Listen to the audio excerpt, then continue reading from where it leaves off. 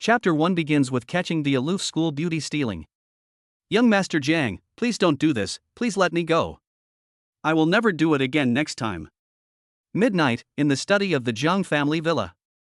Let you go? You dare to steal from my house, and you expect me to let you go? Jiang Qin's lips curled into an evil smile, making him look like a villain. In front of him, a petite female thief dressed in a black bodysuit was pinned to the table by Jiang Qin with her hands tied behind her back.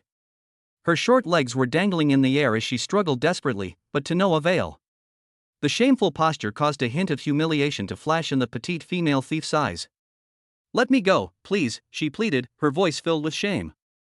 Let you go? Ha! Jiang Qin responded with a cold laugh. Then, with a swift movement, he ripped the veil off the other person's face, revealing a charming and adorable face beneath. The veil was pulled off, revealing a face as delicate as a porcelain doll. She's actually a very cute little girl. Moreover, he was an acquaintance of Jiang Qin. Yi Fei Fei? It's you! Jiang Qin was slightly surprised. Yi Fei Fei's cheeks flushed crimson. What could be more shameful than stealing from a classmate's house and getting caught red-handed? What's the difference between this and defecating in public? Yi Fei Fei quickly turned her face away. You've mistaken me for someone else. I'm not Yi Fei Fei. Jiang Qin watched this scene with great interest, when at the same time, a crisp electronic notification sound suddenly rang in his mind. Congratulations, host. You have successfully made the female lead, Yi Fei Fei, feel ashamed. You have gained 66 emotion points. Upon hearing this voice, Jiang Qin's expression remained unchanged, but a slight thought stirred within him. This so-called villain emotion system was bound to him when he transmigrated into this world of the book. It is said to be able to collect the emotional values of lucky people, that is, the main characters in the original work, for a lottery. At this moment, if he can gain so many emotion points by simply bullying Yi Fei Fei who is struggling beneath him, then what if he did something even more outrageous? Thinking of this, Jiang Qin's smile became even more sinister. Completely unaware that she was about to be in big trouble, Yi Fei Fei was still trying to argue. I just accidentally got lost and wandered into your house. I didn't come to steal anything, Senior Jiang Qin, you have to believe me. That lie was so clumsy. Accidentally got lost and wandered into this place? Jiang Qin grinned and increased the pressure on his hand. Do you think I'd believe your nonsense? Behave yourself and don't move. While they were talking, Jiang Qin used professional grappling techniques to make Yi Fei Fei unable to continue struggling. Yi Fei Fei's eyes widened instantly. Then, Yi Fei Fei's eyes suddenly became moist. What do you think you're doing? I'm warning you, don't do anything reckless.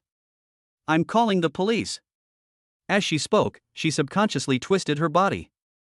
Jiang Qin's smile vanished, and he said in an icy tone, You're calling the police, aren't you? Do you want me to help you? I have home security camera footage on my phone. I recorded you breaking into my house and ransacking everything. So, do you think the police will arrest you or me? As he spoke, Jiang Qin opened a video on his phone and placed it in front of Yi Fei Fei. In the video, Yi Fei Fei sneaks in furtively, rummages through the study, and accidentally breaks a bottle in the bookshelf. Then Jiang Qin came in and grabbed Yi Fei Fei, who was trying to escape through the window. Yi Fei Fei's eyes widened, and fear flashed in them. Congratulations, host. You have successfully instilled fear in Yi Fei Fei, gaining 99 emotional points. Hearing the system notification, Jiang Qin was very satisfied. His gaze turned cold, and he said in a chilling voice, Speak. What exactly do you want by coming to my house? Are you here to steal money? Yi Fei Fei panicked. I didn't. I just came to find something, not to steal money. Jiang Qin chuckled, looking for something? What could you possibly need to come all the way to my house to look for? Do you think I'm a 3-year-old? Yi Fei Fei finally couldn't withstand the pressure, and her voice choked up. I know I was wrong, Jiang Qin, please forgive me this time, okay? I'll never dare to do it again. Please forgive me for the sake of us being classmates. Jiang Qin chuckled. He's already playing the villain, how could he be softened by such tactics? Jiang's main target was a heartless, delicate beauty with tears streaming down her face. He not only didn't soften his heart, but became even more excited. If apologies were enough, what would be the point of official missions? Yi Fei Fei, you don't think you can get away with this, do you? Yi Fei Fei stopped crying instantly. She was even more frightened. So, what do you want? Jiang Qin chuckled and leaned close to Yifei's soft ear, saying, "My servants all know I have a bad temper when I wake up, and they never dare to disturb me while I'm sleeping. You broke into my house in the middle of the night to steal things and even broke my favorite bottle, waking me up. I'm really angry right now, Yifei. P.S. New author, new book, please consider adding a bookshelf, urging me to update, and giving me a 5-star review. New author, new book. Looking for a bookshelf, someone to urge me to update, and a 5-star review. Chapter 2 I've turned evil now. Are you very irritable?" Yifei knew exactly what those words meant.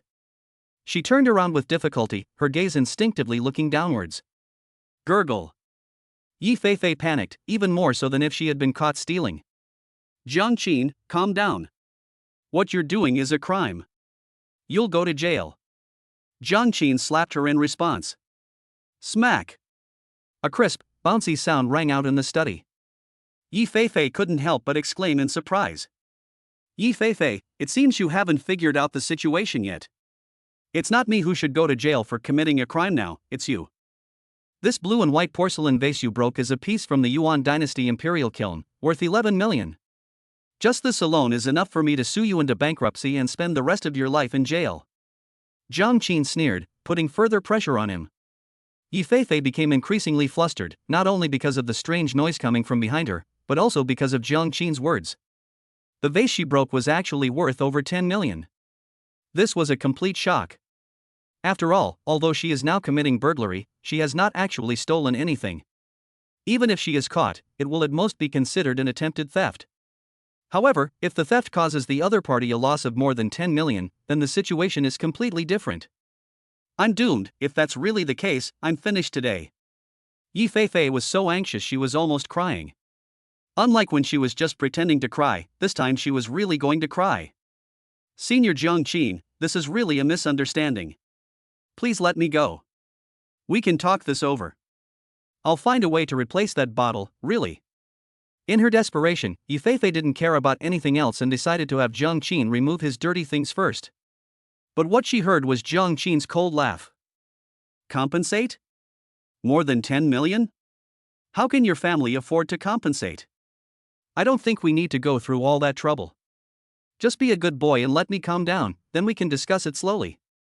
Although Yifei is one of the female protagonists in this novel and the younger sister of the male protagonist, her family is currently extremely poor. Let alone 10 million, even 100,000 would be enough to suffocate her. Jiang Qin sneered repeatedly. Yifei knew that her words were indeed untenable. However, in order to avoid becoming a target for her anger, she panicked and quickly came up with a solution. "Jiang Qin, have you forgotten about Senior Chusiki? She will definitely be unhappy if you do this, and then there will be no chance for you two to be together again." "Chusiki?" Jiang Qin paused upon hearing the name. Yeah, haven't you always liked Senior Chusiki the most? As long as you let me go today, I'll be your most loyal wingman. You'll definitely have no problem pursuing Senior Chu then." Yifei quickly showed off her value. Everyone at Zhonghai University knows that Jiang Qin is Chusiki's devoted admirer, and has even said things like, "I will not marry anyone but Chusiki in this life." Now that I brought up Senior Chusiki, I should be able to keep Jiang Qin calm, right? Yifei felt uneasy, as if she had grasped the last straw and had a glimmer of hope. The next second, Jiang Qin's tone suddenly turned fierce. "How dare you mention that bitch to me? I've been so good to her, but she just used me as bait. It's because of her that I'd become so ruthless." Yifei? She was numb. Yifei was completely numb. What was once a lifeline has now turned into a death sentence. It's time to die. Jiang Qin roughly pulled Yifei up from the table. The two bodies were pressed tightly together, and Yifei could even feel Jiang Qin's heavy breathing behind her. "Yifei, I remember when I was pursuing Chusiki, you seemed to really enjoy giving her advice, right? But you made me look ridiculous quite a bit. Today we'll settle all our old and new scores. You broke into my house and stole from me, damaging antiques worth 11 million yuan. I caught you red-handed. Tell me, if this goes to court, isn't that enough to put you in jail for life?" The words "to spend the rest of one's life in prison" were like a sharp arrow, piercing Yifei's heart completely. At the same time, Jiang Qin pressed his hand hard on Yifei's shoulder, making her unable to move or break free. Yifei suddenly came to her senses and struggled desperately. "No, Jiang Qin, don't do this. If you keep doing this, I'm going to scream. Do you really want to go to jail? Jiang Qin simply snorted coldly. Yi Feifei jolted awake, and her resistance instantly weakened.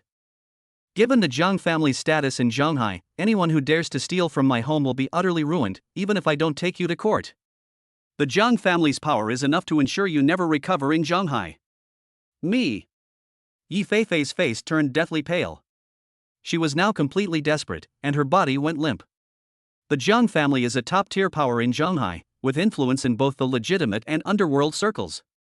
Jiang Qin is the next heir of the Jiang family, so offending Jiang Qin is no different from offending the entire Jiang family. Either you go to jail for life, or you find a way to calm me down. The choice is yours. At this moment, Jiang Qin released his hand from her shoulder. Yi Feifei's face turned pale and humiliated again. This time, however, she didn't struggle or try to get away from Jiang Qin. She just stood there, completely at a loss. My patience is limited. I'll give you 10 counts. Jiang Qin picked up his phone, found his bodyguard's number, and made a gesture as if to call. 1, 2, 10. Me.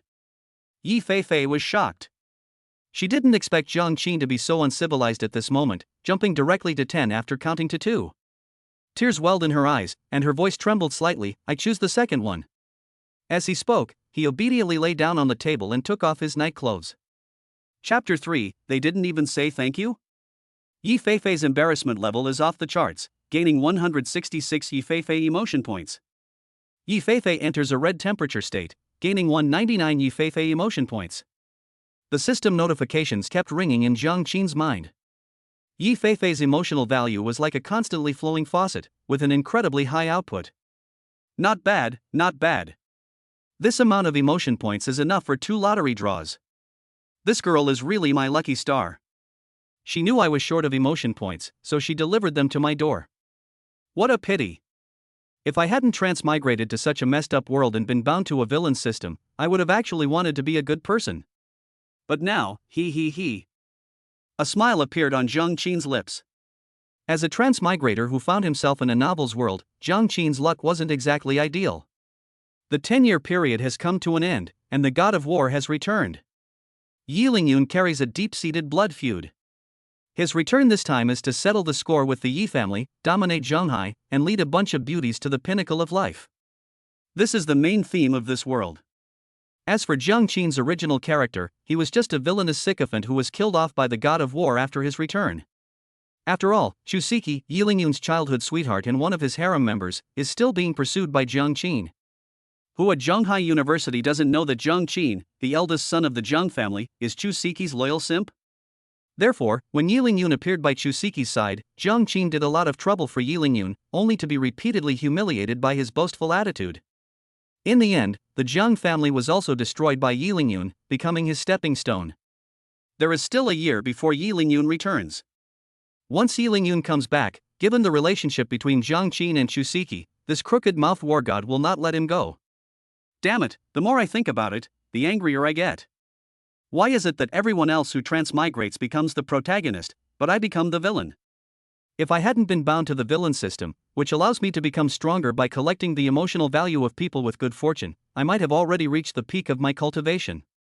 Jiang Qin grew increasingly angry, and his movements became more and more violent, which naturally made Yi Feifei unable to withstand it. The girl had been silent and resisting without saying a word, but now she couldn't help but plead. Half an hour later, Yi Feifei shakily climbed up from the table. I've done as you said, now you can let me leave. Her face was flushed and her eyes were watery, as if she had just come out of a sauna. Let you leave? Jiang Qin pulled up his pants and gave her a slightly mocking look.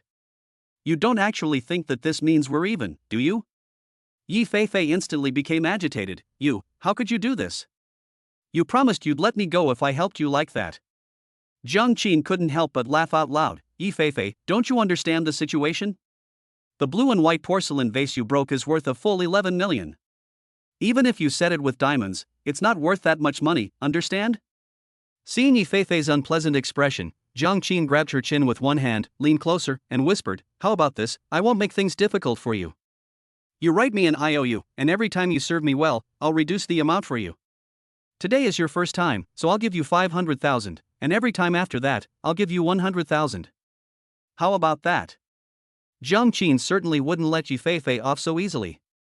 Not only for the sake of emotional points, but also because this girl was Yi Lingyun's sister and one of the female protagonists of the book. Jiang Qin would never let her escape his control. You're not keeping your word. Yi Feifei broke down, tears welling up in her eyes, her gaze as if she wanted to tear a piece of flesh off Jiang Qin. Congratulations, host. You have successfully caused the female lead, Yi Feifei, to break down. You have gained 199 emotional points. I didn't break my promise. Did I ever say anything about canceling things? You've made it all up from the beginning. How can you blame me for breaking my promise? Jiang Qin sneered, as if mocking Yi Feifei's naivety. He brought his nose close to Yi Feifei's neck and took 2 deep sniffs. It smells so good. This action startled and frightened Yi Feifei, who subconsciously took a half step back, but there was a table behind her, and she had nowhere to retreat. Congratulations, host. You have successfully instilled fear in the female lead, Yi Feifei, and have gained 33 emotion points. Actually, you don't need to resist so much. I'm offering you such a generous price. You just need to accompany me 100 more times, and the debt will be cleared in less than a year. Isn't that great? As they were talking, Jiang Qin grabbed a pen and paper and slammed them onto the desk. Come on, write down the IOU. After tonight, you will still owe me 10.5 million. Don't worry, it will be quick. If you think it's too slow, you can come to see me more often. I always have time. Do we have to do this over 100 more times? Upon hearing this, Yi Feifei immediately went berserk. Jiang Qin, you bastard, I will absolutely never agree to something like this with you, you're dreaming. But before she could finish speaking, she was interrupted by a slap. Smack! The crisp sound of a slap echoed throughout the study. The slap stunned Yi Feifei. She covered her face and stared blankly at Jiang Qin. Jiang Qin, who had been smiling, now had a cold expression. Jiang Qin wiped his hands and said coldly, "It seems you still haven't grasped your situation. Should I help you wake up again?" Congratulations, host. You have successfully made the female lead, Yi Feifei, feel angry, fearful, and wronged. You have gained 199 emotion points. Jiang Qin glanced at Yi Feifei disdainfully and slammed the paper and pen on the table into Yi Feifei's hand. Right. Yi Feifei was jolted awake by Jiang Qin's shout. She finally realized the reality of being at the mercy of others, and dared not say another word. Silently, she placed the paper and pen on the table and began to write an IOU. Jiang Qin watched this scene with great interest, then plopped down on the sofa in the study, quietly admiring the profile of the barely clothed beauty writing an IOU. He thought for a moment, then suddenly spoke. Etc. Yi Feifei trembled again, exclaiming in surprise, What are you planning to do now? Jiang Qin looked at Yi Feifei, who was as startled as a fawn, with a slightly amused expression. Don't be so nervous. I suddenly feel that for a gem like you, 500,000 for your virginity seems a bit too little. How about this, I'll give you 1 million this time. I, Jiang, am not a stingy person. Yi Feifei's eyes flickered. Suddenly free of 500,000 in debt, she felt no joy at all. You don't seem too happy about it. You didn't even say thank you? Maybe we shouldn't add the 500,000. Jiang Qin's tone turned cold. Yi Feifei immediately became anxious. No, I'd be happy to. Thank you, young Master Jiang. Although Jiang Qin's conditions are excessive, it's still better to waive an extra 500,000 than to waive 500,000 less. Jiang Qin nodded in satisfaction. You're quite sensible, not bad. Take a video after you write the IOU, so you won't deny it later. Shoot a video? Upon hearing those 3 words, Yi Feifei panicked instantly, but under Jiang Qin's cold gaze, she couldn't muster even a thought of resistance and could only obediently accept her fate. Chapter 4 You shit. Watching Yi Feifei write the IOU while looking worried and scared, Jiang Qin nodded in satisfaction, then took out his phone and turned on the recording function. Come on, hold up the IOU, don't block your body, lower it a little, and read the contents of the IOU carefully to me. Jiang Qin held up his phone and gave the order without restraint. Yi Feifei's body trembled slightly, as if she was struggling and confused. I've already written an IOU, so there's no need to film anymore, right? What if you accidentally leak the video? Jiang Qin scoffed. Do you think you still have room to bargain? Hurry up and read it, or I'll lose my temper again. Young Master Jiang bared his fangs, completely dominating Yifei, leaving her no room to resist. I accidentally broke one of young Master Jiang's vases today, and I voluntarily write this IOU, owing young Master Jiang 11 million yuan. With tears in her eyes, Yifei read the contents of the IOU word by word. After listening, Jiang Qin said with some dissatisfaction, "Tell me about what you did as a thief today, so I can keep some evidence in case you turn around and accuse me later." This is a necessary procedure. Although Jiang Qin is not afraid of trouble, it would be a small hidden danger if Yifei were to sue him in court. At this time, it would be best to preserve the evidence against the other party. To be a qualified villain, one must be prepared to take preventative measures. Yifei's face showed even more grievance and shame.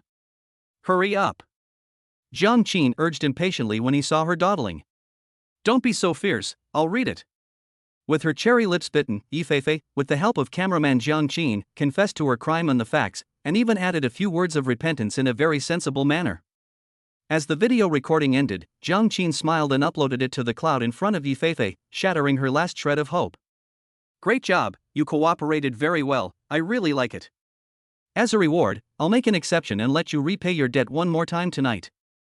As Jiang Qin spoke, he pulled Yifei into his arms. Yifei's eyes widened, and she quickly said, No, I haven't recovered yet, you can't do this. Be good, okay? You don't want to get beaten up, do you, Yifei? Jiang Qin whispered in her ear, biting Yifei's earlobe as he spoke. Yifei's delicate body trembled, and she panicked instantly. But just then, Jiang Qin's phone rang. "Who's disturbing my enjoyment in the middle of the night?" Jiang Qin temporarily let Yifei go, then picked up his phone with displeasure. The caller ID clearly showed Chu Siki. Jiang Qin's brows furrowed instantly. What does this woman want with him so late at night? The moment the call connected, an impatient woman's voice came through. "Why did it take you so long to answer the phone?" Jiang Qin frowned even more deeply.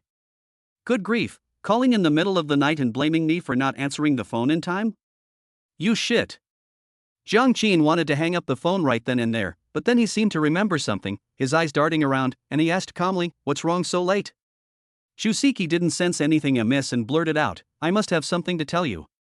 I was singing karaoke with some girlfriends and forgot my money. Since you're still awake, come and pay the bill." She added at the end, "This is a special opportunity I've saved for you to show off, so hurry up, or I won't be looking for you next time." Even though Jiang Qin knew this woman's character, he was still somewhat shocked. Is withdrawing money from an ATM really this simple and straightforward now? Sure, where are you now? I'll be over in a bit. Jiang Qin readily agreed with a smile. Upon hearing Jiang Qin's promise, Shusiki, on the other end of the phone, gave him the address with great satisfaction and then immediately hung up the call without even bothering to say a few more words to Jiang Qin or appease the ATM. Jiang Qin tossed his phone aside, a hint of sarcasm on his face. He might not even go if you invite him to fire a cannon, let alone be someone's ATM. After all, given Shusiki's intelligence, Jiang Qin felt that his brain would be polluted if he slept with her. Speaking of which, the payment methods in this world are quite primitive. They still use traditional cash and credit cards. Jiang Qin recalled certain details and fell into deep thought. The background of this novel world is a bit complicated. In addition to the plot of the God of War returning, it also incorporates some plots from other novels that Jiang Qin had read before. Moreover, the world itself is not very developed.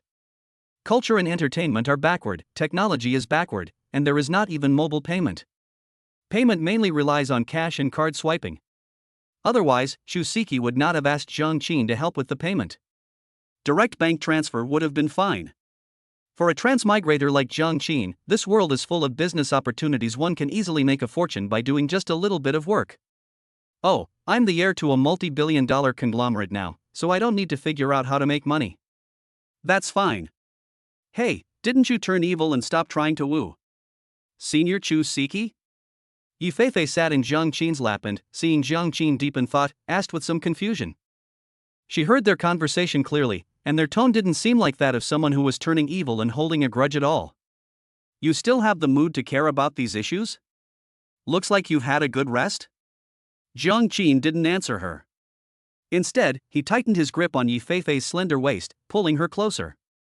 Yifei quickly shook her head. No, I was just curious, if you weren't planning to pursue her anymore, why did you agree to date her? Jiang Qin chuckled softly, lowered his head, and took 2 deep sniffs. The rich, youthful fragrance is wonderful.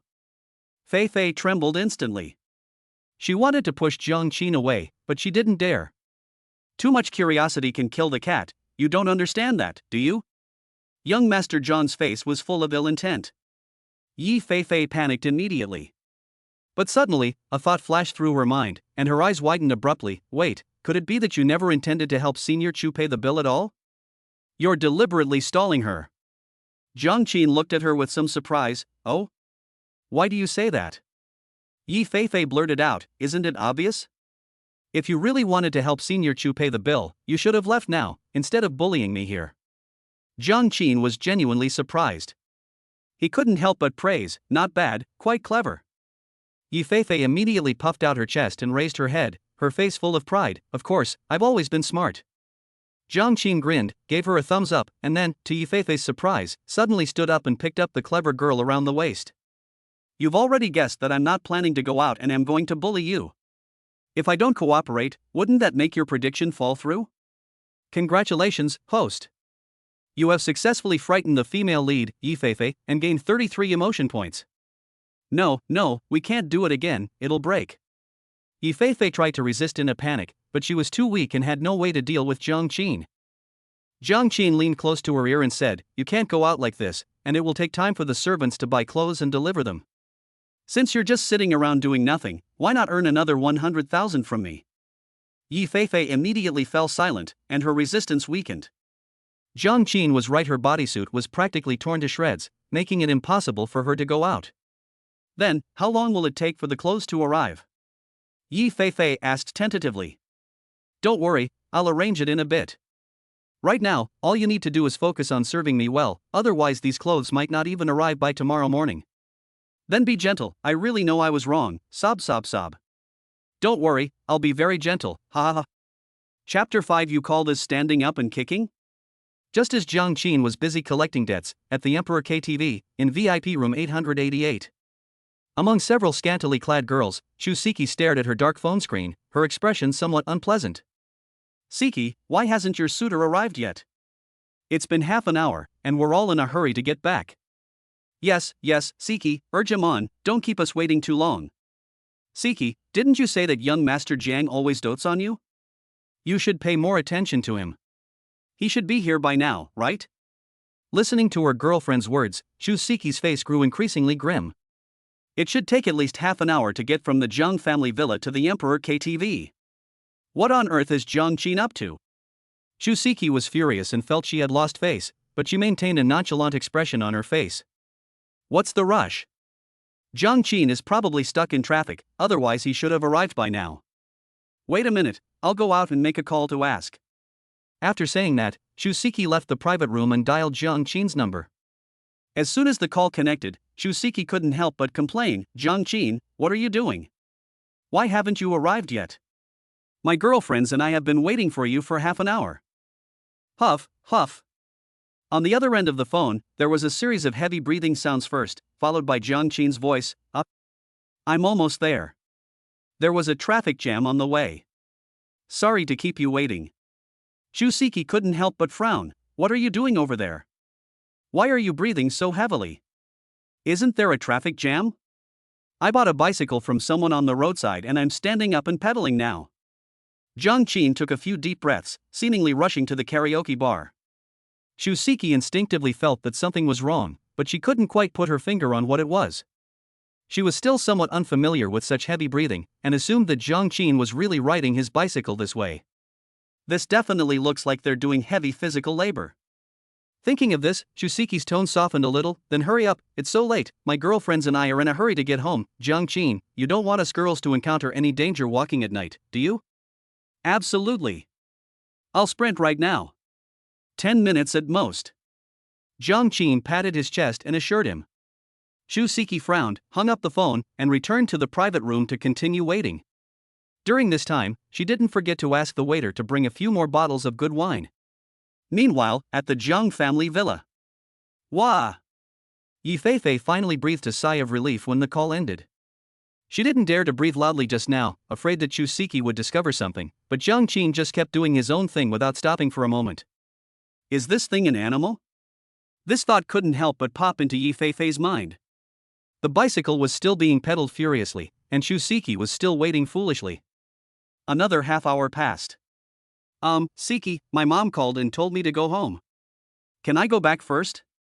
A girl finally couldn't help but ask first. Shusuke no longer cared about maintaining her facial expression. Her face was so bloomy it looked like it was about to drip water. Hearing her best friend say she was leaving, Shusuke gritted her teeth and agreed.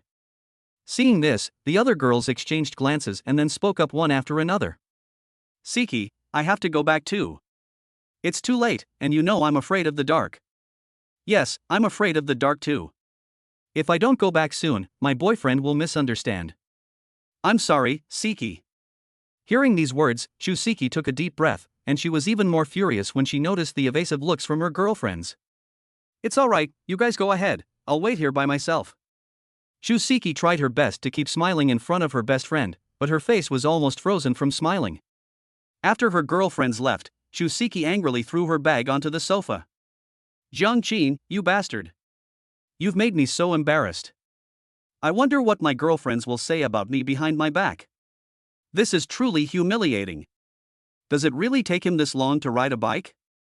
Shusuke angrily threw the cushions on the sofa, a stark contrast to her usual aloof goddess persona. Her family background was just ordinary. The fact that she was able to take the lead among her group of girlfriends was entirely due to the efforts of Jiangqin, her original self, who was a simp. All the designer brands she wore and her daily expenses came from the selfless contributions of her simp, young Master Jiang. Shusuke didn't even have the money to pay for tonight's karaoke session. Miss, your private room is more than half an hour overdue. Would you like to settle the bill first? The waiter at the door said with a smile, but anyone could hear the urgency and impatience in his tone. Shusuke's expression stiffened, and her anger towards Jiangqin intensified. How embarrassing, so incredibly embarrassing. My boyfriend will be here soon to pay the bill, please wait a little longer. The waiter frowned, the extra time will be charged later, please understand, miss. Shusuke nodded quickly, no problem, I'll call my boyfriend right away and ask him where he is. As she spoke, Shusuke dialed Jiangqin's number. She even planned to say a few nice words to Jiangqin so that he could come over and settle the bill later. Sorry, the number you dialed is busy. Please try again later. What? A huge question mark immediately appeared on Shusuke's forehead, question mark. Shusuke refused to believe it and dialed Jiangqin's number several more times. The response was that users are always busy. Jiangqin actually blocked her number. How dare he? What's wrong, beautiful lady? Can't get through to your boyfriend on the phone? The waiter couldn't help but laugh out loud, standing at the door with his arms crossed, as if watching a monkey show. Shusuke completely ignored him. She couldn't get through on the phone, but she still had Jiangqin's QQ account. You need to add the other person as a friend before you can send them a message. My QQ account has been blocked. Shusuke's vision went black. She finally couldn't hold back any longer. That sycophantic simp actually went to such extremes? P.S. My new book is launching and I urgently need all kinds of data support. I'd appreciate a bookshelf, a 5-star review, a reminder to update at the end of each chapter, and a free gift. Thank you so much. New book launch, urgently needs all kinds of data support. I'd appreciate a bookshelf, a 5-star review, a reminder to update at the end of each chapter, and a free gift. Thank you. Chapter 6. Is this the man who was turned evil? How terrifying. I actually got tricked by that simp. It took Shusuke a long time to catch her breath. Jiangqin. You're something else, daring to treat me like this. If I don't settle this score with you, I'm not Shusuke. Shusuke now wishes she could bite Jiangqin to death, not just because it was shameful, but because it was a betrayal, a blatant betrayal. Jiangqin had always been used to doing whatever she wanted to him, so who could have imagined he would do something like this so suddenly? Hey beautiful, is your boyfriend unable to make it? Our store is about to close, why don't you pay the bill yourself first? The waiter, who had been watching the spectacle unfold, really wanted to laugh, but he managed to hold it in. In places like theirs, the customer is absolutely God. Of course, this is all predicated on the customer having the money to pay the bill. Hearing this, Shusuke said irritably, I know, why are you rushing me? How much is it? The waiter picked up his notebook, glanced at it, and read out a number. The total bill for VIP room 888 is 3,122 yuan. We'll waive the change, miss. You can have 3,100 yuan. Cash or card? Shusiki's heart skipped a beat, and she hurriedly asked, how is that possible? How could we have spent so much? Did you miscalculate? The waiter didn't say anything, but simply handed the bill to Chusiki. Several bottles of relatively expensive imported liquor were prominently displayed, accounting for the majority of the consumption. Chusiki was stunned. These bottles of foreign liquor are the ones she took in later. She originally felt that Jiang Qin was too slow to arrive, which made her lose face, so she deliberately brought a few bottles of expensive wine, intending to make Jiang Qin bleed a lot. Unexpectedly, the boomerang ended up hitting her head instead. I don't have that much money on me. Shusiki's fingers trembled slightly as she held the bill, and her face turned as red as a monkey's bottom as she spoke. The staff member's expression changed. His previously friendly smile instantly turned into a forced, insincere one. Beautiful lady, you're not planning to dine and dash, are you? Since our Emperor Plaza K opened, there haven't been many people who dare to do so. Shusiki quickly shook her head. No, I didn't intend to dine and dash. I just don't have enough money on me to pay the bill. Why don't you let me go back first, and I'll bring you the money tomorrow? The waiter was so angry he laughed. You think I'm stupid? You want the money? If not, have your family or friends bring it over, otherwise? As he spoke, the waiter's gaze lingered on Chusiki's graceful figure for a few more moments, his expression carrying a hint of ill intent. Chusiki panicked a little, feeling goosebumps all over her body from the other person's gaze. But I have so much money on me, and it's so late. Most of the people I know are asleep. It wouldn't be good to disturb them at this time. Brother, please trust me.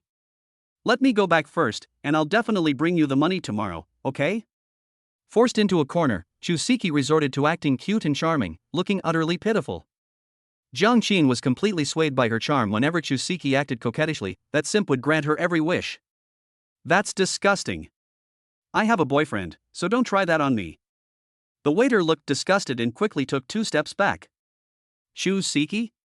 10 minutes later, Chusiki walked out of the Emperor KTV. She had to pawn her latest iPhone before they would let her go. Chusiki felt more and more aggrieved. Although Jiang Qin had bought the phone for her, Chusiki still felt bad. Who knew if he would be willing to return the phone to her when she came with the money tomorrow? It's all Jiang Qin's fault. He not only lost face today, but he even lost his phone. Chusiki grew angrier the more she thought about it. She hailed a taxi, borrowed the driver's phone, and dialed Jiang Qin's number again. Jiang Family Villa. In the spacious bedroom, which was several tens of square meters, Yifei was like a lazy kitten, curled up in Jiang Qin's arms. She was truly exhausted. She didn't have the strength to move at all and just wanted to lie down peacefully. The debt was finally paid off, but Yifei was not happy at all. Jiang Qin's fighting power was too fierce. Just now, she was like a lone boat in a storm, unable to withstand the raging waves. The thought of having to repeat this hundreds of times made Yifei a little scared. Although that feeling seemed pretty good, I was forced to do it. What are you thinking about? Jiang Qin smiled and gently scratched Yifei's smooth chin, as if he were petting a cat. No, it's nothing. Yifei lowered her head, not daring to meet Jiang Qin's gaze. Is that so? Jiang Qin chuckled noncommittally and gently lifted Yifei's chin. I get the feeling you're still not quite done. Have you started to enjoy being bullied by me? The kitten surnamed Yi instantly bristled, and no, I don't like being bullied by you. I'm just paying you back. Once you've paid me back, don't even think about bullying me again. Jiang Qin's smile deepened, and just as he was about to say something, his phone rang again. It was an unfamiliar number. Jiang Qin pondered for a moment, then placed Yifei on his shoulder and gestured for her to be quiet before answering the phone. Yifei leaned obediently on Jiang Qin's shoulder, looking at Jiang Qin's phone with some curiosity. Who is it? Jiang Qin, you bastard, you actually blocked me. Chusiki's almost roaring voice, filled with deep grievance, came from the other end of the phone. Jiang Qin subconsciously held the phone a little further away. Hearing ghosts howling in the middle of the night is really bad luck. Blocked you? No, when did I block you? Jiang Qin said, completely bewildered. You're still pretending. You've blocked my phone number and QQ. Chusiki sounded even more aggrieved, her voice so mournful it made people want to laugh. Jiang Qin suppressed a laugh, his hands roaming restlessly over Yi Feifei's body, and continued, "How could that be? Do I look like that kind of person? It must have been an accidental touch when I was riding the bicycle." There was a long silence on the other end of the phone, as if they were trying to figure out how riding a bicycle could have accidentally triggered the two block options. "I don't care, I've been wrong today because of you. You don't know how awful that waiter at the KTV was, he actually." Shusiki sobbed aggrievedly, recounting everything that had happened at the KTV, especially the waiter who had embarrassed her, whom Shusiki described as extremely awful. "All I did was not have any money on me, and he insisted that I clean the toilets to pay the bill. That's outrageous." Jiang Qin almost burst out laughing. Yes, that waiter was really awful. I'll definitely teach him a lesson later. That waiter is a real talent. I'll have to send him a banner of appreciation later." Shusiki's sobs finally stopped, and she said in a wrong tone, "It's all your fault. If you had come sooner, none of this would have happened. I'm really angry this time. If you don't make up with me properly, don't even think about seeing me again." Never to see each other again? Is there really such a good thing? Hey, Siki, what are you saying? My signal is a bit weak. Hello? The signal is bad, I'll hang up now. Jiang Qin deliberately held the phone away, then quickly hung up the call, blocked the number, and then turned off the phone. The entire sequence of movements was executed flawlessly and smoothly, leaving Yi Feifei, who was standing nearby, completely stunned. Is this what a man who has turned to the dark side is like? How terrifying. In the taxi. Hearing the dial tone, Shusiki broke down again. Unconvinced, she dialed Jiang Qin's number again. "Sorry, the number you dialed is busy. Please try again later." "I've been blocked again?" Shusiki was stunned. The kind driver next to me handed me another phone. "Young lady, did you have a fight with your boyfriend? Why don't you try calling him again using my phone?" Shusiki took the phone awkwardly, without even saying thank you, and quickly dialed Jiang Qin's number again. "Sorry, the number you dialed is currently unavailable." Shusiki could no longer maintain her goddess demeanor and let out a scream comparable to that of a groundhog. "Jiang Qin, you bastard, you're dead, you're absolutely dead. I'll make you pay tomorrow. Bastard. Chapter 7. A villain, after all, should act like a villain. Congratulations, host. You have successfully angered the female lead, Shusiki, and gained 66 emotion points. Congratulations, host. You have successfully made the female lead, Shusiki, break down. You have gained 99 emotion points. Hearing the system notification in his head, Jiang Qin felt a surge of joy. Ever since Yi Feifei started paying off her debts for the second time, Shusiki's emotional state has been non-stop. This green tea bitch's emotions are even easier to manipulate than Yi Feifei's. She truly deserves to be called the top-notch angler in the original work, who is always quick to outmaneuver Xiong. "Jiang Qin, you're so mean, bullying Senior Chu like this." Yi Feifei watched Jiang Qin's actions throughout and undoubtedly gained a new understanding of the man in front of her. Bad? Yi Feifei, I don't quite agree with that. Jiang Qin looked at the petite beauty in his arms and calmly shook his head. You should know best how Chusiki treated me before. I was just giving her a taste of her own medicine. How can that be called bad? Yi Feifei blinked her beautiful big eyes. So you're going to get revenge on her now? Jiang Qin scoffed. Revenge? Who do you think I am? Does she even deserve it? Oh, I thought you were just angry and embarrassed, so you tried to get revenge on Senior Chu. Turns out that's not it? Yi Feifei was the most alert at this moment. Jiang Qin sneered and slapped her hard on the back, causing the clever girl to gasp in surprise. You're so good with words. Yi Feifei rubbed herself and said with a wronged expression, I was just telling the truth. Well said. Don't say it again. Anyway, you heard it just now. That woman and I shouldn't have anything to do with each other anymore. You'd better stay away from her too, otherwise, if she provokes me, I'll only have you to vent my anger on. Jiang Qin sneered repeatedly, his malicious gaze brazenly sweeping over Yi Feifei. Upon hearing the words release fire, Yi Feifei was so frightened that she hugged her blanket tightly, trembling with fear. I know, I will stay away from Senior Chu in the future. Jiang Qin's smile brightened, and he gently patted Yi Feifei's head. You're such a good girl. I feel bad for bullying you. His unpredictable mood made Yi Feifei even more frightened, and she couldn't muster any thought of resisting. Seeing the girl's reaction, Jiang Qin smiled with satisfaction. A villain should act like a villain. It's fine as it is now. Where are my clothes? Yi Feifei asked timidly. I've already had someone prepare it, and it should be delivered soon. Are you in a hurry? If you're bored, I can let you pay back another 100,000, how about that? Jiang Qin licked his lips, seemingly still wanting more. In his early 20s, full of vigor and vitality, how could he possibly be satisfied after just 2 times? What's more, the woman in front of him is such a charming, cute, and chubby beauty. Yi Feifei was so frightened that she shook her head repeatedly. No, I really can't. Next time, okay? I have class tomorrow. If I don't get a good rest tonight, I won't be able to attend class tomorrow. As she spoke, Yi Feifei looked at Jiang Qin with pitiful eyes, as if begging for mercy. Jiang Qin clicked his tongue in disapproval, seemingly a little disappointed. All right, let's rest then. We'll go to school together tomorrow. Yi Feifei breathed a sigh of relief, but then asked with some curiosity, aren't you graduating next month? Are you still going to school? Jiang Qin shook his head. An old friend asked me to meet him at the school gate, so I have to go back. He wasn't lying. An acquaintance did indeed want to meet him tomorrow, and said they wanted to introduce him to a friend. This plot wasn't mentioned in the original novel, and Jiang Qin didn't know the reason either.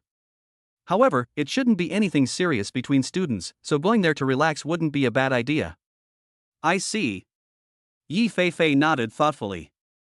Let's not talk about that. Let's talk about you, Yi Feifei. I haven't asked you yet why you came to my house in the middle of the night to be a thief.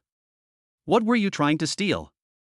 Jiang Qin changed the subject, turned to lie on his side, and looked at Yi Feifei with interest. Yi Feifei was visibly flustered when she heard the question. This, I can't say. We've been completely honest with each other, so what can't we say? If you tell me, maybe I'll be in a good mood and just give you what you want. I have a lot of valuable things at home, but when I checked the security footage earlier, you didn't seem to have any intention of taking them. What exactly are you looking for? Jiang Qin asked with a half smile, his hand sliding across Yi Feifei's chest. He knew exactly what Yi Feifei wanted. He was just teasing the girl by asking her questions.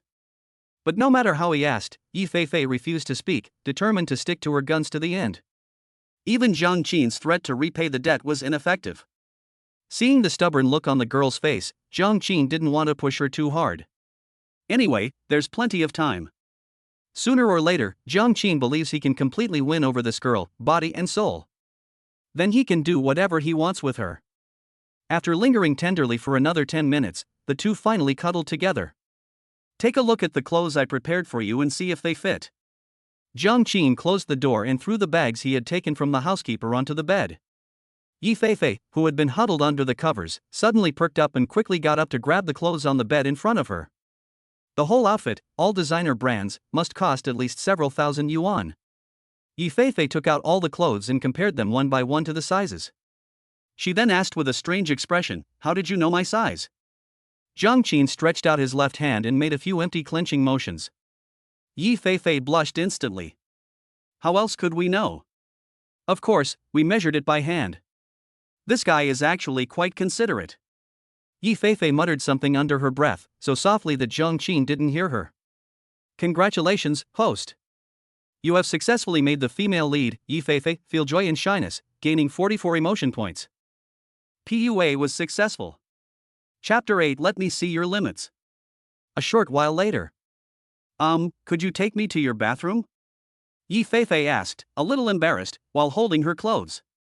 I'll take you there. Jiang Qin sent a message in the villa management group, telling everyone not to go up to the second floor right now. Yi Feifei, blushing, followed behind him, clutching the clothes. This was the first time she had ever walked out of the bedroom naked. This is it. Jiang Qin pushed open the villa door and gestured for Yi Feifei to come in. Aren't you going out? Yi Feifei looked at Jiang Qin standing there expectantly, her hands holding the clothes tightening involuntarily. What, don't you want to shower with me? Jiang Qin looked at her with a hint of amusement. Yi Feifei shook her little head like a rattle drum. No, I'm scared with you next to me. Jiang Qin chuckled and stepped forward, grabbing Yi Feifei's smooth lower back and lowering his head. With their noses touching, Jiang Qin could clearly see the panic in Yi Feifei's eyes. What are you afraid of? Are you afraid I'll eat you? Or are you afraid I'll do something bad while you're taking a shower? Yi Feifei was so nervous she was almost crying. Wasn't that what she was afraid of? Alright, I'm not teasing you anymore. Hurry up and wash, then come find me. Seeing that the girl was already flushed, Jiang Qin was too lazy to tease her anymore. He left a comment, closed the bathroom door, and walked out. Just as the door closed, Jiang Qin seemed to hear Yi Feifei let out a long sigh. The art of manipulation requires a balance of relaxation and leniency. Constant pressure is definitely not going to work. Jiang Qin plans to let Yi Feifei off the hook tonight, lest she be bullied too much and do something rash, which would be no fun. It's time to check my system rewards. With so many emotion points accumulated, I should be able to draw something. Bedroom. Jiang Qin lay quietly on the small sofa, his attention completely focused on the system panel in front of him, which was invisible to others. Current cumulative mood score 3,188. Each system lottery draw consumes 1,000 emotion points. The host currently has 3 draws. Draw now? Jiang Qin chose yes without hesitation. Instantly, the system panel transformed into a spinning wheel, displaying various rewards. Congratulations, host! You have won a Constitution Potion 1. Constitution Enhancement Potion can slightly enhance the host's constitution. This has been saved to the system space for the host and can be retrieved at any time. The first reward is a bit mediocre. It looks like something you'd get from a beginner's gift pack. Jiang Qin rubbed his chin, seemingly unconcerned about the result. Since they're all freebies from the system, might as well take them. Extracting the body constitution potion. In an instant, a bottle of purple potion appeared in Jiang Qin's hand, with a wooden stopper, giving people a strong sense of déjà vu. Jiang Qin opened the lid and gulped it down. The taste was not bad, somewhat like apple juice. But soon, a burning sensation surged from his abdomen to all of Jiang Qin's meridians, and it felt as if the blood in his entire body was boiling. Holy crap, is this drug really that potent? Jiang Qin gasped, beads of sweat appearing on his forehead. However, the burning sensation came on quickly and went away quickly, subsiding in about a minute. Jiang Qin stood up, stretched his limbs, and immediately noticed the difference in his body compared to before. Not only has his strength increased significantly, but his muscle definition has also become more pronounced, especially his abs, which are incredibly noticeable. Not only my strength, but my explosive power has also improved a lot. I now have the level of someone who has been professionally trained for 2.5 years. Jiang Qin gradually became excited. If even a constitution potion that looks like a beginner's gift pack is this useful, then the other rewards must be just as good. System, continue the lottery. Congratulations, host. You have won a 20% memory boost. Memory? Jiang Qin was a little confused, but the next second, he suddenly felt a cool sensation in his mind.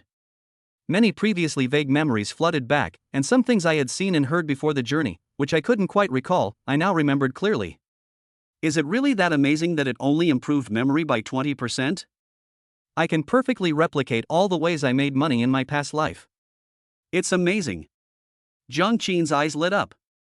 As a time traveler, how could he not cause trouble? However, because he couldn't remember many of his previous ways of making money, Jiang Qin had been holding back.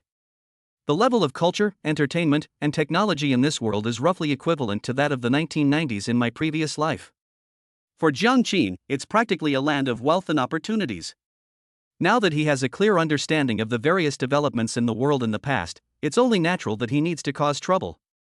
Besides what he had seen and heard in his previous life, Jiang Qin also remembered some plot details of this novel world. This was his capital to make a living. Jiang Qin became increasingly eager for the last chance to win the prize. System, keep drawing. Let me see your limit. The dial spun, and eventually the pointer stopped in one area. Congratulations, host. You have drawn the Martial Arts Mastery Feng Yushu version. Martial Arts Mastery, first punches, then kicks, followed by grappling weaponry and internal martial arts combined. Before Jiang Qin could react, the system's reward was already issued. Instantly, countless memories related to martial arts cultivation began to flow into his mind, and his fists, feet, muscles, and bones seemed to have been tempered and refined, becoming more coordinated. Jiang Qin subconsciously closed his eyes, sensing the changes brought about by his mastery of martial arts skills. After a while, he suddenly opened his eyes, and 2 sharp glints seemed to flash in them. I still need to get used to this state. It's too strong. Right now, I could probably easily beat a dozen strong men to a pulp. Jiang Qin conservatively estimated his own combat strength, and couldn't help but take a deep breath to suppress the excitement in his heart. Compared to Yi Lingyun, the god of war in the original novel, his current combat power is definitely insufficient, but it's more than enough to bully ordinary people. At least he has some self-defense capabilities when encountering trouble. However, although I can't beat Yi Lingyun right now, I can still bully his sister. With my current power generation skills and physique, I can definitely make Yi Feifei beg for mercy in one go. As Jiang Qin was thinking, he saw Yi Feifei finish her shower and walk in. Her wet hair was hanging down her chest, soaking her newly bought clothes. Her cleavage was also faintly visible under her clothes, making her look exceptionally alluring. Why don't we give it a try? Jiang Qin pondered for a moment, then his malicious gaze fell upon Yi Feifei, instantly sending a chill down the girl's spine. Come here. Jiang Qin beckoned to Yi Feifei, his tone indifferent. But Yi Feifei, who was already on guard, quickly shrank to the corner of the wall, crossed her arms over her chest, and shook her head desperately. You promised me you wouldn't do anything today. I won't do anything, you come here first. You're definitely up to something bad. Your eyes were so scary just now, like you were going to eat me alive. I'm not going over there. The atmosphere became somewhat awkward for a moment. Jiang Qin simply got up and walked towards Yi Feifei. If you're not coming over, then I'm coming over to you. You've got some nerve, daring to disobey me. Did you wash your brain out in the shower? Yi Feifei was terrified, her voice trembling with tears. I didn't disobey you, I'm just scared. I really can't take it anymore today, sob. Chapter 9. She still has to thank us. Jiang Qin was just trying to scare Yi Feifei. He noticed this girl when she came into the room. She was still limping and clearly hadn't recovered yet. I was just joking, why are you taking it so seriously? Hearing Jiang Qin's words, Yi Feifei finally breathed a sigh of relief. If Jiang Qin really wanted to do something, she wouldn't have any strength left to resist. Both sides are well aware of this. Thank you. I thought you were really planning to. Yi Feifei looked flustered, as if she was a little embarrassed. Look, she even has to thank us. It's okay, you'll see once you spend more time with me. I'm not that heartless. As long as you behave well, at least my reputation at school is pretty good, right? Jiang Qin chuckled. What he said was true. Apart from the black mark of being Chu Siki's lapdog, Jiang Qin's original reputation was quite good. At least he hadn't done anything like bullying others. Yi Feifei nodded, not daring to utter a single word of no. Since you're not feeling well, why don't you rest in the bedroom? I'm going to take a shower. I hope you'll still be here when I come back. Jiang Qin left the bedroom after saying that. What did his last sentence mean? Was he warning me not to even think about running away? Yi Feifei blinked a few times. She suddenly remembered the IOU she had written and the video that Jiang Qin had taken of her, and couldn't help but shudder. Congratulations, host. You have successfully frightened the female lead, Yi Feifei, and gained 55 emotion points. A smile appeared on Jiang Qin's lips as he stepped out of the bedroom. Success! A dozen minutes later, Jiang Qin, wearing only his underwear, pushed open the door and walked into the bedroom again. In the bedroom, Yi Feifei, who was lying on the soft bed, immediately sat up in a perfect duck-like position, looking incredibly docile. You're done washing? Yi Feifei greeted her instinctively. Jiang Qin frowned. Why was this girl looking at him so strangely, and why was she staring at his stomach? What are you looking at? Huh? Yi Feifei seemed to wake up from a dream, her face slightly flushed. No, I wasn't looking at anything. I just didn't expect you to have such a good figure, so I couldn't help but take a second look. Figure? Jiang Qin then realized that his current physique had been transformed by both the physique potion and his martial arts proficiency. No wonder the girl was watching so intently. We've been completely honest with each other before, haven't you already seen it? Jiang Qin chuckled and walked to the bedside. I was always lying down before, how would I have noticed these things? Yi Feifei muttered to herself. Since you like looking at it so much, wouldn't you like to touch it? Jiang Qin smiled and took Yi Feifei's small hand, placing it on his abs. Yi Feifei's eyes widened instantly. After instinctively touching it twice, her little paws immediately recoiled as if she had been electrocuted. Who wanted to touch it? I was just surprised, so I took a second look. Yi Feifei explained, but her evasive eyes told Jiang Qin that she was lying. Congratulations, host. You have successfully made the female lead, Yi Feifei, feel shy. You have gained 28 emotion points. She even got shy. Jiang Qin's smile deepened, and without saying a word, he lay down on the bed next to Yi Feifei, pulling the blanket over himself and the girl next to him. Alright, it's getting late, go to sleep early. Don't you have class tomorrow? Jiang Qin said casually. But these words made Yi Feifei excited. Who wants to sleep with you? I want to go home to sleep. Jiang Qin responded with his broad, warm arms.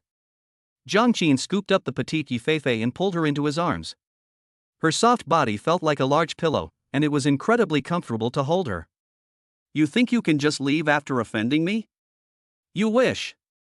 Yi Feifei was even more frightened. Why, I can't sleep without my own bed, I can't sleep away from my own home. However, Jiang Qin's attitude was unusually firm, leaving her no room to escape. Then you can stay here and rest for the night. Anyway, don't even think about leaving, understand? Yi Feifei continued to protest verbally. I snore, fart, and grind my teeth when I sleep. Jiang Qin was delighted. Look how anxious the child is, he's even resorting to self-degradation to save his life. I told you, I won't do anything to you tonight. I always keep my word. Yi Feifei stopped crying and asked, then why do you insist on keeping me here? Haven't you done enough bad things to me? Jiang Qin sneered. You think I just want a human body pillow, is that not allowed? Human body pillow. Yi Feifei was completely stunned. What a ridiculous reason this was. Before she could retort, Jiang Qin continued, sleep with me immediately tonight, and I'll reduce your debt by another 100,000. That's my bottom line. If you say another word, I'll tie you up. I'll untie you when I wake up tomorrow morning. After he finished speaking, there was a long silence in the bedroom. The chandelier on the ceiling had been turned off by Jiang Qin when he got into bed, and the bedroom was now pitch black. Yi Feifei couldn't see Jiang Qin's expression, but she could feel the man's breath and his burning hot body. Okay, fine, but you can't bully me anymore. Yi Feifei's body gradually relaxed. She was indeed tired. At this moment, Yi Feifei was like a well-behaved kitten, curled up weakly in Jiang Qin's arms. After a long while, Yi Feifei was quite surprised when she realized that Jiang Qin was really just holding her while she slept. The stark contrast between Jiang Qin's previous brutality and his current trustworthy demeanor is striking, as if two people with completely unrelated behavioral logics had done the same thing. At this moment, the bright moonlight shone into the room through the window. Yi Feifei looked at the handsome face sleeping soundly in the moonlight and was momentarily lost in thought. Actually, if Jiang Qin hadn't turned to the dark side because of Senior Chu, he would probably still be a very good person. But it was clearly Chu Siki who caused this mess, so why should I bear the blame? Yi Feifei's thoughts were in turmoil, and in the end, she could only sigh. Congratulations, host. You have successfully made the female lead, Yi Feifei, feel regret and resentment, gaining plus 99 emotion points. The next day, Yi Feifei, who had just enjoyed a lavish breakfast at the Jiang family villa and was being served by a group of maids, was now sitting in Jiang Qin's sports car with a strange expression on her face. What she saw and heard at the Jiang family villa had a significant impact on her young and innocent mind.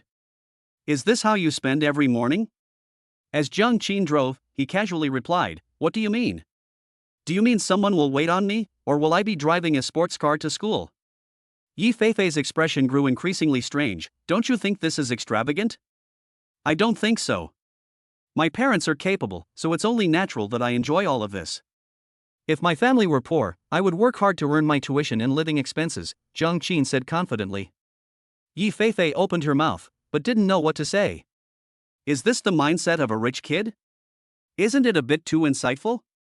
The car fell silent for a moment, until they were almost at the school when Yi Feifei spoke again. Just drop me off at the bus stop ahead, I'll take the bus for the rest of the way. Jiang Qin understood this girl didn't want their affair to be exposed to the public. No problem, but are you sure you can walk properly? Don't let anyone notice anything amiss at school. Upon hearing this, Yi Feifei froze instantly, then her face flushed red, and she said coquettishly, I know, you don't need to remind me. Also, you're not allowed to tell anyone about what happened last night. You promised me you'd find a way to make up for the 11 million, but if this gets out, you're dead. Jiang Qin parked the car on the side of the road, turned to look at her, and asked, what are you going to do? Kill me? His gaze was very calm, but Yi Feifei felt an indescribable sense of pressure. The young girl gradually calmed down and realized that even if Jiang Qin broke his promise, she seemed to have no way to deal with him. Then, I'm begging you, okay? Yi Feifei abandoned her threats and began to use her charm and cuteness to her advantage. She even shook Jiang Qin's arm with both hands. Jiang Qin chuckled, "You really are flexible, Yi, the school beauty. I've never seen you so shameless before." Yi Feifei's face instantly fell, but she still said in a coquettish tone, "So, will you agree or not? I've already given you my body, and I don't want you to take responsibility, but you can't betray me. If this gets out, my life will be ruined." Jiang Qin, Senior Jiang, Young Master Jiang. Jiang Qin said helplessly, Fine, I promise I won't tell anyone, okay? Honestly, the bus is here, aren't you leaving? Thank you, Young Master Jiang. Remember, keep it a secret." Yi Feifei immediately stopped acting cute, made a funny face with a grin, and then ran off the bus and boarded the public bus.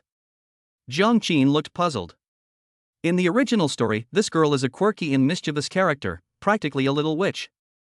Unexpectedly, after just one night, she recovered from the fear of the previous night and started daring to joke with him again. Looks like the force wasn't strong enough. Next time, we'll increase the force and make sure this little girl is completely submissive.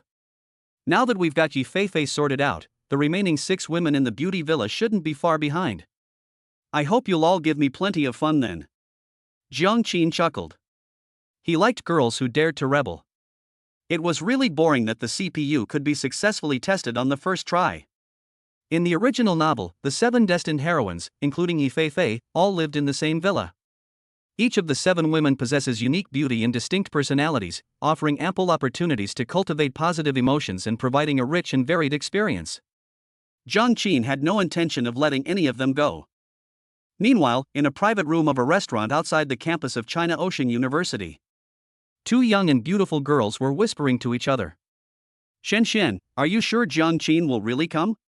Nie Yurong asked nervously, her eyes glancing towards the door of the private room every now and then. "Yurong, I'm not trying to be mean, but you've asked me this almost 10 times since this morning. I already made arrangements for him last night, so there's definitely no problem. If he doesn't come, I'll personally take you to his house to settle accounts with Jiang Qin, okay?"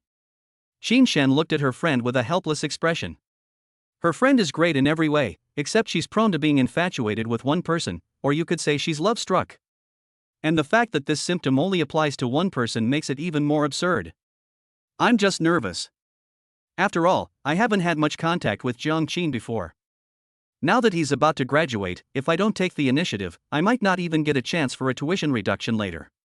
Nie Yorong realized her lapse in composure and smiled shyly. Xin Xian's face twitched, and she said helplessly, You are clearly a great beauty yourself, and your family is well off. Of all the guys you could like, you just had to like Jiang Qin." Xin Xian almost blurted out the word simp. "Wow, Xian, don't you like guys like that? Jiang Qin is so handsome, and he has never had any scandals in his 4 years of college. Plus, he comes from such a good family, yet he treats people like a gentle and refined gentleman, without a trace of spoiled bratness. Who wouldn't he like a guy like that?" Nie Yorong retorted. Xin Xian was increasingly speechless. If Nie Yorong weren't her best friend, Xin Xian would probably be cursing right now. Jiang Qin is a good person, but he's a simp. How can such a simp have such a devoted female fan of the school beauty? How can anyone justify this? Just as Xin Xian was about to say something, her phone suddenly rang. It was a message from Jiang Qin. "Class monitor, I'm almost at the restaurant you mentioned. Who are you going to introduce me to?" Chapter 10 Best Friend, You're Beyond Saving. "It's a secret, you'll see him soon." Xin Xian casually replied to a message, then put away her phone, saying irritably, "Let's go, Yurong. Young Master Jiang, whom you've been longing for, is about to arrive. Shall we go out and greet him?" Without saying a word, Nie Yurong stood at attention, her face full of nervousness. Is he coming? Xian, can you check if my makeup is ruined?" Xin Xian couldn't help but roll her eyes. "You're stunning even without makeup." "I really don't know what you're thinking. You know Jiang Qin has been chasing after that green tea bitch Chusiki, yet you're still so infatuated with him."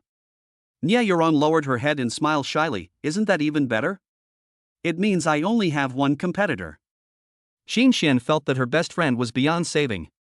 The bright red supercar parked on the side of the road attracted the attention of onlookers.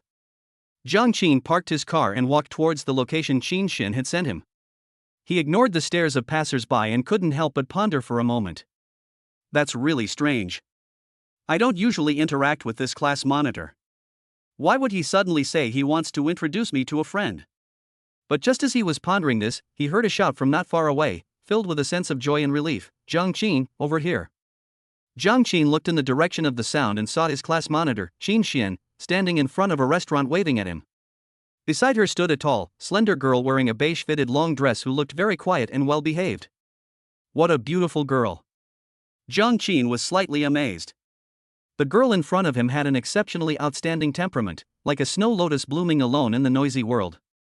Aloof and independent is the most fitting description Jiang Qin could think of. The other person's presence gave off a sense of incongruity with the surrounding crowd. Although Qin Xian is also quite good-looking, compared to the girl next to her, she seems like a green leaf over a red flower. Sorry, there was some traffic on the way. I'm sorry to have kept you waiting, squad leader. Jiang Qin withdrew his gaze, walked over, smiled at Qin Xian, and said, No, it's already a great honor for young Master Jiang to come. Let me introduce you. This is Nia Yoron, my best friend, from Shanghai Art Academy. She's a big fan of yours and has always wanted to get to know you. Qin Xian's tone was a little teasing, as if she was joking with her best friend. Oh? Jiang Qin glanced at Nia Yoron with some surprise. The girl seemed a little shy when she saw him, just like Qin Xian had described. However, what Jiang Qin was more concerned about was the system's notification sound. Female-led aura detected, system is detecting. Test complete. Nia Yoron, one of the female leads into My Girlfriend is a Big Star. This notification sound also appeared once last night when Jiang Qin met Yi Feifei. He didn't expect to encounter it again today, and it was from the female lead of another book. A fusion of fictional worlds? Jiang Qin couldn't help but get excited. The merged novel world means there are more female protagonists for him to emotionally engage with, making it easier to farm rewards. Absolutely perfect. Jiang Qin was overjoyed, but his face remained impassive, as if he were simply quietly observing the beautiful girl in front of him. Hello. Nia Yoron became even more nervous under his gaze and said awkwardly. You seem so nervous. It looks like the class monitor was right. You're really my fangirl. Do you need an autograph? It's free. Jiang Qin joked with great interest. Nia Yoron blushed again. No need. Qin Xian was just joking, don't take it seriously. Seeing this, Qin Xian quickly stepped in front of Nia Yoron to stop Jiang Qin from continuing to flirt with her best friend. Young Master Jiang, Yoron is shy, you mustn't bully her. After saying that, she looked at Nia Yoron and said, and you, Yoron, you're going to be a big star. You can't just blush after talking to someone for a few words. Even if Jiang Qin is your idol, your performance is just too bad. Nia Yoron was too timid to speak. Jiang Qin glanced at Qin Xian with some surprise. This class monitor Qin spoke so tactfully, she was truly talented. Inside the private room, the three of them took their seats. Jiang Qin took a sip of tea, looked at the two girls, and smiled. Class monitor, and Yoron, it wasn't convenient for you to come outside earlier. Can you tell me what's on your mind now? Qin Xian asked in confusion. How did you know we wanted to see you today? Jiang Qin smiled helplessly. In all these years of university, apart from when we were collecting class fees, when have you ever taken the initiative to contact me, class monitor? Besides, you all specially called me out today and even treated me to dinner. If it was just that you Rome wanted to get to know me, you could have just given me your WeChat. There was no need to go through all this trouble, was there? Nia Yoron was much calmer now. After a moment of silence, she nodded. Jiang Qin's smile widened. Then let's be open and honest, just say whatever's on your mind. For the sake of us being classmates, unless it's something too difficult, we can discuss it. Qin Xian and Nia Yoron exchanged a glance. Class monitor Qin read a pitiful plea for help in her best friend's eyes. Let me explain, Qin Xian sighed helplessly. Yoron is in the same year as us and will be graduating soon. She has always wanted to enter the entertainment industry, but as you know, the current state of the entertainment industry is chaotic. A talent agency approached Yoron before. I asked someone to investigate. That agency is practically no different from a pimp. All the good-looking artists there, regardless of gender, are required by the company to accompany rich people for drinks and sleep with them. They don't have many outstanding works, but the company is making a fortune. Qin Xian said this with great anger. Nia Yorong was also a little down. She had almost gotten on someone else's bad side before, and she was still a little scared when she thought about it. Jiang Qin listened carefully and roughly knew what the two girls were planning to do with him. The Jiang Group's business scope is very wide, including top-tier entertainment companies such as Morningstar Entertainment, which is very popular in the entertainment industry of China. Its resources are naturally abundant. Even if someone is a pig, the entertainment companies under the Jiang Group can turn them into a star. As expected, after explaining the reason, Qin Xian directly stated her purpose for coming. Jiang Qin, if I remember correctly, your family should have related businesses, right? How about we sign you Rong to your family's management company? The outside world is too chaotic. If you Rong could join a company under your Jiang family, things would be a little better. Of course, we're not asking you to pull any strings. Yu Rong is very talented, she just needs a clean opportunity. What do you think? A cleaner opportunity? Jiang Qin nodded thoughtfully. The female lead of my girlfriend is a superstar, does her talent even need further explanation? Definitely a stock with potential. After a moment's thought, Jiang Qin said, I have a general understanding of the matter. Helping to introduce Yu Rong to Morningstar Entertainment, a company under the Jiang Group, is no problem. But I think Yu Rong seems very shy. If she's still like this in front of the camera, it won't be easy for her to succeed in the entertainment industry. The girl in front of me is indeed a beautiful flower in full bloom, but with her shy personality, even a dog would shake its head in disapproval if she entered the entertainment industry. If he really wants to succeed, I guess his boss will have to help him train hard. I'm not usually like this. Nia Yorong weakly defended herself. Yes, Yu Rong is usually not like this. She's just too excited to see her idol, Qin Xian said, trying to smooth things over. So what talents do you have? Jiang Qin thought for a moment, then didn't delve any further. Shyness is easy to change, but if one's own qualities are not outstanding, then one can only be a pretty face. I'm a decent singer. I've posted some cover songs on Bilibili before without showing my face, and the response was pretty good. Nia Yorong tried her best to remain calm, took out her phone, opened the video she had posted on the video website, and handed it to Jiang Qin. Jiang Qin didn't say anything, but casually clicked on one of the songs and listened to it carefully. The melodious tune paired with the ethereal voice sounds really good, and the singing skills are also outstanding. I recorded all the songs in my dorm room, without any auto-tuning, Nia Yorong added from the side. Jiang Qin nodded, ignoring the constant notifications from the system in his mind about the positive emotional impact of his achievements, and began to ponder carefully. Nia Yorong has an outstanding figure, appearance, and temperament. She also has excellent singing skills and an ethereal voice. Even without his connections, she would definitely be considered a promising newcomer in the entertainment industry. Whether for public or private reasons, or for the sake of system rewards, Jiang Qin had no reason to let Nia Yorong off the hook. Here's what we'll do. I'll send you a contract for a new trainee. Once you've read it and it's okay, print it out, sign it, and then report to Morningstar Entertainment. Upon hearing this, Nia Yorong instantly became excited, and Qin Xian, who was standing next to her, also looked excited. Really, young Master Jiang? You really agreed to let Yu Rong join your company? Jiang Qin smiled without saying anything, casually opened the WeChat QR code on Nia Yorong's phone, scanned it and added her directly, and also sent her a document. Since the class monitor has spoken, I will certainly give him face, especially since Yu Rong is such an outstanding student. I have already sent over the contract, you can take a look at it first. Nia Yorong's eyes widened as she saw Jiang Qin add her on WeChat, as if this matter was more important to her than the contract she was signing. Jiang Qin noticed this and winked at her, which immediately made Nia Yorong blush. She quickly lowered her head, her toes scribbling on the ground. Anyone who didn't know better would think she was creating some kind of spectacle. A base salary of 50,000 a month? That's the highest contract a newcomer can get. Qin Xian's exclamation brought Nia Yorong, who was still in a state of shyness, back to reality. How can it be so high? Aren't the salaries of new trainees only around 7,000 to 12,000? Nia Yorong was also stunned. Jiang Qin said nonchalantly, that's the treatment for ordinary newcomers. I think Yu Rong has the potential to become a superstar, so of course I'm giving her the best possible contract. Is that not allowed? Chapter 11 is for you that would be acceptable too. Young Master Jiang, isn't this treatment a bit too much? Qin Xian hesitated for a moment before asking the question. If I remember correctly, your Jiang Group's Morningstar Entertainment has several A-list stars.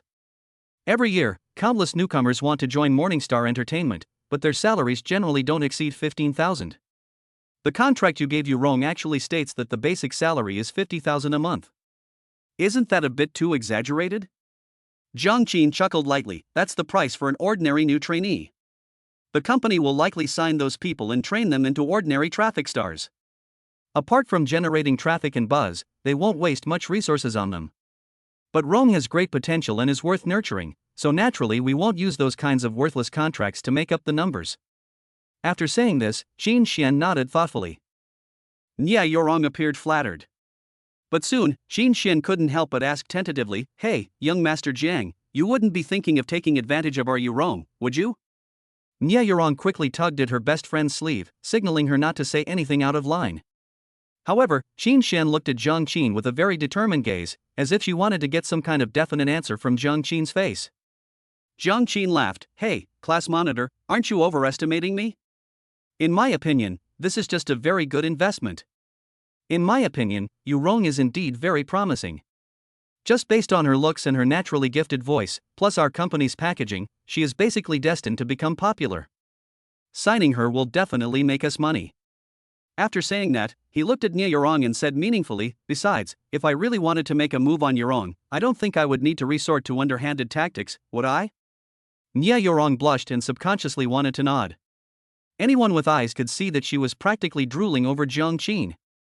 Even without the benefits from Morningstar Entertainment, this girl probably wouldn't mind sending herself to Jiang Qin's bed. Qin Xian breathed a sigh of relief. I was just afraid Yurong would suffer a loss, that's why I asked. This is my best friend. Young Master Jiang, please don't take offense. Let me offer you a toast as an apology." Jiang Qin smiled and expressed his understanding, raising his glass to clink with Qin Xian's. Such a magnanimous demeanor immediately made Nia Yorong's gaze towards Jiang Qin even more infatuated. Qin Xian took a sip of wine, glanced at Nia Yorong's expression, and her eyes twitched. She nudged her best friend with her elbow. "Yorong, what are you standing there for? Young Master Jiang is so good to you, why don't you quickly toast him?" Oh. Nia Yorong snapped out of her daze and quickly followed suit, raising her wine glass as well. "Don't you not drink alcohol? Pour some tea, pour some tea." "Sorry, young Master Jiang, Yorong doesn't drink at all." Qin Xian explained to Jiang Qin with a smile, picked up the teapot and poured a cup of tea for Nia Yorong. "It's okay, I can drink." Nia Yorong stubbornly shook her head. "Huh? Don't you never drink alcohol at our parties?" Qin Xian asked, puzzled. "If it's Jiang Qin, then that is fine too," Nia Yorong said somewhat embarrassedly. Qin Xian was immediately speechless. Jiang Qin stood to the side, smiling without saying a word. There are even female leads who practically come to you, so you don't even need to win them over. Moreover, since they met, Nia Yorong has already contributed nearly several hundred emotion points to him, mostly feelings of shyness, joy, and admiration. "Well, young Master Jiang, let me toast you. Thank you for giving me this opportunity. Don't worry, I will definitely make sure you don't lose out." Nia Yorong solemnly raised her glass. When the word loss came up, the girl became extremely serious. Qin Xian's face darkened, and she didn't know what to say. Jiang Qin smiled too, a very warm smile. "Okay, but I trust my judgment. You will definitely become a big star. I look forward to that day." The two exchanged a glance, Jiang Qin's warm smile contrasting sharply with the shyness on Nia Yorong's face. Only Qin Xian, standing next to him, seemed like an outsider. "I'll take you to the company to complete the onboarding procedures in a bit. I'm free this afternoon anyway." Mum. Nia Yorong nodded quickly, then looked at Qin Xian. "Xian, do you want to come with me?" Qin Xian smirked and snorted twice. "You've already reached an agreement, what's the point of me, the middleman, going along? To be a third wheel?" Nia Yorong blushed slightly. Her little secret was laid bare in front of her best friend. Jiang Qin chuckled and said, "Class monitor, if you don't mind, you can consider working for our Jiang group later. Everyone has witnessed your abilities and talents, and I have high hopes for you. Maybe you can even work with Yurong then." Qin Xian's eyebrows twitched, and she looked at Jiang Qin with a surprised expression. But she quickly shook her head, rejecting the tempting offer. "Never mind, thank you for your kindness, young Master Jiang. But my family has already made arrangements for my future. Otherwise, I would definitely be begging for your help. Just take good care of my daughter Yurong and make sure no one bullies her. Xian Nya Yurong was touched and was about to say something when someone knocked on the door of the private room. The scheduled serving time has arrived. While the waiter was serving the dishes, Nya Yurong moved her seat slightly, placing herself next to Jiang Qin. Seeing this, Qin Xian said nothing and silently lowered her head to eat. Young Master Jiang, you probably haven't been to this restaurant much, have you? Try their braised yellow croaker and stir-fried double crispy meat. They're their signature dishes, and they're delicious. As if a huge weight had been lifted from her heart, Nya Yurong abandoned her previous shyness and became extremely attentive, constantly serving Jiang Qin food, adding tea and water, and her gaze towards Jiang Qin became increasingly ardent. Jiang Qin had no doubt that as long as he was willing to ask, he could bring this girl home tonight without any problem. That's way too proactive. I'm full, I need to go to the restroom first. Finally, Jiang Qin couldn't stand Nya Yurong's enthusiasm any longer and chose to retreat temporarily. This was the first time he had ever seen a girl be so proactive that it almost overwhelmed him. If Qin Xian hadn't been there, this girl probably would have clung to him during the meal. That's outrageous. Hey Yurong, do you know what you were doing just now? Qin Xian put down her chopsticks, her face full of speechlessness. What? Nya Yurong was still in high spirits when she heard this and couldn't help but feel puzzled. Like a gold digger who can't wait to climb the social ladder. Qin Xian said with exasperation. Is there? Nonsense, I know you like Jiang Qin, but you can't be this proactive. It's like you can't wait to get into his bed tonight. Qin Xian had a headache. She felt she should give her best friend some advice. How did you know I wanted tonight? Nya Yurong looked as if her secret had been exposed. Qin Xian? No, can't you tone it down a bit? We girls are supposed to be reserved, don't you understand? The easier it is for a man to get you, the less he'll appreciate you. I trust his character. He wouldn't do something like starting something and then abandoning it. Nya Yurong shook her head, unconvinced by Qin Xian's advice. You can't be this proactive, can you? He's still pursuing Chu Siki. Qin Xian was speechless. She felt her best friend was completely hopeless, even spouting these brainwashed simplines. It's okay, I don't mind sharing him with someone. After all, there is such a big difference in our status and position. I'm definitely not good enough for him. As long as he can have a place for me in his heart, that's enough, Nya Yurong said shyly. Qin Xian opened her mouth. Can I swear? No, Xian, you have to be more ladylike. Then I have nothing more to say. Just as the two girls were whispering to each other in the private room, a voice came from outside. Yurong, it really is you. I heard your voice outside and it sounded familiar. I didn't expect it to be such a coincidence that you're here to eat too. The two women looked in the direction of the voice and saw a handsome young man wearing gold-rimmed glasses and a white shirt standing at the door, greeting them with a happy expression. Chapter 12. This guy is really annoying. Chen Ang was overjoyed because he had met his dream goddess again, and under such a coincidental circumstances. Sure enough, after having the cheat code, my life became smooth sailing. I even bumped into my dream girl while having a meal. Having had 20 years of bad luck, am I finally about to have my spring? Qin Xian and Nya Yurong naturally recognized Chen Ang at this moment, this ordinary classmate who was unknown in their high school days. Chen Ang? It's you. What, you only recognized Yurong but not me? Qin Xian said coquettishly with a hint of dissatisfaction. My bad, I didn't notice you were here, class monitor. Chen Ang quickly apologized with a smile, but his eyes and attention were still on Nya Yurong. This was the goddess he had secretly admired for many years. Now, Nya Yurong had shed her former naivety and become even more captivating. Chen Ang felt a surge of excitement. In the past, he would have only fantasized about his dream goddess in his mind because of his inferiority complex. But now it's different. With his cheat ability, what kind of woman wouldn't be good enough for him? Nya Yurong and Qin Xian exchanged a glance, both seeing a hint of surprise in each other's eyes. Chen Ang used to be very shy, but now he seems quite spirited. Nya Yurong felt somewhat uncomfortable. In Chen Ang's eyes, she saw a very intense possessive desire, fiery and naked, as if he wanted to devour her. It's great that you're eating here too. I happen to have something I want to talk to Yurong about. How about we go back to school together after we finish eating? Chen Ang wasn't surprised that Nya Yurong just nodded without saying anything. Instead, he continued to speak enthusiastically. Goddesses are supposed to be aloof and cool, that's the attitude they should have. You wanted to see me? What is it? Nya Yurong finally spoke, her voice like a clear mountain spring, soothing and refreshing. Chen Ang's heart skipped a beat upon hearing this, and he quickly said with a smile, "Of course it's a good thing. I remember you've always wanted to enter the entertainment industry and become a big star, right? I have a way to help you realize your dream." Chen Ang spoke with absolute confidence. After all, his mind contained an entire library of another world, filled with countless literary works that had never appeared in this world. It has everything from poetry and prose to scores by famous composers and film and television analyses. With such a library as his backing, Chen Ang was confident that he could make Nya Yurong a big star, or even a superstar. Then all he needs to do is be the man behind the queen, he. To Chen Ang's surprise, Nya Yurong was not too happy to hear this. Instead, she frowned slightly. Xin Xian, acting as her best friend's mouth double, immediately spoke up upon seeing this. "No way, Chen Ang, you have such great abilities, how come I didn't know? Could it be that you're the heir to some large entertainment company?" Chen Ang curled his lip, his face full of disdain, and said, "Of course not. Those entertainment companies just use resources to promote their products.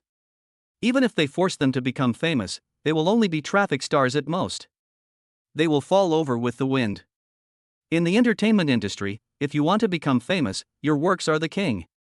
Xin Xian pressed on, "That's true, but where are we going to get some good works for you, Rong? You don't mean to say you can handle these things yourself, do you?" "Of course." Chen Ang tossed his head, exuding confidence. "Give me just one more month, and I'll have a work that will make me famous overnight." If Chen Ang had just one more month, he could guarantee that he would become a household name in the online novel world and complete some of his plans. At that time, it wouldn't be a problem for Chen Ang to promote even a big star, let alone promote a single person.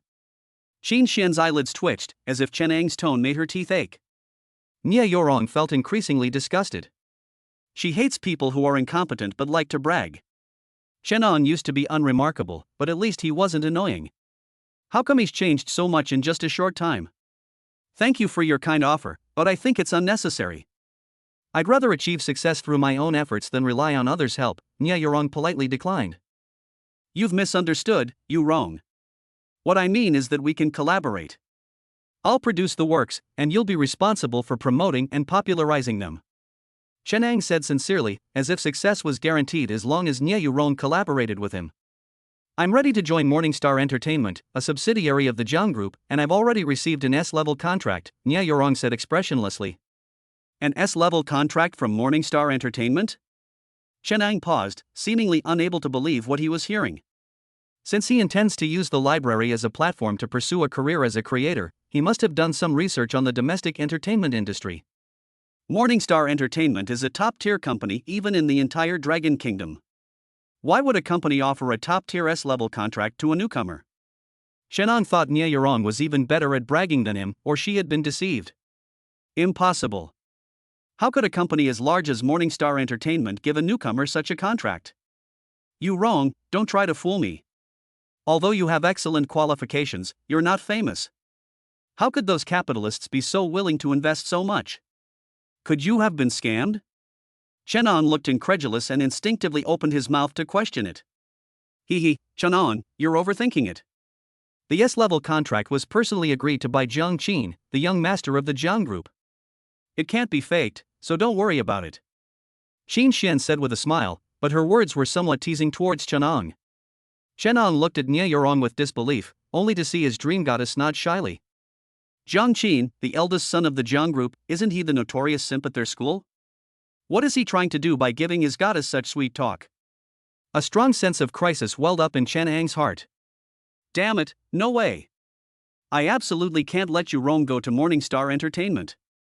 Otherwise, if that Jiang guy really wants to do something to her, wouldn't my goddess be defiled?" Thinking of this, Chen Ang quickly said, "I think you should calm down, you Rong. There's no such thing as a free lunch. Maybe that young Master Jiang has ulterior motives towards you. This is an S-level contract, how can it be treated so lightly? It might just be a pie in the sky." The moment those words were spoken, the atmosphere turned cold. The worst thing you can do when interacting with someone is to speak too intimately with someone you don't know well. Chen Ang's words, unintentionally, had completely offended the two girls. Nia Yurong wasn't very good at hiding her emotions, and her face already showed some unhappiness. Xin Xian was furious. She was the one who introduced Jiang Qin to Nia Yurong. If something really happened, wouldn't she become the biggest scapegoat? That guy is really annoying. The two girls exchanged a glance, both understanding the same thing from each other. Unfortunately, Chen Ang was somewhat unaware of his own situation, muttering things like, "I need to investigate this matter thoroughly." Meanwhile, inside the restroom. Congratulations, host. You have made the male protagonist Chen Ang jealous and unhappy, gaining plus 99 emotion points. Jiang Qin was completely bewildered when he suddenly received a large sum of emotional points. Chen Ang, the male protagonist of Destiny? Is she the main character of My Girlfriend is a Superstar? How come I get emotional points from him? And the plus 99 came out of nowhere. Is this person's mood really that unstable? Jiang Qin was a bit confused. He didn't even know when he had offended this guy, so why was he so emotional? Could it be? Jiang Qin's heart skipped a beat, and after washing his hands, he hurriedly walked towards the private room. Sure enough, inside the private room, a refined-looking young man wearing gold-rimmed glasses was chatting with Nia Yurong and Xin Xian. Jiang Qin carefully examined the other person for a few moments. He wasn't bad-looking, but perhaps because he did manual labor all the time, he looked somewhat weak. Protagonist's halo detected. System is detecting. Test complete. Chen Ang, the male lead of My Girlfriend is a Superstar. Golden Finger, another world library. I'm back, class monitor. Yurong, and who is this? Jiang Qin asked as he walked into the private room without making a sound. Oh, this is Chen Ang, our high school classmate. He's currently studying Chinese literature at our university. It's just a coincidence that we met. Before Xin Xian could speak, Nia Yurong quickly introduced her, but her tone was very calm, as if she was afraid that Jiang Qin would misunderstand. Oh, so you're a talented student from the Chinese literature department. Hello, my name is Jiang Qin, it's a pleasure to meet you. Jiang Qin smiled and tried to shake hands with Chen Ang. However, Chen Ang snorted coldly, glanced at Jiang Qin with a gloomy look, and left without saying a word, showing no respect to young Master Jiang. Judging from their expressions, they clearly already considered Jiang Qin an enemy. Chapter 13, A Pure Clown. A rant attack on Shu Siki. Jiang Qin silently withdrew his hand, which was outstretched in mid-air, as if nothing had happened. Damn it, what kind of protagonist is this, so rude? You can't hit someone who's smiling at you. Young Master Jiang hasn't even done anything yet, and he's already feeling so much hostility. That's outrageous. Class monitor, your high school classmate is quite unique. Jiang Qin gave a lukewarm comment. Well, Mr. Jiang, actually, we're not very familiar with Chen. Xin Xian quickly distanced herself from Chen Ang. He might not be thinking straight. What he did was really too much. That's right. We didn't realize it when we were in high school. Who knew he would turn out like this? He is so tasteless. I'm so sorry, young Master Jiang. Nia Yurong quickly chimed in, while also apologizing to Jiang Qin. Jiang Qin wouldn't take such a clown seriously, especially not in front of two girls. Anyway, if I'm going to farm rewards, I'm definitely going to deal with this guy. And now, he's even given me an excuse. Jiang Qin is very generous, really. This has nothing to do with you, why apologize? Maybe he's just in a bad mood today, Jiang Qin said magnanimously. Young Master Jiang, you are so magnanimous. If it were me, I would definitely lose my temper. Nia Yurong exclaimed in admiration, her gaze towards Jiang Qin filled with even more appreciation. Compared to the tasteless Chen Ang, the difference is even more obvious. They are worlds apart and incomparable. Xin Xian also gave Jiang Qin a thumbs up, her expression full of admiration. Well, young Master Jiang, now that you're back, let's go settle the bill first. Okay, I really enjoyed this meal today. Thank you so much, class monitor, for thinking of me before graduation and introducing me to such a promising young talent as Yurong, Jiang Qin said with a smile. Nia Yurong pursed her lips, her expression didn't change much, but the joy in her beautiful eyes was almost overflowing. Congratulations, host. You have successfully made the female lead, Nia Yurong, feel joy and happiness, gaining plus 66 emotion points. At the restaurant entrance, Xin Xian and Nia Yurong went to the front desk to pay the bill, while Jiang Qin waited at the door.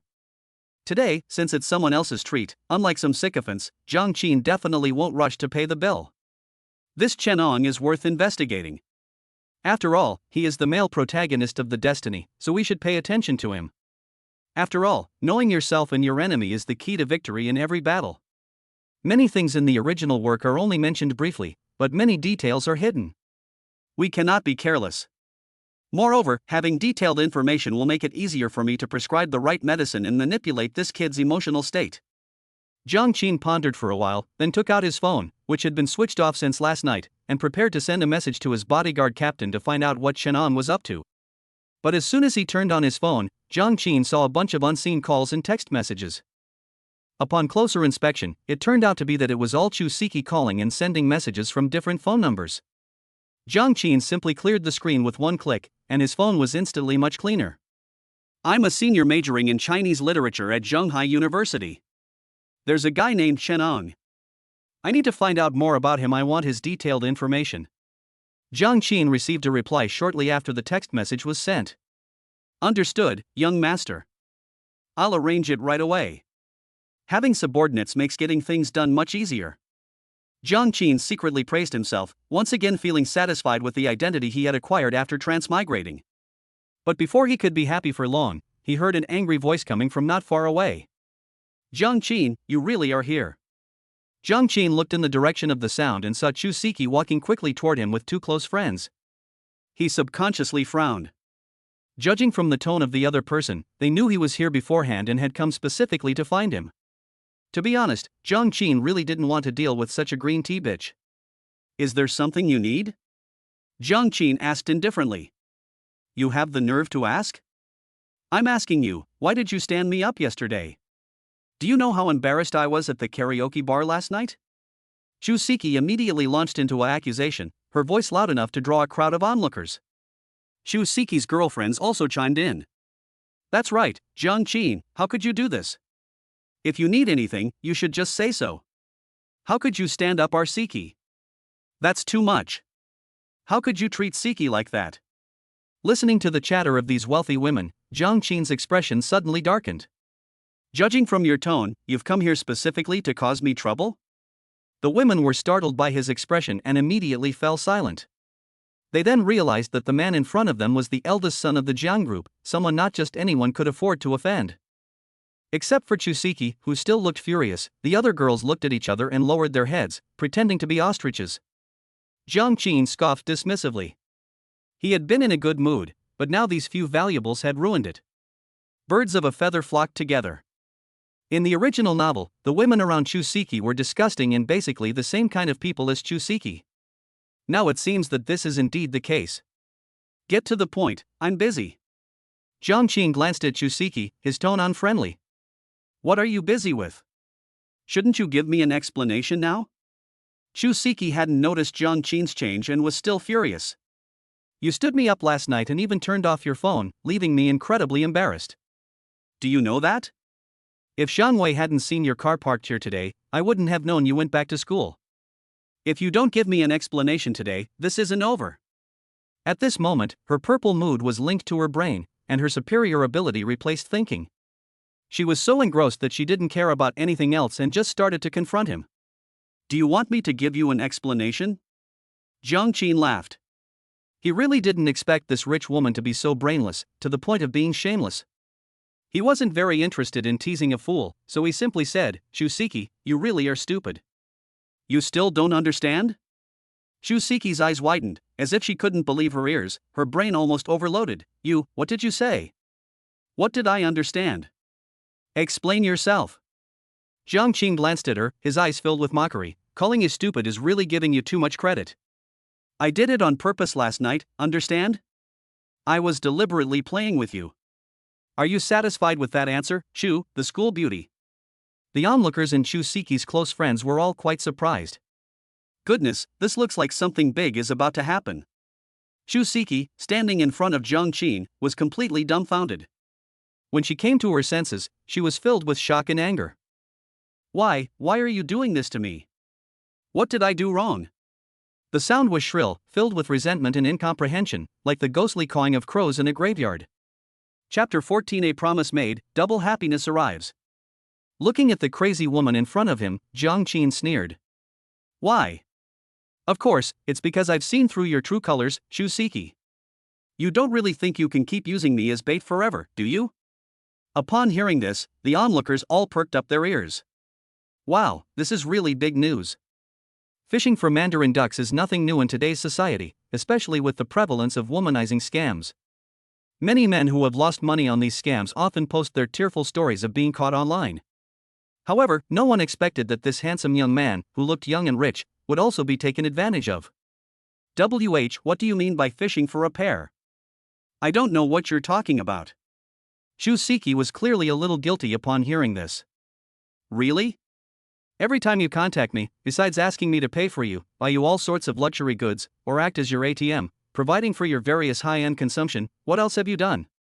And do you dare to reveal the total amount of money you've taken from me, so others can see for themselves?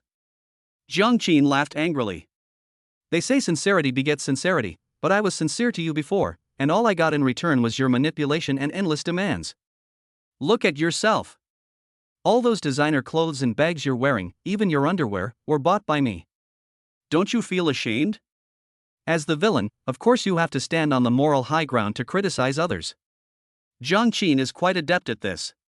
Sure enough, when the onlookers heard his words, their gazes toward Shusiki instantly turned somewhat unfriendly. Nobody likes gold diggers, except for their disgusting fellow gold diggers. How could such a young girl do such a thing? That's right. This young man looks like an honest person. He's probably been scammed quite a bit. Luckily, I awakened quickly, otherwise I would have ended up like the caged cat, getting nothing after all that was taken from me, and then jumping into the river. You really can't judge a book by its cover. This woman is really ruthless.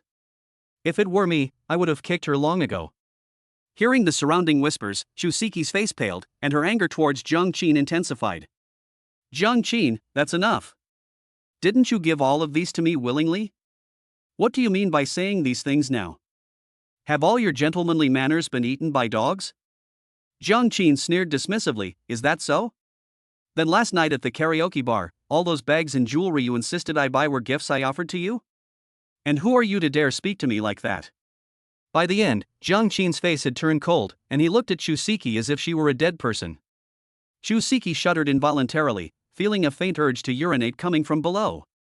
Jiang Qin used to act like a gentleman in front of her, always with a warm smile. Now that he has suddenly reversed his behavior, Shusiki is subconsciously a little scared.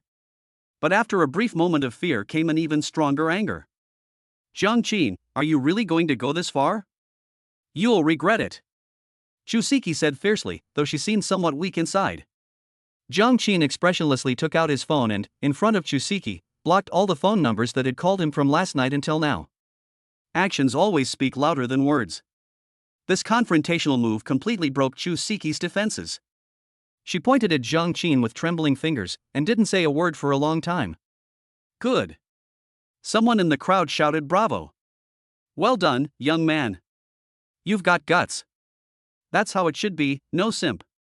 After blocking all the numbers, Jiang Qin looked at Shusiki with a cold smile. Shu University's campus belle, are you satisfied with this result?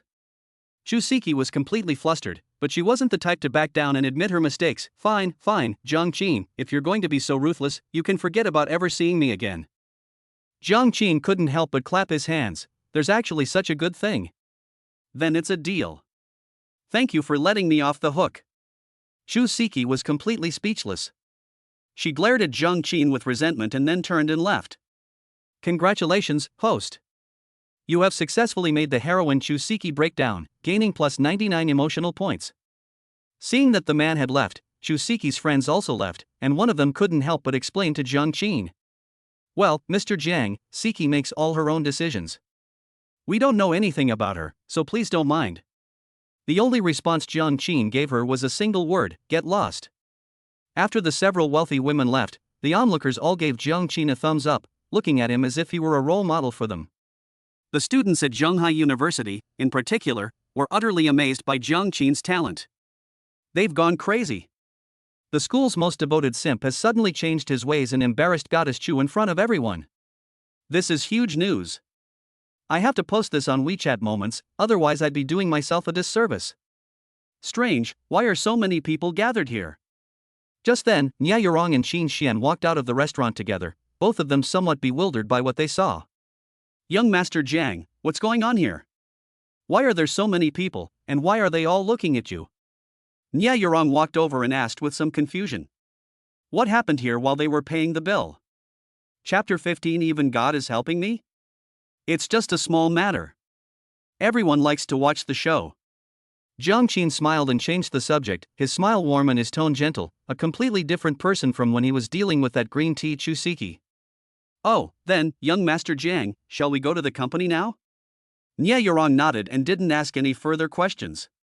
She is a very sensible girl and doesn't pry into things. Are you in a hurry?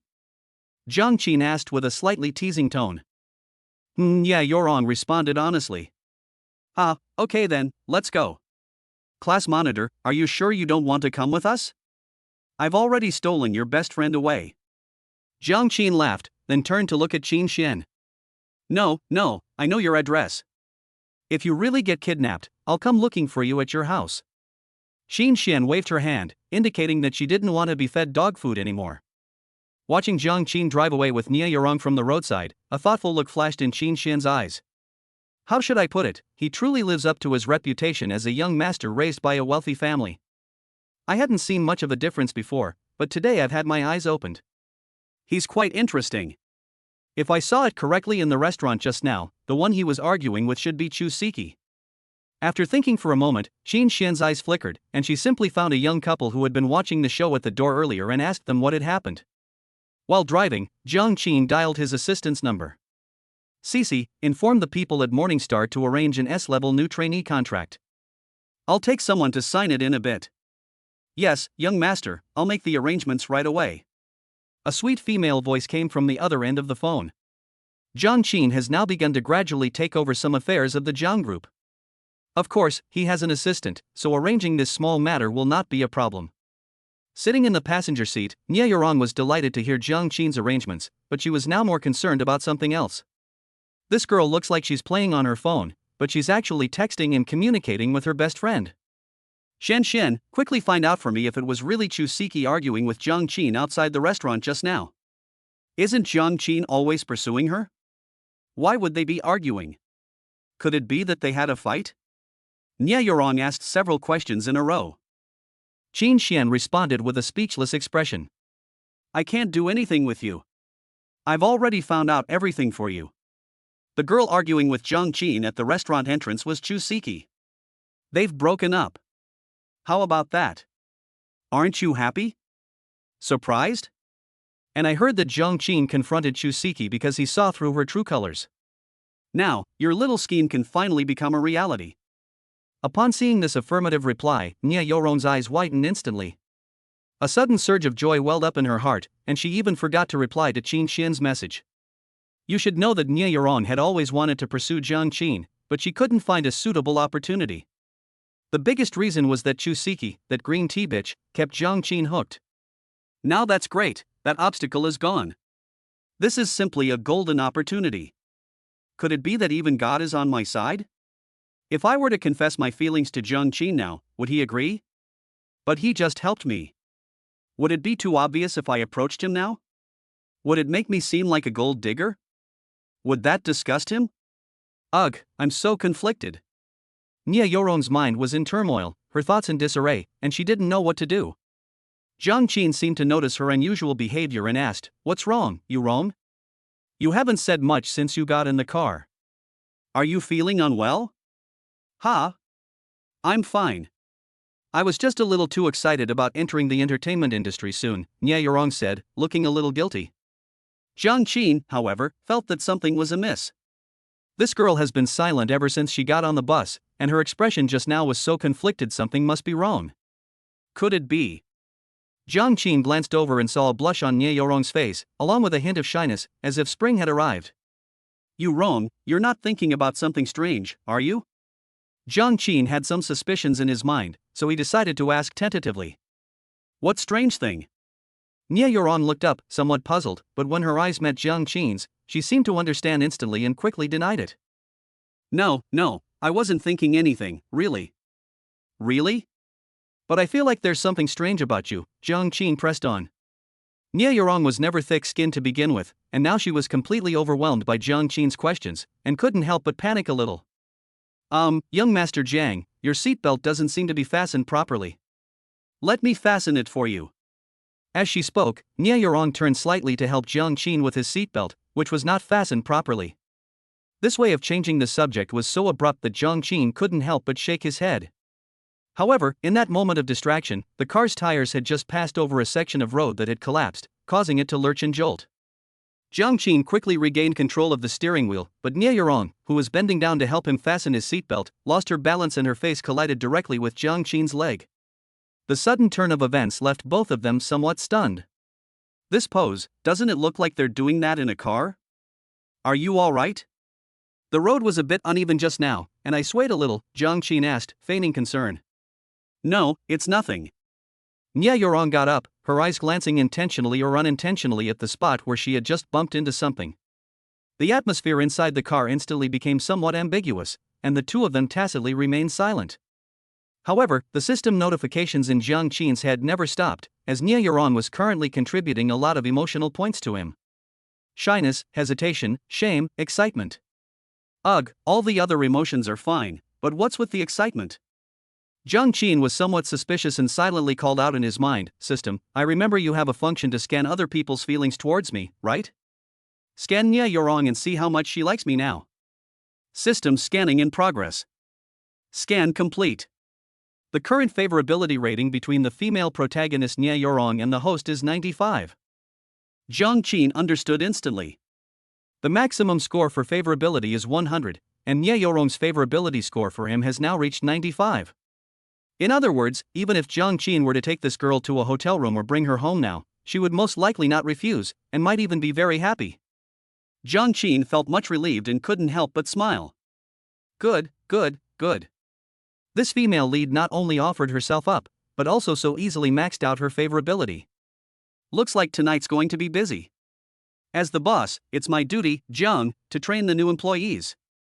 Chapter 16 The new female lead, a career elite, Li Ruoshi. Downstairs at the Morningstar Entertainment Building, a round-faced girl in a black business suit had been waiting for quite some time. Behind her stood several executives from Morningstar Entertainment, who had also been waiting for a long time. Many passing employees watched this scene with some surprise. Why would the company's management treat this so seriously and make such a grand entrance? Could it be that the company's big boss has arrived, or that someone from above has come to inspect? However, when these employees saw the people standing in front of the management, they immediately understood. This person is here, it must be the heir of the parent company who's coming. Assistant Yuan, has the young master not arrived yet? A manager who was not used to exercising and was a little chubby wiped the sweat from his forehead. His legs were trembling from standing for so long. Didn't I say that the young master was just bringing a newcomer himself and that you didn't need to greet him? What, are you getting impatient? Yuan Cece frowned, clearly disliking the fat man who spoke. Oh dear, the young master is coming, and we're not even going to greet him? That would be disrespectful. Hey, Assistant Yuan, look, isn't that the young master's car? The chubby manager said politely, but then glanced at the roadside in the distance and suddenly became excited. Everyone looked in the direction he pointed and saw a bright red supercar slowly driving from the side of the street, all the way to the entrance of the Morningstar Entertainment Building. Yuan Cece quickly went to greet Jiang Qin and opened the car door for him. Ha? Why are you here? Didn't I tell you to just notify the people down there? Jiang Qin got out of the car and asked with some confusion. Young master is too kind. I am your secretary. I will do my best to help you with whatever you need. Yuan Cece said with a smile, taking the car keys that Jiang Qin handed her, and glancing at Nia Yorong who got out of the passenger seat. At first glance, Yuan Cece was quite amazed.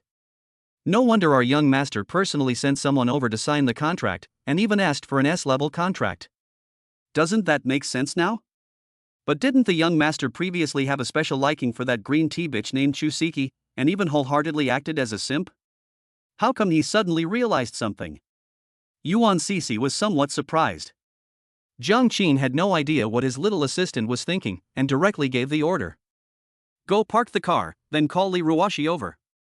Li Ruoshi is the general manager of Morningstar Entertainment. Although Morningstar Entertainment has a mascot president, he doesn't usually get involved in anything. The actual person in charge of the company is Lee Ruwashi. This woman is exceptionally capable in the entertainment industry. Her vision and skills are outstanding, which is why she is highly regarded by Jiang Qin's parents. However, none of these are the key points.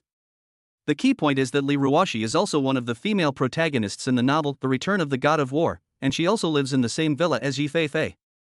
Jiang Qin made a special trip with Nie Yorong today, naturally hoping to meet this person as well. However, in the original novel, Lee Ruwashi never seemed to like Jiang Qin, this good-for-nothing young master, which made things a bit tricky. Young Master Jiang. Welcome to Morningstar Entertainment for your inspection. Greetings, young Master Jiang. As Jiang Qin approached with Nie Yorong, several executives from Morningstar Entertainment greeted him with smiles and great respect. Jiang Qin responded to each of them, then waved away the sycophants and led Nie Yorong directly to the general manager's office. The employees who had come all the way greeted Jiang Qin and bowed to him. Among them were some celebrities who happened to be in the company and were often seen in TV shows and movies. Nie Yorong was somewhat shocked to see this scene. Previously, she only knew that Jiang Qin was the heir to the Jiang Group, a huge and enormous corporation. But only today did Nie Yorong realize what Jiang Qin's identity truly represented. The respect and restraint on those celebrities' faces were definitely not faked. So, the gap between us is that big? Even if I'm lucky enough to become a superstar in the future, I'm afraid I still won't be good enough for him.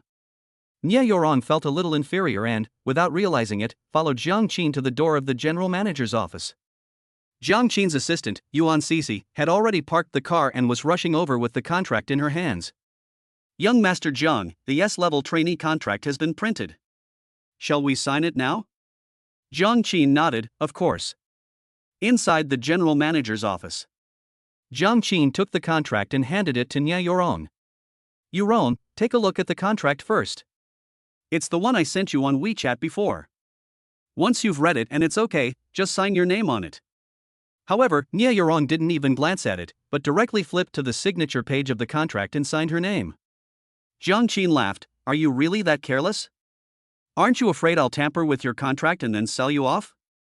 Nie Yorong said somewhat embarrassedly, "Anyway, I don't understand it either, but if you really sell me out, I can help you count the money." Jiang Qin was unusually touched by a woman's charm. He looked at Nie Yorong and saw only sincerity in her beautiful eyes. A guaranteed kill. There's no way to counter it. Jiang Qin decided to treat this lovely girl better from now on, at least not to just use her and then throw her away.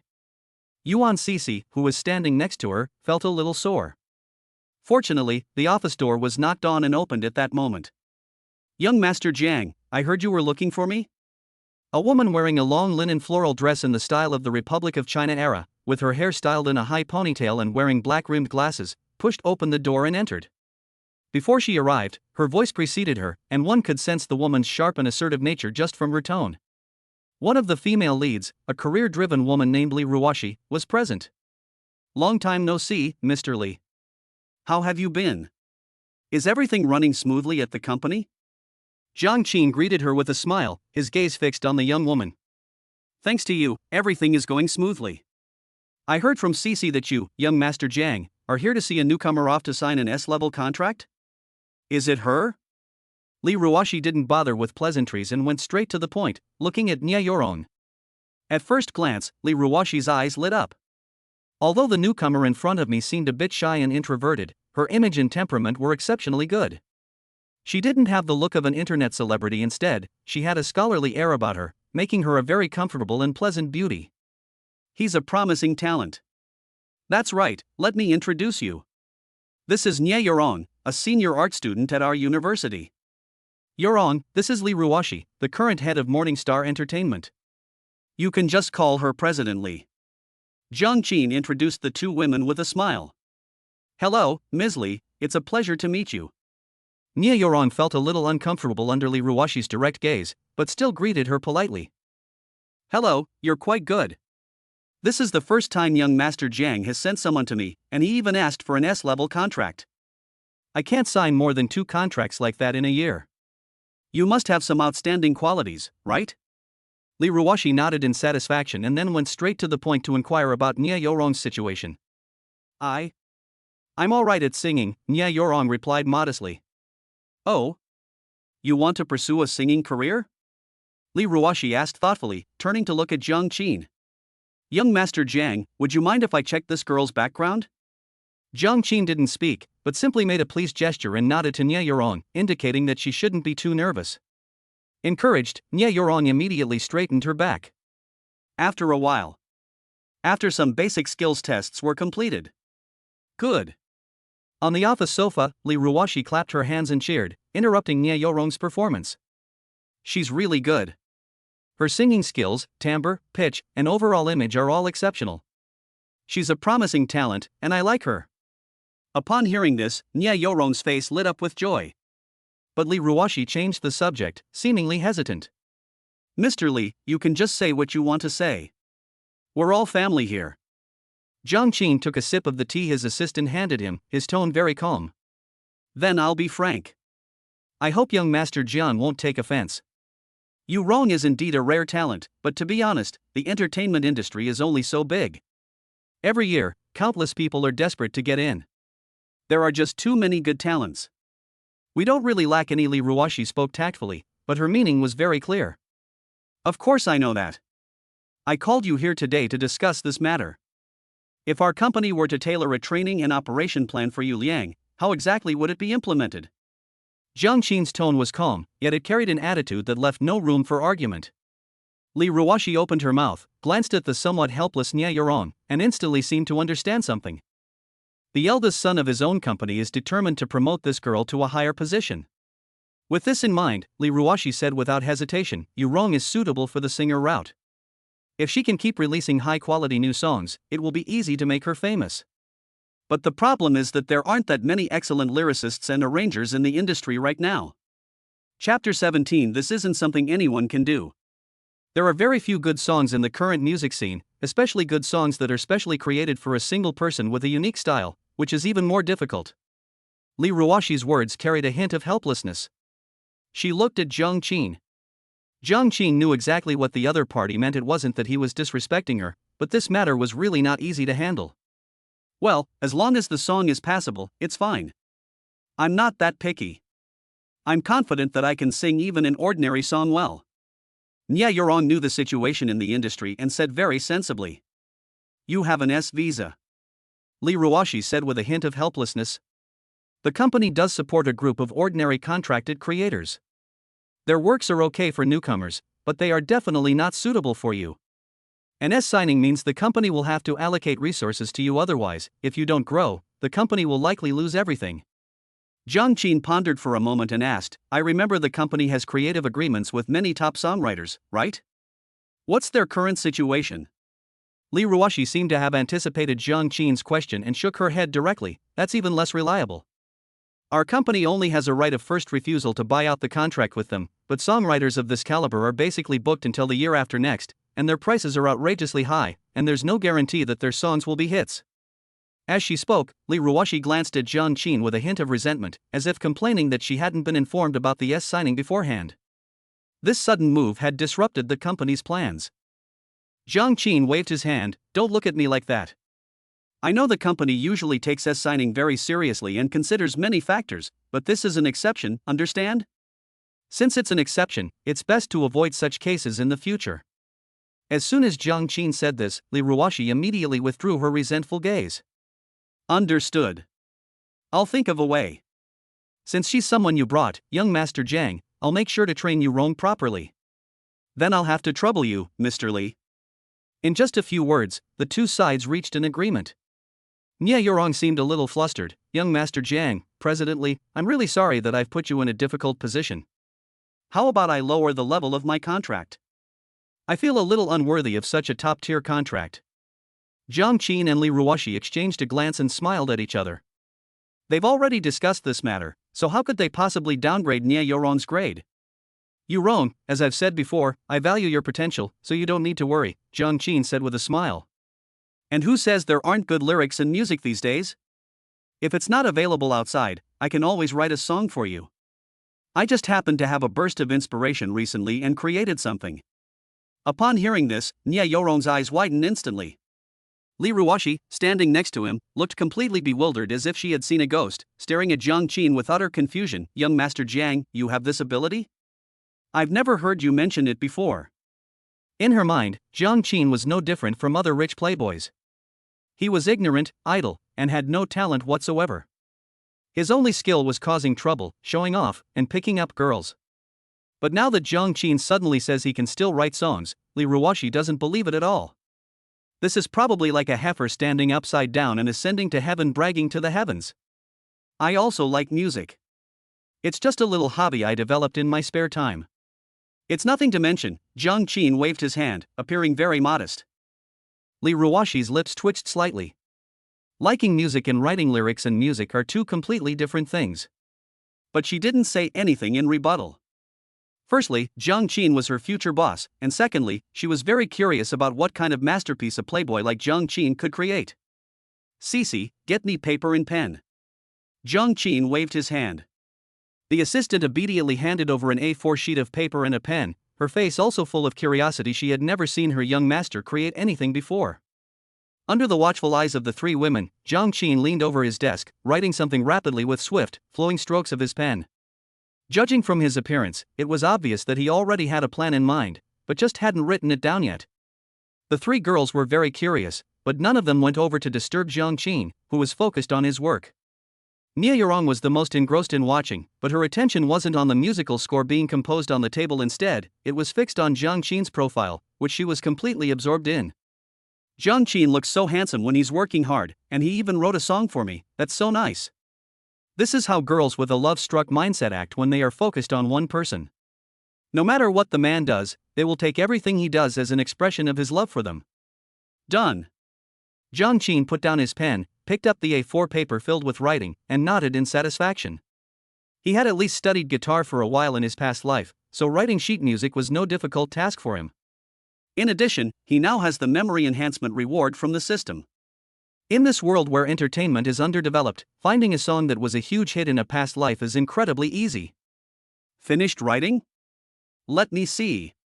Li Ruoxi was most interested in the music composed by Jiang Qin, and she was the first to come over, take the sheet music and start reading.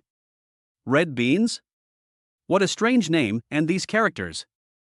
Sure enough, a spoiled brat is a spoiled brat. Even a dog would shake its head at his handwriting.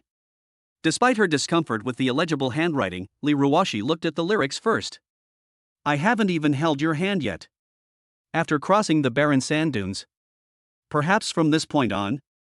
Learn to cherish. May it last forever. After reading only the first paragraph, Li Ruoxi pondered for a moment, then her eyes suddenly widened, and she looked sharply at Jiang Qin. Chapter 18, a slight touch, yet it represents the pinnacle of the creative world. Is this the kind of lyrics a rich kid could write? The moment Li Ruoxi finished reading the first verse of the lyrics, only one thought came to her mind. She looked at Jiang Qin with an expression of disbelief. Why are you looking at me? Look at the lyrics, Mr. Li, Jiang Qin said with a squinty smile. I'm sorry, young Master Zhang's talent has amazed me. Let me take a few more glances. Li Ruoxi suppressed her shock. Having worked in the entertainment industry for so many years, Li Ruoxi's vision and aesthetic sense regarding works are definitely superior to most people's, especially her clear understanding of whether a work can meet the tastes of the masses. Although she hasn't seen the sheet music yet, just by looking at the lyrics, Li Ruoxi knows that this song will definitely be good. The opening is a wonderful and tender love song, and as long as the rest doesn't fall short, it will surely be a masterpiece. Jiang Qin remained calm. This was a masterpiece he had copied from another world. In another world, it's an absolutely phenomenal hit song. Is young Master Zhang's writing very good? Let me see. Nia Yurong's curiosity was piqued, and she finally turned her gaze away from Jiang Qin's face and moved closer to Li Ruoxi to take a look as well. Two beautiful women with completely different styles standing side by side create a truly pleasing sight. Jiang Qin sat down on the sofa, took the tea handed to him by his assistant, and quietly admired the two girls in front of him. To be fair, his assistant is not bad looking or has a good figure. She's the cute type. But compared to the two girls looking at the lyrics, she falls short. Nia Yurong is like a snow lotus on a high mountain, with two very obvious advantages. Li Ruoxi is like a drawn sword, exuding a sharp aura. Conquering such a woman is the most exciting thing. Li Ruoxi ignored everyone else. All her attention was now focused on the sheet music in front of her. I haven't even held your hand yet. After crossing the barren sand dunes. Perhaps from now on I will learn to cherish. May it last forever. The more you read, the deeper you realize Lee Ruwashi's genuine naivete becomes. Especially the climax part. Sometimes, I believe everything has an end. There is a time for meeting and a time for parting. Nothing lasts forever. It even gave Lee Ruwashi goosebumps.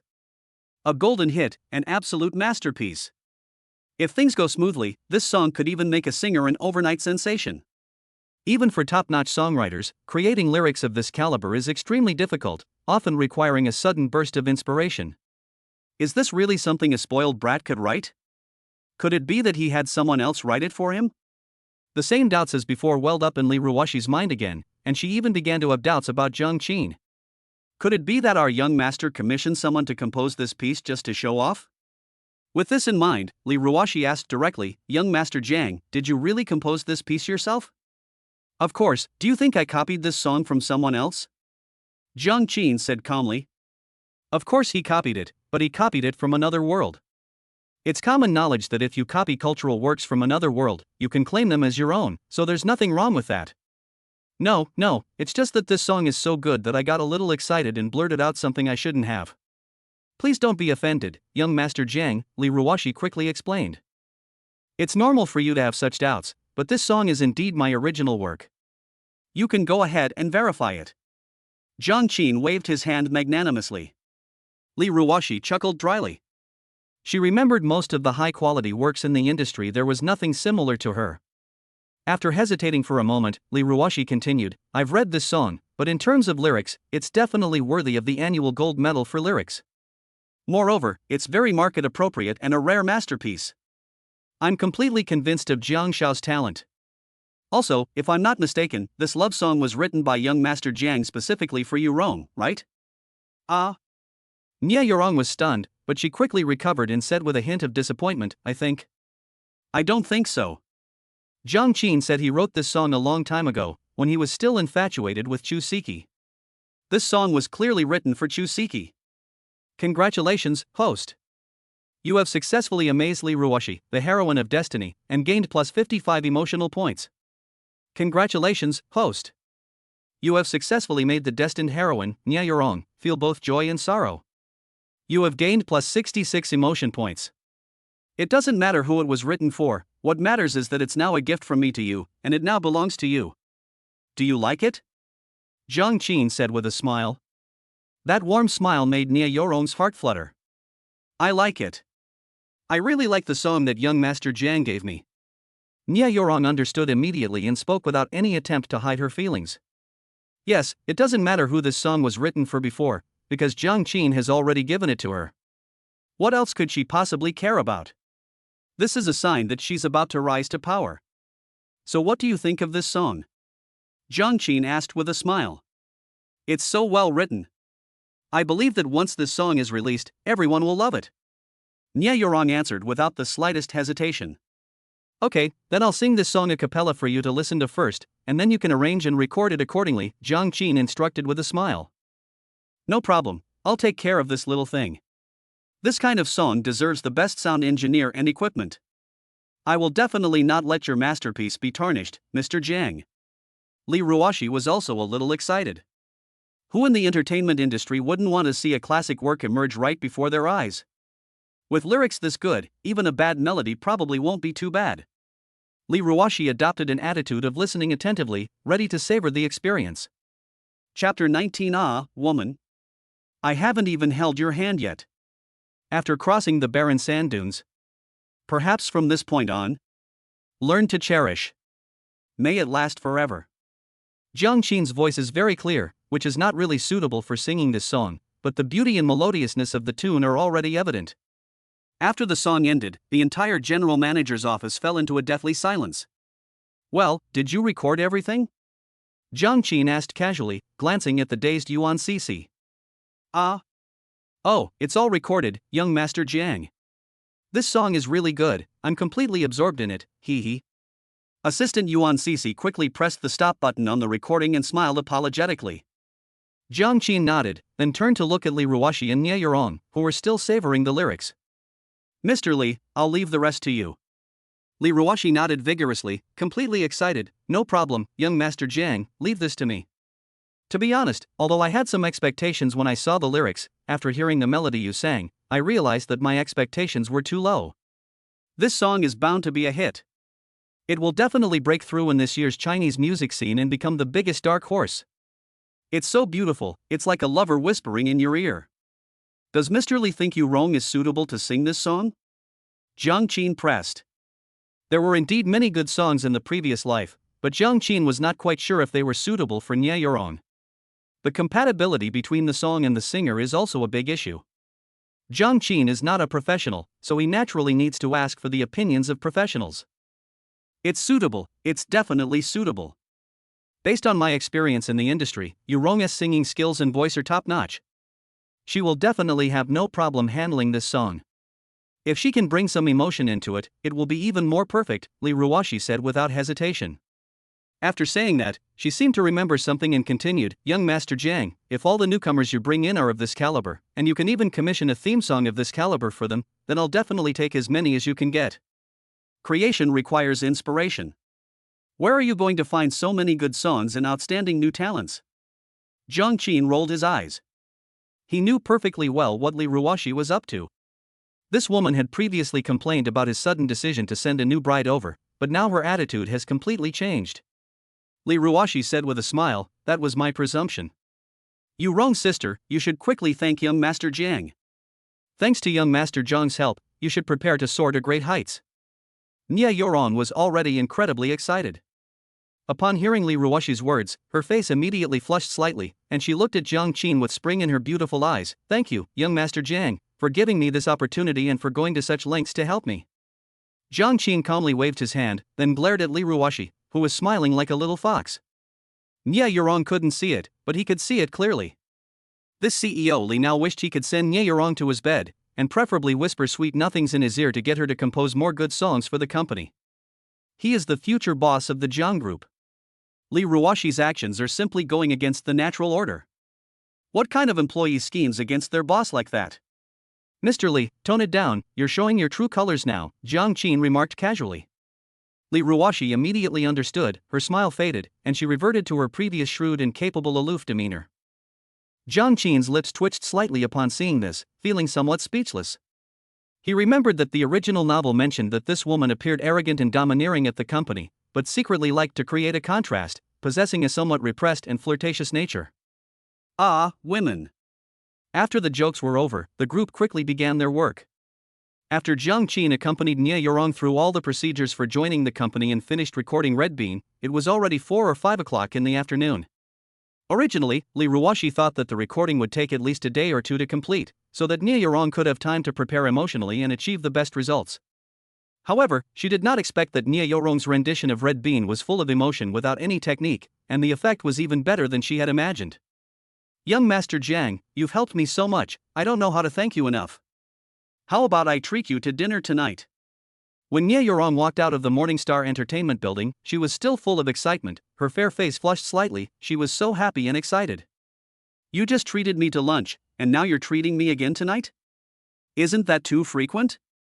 Jiang Qin glanced at her, a smile in his eyes. If you don't mind, young Master Jiang, I can treat you to meals every day.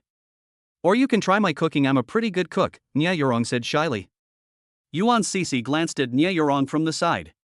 She doesn't want to cook for young Master Jiang, she clearly wants to be his wife. Young Master Jiang, if there's nothing else, I'll be leaving now. I have some family matters to take care of tonight. Yuan Sisi hesitated for a moment before expressing her intention to leave. As an assistant, she was very sensible, she could easily imagine what would happen tonight. Okay, thank you for your hard work today. Jiang Qin waved his hand, not trying to persuade him to stay any longer. After Yuan Sisi left, Jiang Qin and Yuan Sisi exchanged a glance. Jiang Qin could clearly see a hint of shyness and anticipation in Nie Yurong's eyes. She seemed to be looking forward to what would happen next, or rather, what would happen tonight. System, scan Nie Yurong's current level of affection for me. Jiang Qin had a thought and gave the system a command in his mind. Nie Yurong's current favorability rating towards the host is 99. Just 1 point away from a perfect score? Jiang Qin gasped. No wonder it's so easy for rich and powerful people to pick up girls. They've only just met, and the favorability rating is already almost full. The restaurant I'm talking about is over there, young Master Jiang. Their Sichuan food is delicious and very authentic. A few minutes later, Nye Yorong pointed to an inconspicuous restaurant with very low-key decor on the side of the road, signaling Jiang Qin to park his car on the side of the road. Sichuan cuisine? It's been a while since I've had it. Let's go, Jiang Qin said with a smile, and parked the car there. However, just as the two got out of the car, a system notification suddenly came to Jiang Qin's mind, which surprised him. Congratulations, host. You have successfully instilled anger and jealousy in the male protagonist Chen Ong, earning you 99 plus emotion points. Chen Ong? Jiang Qin frowned and turned his head to look, only to see a tall, thin figure standing by the roadside, staring intently at him and Nye Yorong. Chen Ang's face turned green when he saw Nye Yorong take Jiang Qin's arm. Young Master Jiang, what's wrong? Nye Yorong asked curiously when she saw Jiang Qin not moving. It's nothing.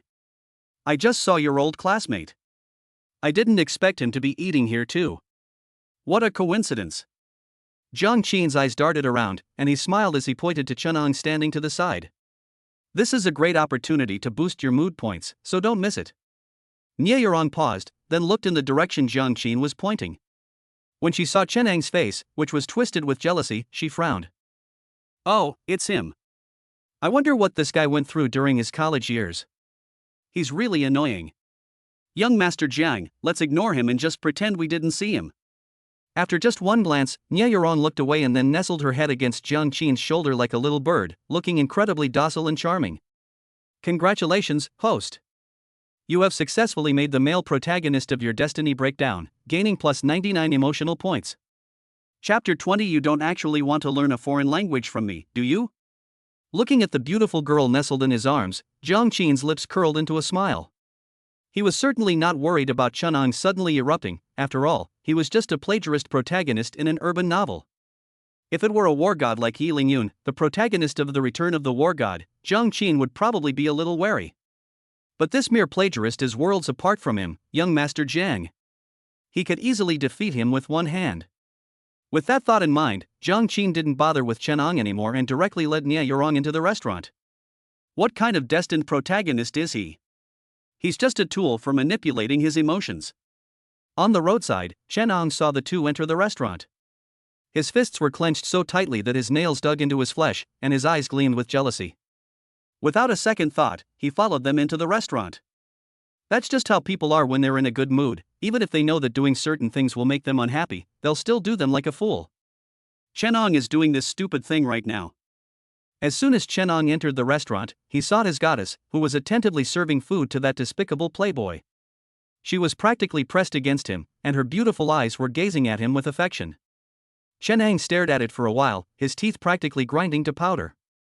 The goddess you've been longing for is like a simp in front of someone else. No one could stand that. Young Master Jiang, try this. This stir-fried pork kidney is so delicious, so tender and smooth. And this pickled cabbage and shredded pork is my favorite dish to eat with rice. Young Master Jiang, let me wipe your mouth for you. Young man, you've been sitting here for quite a while now. Have you decided what you'd like to eat? The restaurant owner approached Chen Ong, who hadn't ordered yet, and asked politely.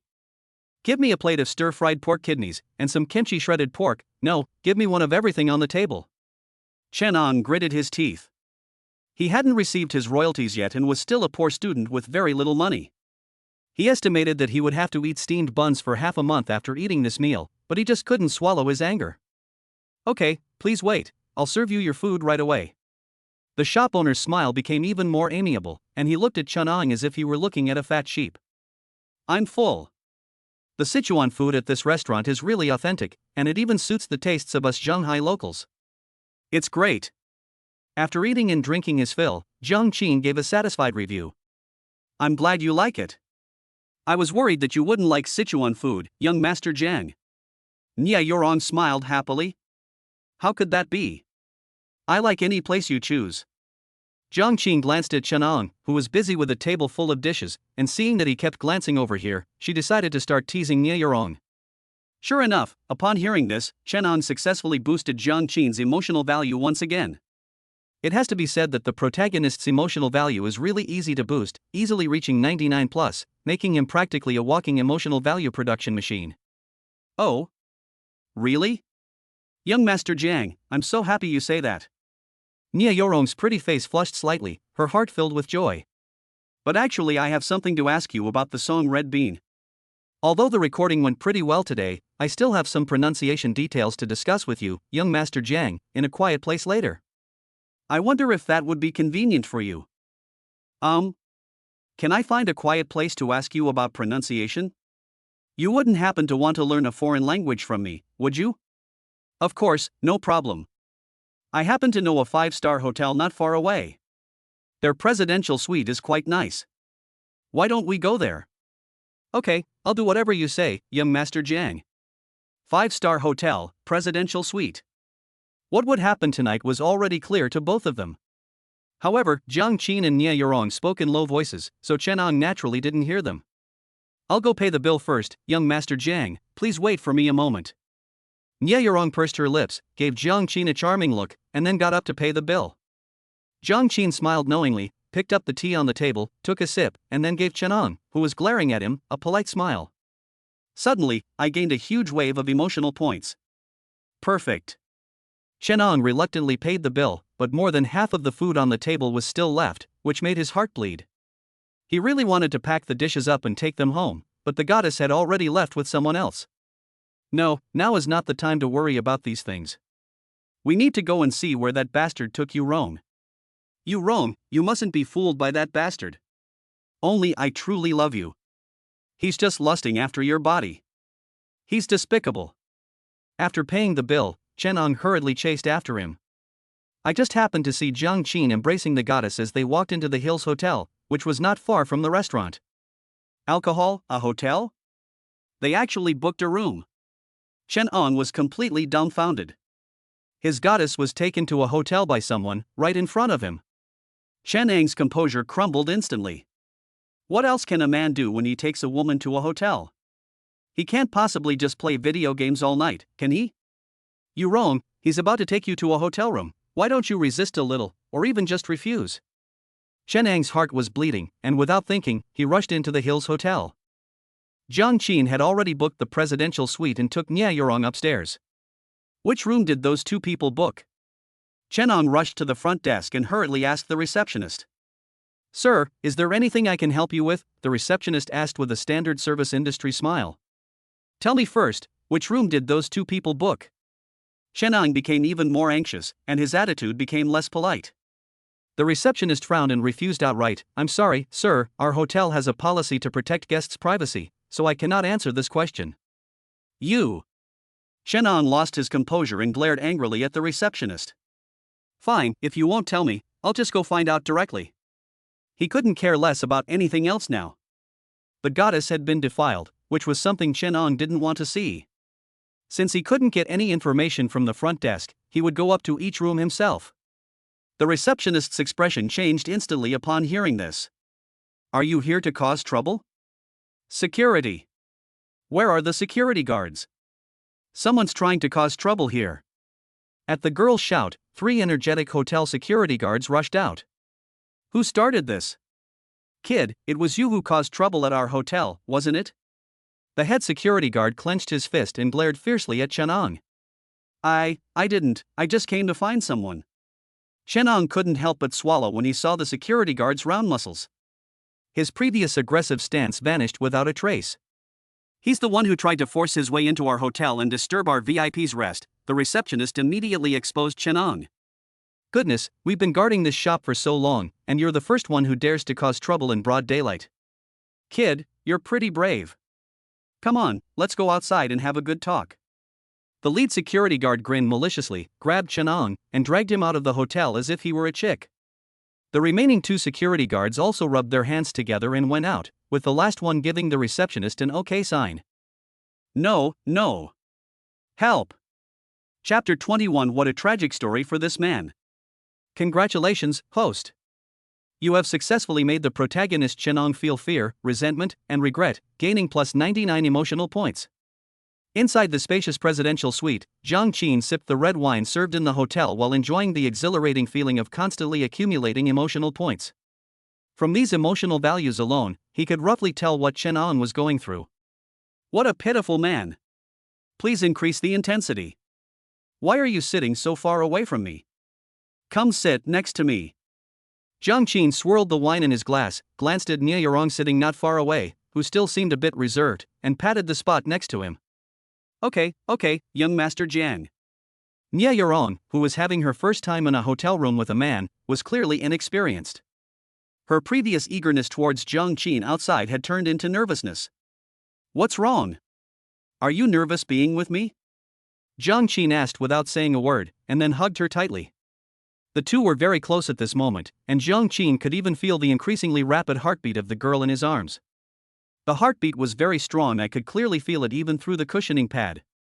No, I've just never been to a place like this before, and I don't know what to do. Nie Yorong tried to lower her head so that Jiang Qin wouldn't see her face, which was as red as a monkey's bottom. I don't have experience in this area either, but I know the general process. Shall we go through the process together? Jiang Qin put down the wine and lifted Nie Yorong's chin with one hand. The two locked eyes, and even the air seemed to fill with a passionate atmosphere. Young Master Jiang, the difference in our status is too great. I don't ask for a title, but I hope you will treat me sincerely and be good to me in the future, okay? Nie Yorong murmured with hazy eyes, as if making the most humble request. She is a very sensible girl, so sensible that it's almost heartbreaking. Even someone as hard-hearted as Jiang Qin was moved by her. At the same time, she is also very smart, knowing how to retreat in order to advance. She is truly a good girl who knows when to advance and when to retreat. Jiang Qin gave Nie Yorong a deep look, said nothing, and then slammed down hard. Congratulations, host. You have successfully made the destined heroine, Nie Yorong, feel shy, and gained emotion points. Congratulations, host. You have successfully made the destined heroine, Nie Yorong, feel nervous, and gained emotion points. Congratulations, host. You have successfully caused the heroine Nie Yorong to suffer from oxygen deprivation in her brain, thus gaining emotional points. Congratulations, host. You have successfully made the destined heroine, Nie Yorong, feel warm and have gained emotion points. It's just a formality, of course, the same formality that a normal man and woman should go through. The night view tonight is beautiful, breathtakingly beautiful. All that remained in Jiang Qin's mind was the constant echoing of the system's notifications, while the girl's melodious voice filled his ears. It truly is a voice kissed by an angel. It sounds so beautiful. Mingyun Villa, a villa for beautiful women. The place where the 7 female protagonists lived in the original novel is also where the dream of Yi Lingyun, the protagonist of Destiny, began. The god of war returns, reunites with his sister Yi Feifei, and then moves into a beautiful villa. Yi Feifei, of course, had no idea what was going to happen next. She was still walking home, grumbling to herself. That bastard Jiang Qin, how dare he bully me like this? If he didn't have evidence that I stole something, I would have sued him. My first time was gone just like that. I was saving it for my wedding night. You bastard, you bastard. The thought of being pinned down on the bed and rubbed by Jiang Qin to pay off her debt sent chills down Yi Feifei's spine. She didn't really feel like she was at a disadvantage, since she was in the wrong first. Besides, Jiang Qin was a top-notch man in terms of status, appearance, and physique. To be honest, Yi Feifei didn't really dislike being pinned down by Jiang Qin. She just hated the feeling of being forced. Forget it, let's just take it one step at a time. Right now, I'm at their mercy, I can't even fight back. Hey, why are the lights still on in the villa? Is someone in the living room? Pushing open the villa's door, Yi Feifei peered into the living room with some confusion. She saw a figure wearing pink cartoon pajamas sitting on the sofa, with documents on the table, seemingly handling some work-related matters. Sister Ruwashi, are you still busy so late? Yi Feifei approached with a smile, revealing a sweet and obedient smile. Putting aside her identity as a thief, Yi Feifei is seen by others as a typical sweet girl and the darling of the group, the kind who might be a dark character underneath. It's Feifei. You scared me. Come here and let your big sister give you a hug. Li Ruwashi, who was focused on her work, was startled at first. When she saw that it was Yi Feifei, a smile immediately appeared on her face. She then hugged Yi Feifei, who was coming closer, as if she were hugging a large doll. Hey, Sister Ruwashi, don't pinch my cheeks. They'll get rounder and rounder if you keep pinching them, wah. Yi Feifei pretended to struggle a few times before burying her head in Li Ruoshi's mouth and rubbing against her cheeks hard. The oranges in the room were thriving, and for a moment, no one knew who to envy more. After playing around for a while, Yi Feifei asked curiously, "Sister Ruoshi, what are you looking at? It's been a long time since I've seen you working this late." "It's a song I just got today. The lyrics and melody are great, but the arrangement isn't finalized yet. I'm having a headache about it right now. I've revised it several times, but it still doesn't feel quite right," Li Ruoshi sighed. She is a person who strives for perfection in everything she does, especially in such excellent works. If there is even the slightest flaw, Li Ruoshi will feel that it is not perfect enough. "By the way, Feifei, you're a top student from Shanghai University, the talented woman in our villa. Could you help your sister take a look and see if there's anything that needs improvement in the lyrics and music of this song?" Li Ruoshi tentatively handed an A4 sheet of paper to Yi Feifei. Yi Feifei is skilled in music arrangement. She even submitted a draft for the updated school song of Shanghai University and sought a lot of advice from Li Ruoshi at the time. "Let me see." Yi Feifei took the A4 paper. She was quite taken aback after just a few glances. "Wow, Sister Ruoshi, where did you find such a great song? The lyrics are amazing. They're not fancy at all, but they're so catchy. They're so much better than those empty, sentimental lyrics. The person who wrote this song is so talented." Li Ruoshi didn't say anything, but simply played the first version that Nia Yurong had recorded that afternoon for the little girl. "It's great. This song is amazing. It's bound to be a hit if we release it. Not only are the lyrics and music very pleasant to listen to, but the singer's voice is also amazing. The two combined are simply a match made in heaven. Sister Ruoshi, I don't think there's any need to change this song at all. It's enough to just release it directly. But I'm so envious of the talented writer who wrote the lyrics and music." Yi Feifei was increasingly surprised, even somewhat immersed in the beautiful melody, and at the same time developed a strong curiosity about the lyricist and composer. Li Ruoshi couldn't help but chuckle when she thought of Jiang Qin's appearance. "You should have heard of this person, but you probably can't guess who it is. I'll introduce you to him when the opportunity arises." "I've heard of it?" Yi Feifei's little face was full of confusion. "Is it Wen Shan? Or Jialuan? Or a Wang? It can't be an older generation of love song creators, can it?" Yi Feifei recited all the names of the top songwriters she could think of. But Li Ruoshi just shook her head. "Neither of them. Don't guess. I'll take you to see him sometime, and you'll be amazed." Chapter 22. This question is too difficult, I can't do it, I can't do it. On the other side.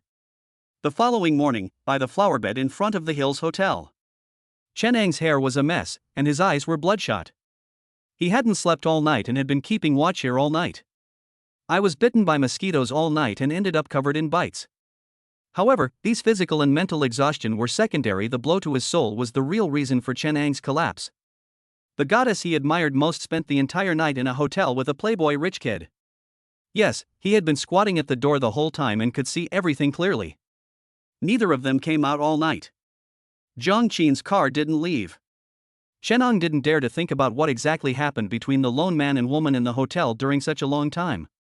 Why would a girl as innocent as Yurong be materialistic? She was so conservative in high school, keeping her distance from every boy. Why? This question is too hard, I can't do it, I can't do it. Chen Ang yanked hard on his hair and roared to the sky. He broke down, completely and utterly. Congratulations, host. You have successfully driven the protagonist Chen Ang to the brink of collapse, gaining plus 99 emotional points. Early in the morning, Jiang Qin, who had just woken up, was still in a daze. Chen Ang? What's wrong with this guy so early in the morning? If he was going to break down, he should have done it last night. Why is he only breaking down this morning? Wait, did he spend the whole night guarding the hotel entrance? Jiang Qin realized a possibility and was instantly shocked. That's absolutely amazing. The thought that while he was conquering Nia Yurong last night, there was a man hiding downstairs in the hotel, worrying about her, filled Jiang Qin with a strange sense of awe. What should I do if I suddenly have the feeling that I am a minotaur? Jiang Qin shook his head, trying to clear his mind of these inexplicable thoughts. He looked down at Nia Yurong in his arms. The charming girl was clinging to him like a koala, her smooth face against his chest, with what seemed like tear stains still visible at the corners of her eyes. Her amazing front armor was firmly pressed against Jiang Qin's ribs, making for a truly pleasing sight. Jiang Qin's appetite was whetted, and he unconsciously pinched Nia Yorong lightly. Nia Yorong hummed softly in her sleep, which sounded quite pleasant. If Chenong knew that his goddess was like this in front of me, he would probably go crazy, he. Jiang Qin's smile became increasingly wicked, and his hand, which had been holding Nia Yorong's, began to wander. However, Jiang Qin restrained himself. Nia Yorong had already been trained too hard last night, and doing it again in a short time would probably hurt the girl. There's plenty of time, no rush. Let's see what good stuff I can get from the system this time. I got quite a few emotional points yesterday. Jiang Qin summoned the system panel, and a virtual light screen invisible to others immediately appeared before his eyes. Current cumulative sentiment score, 10,788. Each system lottery draw consumes 1,000 emotion points. The host currently has 10 draws available. Draw now? Draw as many as you can. By the way, system, is there a pity system for every 10 draws? Jiang Qin suddenly had a whimsical idea and asked with some curiosity. This is a great option. Ugh, if you keep talking about this, I won't be sleepy anymore. Draw it, hurry up and draw it, let me see if there's anything good in the guaranteed draw. Drawing rewards for the host. Congratulations, host. You have won a Constitution Enhancement Potion 1. Congratulations, host. You have won 10 pairs of special edition black stocking system made, your feet will never smell. Congratulations, host. You have won 1 point of charm. Congratulations, host. You have been selected as a calligraphy proficiency advanced. Congratulations, host. You have won a Constitution Enhancement Potion 1. Congratulations, host. You've won 100 million in cash. Congratulations, host. You have won 1 point of charm. Congratulations, host. You have won a Constitution Enhancement Potion 1. Congratulations, host. You have obtained the skill of a master in traditional Chinese medicine. Congratulations, host. You have won a bionic robot hacker model 1. Jiang Qin's eyes lit up instantly upon seeing this pile of things. Needless to say, the Constitution Enhancing Potion was already something Jiang Qin had experienced firsthand last time. This is a great thing that can directly improve your physical fitness. Jiang Qin immediately took out 3 bottles of Constitution Enhancing medicine and gulped them down his throat. A familiar burning sensation surged through Jiang Qin's limbs and veins, causing him to gasp involuntarily. Drinking these 2 bottles of Constitution Enhancing medicine at the same time resulted in a more intense stimulation than the first time I drank it. Huff, huff. After the body-modifying potion finished, Jiang Qin took a few deep breaths before silently sensing the changes in his body. My strength has increased several levels, and my stamina should be much stronger too. Hiss, if this happens a few more times, who can withstand my onslaught? Jiang Qin clicked his tongue in admiration, then looked at the other rewards. Master-level medical skills and advanced calligraphy skills are both great things. This should be the guaranteed reward. System, claim the reward. As soon as he uttered a call in his mind, 2 massive streams of knowledge flooded into Jiang Qin's mind. It was as if he had experienced over 100 years in an instant, constantly treating patients and saving lives, while also practicing calligraphy. The system's skill infusion felt more like Jiang Qin experiencing the life of a great physician and a master calligrapher firsthand, just like his previous mastery of martial arts. Medicine and martial arts are inseparable. Mastering medicine will greatly benefit my martial arts skills. As for mastering calligraphy, Jiang Qin really couldn't figure out what the point of this skill was. How can I make his handwriting look better, so that even a dog wouldn't shake its head at it? Well, it's still somewhat useful. After all, when his handwriting was harshly criticized by Li Nian yesterday, young Master Jiang still felt a little embarrassed. While mastering calligraphy was acceptable, Jiang Qin couldn't quite understand the subsequent system rewards. 10 pairs of specially made black stockings. Jiang Qin fell into deep thought, finding it hard to imagine why the system's prize pool would contain something like this. What use would I have for this thing? System, could you be any more irreverent? P.S. My new book is launching and I urgently need all kinds of data support. I'd appreciate a bookshelf, a 5-star review, a reminder to update at the end of each chapter, and a free gift. Thank you so much. New book launch, urgently needs all kinds of data support. I'd appreciate a bookshelf, a 5-star review, a reminder to update at the end of each chapter, and a free gift. Thank you. Chapter 23: Creating Your Own Wife? Is that even possible? Forget it, even a piece of toilet paper has its uses. This special black silk, if you think about it from another angle, is actually quite useful too. Jiang Qin glanced at Nie Yorong sleeping beside him. Last night's experience was quite wonderful, but because Nie Yorong had been running around all day and was wearing black stockings and high heels, there was a slight odor, which slightly affected the experience. It tastes a bit like pickled cabbage from an old altar. Although such a taste might be considered an absolute delicacy by some, young Master Jiang has no interest in it. I'll just give her those 10 pairs of system-made shoes later. What's the point of such a pretty girl having smelly feet? Jiang Qin thought with a wicked grin, then looked at the remaining system rewards. Charm value +1 2. After Jiang Qin received this, there wasn't a significant change, he just became a little more like Daniel Wu. As for the 100 million in cash, Jiang Qin automatically categorized this item as being on the same level as black stockings, since money was the least of Jiang's worries. All that's left is this android. What is it? Looking at the last item that left him somewhat puzzled, Jiang Qin's expression became slightly strange. In his understanding, bionic robots were just things that could say a few words and do a few simple actions, nothing special, since the level of technology in his previous life had only reached that level. Bionic robots, capable of perfectly mimicking all human behaviors, behaving indistinguishably from real people, and with customizable appearances. Note, this bionic robot is generally intended to serve as a human assistant or companion, falling under the category of future technology. The method of receiving it differs from typical rewards. After the host has set up the robot's appearance, the system will assign it a suitable role. Upon reading the system's user manual, a question mark slowly appeared on Jiang Qin's forehead. Used to serve as a human assistant or companion? Is this partner the kind of person he imagined? Is this thing really that realistic? Jiang Qin opened the robot settings panel, and a character customization system similar to that in games, but with a more realistic art style, appeared before him. Looking at the various fancy settings options, Jiang Qin's eyes widened in surprise. What kind of situation hasn't he seen?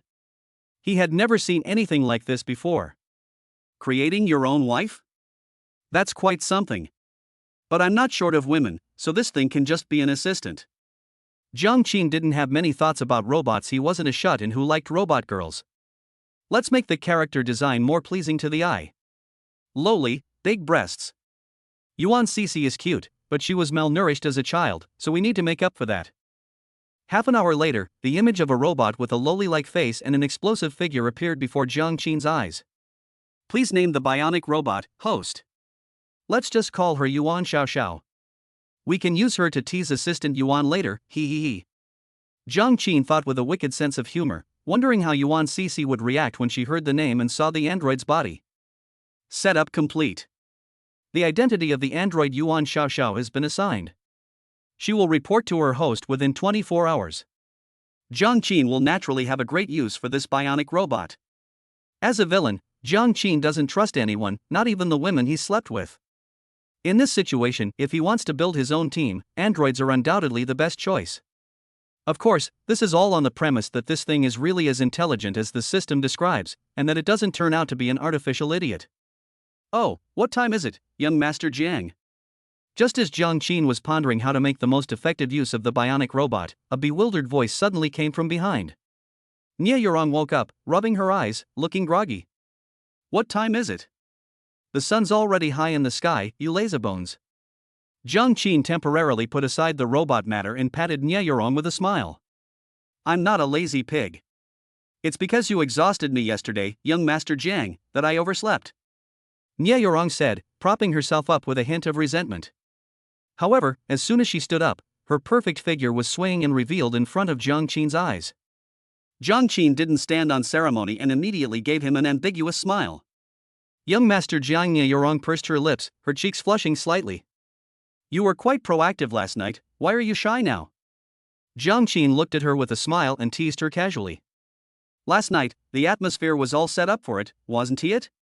Nie Yorong blushed and silently clasped her arms together. Really?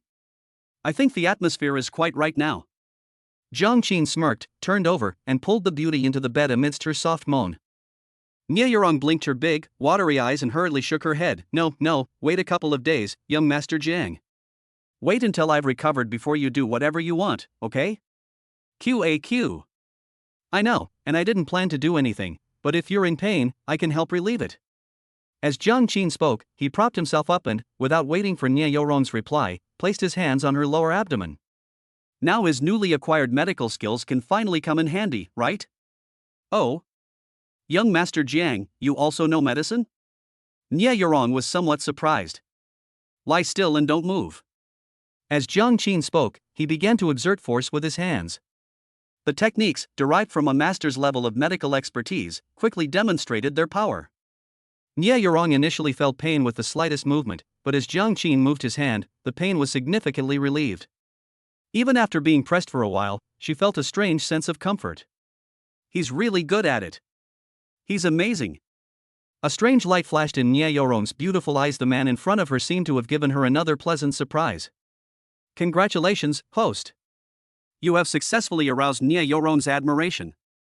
Emotional value plus 66. Chapter 24. Is there such a possibility?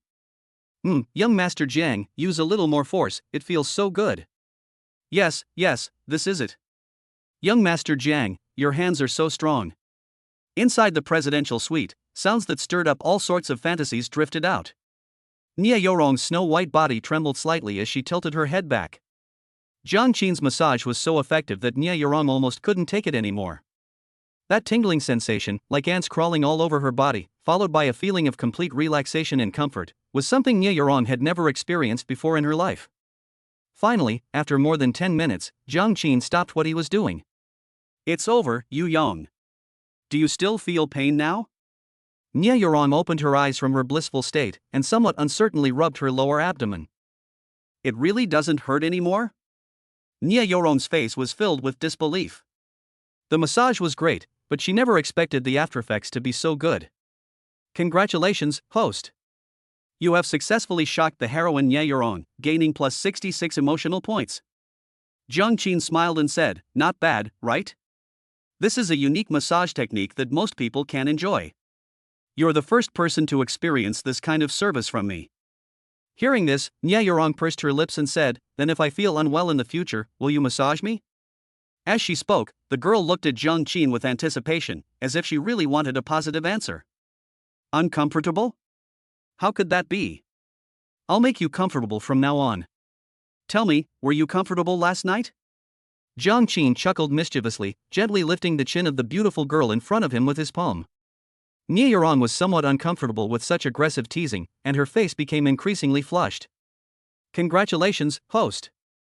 You have successfully made the destined heroine, Nia Yurong, feel shy and expectant, gaining plus 33 emotion points. Expect? A strange look appeared in Jiang Qin's eyes. Goodness, there's a reason why those domineering CEO tropes are so popular. With his teasing, Nia Yurong is actually starting to look forward to it. What are we expecting? Are we expecting him to increase his efforts? Alright, put your clothes on. I'll have the waiter bring breakfast over in a bit. We can't go out like this. Jiang Qin suppressed the urge to push things further and didn't pursue the topic any further. We've already been fighting all night. If we continue, it might leave Nia Yurong with psychological trauma. There's plenty of time. There will be many more opportunities in the future. Nia Yurong responded and began searching for the clothes that had been carelessly thrown around last night. During the process, her eyes kept darting around Jiang Qin, as if she were doing something sneaky. However, as she looked at him, Nia Yurong became somewhat surprised. Young Master Jiang, why do I feel that you are even more handsome and stronger than yesterday? Is it just my imagination? This is certainly not an illusion. With the combined effect of 1 charm point and 2 stamina potions, Jiang Qin is now as strong as a Greek sculpture. Not only is his physique becoming more and more perfect, but his appearance is also as if it has been filtered, making him look incredibly handsome. Do you think it's possible that I became handsome because of Rome's good fortune in my family? Young Master Jiang, you're bullying me again. What do you mean by well off? You're making it sound so. Nia Yurong spat lightly, then simply ignored Jiang Qin and turned to put on her clothes. Seeing the girl's pretentious manner, Jiang Qin couldn't help but find it amusing. Last night, when Nia Yurong was in bed, her shouts were so loud that even the soundproofing of the presidential suite couldn't keep up. Now that she's pulled up her pants, she's become so innocent. The contrast is just amazing. Jiang Qin suddenly felt a bit excited about the next time he would pin this girl down on the bed and rub her against him. He liked girls with this kind of contrast. Room service.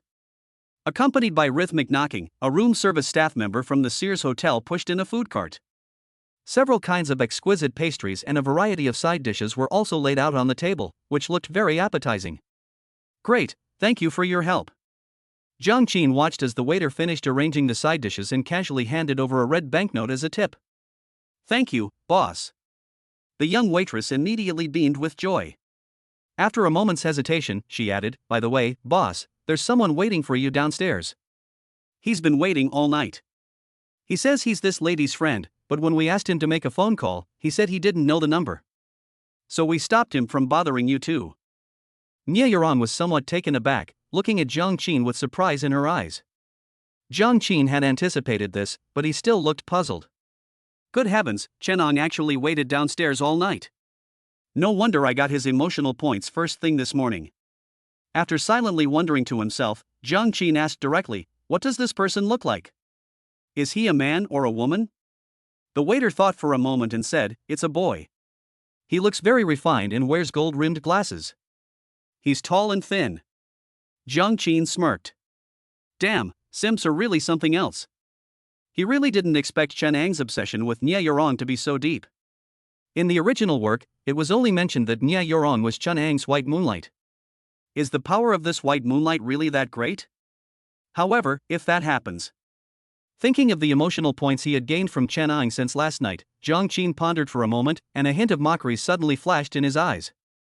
You're obsessed, aren't you? Well then, I'll add some more spice to your story. How dare you make a move on a woman I've slept with? You're asking for trouble. Chapter 25. I generally don't kill people, I only destroy their spirit. What could be more devastating than having to go to a hotel with your crush in front of him? Of course, you should book a room, sleep in, and then call your simp over to check on the mess. Jiang Qin doesn't usually kill people, he only destroys their spirit. We do know this person. Hear us what we'll do, you don't need to stop him, just let him come up. Nie Yaron looked at Jiang Qin with some surprise, seemingly wondering why Jiang Qin would choose to let Chenong come up. Young Master Jiang, are you angry? Nie Yaron hesitated for a moment before asking. I'm not angry, but your old classmate seems to have a thing for you. He'd rather wait downstairs all night just to see you. That's interesting, Jiang Qin said non-committally, his words carrying a hidden meaning. Nie Yaron's expression changed instantly, and she hurriedly explained, Young Master Jiang, please don't misunderstand. I really have no relationship with him at all. We weren't very close in high school, and we barely even met in college. I didn't even exchange WeChat contacts or phone numbers with him. Women shouldn't be spoiled too much, it's necessary to give them a proper nudge. Seeing Nie Yaron's nervous explanation, Jiang Qin suddenly smiled, put his arm around Nie Yaron's shoulder, and said gently, Of course I know you have nothing to do with him, and my Yarong would never get involved with such a perverted stalker, right? I hate those psychopaths the most. I'll definitely avoid him from now on. He's terrifying. I thought he was honest back in high school, but who knew he could do something like this? Nie Yaron quickly agreed, but she already felt utterly disgusted with Chenong. Congratulations, host. You have successfully made the female lead, Nie Yaron, feel disgusted by the male lead, Chenong. You have gained plus 99 to your emotional state. Jiang Qin's smile became even more gentle. He had the hotel staff bring Chenong up, partly to kill him and demoralize him, and partly, of course, to sow discord between the two. Of course, there was another reason. Jiang Qin didn't want to wait until she went downstairs to argue with Chenong, as it would be a bit embarrassing if others saw them. As a qualified villain, sowing discord between the male and female leads is a piece of cake for Jiang Qin. Eat something first. We'll see what your old classmate is planning to do later. Hopefully, he can do it with some dignity, Jiang Qin said with a smile, casually tossing a pan-fried bun into Nie Yaron's mouth. If Chenong is not dignified, Jiang Qin will help him be dignified. Jiang Qin couldn't understand what qualifications the plagiarist protagonist had to challenge him, let alone a returning god of war. Nie Yaron nodded silently, taking small bites of her bun, but her eyes flashed with contemplation and annoyance. It's no wonder she's like this. She's already slept with the person she loves, and their future looks promising, but then this troublemaker suddenly appears, desperately trying to get her attention. It's absolutely disgusting. Now Nya Yurong is almost ready to kill Chenong. Soon, a female hotel waitress led Chenong up. When Jiang Qin first saw Chenong, he was a little stunned because of the other person's appearance. His hair was a mess, like a bird's nest, still damp with morning dew. His stubble was thick and his eyes were bloodshot. It has to be said that, given Chenong's current state, he could easily become a psychopathic killer. Jiang Qin waved his hand, signaling the waiter to leave first. After entering the room, Chenong didn't say a word, but just stared intently at Nya Yurong in the messy bed. There were still specks of red flowers remaining on the snow-white sheets. I heard you wanted to come up to us last night. Is there something you need? Jiang Qin asked politely with a smile. You! Chenong roared, his face contorted with rage. What we did is none of your business, Jiang Qin said coldly, his smile fading and his expression turning cold. I didn't ask you. Chenong continued to roar. He's on the verge of a breakdown. He doesn't care about anything else anymore. Chenong stared intently at Nya Yurong, who met his gaze without flinching. Yurong, why did you do such a thing? Just because he brought you into Morningstar Entertainment and signed you to an S-level contract, how could you do something like this? With a questioning tone and frantic emotions, Chenong seemed to be venting all the emotions he had accumulated throughout the night. Do I need to report to you what I do? Are we that close? Chenong, what right do you have to tell me what to do? Nya Yurong also got angry. Upon hearing this, Chenong was speechless. Yes, he and Nya Yurong weren't even close acquaintances at most, they were just old classmates. What right did he have to meddle in her private affairs? I just didn't want to see you being deceived. This person is clearly not a good person.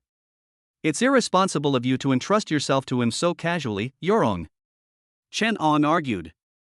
Before Jiang Qin, who was not a good person, could speak, Nya Yurong angrily rebuked him. Chenong! I said, you have no right to interfere in my affairs. I know very well who I've entrusted myself to. Why should I let you tell me what to do? Jiang Qin is the person I chose. I know him better than you do. You have no right to speak ill of him. Well said. Jiang Qin couldn't help but clap his hands, then looked at Chenong with a mocking expression. Chenong, who was furious just moments before, was now completely embarrassed and at a loss for what to do. Their initial aggressive demeanor was completely shattered by Nya Yurong's words. The words "you don't deserve it" were like a sharp knife, piercing Chenong's heart. At the same time, the system notification sound in Jiang Qin's mind never stopped. The system relentlessly harvested emotional points from the two of them. Congratulations, host. You have successfully made the protagonist Chenong feel vulnerable and embarrassed, gaining plus 99 emotion points. Congratulations, host. You have successfully angered the heroine Nya Yurong, gaining plus 99 emotional points. This is the taste. So satisfying. Chapter 26. Sorry, having money really does allow you to do whatever you want. Under Nya Yurong's cold and angry gaze, Chenong inexplicably felt a little guilty. What was once righteous and assertive has now turned into something despicable and vile. Chenong decided to shift his focus, and he glared angrily at Jiang Qin. What are you laughing at? You use sweet talk and petty favors to trick girls into your hands. Are you so proud of yourself? You scumbag. Jiang Qin was not angry. As a villain with a sense of proportion, he wouldn't waste his breath on such a clown. It's my blessing to have such a perfect girlfriend as you, Rong. Why shouldn't I be proud? If you're jealous, just say so. You don't need to beat around the bush. With his gentle smile and unhurried tone, Jiang Qin's demeanor undoubtedly made him even more charming in Nya Yurong's eyes. But Chenong got angry. I'm jealous of you? What a joke. Who the hell is jealous of you? I just can't stand a spoiled brat like you who uses money to cheat people's feelings. Do you really think you can do whatever you want just because you have money? Sorry, having money really does mean you can do whatever you want. At the very least, I can create the most comfortable environment for my woman and give her the brightest future. You Rong, don't you agree? Jiang Qin smiled and pulled Nya Yurong into his arms. Nya Yurong lowered her head shyly and gave a heavy mm. The two were so deeply in love that Chenong clenched his fists so tightly that his fingernails almost dug into his flesh. Oh, by the way, I haven't asked you yet, how did you know that you Rong and I came to the Hills Hotel? Jiang Qin suddenly changed the subject and asked this question. What do you care how I found out? What, you did something wrong and you're afraid of others finding out? Chenong retorted without backing down. Hee hee, I always do things openly and honestly, unlike some people who cower like rats in the gutter. You wouldn't have been secretly following Rome all this time, would you? Jiang Qing said casually, his eyes slightly narrowed. Who's following us? Chen Ang blared angrily at Jiang Qing. I just happened to run into you driving with Rome when I was having dinner yesterday, so I followed you to see what you were going to do to Rome. As soon as the words left his mouth, Chen Ang realized his mistake and quickly shut his mouth. He noticed that Nia Yoron's gaze towards him had become somewhat strange. Jiang Qing's tone turned cold. So you've been following us since we were eating. The distance from the restaurant to the hotel isn't short, and you've been keeping a close eye on us. It's a waste of your talent not to be a private investigator. Also, I heard from the hotel reception that you spent the whole night staking out downstairs. You're really persistent, Chen. Stalking and staking out? What, are you wrong and I criminals? Is it worth it for you to do this? Cold sweat instantly broke out on Chen Ang's forehead. He made a fatal mistake. Sure enough, after hearing these words, Nia Yoron looked at Chen Ang as if he were some kind of filthy thing. Chen Ang hurriedly said, Please let me explain, it's not what you think. I was just worried about you. You don't need to explain. Nia Yoron interrupted him directly. Chen Ang, I hate psychopaths the most. I never imagined you would do something like this. You're terrifying, stalking. Do you know that's illegal? What's the difference between you and those perverts? Chen Ang's face turned deathly pale. He wanted to explain, but he couldn't bring himself to speak. I'm asking you, for the sake of us going to the same high school, please leave before I call the police. And please never appear in front of me again. Disappear from my circle and my sight. Thank you. Nia Yoron's words were like knives, piercing straight into Chen Ang's heart. She actually has a very mild temper and rarely gets angry like this, but Chen Ang's behavior and actions really disgusted her. The thought of someone following her all night gave Nia Yoron goosebumps. She really wanted to call the police. Chen Ang's face was ashen and bloodless, and with his disheveled appearance, he looked exactly like a defeated dog. Of course, his hatred for Jiang Qing at this moment was also unparalleled. Chen Ang ultimately said nothing, gave Jiang Qing a venomous look, and left without looking back. The goddess in his heart has completely transformed into someone else's shape, and he loathes himself to the extreme. What's the point of him staying? I must avenge this. Fortune changes every 30 years, we'll see. Chen Ang left, and he left in a very disheveled state. Nia Yoron was feeling very down at the moment. The good mood she had felt after being with Jiang Qing had completely vanished. She wasn't familiar with Chen Ang to begin with, so she wasn't saddened by her old classmate's downfall. Instead, she felt more fear. Nobody wants to be targeted by a pervert, especially a girl. Jiang Qing learned what Nia Yoron was thinking from the emotional points he kept gaining, and comforted her with a smile. Are you still worried about being followed? Nia Yoron nodded, I'd only ever heard that people in the entertainment industry are easily targeted by paparazzi and the like, but I never imagined I'd encounter something like this before even officially debuting. Before she could finish speaking, Jiang Qing interrupted her. This kind of thing will never happen again. You are my woman. Even if you become a star in the future, no paparazzi will dare to cause you trouble, unless they don't want to live. As for that guy surnamed Chen, if he dares to do something like this again, I will deal with him. These words exuded an air of dominance. Given the Jiang family's strength and Morningstar Entertainment's influence in the entertainment industry, Jiang Qing was certainly qualified to say such a thing. Nia Yoron was well aware of this, and her melancholy vanished instantly. She leaned on Jiang Qing's shoulder, instantly feeling a great sense of security. Young Master Jiang, you'll have to protect me from now on. I'm yours for life. Jiang Qing didn't stand on ceremony. He naturally placed his hand on the smooth thigh of the girl in his arms and whispered in Nia Yoron's ear, Then you'll have to serve this young master well from now on. Chapter 27. Some people like black stockings, some people like white stockings. Jiang Qing suddenly remembered the reward given by the system, and while Nia Yoron was washing up, he took out all 10 pairs of high-quality silk from the system space. Men either like black stockings or white stockings, and Jiang Qing likes both. It's a pity that you can't choose the color of the stockings in the system store. Jiang Qing sighed inwardly and casually placed the 10 pairs of stockings on the bedside table. Young Master Jiang, I'm all washed up. Shall we head out now? After washing up and putting on makeup, Nia Yoron walked out of the bathroom with a radiant face. Compared to yesterday, she looks the same, but she has a more mature and feminine charm today. Women and girls are different. No rush, I just had someone send over a few pairs of stockings, try them on. Jiang Qin smiled and pointed to the black stockings on the table. Nie Yurong blushed. It was the first time she had ever received such a gift. Last night's battle between the two was too intense, and of course, the stockings couldn't escape the consequences. These things are meant to be torn. This is a high-tech product that I specially got through connections. No matter how long you wear it, your feet won't smell, Jiang Qing explained again. Upon hearing this, Nie Yurong, who was initially pleased to receive the gift, instantly blushed. She couldn't help but say coquettishly, "Young Master Jiang, just say you don't like me. Why are you beating around the bush and saying my feet smell? Humph." Congratulations, host. You have successfully made the heroine Nie Yurong feel ashamed, gaining plus 55 emotion points. Jiang Qin grinned, offered no explanation, and simply unpacked a pair of stockings, beckoning to Nie Yurong with his finger. Nie Yurong understood and sat down next to Jiang Qin, placing her long, fair legs on Jiang Qin's thighs. "It's so beautiful." Jiang Qin gave a compliment. "Such beautiful legs should be as perfect as possible. I just want to make you even more perfect, Yu Yong." As he spoke, he grabbed Nie Yurong's calf and personally helped her put on her socks. Nie Yurong bit her lip, her eyes glistening with tears. "As long as you're happy, young Master Jiang, I'll do whatever you want." "Good girl." Jiang Qin smiled and kissed the girl's cheek before putting her black stockinged legs down from his lap. "Take a break and see how this high-tech product differs from what you usually wear." Nie Yurong obediently did as she was told.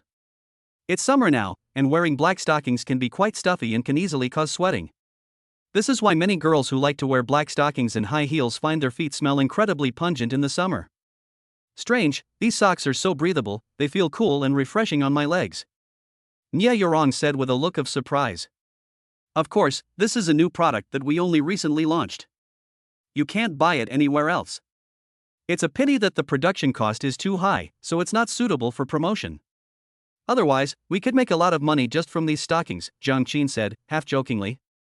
The things produced by the system can't be bought outside, and naturally, they can't be mass-produced. Who knows if there's some kind of cutting-edge technology or something similar in there?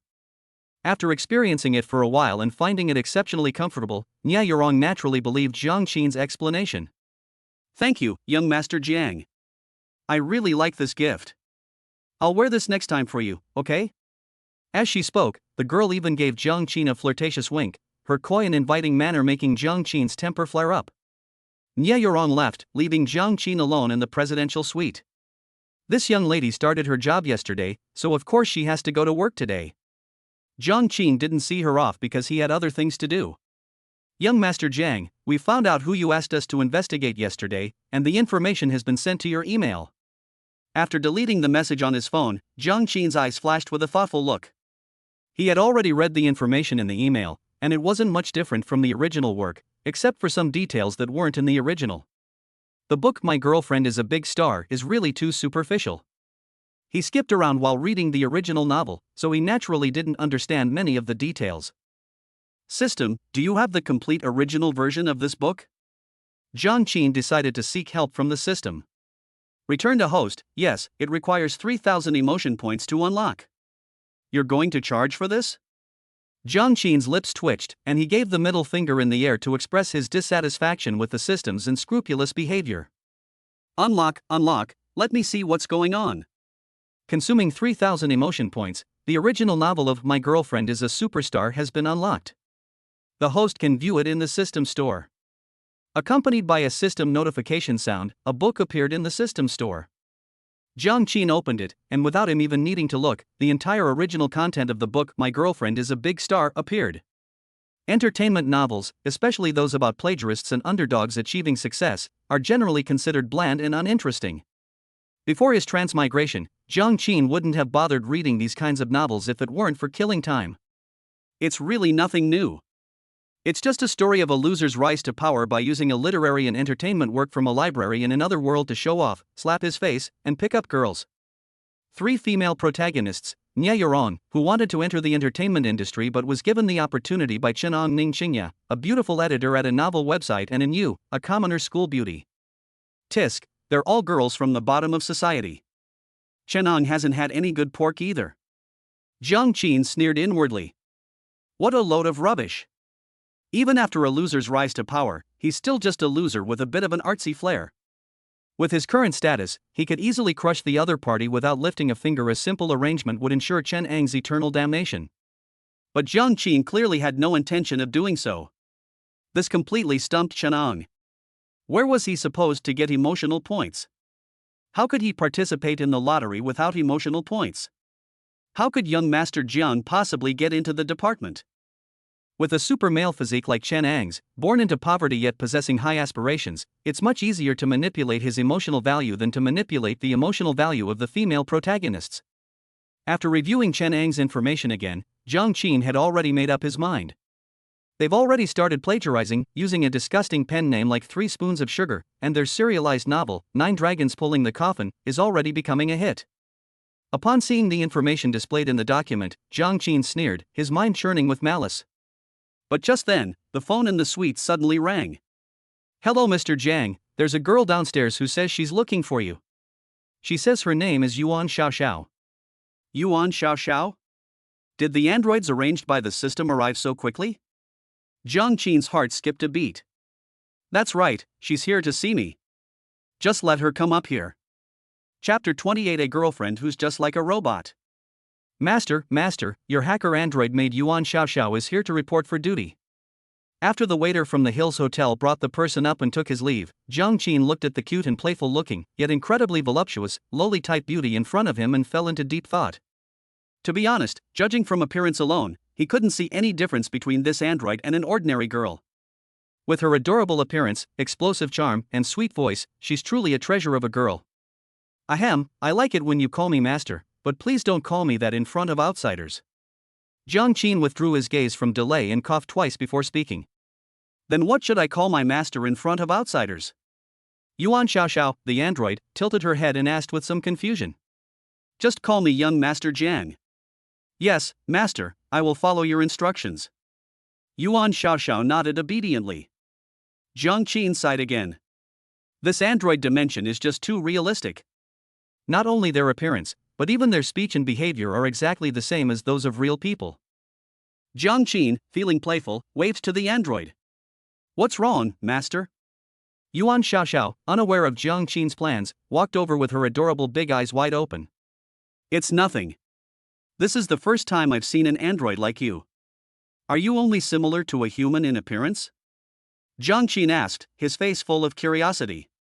No, master, I can do everything that ordinary human women can do. Eating, sleeping, drinking water, going to the toilet, and even doing some naughty things if master wants to do them is no problem. Yuan Xiaoxiao obediently said about her functions. Jiang Qin sensitively extracted the keywords. Goodness, it really is a robot girlfriend. I don't believe you. Come here and let me examine you to see if it's as you say. As he spoke, Jiang Qin immediately took action. Half an hour later. That's right, it really is indistinguishable from the real thing, amazing. Jiang Qin withdrew his claws and said with a serious expression. Master, you're so mean. You did this to me on our first meeting. Now I'm ignoring you. Yuan Xiaoxiao's face flushed.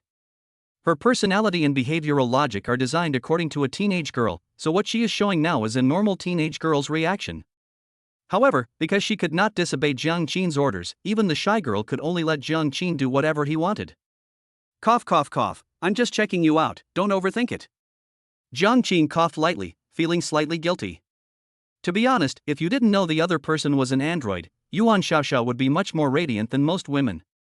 By the way, what identity did the system assign you? I hope it won't give you away. Reporting to Master, the Creator has arranged for me to be the impoverished orphan you sponsored in your early years. In recent years, I went abroad to study computer-related technologies and only returned to the country today. The Creator has already arranged all the information, and the cognitive circuits of the relevant witnesses have also been modified. There will be no accidents, so please rest assured, Master. Yuan Xiaoxiao replied very obediently. Jiang Qin nodded thoughtfully, I see. I saw in your introduction that you are also proficient in hacking? What level exactly? Are you skilled? Yuan Xiaoxiao nodded and said confidently, Master, I'm very powerful. From the moment the Creator created me, I have possessed hacking skills that are several versions ahead of this world. There is a top hacker ranking in this world, and if the hardware can support it, Xiao can rank in the top 3. Top 3? Zhang Qin couldn't help but gasp. Wow, such amazing hacking skills. Wouldn't it be unbeatable if used to spy on some confidential information? But after the initial shock, Zhang Qin noticed what Yuan Xiao said next. Does it require hardware support? He did know that the level of hacking is largely linked to the computing power of computers. Just tell me what hardware you need. Your master may not have much else, but he certainly doesn't lack funds, Zhang Qin said confidently, patting his chest. Yuan Xiao was overjoyed. Really, master? I just checked and found that the development of computers in this world is relatively backward. If I want to fully utilize my skills, all I need is 1 billion to buy a few supercomputers. Zhang Qin, question mark. 1 billion? A supercomputer? Or several of them? Even if they could afford it, they'd probably end up on China's top surveillance list. Hey Xiao, I'll approve 5 million in funding for you first. We're not in a rush for supercomputing, okay? Oh, yes, master. Yuan Xiao's mood clearly dropped. It's like a child who got a perfect score on a test asking their parents for money to buy a toy, only to be told they don't have any. Zhang Qin's lips twitched.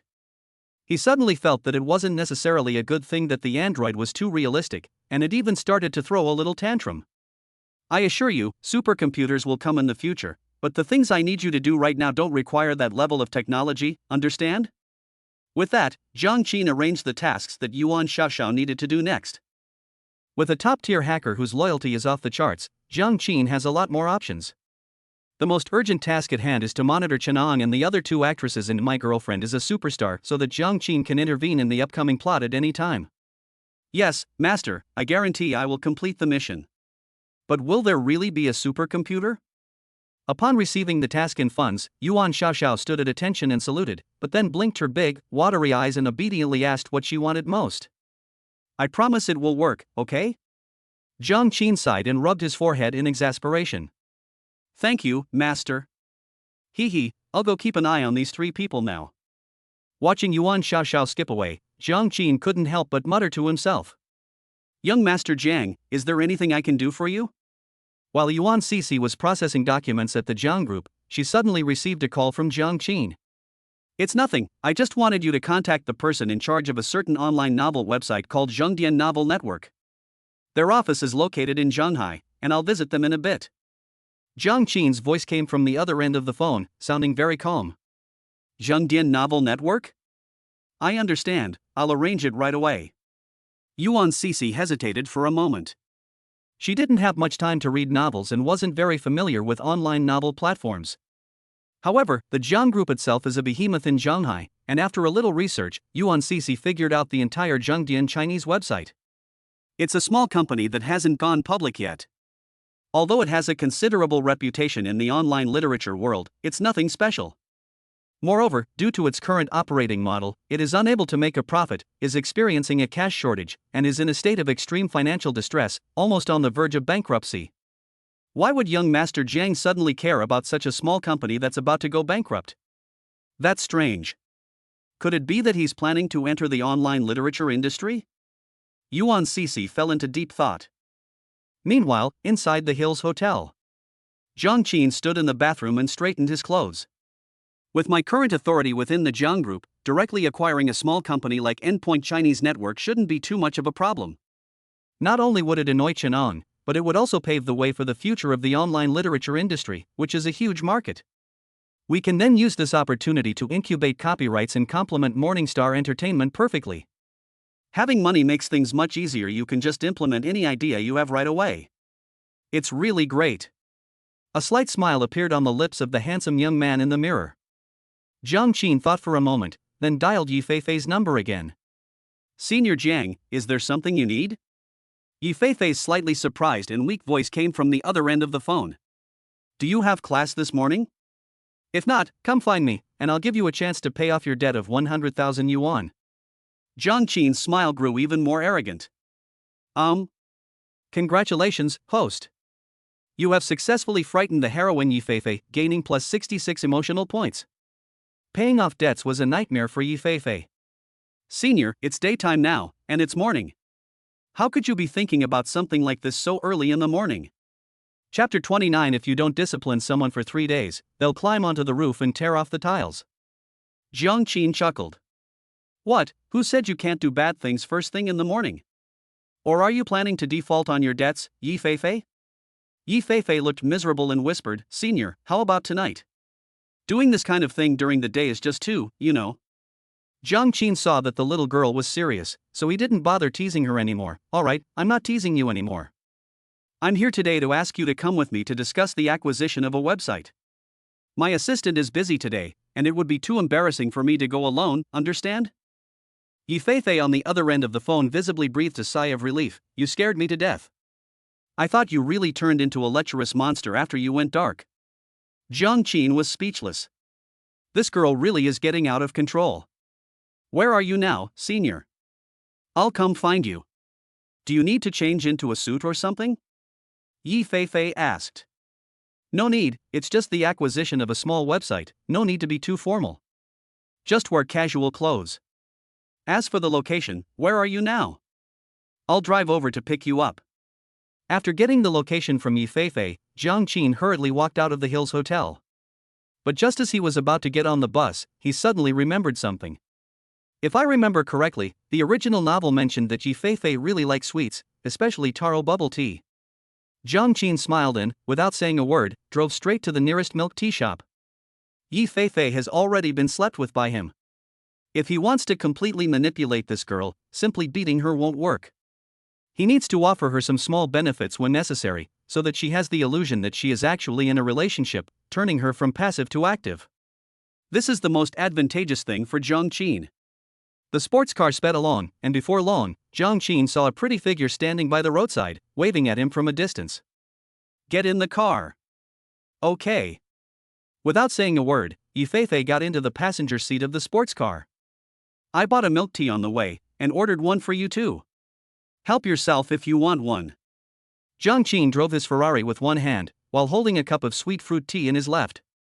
Regular milk tea is too sweet for him, but fruit tea is just right. Yi Feifei blinked her big eyes a few times and saw the taro boba milk tea placed in the middle of the seat. A look of surprise flashed in her eyes. But the little girl said with disdain, Wow, Senior, don't you know that drinking milk tea is the easiest way to gain weight? You're not trying to bribe me with such a small favor, are you? Congratulations, host. You have successfully surprised and delighted the heroine Yi Feifei, earning you plus 66 emotional points. Despite saying that, Yi Feifei's body betrayed her by opening the straw packaging and taking a big sip. If you think it will make you fat, you don't have to drink it. Why did you start drinking it? Didn't you say you wouldn't be bribed by small favors? Jiang Qin listened to the system notification and glanced at the girl drinking milk tea out of the corner of his eye, and couldn't help but laugh. Since you bought it, it would be such a waste if I didn't drink it. Besides, it's like a sugar-coated bullet. I'll eat the sugar coating and then throw the bullet back at you, right? Yi Feifei said arrogantly, completely smitten by the sweet milk tea. Jiang Qin chuckled, but his laugh was somewhat cold. Unfortunately, Yi Feifei was somewhat unaware of this. Previously, because Jiang Qin had been pursuing Chusiki, and Chusiki was Chusiki's best friend, she was not exactly friendly to Jiang Qin. Not only did she extort and rob him from time to time, but she was also not very polite. Even after Jiang Qin gave her a severe beating the night before last, Yi Feifei still hadn't changed this habit. While sipping her milk tea, Yi Feifei glanced at Jiang Qin a few times and said with a look of surprise, Wow, Senior, did you get plastic surgery? You look more like a refined scoundrel now.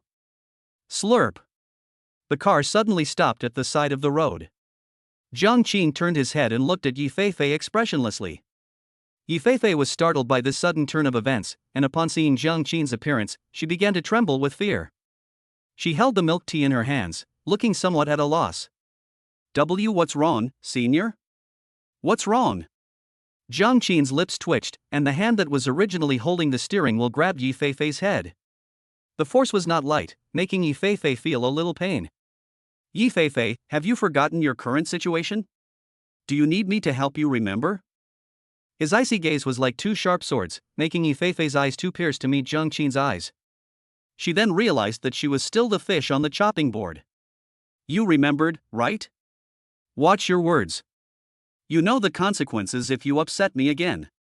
Jiang Qin released Yi Feifei's head.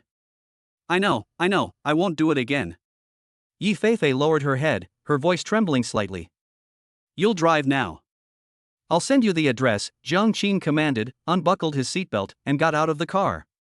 Yi Feifei didn't dare to resist and immediately changed seats to sit in the driver's seat. The atmosphere inside the car instantly fell silent. Jiang Qin sat in the passenger seat with his eyes closed, not bothering to care what Yi Feifei was thinking. The occasional beeping sounds from the system tell a lot, but it seems there aren't any major problems. After driving for some distance, Yi Feifei finally couldn't stand the oppressive atmosphere and cautiously asked. Excuse me, senior, may I ask what company you're planning to acquire today? A web novel portal website is related to my future internet industry layout, Jiang Qin said without looking up. Online novels? What are those? Yi Feifei was a little confused. Online novels are still in their infancy in this world. People spend most of their leisure time watching TV dramas and reading some older martial arts and romance novels. This is precisely why Chen An was able to make a fortune later on with 9 dragons pulling the coffin. You can think of it as the romance novels you read, only the writing is a bit rougher and more straightforward, Jiang Qin explained casually. Oh, I see. So, senior, how much are you planning to spend to acquire this online novel website? Yi Feifei asked, her face full of doubt. Within 50 million, I'd rather create my own website than spend more. Upon hearing this answer, Yi Feifei's eyes widened suddenly. With just a few words, he could make 50 million. How could a poor person like her possibly have a say in that? Senior, can we make money investing in this novel website? Yi Feifei asked worriedly. Emerging industries, who can say for sure? Jiang Qin naturally wouldn't say that he could definitely make money, so he simply gave a perfunctory answer. Isn't that just throwing 50 million down the drain? Yi Feifei was stunned, gaining a completely new understanding of young Master Zhang's extravagance. Senior, you'd rather throw away 50 million than forgive my debts, It has to be said that this girl's thought process is quite unique. I don't know how she came up with this idea. Congratulations, host. You have successfully instilled resentment in the destined heroine, Yi Feifei, and gained plus 99 emotional points.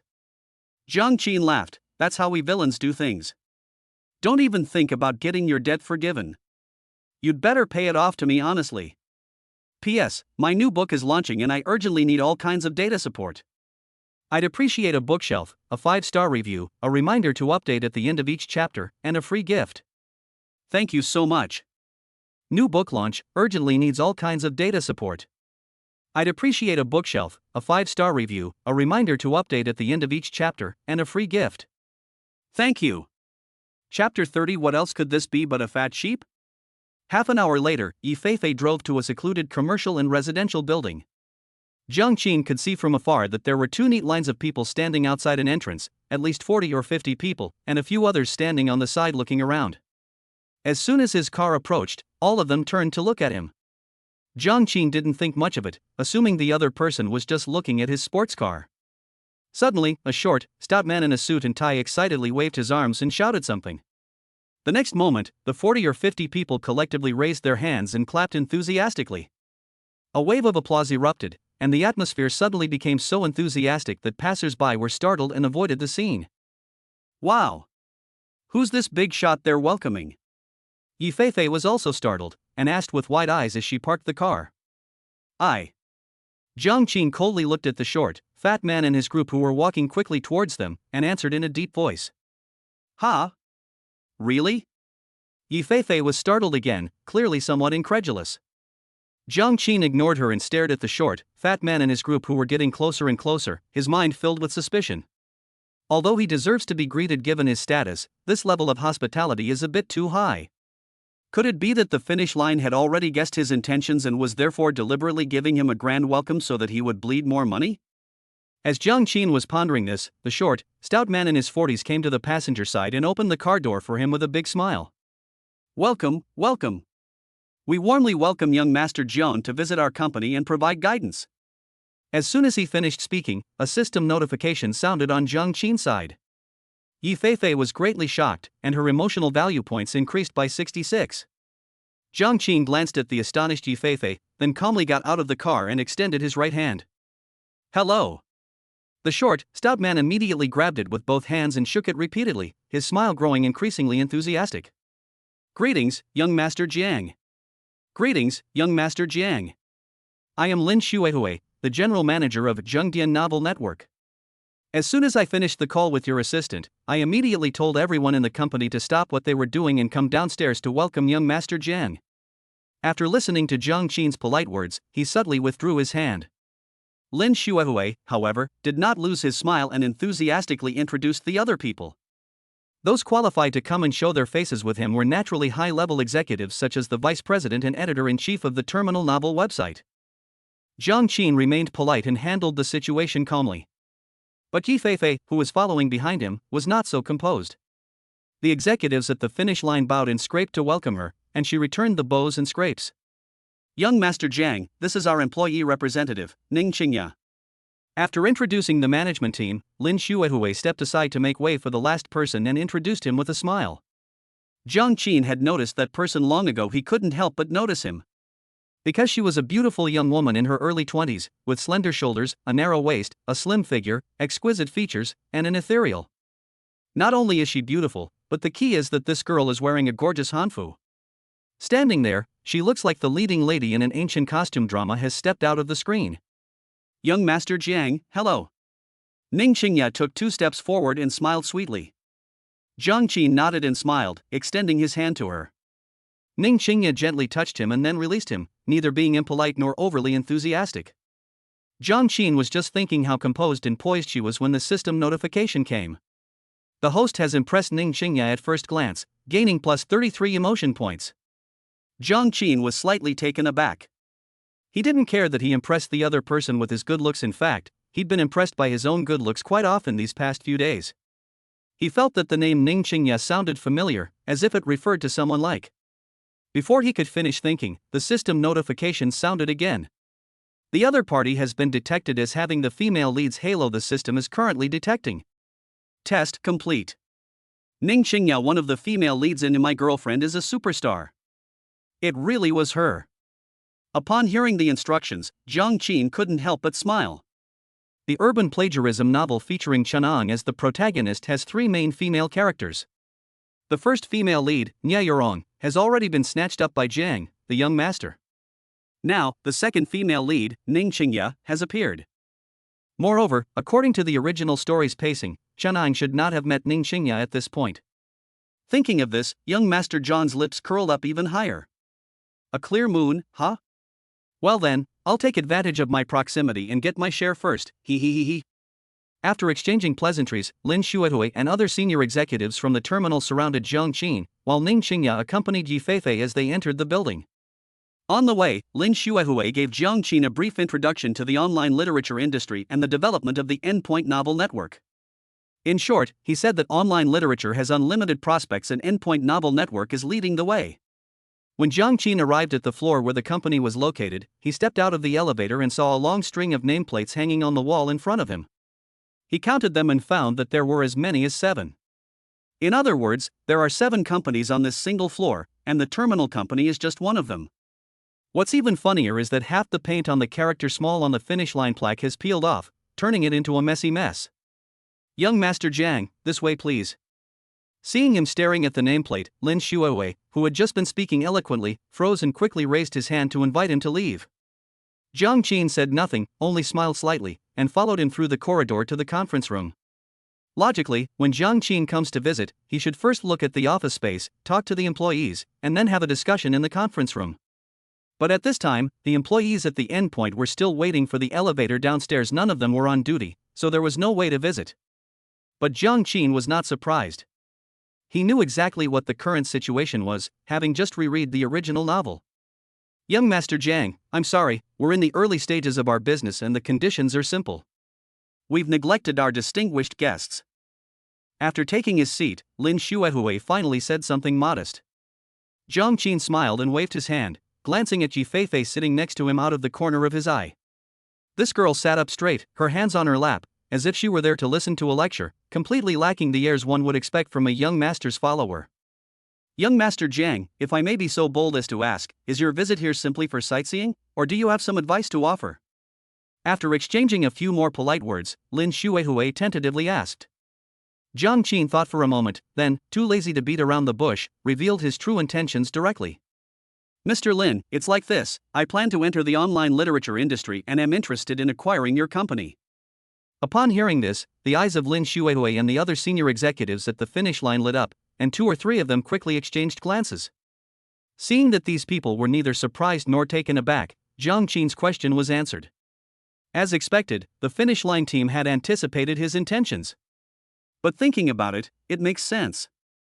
As the son of the Jiang Group, what purpose could he possibly have for suddenly visiting a completely unrelated online novel company besides investment and acquisition? Surely he wasn't here to urge them to update their writing? Ning Xingya was overjoyed, and her emotional value points increased by 66. Upon hearing this notification, Jiang Qin looked up and saw a hint of joy flash in Ning's beautiful eyes. He was not surprised by this. According to the original novel, the most direct reason why Qidian Novel Network was on the verge of bankruptcy was that shareholders such as Lin Xuehui had the idea of withdrawing their money due to the company's continuous losses. This made Ning Xingya, who loves online novels, both anxious and helpless. Now, when she heard that a tycoon wanted to acquire Endpoint, she was overjoyed. With that thought in mind, Jiang Qin calmly turned to Lin Xuehui, waiting for his reply. But after thinking for a moment, Lin Xuehui just laughed it off. Young Master Jiang, this has caught me a bit off guard. To be honest, when I heard you were coming to visit, I considered all the possibilities, but I never imagined you were planning to acquire our company. Jiang Qin listened but didn't point it out, and went straight to the point. Does Mr. Lin intend to sell the finish line? Lin Xuehui remained silent for a moment after hearing this, then looked at him with an honest expression. To be honest, Mr. Jiang, our business has been developing very rapidly lately, and our funds have indeed been somewhat insufficient. After casually glossing over the current predicament at the finish line, he changed the subject. However, you must also know that online literature is one of the biggest trends in the internet industry in recent years, and many people are eyeing it. Several investors have already contacted us, expressing their interest in investing in our company. Of course, there are also inquiries about prices from those wanting to acquire it. He took a breath, smacked his lips as if he had a toothache, and looked very conflicted. Our preference is still to accept investment. As for selling, we wouldn't rule it out if the price is right. After hearing his self-aggrandizing boast, Jiang Qin knew he was about to ask for an exorbitant amount. However, young Master Jiang didn't even blink and went straight for the price. So, what price do you think would be appropriate, Mr. Yilin? This time, Lin Xuehui didn't beat around the bush and readily quoted a price. 90 million. Jiang Qin chuckled softly through his nose after hearing this. He expected Fatty Lin to ask for an exorbitant amount, but he didn't expect the other party to be so demanding. He had already estimated at the hotel that the value of the destination would definitely not exceed 50 million. But now Lin Xuehui is asking for 90 million, which is simply treating him like an amateur and a sucker to be fleeced. Thinking of this, young Master Jian looked directly at Lin Xuehui and calmly countered with a price. 40 million. His words astonished everyone present. Not only did Lin Xuehui and the others change color upon hearing this counteroffer, but even Yifei looked uneasy, as if she was afraid that the group at the finish line would slam the table, stand up, and unleash the dogs. After a moment of oppressive silence, Lin Xuehui spoke with a forced smile. Young Master Jiang, are you joking with us? Since you've decided to enter the online literature industry, you must be optimistic about its prospects. It is no exaggeration to say that in the next few years, reading online novels will become one of the main forms of entertainment for hundreds of millions of netizens. How large a market will this support? It'll be at least in the billions, right? How could our finish line, as an industry leader, only be worth 40 million? After hearing his words, the other senior executives at the terminal either sneered or remained expressionless, clearly dissatisfied with Jiang Qin's bargaining. Chapter 31 Learn Something, Woman. Jiang Qin, however, remained calm and composed, just like a seasoned veteran who had weathered many storms in the business world. Mr. Lin, the capital market also has a set of methods to estimate the value of unlisted companies. My offer of 40 million is based on your revenue data from last year. As for your offer of 90 million, I'd really like to know what your explanation is. Before he could finish speaking, Lin Xuehui's pursed lips fell down. But in the blink of an eye, the fat boss started laughing again. Young Master Jiang, you yourself said that you used last year's data. Our company's business has grown extremely rapidly this year. It would be unfair to us to only look at last year's data.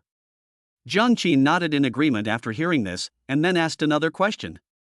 Then, Mr. Lin, could you please tell me which business has developed so rapidly that it has doubled your revenue this year? Lin Xuehui didn't even think before he started speaking. This year, we have achieved results in all three of our business segments: advertising sales, physical publishing, and paid subscriptions. Jiang Qin interrupted him before he could finish speaking. Mr. Lin, let's not bring up advertising sales and physical publishing. You're a paid website, and your advertising resources are mainly used to promote your own signed works. How many commercial advertisements can you also handle? As for physical publishing, he sneered at this point, too lazy to continue. Because anyone in the industry knows that the physical publishing market is rotten to the core. Not to mention that few readers would buy genuine books now. Even if someone were willing to pay for genuine books, they probably wouldn't know where to buy them. Lin Pengzi is just trying to fool people by bringing up physical publishing and advertising sales. Lin Xuehui, whose speech had been interrupted, paused for a moment, then slammed his hand on the table and gave a wry smile.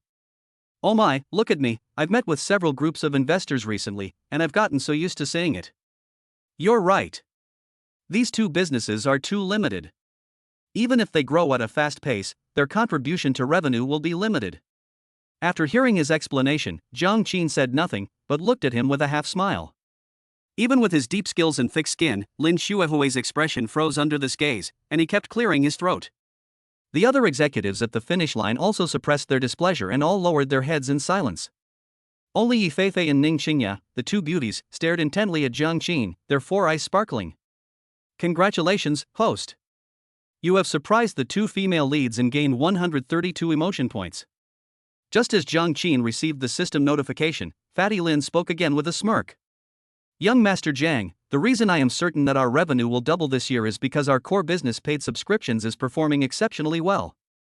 When it comes to being eye-catching, his eyes really did light up, and his expression became more lively. In the first quarter of this year, our revenue from this business surged by 113% compared to the same period last year. You know, the first quarter of each year is the off-season for the online literature market. With the release of a number of popular works and the continued growth of the online literature market, I firmly believe that doubling our annual revenue is no problem at all. At this point, he even added gestures to enhance his momentum. Once this goal is achieved, our leading position in the industry will be further widened, and we will initially form a dominant position.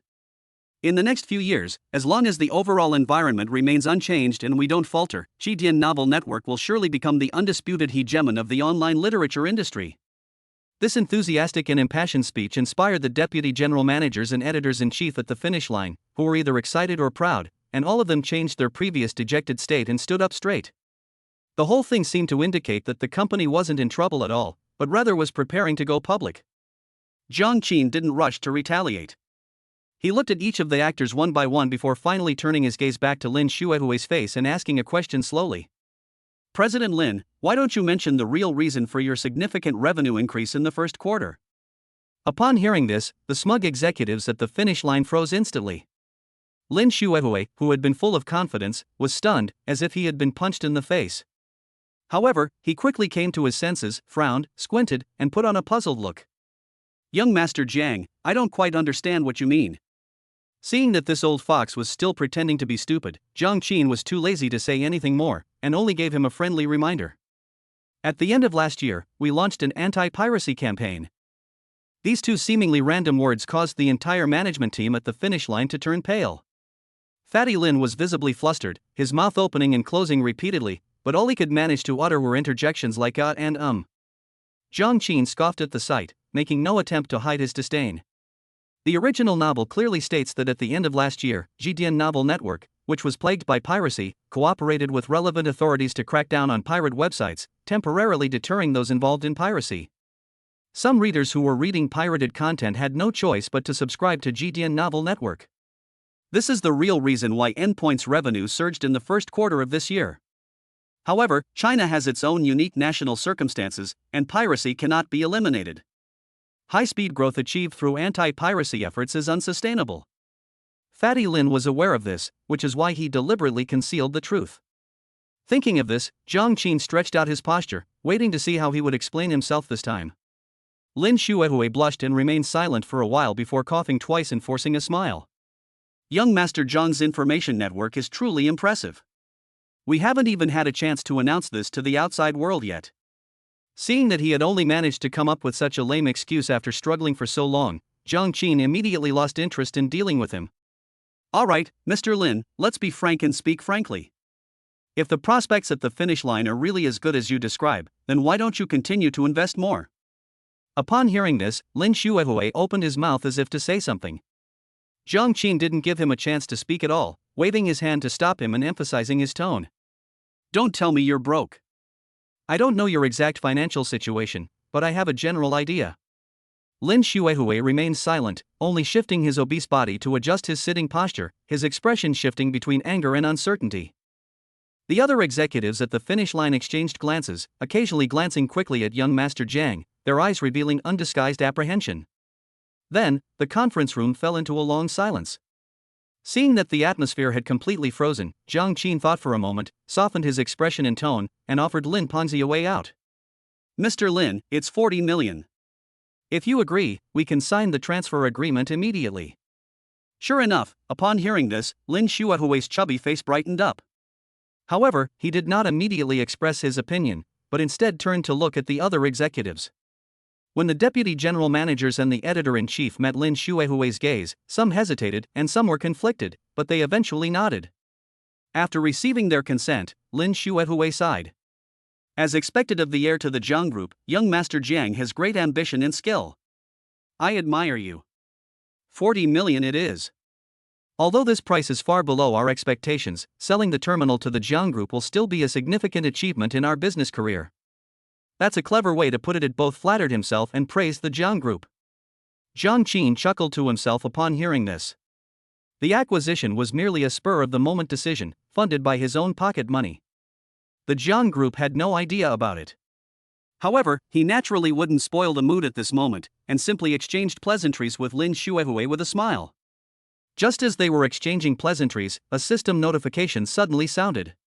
The host has made Yi Feifei feel unfamiliar, gaining plus 55 emotion points. Congratulations, host. You have made Ning Qingya feel greatly encouraged, and have gained 88 emotion points. While playing along, Zhang Qin observed Yi Feifei and saw her staring at him with wide, bright eyes, her gaze filled with unfamiliarity, as if she didn't recognize him. Just as the system had indicated, Ning Qingya's bright and beautiful face couldn't hide her excitement. Once the price was agreed upon, the rest was simple. Although the endpoint is not large, it is a legitimate company with professional legal personnel.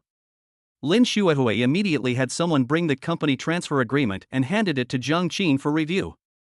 Although the original novel described the situation at the endpoint in detail, Zhang Qin still carefully read the agreement twice, and only signed his name after confirming that there were no problems, and paid the full amount of the acquisition price. Although the final transaction price was cut by more than half, Lin Xuehui and the others did not feel any pain at all. As soon as they received the checks, they all looked relaxed and relieved. Young Master Zhang, please wait a moment while we prepare for the handover. After putting the check away, Lin Xuehui said with a smile. Zhang Qin was in a better mood than him, but he only smiled faintly and nodded in agreement. A villainous young master should have some class. What kind of behavior is it to be so happy about getting a bargain that you're practically snorting? Subsequently, all the personnel from the finish line got up and left to prepare for the change of dynasty. However, Ning Qingya, who was walking at the back, stopped in front of Zhang Qin and smiled. Young Master Zhang, oh no, I should call you President Zhang now. Congratulations, President Zhang. Zhang Qin smirked. I just acquired a company that's been losing money for years. What's there to congratulate me on? Ning Qingya remained unfazed, still smiling sweetly. The losses are only temporary. I believe that under your wise leadership, Mr. Jiang, our company will soon turn a profit. That was a very tactful remark, cleverly resolving the difficult situation and demonstrating the person's high emotional intelligence. However, Zhang Qin intended to test her, so he continued to make things difficult for her. Oh? You have that much confidence in me? Ning Qingya raised her hand to tuck a stray strand of hair behind her ear, then nodded seriously. With your status and background, since you've personally gotten involved, funding must not be a problem. Furthermore, through our previous negotiations, I can see that you have done your research on the online literature industry. Therefore, I believe in you and that you will be able to lead us out of this predicament. Seeing that she handled the situation with ease, Jiang Qin was very satisfied and began to wonder if he could promote her. Ning Qingya then politely bowed to him and Yi Feifei before gracefully leaving the conference room. Jiang Qin was watching the other person leave when his gaze was suddenly interrupted by a delicate, lowly-like face. Yi Feifei stared at him with wide eyes, her expression as if she had seen a ghost. "Senior, you have this side to you?" Jiang Qin asked the question knowing the answer already. "Which side?" Yi Feifei immediately raised her hands and started gesturing non-stop. "The negotiations just now. I originally thought your family had already arranged everything for you, and you were just here to go through the motions. I didn't expect you to actually negotiate in person. And you secured a multi-million-dollar acquisition deal with just a few words, leaving the other party with no room to argue." At this point, an expression of disbelief appeared on her delicately beautiful face. "How come I didn't know you were so amazing before?" Jiang Qin's lips curled into a smirk, revealing the legendary wicked and arrogant domineering CEO smile.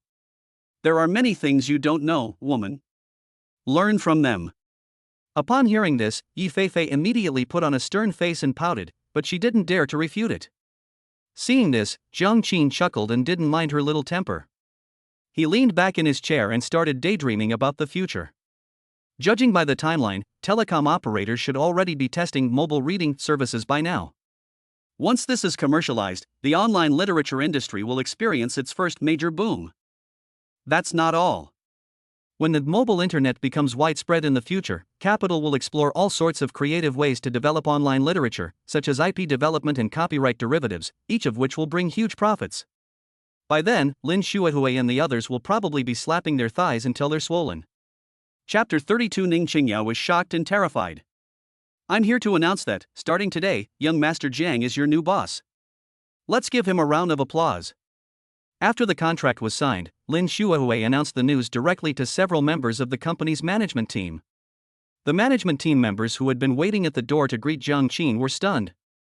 From the moment Lin Xuehui brought Jiang Qin into the conference room, it hadn't even been an hour, had it? They changed bosses so quickly?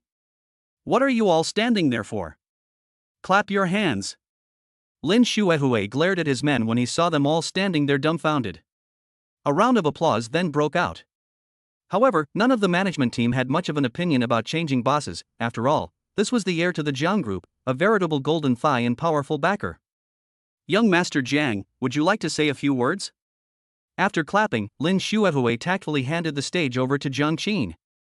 Jiang Qin nodded, smiled, and took 2 steps forward. "I'm not good at public speaking, so I'll just say a few words."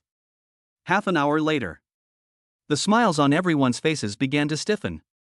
They watched as Jiang Qin recounted the origins and development of online literature, then looked to the future and pledged to work together. "Is this what you mean by not being good at public speaking?" "That's about it. In short, I am extremely optimistic about the future development of the online literature industry, and I hope to achieve some success in this industry. Next, I would like to ask the heads of the operations department and the editorial department to call their subordinates together for a short meeting." Jiang Qin concluded his speech with this final remark. The heads of other departments immediately breathed a sigh of relief. Only the heads of the operations department and the editorial department exchanged a bitter look. They both saw the same meaning in each other's eyes. A new broom sweeps clean, and it seems that Jiang Shao's first move after taking over QIDN.com will likely target the operations and editorial departments. Soon, a dozen or so people from the operations department and the editorial department crowded into the conference room. Yi Feifei, acting as Jiang Qin's assistant and temporary secretary, always followed behind him. Ning Qingya, as an editor in the editorial department, was naturally among those attending the meeting. "Is everyone here?" Jiang Qin sat in the main seat of the conference room, glancing around at the surroundings. The dozen or so people in the conference room were all somewhat apprehensive, as if they were afraid that their new boss would lay off employees at the slightest provocation. "President Jiang, everyone in the editorial department has arrived. The operations department staff are all here." The 2 people in charge answered very respectfully. Jiang Qin nodded. "Now that everyone is here, let's begin. I glanced at the books recommended on your website before I came, and to be honest, I'm not satisfied with them." Upon hearing this, the atmosphere in the entire conference room instantly became tense, and everyone looked at each other in bewilderment.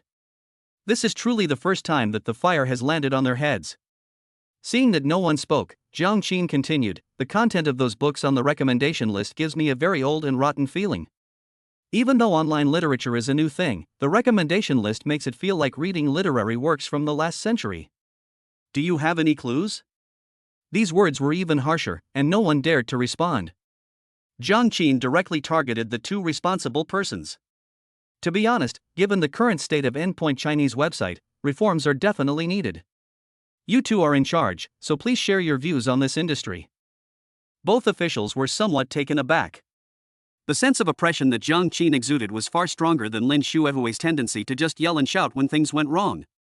His calm yet authoritative demeanor made them afraid to even breathe, let alone underestimate this new boss just because Jiang Qin was young. The two people in charge felt a chill run down their spines and could only explain their understanding of online literature one by one. Jiang Qin knew what was going on as soon as he heard it. Goodness, the head of the editorial department, who used to work in publishing, is still applying the same approach to online novels as that of physical novels, and is in charge of the two most important departments at QIDN.com. The operations department is even more outrageous. They simply analyze data to see which novels sell well and then recommend a whole bunch of similar books. The writing style and plot of the books themselves are secondary to them? It's absolutely outrageous. It's ridiculously outrageous. Seeing Jiang Qin's increasingly grim expression as he listened, the dozen or so people in the conference room all lowered their heads. Yi Feifei stood behind Jiang Qin, watching this scene with great interest. Jiang Qin's current state reminded her of when she was oppressed, and it seemed that even speaking loudly in front of him was a sin. Just when everyone thought Jiang Qin was about to unleash his fury, he turned his gaze to Ning Qingya. Ning Qingya, when President Lin and I were talking before, he specifically arranged for you to be by his side. He must value you quite a bit, right? Tell me, what are your thoughts on the online literature industry? Immediately, everyone's eyes fell on Ning Qingya. Ning Qingya herself was also completely bewildered.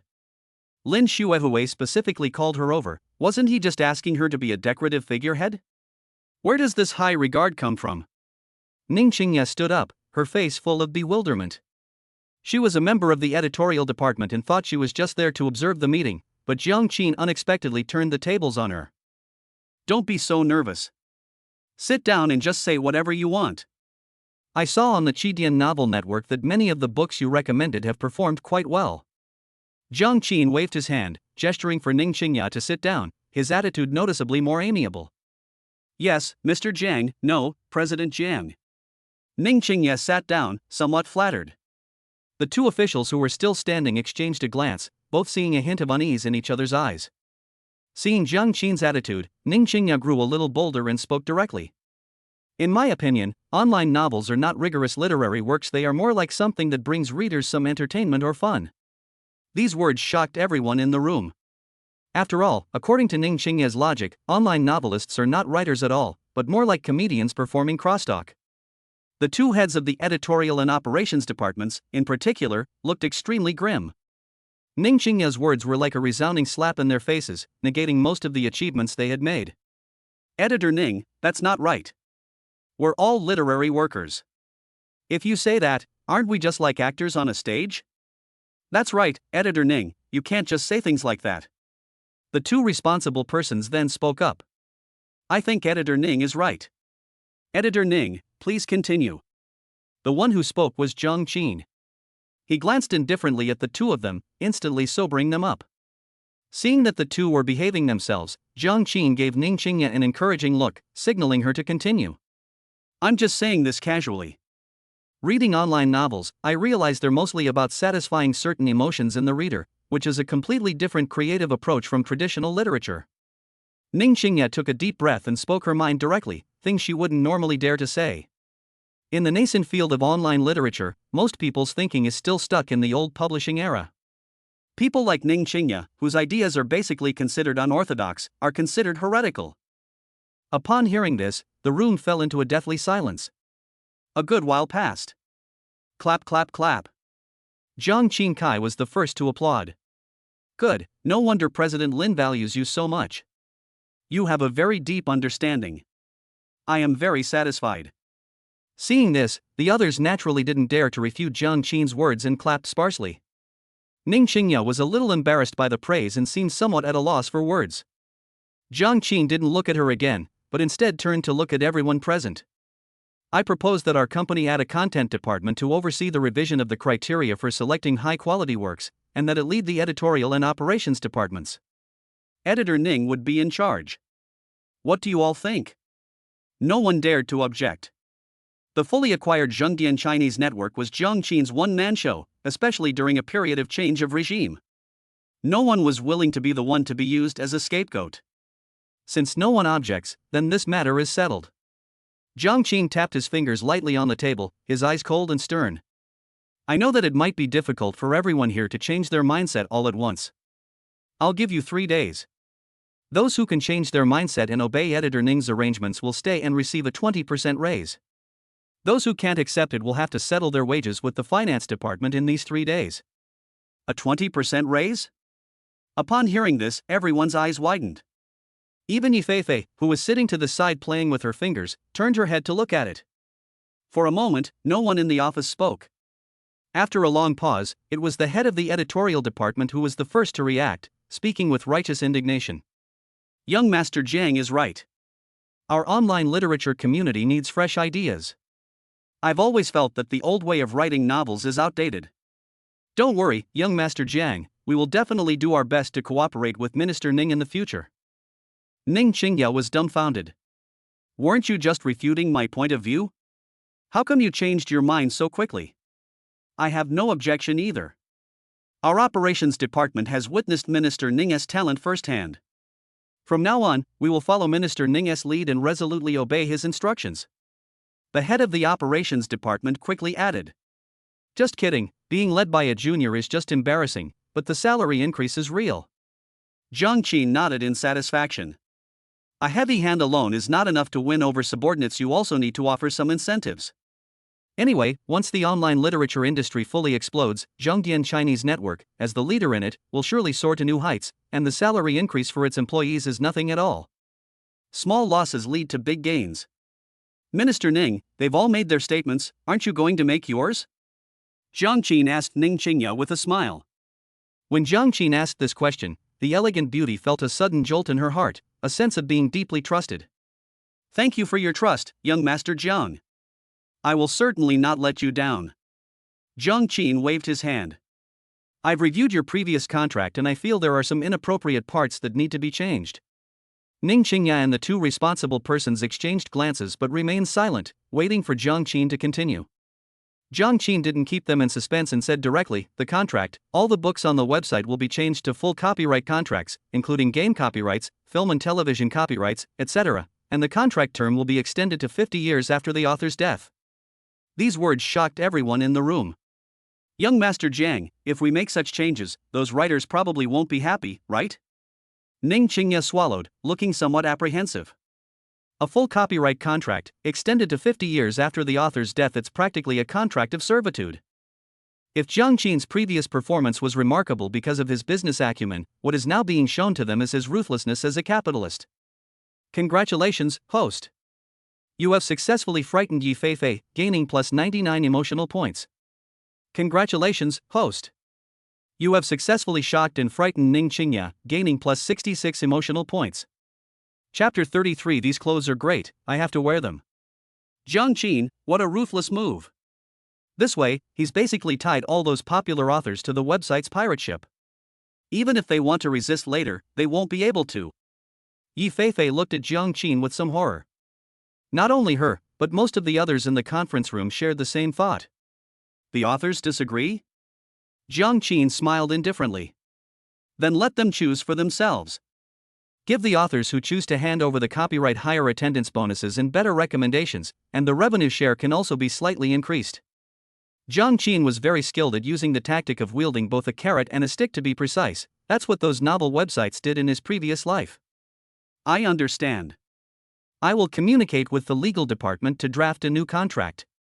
Ning Qingya immediately agreed after her initial shock. Although she didn't know what Jiang Qin's plans were or what he wanted those copyrights for, Ning Qingya always felt that Jiang Qin saw a greater potential for the future of the online literature industry. But what is this possibility? Does Jiang Shao really believe that the online literature industry can rival traditional literature, and that works constructed with rougher writing are truly valuable in terms of copyright? This is the limitation of our times. Ning Qingya had no idea what online novel copyrights would mean in the future. This is a gold mine with no end in sight. If you are willing to dig it out, it contains a complete cultural and entertainment industry chain with unlimited potential. After the meeting ended, everyone else left the meeting room with happy expressions, leaving only Ning Qingya and Yi Feifei behind. Ning Qingya naturally decided to stay. After the new content department was established, her status in the company rose significantly. In addition, Jiang Qin showed his full support at the meeting. Now, she can be said to have sole control over the entire Zhidian Chinese website. With this change in status, whether it's to stay and show loyalty or to discuss some specific work arrangements later, Ning Qingya would definitely want to stay behind and talk to Jiang Qin alone. Aren't you curious why I put you in charge of the Endpoint Chinese website? Jiang Qin took a sip of tea, looking at the bookish girl in front of him with a smile. Ning Qingya shook her head, appearing quite frank. It's simple, because I think you have the potential in this area, Jiang Qin explained with a faint smile. In a new industry, its leaders must have fresh ideas and sharp thinking. Although you were just an ordinary editor before, you have a deep understanding of online literature, which is much better than those old-fashioned people with outdated ideas.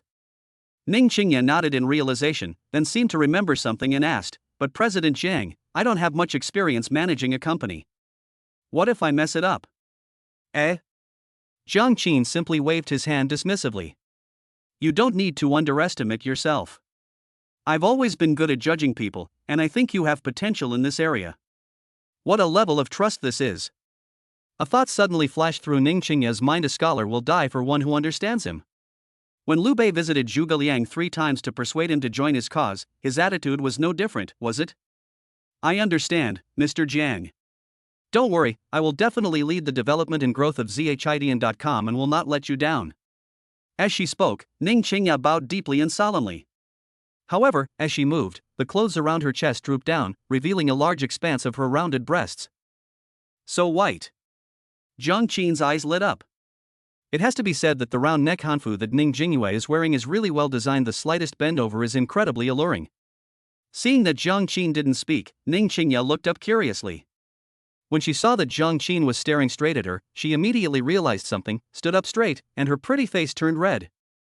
Editor Ning, this outfit looks great. You can wear it more often. Jiang Qin, realizing that his eyeing had been noticed, wasn't embarrassed at all. Instead, he naturally complimented her. If President Jiang likes it, I'll wear it for you every day from now on, Ning Qingya said without hesitation. But as soon as the words left her mouth, she regretted them, her cheeks turning bright red with embarrassment, wishing she could disappear into the ground. Ning Qingya, what are you saying? What you're doing is no different from directly seducing the boss's little bitch. Ning Qingya couldn't help but secretly glance at Jiang Qin, only to find that Jiang Qin still had a gentle smile on his face, seemingly unaware of the inappropriateness in her words. I'm sorry, Mr. Jiang, I misspoke. Do you have time for lunch? I'd like to invite you to lunch and also ask you some questions, Ning Qingya said, mustering her courage. Since I'm already a little bitch, I might as well hurry up and cling to the golden thigh in front of me. This was Ning Qingya's true thought at that moment. Let's eat. Jiang Qin pretended to ponder, glanced at Ning Qingya with a half smile, and only after the girl lowered her head again did he slowly say, I don't have any plans for lunch, so I'll leave it to Minister Ning. Congratulations, host. You have successfully made the heroine Ning Qingya feel surprised and shy, gaining plus 88 emotion points. Congratulations, host. You have successfully made the heroine Yi Feifei feel incredulous, and have gained plus 66 emotional points. Upon hearing the system notification in his mind, Jiang Qin couldn't help but steal a glance at Yi Feifei beside him. Thank you for gracing me with your presence, Mr. Jiang. I'll go and make the arrangements now.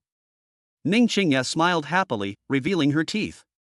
Before leaving, she bowed to Jiang Qin again, this time with a slight tilt, as if to better meet Jiang Qin's admiring gaze. Jiang Qin, is this editor Ning trying to seduce you? She doesn't seem like a good person.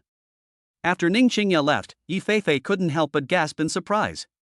As a woman herself, she could tell that Ning Qingya's gaze towards Jiang Qin was practically dripping with lust. Even her seemingly unintentional little probing was practically an open declaration that she was seducing men.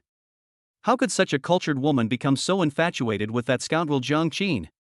I'm so outstanding, isn't it perfectly reasonable for a beautiful woman to fall in love with me at first sight? Jiang Qin said shamelessly, quite naturally. Pa. That's not love at first sight. She's clearly just after your body and your money. I just wanted to kindly remind you not to be easily fooled by some bad women. Yi Feifei puffed out her cheeks and said indignantly. Oh, you mean I have to learn to refuse beautiful women who come to me, and then stubbornly go after those who don't like me? Jiang Qin rubbed his chin, as if he had suddenly realized something. Otherwise what? True love is something you have to strive for. Yi Feifei said, as if it were the most natural thing in the world. I see. Jiang Qin seemed thoughtful, but then changed the subject. You're not jealous, are you? Yi Feifei?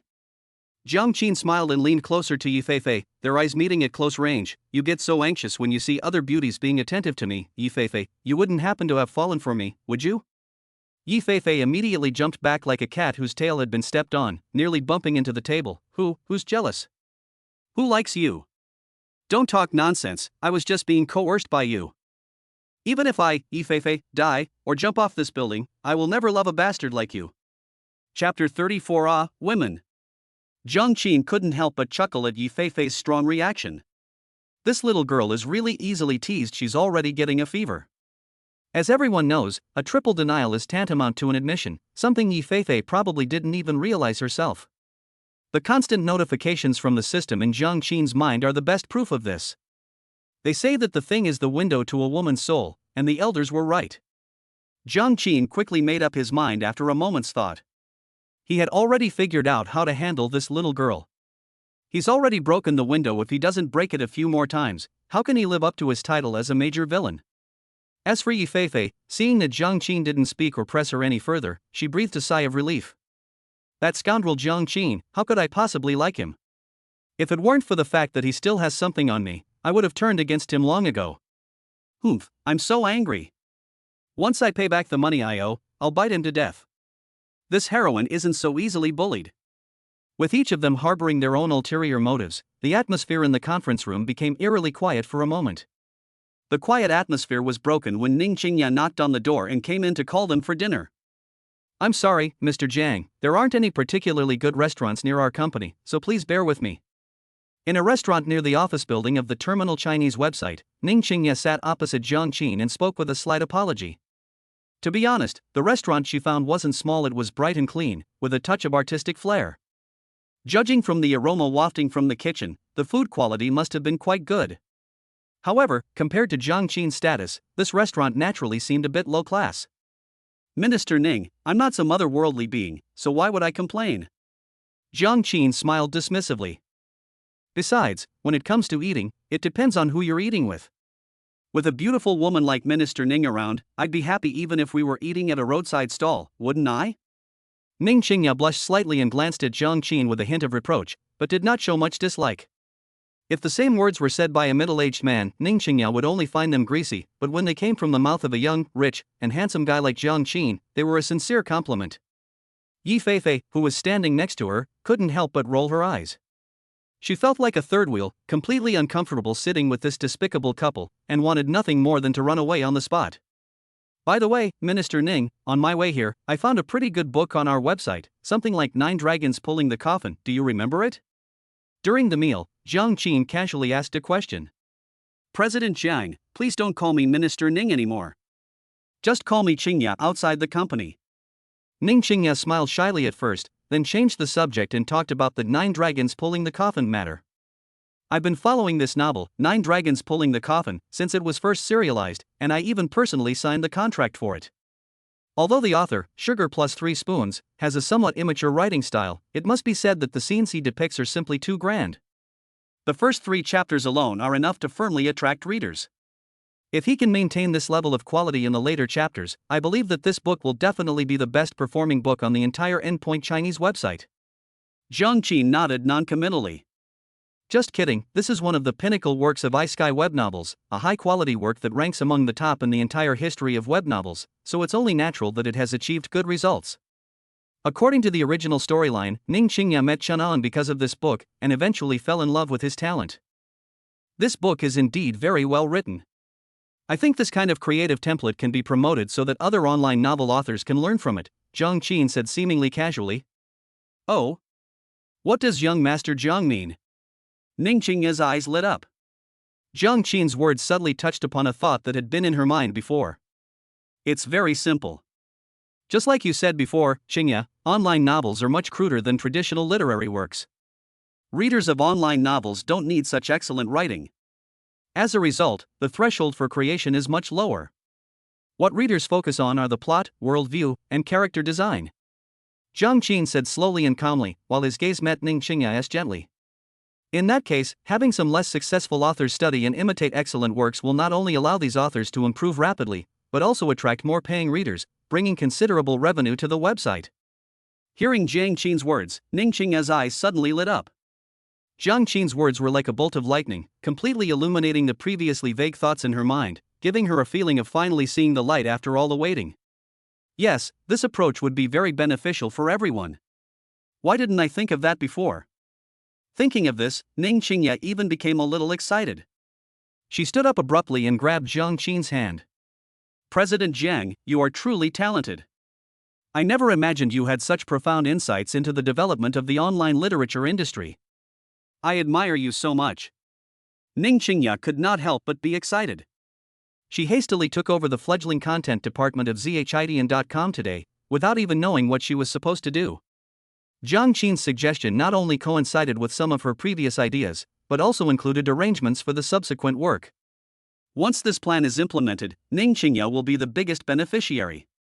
Not only will she be able to secure her position as the person in charge of the Endpoint Chinese website, but she will also leave an excellent impression on all online writers. Even a pig can fly if it stands in such a favorable wind. Inside the restaurant, the diners who were still eating nearby turned their attention to the commotion, only to see a beautiful woman dressed in hanfu standing there with a flushed face, holding the hand of a handsome man opposite her. This scene looks a bit strange no matter how you look at it.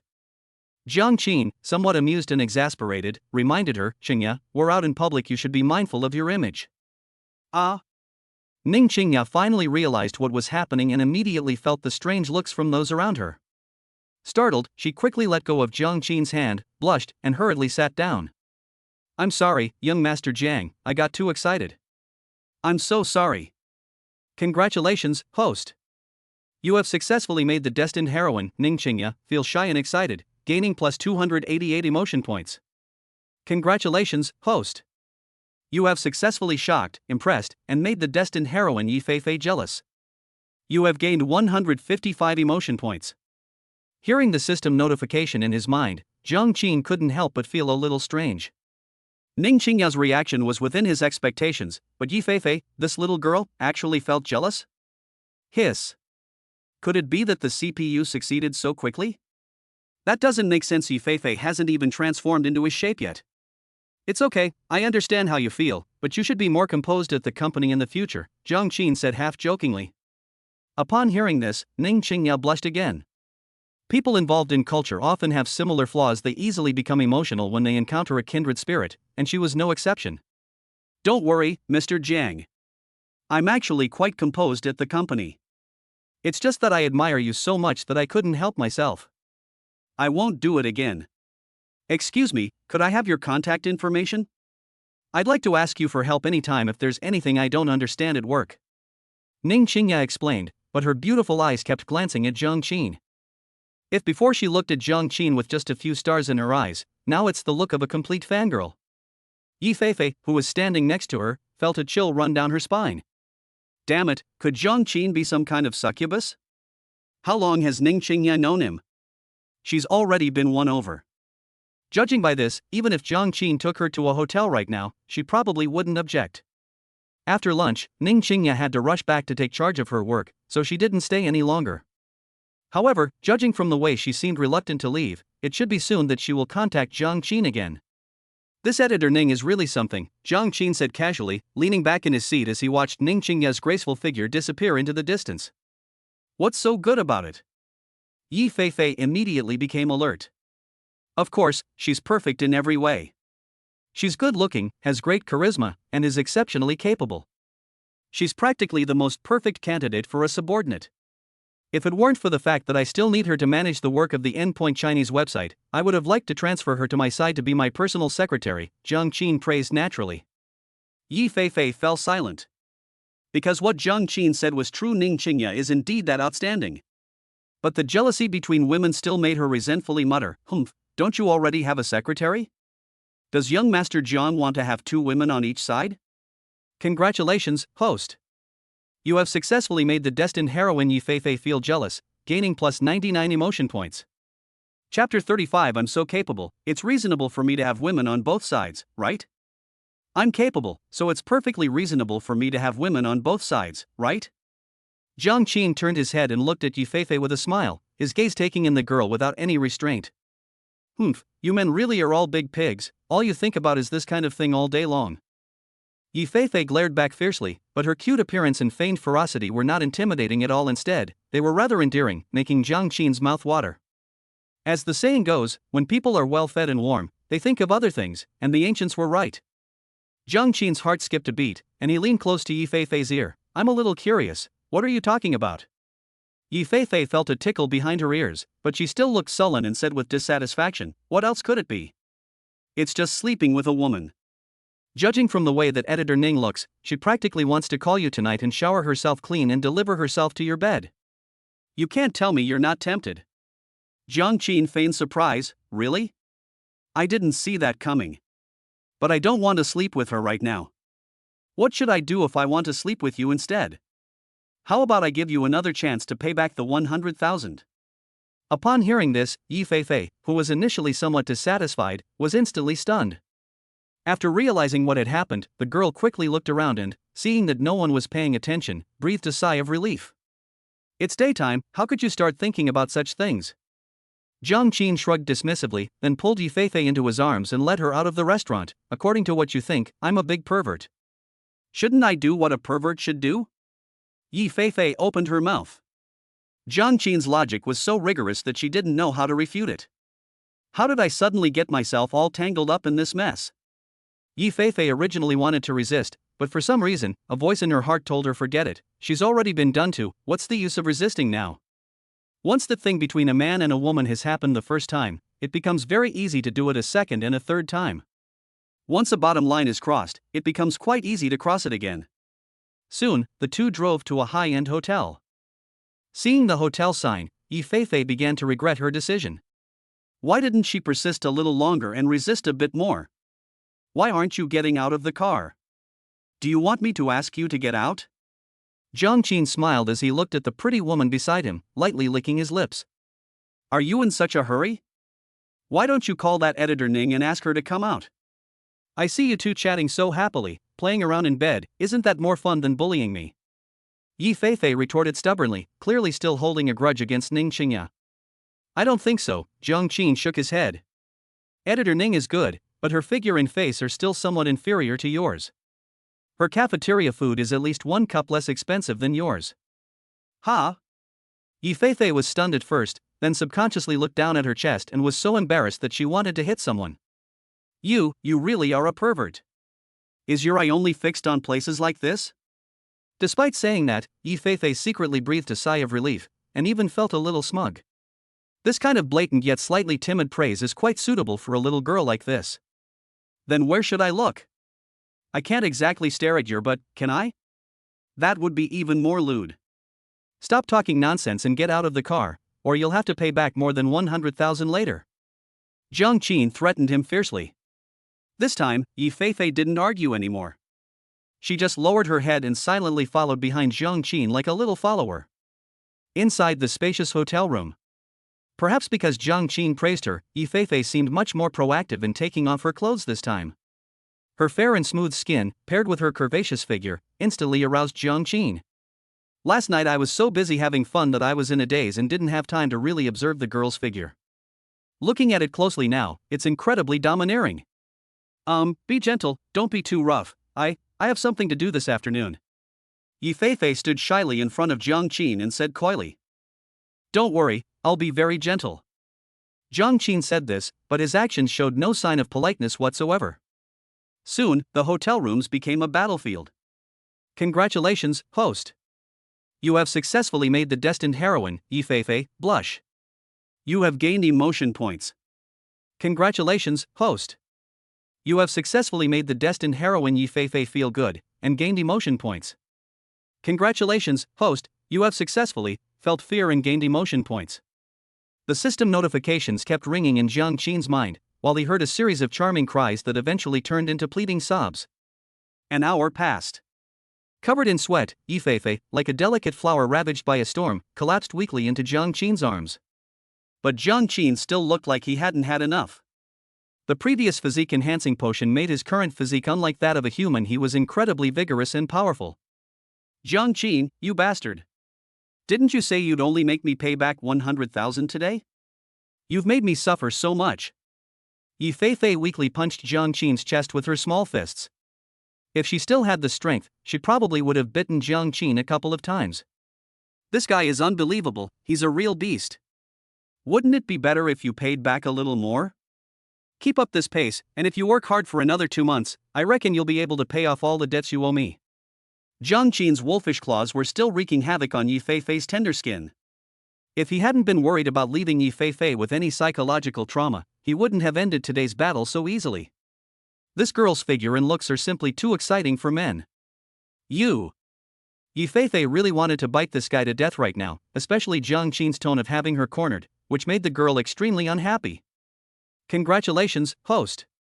You have successfully made Yifei feel ashamed and indignant, gaining plus 99 emotion points. What, am I wrong?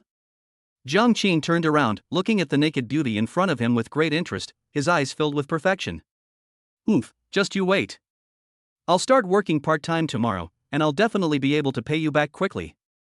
Then you won't be able to control me anymore. Yifei said defiantly. Work-study program? Upon hearing these words, Jiang Qin was visibly taken aback, seemingly unsure of the girl's thought process. What kind of part-time job can help you quickly pay back 10 million? Is there really such a good path in this world? Is this little girl talking nonsense because she's confused by what she's done? What, you don't believe me? Yifei couldn't help but get angrier when she saw Jiang Qin's strange look. I believe you, why wouldn't I? Well then I'll look forward to it. I hope you succeed soon. Jiang Qin smiled and kissed the girl in his arms on the cheek, his tone very gentle, without saying anything to dampen her enthusiasm for making money. His gentle actions, however, took Yifei somewhat by surprise. Yifei subconsciously touched the spot on her face where Jiang Qin had pecked her. Compared to the previous storm, this gentle and considerate tone and action stirred up a certain emotion within her. Trying to pay off 10 million in a short time? TSK, he really is a newborn calf that is not afraid of tigers, and has no concept of money. After Yifei left, Jiang Qin lay alone on the hotel bed, the girl's sweet scent still lingering in his nostrils. He smiled and shook his head, picking up his phone, which had been switched off before his fight with Yifei. Upon turning on the phone, I found 2 missed calls displayed on the screen. They were all calls from Li Ruoxi. Mr. Li, what can I do for you? I was discussing business outside and didn't notice the call. As soon as the call connected, Jiang Qin asked the first question. I'm sorry to bother you, Mr. Jiang. There's something going on at the company. I was wondering if you would be free to come over this afternoon. Chapter 36. You two definitely have something going on. When Jiang Qin arrived downstairs at Morningstar Entertainment, Li Ruoxi and Yuan Sisi had already been waiting for a long time. Didn't I tell you to wait for me upstairs? Why are you still standing downstairs? Jiang Qin walked over with a smile and greeted the two of them. It's all because of Assistant Yuan that I had to come down here. Otherwise, I wouldn't have wanted to wait here. This awful weather is so hot that my makeup is ruined. Li Ruoxi rolled her eyes and said coquettishly. Didn't you just say you wanted to wait downstairs, Mr. Li? I only suggested driving to pick up young Master Jiang. You said that waiting downstairs was already giving young Master Jiang a lot of face, which is why you didn't ask me to go pick him up. Yuan Sisi stared with her innocent big eyes. Upon hearing this, Jiang Qin immediately understood what was going on. Mr. Li, this is really unfair of you. I just contributed an excellent new talent to you yesterday, and also a classic musical piece, and this is how you treat me? Only one song? If you, young Master Jiang, could produce one song of the same quality every month, I'd personally drive you around every day.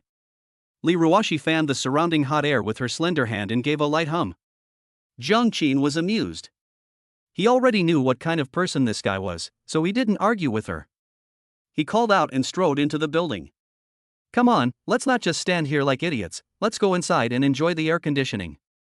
On the way, Yuan Cece couldn't help but ask curiously, "Young Master Jiang, did you really go and acquire that novel website? I heard the financial report from the head office earlier, saying that you used 40 million in working capital, and the master even called to ask what happened." "Yes, I was indeed busy with this matter this morning. I am very optimistic about the development prospects of the online novel industry, so I decided to take advantage of the fact that the industry is just starting out and acquire the leading website in the industry.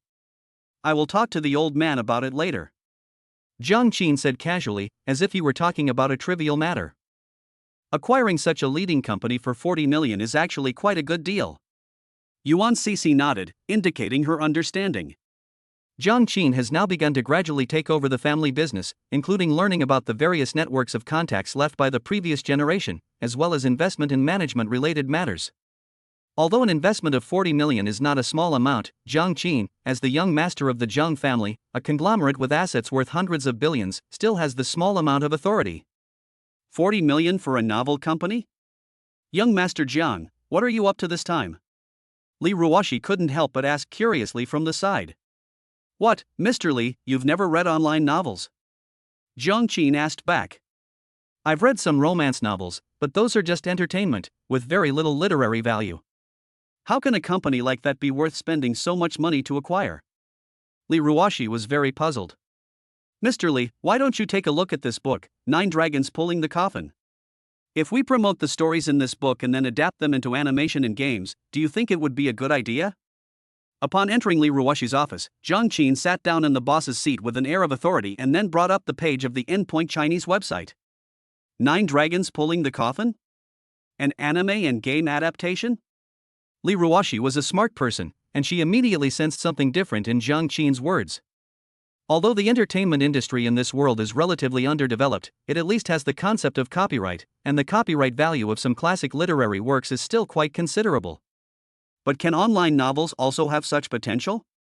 With this in mind, Li Ruoshi moved closer to Jiang Qin and quietly began to read the online novel she had never heard of before. This observation lasted for more than half an hour.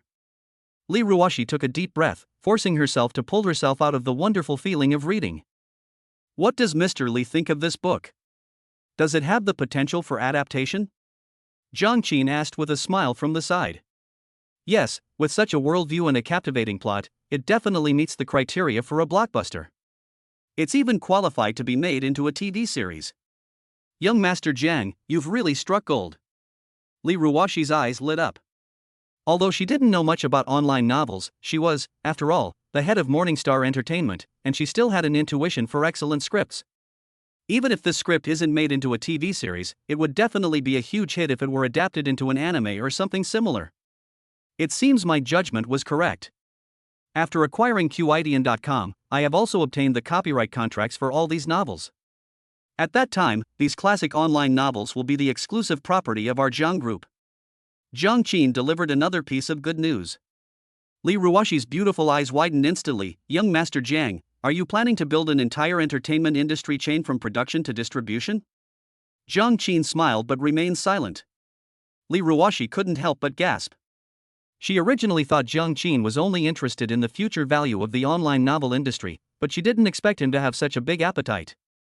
Could this be the difference in vision and perspective between me and these scions of top wealthy families? Congratulations, host. You have successfully made the destined heroine, Li Ruoshi, feel self-doubt, gaining plus 78 emotional points. Let's not talk about that for now. Let's talk about your business. Is it about you, Rong? Jiang Qin changed the subject. I really couldn't hide it from you. It's true that it's about Rong Mei. Young Master Jiang, you've struck gold this time. Rong Mei is so dedicated. Yesterday when we were recording the song, I just gave her a casual reminder, and she quickly got into the zone. Today, she recorded the song you wrote right away. Li Ruoshi said very politely. Without realizing it, she became much more respectful towards Jiang Qin. Jiang Qin was not surprised by this. A strong woman like Li Ruoshi would only submit to a man who was stronger than her. Only by making her feel the gap would this girl be completely subdued. "Oh, okay? Then call her over, let me see how the song recording is going." Jiang Qin waved his hand dismissively. Soon, Nye Yurong walked in, led by Li Ruoshi, holding the finished recording of Red Bean. "Young Master Jiang, I've brought the person over to you. After Li Ruoshi finished speaking, she gestured for Nye Yorong to come forward. Young Master Jiang, it's great to see you again. Nye Yorong looked at Jiang Qin, and the scene of the two of them making love yesterday immediately came to mind. She lowered her head shyly, not daring to look directly at Jiang Qin. Jiang Qin was almost speechless. He didn't expect Nye Yorong to be so thin-skinned. Wasn't this blatantly telling others that there was something between him and her before? I heard you finished recording the songs, play them for me to hear, Jiang Qin said with a light cough, feigning composure. Even so, Yuan Cece and Li Ruoshi next to them still cast strange looks at the two of them. Yuan Cece is a little better, after all, she is a sensible assistant and won't embarrass her boss. Li Ruoshi was different. Looking at her suspicious expression, it was as if she was about to ask directly, is there something fishy going on between you two? Chapter 37 is no good? Who are you saying is no good? Jiang Qin ignored Li Ruoshi's strange look and urged Nye Yorong to start playing the song. Soon, the melodious tune of Red Bean filled the office. The people in the office fell silent. It must be said that this song and Nye Yorong's voice are a perfect match, almost even more perfect than Jiang Qin's original version in his previous life. Clap, clap, clap. When the song ended, Jiang Qin was the first to applaud. Excellent, excellent. You haven't let me down at all. The way you sing this song is like it has a soul. Very good. I think this version is perfect enough, so let's release it as this version. Hearing Jiang Qin's praise, Nye Yorong couldn't help but smile with delight. What could be more wonderful than receiving praise from the one you love? But then Nye Yorong seemed to remember something, and her gaze involuntarily turned to Li Ruoshi, who was standing to the side. Jiang Qin noticed her unusual behavior and couldn't help but ask, "What's wrong, Yorong? Is there something on your mind?" Nye Yorong quickly shook her head. "No, it's President Li." Jiang Qin frowned. Is President Li so demanding? This singing ability and emotional expression don't even meet her requirements? Upon hearing this, Li Ruoshi immediately protested, "Young Master Jiang, don't accuse me like that. Do you think I'm the kind of person who nitpicks? What I'm thinking is that since young Master Jiang intends to make Yorong a star, or even an overnight sensation, he certainly can't be so hasty." Jiang Qin's expression softened, and he sat back down, looking up at Li Ruoshi. Then, Mr. Li, do you have any insightful suggestions? With such qualities, such as the excellent work Red Bean, plus the support of our company, it would be very easy for her to gain temporary popularity. But if she really wants to become an overnight sensation and create a wave in the entertainment industry, this is not enough. She should strike while the iron is hot and drop a bombshell in the entertainment industry all at once. Li Ruoshi spoke eloquently. If we follow this approach, one song definitely won't be enough. I suggest releasing an entire album. Album? Jiang Qin frowned instantly, looking thoughtfully at Li Ruoshi's sharp yet cunning fox-like face. I think I understand now. So, President Li was still plotting against me? Jiang Qin gently pressed his temples, somewhat helplessly. You want me to compose a couple more songs for Yorong to boost her popularity? Li Ruoshi smiled without saying a word. In reality, Morningstar Entertainment has no shortage of ordinary music works. Its song and lyric library is vast. What it lacks are truly outstanding hits that can hold their own on stage. In albums like this, having 3, or even 2, good songs is generally enough. Mr. Li, you can't keep bothering me, the big boss, with everything, can you? Jiang Qin said, somewhat speechless. He originally thought that after he had taught this pretty fox a lesson yesterday, she would behave herself, but he didn't expect that she would still try to trick him. Jiang Qin is destined to become a major villain. How can he be a plagiarist like Chen Ang and just coast along? How embarrassing. Oh, young Master Jiang, please calm down. I had no other choice. How about I have Yorong keep you company for a few drinks tonight? After all, she's someone you brought with you, young Master Jiang. You can't just ignore her, right? Li Ruoshi said with a smile that was quite intriguing. This cunning fox even suggested that Nye Yorong accompany him for drinks, which immediately left Jiang Qin speechless. Young Master Jiang, if it's not okay, then forget it. I'm actually quite content. Nye Yorong said obediently from the side, her sensible appearance making people feel a little sorry for her. Jiang Qin sighed and rubbed his forehead in exasperation. No way? Who are you saying is no way? As a man, how can you tolerate your own woman telling you that you're no good enough? All right, I'm scared of you all. Get me some paper and pen. I had some inspiration yesterday, take a look and see if it works for you. Upon hearing this, the three women present were stunned. Especially Lee Ruwashi, who originally just wanted to ask tentatively, but she didn't expect that she could actually get something out of Jiang Qin's hands, which was really beyond her expectations. Nia Yurong wasn't much better off, but compared to the surprised Lee Ruwashi, she was more delighted, her eyes sparkling with excitement. Soon, Yuan Sisi brought over paper and pen, and Jiang Qin began his own impromptu creation without saying a word. Three pretty girls sat around the table, watching the scene intently. However, as she looked around, Lee Ruwashi noticed something amiss. Jiang Qin, this guy, actually has such beautiful calligraphy? His characters are actually so well written? Little did she know, this was the master-level calligraphy that Jiang Qin had won in the lottery yesterday. Congratulations, host! You have successfully surprised and amazed Lee Ruwashi, the heroine of Destiny, gaining plus 160 emotion points. Congratulations, host! You have successfully made the heroine Nia Yurong feel admiration, surprise, and emotion, gaining plus 288 emotion points. A series of system notifications rang in Jiang Qin's mind.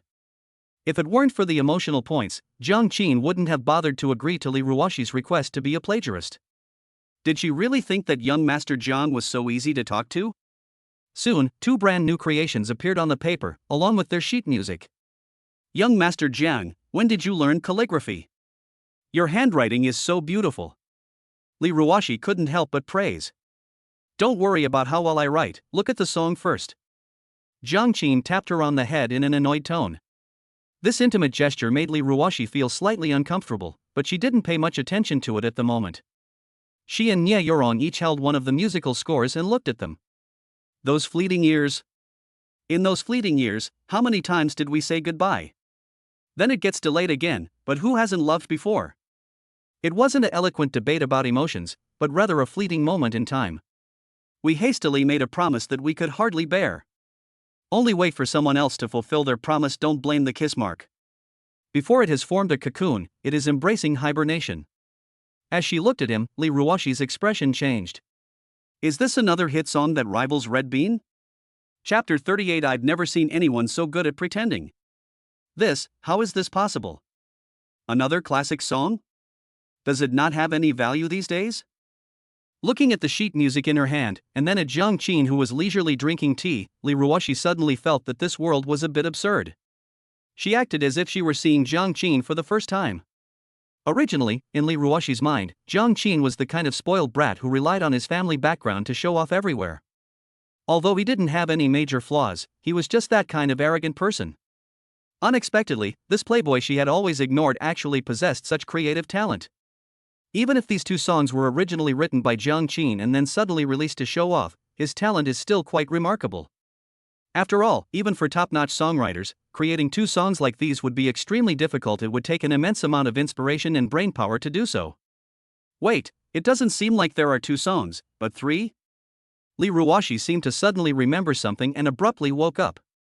She suddenly turned her head to look at Nia Yurong to the side.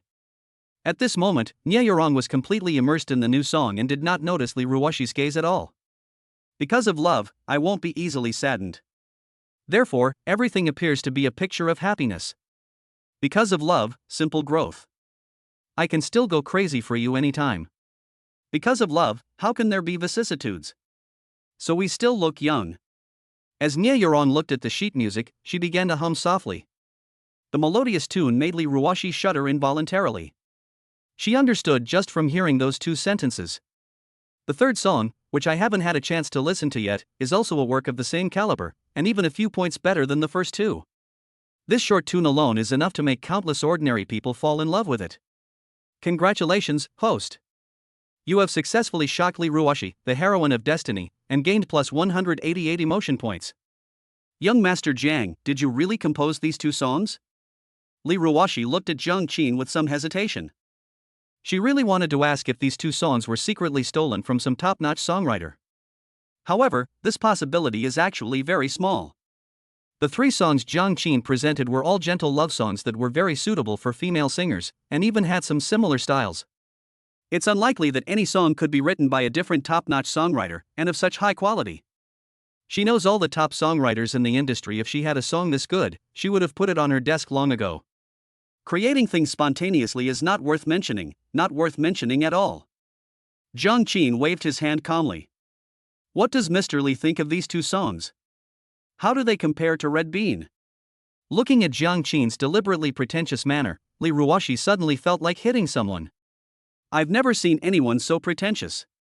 She took a deep breath and said, word by word, these two songs that Zhang Xiao just wrote are both masterpieces that are no less than Red Bean, and in terms of popularity, they might even be much more popular than Red Bean.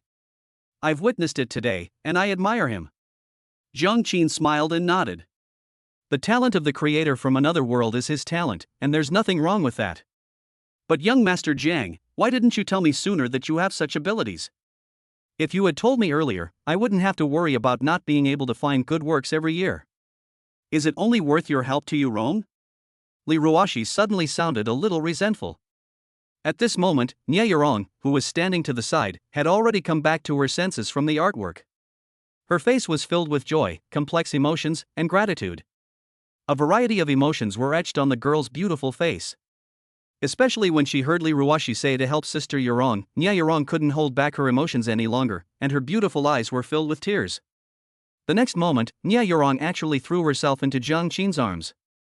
What, young Master Jiang, thank you so much, you're so kind to me. The sudden turn of events stunned the three people present, including Jiang Qin. Assistant Yuan quietly adjusted his glasses and turned his head away as if he hadn't seen anything. Li Ruoxi was completely dumbfounded. She had originally suspected that there was something going on between the two, but judging from the current situation, it wasn't just something, it was clearly a case of heaven and earth striking each other, blatantly telling everyone that Nie Yurong was her young master's woman. Congratulations, host.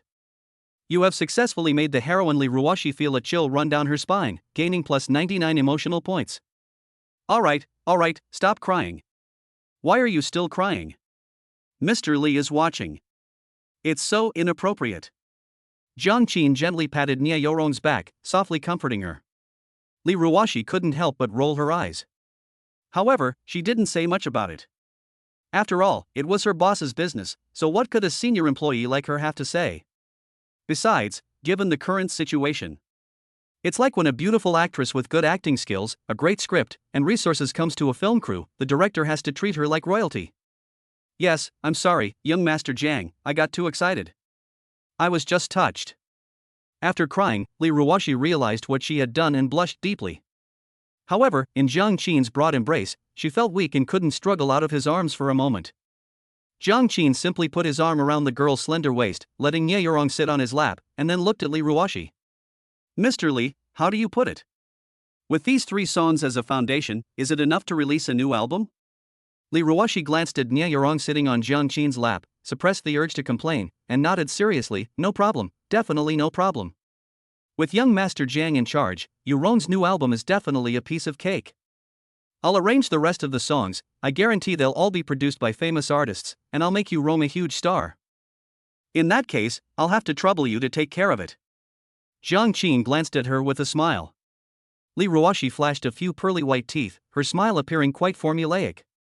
She was even a little envious and jealous of Nie Yurong. Now it's true what they say, comparisons are the thief of joy. Yurong, don't just stand there.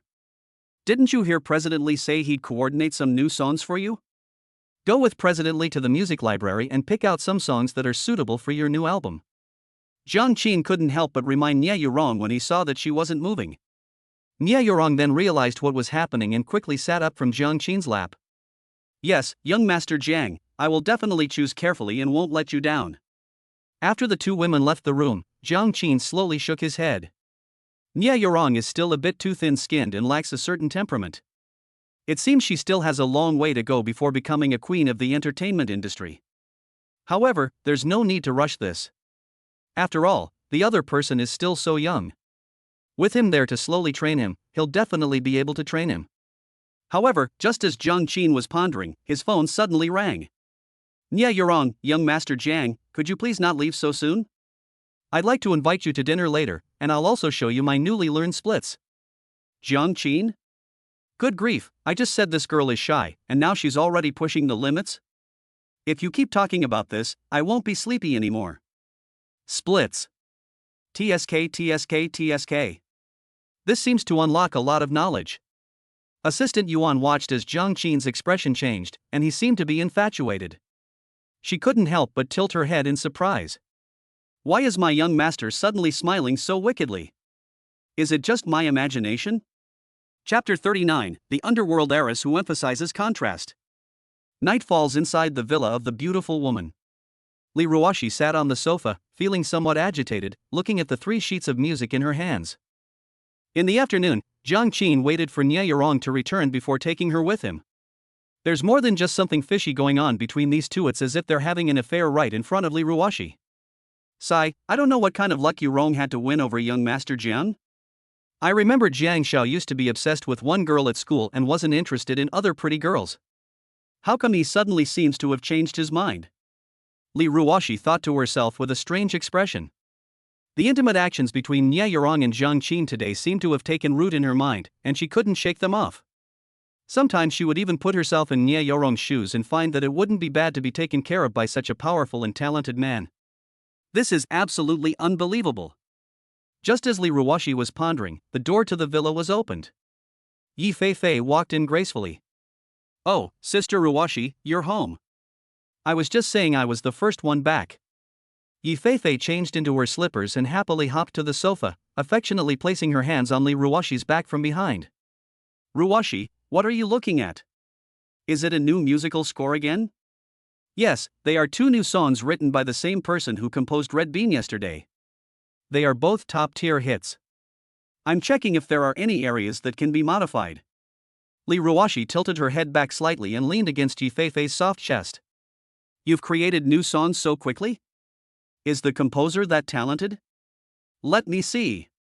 Yi Feifei said with some surprise, taking the sheet music for the 2 new songs from Li Ruoxi. But just then, as if suddenly remembering something, she spoke again. By the way, Sister Ruoxi, Xiaoye is coming back in a little while. She said she's going to pack some delicious food for us.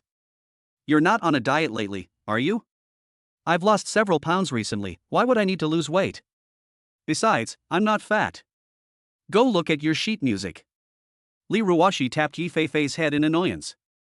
Zhang Xiaoyi was also a member of the beauty villa. She was best friends with Yi Feifei and was also a cute, lowly-type girl. However, this girl is different from Yi Feifei, who is all sweetness and no substance. She's a complete violent person, and Li Ruoxi isn't particularly fond of her. Yi Feifei didn't mind being tapped on the head. Instead, she chuckled and obediently sat down next to Li Ruoxi to watch the 2 new songs.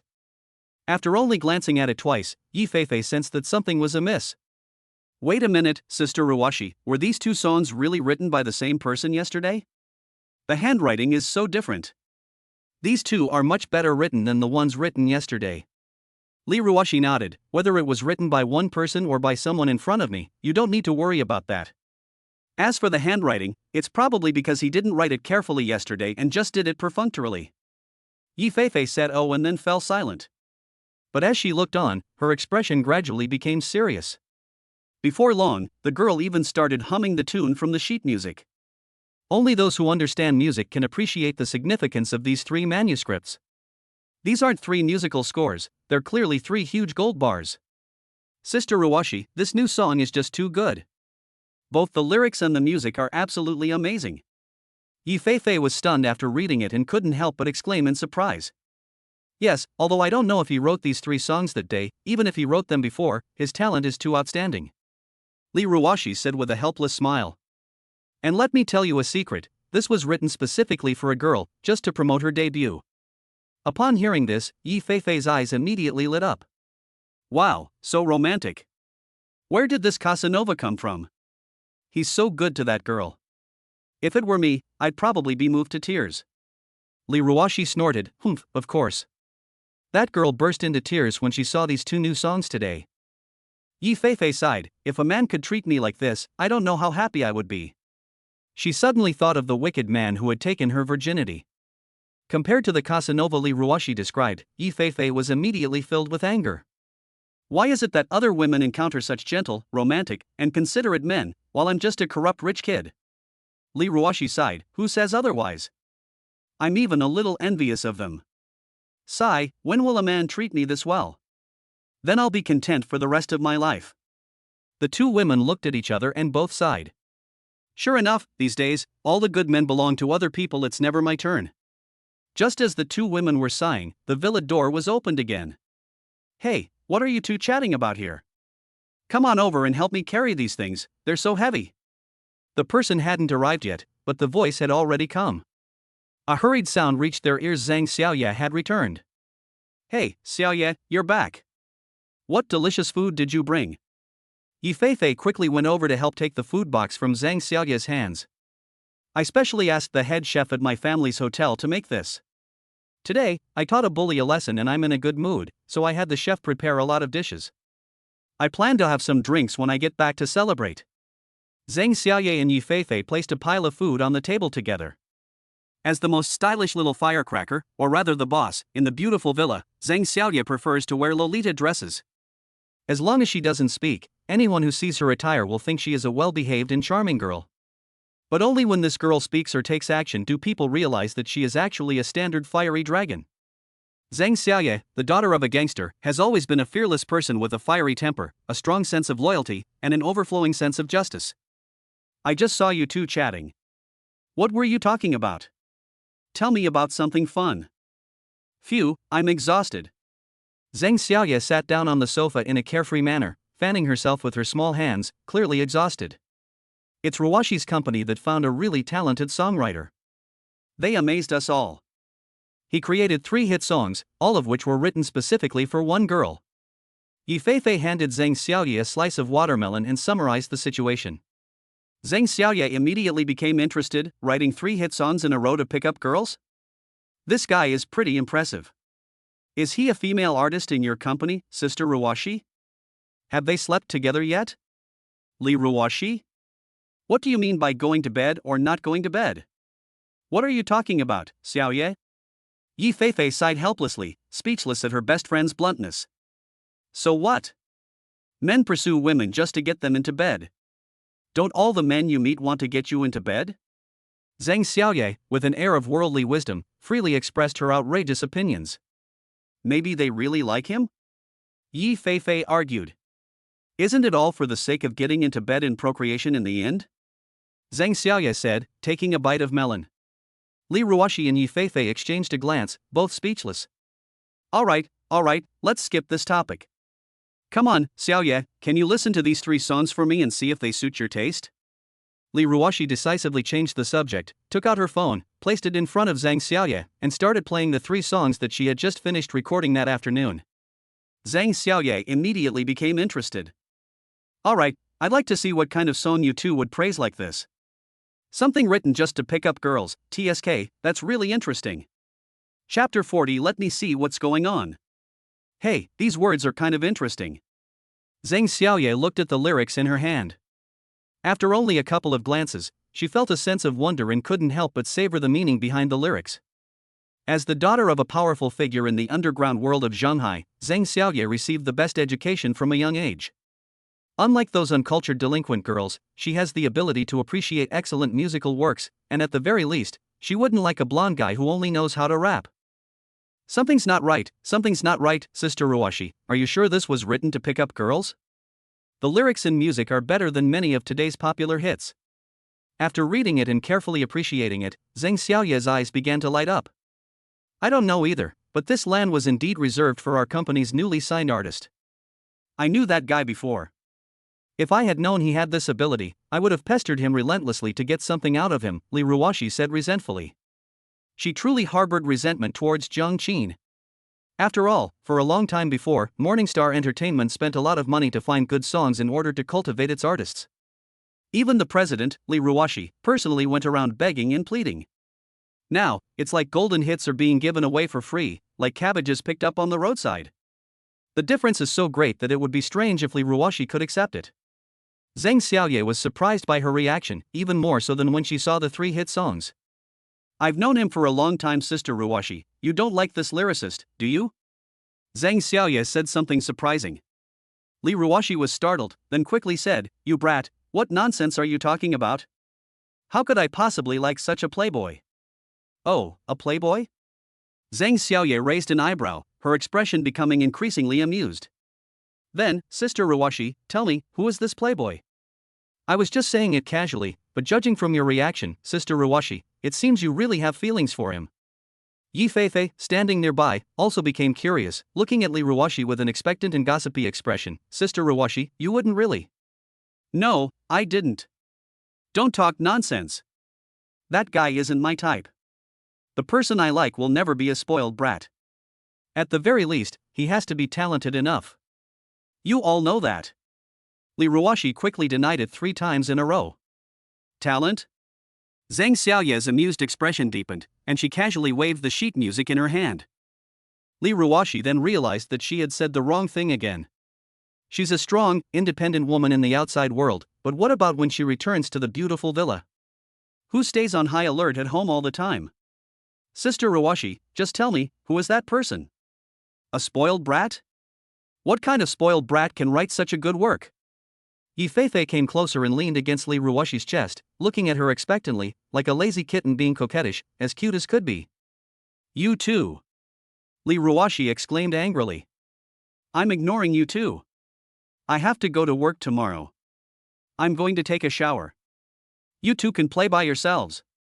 As she spoke, Li Ruwashi broke free from Yi Feifei's embrace and ran back to her bedroom as if fleeing, leaving the 2 little girls in the living room looking at each other, and finally laughing uncontrollably. This is definitely big news today. The most unlikely woman to fall in love in the villa has actually fallen for someone. If others knew, they would definitely be very interested. Meanwhile, in the hotel's presidential suite, the sound of running water came from the bathroom, and through the frosted glass window, one could vaguely see a graceful figure inside. Jiang Qin was lying on the large, soft bed, silently listening to the system notification sounds coming from his mind. Congratulations, host. You have successfully aroused the curiosity and amazement of the destined heroine, Yi Feifei, gaining plus 96 emotion points. Congratulations, host. You have successfully made the heroine Li Ruwashi feel ashamed and indignant, gaining plus 166 emotion points. Congratulations, host. You have successfully surprised Zhang Xiaoye, the heroine of destiny, and gained plus 66 emotion points. The continuous system notification tones sounded like a harvest symphony. Although they were mechanical electronic tones, they were exceptionally pleasant to the ear. However, Jiang Qin was more curious than happy. Strange, why is Li Ruwashi feeling ashamed and indignant? And Zhang Xiaoye, her storyline hasn't even started yet. How come this girl has appeared first? Jiang Qin was naturally unaware of what was happening inside the villa with the beautiful woman, and was somewhat confused. Unable to figure it out, Jiang Qin simply dialed the number of his own bionic tool, Yuan Xiaoxiao. Xiaoxiao, help me investigate someone. I need to know her recent movements. As soon as the call connected, Jiang Qin gave the instructions. Yuan Xiaoxiao's top-tier hacking skills are practically nuclear weapons in this world's network. Using them to investigate someone's whereabouts is incredibly easy. Don't worry, Master, I'll take care of this little thing. But Master, you promised them the supercomputer. Yuan Xiaoxiao's adorable voice came from the other end of the phone, making Jiang Qin feel a bit of a headache. Yes, I'll buy it for you once I've finished with my current arrangements, Jiang Qin replied casually. Really? Thank you, Master. I'll accept your promise for now, and I hope that one day I'll actually be able to enjoy it. Jiang Qin. It seems that having such a high level of intelligence in androids isn't necessarily a good thing. They've even started using sarcastic and provocative tactics. Having finally managed to get rid of Yuan Xiaoxiao, who was obsessed with supercomputing, Jiang Qin couldn't help but rub his temples. Nie Yurong was just walking out of the bathroom wrapped in a bath towel.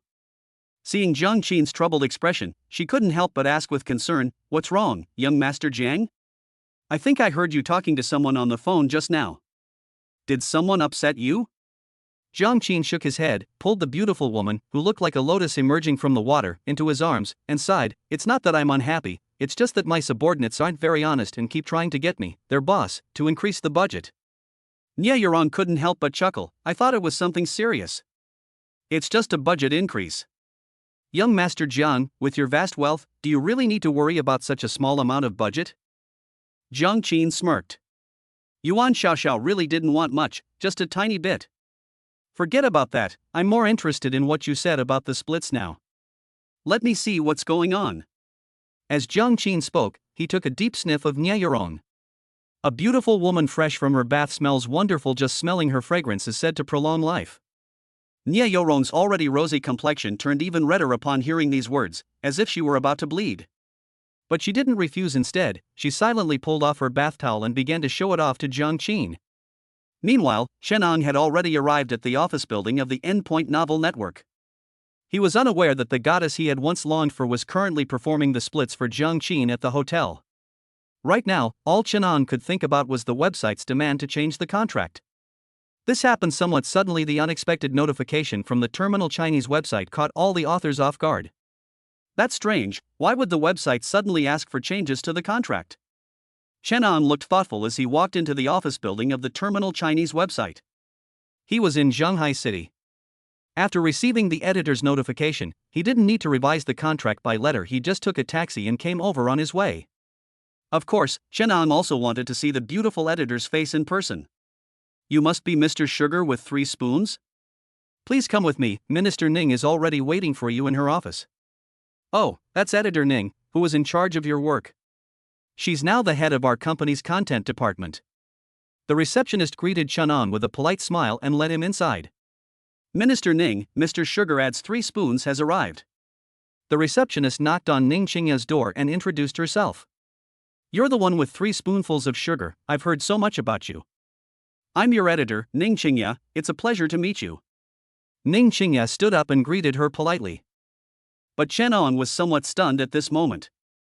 The image of a beautiful female editor, a creature that exists only in legends, had a tremendous impact on Shenang, a typical otaku. It was even more alluring to Shenang than Nia Yoron. When Ning Qingya saw Shenang staring straight at her, she couldn't help but frown slightly. In her mind, the author who could write such a magnificent novel as 9 Dragons Pulling the Coffin must be quite talented, but seeing Shenang acting like a lecher, Ning Qingya was naturally quite disappointed. Ahem, sorry. I didn't expect my editor to be even more beautiful than I'd heard. I lost my composure for a moment. Please forgive me, Editor Ning. Shenang quickly corrected himself after regaining his composure. It's nothing. Ning Qingya shook her head, subconsciously comparing Shenang and Jiang Qin in her mind. To be honest, Shenang is not bad looking, but his long-term sleep deprivation makes him look like he has no energy at all. Compared to Jiang Qin, he appeared pale and weak, with pale lips, and looked like a lewd man who had never seen a woman before. Never mind, not every man is as outstanding as young Master Jiang. Let's talk business. Ning Qingya sighed inwardly. Editor Ning, wasn't our website's contract being performed perfectly fine before? Why do we suddenly want to change the contract? Shenang noticed that Ning Qingya wasn't very interested in him, so he quickly took the initiative to start a conversation. Oh, it's like this. Our company just got a new boss, and new brooms always open up new possibilities.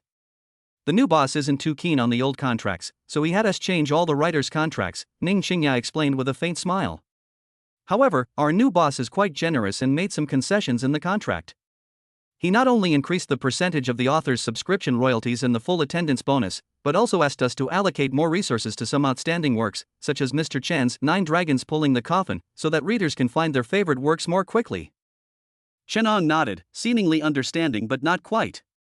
He wasn't a time traveler, he just happened to acquire a library in another world, so naturally he was unaware of the various shady dealings of capitalists in other worlds.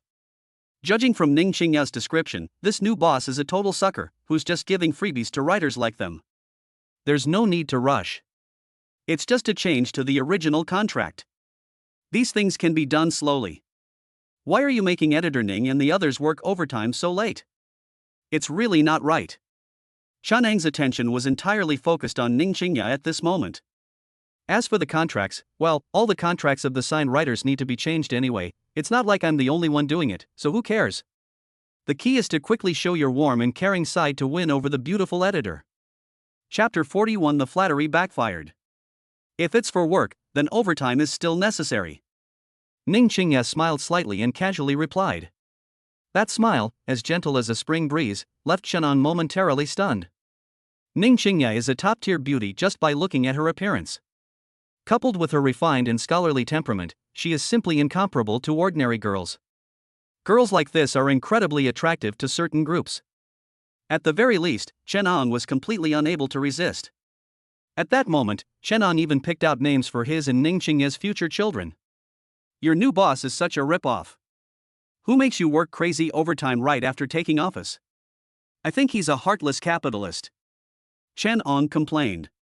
He said this to empathize with Ning Qingya. However, to Chen Ang's surprise, Ning Qingya's expression changed upon hearing this, and she said unhappily, "Mr. Chen, I admire your talent, but please don't slander others so casually."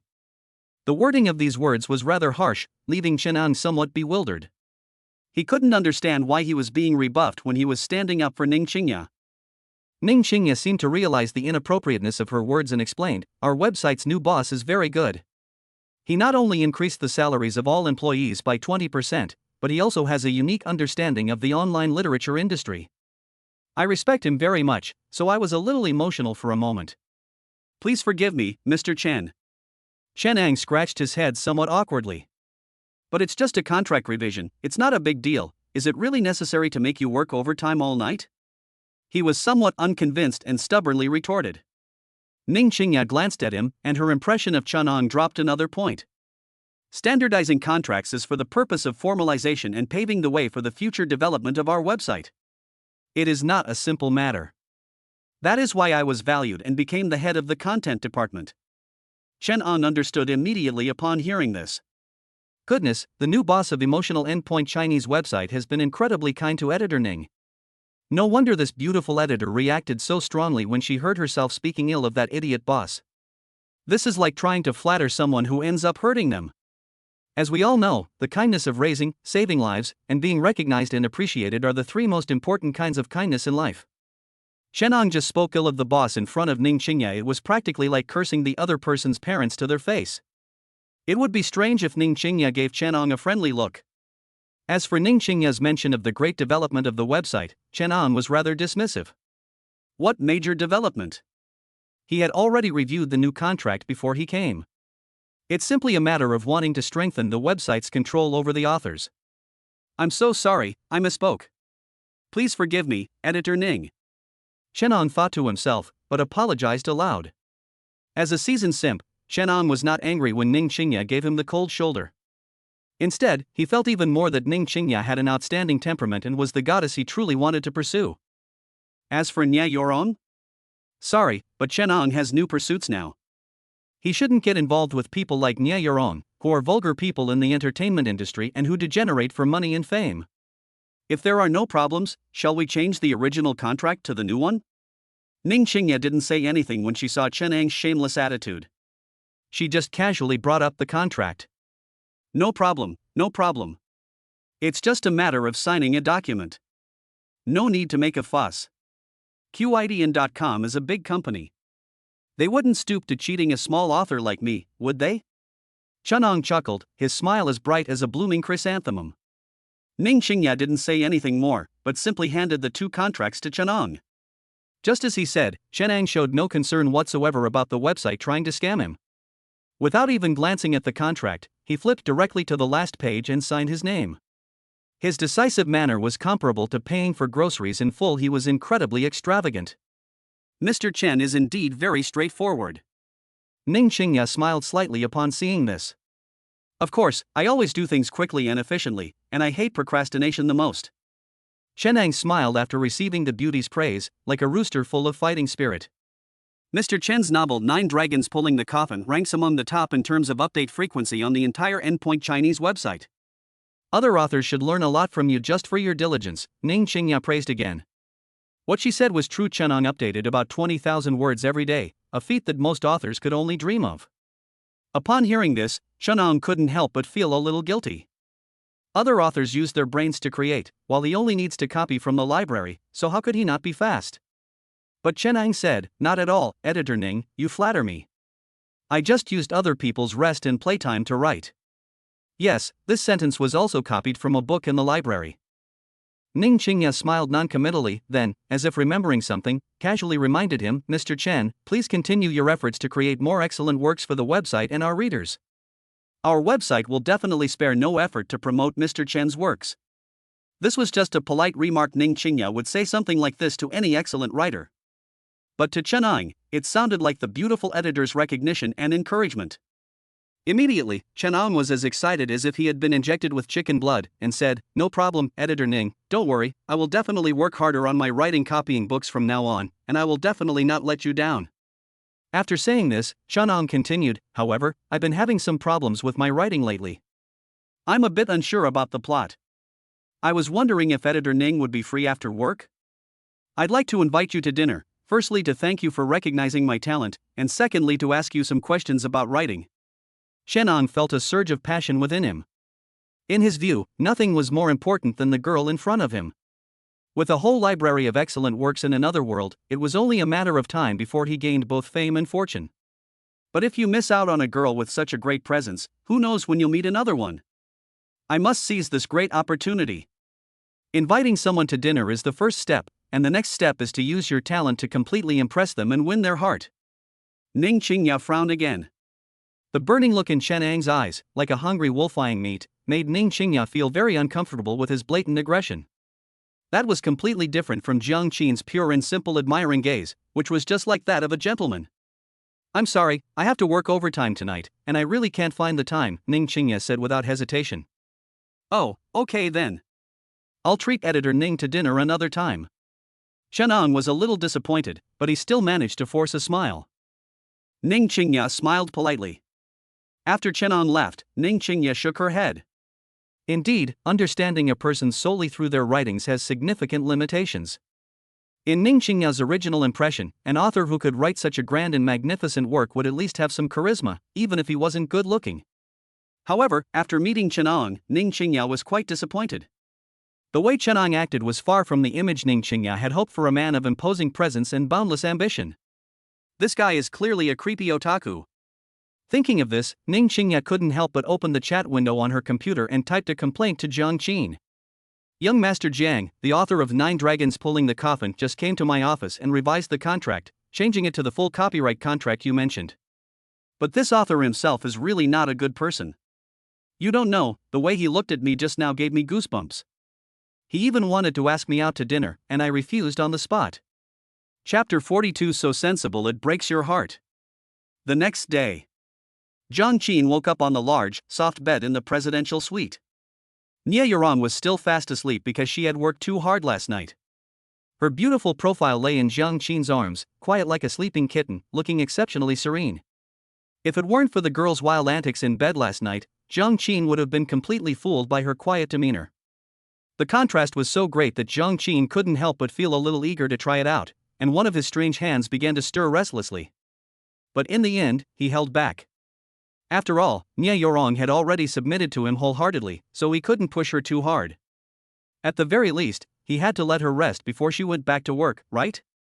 Jiang Qin reached for his phone from beside the bed and scrolled through the messages on it from the previous night. Yuan Xiaoxiao had already sent all of Zhang Xiaoya's recent whereabouts to his phone, and Jiang Qin wasn't in a hurry to check it. What interested him most was the message Ning Qingya sent him last night. Jiang Qin almost burst out laughing, especially when Ning Qingya said that Chunong made her feel physically uncomfortable. Good heavens, even the female lead is scared by the male lead's lewdness. If Chunong can still win over Ning Qingya, I, Jiang Qin, will change my name. But Chunong is too outrageous. He acted like a lewd pervert the first time we met. Is he really the destined male lead? According to the original plot, Ning Qingya wasn't highly regarded at QIDN.com. She was practically an invisible outsider. It was only because she discovered 9 Dragons Pulling the Coffin that she rose rapidly within the website. Therefore, Chunong didn't have much trouble winning her over. But things are different now. I first recognized Ning Qingya's talent and elevated her status within the company, making her develop a favorable impression of me. Jiang Qin silently sorted out the plot of the original story in his mind. This was a plan he had set out from the beginning. The feelings between people are a wonderful thing, but even the most wonderful things have their traces. Each person's life experiences shape their thought patterns and behavioral logic, including their feelings towards others. In the original storyline, Ning Qingya had a good impression of Chen Angsher. Whether it was admiring his writing skills as a plagiarist or the fact that his works helped her get promoted in the workplace, these were all part of the basis for their good impression. Over time, this initial good will gradually evolve into affection, ultimately allowing Chunong to win the heart of his beloved. But now, with Jiang Qin's sudden appearance, Ning Qingya's emotional foundation for Chunong has been almost completely destroyed. In addition, Chunong's poor performance has caused any budding goodwill to be instantly wiped out. This was just one part of Jiang Qin's simple calculations. Chen, from now on, you'd better become my tool for boosting my emotional value. Jiang Qin sneered inwardly. As a villain, he naturally dislikes protagonists who rely on luck, and he wouldn't feel any guilt or similar emotions. Thinking of this, Jiang Qin picked up his phone and quickly typed, "Does that 3 spoons of sugar writer have any concerns about the contract?" Ning Qingya quickly replied, "No, he signed the contract very readily. When I asked him to sign the contract, his attention was basically on me, and he didn't even have the mind to look at the contract." Jiang Qin continued typing, "I'm sorry to have wronged you. I never thought that the author who could create 9 dragons pulling the coffin would be such a piece of trash. It's a real waste of the talent that God gave him." Just as Jiang Qin was typing, an electronic notification sound suddenly rang in his mind. "Congratulations, host. You have successfully made the destined heroine, heroine, jealous. You have gained 66 emotion points." Jiang Qin was slightly taken aback. The system notification came rather unexpectedly. Heroine? Jealous? Jiang Qin subconsciously looked down and saw that heroine was clearly awake but pretending to be asleep, just secretly squinting at her phone screen. It seems that my conversation with Ning Qingya caused this girl to misunderstand something. Young Master Jiang immediately understood. Heroine was clearly jealous, but she pretended to be asleep, just watching him chat with other women. She was so sensible that it was heartbreaking. He didn't intend to expose Heroine, but simply tightened his grip on her arm slightly to make her more comfortable. On the phone screen, Ning Qingya was still complaining. Jiang Qin couldn't help but reply, "You're saying this 3 spoons of sugar is actually named Chenon? And he's in Zhonghai?" Ning Qingya, "Yes, what's wrong, young Master Jiang? Do you want to see him?" Jiang Qin, "There's no need to meet him. But from your description, this person seems to be someone I know. Is he wearing black-rimmed glasses, tall and thin, and has a pale and weak complexion?" Ning Qingya, "That's true, young Master Jiang. How did you come to know him?" Ning Qingya's curiosity was clearly piqued. She simply couldn't fathom how Jiang Qin, given his status, could have gotten to know such a lewd and despicable man. Jiang Qin did not reveal Nie Yorong's story, he simply described objectively some of the things Chenon had done, such as stalking and stakeouts. But these things alone were enough to give Ning Qingya goosebumps and make her hair stand on end. She never expected that Chenon would be such a pervert. Not only do they have a lewd look in their eyes, but the things they do are also disgusting. If it were her being followed and staked out by a perverted man, she probably wouldn't even have peace to sleep or eat. How could Chenon do such a thing? Young Master Jiang, why don't you call the police and have him arrested? Congratulations, host. You have successfully instilled fear and lingering dread in the heroine Ning Qingya, earning you plus 188 emotional points. Hearing the system notification in his mind, Jiang Qin couldn't help but laugh. That's exactly the effect he wanted. Jiang Qin continued typing, "They didn't commit any serious crime. Even if they're arrested, they won't be locked up for more than a few days. At most, they'll be given a reprimand and then released." Ning Qingya, "But people like that are a menace to society." Jiang Qin, "Don't worry, these kinds of sleazy people are often all talk and no action." Ning Qingya, No, I still can't accept it. Young Master Jiang, why don't we terminate the contract with this Chenon? This kind of person is just too terrifying. This won't do. Jiang Qin would certainly not terminate the contract with Chenon. The website and the author share profits at a 5-to-5 ratio. The more Chenon earns, the more Jiang Qin earns. Moreover, authors' contracts have now been changed to full copyright contracts, with websites taking the lion's share of the copyright revenue, leaving authors with only a small portion. Next, Chenon will basically become Jiang Qin's emotional value booster and money-making tool. Jiang Qin can't bear to throw away such a top-notch pet. A work is a work, and a person is a person. Even if someone is a convict, our website welcomes them if they can write excellent works. How can we shut out an excellent creator because of something like this? Although I also dislike Chen Ang's approach, I acknowledge his talent. We can't throw the baby out with the bathwater, Minister Ning. Jiang Qin typed as he spoke. He showed great tolerance and magnanimity. Congratulations, host. You have successfully earned the respect of the destined heroine, Ning Qingya. You have gained plus 66 emotion points. Ning Qingya, young Master Jiang has such a magnanimous heart.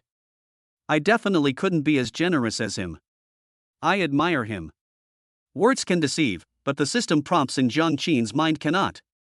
Ning Qingya was truly impressed by Jiang Qin's demeanor. Young Master Jiang, I wonder if you're available tonight? I'd like to invite you to dinner again so I can learn more from you and ask you some questions. Shenong probably never dreamed that the beautiful editor he regarded as sacred, like a lotus flower on a snow-capped mountain, would lower herself so humbly in front of the enemy he dreamed of eliminating. Of course, no problem. But I might be a little late tonight. Minister Ning, you don't mind, do you? Zhang Qin replied with a faint smile. When pursuing a girl, especially when she takes the initiative, you must not be impatient, and you must not give her the illusion that you can easily handle it. The so-called arriving late is just a small psychological suggestion, making the other person feel that they can take time out of their busy schedule to be with her, thus giving the girl the illusion that she is valued.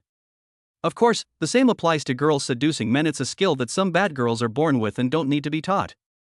After agreeing on a time, Zhang Qin finally put down his phone. He glanced at the naked Nia Yorong in his arms and couldn't help but pinch her cute little nose. Lazybones, get up. The sun's already high in the sky. Nia Yorong then groggily woke up, her eyes still heavy with sleep. It's already dawn. What time is it, young Master Jiang? The acting was somewhat exaggerated. Zhang Qin silently commented in his mind. P.S. My new book is launching and I urgently need all kinds of data support. I'd appreciate a bookshelf, a 5-star review, a reminder to update at the end of each chapter, and a free gift. Thank you so much. New book launch urgently needs all kinds of data support. I'd appreciate a bookshelf, a 5-star review, a reminder to update at the end of each chapter, and a free gift. Thank you. Chapter 43. Prime Minister Chao was right. Zhang Qin saw through her intentions but didn't say anything, only gently stroking Nia Yorong's cheek. A 20-year-old girl's face is full of collagen, and it feels as smooth as touching a piece of silk, which is very comfortable. Nia Yorong seemed to enjoy being touched by her beloved, her eyes slightly narrowed and her head tilted back gently.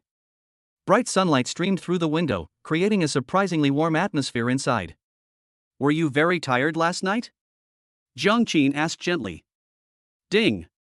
Nia Yorong feels shy, her emotions increase by 23. There's one thing, young Master Jiang, you're too amazing, I can't quite handle it. Nia Yorong answered honestly. She was genuinely tired. I used to hear people say that there are only oxen that die from exhaustion, not fields that are ruined by plowing. Now, Nia Yorong is very skeptical of the truth of this saying.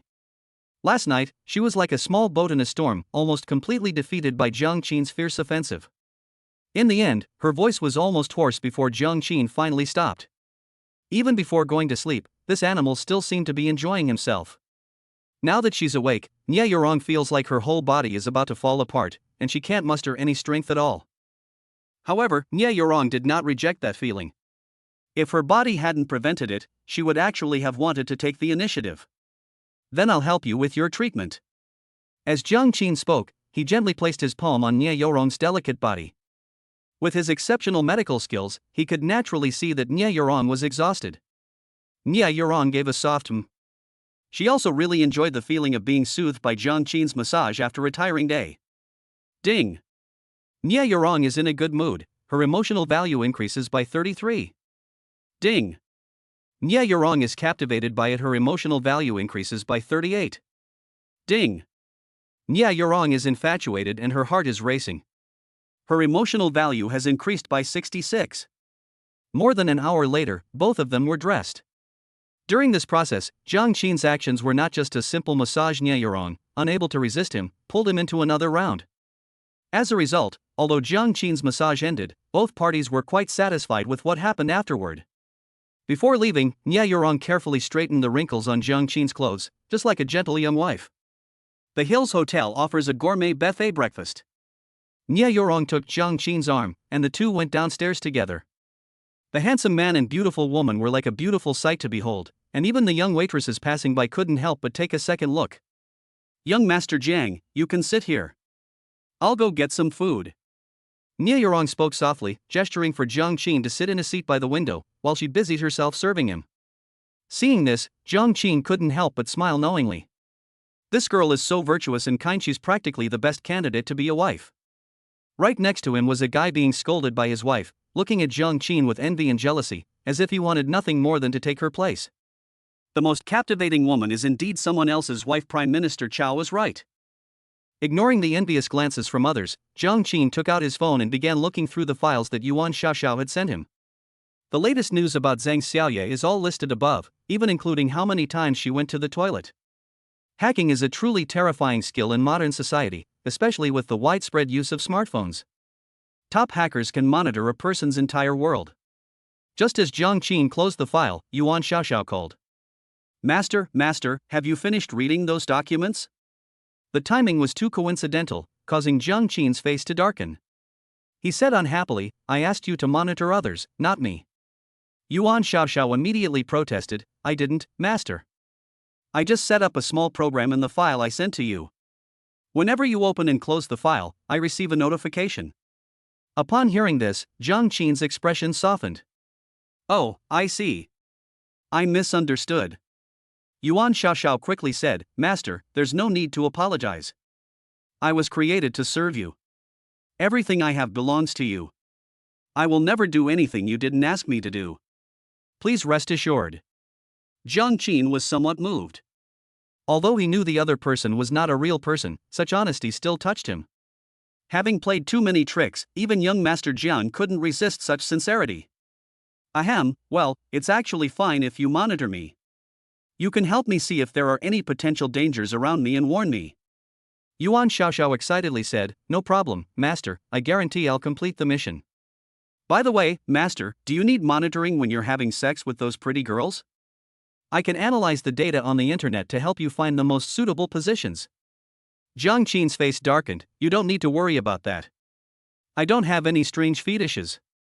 Alright, stop talking nonsense. Tell me, what exactly happened last night? What did Zhang Xiaoye, Li Ruoxi, and Yi Feifei do? Yuan Xiaoxiao said, Yes, Master. According to what we learned from yesterday's wiretapping of their phones, the situation was probably like this. She wasn't happy about it, but she vividly described to Jiang Qin what happened at the villa with the beautiful woman the night before. From Li Ruoxi returning home to Zhang Xiaoye and Yi Feifei secretly gossiping about everything, they revealed every detail. According to the analysis, Li Ruoxi is now very interested in you, Master, and because of your relationship with Madame Nye Yurong, Li Ruoxi has developed a certain sense of crisis. According to the logic of normal human behavior, if you just appear by Li Ruoxi's side a few more times and perform well, there is a high chance that Li Ruoxi will fall in love with you. Hearing Yuan Xiaoxiao's voice on the phone, Jiang Qin's eyes narrowed slightly. Yuan Xiaoxiao is an android, and her judgment of the situation is very objective. In particular, Li Ruoxi's psychological state was basically the same as Jiang Qin's speculation. So, it seems like we can start thinking about making a move on Li Ruoxi. This girl doesn't like any other men, she only likes men with outstanding talent. In the original plot, she fell in love with Chen On, this plagiarist, because of this. Now that I've displayed my talent, it should be enough to make her furious. If we go with the flow. Jiang Qin pondered to himself. He was planning to go to Morningstar Entertainment today, and it seemed like he might be able to create some opportunities. By the way, Master, there's one more thing about Zhang Xiaoye. Today, Zhang Xiaoye heard that there are some thugs in a nearby alley who like to pick on lone students and collect protection money. Is she planning to go and teach those guys a lesson? Yuan Xiaoxiao's voice came from the other end of the phone again, which surprised Jiang Qin. Taking care of petty thugs is indeed something Zhang Xiaoye is capable of doing. As the most righteous underworld heiress in the original work and the boss of the underworld, Zhang Xiaoye seems to really enjoy doing this. This is indeed a great opportunity. At the very least, you can become a familiar face to Zhang Xiaoye, and if you do it well, you can leave a good impression. Jiang Qin thought to himself, but said aloud, In that case, you should mainly monitor Zhang Xiaoye's whereabouts and report to me immediately if anything happens. Yuan Xiaoxiao replied, Yes, Master, leave this small matter to me. P.S. My new book is launching and I urgently need all kinds of data support. I'd appreciate a bookshelf, a 5-star review, a reminder to update at the end of each chapter, and a free gift. Thank you. Chapter 44 This man is my type. This is the place, right? Is there anything wrong with the intelligence? In a black Jinbei van, Zhang Xiaoye sat in the back seat, her slender legs propped up on the front seat, chewing bubblegum, and asked a question somewhat indistinctly. As for the people being questioned, they were naturally her group of henchmen. These burly men were her confidants, and also bodyguards arranged by her father, Zhang Rulong, a top figure in the underground forces of Shanghai, to protect his daughter. Don't worry, boss, I've asked around with my men. Those arrogant brats hang around this area almost every day, extorting protection money from students on their way to and from school. After that, they run off to arcades and internet cafes, a burly man with a scar on his head said with a sneer. They were originally top fighters for the fierce dragon gang, and felt it was a waste of their talents to be assigned to be bodyguards. Unexpectedly, their boss would take them out to find fun and interesting things to do, so they took Zhang Xiaoya's suggestions to heart. Okay. Zhang Xiaoya nodded, her small stature revealing a sharp killing intent. These sons of bitches, I had Xiaolu spread the word before that Zhonghai No. 1 middle school is my alma mater and no one is allowed to cause trouble on campus. But they actually dared to collect protection money nearby and even bully my juniors. Little Six, what kind of mess did you make? As soon as these words were spoken, everyone's eyes on the bus immediately turned to a thin, sharp-looking man with a buzz cut. This guy is actually very thin, but his face is a bit round. When his boss called him over, he immediately looked miserable. Don't blame me, boss. I clearly told the kid in charge of this area beforehand, and I even specifically told him that this was your idea, to keep an eye on the thugs under his command. But these small fry just appeared out of nowhere today. That's true. As one of the two underground gangs in Zhonghai City, the Menglong gang has very strict internal management. They even pay social insurance and housing fund for their underlings, plus a fixed salary. But not all thugs are qualified to join the fierce dragon gang. Not only that, but even those small-time thugs can't be considered to be involved in the underworld. Dye your hair in all sorts of colors, get 2 ribbonfish tattooed on your arms, and dress up in a flashy way with an earring and lip piercing, and you become a so-called gangster. These petty thugs usually only dare to bully the elderly selling vegetables on the roadside, collect protection money at the school gate, and ride around on a motorcycle with young girls. Those who are truly in the underworld look down on this kind of person. Those gangsters don't make money like that. It's that kind of junk fish again. Zhang Xiaoya chewed her bubblegum viciously. Let's all give it our all today, guys, and try to reform these idiots and turn them into decent human beings. The burly men, looking like wolves and tigers, exchanged glances and then burst into laughter. No problem, boss lady, leave it to me. I'll make sure those little brats never forget this day. Exactly. What I hate most are those bastards who rob elementary school students. I'll be the first one to go after them in a bit. No, I'll take them home and give them a good lesson for a few days. You know I have a thing for this, boss. The last to speak was the bald, burly man. His kind and honest smile, paired with his scarred bald head, looked particularly awkward. Bald tiger, don't disgust me. If you bring this up again, I'll have my dad find some black men to open your eyes. Zhang Xiaoya felt a chill and kicked the pervert with her little leather shoe. Bald tiger chuckled. Zhang Xiaoya's threat seemed more like a reward to him. Boss, I saw those bastards. They cornered a young girl. Damn it, smoking and chewing betel nut at such a young age. If my kid does that, I'll beat him to a pulp. The henchman on the watch shouted, immediately drawing everyone's attention in the van. Zhang Xiaoya immediately became interested and leaned over the window. You all better be alert. Don't let a single one escape, you hear me? The underlings in the car naturally agreed. But just as they were about to get out of the car and begin their encirclement, they saw a very flashy luxury car suddenly brake and stop at the roadside at the alley entrance. A stylish young man got out of the car and walked straight toward the group of thugs who were surrounding the girl. Ha! Where did this guy come from?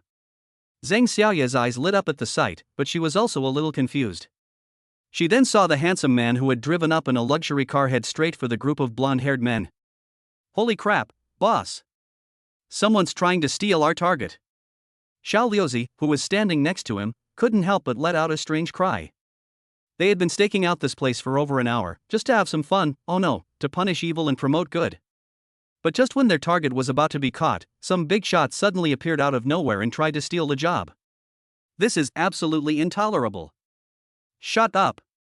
Zhang Xiaoya turned her head and gave a low shout, then turned her head back to look into the alley. The handsome man strode over, slapped away the groping hand of the blonde-haired leader, and shielded the pitiful little girl, still wearing her school uniform, behind him. Wow, he's got the same chivalrous heart as me, and he's so handsome and stylish, he's my type. Zhang Xiaoya's eyes lit up, and she even wiped the drool from the corner of her mouth with her sleeve. Damn it, if this doesn't work, let Xiao Lu and the others think of a way to snatch this man back? Some strange thought suddenly popped into Zhang Xiaoya's head.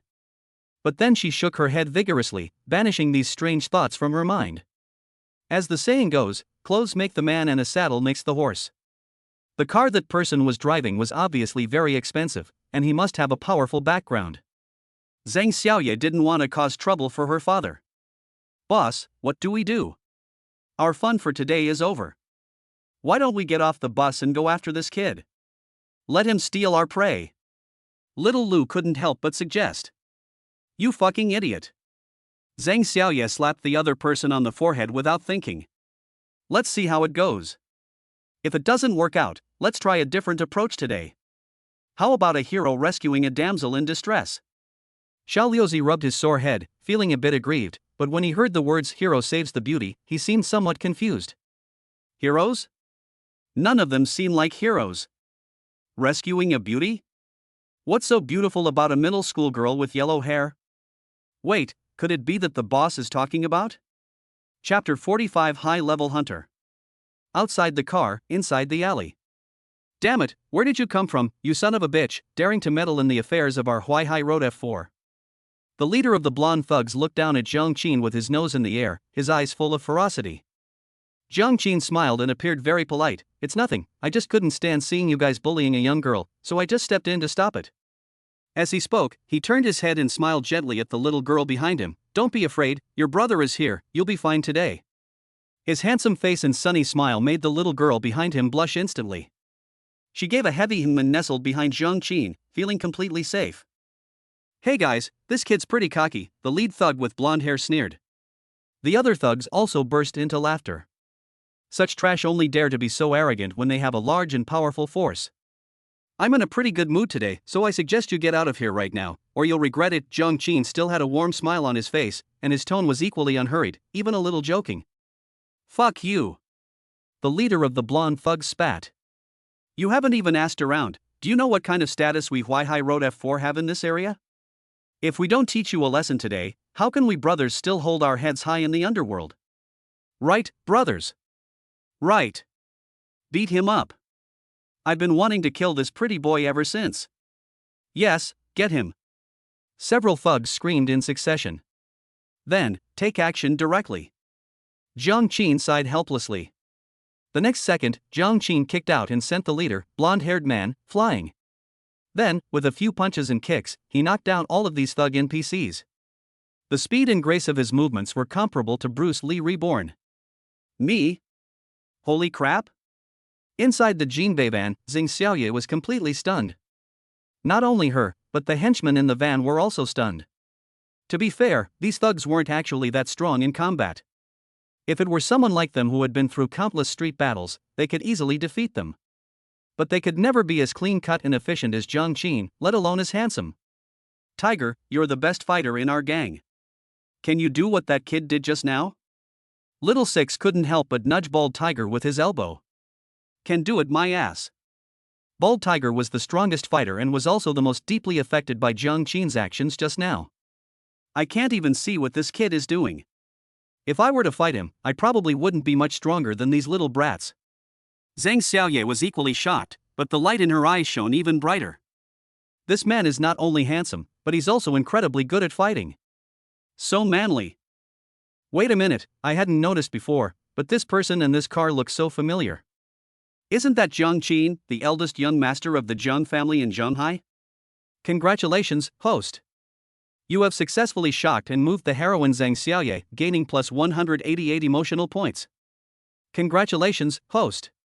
You have successfully made the destined heroine, Nye feel both moved and worried, gaining plus 166 emotion points.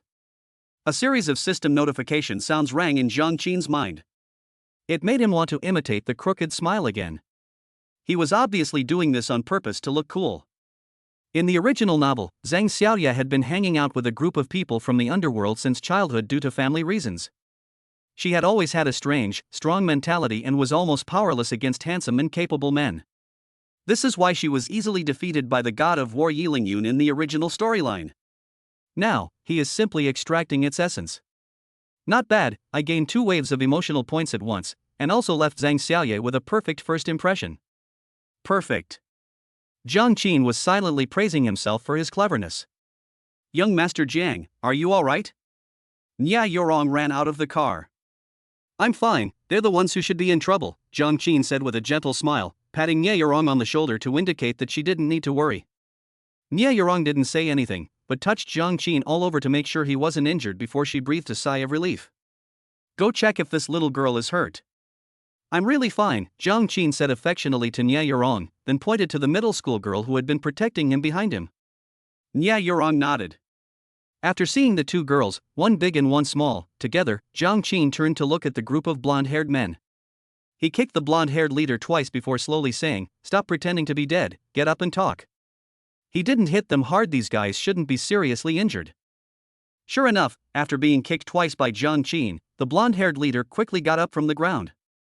Damn it, we brothers admit defeat today. Do whatever you want with us, Huang Mao said defiantly. However, the others avoided eye contact with Jiang Qin after standing up. Jiang Qin's display of power just now truly frightened these people. Smack! Jiang Qin slapped the blonde-haired man across the face with a crisp sound. The blonde-haired man instantly flew into a rage. A scholar can be killed but not humiliated. Smack! Another resounding slap landed across the face, making the blonde-haired man's head buzz. You! Smack! I! Smack! Several slaps followed, leaving onlookers dumbfounded. Nie Yorong instinctively covered the eyes of the girl next to her, while she herself watched intently, her eyes gleaming. Why High Road F4, right? You're collecting protection money, aren't you? Trying to flirt with young girls, huh? Jiang Qin slapped someone with every word he spoke, his expression completely indifferent throughout, like an emotionless slapping robot. The blonde guy on the other side had initially been a bit tough, but after a few slaps, that toughness naturally disappeared. Big brother, stop hitting me. I'm a good person, I'm a good person. Jiang Qin didn't slap him this time, even though he had just raised his hand. What, weren't you supposed to be a gangster? Why are you backing down so quickly? Wha, big brother, we just wanted to make some pocket money, we didn't mean to flirt with her, really, I have a girlfriend.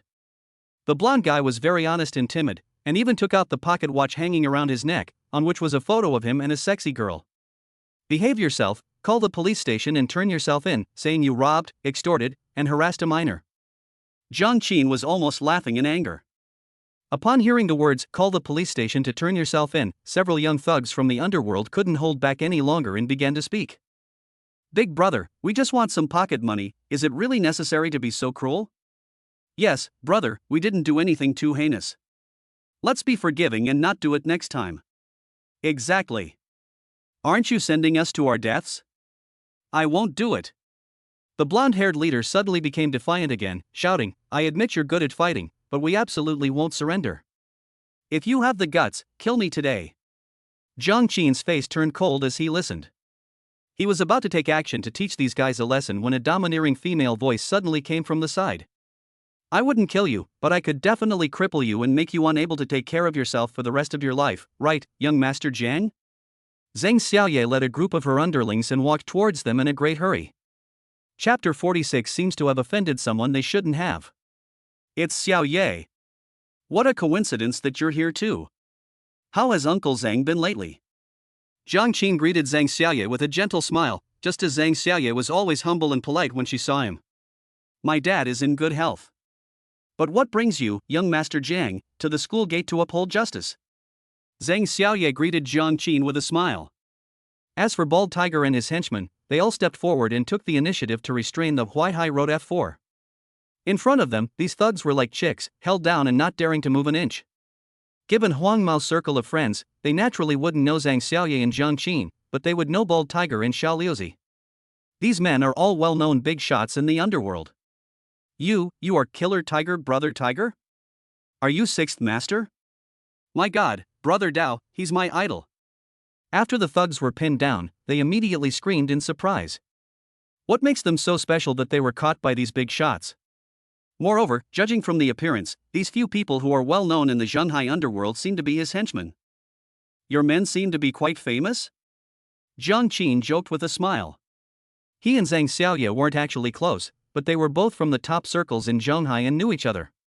Zhang Xiaoye glared at her subordinates, a little annoyed, and said irritably, Hey, I'm talking to you guys, you're pretty famous, aren't you? He, young Master Jiang, you flatter me. It's just that the brothers in the martial arts world are praising us. How can we little Karami compare to young Master Jiang? Bald Tiger chuckled. Yes, young Master Jiang, you're too kind. Xiao Lu and his other underlings also smiled. It was only then that the group of blonde-haired thugs realized they had probably messed with someone they shouldn't have. Young Master Jiang? In Zhanghai City, there's only one family surnamed Jiang that can make Killer Tiger, Sixth Master, and Brother Dao treat them with such respect and courtesy. The Jiang family, one of the three major families in China overseas. Zhang Xiaoye referred to Jiang Qin as young Master Jiang. Therefore, Jiang Qin's identity is clearly that of the eldest young master of the Jiang family. I heard that guy is a spoiled brat who doesn't play by the rules. Getting involved with him, without a doubt, their lives will be in serious trouble. Several thugs, especially the leader with yellow hair, almost fainted. Are you willing to turn yourself in to the police station now? Jiang Qin glanced at the thugs with a smile, his expression still as amiable as ever. Yes, we are willing. I'll call the police station right now. As they spoke, the group took out their phones and dialed the police station to turn themselves in, as if they were afraid of being reincarnated into the wrong place. All right, the matter is resolved. Young Master Jiang, I never knew you were such a good fighter. How did you train? Zhang Xiaoye nudged Jiang Qin's chest with her elbow, greeting him like a good buddy. And someone as busy as you would actually bother with such a trivial matter? Jiang Qin paid no attention to Zhang Xiaoye's actions. I just happened to see it and did something about it. It was just a small favor. I have some urgent business to attend to this afternoon, so I'll have to trouble you to take care of these guys, Xiaoye. Oh, and this young lady too, thank you for your help. I'll treat you to a meal sometime. After Jiang Qin finished speaking, without waiting for Zhang Xiaoye's reply, he called out to Nie Yorong and left directly. So carefree? As Zhang Xiaoye watched Jiang Qin's departing figure, she felt a strange stirring within her. In her mind, a real man should be this handsome. In an instant, Zhang Xiaoye's interest in Jiang Qin increased even more. Congratulations, host. You have successfully made the destined heroine, Zhang Xiaoye, fall in love. You have gained plus 99 emotional points. Back in the car, listening to the system notification in his head, Jiang Qin couldn't help but smile slightly. Indeed, this was the right thing to do. Jiang Qin glanced at his accumulated emotional points, which were enough for about 3 more lottery draws. The emotional value I gained from Nie Yorong last night was significantly reduced, which was a bit of a pity. After all, familiarity breeds contempt, and it's unrealistic to expect to keep getting something for nothing from the same person. Young Master Jiang, you were so cool just now. You have no idea how worried I was in the car. I never expected you to be so amazing. You took down all those thugs in no time. You were so cool. In the car, undisturbed by anyone else, Nie Yorong no longer cared. Her eyes were full of stars as she looked at Jiang Qin with adoration, and her tone of voice was sickeningly sweet. What woman doesn't want her man to be strong enough to give her a strong sense of security? In mainstream urban fiction, themes like retired soldier kings, returning dragon kings and war gods, and ancient martial arts masters have always been popular and have their own rationale. I just can't stand bastards who bully women, especially since the girl being bullied is just a junior high school student. Anyone would probably want to step in and do something about it, Jiang Qin said calmly. His attention was focused on his points at the moment, and although he sensed that Nie Yorong was becoming increasingly affectionate towards him, he didn't pay any attention to it. It's about time for another round of rewards. Hopefully, this time we'll get some good stuff. Jiang Qin thought to himself silently. I'll drive from now on. Young Master Jiang, you must be tired after dealing with those guys. You should get some rest. Nie Yorong took the initiative to sit in the driver's seat. Jiang Qin was somewhat surprised. This girl is a little too sensible, he doesn't know what to say. However, since he happened to be participating in a lottery, he naturally wouldn't refuse such an offer. You're so sensible, it breaks my heart.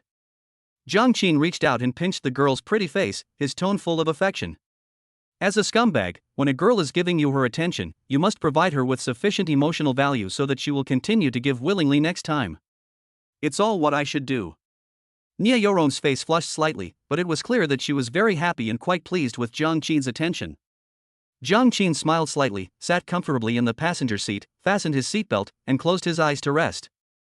He appeared to be resting with his eyes closed, but in reality, his mind was completely absorbed in the system's lottery wheel. System, I want to participate in the lottery. Ding. Host has 3 chances to draw prizes. Do you want to draw them all? Pump me up, give me a good whack, brother Tong, let me see your limit. Points successfully consumed, reward being drawn for the host. As the system notification sounded, the lottery wheel in Zhang Qin's mind began to spin.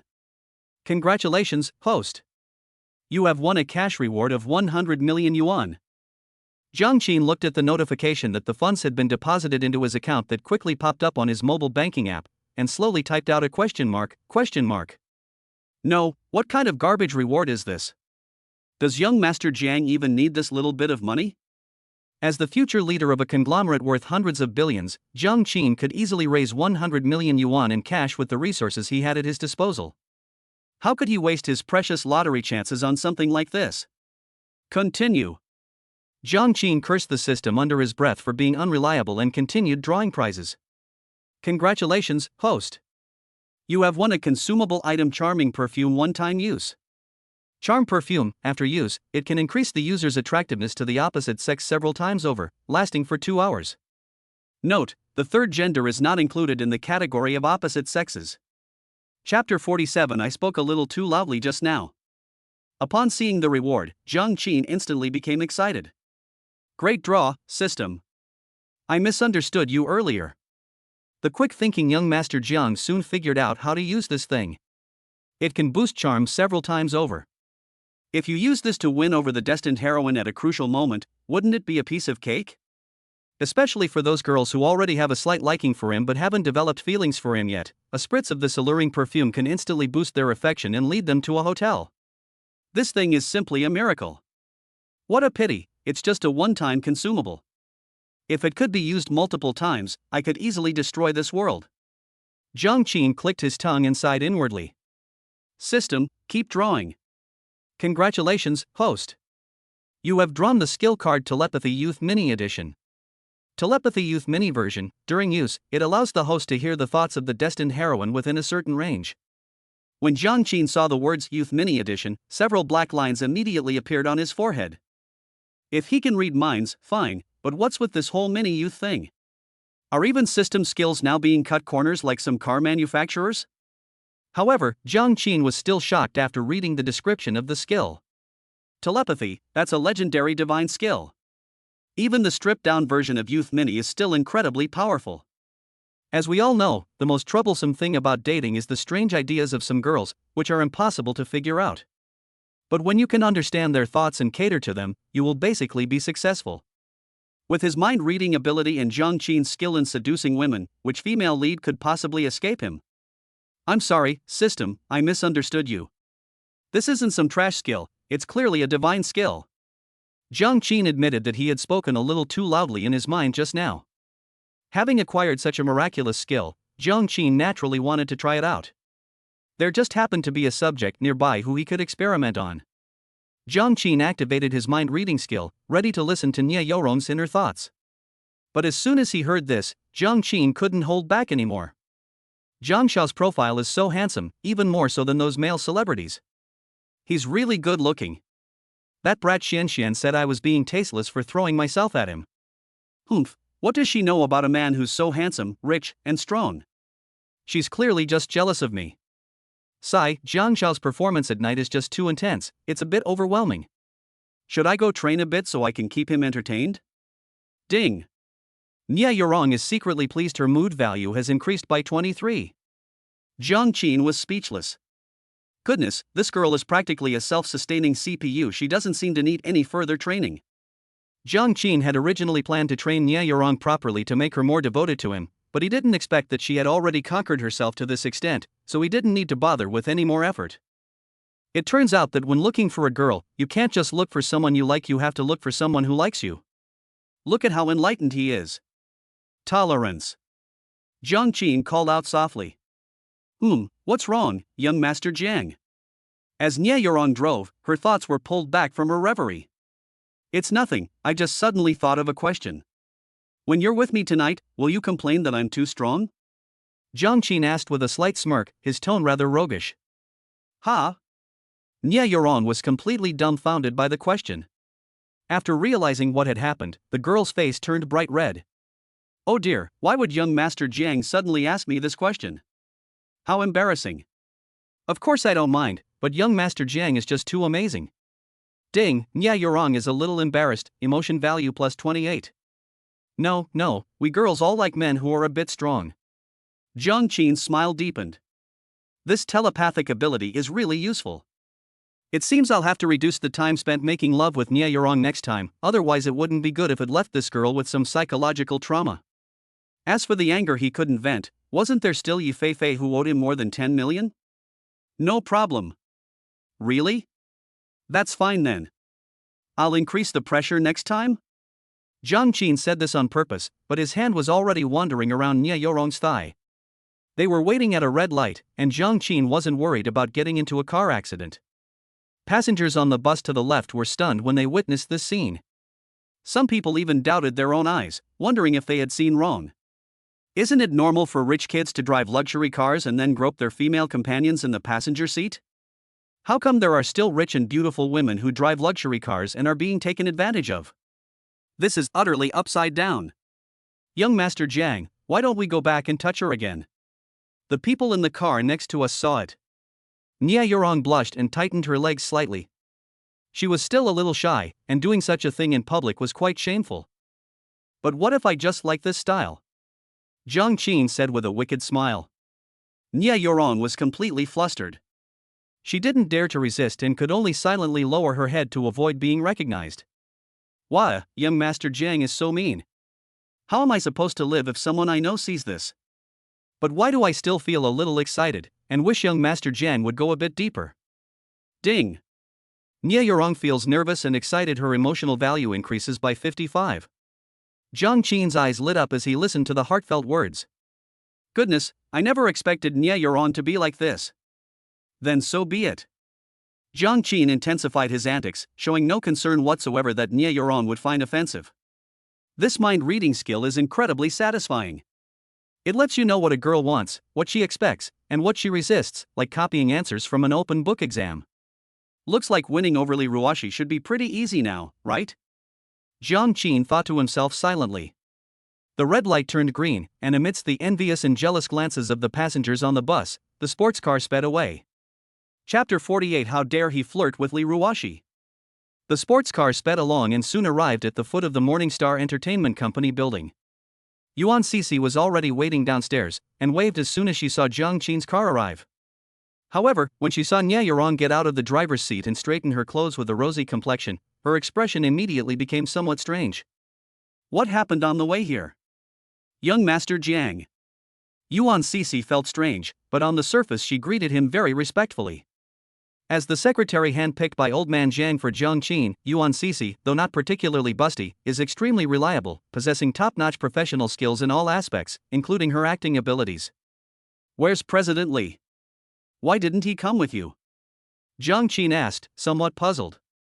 As is customary, Li Ruoxi would always come out to greet him when he arrived at the company. President Li is still in a meeting and can't get away right now. It seems to be a meeting to summarize the investment situation from last quarter, Yuan Cece explained for Li Ruoxi. Oh, I remember that. Last quarter, several entertainment-related investments overseen by President Li yielded pretty good results. We really need to summarize the successful experiences. Jiang Qin nodded, then turned to look at Nya Yorong. Yorong, you still have to record a song, right? Go ahead and do your work. Just send me a message when you're done. Nya Yorong nodded obediently. Yuan Cece's gaze grew increasingly strange, and even after Nya Yorong left, the odd look in her eyes hadn't faded. Jiang Qin noticed this keenly and asked with amusement, What, are you interested in my relationship with Yorong? Yuan Cece blushed as her little secret was exposed and said, I was just curious. You used to be so indifferent to pretty girls, Jiang Shao. You only liked the school beauty from your school. Who knew that you and this Yorong sister would develop so quickly? Jiang Qin smirked. His past as a sycophant was practically like that of Prince Duan from the novel Demigods and Semidevils, earning him an impeccable reputation. Then, as if remembering something, Jiang Qin subconsciously activated his telepathic ability to see Yuan Cece's thoughts. Jiang Qin then exaggeratedly said, The past is the past, and the present is the present. This young master has turned evil now, and I don't want to be a simp anymore, okay? Right now, I'm thinking of expanding my harem and taking in more girls. Assistant Yuan, why don't you join in too? Yuan Sisi seemed startled by these words and took 2 steps back, crossing her arms over her chest, her face full of vigilance, as if she were guarding against a thief. Jiang Qin was amused by her reaction. "All right, stop looking at me like that. Even rabbits don't eat the grass near their burrows." It's a real pity that his telepathic abilities can't hear the thoughts of anyone other than the destined heroine. Yuan Sisi finally breathed a sigh of relief, patted her rather thin chest, and said angrily, "Really, young Master Jiang, don't make jokes like that anymore. What if one day she takes it seriously and tries to seduce you?" As she spoke, the girl rolled her eyes at Jiang Qin, her expression more like a playful refusal than an angry one. A dozen minutes later, in the president's office, Jiang Qin sat upright in his boss's chair, looking at Morningstar Entertainment's financial report for this quarter. It must be said that Li Ruoshi has a very good eye for investment in the entertainment industry. Her proactive moves have brought considerable profits to the company and even opened up some markets. The company's financial report was exceptionally impressive, leaving Jiang Qin with no faults whatsoever. If things continue at this pace, as long as there are no major setbacks, Morningstar Entertainment will undoubtedly become one of the top entertainment companies in China, and may even develop its own complete industry chain. Truly worthy of being the chosen heroine, to have such abilities at such a young age, TSK. Jiang Qin secretly admired him, put down the financial report in his hand, and casually took the tea handed to him by his assistant, Xiao Yuan. Yuan Sisi has always done an excellent job in these small details. But at that moment, Li Ruoshi's voice suddenly echoed in Jiang Qin's mind. "Ugh, it's all that brat Xiaoya's fault. What nonsense she talked about last night kept me up all night, and I had to hold a meeting with the staff this morning." Jiang Qin saw how haggard I looked. "I hope it will affect my image in her eyes. I touched up my makeup downstairs, but even with makeup on, I still look tired. Ugh, so annoying." Jiang Qin was taken aback, and his gaze unconsciously drifted towards the office door. His telepathic abilities can only perceive the female protagonist's thoughts within a certain range. And that range isn't very large. So, does this mean Li Ruoshi is already at the door, just hesitating whether to go in or not? As Jiang Qin expected, Li Ruoshi pushed open the door and walked in within just over 10 seconds.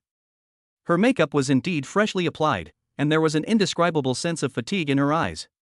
Compared to her usual decisive and efficient demeanor, she was indeed a bit less impressive, but she possessed a more haggard yet beautiful quality. "I'm sorry to have kept you waiting, young Master Jiang. I've been quite busy lately and haven't been able to get away for a while," Li Ruoshi said apologetically as she pushed open the door and gently smoothed her hair. Jiang Qin nodded in understanding and smiled. "President Li is very busy with work, you must be tired." Then, Jiang Qin carefully examined Li Ruoshi for a few more moments, revealing a hint of interest. "Speaking of which, Ms. Li seems a little different today than usual. Is it just my imagination?" Li Ruoshi was startled, but she forced herself to remain calm and said, "Really? Is there anything different? I feel like there's no difference from usual." Jiang Qin smiled and said, "President Li seems more feminine and more beautiful today." He spoke very sincerely, but as soon as he said that, the entire office fell silent. Even Xiao Yuan, the assistant next to him, seemed a bit like someone from Bengbu. Yuan Sisi never expected that Jiang Qin would dare to flirt with Li Ruoshi. You should know that she has a notoriously bad temper, and anyone who dares to flirt with her usually doesn't get away with it. Has our young master gone mad? He shouldn't have messed with this guy. But what assistant Yuan didn't expect was yet to come. Upon hearing this, Li Ruoshi was not angry at all. Instead, she seemed a little shy. Yuan Sisi couldn't believe her eyes. She actually saw a hint of shyness on the face of the notoriously tough woman in the Jiang group. Young Master Jiang really knows how to make people happy. I didn't even look good dressed today. He actually complimented me on my looks and femininity? Was he just trying to comfort me? Or was he just saying it politely? Oh dear, I think I've been teased. Should I get angry? But he was clearly praising me, and he did it when I was at my worst. Chapter 49. Who wouldn't be confused after reading this? Hearing Li Ruoshi's heartfelt words, Jiang Qin's smile deepened. "Mr. Li, you've misunderstood. I'm an honest person and usually only tell the truth. Mr. Li is really very attractive today, so I couldn't help but say a few words of praise. I hope Mr. Li won't think I was being presumptuous." He spoke very politely, even deliberately maintaining a certain distance. When it comes to picking up girls, especially intelligent girls like Li Ruoshi, you definitely need to be serious at the beginning. You can't let the girl think you're too frivolous, otherwise it will be difficult to develop the relationship later. Sure enough, Li Ruoxi relaxed a lot after hearing this. Young Master Jiang must have used these kinds of words to coax young girls quite a bit, like to Sister Yurong? An old aunt like me won't be fooled by just a few words. Indeed, given Jiang Qin's personality, he rarely praises people. This is the first time he's ever complimented me in all the time we've known each other. Could it be that he genuinely thinks I look better when I'm tired? Or is it that I'd been too aloof and unapproachable most of the time? Li Ruoxi began to reflect. This is exactly the effect Jiang Qin wanted. He changed the subject, not dwelling on the issue, and instead started talking about work. By the way, while I was having tea in the office just now, I reviewed Mr. Li's financial statements and work report for the last quarter. He did a very good job. I won't bother with formalities. Our group has always been fair in distinguishing between merit and demerit, and rewards those who have made contributions. I wonder what kind of reward Mr. Li would like this time. As long as it is within my authority, you can ask for it. Li Ruoxi was a bit stunned by Jiang Qin's combination of punches. Jiang Qin first praised her appearance, which was her biggest concern, and then fully affirmed her work results, which made Li Ruoxi feel a sense of recognition. In the end, he even wanted to give her a big reward. Listen to this. Within the scope of authority, anything is allowed. This is practically the treatment of a national hero in ancient times. Who wouldn't be confused after seeing this? Young Master Jiang, you're too kind. This is what I should do. After all, the company has given me so many benefits and so much power. If I can't produce some results, I'd be embarrassed to stay in this position. Let's forget about any rewards. Li Ruoxi came back to her senses, excited but very humble. Hey, one thing at a time. I've already prepared to nominate President Li for the group's year-end awards ceremony. How can we not reward him properly? Just tell me what you want, don't be shy, this is a once-in-a-lifetime opportunity. Jiang Qin said with a smile. The Jiang Group does indeed have such an incentive system, which can fully mobilize the enthusiasm of employees at a very small cost. As soon as Jiang Qin said those words, Li Ruoxi's expression became noticeably more excited, and even the way she looked at Jiang Qin changed significantly. Congratulations, host. You have successfully moved and touched the heart of the destined heroine, Li Ruoxi, gaining plus 166 emotion points. President Jiang, I haven't decided what I want yet. Could I go back and think about it first? Li Ruoxi asked tentatively. Of course, that's no problem. Just send me a message whenever you've decided, Jiang Qin said with a gentle smile. With a simple act of control, the petite Li Ruoxi was completely under his thumb. Besides looking at the financial statements, I have something else to say about you, Mr. Li. Jiang Qin changed the subject again, his expression becoming serious. Huh? It's related to me? What's it about? Li Ruoxi was a little confused. I've noticed that Mr. Li hasn't been in a good mood lately. Is something on his mind? Morningstar Entertainment is currently thriving, so the company's affairs shouldn't be causing Mr. Li so much worry. Has he encountered any difficulties? If you have any difficulties, Mr. Li, please feel free to speak up. As long as it's something within Zhanghai, I should be able to help resolve it, Jiang Qin said with a friendly smile. But Li Ruoxi tensed up instantly upon hearing this. Why didn't she get enough rest? It's all because of Jiang Qin. But this reason is obviously something I can't say out loud. Damn it, they're coming for me. How should I put it? I've been working so hard for the company. No, young Master Jiang was just praising me, and now I'm complaining and asking for credit? That's not right. Family reasons? My parents are perfectly fine, I can't just lie and make up some kind of medical condition for them. Li Ruoxi was somewhat troubled. System notifications kept popping up in Jiang Qin's head. Nervousness, hesitation, shame. A jumble of emotions was constantly being harvested from Li Ruoxi by the system. Jiang Qin was somewhat surprised. He hadn't expected that this girl, who usually seems so serious, would have such a complex inner world. She truly lives up to her reputation as the female lead with the most contrasting personality in the original work. President Li, please don't misunderstand. I just learned some medical skills from a master of traditional Chinese medicine before. I noticed that your complexion is a bit off, so I asked you this question. Seeing that Li Ruoxi hadn't spoken for a while, Jiang Qin decided to speak again. If I'm not mistaken, Mr. Li has been suffering from severe insomnia lately, and he's even experiencing some hair loss. He also has a bitter taste in his mouth every morning when he wakes up. When Li Ruoxi first heard that Jiang Qin knew medicine, she was somewhat dismissive. In her opinion, the medical skills Jiang Qin mentioned were nothing more than a superficial understanding, utterly useless. But when she heard what Jiang Qin said next, Li Ruoxi's eyes widened suddenly. "Young Master Jiang, you really know medicine?" She looked at Jiang Qin with disbelief. She hadn't been feeling well lately, but she thought it was just because she was tired, so she didn't pay much attention to it. She hadn't even told anyone about her symptoms, including her closest friends, Yi Feifei. Jiang Qin was able to tell at a glance. "What, you don't think I'm using my medical skills as an excuse to pick up girls, do you?" Jiang Qin retorted. Li Ruoxi blushed. That was indeed what she thought. But then she realized what was happening and quickly asked, "Young Master Jiang, what's wrong with my symptoms? It's not some kind of terminal illness, is it?" Jiang Qin shook his head. "It's not a big problem. You're probably suffering from long hours of high-intensity overtime and sitting for long periods. Many people have this problem now, which is commonly known as sub-health." Hearing this, Li Ruoxi secretly breathed a sigh of relief. "It's alright, it's just a sub-healthy state. With some treatment, it should be fine. Young Master Jiang is amazing. He even knows about traditional Chinese medicine and could spot my health problem at a glance. I wish the man I marry in the future would be as capable as young Master Jiang."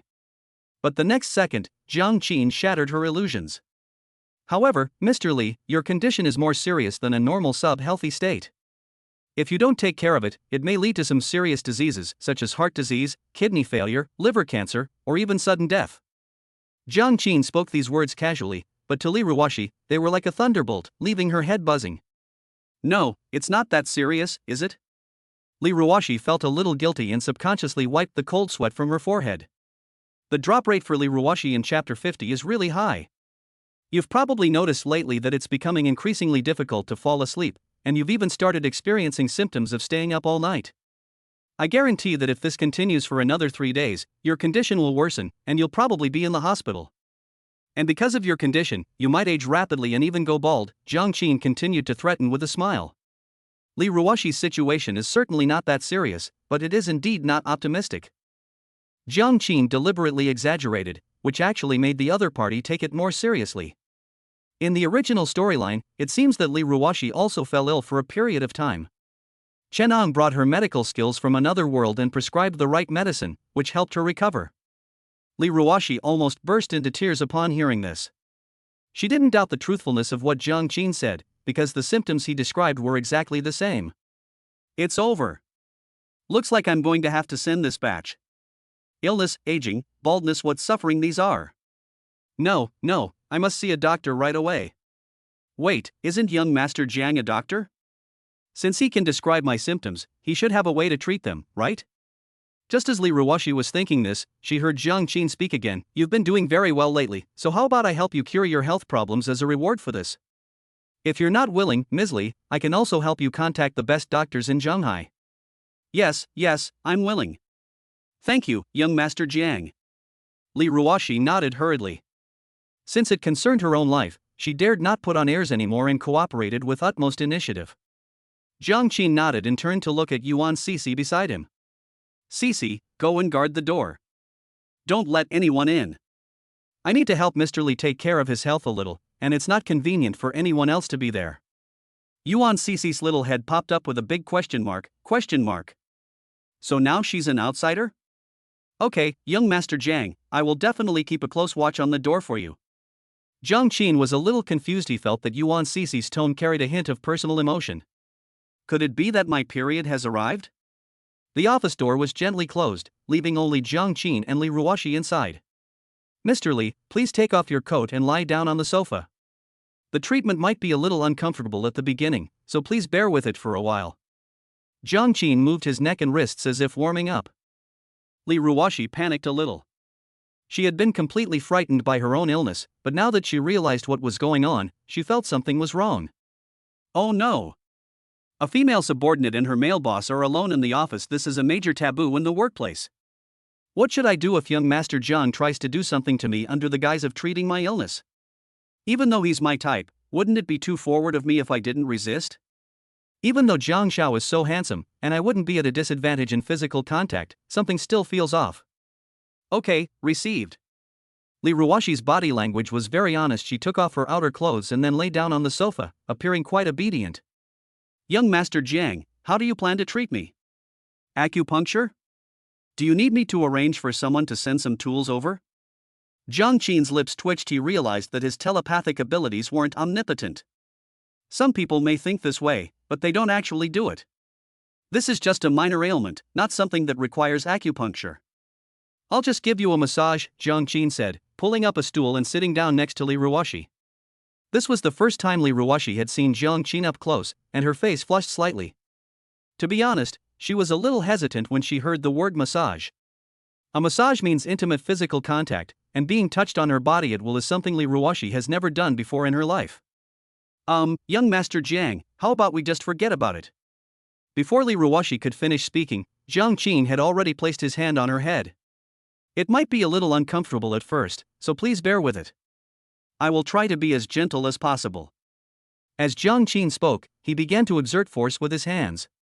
Li Ruoxi felt a tightness in her scalp, followed by a strange stimulation that surged from her head, like Jiang Qin's force, flowing into her head and then spreading throughout her limbs.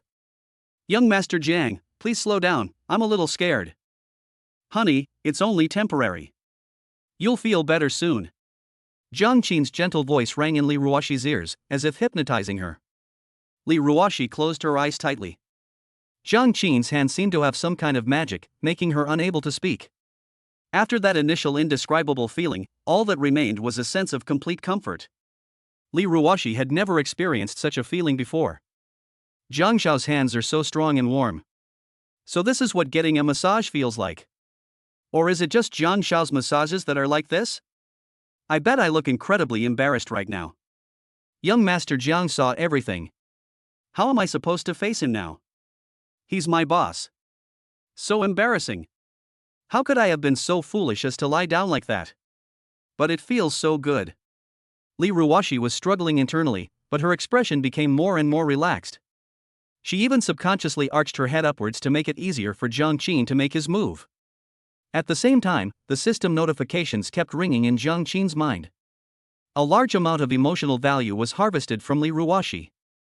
The drop rate is really high. A few minutes later. Mr. Li, we've finished massaging your head. Now it's time to massage your body. Jiang Qin kindly offered a reminder. Li Ruoxi was too comfortable to speak at this point, and didn't pay attention to what Jiang Qin said at all, only mumbling a random. Seeing this, Jiang Qin didn't stand on ceremony and put his hands directly on Li Ruoxi's shoulders.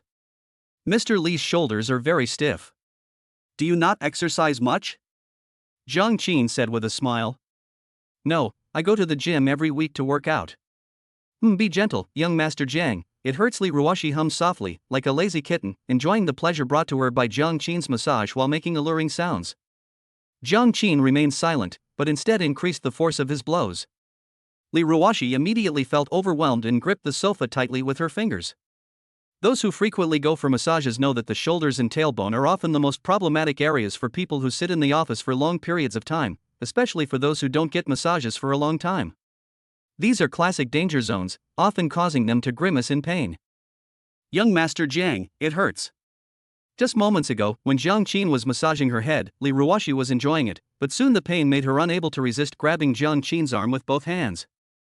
Chapter 51. She really is a little wildcat.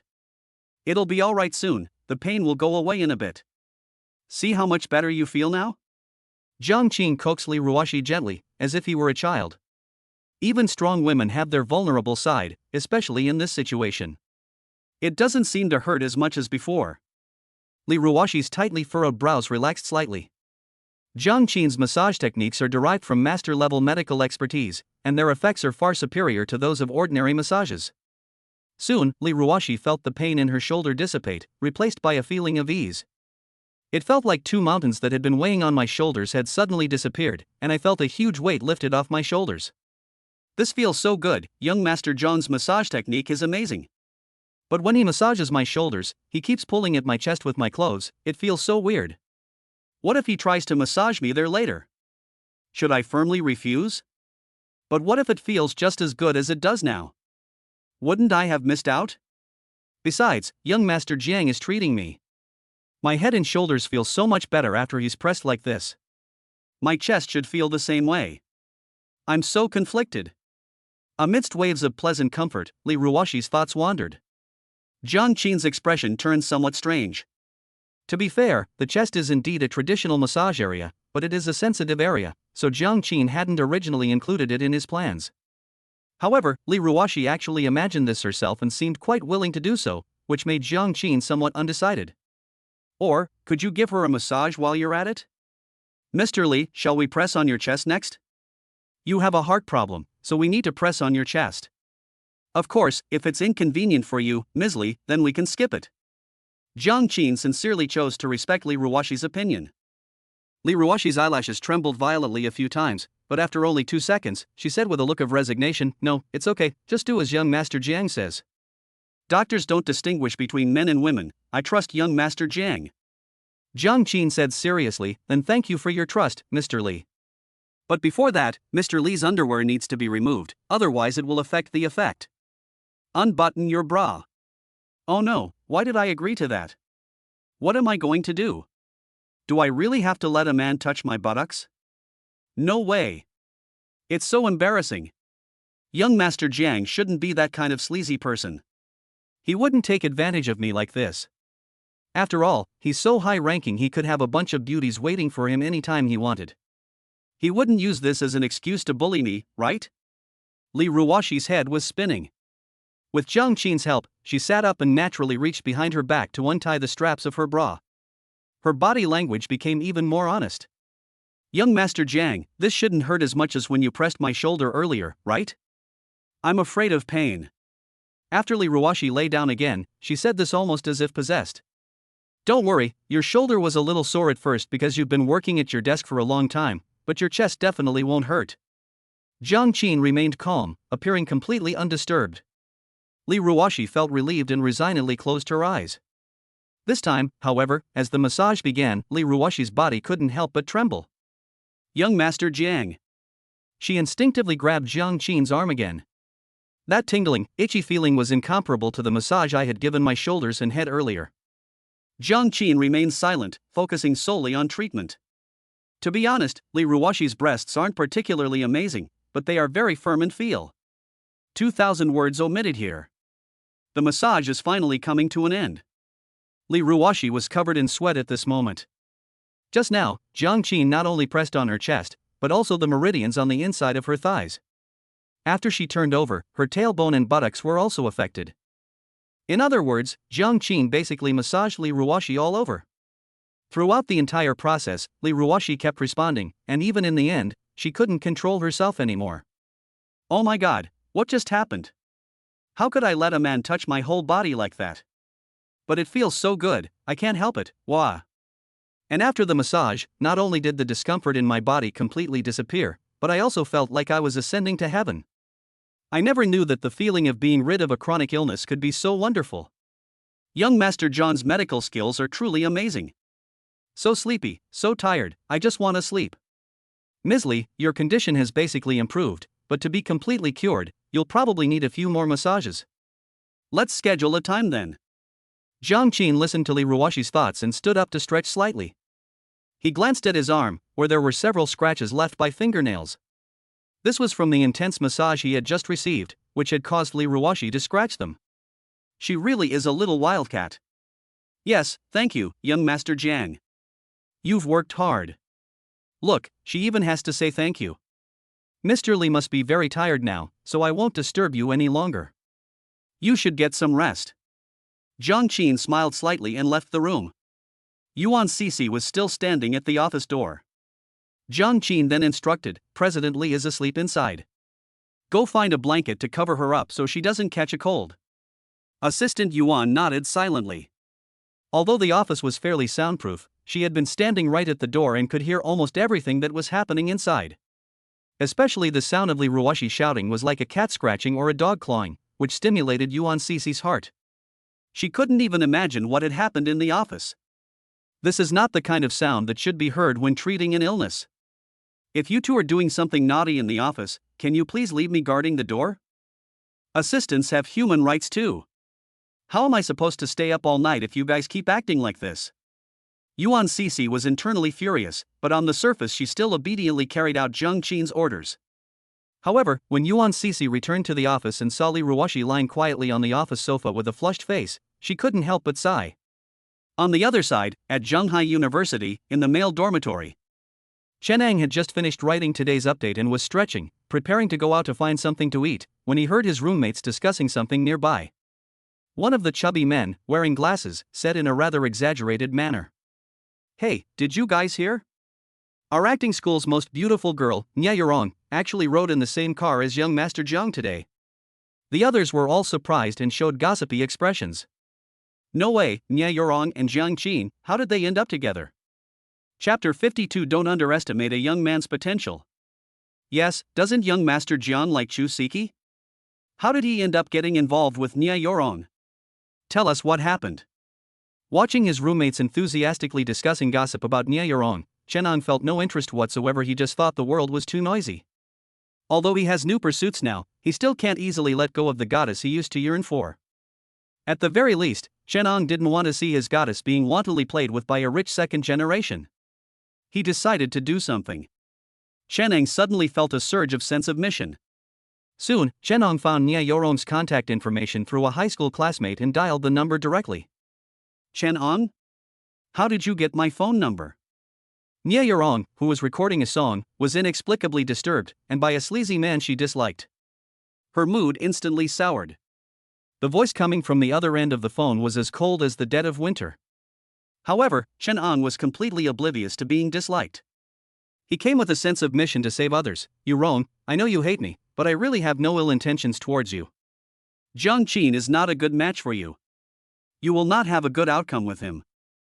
These rich kids are very casual about women. Once they get tired of you, they'll definitely dump you without hesitation." Chen Ang. Shut up.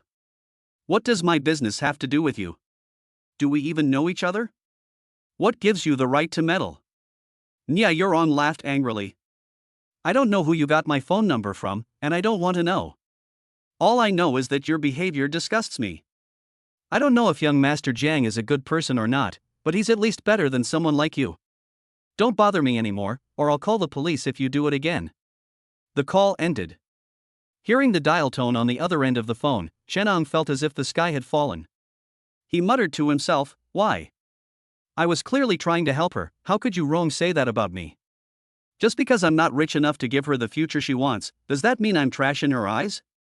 Chen Ang couldn't understand it, and ultimately he attributed the result to his lack of money. 10 years west of the river, 10 years east of the river, never underestimate a young man's potential.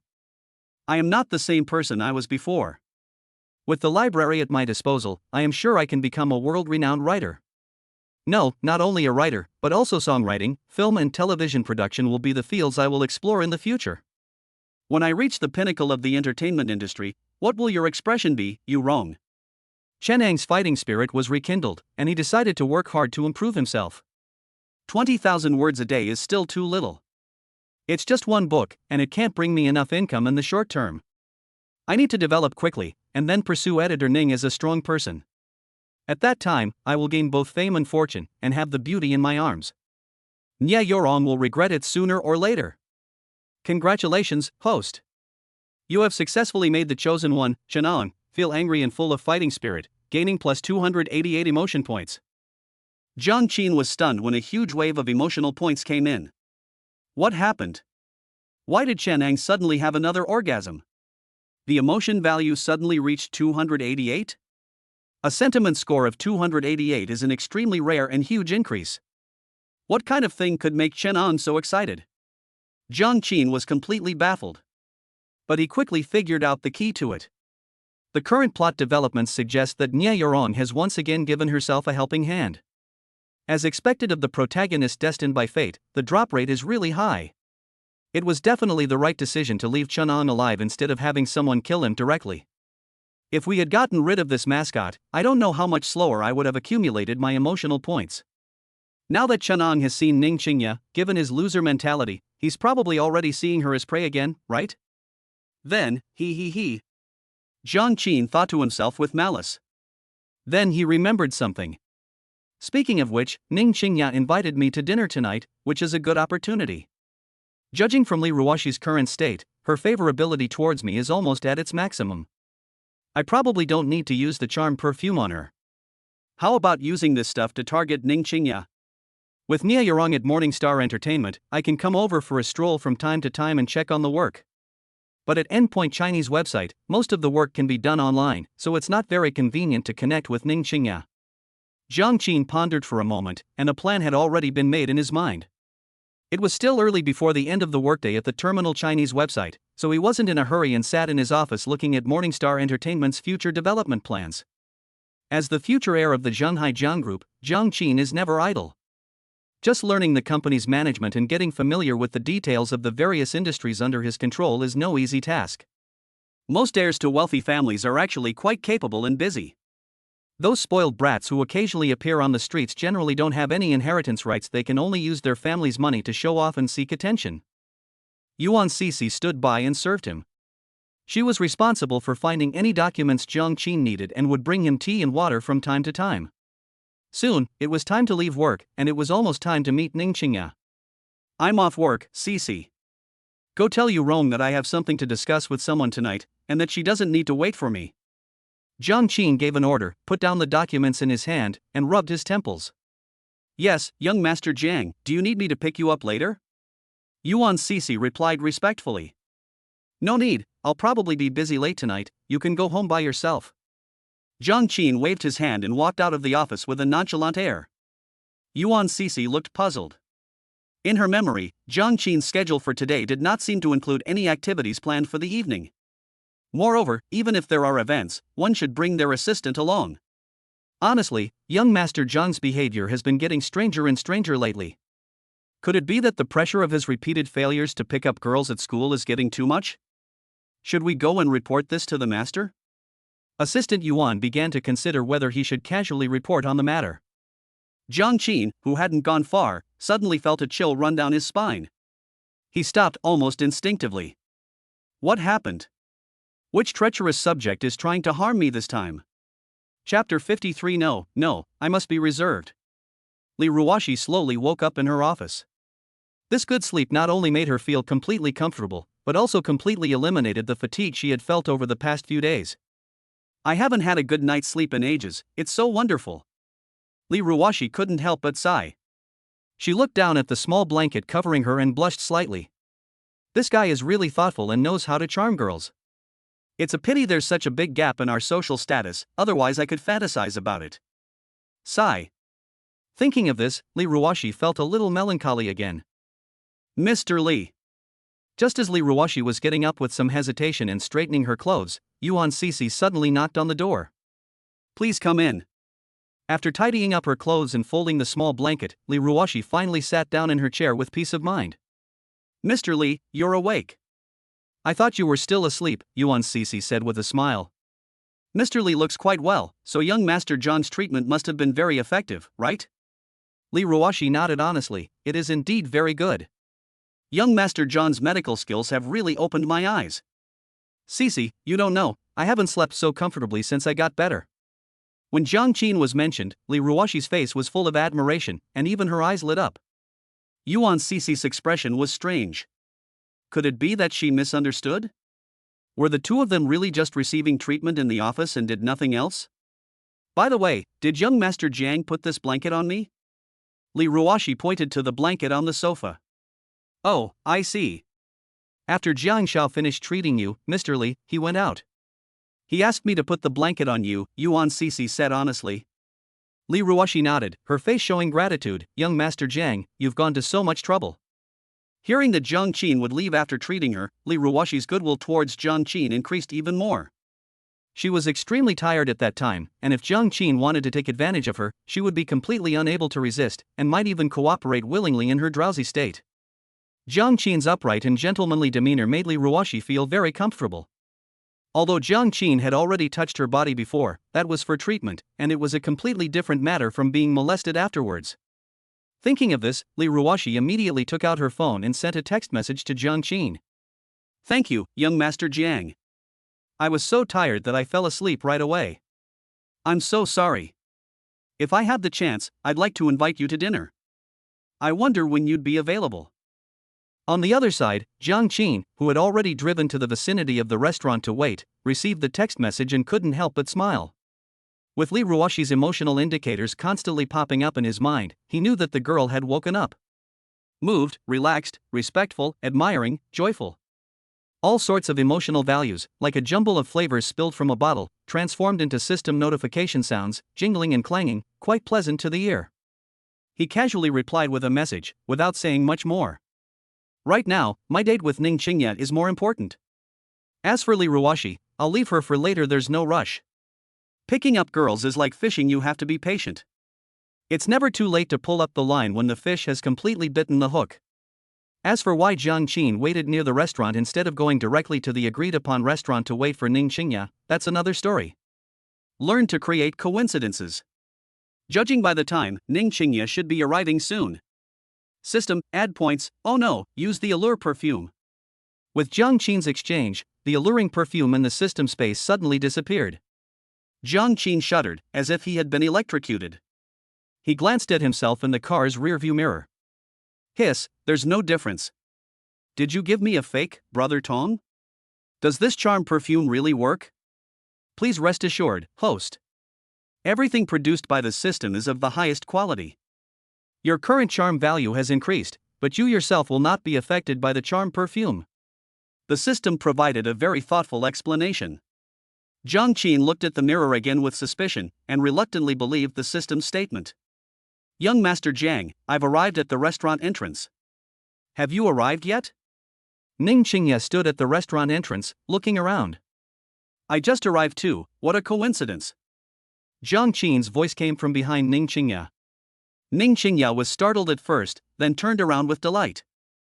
Many girls really enjoy this kind of perfectly timed chance encounter. I thought I was too late, but I didn't expect young Master Jiang to be here too.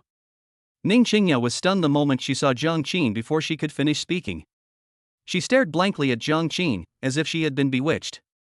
What's wrong? Why are you looking at me like that? Is there something dirty on my face? Jiang Qin smiled as he observed Ning Qingya's pretty face. That smile was like a sharp sword, piercing Ning Qingya's heart and making the beautiful editor's heartbeat slow down. Wow, so handsome. Ning Qingya murmured something, then realized her lapse in composure and quickly said, blushing, I'm sorry, Mr. Jiang, I didn't mean it. You're just too handsome today, and I didn't realize it for a moment. Haven't I always been like this? Jiang Qin asked back, already feeling surprised. Isn't the effect of this alluring perfume too strong? This is probably not some kind of mind-controlling spell. No, young Master Jiang, you look especially handsome today, Ning Qingya explained softly. Congratulations, host. You have successfully made the destined heroine, Ning Qingya, feel shy, shocked, and excited. You have gained plus 99 emotion points. Excited? Jiang Qin thought to himself, this is a disgrace. He suddenly understood what it felt like for a beautiful woman to be stared at by a pervert. That's way too much of a shock. Let's go inside the restaurant and sit down. It's not appropriate for us to just stand outside. Jiang Qin shook some strange thoughts out of his mind and made a very gentlemanly please gesture. Okay. Ning Qingya blushed, lowered her head, and occasionally glanced at Jiang Qin out of the corner of her eye. Oh no, how could I have lost my composure today? Even though young Master Jiang is handsome, I shouldn't have let you fall for him so easily, Ning Qingya. Wake up! But he really touches my heart. I want to sleep with a man like him, even if I had to pay him. No, you need to be reserved. Ning Qingya, you're too close to young Master Jiang, you're practically pressed against him. Editor Ning, what's wrong? You seem a bit distracted today. Are you too tired from work? Jiang Qin asked with concern. Ning Qingya felt an overwhelming sense of shame at this moment, like a shy mimosa plant trembling in the wind, closing its petals but not completely shut. No, it's just that you look so handsome today, Mr. Jiang, that I'm a little afraid to open my eyes. In her nervousness, Ning Qingya blurted out what was on her mind. Really? Editor Ning, don't flatter me. You didn't seem like this when you saw me last time. Jiang Qin chuckled, but was secretly alarmed by the power of the alluring perfume. This doesn't just increase his charm, it practically turns him into a male succubus. Look how smitten he is with that beautiful editor. Chapter 54. Your movements look so familiar, and your lines look so familiar too. In fact, not only Ning Qingya, but all the other women in the restaurant also stared blankly at Jiang Qin's handsome face the moment they saw him. They looked like a pack of hungry wolves, eager to devour Jiang Qin whole. "Hello, are you dining for two?" A vibrant young waitress greeted them with a blush, not even glancing at Ning Qingya, and immediately fixing her gaze on Jiang Qin. Jiang Qin nodded. "Could you please find us a seat by the window?" Upon hearing Jiang Qin speak, the waitress's eyes lit up with excitement as she enthusiastically pointed in a direction. "Yes, sir, this way please." Upon seeing this, Ning Qingya became alert. "Oh no, I just blurted out my innermost thoughts. And this waiter is going too far.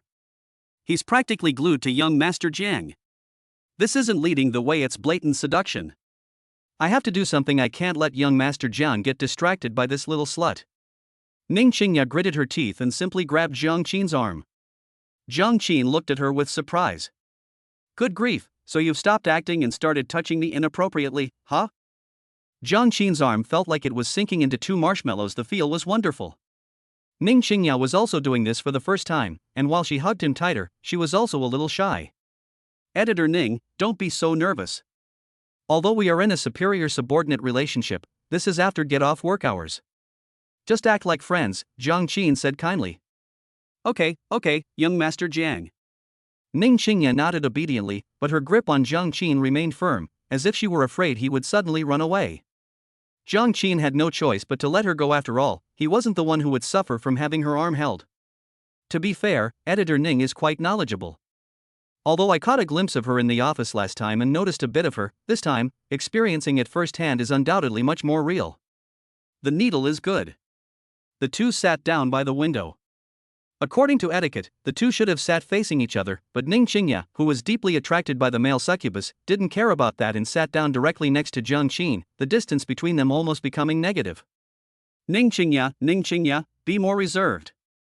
Even if young Master Jiang is very attractive to you, you can't be so impulsive. Women who offer themselves up are never worth much. There are so many examples of this. But young Master Jiang smells so good, I can't resist, I just can't resist. I really want to have his babies. Maybe I should trick him into bed with me tonight, and if I take the initiative, he shouldn't refuse me." While Jiang Qin was ordering food, Ning Qingya's mind was filled with all sorts of wild thoughts, and she even had the urge to lure Jiang Qin into bed. As a virgin, Ning Qingya was startled by this damned thought. Jiang Qin's lips twitched slightly, almost imperceptibly. Logically speaking, it shouldn't be him who takes the initiative to seduce Ning Qingya, so why is it the other way around now? Did you trick yourself into bed? This is utterly upside down. Jiang Qin decided to do something, at least to stop things from continuing like this. He always liked to take the initiative. How could he let a woman pursue him instead? "Editor Ning, are you cold?" Jiang Qin turned his head and looked directly at Ning Qingya. The meaning was clear: if you're not cold, why are you standing so close to me? The wind outside was so strong just now, it made me shiver a little. "Young Master Jiang, you're so warm," Ning Qingya said without even thinking. "Jiang Qin?" He glanced out the window instinctively and saw that the moon was bright and the stars were few. Even the plastic bags on the street lay quietly, showing no sign of being blown by the wind, as if they were silently mocking Ning Qingya's clumsy lie. "Young Master Jiang, actually, I was deeply attracted to you the moment I saw you. Your temperament is just too outstanding, like the sun in the sky, which can bring people light and heat. At that time, I thought, I wish my future man could be like you, young Master Jiang." Ning Qingya rested her head on Jiang Qin's shoulder and gently placed her hand on his thigh, caressing it tenderly. Jiang Qin's lips twitched again. "Your movements look so familiar, and your lines look so familiar too. He did the same thing to Nye Yorong while driving this morning, but he never expected that someone else would do the same thing to him tonight. Is that a beaver?" "Editor Ning, we're here to eat, there are so many people here." Jiang Qin gently reminded her, hoping to make Ning Qingya maintain some composure. "It's just the world's opinion, young Master Jiang, do you still care about that?" Ning Qingya's hands became increasingly restless, her expression now intoxicated, as if she had taken a strong drug. "I like this style, young Master Jiang, do you like it?" Jiang Qin gasped, feeling Ning Qingya's hand already reaching for the highest point. Although the tablecloth blocked the view, preventing others from seeing it, the thrill of doing something wrong in public is something most people can't handle. Just as Jiang Qin was about to stop Ning Qingya and bring the girl to her senses, Ning Qingya's phone suddenly rang. Who is it calling at this hour? Can't you see I'm about to succeed? 3 spoonfuls of sugar? Ugh, you bastard, you deserve to die. Editor Ning, your phone is ringing, Jiang Qin reminded him in a friendly manner. Oh, okay, young Master Jiang, I'll take this call first. Ning Qingya sighed inwardly and answered the call directly. Chen Ang's voice came from the other end of the phone. Editor Ning, I've sent you my new book, but I haven't received your review reply yet. Are you very busy today? Upon hearing this, Ning Qingya felt inexplicably irritated. Adding 3 spoonfuls of sugar is incredibly inconsiderate. It's after get-off work hours, you jerk. I'm so angry that this little thing is ruining my date with Jiang Xiao. I want to swear. Ning Qingya felt agitated. She actually has a very good temper. Even after get-off work, she will patiently answer questions from authors. But today is a special case. After all, no normal person would be happy to be disturbed during a pleasant mating period. At the same time, a system notification sounded in Jiang Qin's mind. Congratulations, host. You have successfully made the female lead, Ning Qingya, feel disgusted by the male lead, Chen Ang. You have gained plus 155 emotion points. Chapter 55. Isn't this a perfect opportunity to get intimate? It's after get-off work hours now, I've already left. Mr. Chen, I'll read your new book when I go to work tomorrow, do you understand what I mean? Ning Qingya was displeased, but she still maintained basic politeness, though her tone was somewhat emotional. Chen Ang was taken aback by Ning Qingya's tone and said somewhat aggrievedly, I just wanted to give editor Ning a surprise. I plan to write 2 books at the same time, and I'm very confident about the second one. But before he could finish speaking, Ning Qingya interrupted him, saying, we can talk about it tomorrow. I have some important things to do right now, so I'll hang up now. After saying that, Ning Qingya hung up the phone, not giving Chen Ang any time to react. On the other end, Chen Ang was completely dumbfounded as he listened to the dial tone. He felt like a dog in the rain, soaked to the bone, so pathetic and helpless. What's wrong? Jiang Qin asked with concern. It's nothing, it's just that Chen Ang I told you about last time, young Master Jiang. I didn't expect him to call after get off work, Ning Qingya explained. I just heard him say that he's started a new book. Although the author's character isn't great, his work should be alright. You might want to take a look first. Work is more important, Jiang Qin said with a smile. We're waiting for our food, why don't we take a look together? Ning Qingya originally wanted to refuse, but upon hearing Jiang Qin's last words, her eyes suddenly lit up. Reading together? Isn't this a perfect opportunity for some sweet moments? I was just looking for a reason to continue getting closer to young Master Jiang, isn't this the perfect opportunity? Great! I happen to have a tablet in my bag. Let us watch it together, Mr. Jiang. Ning Qingya proactively took out her tablet from her bag, opened her email, and pulled up Chen Ang's new book. After being jilted at the altar, I became the Supreme Dodi? That's an interesting title. While listening to Ning Qingya's thoughts, Jiang Qin pretended not to notice and focused all his attention on the novel displayed on the tablet. It's quite interesting. Chen Ang is indeed a talented person. It would be even better if he were also of good character. Ning Qingya dissed Chen Ang again. Young Master Jiang, look, this opening is very captivating. The Doma continent, the fallen genius, the setting is very novel. Jiang Qin nodded, yes, I'm looking at it now. Ning Qingya glanced at Jiang Qin and saw that he was engrossed in reading a novel. She immediately felt that her chance had come. She moved closer to Jiang Qin, her left hand sneakily reaching towards him. This beautiful, bookish editor herself was unaware of what she was doing. The most powerful aspect of alluring perfumes is that they can evoke the most primal impulses in the opposite sex, making them utterly unable to resist. Editor Ning, please focus on your book and stop staring at me, okay? Jiang Qin couldn't help but remind him after being bothered a few times. Sorry, young Master Jiang, you're too attractive. I can hardly control myself. Ning Qingya said this, but her body language was quite honest. She would take advantage of Jiang Qin from time to time, showing a strong infatuation. Editor Ning, I know I'm handsome, but you can't keep touching my legs like that.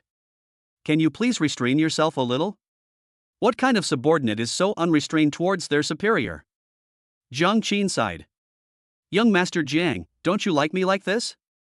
Or do you prefer to take the initiative? Ning Qingya's face flushed slightly, but her eyes were watery as she looked at Jiang Qin, with no evasion but only provocation in them.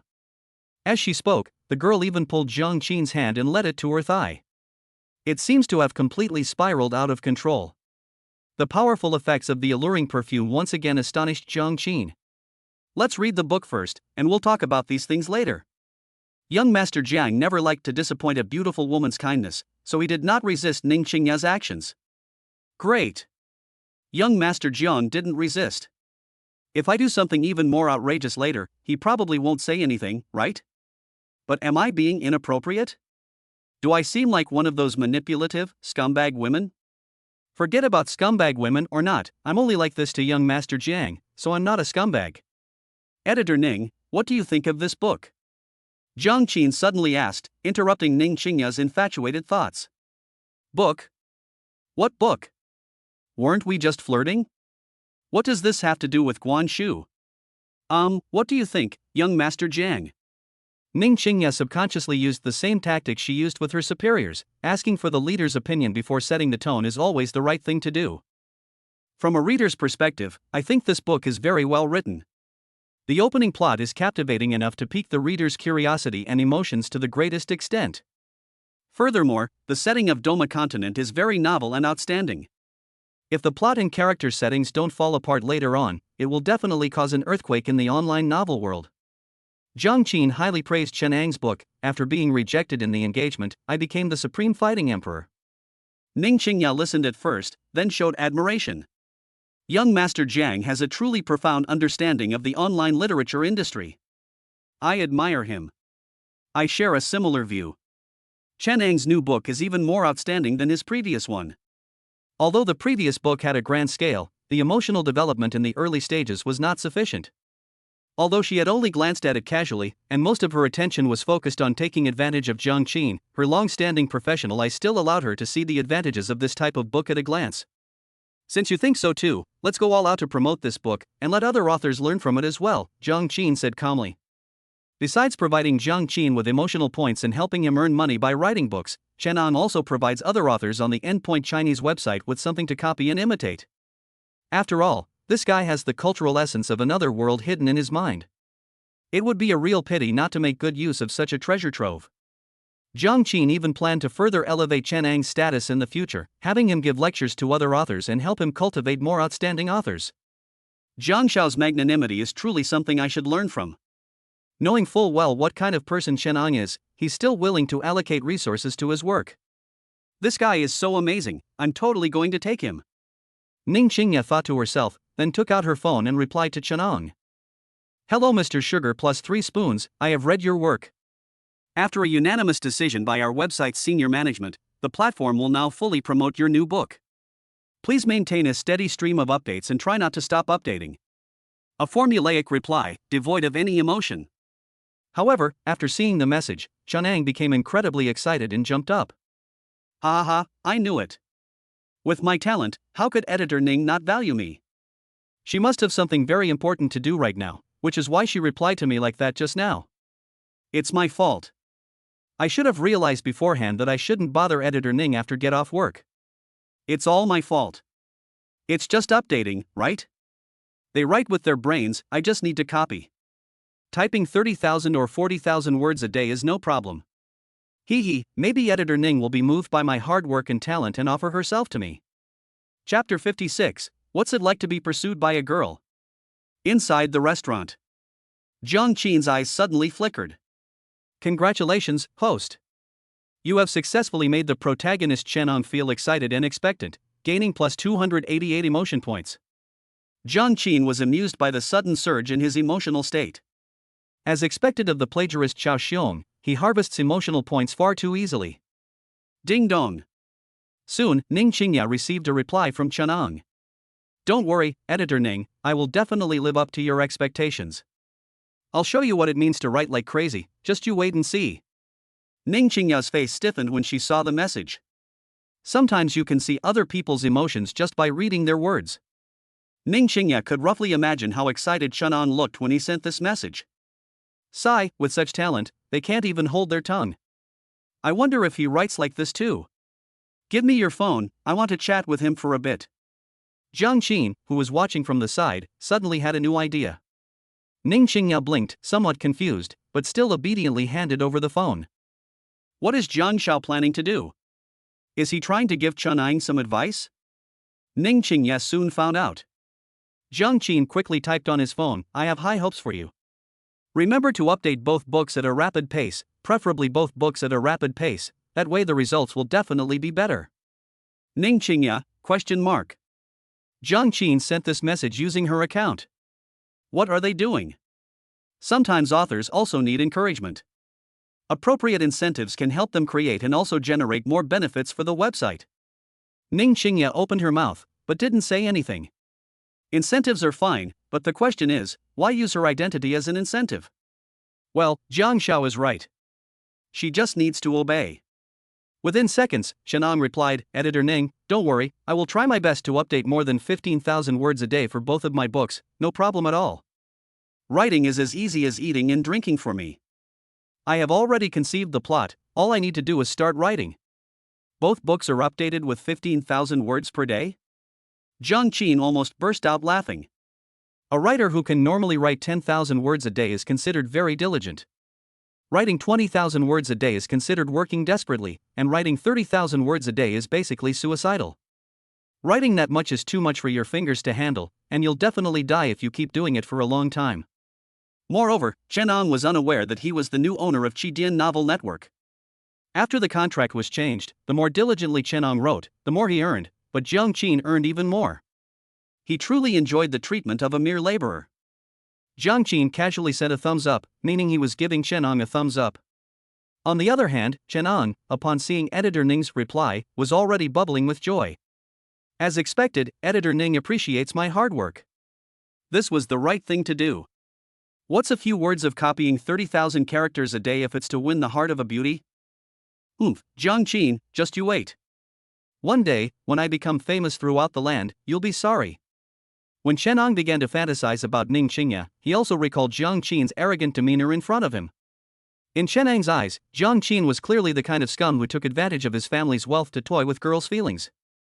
He was a standard evil villain who would be crushed by Chen Ang's righteous self sooner or later. After thinking for a moment, Chen Ang typed, Editor Ning, when are you free? I'd like to treat you to a meal. You've been so good to me, I still want to thank you in person. After sending the message, Chen Ang waited with great anticipation. But he waited until late into the night without receiving a reply from Ning Qingya. Inside the restaurant. Young Master Jiang, let me toast you. Thank you for investing in QIDN.com and for valuing me so much. When I was working in the editorial department, I felt like my life was meaningless. You brought me hope. I'll drink this glass, you can do whatever you want. Ning Qingya picked up her wine glass and drank it all in one gulp. She's already had several drinks by now. Outsiders don't know that Ning Qingya actually has an excellent alcohol tolerance, but she never drinks a drop when having company dinners. Even Jiang Qin, who had read the original novel, was unaware of this beforehand. If it weren't for his telepathic abilities, he might have been fooled as well. I've seen Ning's talent, and you deserve all of this, Jiang Qin said gently, looking at the beautiful woman who was pretending to be drunk and had fallen into his arms. Editor Ning, you're drunk. Drink less. Ning Qingya shook her head and pressed her whole body against Jiang Qin's chest. Will you take me home later, young Master Jiang? I'm scared to go home alone. What if someone bullies me? You can't just abandon me, young Master Jiang. I'm definitely going to have Jiang Shao tonight. Even Jesus couldn't stop him, I'm telling you. As long as I lure him home, I can just pretend to be drunk and take off my clothes, or even pounce on him. I don't believe he can resist. Or we could get young Master Jiang drunk and take him straight home. Jiang Qin listened to Ning Qingya's thoughts and silently watched the girl's performance. To be honest, this was the first time Jiang Qin had ever experienced being pursued by a girl, and the fact that he was also eyeing her made it even stranger. It's like someone has fed you, you'd feel embarrassed not to eat. Okay, I'll call a car and personally take you home in a bit. Honey, drink less alcohol, it's bad for your health. Jiang Qin gently patted Ning Qingya's shoulder and softly comforted her. Yes, I'll do whatever young Master Jiang says. Ning Qingya became even more obedient, pressing her head tightly against Jiang Qin's chest, while her slender hands mischievously groped Jiang Qin's thighs. Night falls. Inside Ning Qingya's rented room, Jiang Qin helped the drunk Ning Qingya push open the door and come in. Turning on the light revealed a simply furnished yet cozy little room. The bedroom sheets are pink, which looks quite girly. Finally home, what's next? Should I be direct, or try undressing first? Young Master Jiang, I'm so thirsty, could you get me a glass of water? Ning Qingya sat down on the edge of the bed, her eyes blurry with drunkenness. Okay. Jiang Qin naturally poured Ning Qingya a glass of water. However, just as he finished getting the water and approached, Ning Qingya suddenly attacked, grabbing Jiang Qin's neck. A bright red lipstick was pressed directly onto Jiang Qin's lips.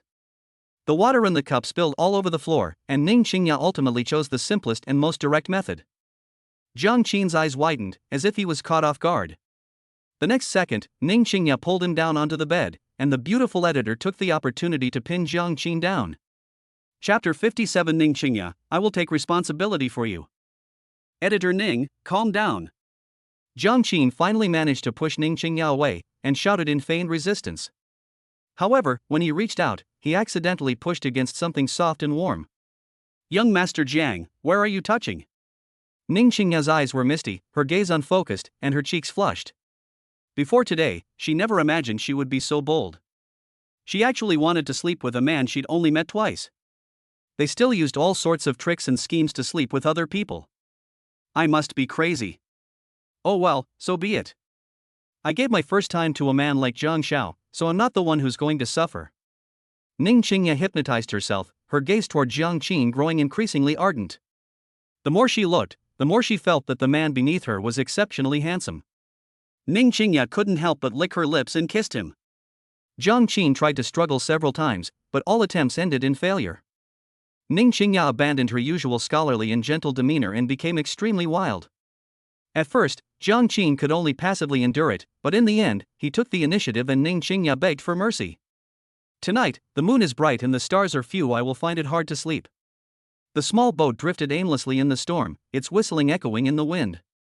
Nothing was said that night. The next morning, Jiang Qin looked at Ning Qingya lying beside him and couldn't help but smile. Although this girl was proactive last night, she had absolutely no experience. If it weren't for his cooperation, Ning Qingya wouldn't have been able to do even the most basic things. In the end, Jiang Qin completely turned the tables, and Ning Qingya could only wail and beg for mercy amidst the raging storm. However, Jiang Qin wasn't going to let her off so easily. As the first woman to dare to take the initiative to seduce Jiang Qin, Ning Qingya naturally had to pay the price. Jiang Qin only stopped when Ning Qingya was almost completely worn out and her voice was hoarse. The effects of this alluring perfume are really too strong. I wonder if Ning Qingya will still be so enthusiastic about me after the effects wear off. Jiang Qin sighed. If he were to draw the allure perfume a few more times and flaunt it in front of several destined heroines, why would he bother with any strategy or effort? He could just wait to be taken down. I gained quite a few emotional points from Ning Qingya last night, which is really good. It's true that the first time you seduce a female lead, the gains are the greatest. Yi Feifei, Nya Yuan, and Ning Qingya, each of them contributed a lot. And that's not all. It's not a bad deal to take such a pretty girl on your side. You can also show off in front of Chang'an and make him have more emotional moments. Jiang Qin was plotting maliciously, while his lecherous hand casually caressed Ning Qingya's body, feeling its amazing elasticity and softness. Young Master Jiang, you're awake? Ning Qingya felt something was wrong with her body and opened her eyes groggily. Just woke up. Did you sleep well last night, Editor Ning? Jiang Qin looked down at her, his ambiguous smile instantly waking Ning Qingya up. She panicked a little when she thought about what she had done last night. Oh no, what did I do last night? How could I have been so bewitched that I lured young Master Jiang home and forced myself on him? God, how am I supposed to live now? There is clearly no such thing as a regret pill in this world. Under Jiang Qin's ambiguous gaze, Ning Qingya had no choice but to bite the bullet and say, I'm sorry, young Master Jiang, I drank too much last night. It wasn't intentional. I'll take responsibility for you. Jiang Qin gave a non-committal "Oh, really? How do you plan to take responsibility?" Ning Qingya was stumped by the question. Yes, how is she supposed to take responsibility? I can't exactly say I want to marry young Master Jiang, can I? Given his status, wouldn't it seem like I'm pushing my luck? But how else can we take responsibility? Jiang Qin pressed on. What, Editor Ning, you don't think I'm that kind of person, do you? You think you can just take advantage of me and get away with it? Ning Qingyao was speechless and could only bite the bullet and say, anyway, what's done is done, there's no point in saying anything more. From now on, young Master Jiang, I'm yours. You can do whatever you want to me. She's gotten a bit reckless and nonchalant now. After all, she's not a truly heartless woman. She wouldn't do something like abandoning someone after the fact. So single? You really can do whatever I want? Jiang Qin lifted Ning Qingya's chin and said with a wicked smile. Last night was the first time I'd ever been forcibly pushed around, and I'm still furious. Let's have another go. As Jiang Qin spoke, he directly pinned Ning Qingya down beneath him. He gently sniffed the neck of the girl beneath him, appearing completely absorbed. Ning Qingya panicked immediately. No, young Master Jiang, last night was my first time, and it still hurts. Can you let me rest for a few days? Jiang Qin was too brutal last night. If it happened again, Ning Qingya felt she would really die. Oh? Didn't you say I could do whatever I wanted? You're already disobeying me now? Jiang Qin's smile deepened, and he gently bit Ning Qingya's earlobe. The girl trembled instantly. I'm still in pain right now. I promise I'll make sure you're satisfied next time, okay? This time it's really not possible, really. Oh no, oh no, oh no. I've really gotten myself into trouble this time. I never expected young Master Jiang to be so strong. After such an intense battle last night, he still has the energy now. If he really comes later, I really won't be able to handle it. Wah, is this what it feels like to be favored by a domineering CEO? But I don't like angst, and I especially hate being angst myself. Ning Qingya was so anxious she was almost in tears. Okay, then I'll let you off this time. But from now on, it'll depend on your behavior. I like obedient girls, understand? Jiang Qin suppressed his smile and got out of bed. He was well aware of Ning Qingya's condition and would never do anything so beastly, but it was still necessary to scare the girl a little. Women shouldn't be spoiled all the time. They need to be made to distinguish between the king and queen from time to time. I understand. Thank you, young Master Jiang, for sparing my life. Ning Qingya watched Jiang Qin slowly put on his clothes, feeling slightly scared but also a sense of relief. This time we finally got away with it. As for the future, let's talk about the future later. However, just as Ning Qingya was about to get up and get dressed, she felt her legs go weak. The battle last night was too intense, and her body is still in a state of extreme weakness. What's wrong? Are you feeling unwell? Jiang Qin noticed this and asked casually. Yeah, young Master Jiang, you were too strong last night, my legs are still a little weak. Ning Qingya said honestly. Oh, I see. Then lie down and I'll help you take care of yourself a bit, otherwise you might have trouble going to work. As Jiang Qin spoke, he slightly moved his wrist and then placed Ning Qingya directly on the bed. Ning Qingya was somewhat at a loss, so she could only lie down obediently. Chapter 58, This plot doesn't seem right. As a villain, Jiang Qin never cared if the people around him had their own ideas. As long as they could be used by him, they were qualified subordinates. A friend of mine from the Chinese department is having a birthday party tomorrow night. He specifically invited me, and I feel bad not going. Chenong will definitely be there too, and he'll probably keep bothering me. You're so capable, young Master Jiang, could you help me think of a way, or just come and pretend to be my boyfriend? Yi Feifei asked tentatively. Tomorrow night? Jiang Qin frowned slightly, then a brilliant idea flashed into his mind. No problem, I'll take care of this for you tomorrow. I guarantee it'll be a permanent solution, so Chenong won't dare to bother you again. How about that? But you have to agree to one condition. Tomorrow during the day, you have to act as my girlfriend and cooperate with me in putting on a show.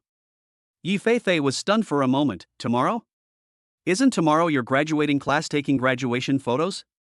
Oh, I get it. As long as you understand, just come to my side when we take the graduation photo tomorrow. I, the young master, will naturally protect you then. Jiang Qin laughed heartily.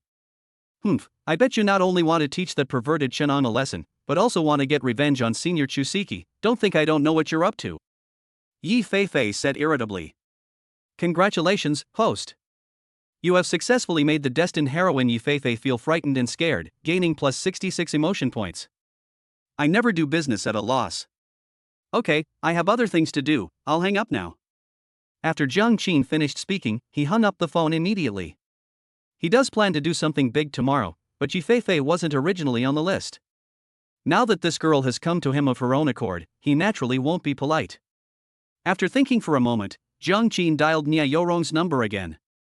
Yorong, we're taking graduation photos tomorrow, could you come over then? The next day. Jiang Qin was dressed in a white suit, as if he were preparing to attend a wedding.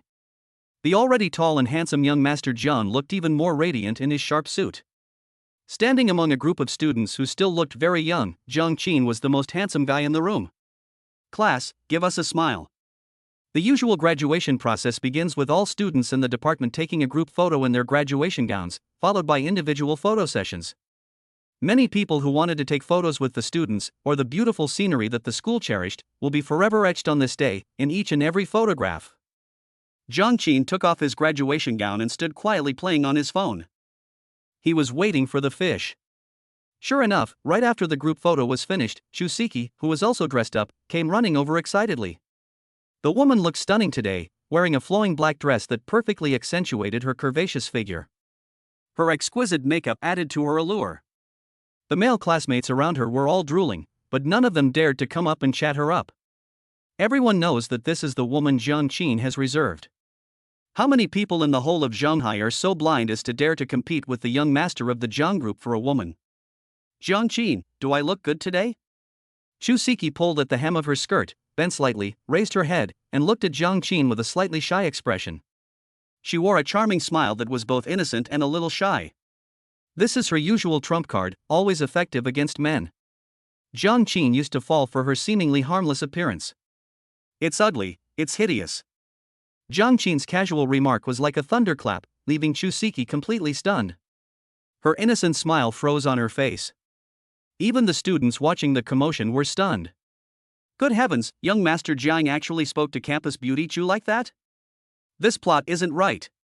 Before long, the group of students were in a state of chaos, calling out to their friends and wanting to come and watch a good show.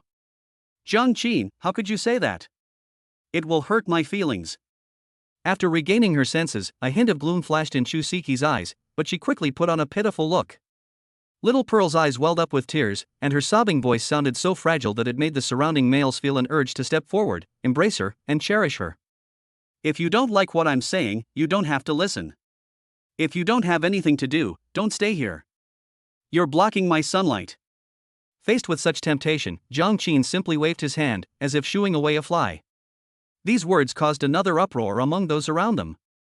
What the heck? Isn't young Master Jiang Chu's most loyal suitor? How come he's suddenly become so assertive? That's right. Young Master Jiang used to treat school beauty Chu like a precious gem, so why did he suddenly start attacking her so fiercely? Judging from young Master Jiang's demeanor, it seems he has completely transformed into a Sigma man. Could it be that he went to Suanba for further studies? Actually, it makes sense. Jiang Qin pursued her so passionately before, but Chusiki was still indifferent. If I were her, I would have lost my temper too. Since we're about to graduate anyway, I might as well just explode. Hearing the whispers around her, Chusiki could no longer hold back. Her loyal lapdog, the best ATM candidate, the biggest fish in the pond, actually wants to cut ties with her. How can she tolerate this? It's important to know that Chusiki's current glamorous appearance is largely due to Jiang Qin's financial support. Even the expensive dress she's wearing was a gift from Jiang Qin. If Jiang Qin weren't around, where else could she find such a suitable and capable sucker? No, absolutely not. Congratulations, host. You have successfully made the destined heroine, Chusiki, feel panic and anger, gaining plus 99 emotion points. Jiang Qin found it somewhat amusing. Anger? This shameless woman actually dares to be angry? How could she possibly have the nerve to do that? Jiang Qin, I know you're angry with me, but can't we sit down and talk things over? I'm really disappointed in you. Seeing that playing the victim wasn't working, Chusiki immediately changed her tone. When you pursued me before, I ignored you just to test your sincerity. Actually, I still think highly of you. Upon hearing this, Jiang Qin immediately felt offended. Chusiki, aren't you being a little too confident? Testing me? Who do you think you are to dare test me? You still don't seem to realize your place. Someone like you isn't even worthy of shining my shoes. You actually have the nerve to say you're testing me? Who gave you the courage? Jiang Qin spoke his last sentence almost word by word, his expression stern and imposing, which startled Chusiki so much that she took 2 steps back. Chapter 59. Let's make an appearance, little darling. As the heir of the Jiang group, Jiang Qin naturally accumulated some of the aura of a superior when he took over the management of the company. This kind of imposing presence was quite intimidating to Chusiki and the other students around her who had never left the school. How could you do this? Wah. When Chusiki saw Jiang Qin like this, she was so frightened that she burst into tears. The soft sobbing made one's heart burn with anger, wanting to bully her even more and make her cry even louder. As she cried, Chusiki choked up and said, I just want to apologize to you today. I was wrong in some ways before, but you should also reflect on your own actions. You can't just agree to be with me every time you pursue me. How cheap would that make me? The woman seemed to have found a foothold, and the more she spoke, the more confident she became. In the end, she even seemed to be questioning Jiang Qin. Oh, then I won't chase you anymore. You can get lost.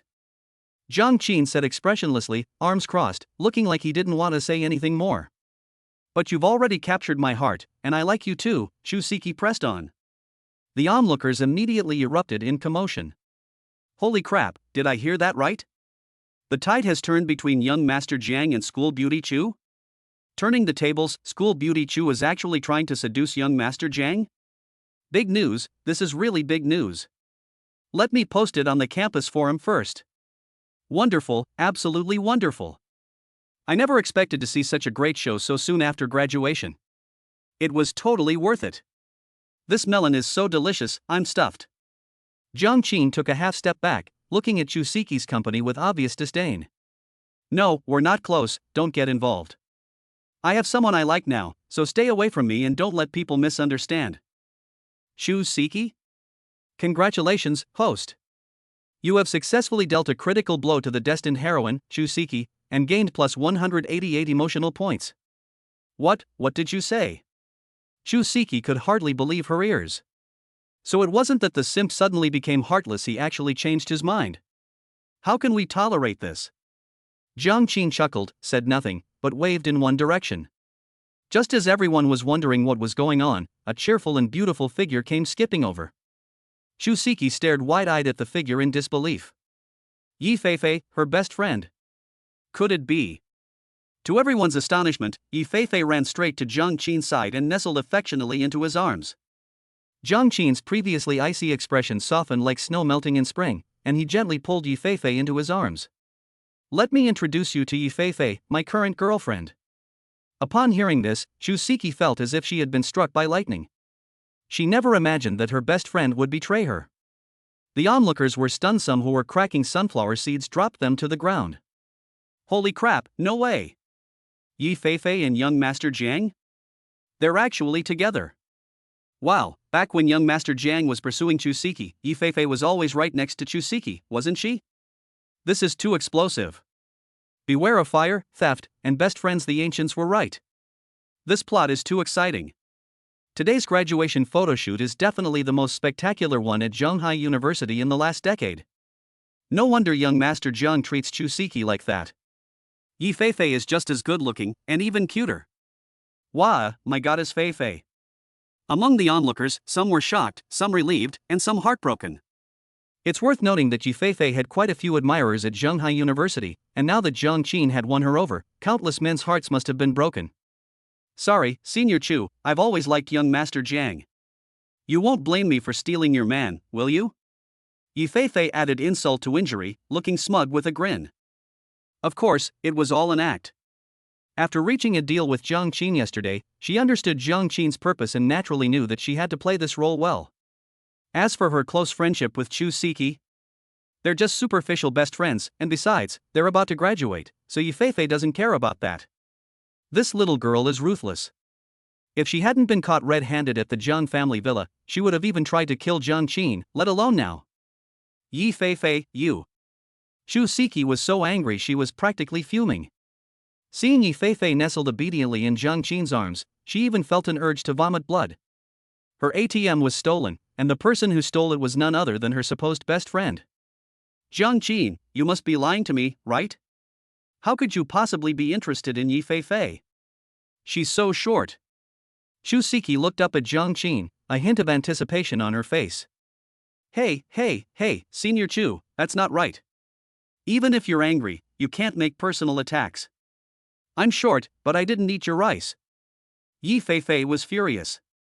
She's not short, she's definitely petite. And so what if she's short?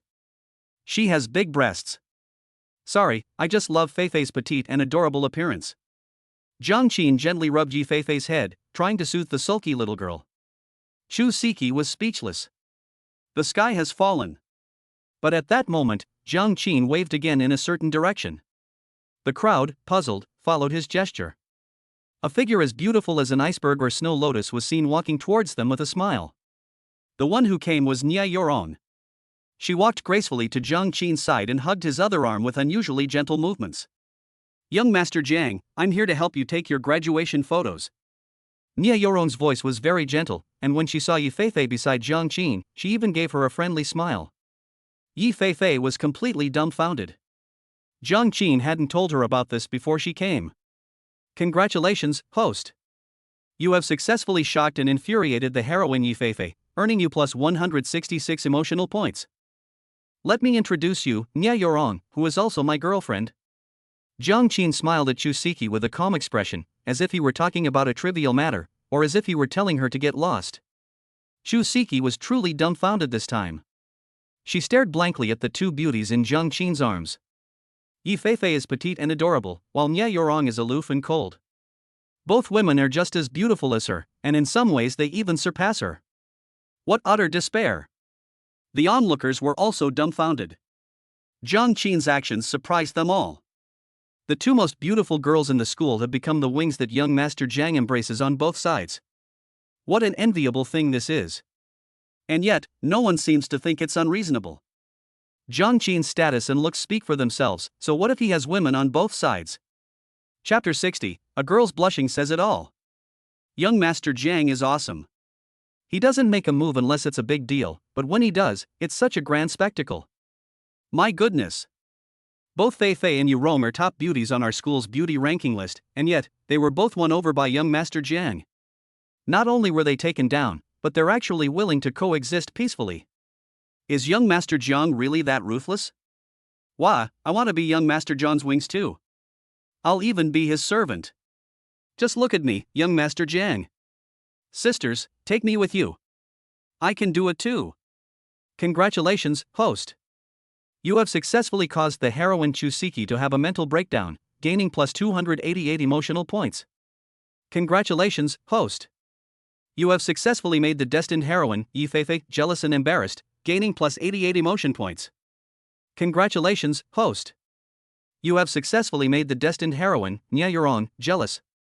You have gained 36 emotion points. A series of system notifications rang in Jiang Qin's mind.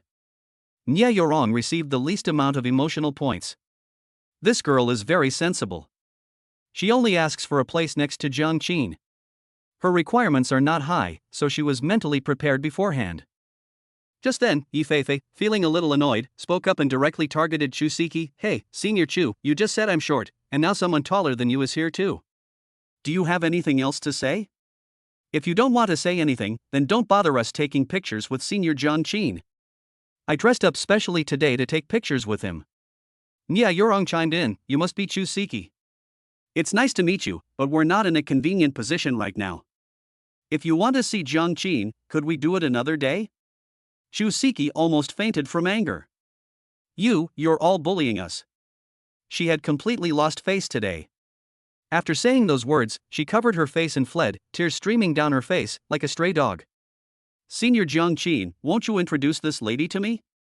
Seeing Chu Siki leave, Yi Fei immediately broke free from Jiang Qin's embrace and pointed at Nia Yorong with annoyance, asking her question. Yes, young Master Jiang, you've never mentioned this young lady to me before. Who is she? She is really cute, just a little short. Nia Yorong smiled and reached out to rub Yi Fei's head, but was slapped away by the other party. Who's short? I'm called petite. Humph, you're just a little taller, and your chest isn't even as big as mine. What are you so smug about? Yi Fei retorted irritably. Now it was Nia Yoron's turn to break down. She glanced down at her chest, which was quite impressive, but still not as large as Yi Feifei's youthful face and enormous breasts. Visually, it's a whole level below. Jiang Qin's face involuntarily twitched. With Chu Siki gone, the two no longer have a common enemy, and now they're starting to turn on each other from within. Alright, stop fooling around, or people will laugh at us. Jiang Qin waved his hand and put his arms around the two pretty girls again, while also activating his telepathic ability. Let's talk about it when we get home, don't say it here. Yi Feifei snorted irritably, you men are all such big pigs, such womanizers, humph. Nia Yorong narrowed her eyes and said casually, sister, if you don't like young Master Jiang, you can choose not to follow him. I'm completely devoted to young Master Jiang. No matter how many women are around him, as long as he's willing to keep me by his side, I'm happy to stay with him. Upon hearing this, Yi Feifei was instantly stunned. She turned her head and looked Nia Yorong up and down carefully, her eyes filled with surprise. Is this woman crazy? How can she say something like that? Is she a gold digger, or is she like me, having some kind of leverage that Jiang Qin has over her?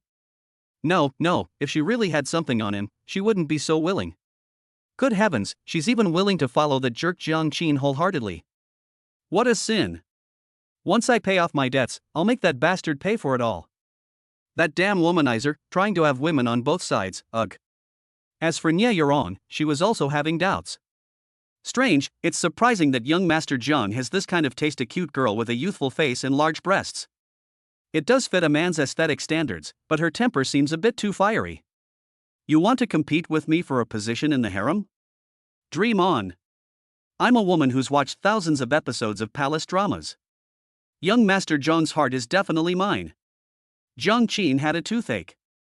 Even with his mind-reading abilities activated, he still didn't know how to handle the situation. What scumbags fear most is a chaotic situation, and Jiang is no exception. However, these two absolutely have to meet today. It's necessary for their future plans for the harem. The conflict is only temporary. Their relationship will naturally ease once they're in bed together again. Just as Jiang Qin was pondering, Nia Yorong spoke up again. Young Master Jiang, I have to go to the company to record a song this afternoon, so I won't be able to keep you company. I have to go now. Jiang Qin nodded, should I have Assistant Yuan come pick you up? Nia Yorong quickly waved her hand, no need, I can just take a taxi myself. Have fun, young Master Jiang, this afternoon. As she spoke, the girl leaned in with a smile and gave Jiang Qin a big kiss on the cheek, as if to assert her dominance. She then gave Yi Feifei a provocative look before leaving gracefully. Jiang Qin touched the lipstick mark on his cheek and looked down at Yi Feifei. Why are you looking at me like that? Yi Feifei glared at Jiang Qin, annoyed. Let's see if you can take the initiative. After all, my other girlfriend has already expressed her feelings. Aren't you going to do something about it? Jiang Qin said with a wicked smile. What the hell? Stop it. I'm just here to act with you, I didn't say there would be a kissing scene. Yi Feifei instantly exploded. Oh? You don't want to film kissing scenes? Then come with me tonight to film action scenes?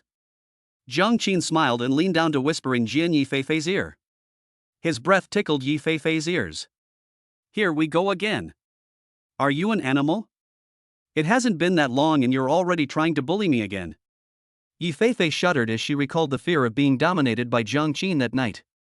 Although she didn't dislike that feeling, she was still a little scared. Isn't this just to help you pay off your debts quickly? Don't be so resistant. Besides, I think you're enjoying the process, aren't you? Jiang Qin's smile widened, his tone full of teasing. You. Yi Feifei took a half step back, gritting her teeth as she looked at Jiang Qin with a helpless expression. Who enjoyed it? I didn't enjoy it at all. It was all torture. The two spoke in hushed tones so that they did not attract the attention of others. However, some people were still paying attention to this. Although they didn't hear what the two said, they saw Yi Feifei blushing in Jiang Qin's mischievous smile. A young girl's blush says it all. Chapter 61. Chen Ang's head was buzzing. Yes, then you'll be good and let me torment you tonight. By the way, didn't you say you were going to someone's birthday party? Let's go. Seeing that the time was right, Jiang Qin stopped. There will be plenty of opportunities to train this little girl, we can't rush it. But tonight might be a good time to try out some new positions or something. Evening. Linxiang Shuixi Restaurant. Yi Feifei's friend's family is clearly well off, as they chose a high-end restaurant for their birthday party, which is not far from Zhonghai University. Jiang Qin drove his car and parked it in a parking space by the lake. The evening breeze blowing across the water was quite pleasant, making Jiang Qin feel refreshed. Hey, don't mess up later. You have to give that guy a good humiliation. I don't want to be bothered by him later. Yi Feifei couldn't help but remind her. Just now in the car, after Jiang Qin talked about Chen Ang's deeds, Yi Feifei got goosebumps. Although she wasn't particularly fond of Chen Ang before, she never expected him to be such a scoundrel. Stalking, staking out, and getting aroused by the beautiful editor he just met. Is this a person? Don't worry about me. Just take good care of me tonight, and I'll put in a lot more effort in my acting later, Jiang Qin said with a shrug, seemingly unconcerned. Managing Chen Ang's outburst of emotions was his job, and it would be even better if he could also deepen his training of Yi Feifei. Okay. Yi Feifei rolled her eyes in annoyance, then took Jiang Qin's arm. As for the girl's expression, it instantly changed from impatience to a well-behaved, sensible, and happy look. The speed at which he changed his expression and disguised himself was so fast that even Jiang Qin was caught off guard. Where did you learn to change your expression like that? Teach me sometime, Jiang Qin asked curiously. Shut up and act properly, or you'll lose the chicken leg in your lunchbox. Oh. Looking at the vastness of heaven and earth, I am but a grain of millet in the boundless ocean. If heaven had feelings, it too would grow old. The vicissitudes of life are the true path of humanity. This is my latest serialized novel. If you have time, please give it a thumbs up and add it to your favorites. At this moment, in the banquet hall of Linxiang Pavilion, Chen Ang, with a few lines of poetry copied from the library and his status as a popular online writer, has successfully become the protagonist of this banquet. Even Wang Xiaoyan, the female protagonist of the banquet, was now gathered around him. Wow, Chen is amazing. We haven't even graduated yet, and you already have such a big reputation online?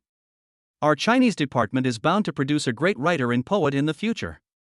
Wang Xiaoyan looked at Chen Ang with admiration. In other departments, such ability might not be considered anything special, but this banquet was mostly attended by people from the Chinese literature department.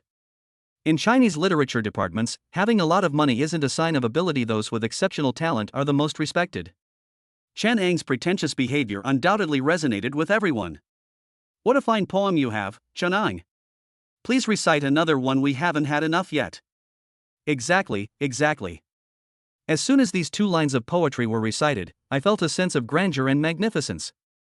They're amazing. I've been following 9 dragons pulling the coffin the whole time. I never expected you to be the one with the extra sugar. You're amazing, Chen Ang. Can you update more often? I can't get enough of it. There's also, after being rejected from the engagement, I became the Supreme Dodi, which is also incredibly good. Although it's not a long novel, the plot is really amazing, tight and full of tension. It's so well written, and the setting of the Dochi continent is also superb. Why didn't I think of this kind of idea when I was writing my novel? Chen Ang was surrounded by the crowd, his face beaming with pride. He's here tonight just to show off and pick up girls. Since the 2 plagiarized books became huge hits, Chen Ang's confidence has skyrocketed, and he even dares to peek at the goddess Yi Feifei, whom he used to keep at a distance. But why hasn't Yi Feifei arrived yet? Chen Ang subconsciously looked towards the entrance of the hall. Then he saw the person he most wanted to see and the person he least wanted to see walk in together. Yi Feifei and Jiang Qin? Chen Ang's eyes widened instantly, and he couldn't hear what the people around him were saying. Xiaoyan, I'm here. Yi Feifei waved to Wang Xiaoyan, her charming voice immediately attracting everyone's attention. She was clearly doing it on purpose by speaking so loudly. Hey, Feifei. When Wang Xiaoyan saw her best friend coming over, she forgot about Chen Ang and ran over quickly. Sorry, Xiaoyan, there was a bit of traffic on the way, so I'm a little late. You won't be mad at me, will you? Yi Feifei said pitifully. How could this be? Oh, isn't this young Master Jian? How come you came with Feifei? Wang Xiaoyan waved generously at first, then looked at Jiang Qin with a face full of curiosity. He is my boyfriend now, of course I had to bring him along, Yi Feifei said proudly, tugging at Jiang Qin's arm. Wang Xiaoyan, it's a pleasure to meet you. Jiang Qin nodded and smiled politely. Wang Xiaoyan is not bad looking, and she exudes the youthful vitality of a female college student. However, she is still inferior to a top-notch girl like Yi Feifei. Zhang Qin only glanced at her twice before turning his attention to the arena. In the very center of the arena, Chenong was staring at him with a look that seemed to want to devour him. As for the others in the room, after Zhang Qin came out, everyone's attention shifted from Chenong to Zhang Qin. Chinese literature majors certainly admire talented people, but when money and power are overwhelming, talent seems somewhat insignificant. Congratulations, host. You have successfully made the chosen one, Chenong. Want to kill someone? You have gained plus 288 emotional points. A massive explosion. As expected of a superheroic male lead, he delivers so much emotional impact, it's so satisfying. Zhang Qin sighed inwardly and then shifted his gaze away from Chenong. I heard from Feifei that you are her best friend and a well-known talented woman in the Chinese department. It's a pleasure to meet you. Zhang Qin's attitude instantly won over Wang Xiaoyan's goodwill.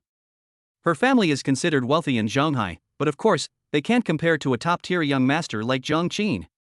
The absolute difference in their social status made Zhang Qin's gentle attitude seem so approachable. Oh, it's all so kind of you. It's young Master Zhang's name that truly resonates throughout our Shanghai University. I never expected to have the honor of having young Master Zhang here on my birthday. It's such a privilege. Young Master Zhang, this way please. Wang Xiaoyan said, gesturing for Zhang Qin and Yi Feifei to enter. The other students around didn't dare to come closer, they just watched silently. Speaking of which, Feifei, when did you and young Master Jiang get together? I've never heard you mention it before, Wang Xiaoyan asked gossipy, her voice not quiet enough for everyone around to hear. Everyone immediately perked up their ears. In the afternoon, when graduation photos were being taken at school, although someone took pictures and uploaded them to the forum, it was too short a time before the news spread. Chapter 62. I'm so angry, I really want to hit someone. We've been secretly together for a long time, but we just haven't made it official. As for now, Zhang Qin is about to graduate anyway, so it doesn't matter. Yi Feifei hugged Zhang Qin's arm, her face full of happiness. Zhang Qin also cooperated by showing a gentle smile and reaching out to rub Yi Feifei's little head. Congratulations, host. You have successfully made Chenong, the chosen one, break down his defenses for the second time, gaining plus 266 emotional points. He truly deserves to be called the chosen one. His emotional intensity far surpasses that of the female leads. I don't believe it. Chenong jumped out, his eyes bloodshot as he looked at Zhang Qin. Immediately, everyone's eyes turned to him. Zhang Qin frowned slightly, stood up from his seat, and seemed somewhat displeased. It's you again. Why do you always haunt me wherever I go? Wang Xiaoyan and the others were stunned. They had no idea that there would be a conflict between Chenong and Zhang Qin. Feifei, don't believe him. That guy is a scoundrel. I even saw him taking someone to a hotel last time. These words shocked everyone present. At this moment, Yi Feifei felt like a million grass mud horses were galloping through her mind. Zhang Qin, you bastard, how am I supposed to respond to that? I just got a boyfriend and I've already been cheated on. Xiao Yan and the others will think I'm a scapegoat. Oh? You mean what happened last time? You followed Yurong and even staked out the hotel. I haven't even settled the score with you for that yet, and you still dare to bring it up. You really have some nerve. Zhang Qin's face was cold, and his tone was filled with unspeakable disgust. I did that to expose your true colors. Chenong's face turned pale when his sore spot was hit, but he still managed to forcefully retort. So this time too? You forced yourself to attend someone else's birthday party just to seduce my girlfriend? Zhang Qin sneered. These words shocked everyone present once again. Wow, this birthday party is getting interesting. Wang Xiaoyan's eyes lit up. Those who major in Chinese literature know that she is also an online writer, and she writes romance novels. The plot was so exciting today that she was itching to write it down, and she couldn't wait to take out her notebook and jot it down right then and there. Feifei, did you hear that? He admitted to going to a hotel with someone else. Wake up! Don't be fooled by this scumbag. Chenong didn't dare to look Zhang Qin in the eye, but instead turned to Yi Feifei and shouted. I know, but what does it have to do with you? It's just booking a hotel room. I also booked a hotel room with Zhang Qin and went to his house. So what? What does it have to do with you? Yi Feifei's expression had turned completely cold at this point. Her previous well-behaved and adorable demeanor has completely vanished. She was furious at the moment, partly angry at Chunong for being such an idiot, and partly wanting to bite Jiang Qin hard. Damn it, now I'm really going to be a victim of injustice. I'm so angry. I want to punch someone. Fei, how could you say that? He's two-timing you. Chen Ang's face turned pale, not understanding why Yi Fei would react this way. Logically, shouldn't normal boyfriends and girlfriends be furious when they find out their partner is cheating? Why would Yi Fei turn the tables on him and even say such things? What's wrong with a capable man having two relationships at the same time?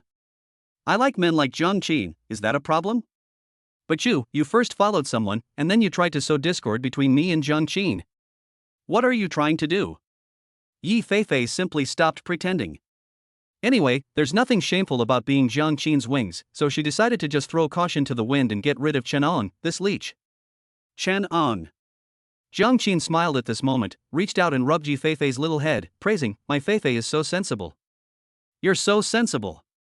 I want to bite you to death, you bastard." Then, Jiang Qin looked at Chen On with a cold expression. "Chen On, do you have anything else to say? I may have a good temper, but you've offended me time and time again. Do you think the Jiang family of Zhanghai is easy to bully?" Chen Ang's face turned pale instantly. Other Chinese literature students, including a few who were on good terms with Chen On, were all silent and dared not provoke Jiang Qin at this moment. The Jiang family of Zhanghai is practically a local tyrant in this area. Who in the underworld or the legitimate world dares to disrespect the Jiang family? If Chen On dares to accept Jiang Qin's words, it means he is determined to oppose the Jiang family. In that case, even if Jiang Qin kills him, everyone will think it is reasonable. Wang Xiaoyan, who was standing next to her, also had a toothache. Today is her birthday party, but it has now turned into a direct conflict between a top-tier second-generation rich kid and the department's literary giant. As the hostess, she has no say at all. After thinking for a moment, Wang Xiaoyan still braced himself and said, "Young Master Jiang, there might be some misunderstanding here. Please wait a moment. Chen On, what are you standing there for? Hurry up and apologize to young Master Jiang. Young Master Jiang is magnanimous and won't hold it against you." Her words clearly indicated her intention to protect Chen Ang. After all, they were still college students, and their hearts were still pure. Even though they knew they shouldn't offend Jiang Qin, Wang Xiaoyan still showed kindness at this moment. But Chen On didn't think so. "I did nothing wrong, why should I apologize? Since I'm not welcome here, I'll just leave." Wang Xiaoyan was dumbfounded. "No, brother, can't you see I'm protecting you? How did you manage to be so stubborn at that moment?" Seeing Chen Ang's angry departure, Wang Xiaoyan felt a wave of dizziness and almost fainted. "Xiaoyan, you see, it's not that I'm not giving you face, it's just that someone is being shameless," Jiang Qin said with a smile that sent chills down one's spine. I know, young Master Jiang is magnanimous, but Chen Ang is still our classmate. Please be lenient and punish him a little." Wang Xiaoyan forced a smile, making a final effort. But just then, Chen Ang, who hadn't gone far, suddenly said something. "Humph, cowardly and servile, Wang Xiaoyan, I, Chen Ang, am ashamed to be associated with you. Jiang Qin, you just wait. Fortune changes every 30 years, so don't underestimate a young man's potential. No matter how powerful your Jiang family is, there will come a day when you are completely defeated. I, Chen Ang, am no ordinary person either." A question mark appeared on everyone's face. Wang Xiaoyan, who was even speaking up for her classmate, almost couldn't hold back and spat out a mouthful of blood. Yi Fei was also stunned. Watching Chen Ang walk away like a defeated dog, she couldn't help but tug at Jiang Qin's sleeve. "Jiang Qin, did you make him so angry that he went crazy? If he's not crazy, how could he say such things?" Chapter 63. The opportunity has arrived. Jiang Qin almost burst out laughing. "Congratulations, host. You have successfully triggered Chen Ang's Chunibu Middle School Syndrome episode, gaining plus 488 emotion points. Congratulations, host. You have successfully turned the chosen one, Chen Ang, into a villain, gaining plus 366 emotional points. An absolutely phenomenal explosion. Jiang Qin would never be truly angry. With his magnanimity, how could he possibly get angry at someone who was just a tool for manipulating emotions? However, in order to maintain their reputation, they still have to put on a show. I don't know if he's gone crazy from anger, but I do know he's probably going to have a lot of bad luck going to come. I hope he'll have the courage to keep going. Hearing Jiang Qin's words, which were devoid of any emotion, everyone present couldn't help but swallow hard, silently wishing Chenong well. Having offended the Jiang family, Chenong probably has nowhere to hide in this vast Zhonghai. As Chenong walked out of Linshan Pavilion, his face was filled with grief, yet also with unparalleled determination. His mind was filled with images of Jiang Qin and Yi Feifei being intimate. He clenched his fists so tightly that his nails almost dug into his flesh, but then loosened them because he was afraid of the pain.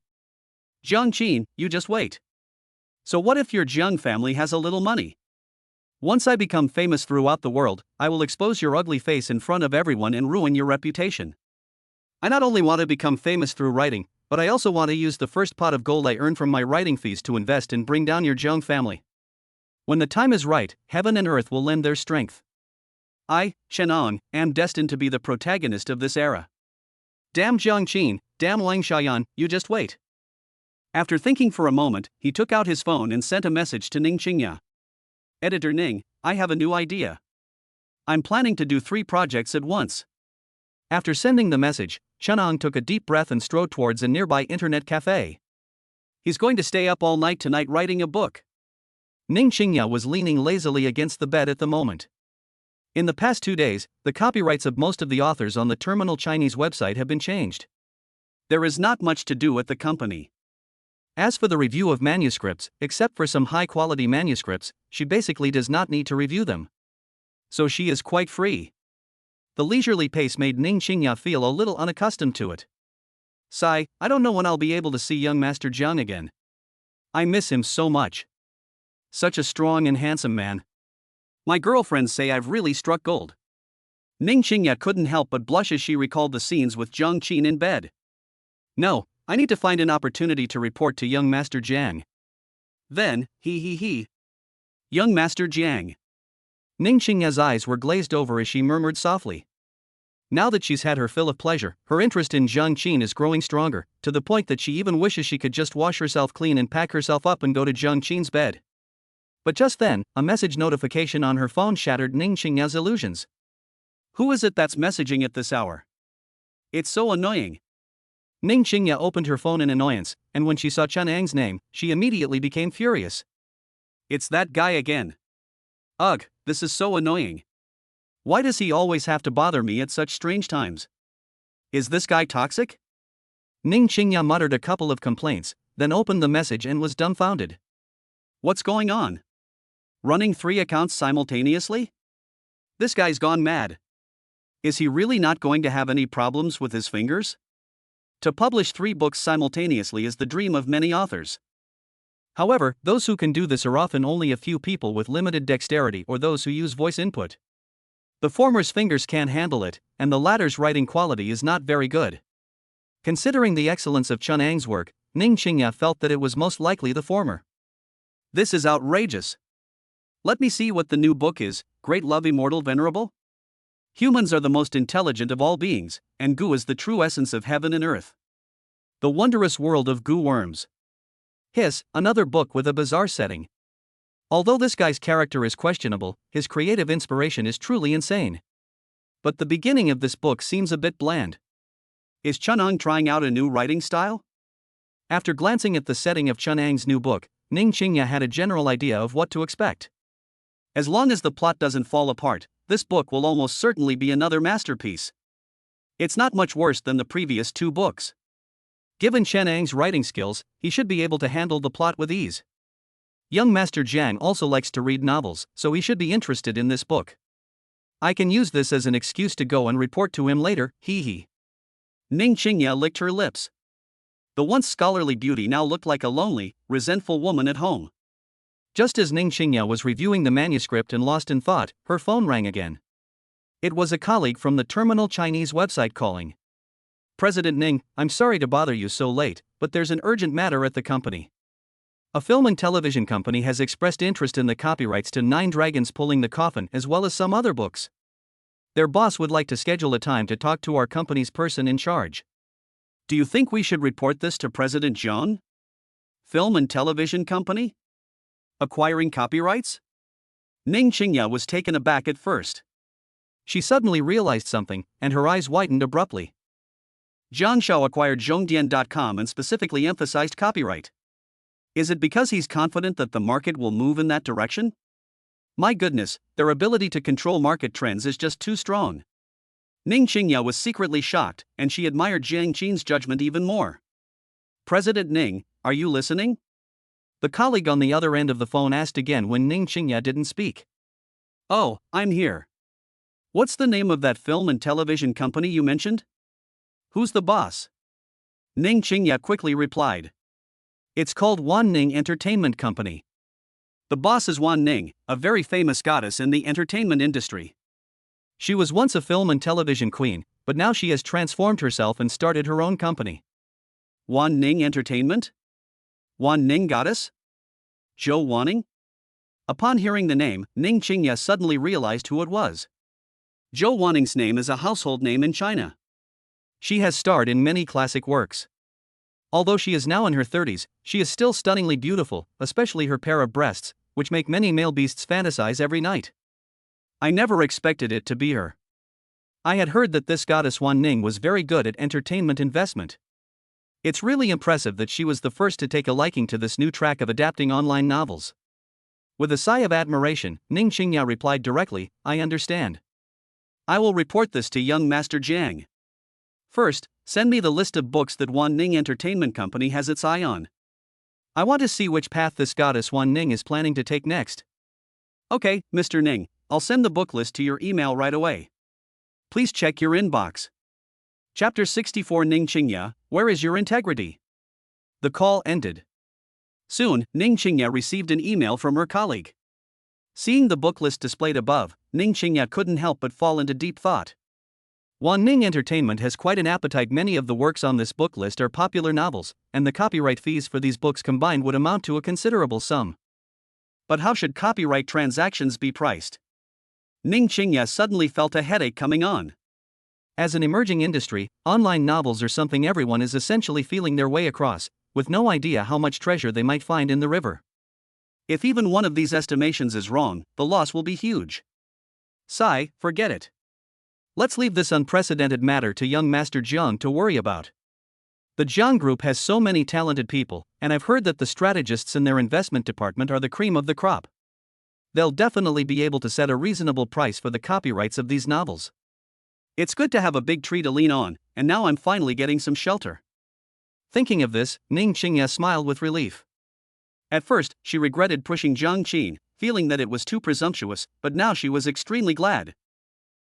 I used to think that those gold diggers always wanted to marry rich second-generation heirs, and even being kept by sugar daddies was acceptable to me. I couldn't understand them. Now that it's my turn, I find that this feeling is actually so wonderful. Oh, Ning Qingya, how could you stoop to this level? You're supposed to be a scholar, where's your integrity?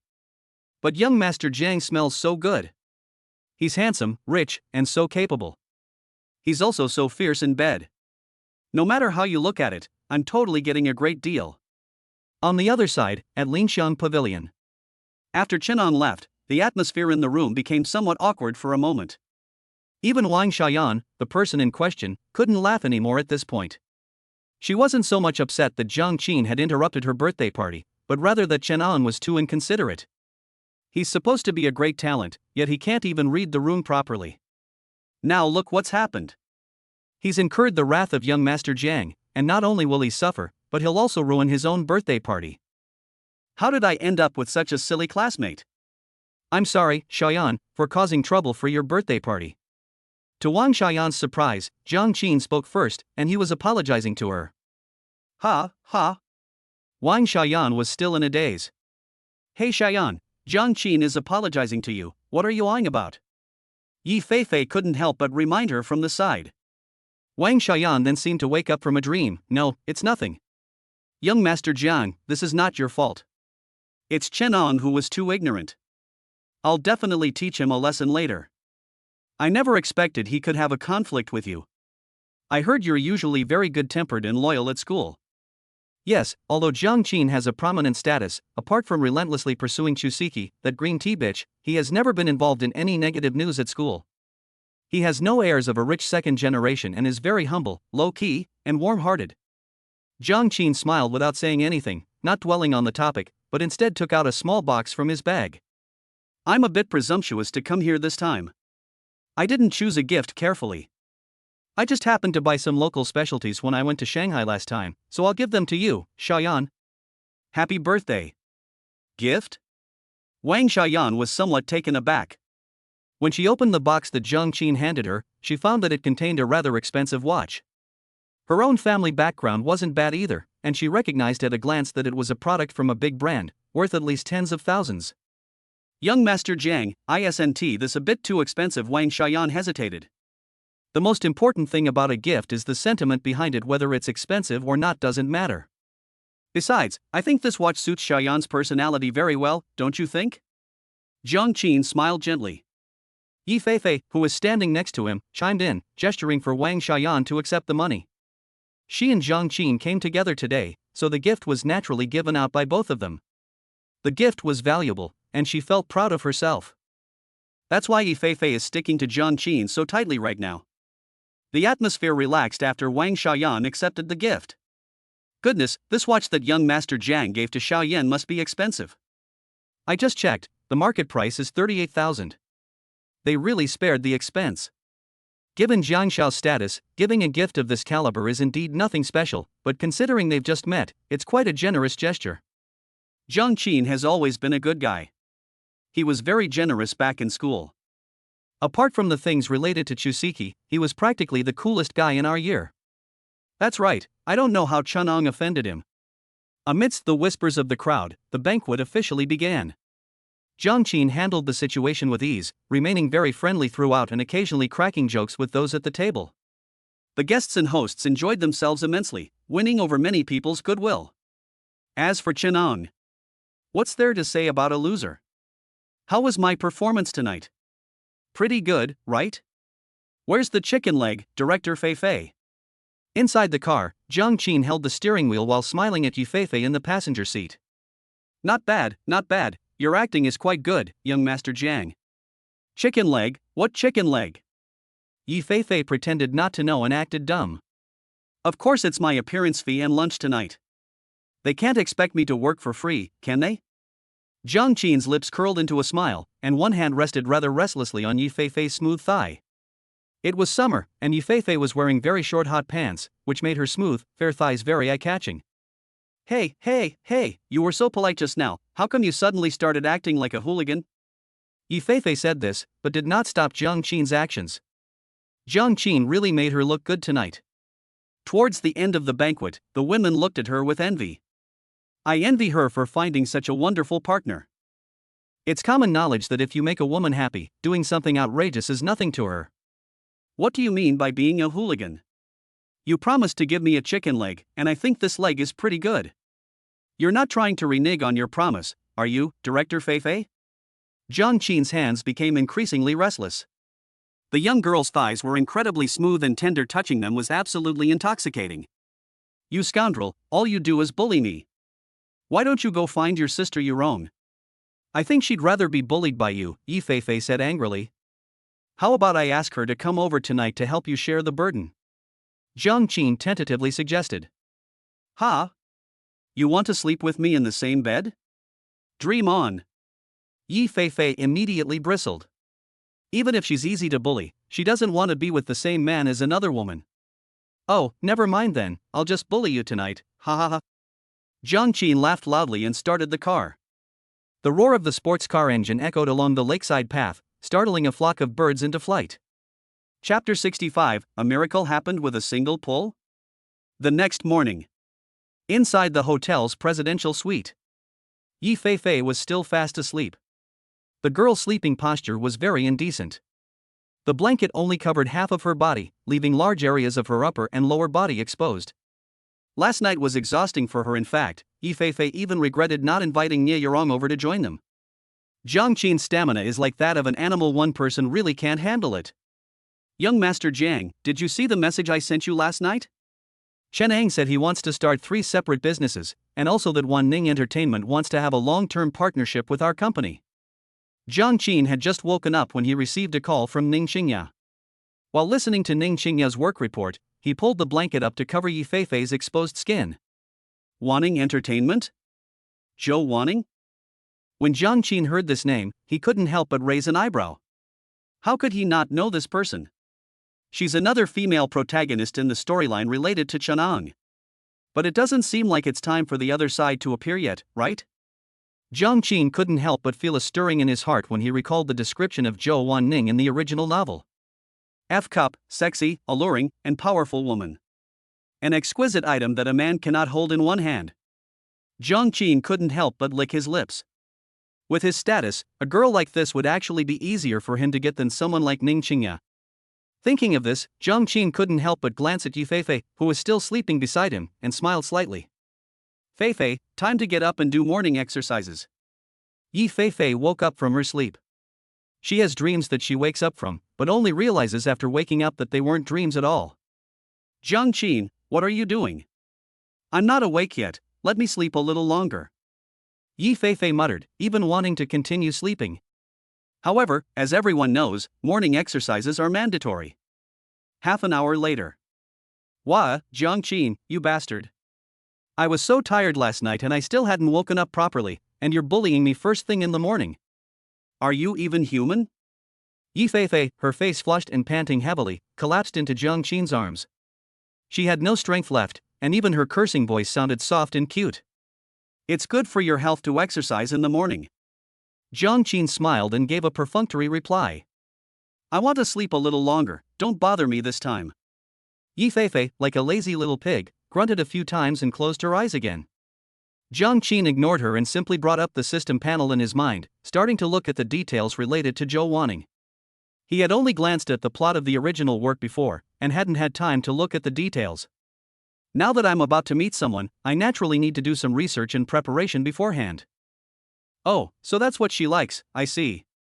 Tisk, if it weren't for the system's cheat code, a woman like this would be really hard to handle. No wonder I've never heard any rumors about this woman before. After reading the plot involving Zhou Wanning, Jiang Qin couldn't help but shake his head. He's a tough opponent, but it doesn't matter, he has cheat codes. It seems like my emotional points have accumulated enough these past 2 days, time to try my luck at the lottery. Brother Tongzi, come out here for a second, I'm here to patronize your business again. Jiang Qin called out in his mind, and immediately, the lottery wheel appeared eagerly. This single pull was a miracle.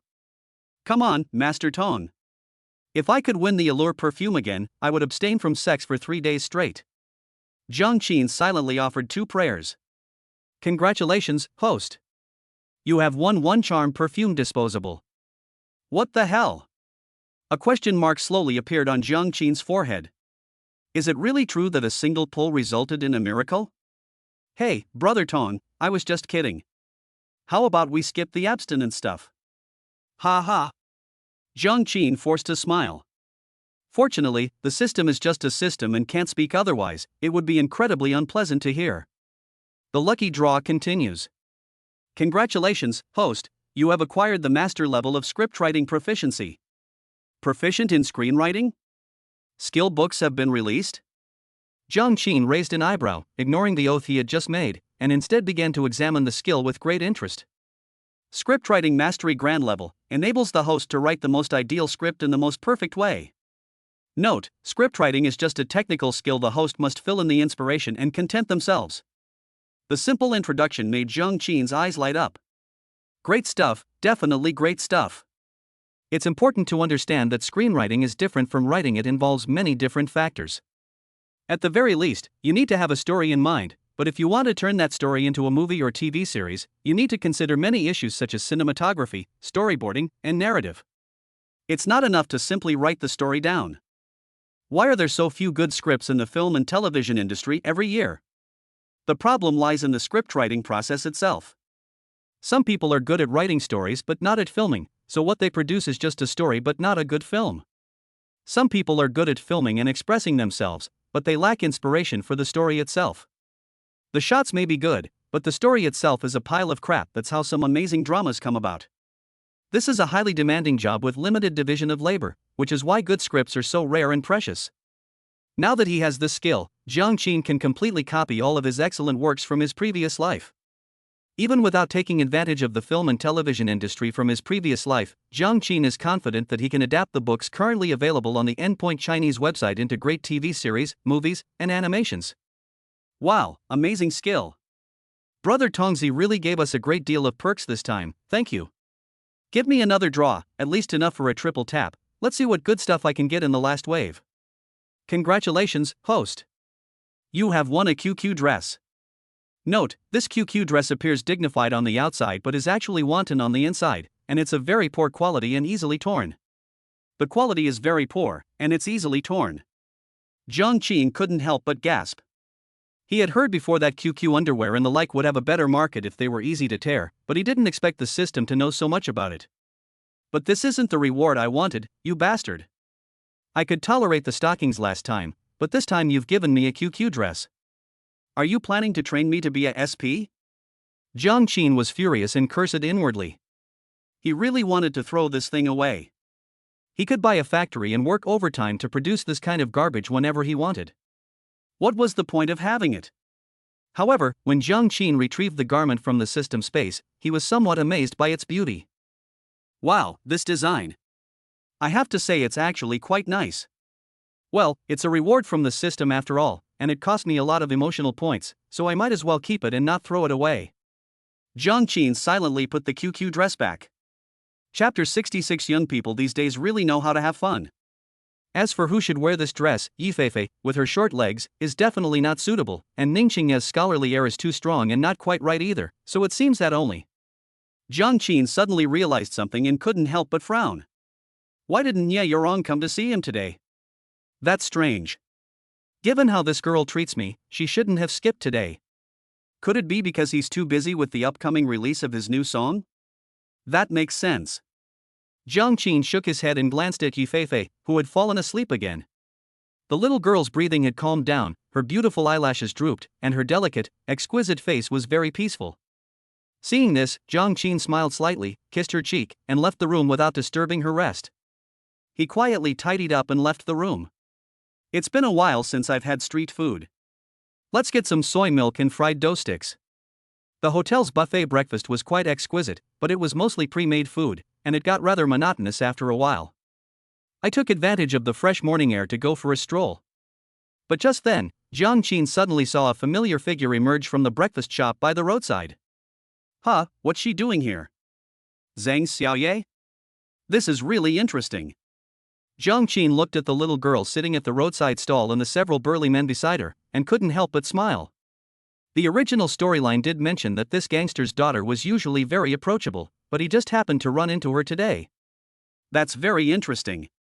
Hey, Jiang Qin? Over here. Zhang Xiaoye also noticed Jiang Qin walking over, her eyes lit up, and she quickly waved to greet him. Several of his men also looked over at the sound. If it were anyone else, being suddenly stared at by several burly men would probably make them intimidated. But Jiang Qin acted as if he didn't see them, and walked over and sat down with a smile. What a coincidence, Xiaoye. You're out for breakfast too. Do you mind if I share a seat with you? Zhang Xiaoye laughed heartily. Of course I don't mind, but it's a bit surprising that you, young Master Jiang, would come to eat at a roadside stall. Jiang Qin shrugged, casually ordered a basket of steamed buns and a cup of soy milk from the owner, and then turned to Zhang Xiaoye. You make me sound like some otherworldly immortal, and besides, even you, miss, don't mind sitting here, so what's so special about me? We are all just mortals, and we don't see anything that makes us superior, do we?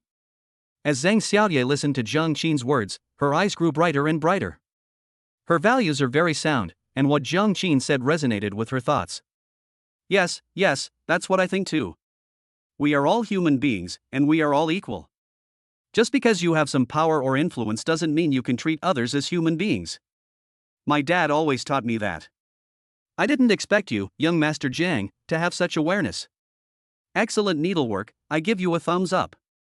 Congratulations, host.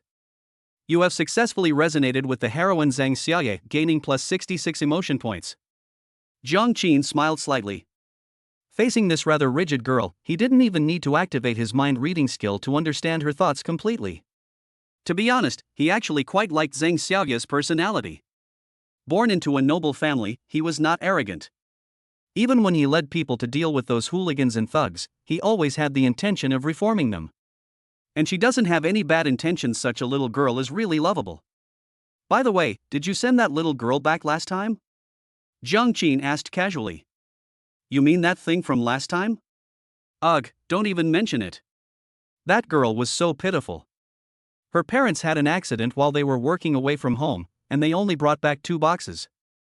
She was left to rely on her grandmother. I felt sorry for her, so I asked for her contact information and would go to check on her from time to time. Zhang Xiaoye sighed slightly as she talked about it, and she was also a little annoyed. Those few bastards, how dare they bully a little girl like that? If they don't change their ways when they get out of the detention center, I'll teach them a lesson. Jiang Qin nodded slightly. That's fine then, I'll trouble you to take care of it. My dad used to take me to do charity work. Those people at the bottom of society really have a hard life. If I inherit the family business in the future, I will follow my dad's example and do more for the poor people at the bottom of society. Zhang Xiaoye was somewhat surprised. Her underlings weren't much better off. They did know that bigwigs like the Zheng family patriarch liked to do charity, but wasn't it all just for tax avoidance or image building? Judging from this, it seems your Zheng family is really taking this matter seriously? Why are you all looking at me like that? Jiang Qin smiled and took a bite of his steamed bun, his expression quite indifferent. What you just said, is it true? You really want to help those people at the bottom of society? Or is it just for show? Zhang Xiaoye's eyes were strange, as if she was re-examining Jiang Qin. Of course, I'm not a good person, but that's from the perspective of my enemies. As for others, that's a different story. Since ancient times, it's been said that when you're successful, you should help others. Why are you so surprised? Jiang Qin said casually. Zhang Xiaoye was truly stunned this time. She never imagined that Jiang Qin would have such a high level of awareness. Even in front of Jiang Qin, the good deeds she had done in the past seemed insignificant. If Zhang Xiaoye only admired Jiang Qin's skills and appearance when she first met him, now she respects his character. She opened her mouth, as if to say something, but in the end, some words remained unspoken. Never mind, I'm not good with words, I don't know how to say it. Come on, young Master Jiang, let me toast you. I'll try my best to follow your example in the future. As she spoke, the little girl raised a cup of soy milk in her hand, her face full of sincerity. Xiaolu, who was standing nearby, quickly followed suit and said, Young Master Jiang is so righteous, we all admire him, let's toast to you. A group of burly men involved in organized crime raised their glasses. Unfortunately, they were holding milky white soy milk, which looked rather incongruous otherwise. The scene would have really resembled the water margin. Passers-by were also drawn to this strange scene, and many stopped to watch. Jiang Qin paused for a moment, then raised his soy milk cup as well. Okay, let's have one then. For a time, the breakfast stalls were filled with an air of extravagance. The breakfast shop owner was dumbfounded. He looked at his photo and the things he sold, and after confirming that he was running a breakfast stall and not a night market food stall, he couldn't help but shake his head. Young people these days really know how to have fun. Chapter 67 is simply unbearable. The heroes gathered at Liangshan Marsh. After breakfast, Jiang Qin bid farewell to Zhang Xiaoye and planned to take a taxi directly to the terminal Chinese website. But at that moment, he keenly sensed something was amiss. It seemed like someone was watching me from the shadows. Jiang Qin remained calm and directly dialed Yuan Xiaoxiao's number. Hey Xiaoxiao, can you check if someone is following me? Yuan Xiaoxiao's hacking skills allow her to perfectly infiltrate the entire Zhanghai surveillance network, essentially enabling her to use a full map cheat. Yes, Master. Someone is following you. I have retrieved their information and sent it to your phone. Please check it. But Xiaoxiao is very curious as Master, weren't you just having breakfast with that person? Why is he following you? Jiang Qin frowned upon hearing the voice on the phone. He casually tapped on the information on his phone, and the photo on it was none other than one of Zhang Xiaoye's underlings. Lu Chang. Lu Chang, nicknamed Xiangzi, was a typical traitor in the original storyline, causing Zhang Xiaoye a lot of trouble, and was eventually killed by the god of war Yi Lingyun. It's not his turn in the story yet, but this guy has already jumped out and is even stalking me? Jiang Qin found it increasingly interesting, and after thinking for a moment, he directly instructed Yuan Xiaoxiao. I don't know why he is following me, but he is probably up to no good. Keep an eye on him for me, and report to me immediately if he does anything unusual. Okay, Master, I've got this covered. Lu Chang didn't follow for long. After Jiang Qin arrived at the Terminal Novel website office building, the guy automatically became sluggish. Jiang Qin was not surprised by this. The purpose of this guy being sent to Zhang Xiaoye's side as an undercover agent was only Zhang Xiaoye and her father. He, the head of the Jiang group, was obviously not on the other party's target list. Even assuming the worst, there is probably no one who would dare to provoke both the fierce dragon gang and the Jiang family in Shanghai at the same time. Even if the other party is a spy sent by another major power, they will at most observe and then go back to report. "Hello, Mr. Jiang." As soon as Jiang Qin stepped out of the elevator, the receptionist from the terminal website rushed to greet him. "How come you arrived so quickly? President Ning was just saying that he would bring people out to greet you." Jiang Qin waved his hand. "Our company has just started work at this time, so there's no question of welcoming or not welcoming anyone." "Is President Ning in the office right now?" After receiving an affirmative answer, Jiang Qin went straight to Ning Qingya's office. Along the way, many employees of the terminal Chinese website saw Jiang Qin and, while surprised, stood up to greet him. Jiang Qin mostly responded by nodding. Today's main target is Zhou Wanning of Wanning Entertainment. Jiang Qin has little interest in playing the game of maintaining harmony with his subordinates. "Young Master Jiang, why didn't you tell me you were coming? This is a surprise attack. I wasn't prepared at all." Inside the office, Ning Qingya poured tea for Jiang Qin while pouting and saying coquettishly, "What do you want to prepare?" Jiang Qin asked irritably as he took the tea. "Of course I want to dress myself up nicely so that young Master Jiang will feel more comfortable." Ning Qingya sat on Jiang Qin's lap with a smile, hooking her arms around his neck. It has to be said that most women are completely different before and after going to bed. Ning Qingya was originally a well-behaved, bookish girl, but after she took the initiative to seduce Jiang Qin, she completely abandoned her reserve in front of him.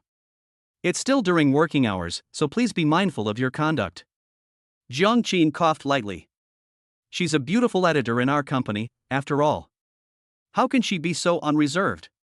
Ning Qingya pouted and said with dissatisfaction, "I'm only like this in front of you. I'm still very aloof with other people, okay? It's all because you're too charming, young Master Jiang, that I couldn't resist." Jiang Qin smirked. It has to be said that many of the actresses he's been working with lately have a lot of contrasting personalities. Yi Feifei, seemingly innocent and cute on the surface but actually cunning, and Zhang Xiaoye, who appears adorable but has a fiery temper. It's not surprising that Ning Qingya is like this now. Jiang Qin didn't dwell on the issue, but instead asked, "How much longer until the people from Wanning Entertainment arrive? You should have agreed on the timing last night, right?" When it came to business, Ning Qingya's expression became more serious. "It should be about 40 minutes. Our agreed time is 10:30 a.m. The other party said they plan to come to our company for a personal inspection and to discuss the issue of buying out the online novel copyright." Jiang Qin nodded and then asked, "How has the company's progress been these past few days? Have there been any negative impacts after the contract and referral model changes?" Jiang Qin couldn't ignore the future market worth hundreds of billions. He was well aware of the interests and value of online literature and related derivative industries from his previous life, so naturally he had to personally oversee many things. When this topic came up, Ning Qingya's expression was somewhat complicated. "Everything went smoothly as you predicted. In addition to copyright, the author's treatment has actually improved in a roundabout way. Even if there are a few dissatisfied ones, they are all unknown small authors who can't cause any trouble. As for website traffic, ever since we changed the book's promotion model according to your method, young Master Jiang, the website's traffic has skyrocketed, and even the paid subscription rate has increased significantly, with user satisfaction ratings rising sharply." Jiang Qin nodded. All of this was exactly what he had expected. The method, he told Ning Qingya, was the experience that those novel websites had accumulated over 10 or 20 years through trial and error. In this world where online novels were just starting out, it was practically a nuclear weapon. "Everyone in our company respects you a lot now, young Master Jiang. They all say the company has found a powerful patron." Ning Qingya looked at Jiang Qin with adoration, and even reached out to gently touch his cheek. "The man in front of me is simply too outstanding. Not only her appearance and family background, but also her own abilities are outstanding, as dazzling as the sun in the sky. She must have accumulated a lot of good fortune to be able to sleep with a man like that." "Young Master Jiang, I want..." Ning Qingya whispered in Jiang Qin's ear. "Jiang Qin? They're in the office right now, and Zhou Wanning will be there in a little over half an hour. Why are they doing this now?" Hiss. "It sounds pretty exciting. We have important business to attend to today. How about we go home tonight?" Jiang Qin said, trying hard to suppress the excitement in his heart and resisting the urge to speak. "It's all right. I already locked the door from the inside and specifically told my subordinates not to disturb my work report. No one will bother us. As for Wan Ning Entertainment, half an hour is enough. Ning Qingya's eyes were glazed over, and without saying a word, she pushed Jiang Qin down onto the sofa. It's another case of reverse reasoning. This girl clearly planned everything in advance. Jiang Qin felt like prey caught in a spider's web, tricked and lured by someone. This is absolutely intolerable. Chapter 68. What kind of superstar or powerful woman is she? This is all she's got. Half an hour later. The two people in the office tidied their clothes. Ning Qingya's complexion was rosy, as if she had eaten a highly nourishing ginseng. Jiang Qin was also in high spirits, and the anger he hadn't released on Yifei last night had dissipated considerably. It has to be said that this was Jiang Qin's first time experiencing something like this in the office, and he found it quite exciting. Hurry up and get ready, they should be arriving soon, don't let them make a fool of themselves. Jiang Qin gave the order and then tidied his hair in front of the mirror in the office. Just then, there was a knock on the office door. President Jiang, President Ning, the people from Wan Ning Entertainment have arrived and are waiting for you in the reception room. Congratulations, host. You have successfully made the destined heroine Ning Qingya feel satisfied and ashamed, gaining plus 188 emotion points. Jiang Qin listened to the system notifications in his mind.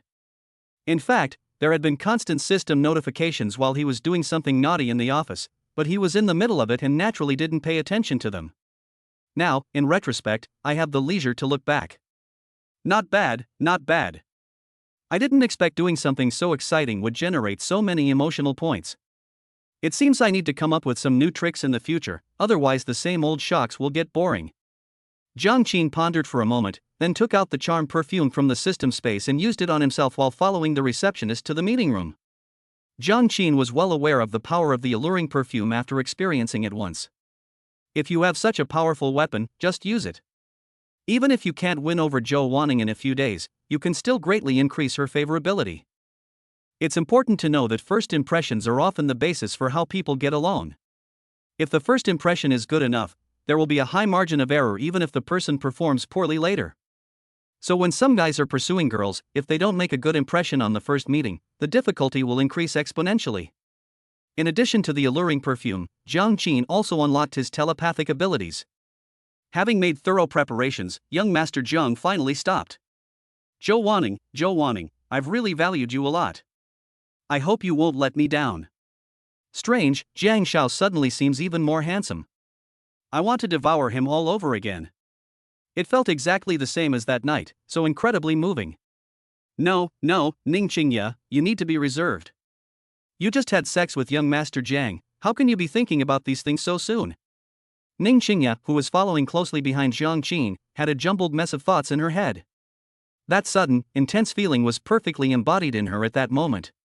Not only Ning Qingya, but also the receptionist who was leading the way, and the other female employees in the office all turned their attention to this side. Their eyes were practically glowing green. Only after Jiang Qin pushed open the door to the reception room and walked in did the women reluctantly turn their gaze away. The effects of this alluring perfume are terrifying. The reception room. The online literature industry is still in its infancy, so they probably won't be too concerned about copyright. I should be able to acquire this batch of content at a low price and make a huge profit. If possible, it would be best to establish a long-term cooperative relationship with this Chidian novel network. I wonder which company has such a big spender to buy the entire novel website. They really have the guts. Zhou Wanning sat in her seat, sipping tea and waiting for the main character to enter, while pondering her plans for the day. She was dressed very formally today, even wearing a women's suit that she doesn't usually wear, but the magnificent size of her chest couldn't be hidden even by the fitted suit. I'm so sorry to have kept Mr. Zhou and everyone waiting. I really apologize. Just as Zhou Wanning was pondering this, a voice, accompanied by the act of pushing open the door, reached her ears directly. His voice was gentle, without the mercenary air of a businessman, but rather gave off the feeling of a humble gentleman. Zhou Wanning looked in the direction of the sound, and the next second, she was stunned. Wow, so handsome. Where did this good-looking guy come from? Zhou Wanning has seen her share of ups and downs. Having been in the entertainment industry for so long, what kind of handsome men hasn't she seen? But she had never seen anyone like Jiang Qin before. He looks just like a young Jiao Shu. handsome and dashing, my goodness. If a man like that were in the entertainment industry, what chance would those young heartthrobs have? And the most outrageous thing is, why do I feel an urge to drool just looking at him? I never felt this way when I worked with Uncle Jiao or Teacher Chen before. Is this love at first sight? Mr. Zhou, let me introduce you. This is Ning Qingya, the head of our company's content department, and this is our boss, Mr. Jiang Qin. The receptionist began her introduction. Oh, hello. I'm sorry, I didn't expect your company's boss and manager to be so young. I was a little surprised and lost in thought. Please don't take offense. Zhou Wanning then came to her senses and quickly shook hands with Jiang Qin and Ning Qingya. Damn it, Zhou Wanning, what are you doing? This is a collaboration involving tens of millions of dollars. How can you be so infatuated at a time like this? Even if this handsome guy is your type, you can't act like this. Ning Qingya, standing to the side, couldn't help but sneer inwardly. What do you mean, looking at us young and distracted? She's clearly been seduced by young Marshal Jiang. What kind of superstar or powerful woman is she? This is all she's got. As Jiang Qin listened to the two women's thoughts, his smile remained as warm and comforting as ever. I've long heard of Mr. Zhou's reputation, but I never expected to have the honor of cooperating with him. Let's sit down and talk. As he spoke, Jiang Qin made a pleased gesture. Zhou Wanning blushed slightly, glanced at Jiang Qin with her phoenix eyes full of spring, hummed in agreement, and then obediently sat down opposite Jiang Qin. President Jiang, there's no need to be so formal. I'm not much older than you. You can just call me Sister Wan Ning, or if you prefer, you can call me Wan Ning. The pretty female assistant who had been following Zhou Wanning was stunned. This was the first time she had ever seen her boss so shy. Was this really the CEO Zhou she knew? You've only just met, is it really necessary to use such a cheesy way of addressing each other? Of course, the female assistant herself is also starting to lose control. Jiang Qin underestimated the value of the charm perfume. When possessed by a succubus, the effect of attacking the opposite sex is absolutely amazing. Chapter 69. She actually used a clip-on voice. Since Sister Wan Ning has said so, then I will respectfully comply. I heard from my subordinates that Sister Wan Ning is planning to acquire a batch of film and television-related copyrights for use as script adaptations. Is that correct? Jiang Qin sat down with a smile, looking at the beautiful young woman in front of him with clear eyes and a business-oriented attitude. But Zhou Wanning felt uneasy being stared at like that. Damn, his smile is so charming, I can't take it anymore. It's not even spring, why am I already feeling horny? No, Zhou Wanning, you need to calm down. This is a business negotiation. Yes, that's how it is. The voice was very soft and strained, as if the throat was being clamped shut. Even Ning Qingya, who was standing next to her, couldn't stand it anymore. Is it really okay for an old woman to speak in such a high-pitched voice? You slut, this isn't a business meeting, she's clearly here to seduce my man, you bastard. Then I wonder what kind of cooperation Wan Ning wants. Is it to buy out the copyright directly, or should we develop it together? Jiang Qin's smile deepened. It feels so good to be able to pick up girls like a pro. That sister almost made Zhou Wanning lose control on the spot. Fortunately, although Zhou Wanning was half bewitched by the alluring perfume, her long-term experience in business negotiations forced her to calm down. Buy out the copyright? Collaborate on development? These two things sound interesting. If we were to develop them together, how much of a bargaining chip would Jiang Qin be willing to offer? You know, the entertainment industry is a very complex place. Adapting the script alone is a huge challenge. I've read through the list of books I received yesterday, and while they're all quite good, they definitely need to be rewritten. When the conversation turned to her professional field, Zhou Wanning finally regained some of her former charm, and her assistant quietly breathed a sigh of relief. As for leverage, Sister Wan Ning, you don't need to worry. My Morningstar Entertainment has just as many resources as your company, it's just that our main focus isn't on film and television, so... Before Jiang Qin could finish speaking, Zhou Wanning exclaimed in a low voice, Morningstar Entertainment is your business? Your surname Jiang, wait, are you the eldest young master of the Jiang family in Zhanghai? Congratulations, host. You have successfully shocked the heroine Zhou Wan Ning, gaining plus 66 emotional points. Jiang Qin smiled without saying a word. Zhou Wanning took a deep breath and finally calmed down. Oh no. We thought it was just a small, fledgling company, but it turns out we've run into a powerful dragon. This is going to be a big problem. I've heard of Morningstar Entertainment, which is under the Zhang family's control. Although they don't have much involvement in film and television, they are exceptionally strong in the music and variety shows industries. If they also want to get a piece of the film and television pie, they will become a huge competitor once they develop. But Zhang Qin just mentioned cooperation. Could it be that he's after my film and television industry resources? Zhou Wanning was right. Zhang Qin really did have this idea. Zhou Wanning was originally a top star in the film and television industry with abundant resources. After she started her own company, her network of resources expanded even further. These are precisely the weaknesses that Morningstar Entertainment has always had. If the two parties combine their resources and have an IP incubation base like Endpoint Chinese Network, the future is definitely promising. Of course, none of that is the key point. The key point is that Zhang Qin wants Zhou Wanning, which is something Zhou Wanning never expected. I understand, but if I really accept your cooperation invitation, I'm afraid my company will become an appendage of your Zhang Group in the future, right? After Zhou Wanning figured out the crux of the matter, her previous infatuation with Zhang Qin had vanished, and a cold smile involuntarily appeared on her lips. Unlike Ning Xingya, who was just a naive young girl, she was able to make it in the entertainment industry, a place known for its treacherous nature.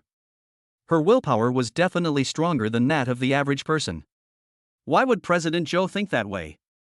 I'm sincerely inviting your company to cooperate, and I don't want any shares in your company, Zhang Qin said with a smile.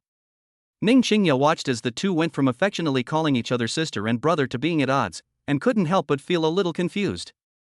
This was her first time dealing with such business negotiations, and she was somewhat unaccustomed to the sudden change in attitude between the two sides. Young Master Jiang, I'm only here today to purchase a portion of your company's novel copyrights. As for cooperation, let's discuss it another time. Zhou Wanning placed her hands on the table, and a pair of large teddy bears landed on it as well, making Zhang Qin's eyelids twitch. Good grief, he used his charm perfume to pull off a seduction, and this woman immediately retaliated with her own seduction. However, on the surface, Zhang Qin maintained a calm and composed expression. The novel's copyright is of course not a problem, but what? Zhou Wanning became interested and stared at Zhang Qin without blinking. What she likes most is to look the other person in the eye at the negotiating table. After all, the eyes are the windows to the soul, and they can also give people a sense of pressure. However, it's clear that Zhou Wanning has met her match this time. Zhang Qin met her gaze without backing down, and said leisurely, but I'm afraid that even if President Zhou takes these copyrights back, it won't have any effect. In the end, they'll just end up sitting in the warehouse getting moldy. Zhou Wanning couldn't help but frown. Her company mainly focuses on film and television, including TV series, movies, and animation-related content. Zhang Qin is interfering in her field. Then what brilliant ideas does young Master Jiang have? Or rather, what do you think is the most appropriate way to handle these copyrights? Zhou Wanning asked patiently. Don't think I won't hit you just because you're handsome. If you can't give me a straight answer later, see how I deal with you. It's very simple, handle them separately. Film and animation are your company's strengths, so it's most reasonable to put books with relatively exciting plots and characters into this section. I won't add anything unnecessary, Zhang Qin said with a smile. But these alone are not the true value of online literature. Compared to traditional literature, online literature is more able to meet the needs of the lower-tier market. Mr. Zhou should be able to imagine how big this group is. Zhou Wanning was stunned. She had never actually thought about similar issues from this perspective before. But after thinking for a moment, Zhou Wanning's expression changed. Seeing this, Zhang Qin smiled and said, "It seems that President Zhou has figured it out. If I'm not mistaken, although President Zhou is here today to discuss cooperation, he doesn't intend to spend too much money, right?" Zhou Wanning fell silent. Oh no. I was planning to teach this handsome young man a lesson, but I ended up getting the lesson instead. He's right. This emerging industry has high market value, with its own audience, established circles, and the ability to continuously expand into lower-tier markets. I thought I could resolve all these copyright issues with just a few million, but it seems they already understood the value of it. As expected of the future heir to the Zhang Group, his vision is truly astounding. Chapter 70. Is there no law left? Is there no justice left? Congratulations, host. You have successfully shocked the heroine Zhou Wanning, gaining plus 88 emotional points. Zhang Qin couldn't help but chuckle as he listened to the system notification in his mind. If I can read minds and still can't control you, then I might as well find a block of tofu and smash my head against it. Zhou Wanning steadied herself and tried to remain calm as she spoke. What young Master Jiang said makes some sense, but the online literature industry is still in its infancy. Even if it's to flourish, it will take time, won't it? As for the audience, it seems we can only talk about the audience when the situation is fully unfolded. As for the price I brought today, it's considered quite high based on the current market conditions. Jiang Qin raised an eyebrow. Oh? Is that so? Qingya, go and show President Zhou the latest data from our website. Ning Qingya nodded and handed the documents she had prepared to Zhou Wanning. Zhou Wanning frowned slightly and opened the document to read it carefully. But after watching for only a short while, Zhou Wanning couldn't help but question, we conducted a survey before, and your website's number of paying users and traffic were not this high last quarter. Ning Qingya smiled and explained, this is of course Jiang Shao's doing. After Jiang Shao took over our company, he carried out large-scale reforms, including various data traffic generation and work recommendation systems. Ultimately, this is what is reflected in the data on paper. Zhou Wanning took a deep breath, glanced at Jiang Qin, and remained silent for a long time. The website's data is unlikely to be fabricated. Leaving aside the fact that the Jiang Group is too large to engage in such trivial matters, a simple investigation would easily expose the data's falsity. But this is too amazing. Such a huge improvement in just one quarter. Jiang Qin is truly admirable. What a pity. If only he came from a more ordinary background. If he were an ordinary person, I would have just forced this handsome young man onto my bed. It's a shame he's from the Jiang family. It's so frustrating to have such a delicious piece of meat right in front of me but not be able to eat it. Listening to Zhou Wanning's inner thoughts, Jiang Qin felt a strong urge to call the police. He could tolerate Ning Qingya's advances, but now she actually wants to tie him up and force herself on him? Is there no law anymore? Is there no justice left? Mr. Zhou, I recently took a look at some of your company's productions and found that what you're most familiar with and what you produce best are still ancient costume fantasy and the like, right? Coincidentally, we have a book called The Journey of Flower on our website, which I think you could take a look at as for 9 dragons pulling the coffin. To be honest, books with such grand scenes are better suited for animation. Zhou Wanning nodded. Jiang Qin's thoughts clearly coincided with hers. Young Master Jiang is right, we do need to consider the filming costs. After thinking for a moment, she continued, to be honest, I didn't expect that Jiang Shao was behind the Endpoint Chinese website before I came. Otherwise, I should have made more preparations before coming. This time I came a bit rashly and made Jiang Shao laugh at me. As for the price of these copyrights, young Master Jiang must already have a price in mind. Why don't you name a number? As long as it's not too outrageous, we can sign the cooperation agreement directly. Zhou Wanning's words were very well said. First, she admitted that she hadn't done enough preparation. Then, she asked Jiang Qin to name a price to show her sincerity. Finally, she left some room for maneuver, so that she could simply refuse if Jiang Qin really asked for too much. Hee, what do you think of this number, Sister Wan Ning? Jiang Qin held up one finger and waved it in front of Zhou Wanning. 10 million? No problem. Zhou Wanning's expression softened. No, it's 100 million. Jiang Qin smiled and shook his head. Zhou Wanning and her assistant's expressions changed simultaneously. The negotiations ended an hour later. Zhou Wanning looked as if she had been pulled out of the water. Her suit jacket had long been taken off and thrown aside. Sweat soaked her inner lining, and the thin fabric clung to her proud breasts, making them look exceptionally dazzling. The assistant next to him was also paralyzed with fear. Both she and Zhou Wanning were seasoned negotiators, but under Jiang Qin's relentless offensive, they were both practically drenched in sweat. Towards the end, Zhou Wanning even seemed a little dazed. She felt like she wasn't talking to a handsome young man about a collaboration, but rather playing word games and signing a contract with a devil. Fortunately, Jiang Qin didn't bully them for nothing. During the negotiations, Jiang Qin offered very reliable suggestions for changes to each book that Zhou Wanning wanted to acquire. Especially in scriptwriting, Jiang Qin's professional level is simply breathtaking. He recounted many famous scenes from the novels and adapted them, bringing them vividly to life before the two women's eyes. Ultimately, the copyrights to these 50 novels were sold for 60 million. This is actually a very low number. In my previous life, the copyright value of a top-tier online novel like 9 Dragons Pulling the Coffin would have been close to this amount. If it weren't for the fact that online novels in this world were just starting out, and he didn't have enough film and television resources, plus he still needed to find a way to win over Zhou Wanning. Jiang Qin would never have done such a short-sighted thing. The last one is the most important reason. Money is a small matter. With the Jiang family's wealth, money is basically no different from numbers. If we can lose a little money to get a female lead and a huge amount of emotional value, this deal will be a huge profit. Moreover, even this deal isn't exactly a loss. At least when I bought the terminal Chinese website, some of the old guard from the Jiang group still had some say. Now, I've recouped my investment in just half a month, and it'll be perfect to use it to slap them in the face when I get back. At that time, I can not only consolidate my voice in the Jiang group and mobilize more resources, but also smoothly develop a relationship with Zhou Wanning. Jiang Qin pondered to himself. Zhou Wanning was unaware that Jiang Qin's price of 60 million was already discounted, and she was still inwardly criticizing Jiang Qin's ruthlessness during the negotiations. This is exhausting. This brat of a brother has no respect for his older sister at all. How can he bully her like this? Even if the current head of the Jiang group personally came to negotiate, the result would be roughly the same. Besides, there's that control over film and television scripts. Even some veteran editors might not have that ability. It's truly amazing. Are all young people these days so prodigious?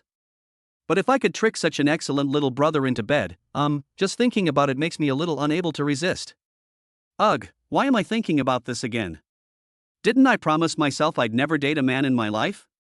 But this little brat in front of me smells so good, I really want to sleep with him. Chapter 71 Children Make Choices. Congratulations, host. You have successfully made the heroine Zhou Wanning feel sweaty and admiring, gaining plus 166 emotion points. Congratulations, host. You have successfully won over the heroine Ning Qingya, earning her complete admiration. You have gained plus 99 emotional points. With the two system notification sounds, Jiang Qin felt a slight sense of relief. To be honest, he really didn't want to leave Zhou Wanning with an arrogant impression on their first meeting, but this girl just happened to like men who were better than her, preferably handsome young men.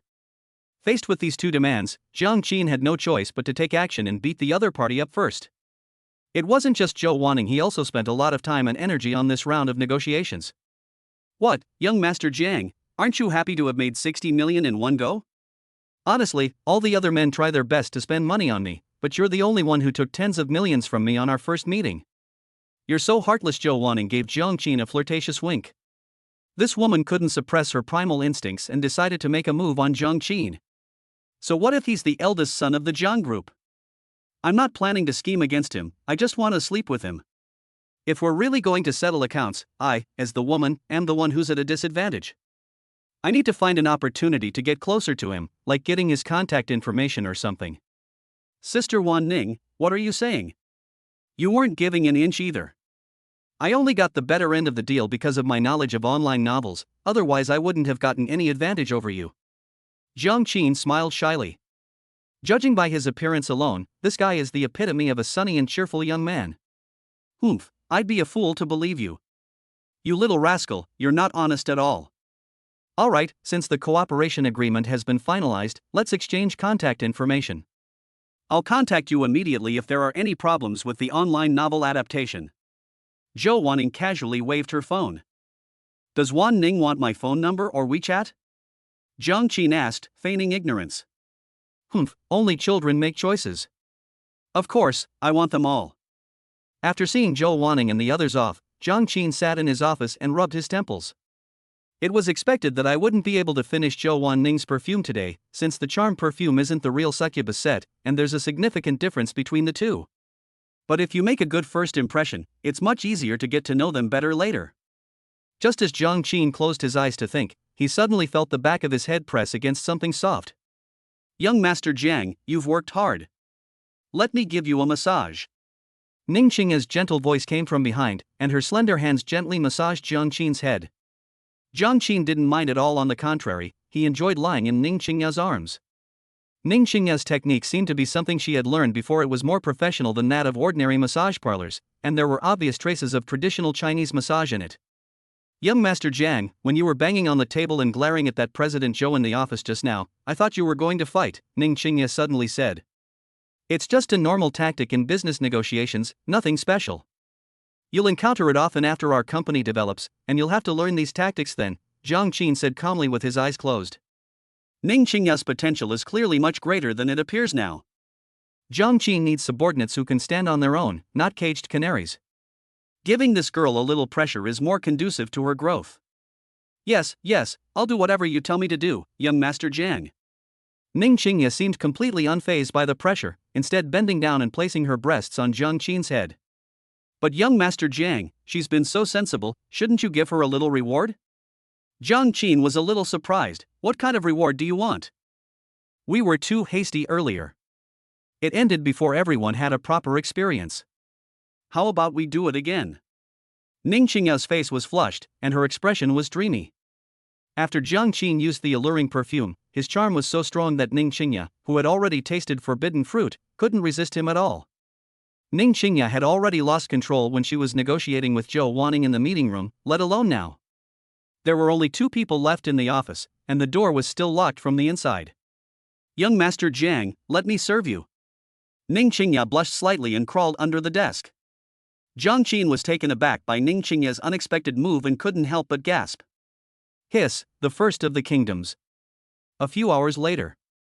Most of the employees at the Terminal Chinese website had already left work. Ning Qingya woke up on the sofa, feeling weak all over and completely powerless. She underestimated Jiang Qin's fighting ability and remained unconscious for quite some time before waking up. Fortunately, the soundproofing in this office is pretty good. Ning Qingya looked at the coat covering her, then at Jiang Qin sitting at his desk reading documents, and suddenly felt very embarrassed.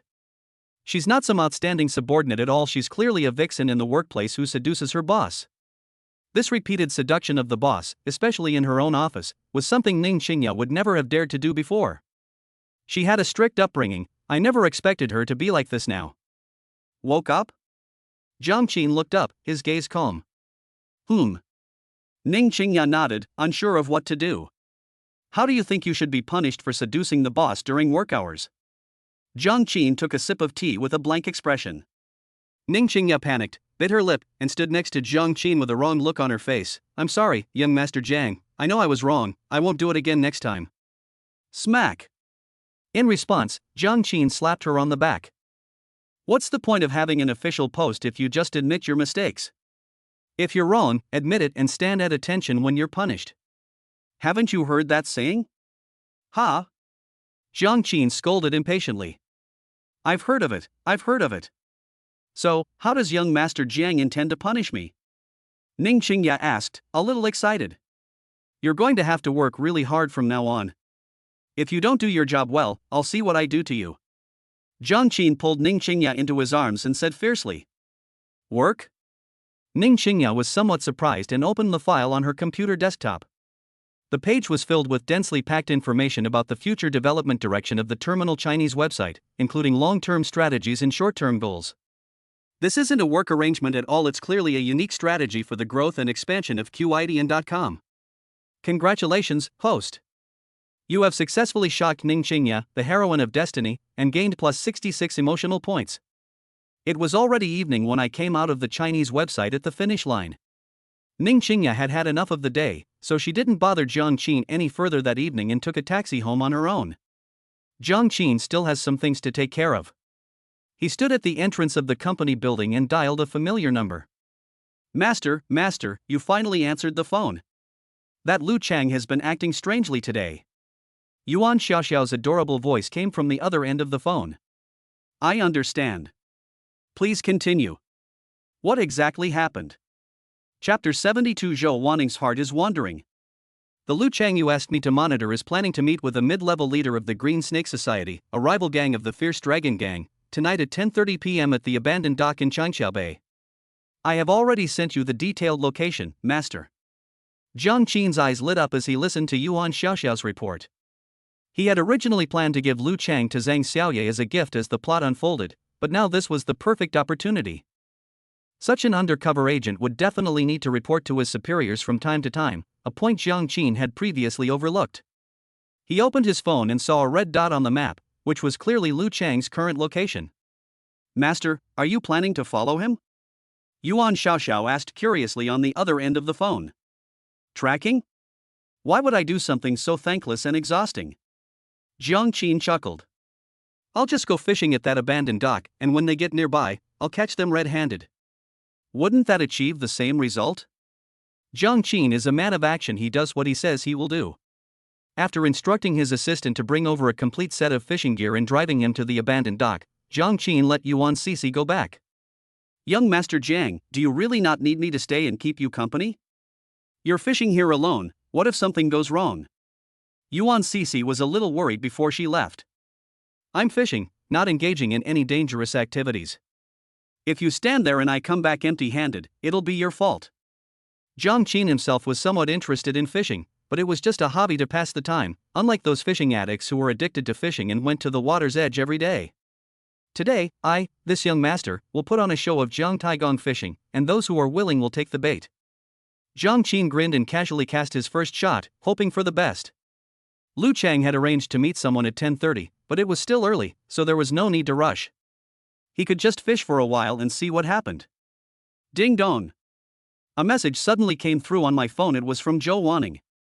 Young Master Jiang, after I returned to the company, I had the professionals evaluate them. The script adaptation ideas you mentioned are quite perfect, they can even be used directly with just a little expansion of Shijie. I've already got my team in charge of preparations. Regarding the animation project, I've also had the relevant teams working around the clock to try and produce a script and plan as soon as possible.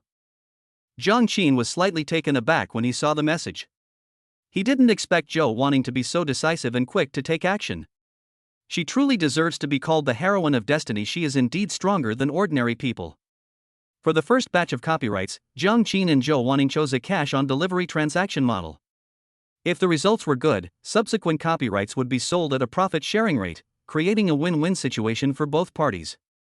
If the results were not as ideal as expected, Zhou Wanning would receive a discount when purchasing copyrights in the future. In other words, what Zhou Wanning is doing now is actually a preliminary test.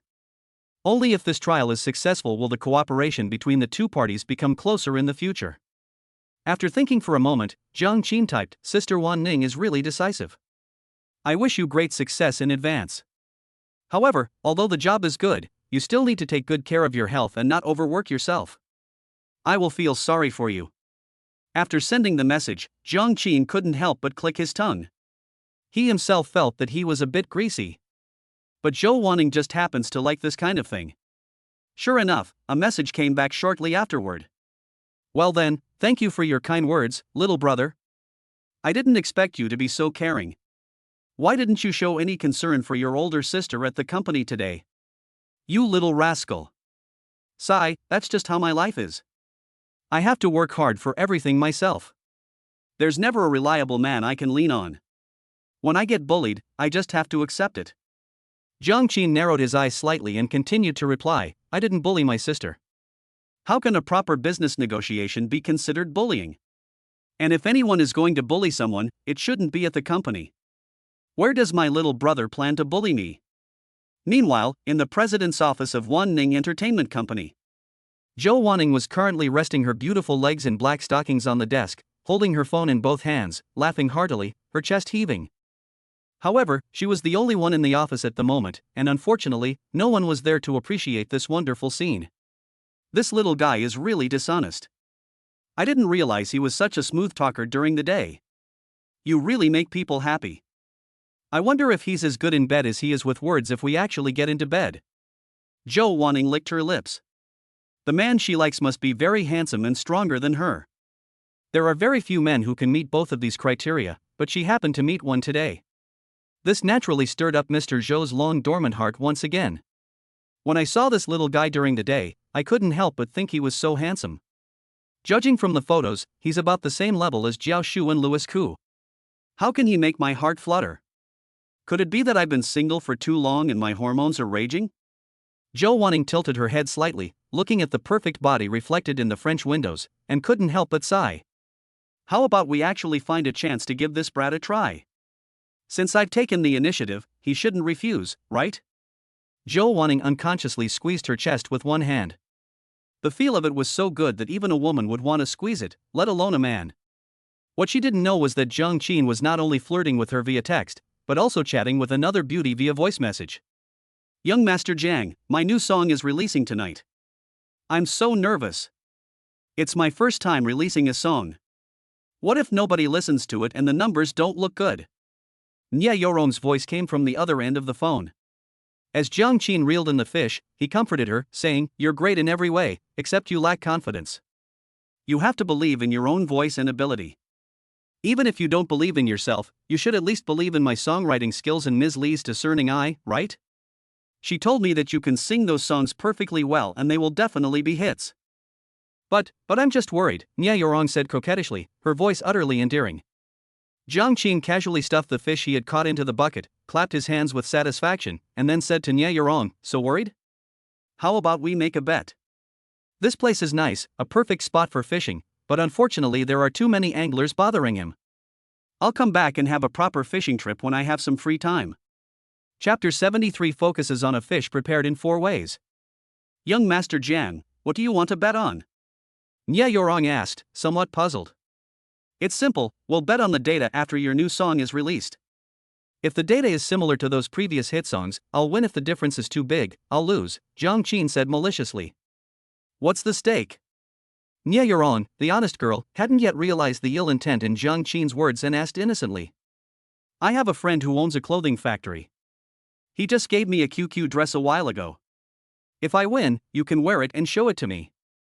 How about that?" Jiang Qin's wolfish ambition was finally no longer hidden, and he flirted with her without restraint. "QQ dress?"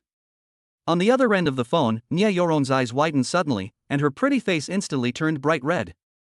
To be fair, with the internet so developed these days, even the most innocent girl will know what a QQ dress is after being influenced by her friends. Just thinking about how she would look in that thing made Nya Yorong's face burn. Coincidentally, Jiang Qin had also thought of this, which is why he proposed this bet to her. "That kind of thing is too embarrassing, young Master Jiang. Can we change the terms?" Nya Yorong was a little embarrassed. Wearing that thing was even more unacceptable than being naked.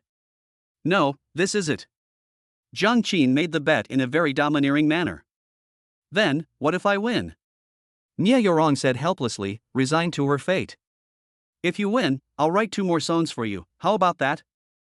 At the abandoned dock, Jiang Qin looked at the full bucket of fish and hung up the phone with satisfaction. Tonight's main goal is to cook one fish in 4 ways, tease Zhou Wanning, trick Nya Yorong into wearing the QQ dress, catch so many fish, and also help Zhang Xiaoye catch a traitor.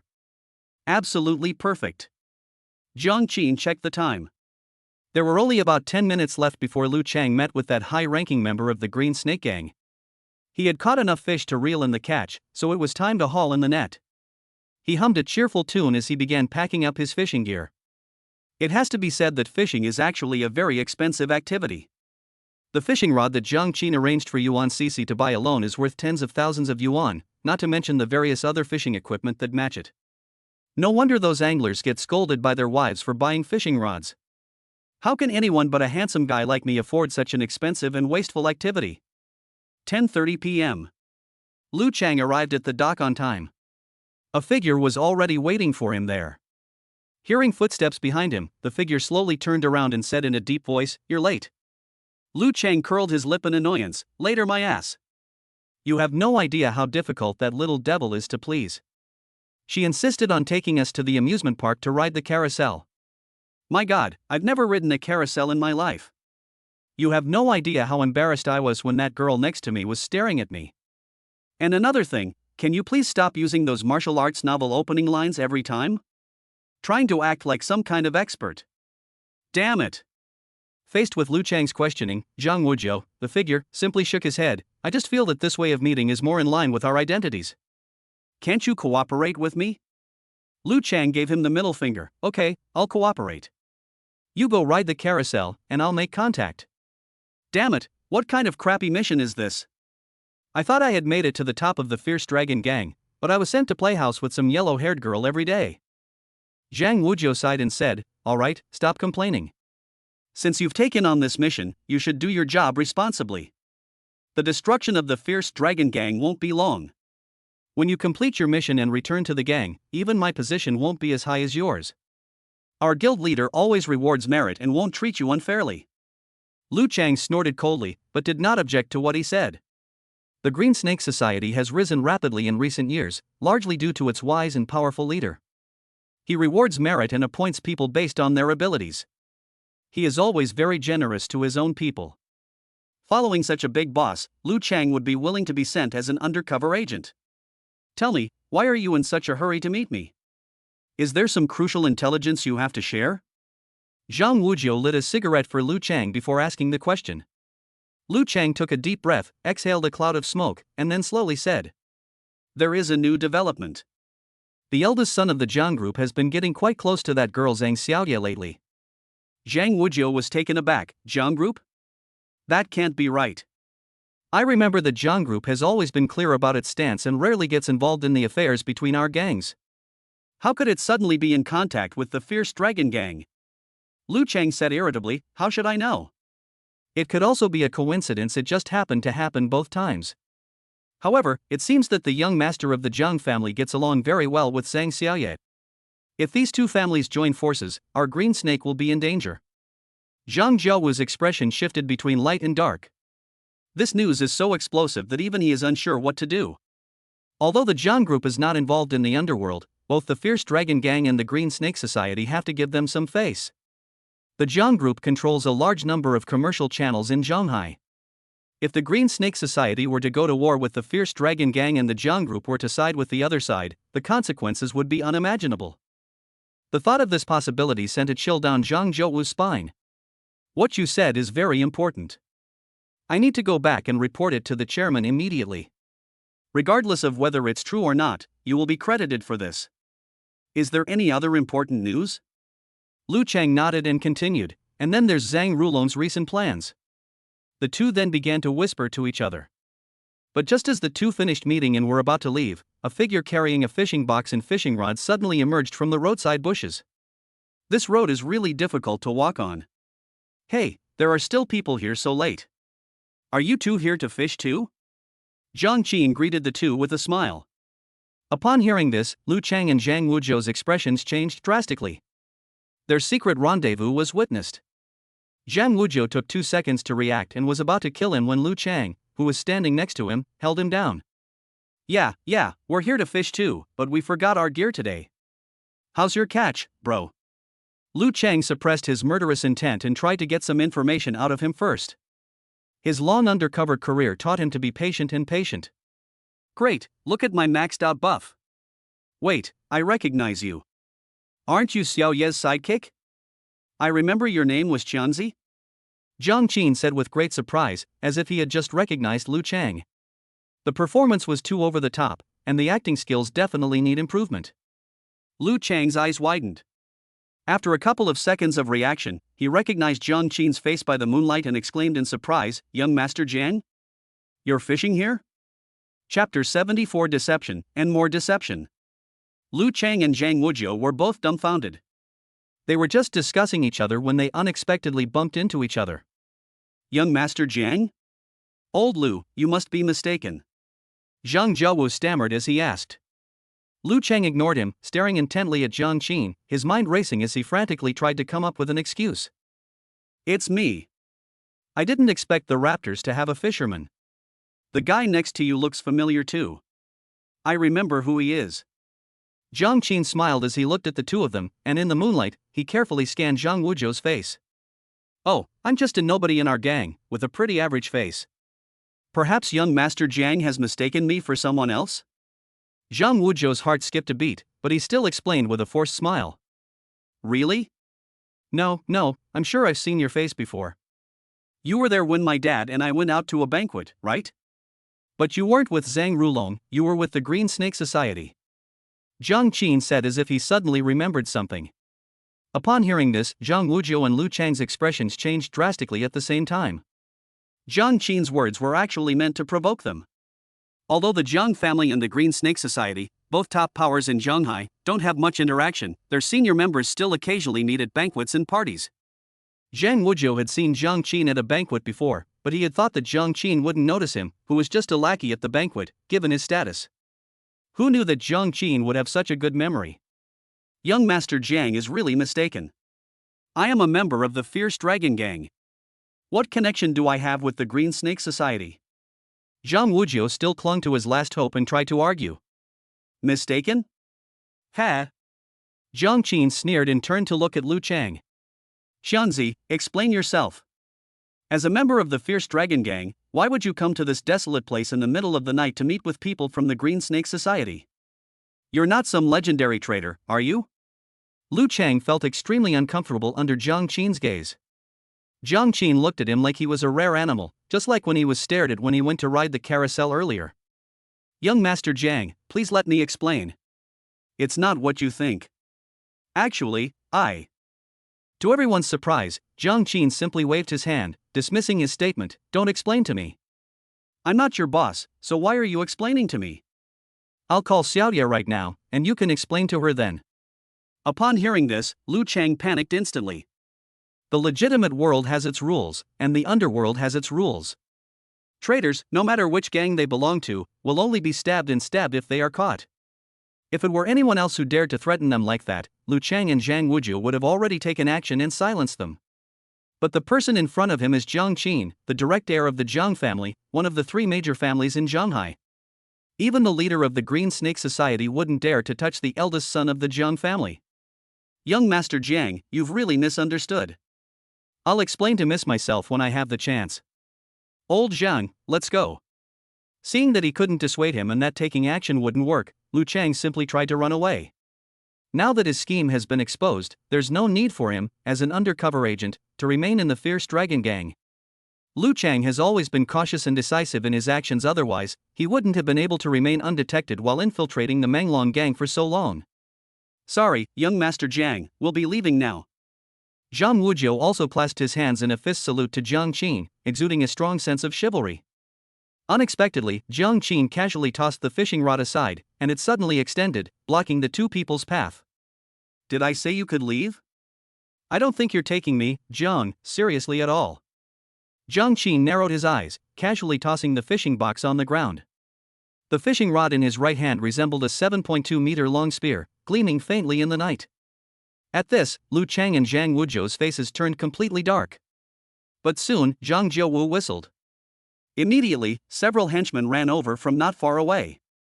These are all Zhang Wujiu's henchmen, but they weren't allowed to accompany him when he met with Lu Chang to avoid suspicion. Now they can come in handy.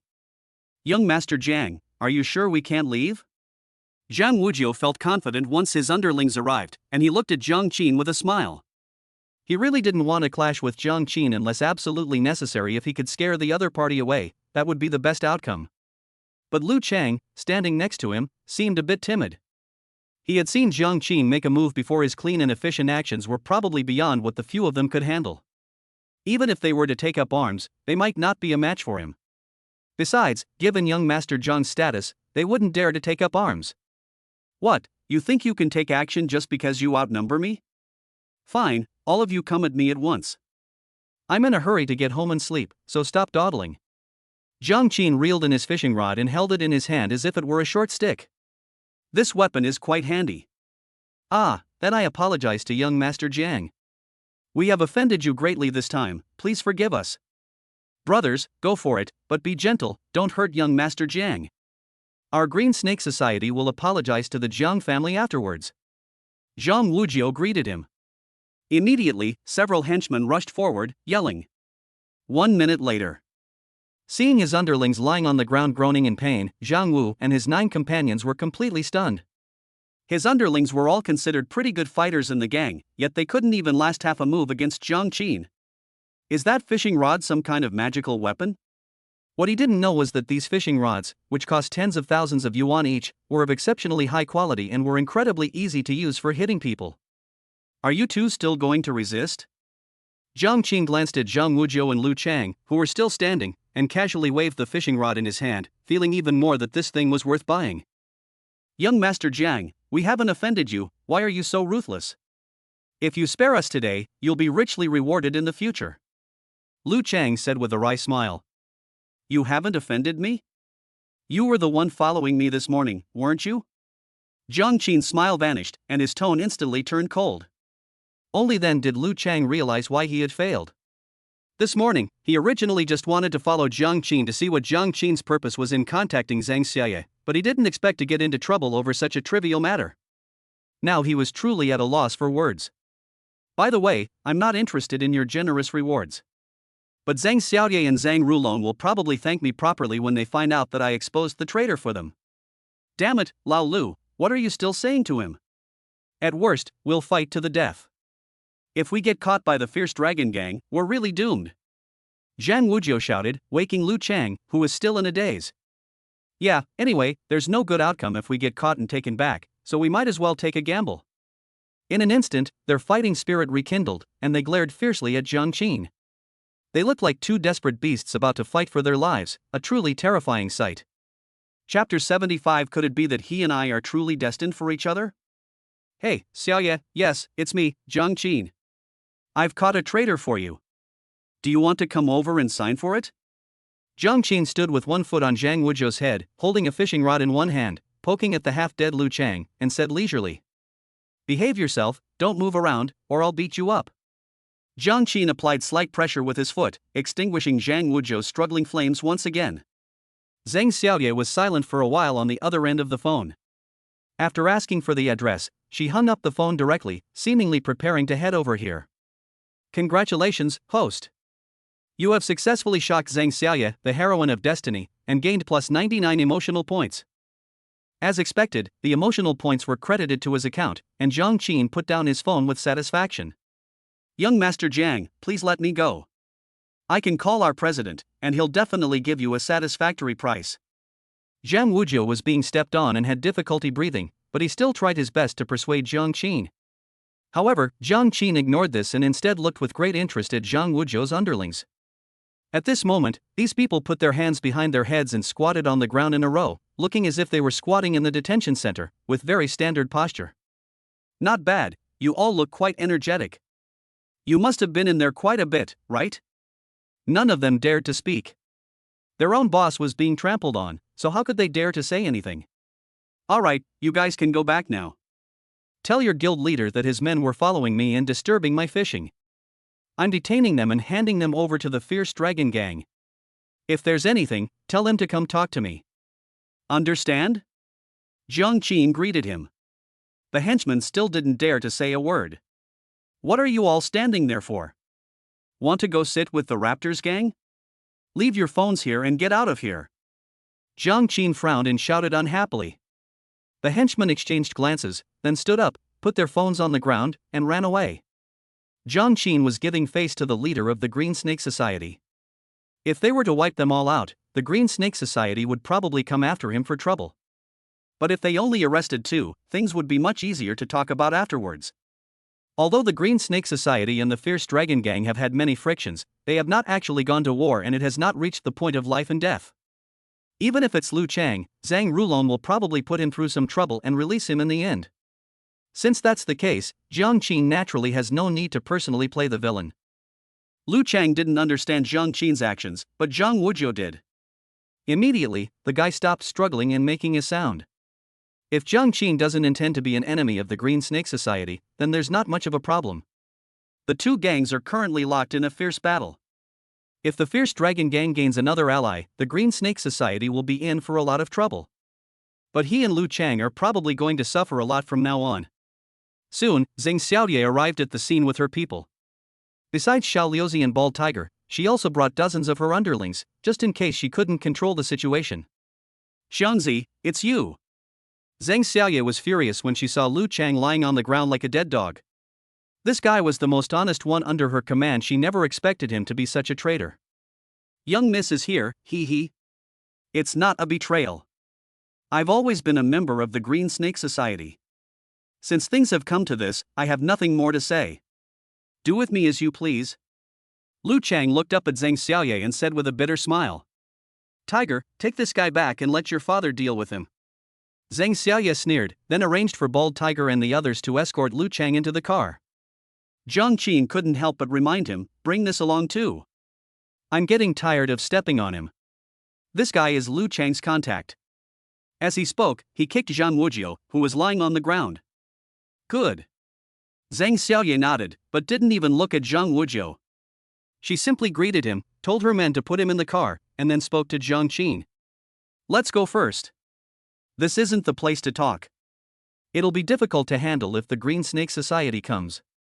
Only at this moment did this young woman truly display the demeanor befitting a triad heiress. She remained calm and composed in the face of adversity, handling matters with remarkable efficiency. If it weren't for her overly voluptuous figure, she would have possessed a formidable presence. Jiang Qin readily agreed, picked up the fishing box from the ground, and got into the same car as Zhang Xiaoye. In the car, Zhang Xiaoye let out a long sigh and turned to look at Jiang Qin. How did you find out that Lu Chang was a member of the Green Snake Society? Jiang Qin chuckled and patted her head. You little rascal, I helped you out, and you didn't even say thank you. Is this how Uncle Zhang raised you? Or are you starting to doubt me too? Why are you acting like a little adult, with that stern face? Zhang Xiaoye was taken aback by Jiang Qin's actions for a moment, then laughed. Oh dear, I just encountered a traitor, so I'm not in a good mood. I'm sorry, brother Jiang Qin. Thank you so much this time.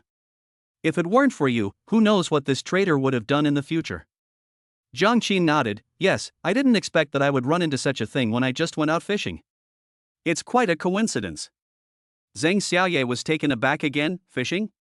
Didn't you deliberately go looking for Lu Chang? Jiang Qin said irritably. Why would I deliberately look for him? This is a matter between your fierce dragon gang and the Green Snake Society. I just came out fishing today and didn't expect to run into them. Here, the fish I just caught are all in the trunk. Do you want to take a look? As he said this, Jiang Qin also activated his telepathic ability. Zhang Xiaoye's beautiful brows were furrowed tightly. Could Jiang Qin really be unaware? But how could it be such a coincidence that he stumbled upon something like this? I had someone check the fishing box just now. There were indeed quite a few fish inside, and they had just been caught. Once or twice is one thing, but I bumped into him 3 times. Could it really just be luck, or is there some kind of destiny between us? Forget it, I'll ask my dad about this when I get home. Thinking things through is definitely not my thing. Even if Jiang Qin does have ulterior motives, now's not the time to question him. Thinking of this, Zhang Xiaoye's brows relaxed, and she said with a smile, I didn't expect that a young master like you would like fishing. My dad used to take me fishing by the water all the time, but he was too busy dealing with gang interests, so I always went alone. How about we go together next time? I know several good fishing spots where the fish are huge. Chapter 76, A Blazing Success. Jiang Qin was not surprised by Zhang Xiaoye's reaction. This girl may seem straightforward at first glance, but when things get serious, her intelligence comes out. After all, she's a gangster's daughter, and she's completely different from a naive and innocent girl. At the very least, this girl's first reaction to this situation was to consider the underlying logic, rather than simply treating it as a joke. Compared to those brainless women, Zhang Xiaoye is actually more likable. Sure, then next time you're fishing, just let me know. I finally found such a good spot, but then this happened, ruining my fishing mood, Jiang Qin said casually. If the feng shui were bad, how could I have chosen you to help me find the traitor? Zhang Xiaoye smiled, revealing her 2 little tiger teeth. At this moment, she appeared docile, completely unlike her previous behavior as a gang leader beating people up in the street. That's true. Jiang Qin chuckled and chatted with Zhang Xiaoye about various things before arriving at the Jiang family villa. Jiang Qin got off the bus directly and said goodbye to Zhang Xiaoye. Zhang Xiaoye will definitely be busy tonight. As an outsider, it's best for him to slip away as soon as possible. Meanwhile, on the other side, Morningstar Entertainment. Li Ruoxi and Nie Yurong are still waiting in the company office for the latest data on the new song. Actually, not only was Nie Yurong feeling uneasy, but Li Ruoxi was also very nervous, though she didn't show it outwardly. The company has used a lot of resources this time, including not only its stock of high-quality songs, but also a considerable amount of money spent on promotion. For this reason, Li Ruoxi went to see several old friends in the past few days and used her personal connections to help Nie Yurong build momentum. If the new song doesn't perform well in terms of sales, Morningstar Entertainment will suffer a huge loss. Please, it has to work out. Li Ruoxi prayed silently in her heart. This was the first time Jiang Qin had asked him for help with a personal matter. If she couldn't even handle such a small thing well, one could imagine how low her standing would be in Jiang Qin's eyes in the future. From a public perspective, for the sake of the company's development, this decision must succeed. Failure is not an option. Personally, Jiang Qin is the heir of the Jiang family, and Li Ruoxi, as a high-level employee, naturally wants to advance further. Just as Li Ruoxi was struggling with her decision, Nie Yurong suddenly spoke up. Mr. Li, I'm still a little worried. Why don't I go to the data monitoring room and take a look with my colleagues? It's not good to just sit here drinking tea. Lee Ruwashi frowned and said irritably, everyone in the company has their own responsibilities. You're an artist in the company, not someone who specializes in making data reports. Are you going to interfere with other people's work? Nia Yorong looked distressed and said pitifully, this is my first time releasing a song, so I'm a little unsure of myself. Young Master Jiang said there would definitely be no problem this time, but I'm still a little nervous. Lee Ruwashi couldn't help but roll her eyes. What's there to panic about? The data will be out in a little while. Sit down. Young Master Jiang values you so much, he's even planning to groom you into the next superstar. The company also has high hopes for you. You need to be more composed, otherwise people will laugh at you, and they'll start questioning our judgment, understand? Nia Yorong then obediently said oh and stopped talking, simply lowering her head and silently drinking her tea. Lee Ruwashi couldn't help but sigh inwardly. This girl is good in every way. She is honest, hardworking, and kind-hearted. She also has excellent natural qualities. It's just that she hasn't seen much of the world and isn't calm and composed enough. Sigh, in the end she's just a girl fresh out of school. Although she's lucky enough to hook up with young Master Jiang, she still lacks experience. I was the same when I first graduated, always feeling anxious. She'll be fine after she gets used to it. Lee Ruwashi thought to herself, and her gaze towards Nia Yorong softened slightly. Just then, there was a knock on the office door. Lee Ruwashi's assistant, Xiao Tao, pushed open the door and came in, holding a stack of data reports, her face full of excitement and joy. Mr. Lee, that's wonderful. The data for Yorong's new song is out, and it's a huge hit. A massive success. Upon hearing this, Lee Ruwashi couldn't hold back any longer. She stood up from her chair and waved to Xiao Tao, quickly, bring it over so I can take a look. At this moment, she seemed even more impatient than Nia Yorong had been earlier. Upon hearing this, Nia Yorong immediately came over to look at the data report, but she clearly had no experience in this area and couldn't understand it at all. Okay. After reviewing the data, Lee Ruwashi repeatedly said good. The data is actually a notch above all previous hit songs of the same type, and the number of comments and repeated plays is also incredibly strong. With this kind of data, as long as there are no major problems later on, it's basically going to be on the annual hits chart. Nia Yorong couldn't understand the data, but judging from Lee Ruwashi's state, she roughly understood. Her new song is a hit. Yorong, you don't have to worry anymore.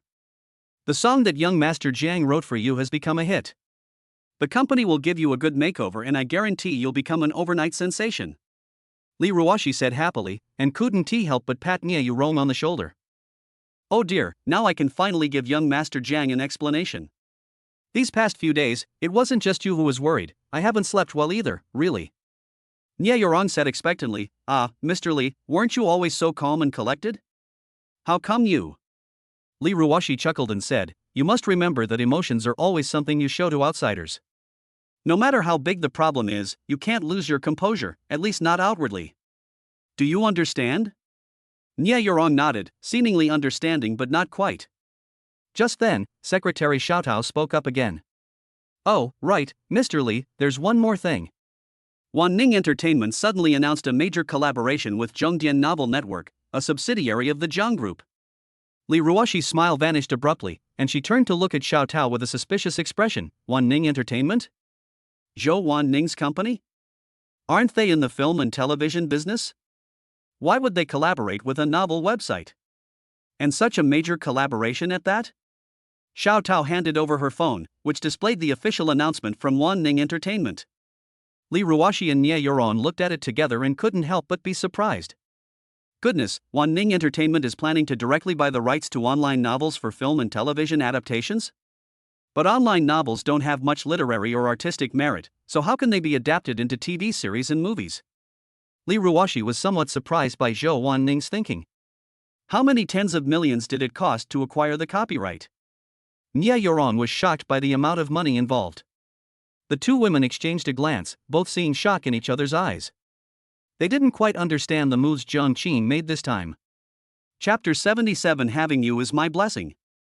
If I remember correctly, Jiang Qin only spent tens of millions to acquire that novel website, right? Lee Ruwashi asked somewhat uncertainly. Xiao Tao and Nia Yorong both shook their heads, unaware of the matter. Seeing this, Li Ruoxi simply made a phone call directly to Yuan Cece.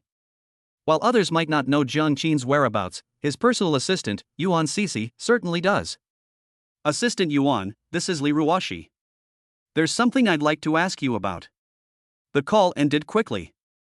Li Ruoxi's expression became somewhat complicated. That's right. Jiang Qin spent a total of 40 million to acquire that novel website. This time, by selling these copyrights to Wan Ning Entertainment, he has already recouped more than half of his investment. Hiss.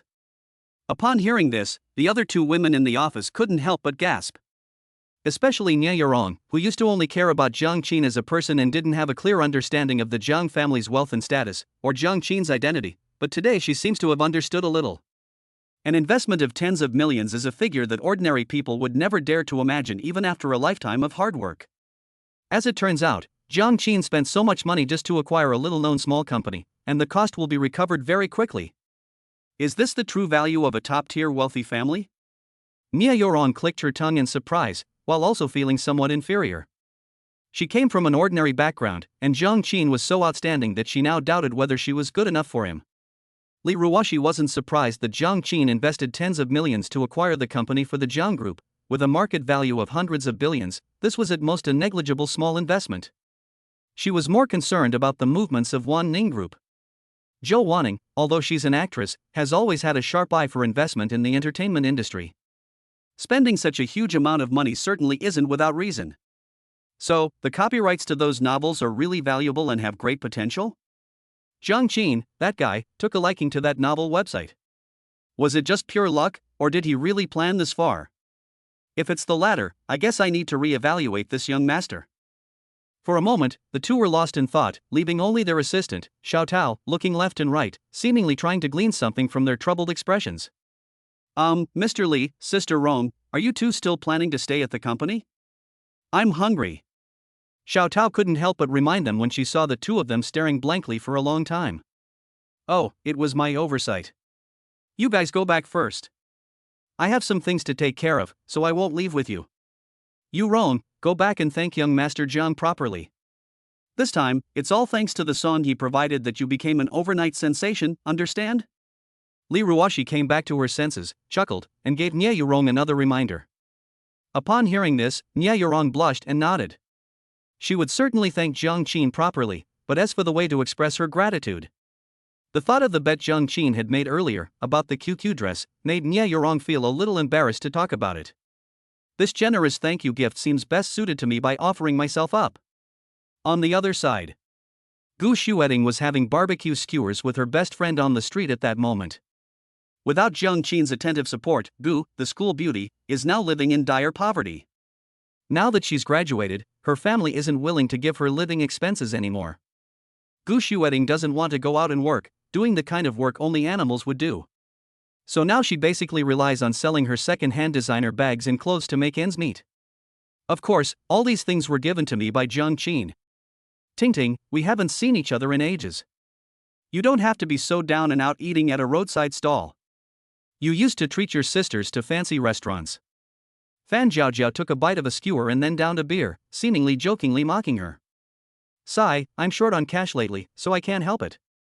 Sister, just bear with it.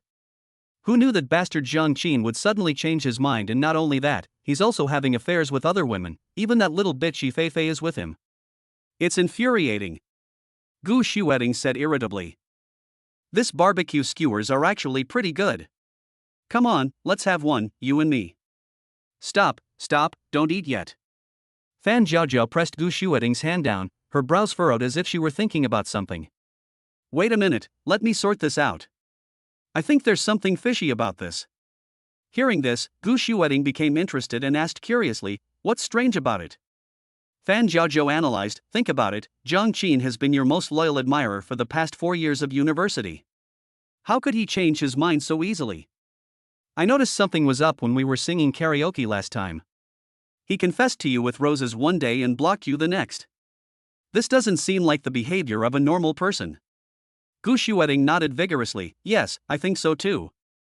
This is too strange. I suspect he did this on purpose to annoy me, but now he won't even give me a chance to speak. He's made me angry and hasn't come to coax me for so long. I think he's probably been seduced by some other vixen. Fan Jiaojiao shook her head and expressed a different opinion. I don't think so. Men are all the same. As the saying goes, it's easier to change mountains and rivers than to change one's nature. A simp is a simp. He's not that easy to change. In my opinion, it's probably because this young Master Zheng feels that he's lost face after 4 years of trying to win you over, so he might as well just ignore you. Just like you said, the reason he put on that graduation ceremony was simply to find 2 actors to deliberately annoy you and make you think that he is also wanted by someone. In reality, he still cares about you. As long as you're willing to admit your mistake and coax him a little, I think there won't be a big problem. Upon hearing this, Gu Xueting was completely shocked. Is it really true? Fan Jiaojiao patted her thin, flat chest and said confidently, it's definitely true. Based on my experience of seducing men, it's probably true. Anyway, you can't go wrong by trying it tomorrow. If you can really win Jiang Qin back, you'll be a rich wife in the future. Gu Xueting hesitated for a long time, her expression shifting, unable to make up her mind. She'd been licked for so long that she was starting to lose her composure. Fan Jiaojiao added fuel to the fire upon hearing this. It's just an apology, it's not a big deal. Those who achieve great things throughout history do not concern themselves with trifles. Besides, if you can really win him back, wouldn't it be easy to regain face later? Finally, Gu Xueting was persuaded. Fine, I'll give it a try tomorrow.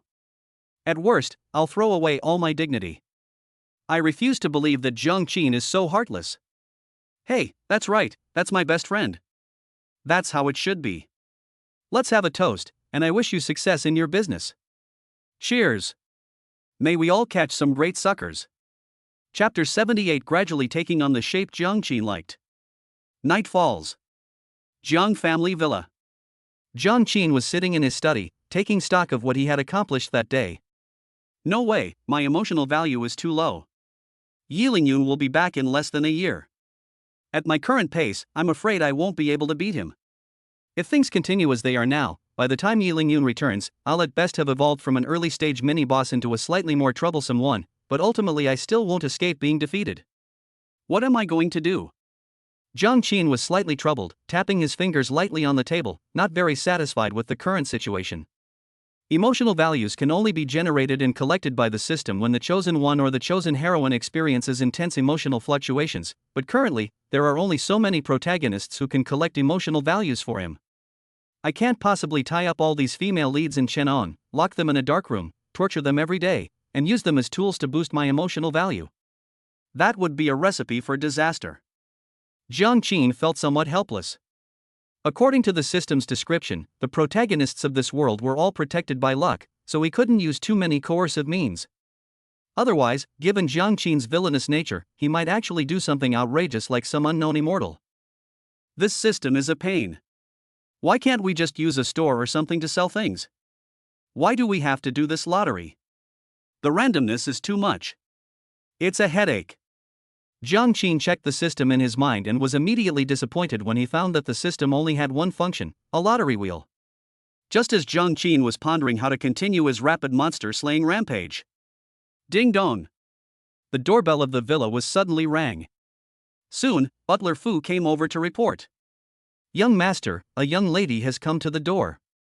She says she's your girlfriend. What do you think? Jiang Qin was taken aback by the interruption and blurted out, girlfriend? Which girlfriend of mine? Uncle Fu was taken aback by these words, and said with a wry smile, young master, do you have many girlfriends? I remember you only liked that girl named Gu Xueting before? The girl who came this time was quite tall and very pretty. I had never seen her before. Jiang Qin scratched his head sheepishly and coughed twice. That was then. Now I'm more benevolent. Alright, I understand. I'll go out and see who it is. With that, Jiang Qin got up and walked out of the study. Inside the living room, Nia Yorong sipped her juice while discreetly observing the layout of the villa, looking quite cautious. This was her first time visiting a mansion of this caliber. According to the prices she saw online, the garden villa where Jiang Qin lived cost over 70 million yuan, not including the renovations. The gap between us is still too big. Even if I become a superstar someday, I'm afraid I still won't be good enough for him. Nia Yorong's mind wandered for a while. But just then, a hearty laugh came from the second floor, interrupting her thoughts. You wrong, why didn't you tell me you were coming? If you had told me earlier, I would have sent someone to pick you up. Jiang Qin strode downstairs with a warm smile on his face. Ah, young Master Jiang. Nia Yurong quickly stood up, her 10 fingers interlaced in front of her, looking quite awkward. Why are you standing? Sit down. Jiang Qin put his arm around her shoulder and led her to sit down on the sofa again. Weren't you at the company waiting for the data results for the new song with President Lee? What, the results are in? Nia Yurong nodded, yes, I'm here. President Lee said the data has surpassed previous hit songs of the same type, and he asked me to come and thank you properly. Jiang Qin chuckled, then, as if remembering something, asked, You came straight from the company after work? Haven't eaten yet? Just as Nia Yurong was about to say that she had already eaten, she heard her stomach growl loudly. I was so focused on looking at the data that I forgot to eat. Hearing this, Jiang Qin laughed and called to his butler, I'm a little hungry too, Uncle Fu, tell the kitchen to get some food. Yes, young master. Uncle Fu nodded and immediately went to make the arrangements. Nia Yurong became increasingly embarrassed. Jiang Qin leaned closer and whispered mischievously in her ear, What's wrong? The new song's numbers are off the charts. Did you come here specifically to fulfill your bet? After we finish eating, I'll take out the clothes, and you can try them on to see if they fit. Nia Yurong's delicate body trembled, and 2 blushes quickly rose on her face. She was actually a very introverted girl, especially before she met Jiang Qin. But after meeting Jiang Qin, he had been bullied and gradually transformed into the shape that Jiang Qin liked. After a long while, Jiang Qin finally heard the girl give a soft her head still lowered, as if she dared not meet his gaze. TSK. Jiang Qin found it increasingly interesting. As the saying goes, the more vulnerable a person seems, the more others want to bully them. Especially between men and women. Jiang Qin was already itching to bully this girl, wishing he could take Nia Yurong back to his bedroom and then bully her properly. After a hearty meal and drinks, the bed began to sway. The next day, early morning. Jiang Qin woke up from his sleep and looked at the girl next to him, whose face was full of exhaustion and happiness. He felt very relaxed. Last night, after Nia Yurong put on the QQ dress that she won in the system lottery, she contributed a lot of emotional points to Jiang Qin. Not only was Jiang Qin's emotional value ignited, but the scattered fragments of her dress nearby were the best proof of that. Indeed, matters between men and women are the best spice in life. Yi Lingyun is nothing, and he won't be back for another year. I refuse to believe that I can't deal with him after all this time. I'll see what this god of war is all about. Jiang Qin took a deep breath and got up to wash up. He didn't disturb Nia Yurong's sleep. She must be very tired after working hard all night, so he let her get some more sleep. Young master, good morning.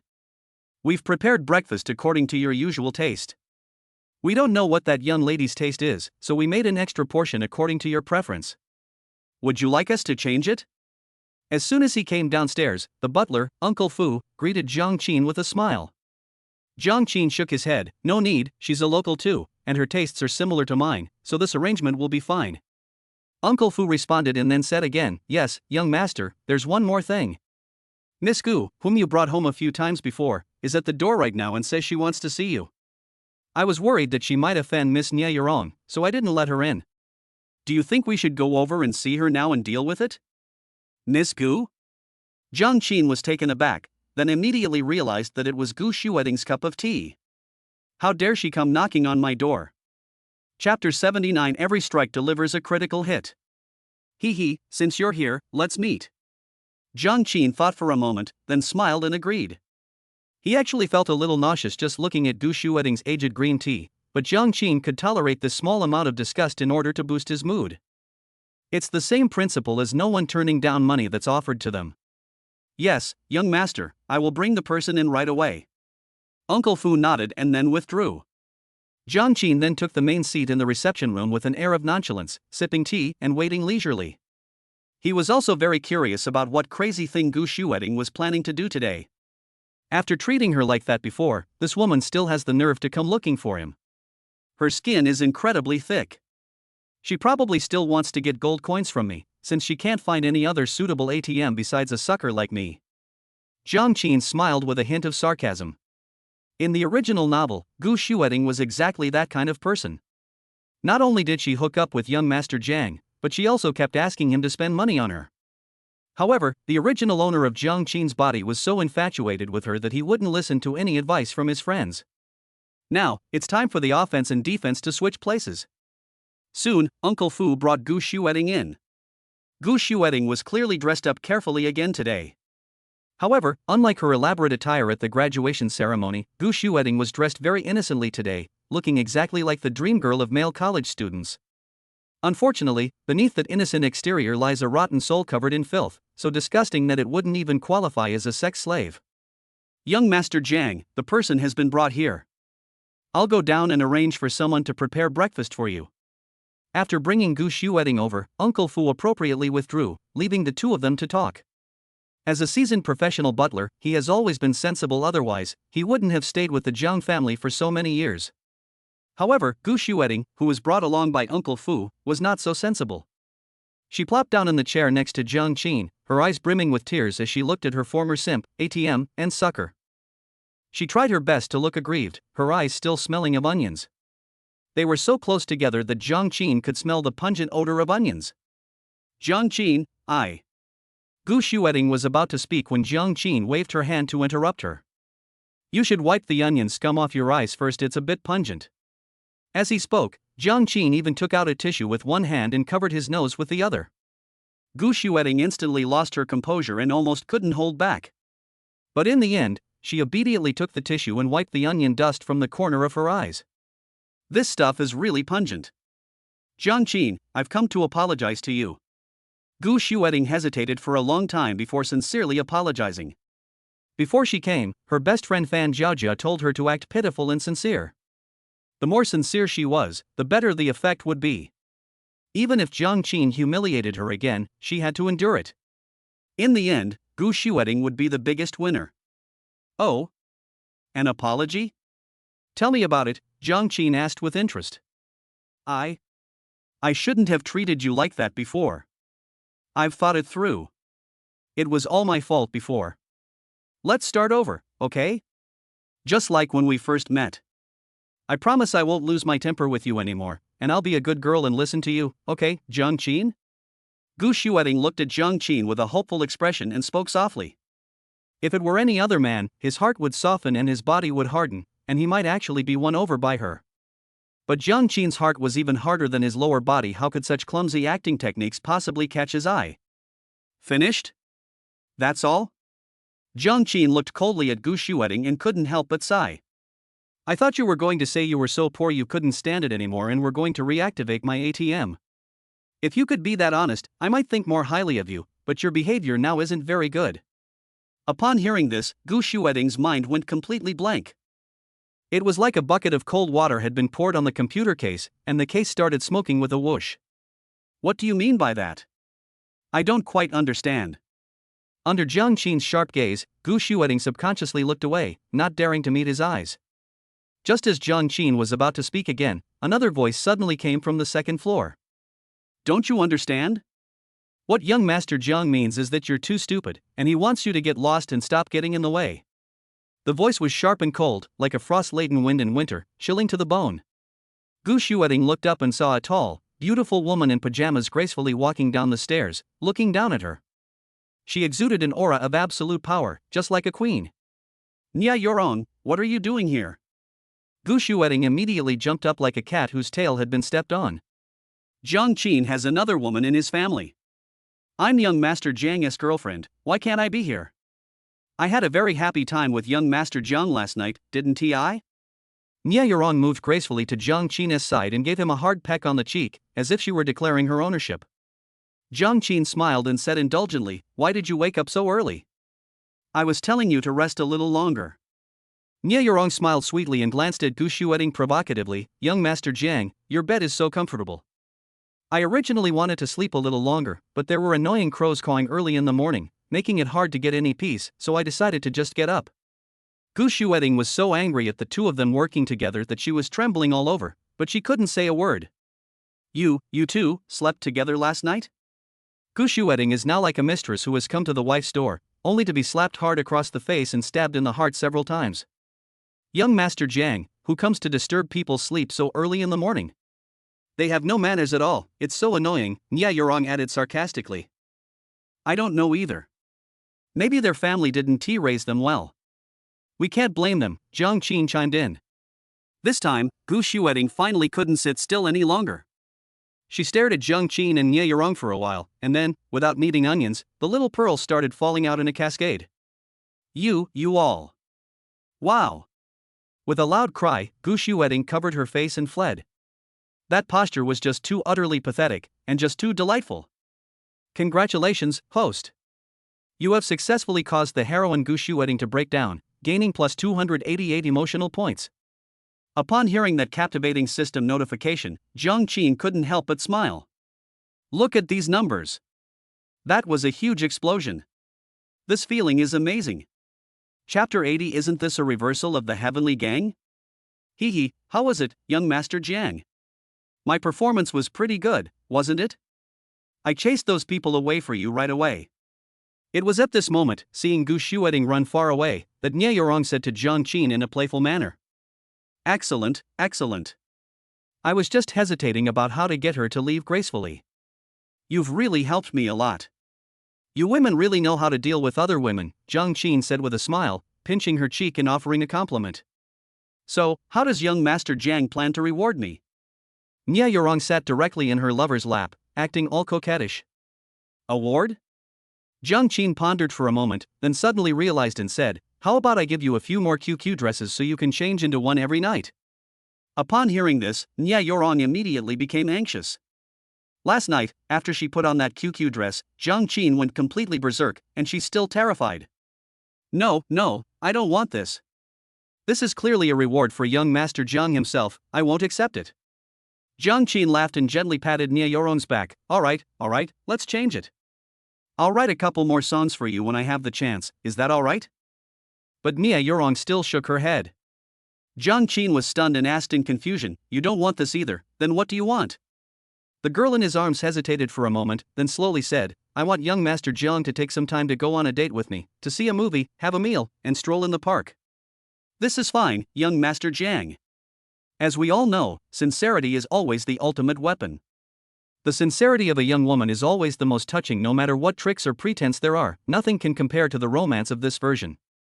Jiang Dasha was unusually silent for a few seconds before smiling and saying, okay, I'll make time to go out with you sometime, but you know I'm usually very busy, so I'm not sure which day it will be, okay? Nya Yorong smiled happily. She had always been very sensible, and knowing that Jiang Qin could say such a thing was already the greatest satisfaction for her. My demands aren't actually that high. Just hearing your words, young Master Jiang, is enough for me. Nya Yorong gave Jiang Qin a delicious bite, then sensibly changed the subject. When are we going to eat, young Master Jiang? I'm hungry. Okay, wait a minute, I'll have them bring the food right away. Half an hour later. Young Master Jiang, the food your chef makes is so delicious. I'm so full. In the car, Jiang Qin was driving, and Nya Yorong next to him was rubbing her round belly, her face full of happiness. Jiang Qin turned to look at her, finding it somewhat amusing. Really? Then come over often in the future. The chefs at my house are all hired from top-tier star-rated hotels. They're quite skilled at cooking. Upon hearing this, Nya Yorong pondered for a moment, then shook her head vigorously. No, I want to become a big star. I have to maintain my figure. If I eat so much delicious food every day, I will definitely gain weight. Jiang Qin was both amused and exasperated. You girls are also concerned about your figure. Fine, then come over whenever you're craving something. Even if I'm not home, you can ask Uncle Fu to arrange it for you. I'll let him know later. Upon hearing this, Nya Yorong's eyes lit up instantly. She turned to the side and gave Jiang Qin a big kiss on the cheek. Young Master Jiang, you're so kind. I'll really come over whenever I have free time from now on. I'm driving, stop fooling around. Jiang Qin wiped the drool off his face and scolded him, pretending to be angry. Didn't you bully me when I was driving last time, young Master Jiang? Nya Yorong muttered, then her eyes darted around, revealing a cunning smile like a little fox. Her hands started to become restless. Jiang Qin was shocked. What's this girl up to? Isn't this going against the Heavenly Gang? Young Master Jiang, I also want to tease you a little. Nya Yorong said, becoming increasingly unruly. Jiang Qin couldn't help but gasp. This thing, which I had only ever imagined before, actually happened. Luckily, he's an experienced driver, otherwise this would have definitely resulted in a car accident. That was so exciting. Downstairs from Morningstar Entertainment Company. Yuan Cece had been waiting downstairs for a while. Sigh, what a miserable life. I stayed up all night reading novels and didn't sleep well. Now I have to go to work again. There are no human rights for wage earners. Assistant Yuan covered his mouth and yawned. Young Master Jiang said he was coming to inspect the company today. Why haven't I seen him work this hard before? Oh right, he used to be the one who arranged things for him to pick up girls and set up confession scenes, and now he's suddenly working hard for me, and I'm not used to it yet. A person changes so quickly. Not long ago, he was a naive and infatuated young man, and now he's starting to become a reliable adult. The elite children raised by prominent families really do have a lot more foundation than children from ordinary families. As Yuan Cece pondered this, she waited quietly for Jiang Qin's car to arrive. Soon, a bright red sports car stopped in front of her. Jiang Qin and Nie Yurong got off the car together. Just as Yuan Cece was about to go up to greet her, she noticed something unusual. Nie Yurong's cheeks were unnaturally flushed. Assistant Yuan's face instantly darkened. Damn, I spoke too soon. Our young master is no longer a love-struck boy, he's evolved into a womanizer. Jiang Qin walked over with a smile, leading a pretty girl. Seeing Yuan Cece lost in thought, he couldn't help but ask curiously, "What's wrong, Cece? What are you daydreaming about? Don't you recognize your young master after just one day?" Yuan Cece then came to her senses and quickly apologized. "I'm sorry, young master, I was thinking about things at home and got distracted." Miss Yurong, you..." As she spoke, Yuan Cece pointed to the corner of her mouth. Jiang Qin and Nie Yurong were both taken aback. The two of them immediately went numb. Jiang Qin, thick-skinned as ever, coughed twice and looked at Nie Yurong. "Oh dear, Yurong, you really are something else. You're going to be a big star, how can you be so careless about your image? You didn't even wipe your mouth after eating breakfast. Don't do that again next time." Yuan Cece couldn't help but roll her eyes. Her young master's acting talent was too exaggerated. He wouldn't even be qualified to be an extra in Hengdian, damn it. As for Nie Yurong, she really wanted to find a crack in the ground to crawl into right now. Congratulations, host. You have successfully made the heroine Nie Yurong, the protagonist of Destiny, feel extremely ashamed, and have gained plus 99 emotional points. Fortunately, Yuan Cece is one of our own, not an outsider. If others had seen this, Nie Yurong would have no reason to stay at Xinqing Entertainment anymore and would have just gone home and put herself in a box. Chapter 81, Discovering a New Chosen One. Young Master Jiang.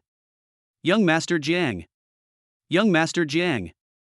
As soon as Jiang Qin entered the gate of Morningstar Entertainment Company, many employees came up to greet him. Unlike their previous attitude towards their boss, today these employees looked at Jiang Qin with almost unwavering reverence, their eyes filled with admiration and awe. Jiang Qin himself felt that his appearance was a little strange. He felt that these guys weren't looking at their boss, but at soldiers about to go to their deaths on the battlefield. What the hell? Do they think they're going to heroically sacrifice themselves? How come the company's atmosphere has changed so much in just one day? Jiang Qin, filled with doubt, pushed open the door to Li Ruoshi's office. "Mr. Li, what's wrong with everyone in the company today? Why are they all looking at me strangely?" As soon as he entered, Jiang Qin couldn't wait to ask. He had a great time in the car earlier, and his mind was still a bit blank. Plus, Yuan Cece had done something really rough to him when he came in, so he had no idea why all of this had happened today. "Young Master Jiang, you finally arrived. The people at the company are giving you strange looks. Haha, isn't that because our young Master John's reputation is so widespread that everyone is convinced of his worth?" Li Ruoshi's face was flushed with excitement. "You mean?" Jiang Qin belatedly realized and slapped his forehead. "That's right, it's the song you wrote for Yurong, young Master Jiang. The data is off the charts." Li Ruoshi exclaimed excitedly. "The whole company is talking about this now. After listening to the song and seeing the data, everyone is full of admiration for your talent, young Master Jiang.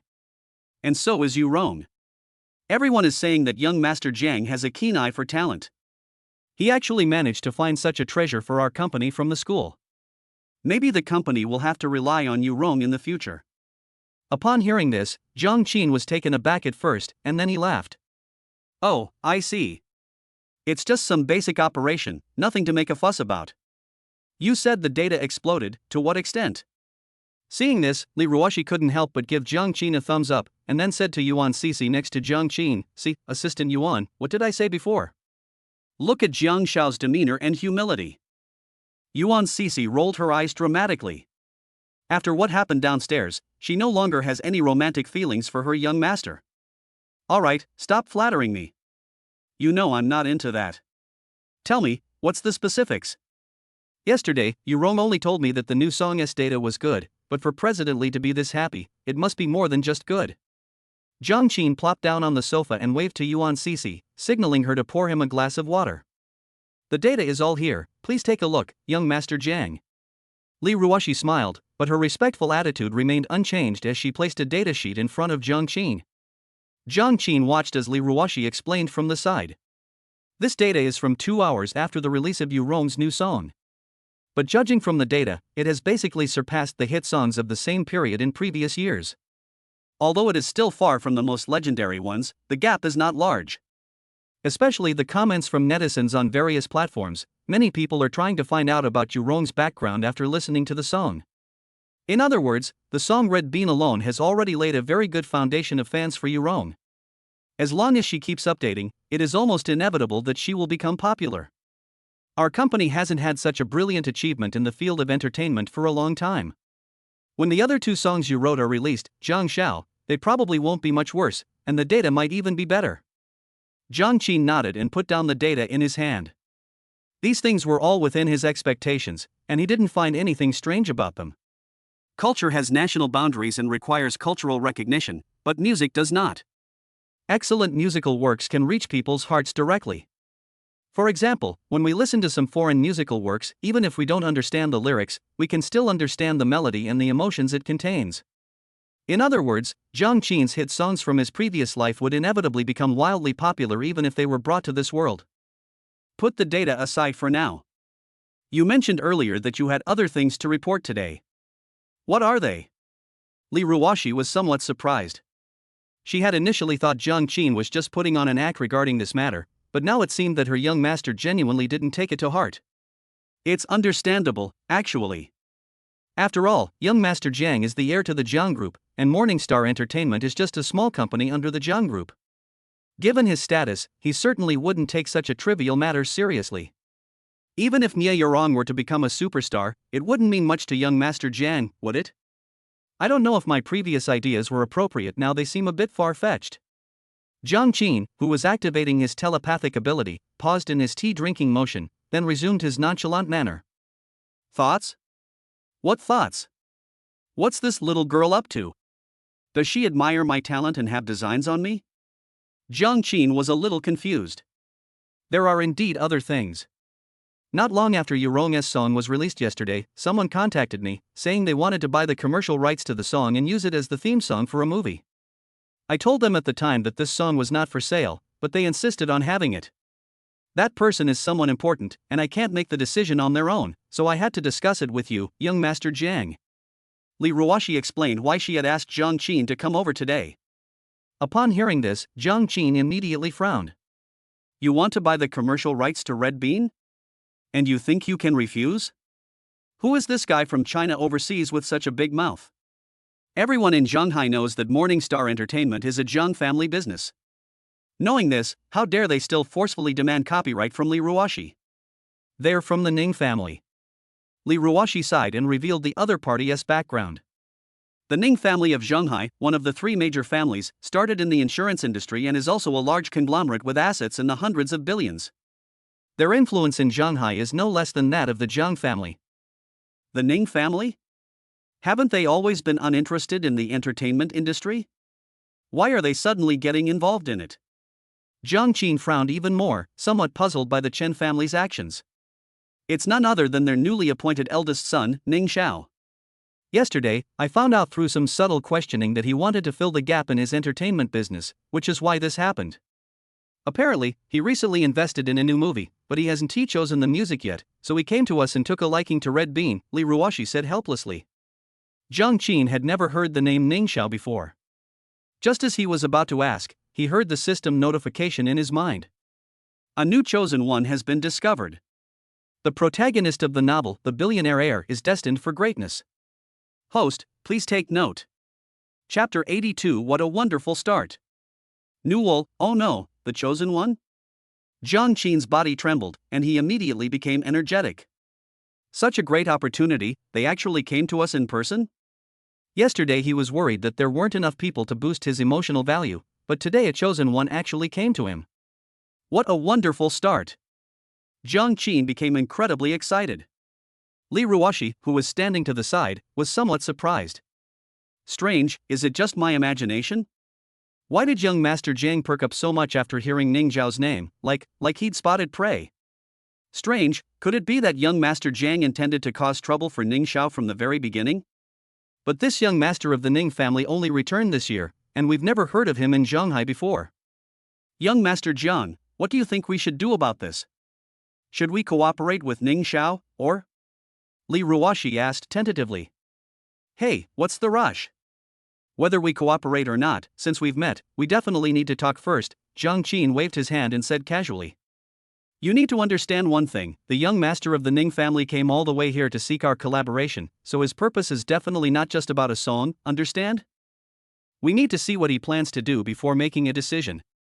Upon hearing this, Li Ruoxi nodded as if she understood, thinking that Jiang Qin's words made sense. That's true, but why do I always feel that young Master Jiang's purpose isn't as simple as it seems on the surface? Could it be that the Jiang family and the Ning family have some old grudge? Forget it, why am I thinking so much? Even if a fight breaks out later, it'll be a battle of gods, it has nothing to do with a working-class person like me. Young Master Jiang, Ning Zhao said he plans to come over in person to discuss cooperation with us later. I'll arrange for you to meet directly, Li Ruoxi suggested. Jiang Qin readily agreed. But he was already making plans in his mind. The title, The Billionaire Heir, is so ridiculous it makes me want to complain. According to the information I saw before, the current head of the Ning family seems to have no children. Where did this Ning Zhao come from? Fine, system, I'll use my emotional points to directly exchange for the plot of the book, The Billionaire Heir. Emotional value deducted. The plot text of The Billionaire Heir has been distributed. Please check your inbox. The system notification sounded immediately, and the mood value dropped significantly. Damn system, it's faster than anyone else when it comes to deducting money. Jiang Qin couldn't help but complain, and then started watching the related plot. The plot of this book is actually very simple. It's about a young master who has been living away from home and inexplicably receives a test.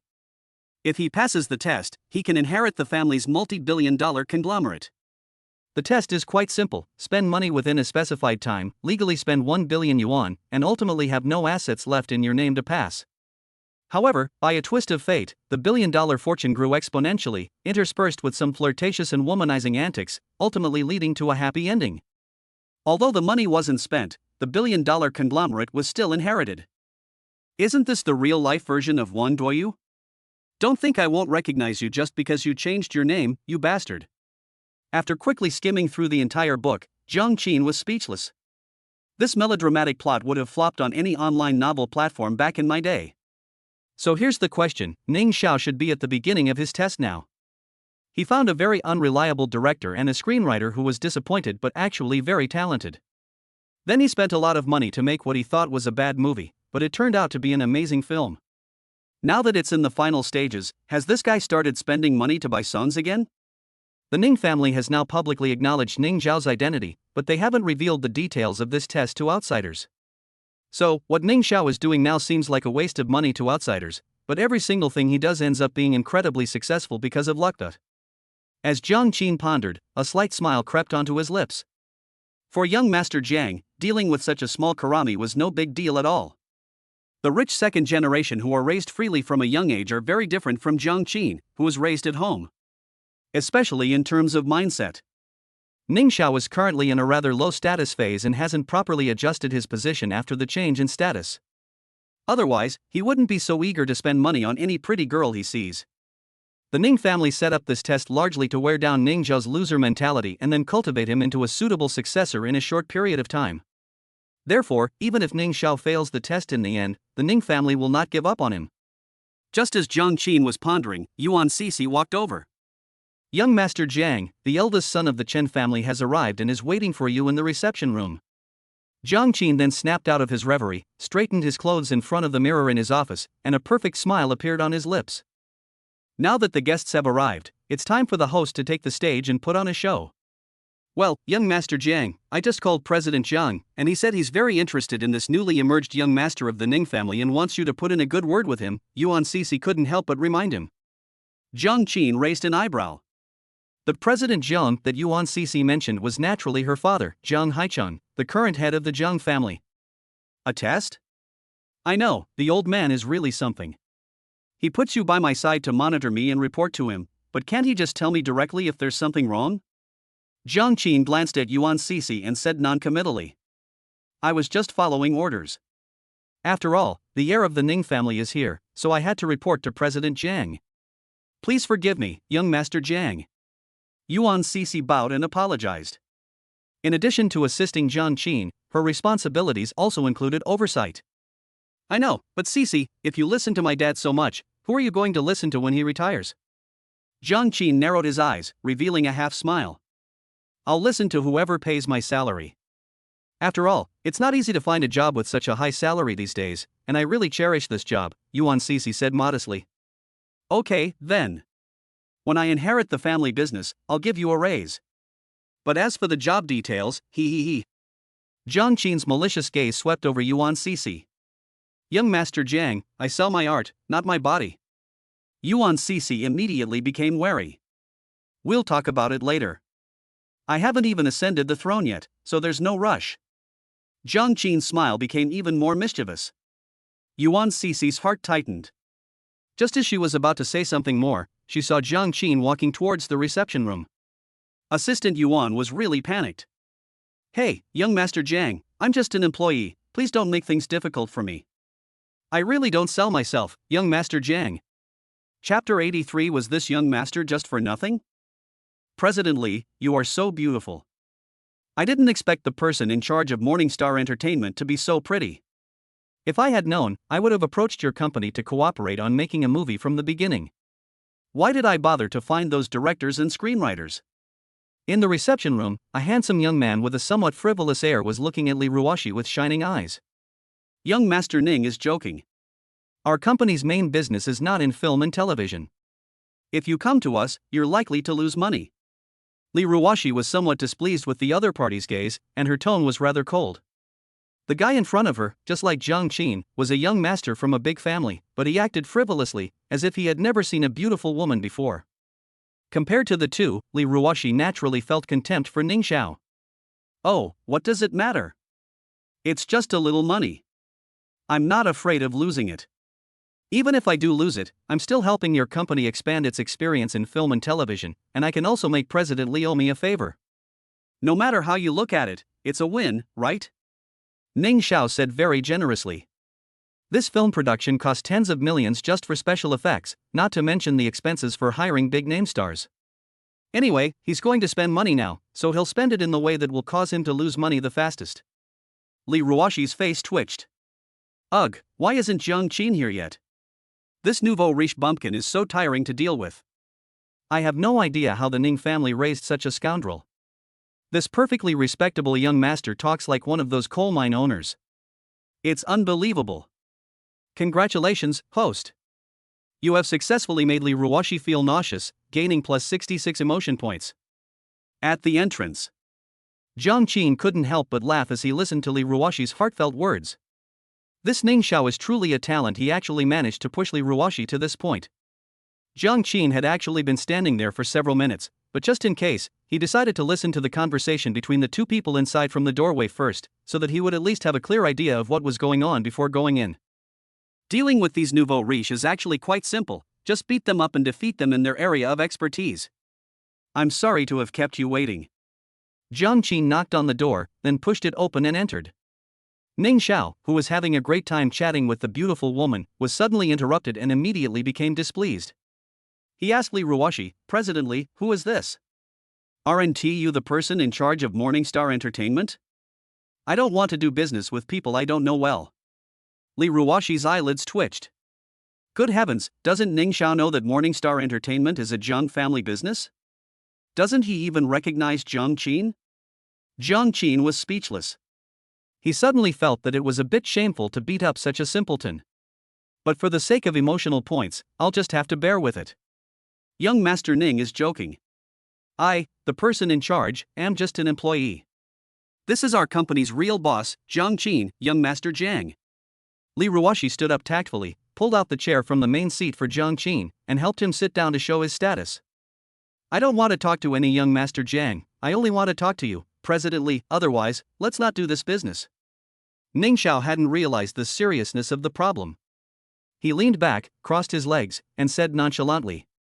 In his mind, he was here today to give money to Morningstar Entertainment. These days, money talks, and Morningstar Entertainment will definitely treat him like royalty. If you cross your legs again, I'll break them, Jiang Qin said coldly, a glint in his eyes.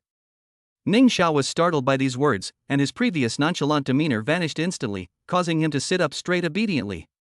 But he quickly realized what was happening, and a nameless anger surged up within him. Damn it, I was bullied when I didn't know I was a rich kid, and now that I'm a young master from a top-tier wealthy family, I'm still being bullied. What's the point of being a young master if I'm not? Such arrogance. Do you know who I am? Ning Xiao said fiercely. You dare threaten me? Believe me, I'll make sure you regret it in Shanghai, and you can forget about this lousy company of yours. Jiang Qin laughed, then looked at Li Ruoxi beside him. Did I hear that right, Ms. Li? Someone actually said they want me to suffer in Shanghai? Am I hallucinating? Li Ruoxi pursed her lips, not daring to utter a sound, but she felt a little like laughing. Jiang Qin is the most outstanding among the younger generation in Shanghai. Even the head of the Ning family would treat him with great respect, let alone Ning Xiao, who has not yet officially taken over the family business. What are you laughing at? Ning Xiao's expression was fierce, but he seemed to be all bark and no bite. It's nothing, it's nothing. I really don't know who you are. Could you please tell me your father's surname? Jiang Qin asked with a smile, seemingly a completely different person from the one who had threatened Ning Xiao earlier. Listen up, I'm the eldest son of the Ning family, one of the three major families in Shanghai. My family is rich. Ning Xiao didn't realize the inappropriateness in Jiang Qin's words and confidently introduced himself. Oh, the Ning family, how remarkable. Jiang Qin smiled, his eyes narrowed. His expression suddenly changed, becoming extremely hostile, and he shouted, Then do you know who I am? Ning Xiao was startled again. Jiang Qin's rapid change of expression made him instinctively feel that the other party was not someone to be trifled with. Who are you? Jiang Qin said coldly, My surname is Jiang, the Jiang family of Shanghai. By seniority, you should call me brother. How dare you act like a big shot in front of me? You've gone too far. Ning Xiao was dumbfounded. Even if he's stupid, he knows what the words Jiang family of Shanghai represent. That's a super family that's in no way inferior to the Ning family. It seems I chose the wrong target to show off this time. Congratulations, host. You have successfully made the chosen one, Ning Xiao, regret his actions. You have gained plus 88 emotional points. What do you mean, Sit up straight. Jiang Qin's face hardened, and he reprimanded her directly. Ning Xiao immediately sat up straight, as obedient as a primary school student who had been called on by the teacher in class. Didn't you know that Morningstar Entertainment was one of my businesses before you came here? And you wanted my capable henchman to negotiate with you? Jiang Qin looked at Ning Xiao expressionlessly, his eyes narrowed, sharp as knives. I don't know. Ning Xiao timidly shrank his neck. But he quickly realized what was happening. Wait a minute, although the other party is the eldest young master of the Jiang family, I am also the eldest young master of the Ning family. In terms of status, the two are completely equal. Why am I so afraid of the other party? Thinking of this, Ning Xiao immediately perked up again. Chapter 84 Bro, your mentality isn't quite right. What's wrong with me having President Li accompany me to negotiate? Is there anything wrong with that? Although Morningstar Entertainment is a business of your Jiang family, President Li is the person in charge of the company. She is definitely more experienced in negotiating. Am I right? Why are you acting so fierce when we're just opening a shop to do business? The more Ning Xiao spoke, the more confident he became. Even at the very end, they dared to turn around and question Jiang Qin. Jiang Qin grinned, fierce looking. No, Mr. Li, did I look fierce just now? As Jiang Xiao spoke, his expression quickly changed, transforming from a cold demeanor to a friendly one. Li Ruoxi was amused by his shameless manner and said while suppressing her laughter, "No, our young Master Jiang has always been very approachable, not fierce at all." Jiang Qi nodded in satisfaction, then looked at Ning Xiao and said, "See? President Li said I'm approachable. You must have misjudged me." Ning Xiao really wanted to curse. Before he was taken back by the Ning family, he originally thought that rich young masters like Jiang Qin were either arrogant playboys or wolves pretending to be gentlemen. Who knew I'd run into such a shameless jerk? This rendered his carefully prepared counterattack speechless, like punching cotton, which was incredibly frustrating. Ning Xiao couldn't help but glare fiercely at Jiang Qin. From the moment this guy walked in, he felt like he had encountered his nemesis, being led by the nose by the other party the whole time, which was incredibly frustrating. "In short, I don't want to talk to you. I met Nia Yorong before when we were at Zhanghai University. I'll talk to her about this personally. It's a waste to have such a talented person working under you. It would be better to have her work for me. I guarantee I'll make her a star. Oh, and Mr. Li too. Mr. Li, why don't you consider abandoning the darkness and joining me? The entertainment industry is the strategic development direction of our Ning family. If someone as talented as you is willing to come, I will definitely do my best to support you and guarantee that you will have a better future than if you stayed here." Jiang Qin couldn't help but shake his head.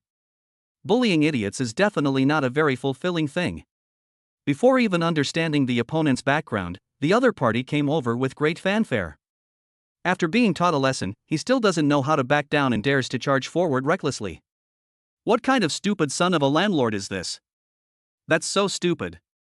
Putting aside the fact that Nia Yorong would definitely not want to go with the other party, even Li Ruoxi's achievements today are entirely due to the Jiang family head's discerning eye and his promotion of her. Now that he holds absolute power at Morningstar Entertainment, unless he's a fool, he wouldn't make the move to switch jobs. So what if it's the Ning family? Their strategy hasn't even started yet, it's all bullshit. As expected, after Ning Xiao uttered these words, Li Ruoxi's expression turned cold, and she said icily, "I'm sorry, young Master Ning, the Jiang family has been very kind to me, and I'm doing quite well at Morningstar Entertainment now, so you don't need to worry about my future." Ning Xiao, having been rebuffed once again, couldn't help but touch his nose. He felt that the feng shui of this lousy company was bad for him and was bringing him bad luck. Left with no other choice, Ning Xiao had to focus all his attention on Nia Yorong, then call Nia Yorong over here, "Young Master Jiang. If this Miss Yorong is willing to come with me, don't stop her. After all, she's just an employee, she shouldn't be considered your family's slave, right?" Jiang Qin was delighted. "Sure, I have no objection. Mr. Li, could you please call Yorong over here and tell her that someone wants to persuade her to switch jobs in front of me?" Ning Xiao's eyes lit up instantly. He hadn't expected Jiang Qin to be so magnanimous as to actually agree to his unreasonable request. Li Ruoxi was taken aback by these words, but she quickly recovered, smiled without saying anything, and turned to leave the reception room. Suddenly, only Jiang Qin and Ning Xiao remained in the reception room. For a moment, the atmosphere in the entire conference room became somewhat silent.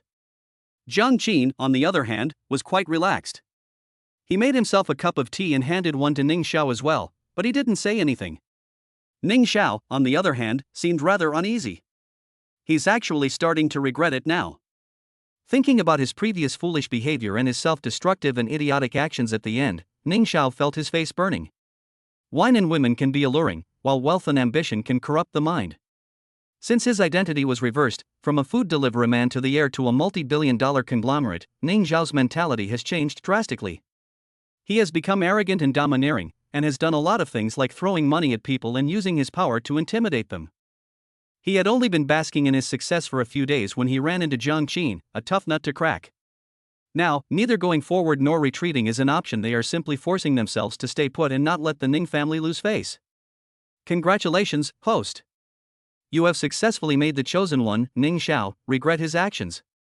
You have gained plus 99 emotional points. As Jiang Qin heard the system notification in his mind, a smile involuntarily crept onto his lips. This guy's mentality isn't quite right. He's already lost 2 waves of emotional points in such a short time. It looks like we can increase the intensity a bit more later. What a great sheep. It has so much wool, we're not afraid of fleecing it bald. The atmosphere in the meeting room grew increasingly somber, until Ning Xiao was about to run away when Li Ruoxi finally returned, followed by Nia Yorong. Young Master Jiang, you wanted to see me? Nia Yurong entered the room, not even glancing at Ning Xiao, but looking at Zhang Qin with deep affection and admiration in her eyes. Yes, I need to talk to you about something. This young Master Ning wants to buy the copyright to your new song and also wants you to work for him. What do you think about this? Zhang Qin looked at her with a smile. Upon hearing this, Nia Yurong's face instantly turned extremely ugly. Chapter 85. He's determined to dig into this corner. Ning Xiao was completely stunned when he saw Nia Yurong. He was also a recent graduate of Zhanghai University, majoring in art. However, because he was poor before, he had been working part-time as a food delivery driver to earn tuition and living expenses. He could only look at goddesses like Nia Yurong from afar. That was the figure that haunted his dreams for so many days and nights. Now that he could see it up close and in detail, his blood was practically boiling. For a moment, Ning Xiao's breathing became heavier. But soon, Nia Yurong's voice pulled him back to reality. Young Master Jiang, I don't know him. You're not trying to kick me out, are you? Nia Yurong glanced at Ning Xiao and then asked Zhang Qin with a pitiful expression. Zhang Qin chuckled, how could that be? It's just that this young Master Ning is very interested in your new song and is willing to spend a lot of money to cultivate you, this rising star singer, so I called you over to see your opinion. Upon hearing this, Nia Yurong breathed a sigh of relief and said reproachfully, you scared me to death. I thought young Master Jiang was going to kick me out. I was so nervous on the way here. I don't care about any expensive training programs. I just want to stay at Morningstar Entertainment and follow young Master Jiang. Ning Xiao, standing to the side, immediately became anxious. He quickly said, Yurong, don't you recognize me? I'm Ning Xiao, from the same year as you. I am now the heir of the Ning family and am gradually taking over the family business.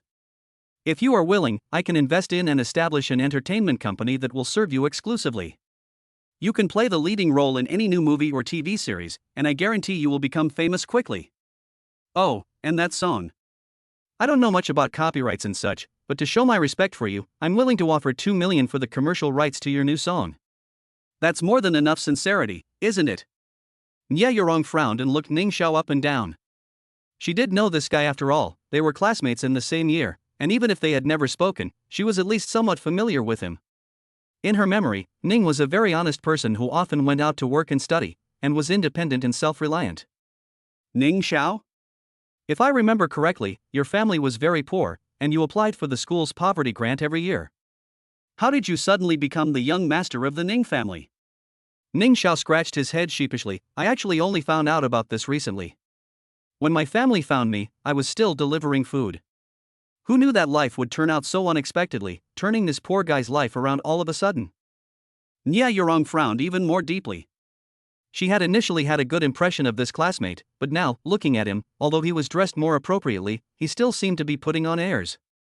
Most importantly, Ning Xiao used to avoid looking at her, but now he stares at her intently with a predatory gaze. That look made Nia Yurong very uncomfortable. Oh, so Ning, what's the purpose of your visit this time? Could it be that you just came to catch up with me? Ning Xiao quickly waved his hand. No, I recently invested in and filmed a movie.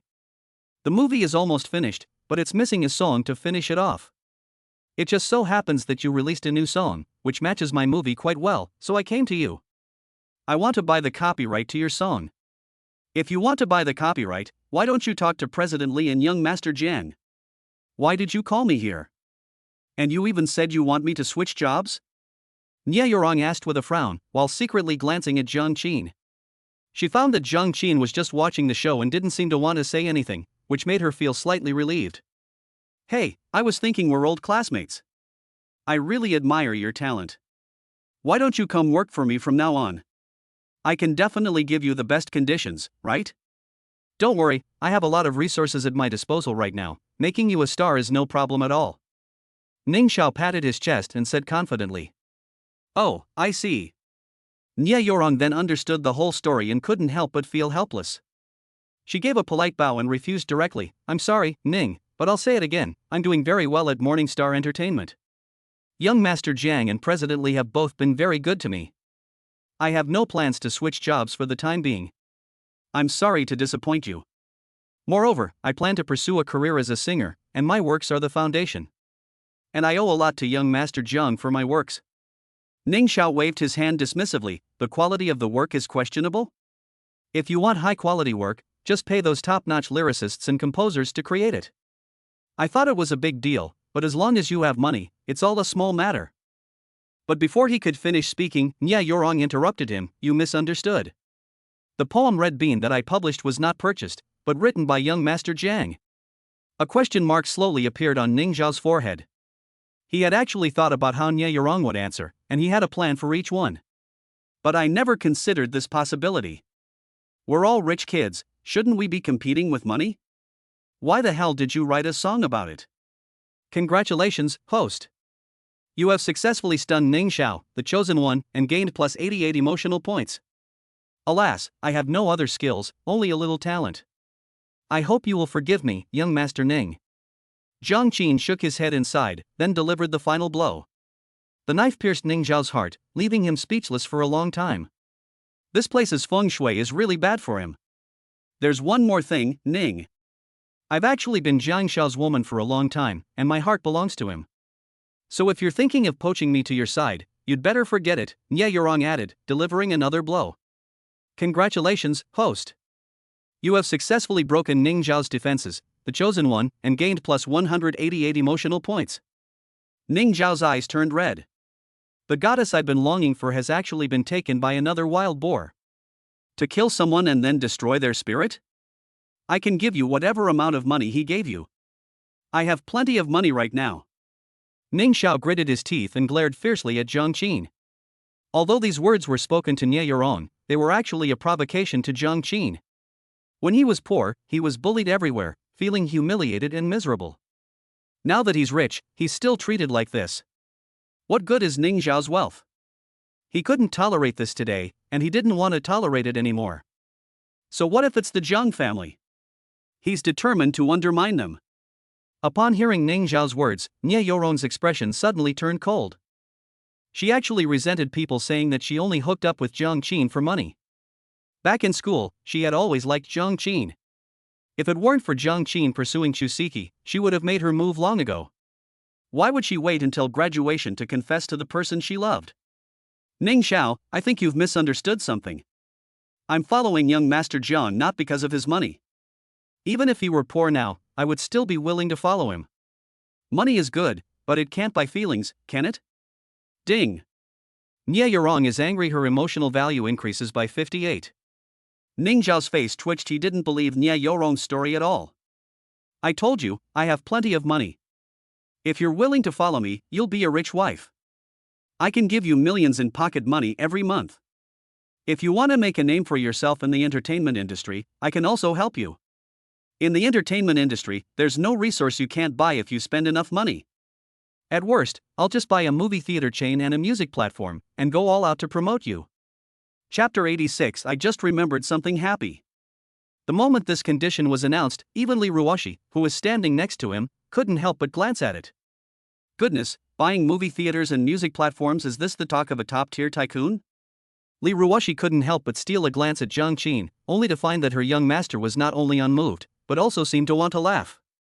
Nya Yorong shook her head helplessly and stopped talking. She simply stood silently next to Zhang Qin to show her determination. Zhang Qin patted her hand and then said leisurely, I say, young Master Ning, you'd better not bother. Yorong is mine, and she will be mine for life. Money isn't everything. Yorong has been with me, but apart from her salary from the company, I haven't given her a single penny. Don't you understand why?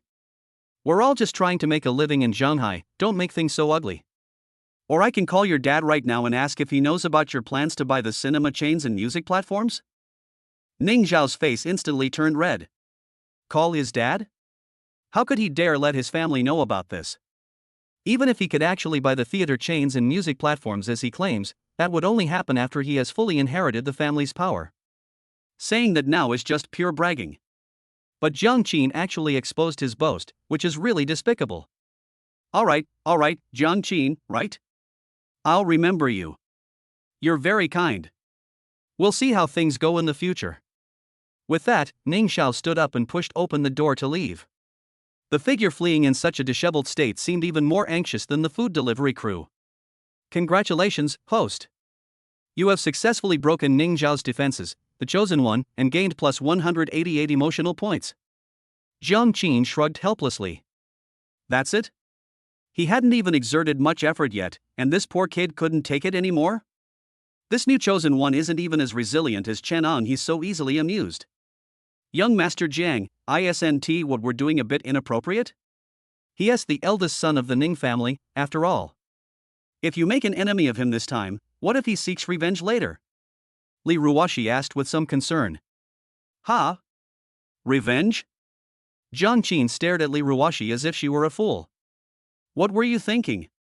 He came to cause trouble without even finding out the facts. I only said a few words to him. If he causes us trouble later because of this, then it's his father's turn to deal with him. Mr. Li, how could you ask such a silly question? Don't ask it again next time. Seeing Jiang Qin's nonchalant attitude, Li Ruoxi couldn't help but roll her eyes. So she was worrying for nothing. Never mind, these scions of powerful families all have their rules. Even if something happens, it's not my place to worry about it. I'll just mention it to President Jiang next time I see him. However, this eldest young master of the Ning family is indeed too useless. He's practically a toy, cowardly, timid, and lustful. I really don't know what will happen to the Ning family if someone like him inherits the family business. Jiang Qin suddenly looked at Li Ruoxi warily. Ms. Li, you're not planning to tattle on me to my dad, are you? Li Ruoxi was startled and quickly shook her head. No, how could I do such a thing? Young Master Jiang, you're overthinking it. Jiang Qin nodded thoughtfully. That's good. Assistant Yuan tattled on me to my dad earlier, and I haven't even dealt with her yet. If you, President Li, do the same, you'll have to bear the consequences. But Nye Yurong, listening nearby, couldn't help but laugh out loud. Her soft voice was like a silver bell, quite pleasant to hear. What are you laughing at, Yurong? Li Ruoxi asked irritably, her face darkening. She was Nye Yurong's boss, after all. How could a boss be laughed at by his subordinate? No, Mr. Li, I wasn't laughing. I was just thinking about something happy. Nye Yurong quickly corrected her attitude. Ahem, I'm still here. Mr. Li, please don't bully Yurong. She's timid. Jiang Qin coughed twice, speaking up in her defense. Upon hearing this, Nye Yurong quickly shrank behind Jiang Qin, which made Li Ruoxi's face darken even more.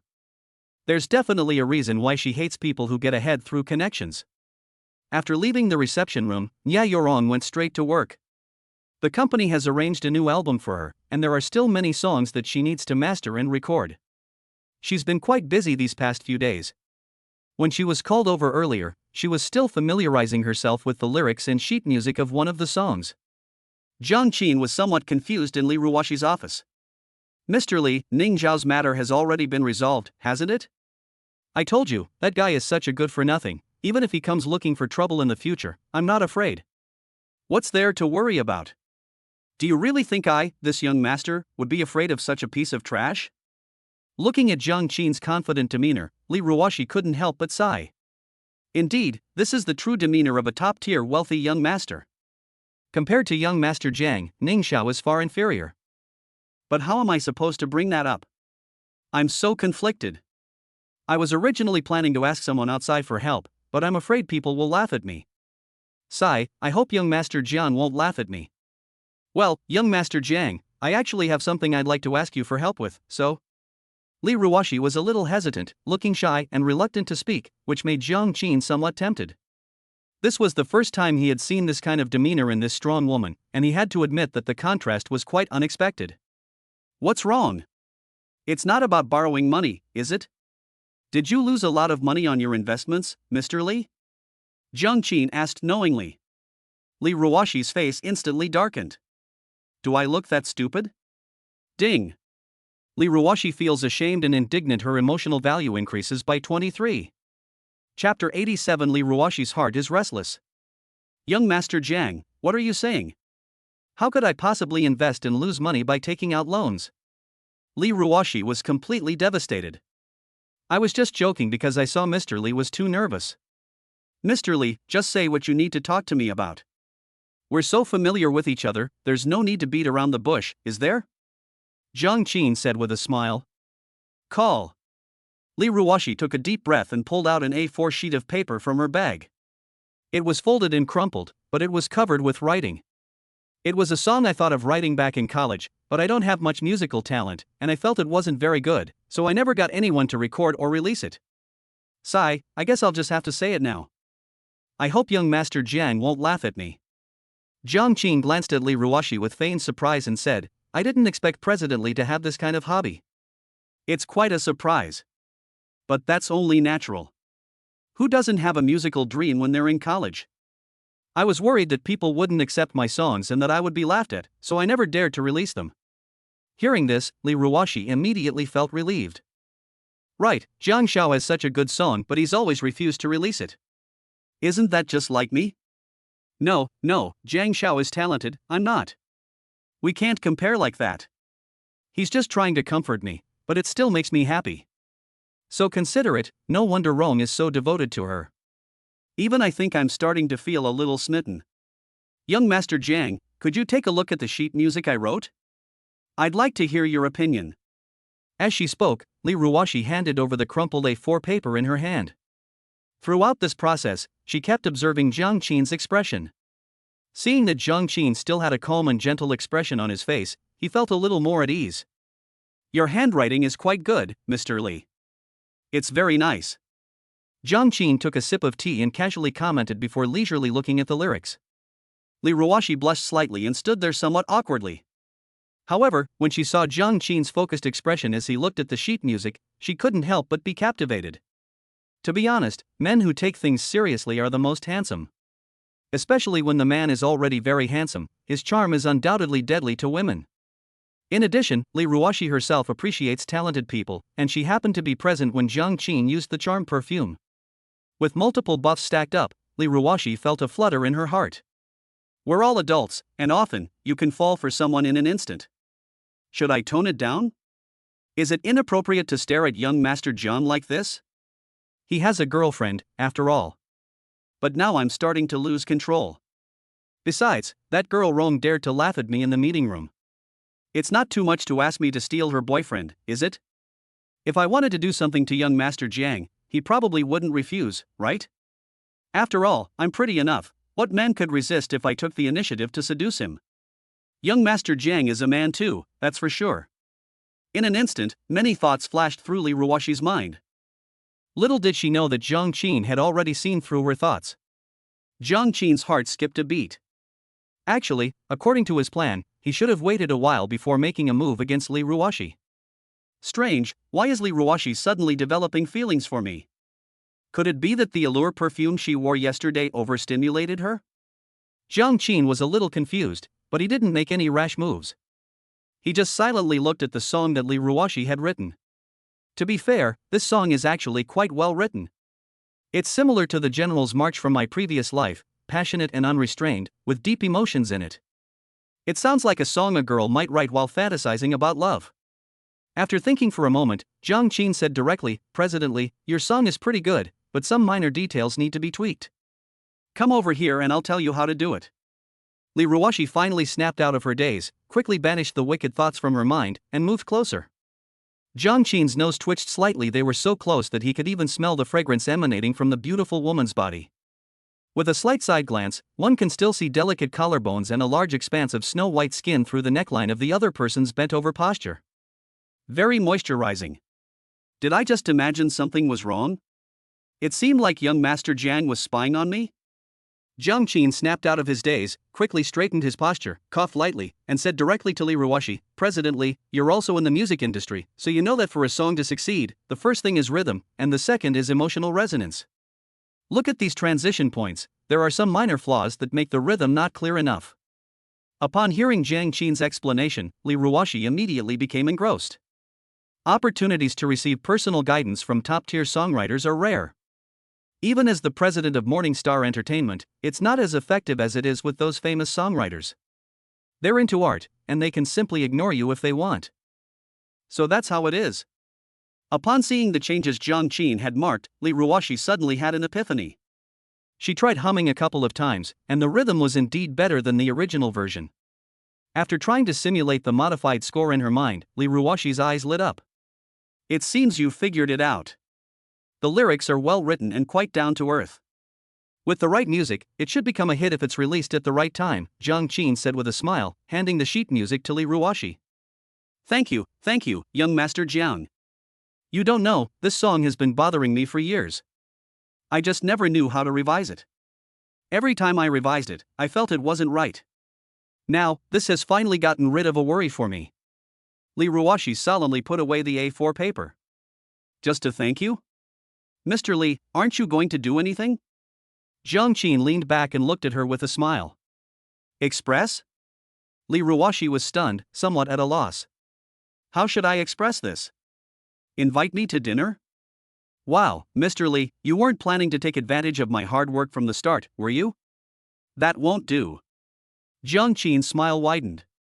Li Ruoxi pursed her lips, as if she had made up her mind. Without saying a word, she leaned down and gave Jiang Qin a big kiss on the face. Even his mind-reading ability didn't react to that bite. Jiang Qin was shocked. Young Master Jiang should be satisfied with this gift. After taking a sip of her perfume, Li Ruoxi quickly stood up straight and said in a seemingly calm tone. Hiss. Jiang Qin touched the still warm and dampness on his face and couldn't help but gasp. Mr. Li, isn't this a bit like rebelling against the heavenly order, a sign of insubordination? What, young Master Jiang doesn't like it? Li Ruoxi glanced at Jiang Qin provocatively. The two locked eyes, and for a moment the atmosphere in the office became somewhat awkward. Chapter 88 Li Ruoxi, how could you have fallen so low? What's wrong, young Master Jiang? Are you not satisfied with my thanks? Or is it that young Master Jiang feels it's not enough? Li Ruoxi looked at Jiang Qin with feigned composure, but her eyes gleamed with an unusual light. I don't know, you should ask Mr. Li yourself, shouldn't you? Jiang Qin smirked. Li Ruoxi suddenly smiled, and it was a beautiful smile. She walked straight over, sat down on Jiang Qin's lap, gently pressed her body against his chest, tilted her head back, and said in a soft, sweet voice, Is this enough, young Master Jiang?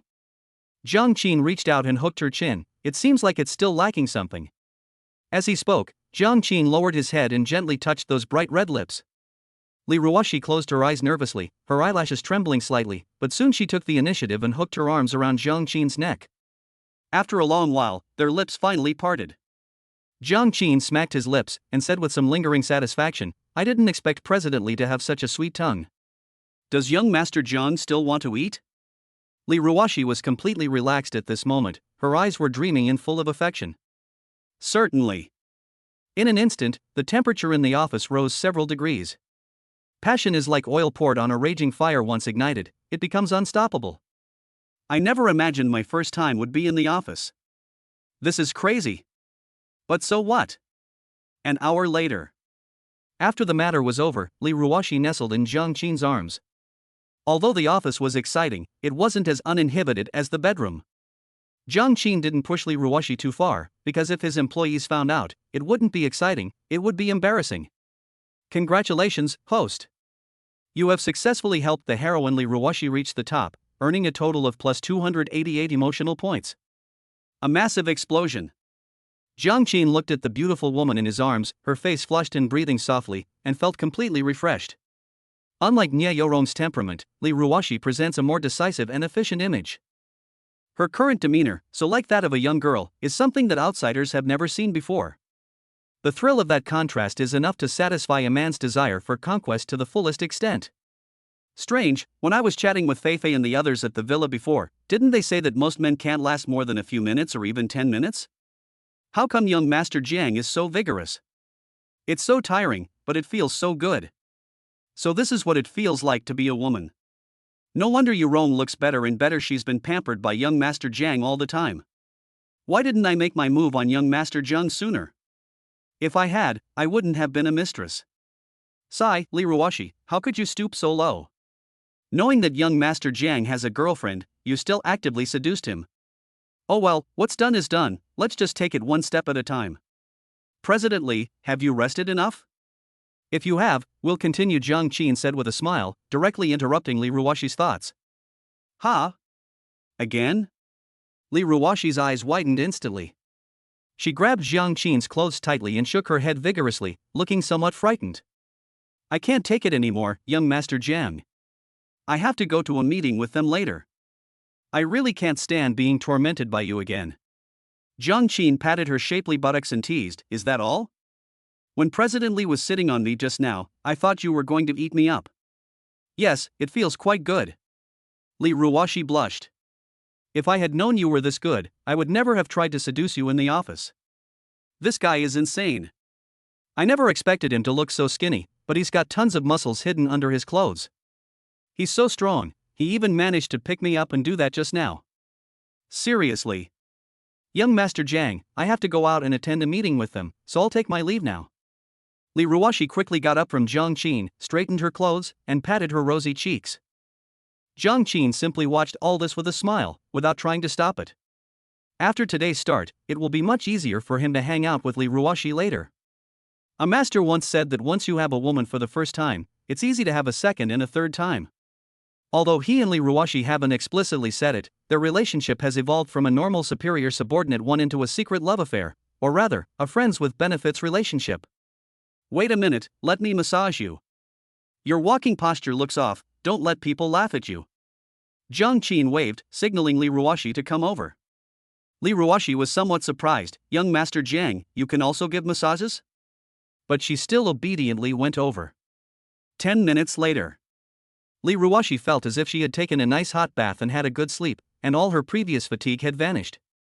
Even the slight discomfort in my lower body disappeared. Li Ruoxi was truly stunned this time. "Young Master Jiang, you actually had this trick up your sleeve? How come I didn't know that before?" Jiang Qin patted her on the back and said irritably, "There are a lot of things you don't know. Hurry up and go to the meeting." Okay, young Master Jiang, give me a kiss, mua." Li Ruoxi chuckled, her mood brightening even more. After giving Jiang Qin a deep kiss on the cheek, she wiggled her hips and walked out of the office, leaving behind only the lingering fragrance. Jiang Qin's smile gradually faded, and his eyes became calm. "I've got another one, and my mood has increased quite a bit, but it seems I'm still a long way from a 10 pull. Normally, there's a pity system for every 10 pull, so let's wait a bit longer." Jiang Qin thought to himself that, as a villainous scumbag, romance was just a means to an end, and should not become a constraint for him. Just as Jiang Qin was pondering where to farm emotional points in the upcoming plot, a message suddenly came through on his phone. It was sent by Zhou Wanning. "Young Master Jiang, our company has completed the scripts and investment plans for several novels. Would you be interested in coming over to take a look? Also, there's a high-profile boss who wants to get involved in our company's project. I'm not sure about this on my own, so I'd like to ask young Master Jiang to come and discuss it with me." Upon seeing this message, Jiang Qin's eyes narrowed subconsciously. A boss with a powerful background? He keenly sensed something amiss from those words. Zhou Wanning wasn't stupid. For her to say has a powerful background in front of him, the eldest young master of the Jiang family, meant that the other party's status was indeed quite high. Interesting. Let's go then. I want to see what kind of person he is. Chapter 89, Let's Talk Money, Not Feelings. Choose me for a sweet relationship. Okay, it's settled then. I'll be waiting for young Master Jiang at the company tomorrow at 3 p.m. Upon seeing the time sent by Zhou Wanning, Jiang Qin couldn't help but smile slightly. With nothing else to do, he dared to open the system panel and check his recent gains. Host, Jiang Qin. Current mood score, 65-27. Current skills, medical expertise, martial arts proficiency, telepathy youth version. Physical fitness. I have over 6,000 emotion points. I really want to buy them, but a 10 pull is still more satisfying. I'll save up a bit more. My skills are pretty good now, but I'm still missing something. When I first started playing the game, I was an achievement hunter. Now I need to collect more skills, but the system's probability of drawing skills is too low. This is a real problem. As for physical fitness, after a few bottles of physique potion, I haven't drawn this thing again. Although my physical fitness is several times stronger than that of ordinary people, I still haven't reached the level of a monster like Yilingyun. Now I can only bully small-time thugs on the street and gangsters. If I really encounter a master, I definitely still can't win. The road to self-preservation under the god of war is still long and arduous. Jiang Qin shook his head helplessly. So far, everything he has done is in order to find a way to survive the return of the god of war, Yilingyun, a year from now. Compared to that monster, the Jiang family, despite their immense power in Shanghai, is nothing. They can just show up at your door and kill you right in front of your security guards. They have absolutely no sense of reason. In the face of absolute force, things like power and money are too ephemeral. Only by possessing sufficient military strength can one have the right to speak. Fortunately, I still have the system, so I'm not in complete despair. Jiang Qin looked at his system panel, a smile playing on his lips, but his eyes were filled with coldness. Next, I need to work even harder to earn emotional points. System, bring me the original text of the book The Billionaire Heir. The plot outline for The Billionaire Heir is available for purchase, costing only 1,000 emotion points. Would you like to purchase it? Is your outline made of gold? It's even more outrageous than what QIDN.com charges. Jiang Qin complained, but still reluctantly confirmed the purchase. Chen Ang has been working hard on writing a book recently and is in seclusion, so he won't be able to generate much emotional value in the short term. The remaining female characters are not the time to pursue them. Then we'll just have to see if Ning Xiao has any good opportunities. Soon, Jiang Qin became engrossed in reading the book and reviewing the outline. 2 hours later. Wow, this female lead is interesting. I never thought there would be such a bizarre female lead. This is truly an eye-opener. When Jiang Qin saw a certain part of the plot, he couldn't help but let out a soft hum. Lu Ruyan, the campus belle of the dance department of Zhenghai University, has a gentle and approachable appearance and countless suitors, but in reality, she only wants to be quietly kept by a rich young master and become a canary who doesn't have to work but gets paid. In order to be a good canary in such a cage, this girl actually worked hard to learn social etiquette, interpersonal skills, practice her skills in hooking up rich men, and broaden her social channels to make it easier to meet all kinds of rich young men. There haven't been any rumors about her yet, not even at school. She's only focused on keeping the big fish. Good heavens, what a remarkably clear-headed person. We only talk about money, no feelings. If you're looking for a boyfriend, I'm super sweet. Jiang Qin was completely dumbfounded. How did the original author of this book come up with such a bizarre female protagonist? What reader would want to read this type of female protagonist, you bastard? However, this kind of female lead seems to be a bit better than Chusiki, who is a brainless green tea. At least she has some self-awareness, while Chusiki has no self-awareness at all. Even Jiang Qin is a little disgusted by her being treated like a cup. But speaking of which, girls like this seem to be the easiest to win over. Just send her tens of thousands or hundreds of thousands of yuan every month, and throw in a big house, and you can easily get her. But how do you get her emotional support? After calmly thinking for a while, Jiang Qin couldn't help but rub his chin. She works so hard just to be kept, so directly dating and giving her money would perfectly suit her needs, and she definitely wouldn't be very emotionally invested. Suddenly, a wicked idea flashed into Jiang Qin's mind. If soaking her directly doesn't work, then how about fishing for her fish? This seems promising, but wouldn't it be too unethical? No, I'm the villain, so I'm supposed to be a bit wicked. It's alright then. Jiang Qin's lips curled into a checkmark, as if the Dragon King had returned. But this situation didn't last long, and Jiang Qin's phone rang again. Jiang Qin picked it up and saw that it was Yi Feifei calling. Hey, what's up, Feifei? Jiang Qin was in a great mood, and even his tone of voice was much more relaxed. Wah, Jiang Qin, I'm being harassed again. Help me. Yi Feifei's feigned sobs came from the other end of the phone. Jiang Qin's smile instantly froze on his face. He suddenly realized that Yi Feifei seemed to have the legendary troublemaker constitution, able to trigger unexpected events wherever she went. After thinking for a moment, Jiang Qin said with a hint of helplessness, "We've been harassed again? Who is it?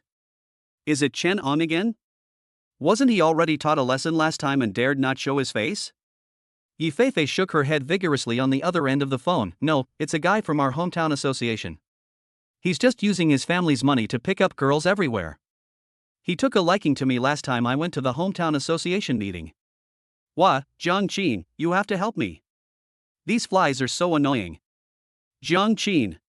He probably knows why. Yi Feifei is a lively and active girl who loves to participate in all sorts of activities. To put it simply, she likes to cause trouble. Just like when he used to follow Chusiki around, he would always come up with ideas and bully Jiang Qin, the original owner of the body, who was a deadbeat simp. Don't be fooled by how well behaved this little girl is in front of Jiang Qin now. That's because Jiang Qin beat her up and got hold of her. In reality, this girl is a little devil. She's all black inside her pink and tender exterior. Can't you participate in fewer of these kinds of activities? Jiang Qin said helplessly. I like meeting new friends and having fun with everyone. It's all because of those flies bothering me. Young Master Jiang, you have to help me. It would be best if you could get rid of these flies around me once and for all. I'm your official girlfriend, you know. How can I be constantly bothered by other men? Right? Yi Feifei's coquettish voice came from the other end of the phone, sounding very obedient, cute, and innocent. But Jiang Qin's expression instantly turned cold. He dislikes women who cause him trouble. Sure, no problem. Where are you now? I'll come find you in a bit. Young Master Jiang had already made up his mind to teach this disobedient little girl a lesson when he got there. How dare she try to tease him with such petty tricks? She's really asking for trouble. They're just used to it. Chapter 90. There are always idiots every year, but this year there seemed to be an unusually large number. I'm at a milk tea shop on Shanhua Avenue right now with some friends. When are you coming over? The Hometown Association gathering is about to start. Inside the Snow King milk tea shop, Yi Feifei took 2 sips of milk tea, her tone anxious, but her expression remained calm. Beside her, a girl dressed exquisitely but not in a seductive manner was watching this scene with curiosity, her eyes full of confusion and bewilderment at Yi Feifei's bizarre actions. Don't worry, I always know what I'm doing.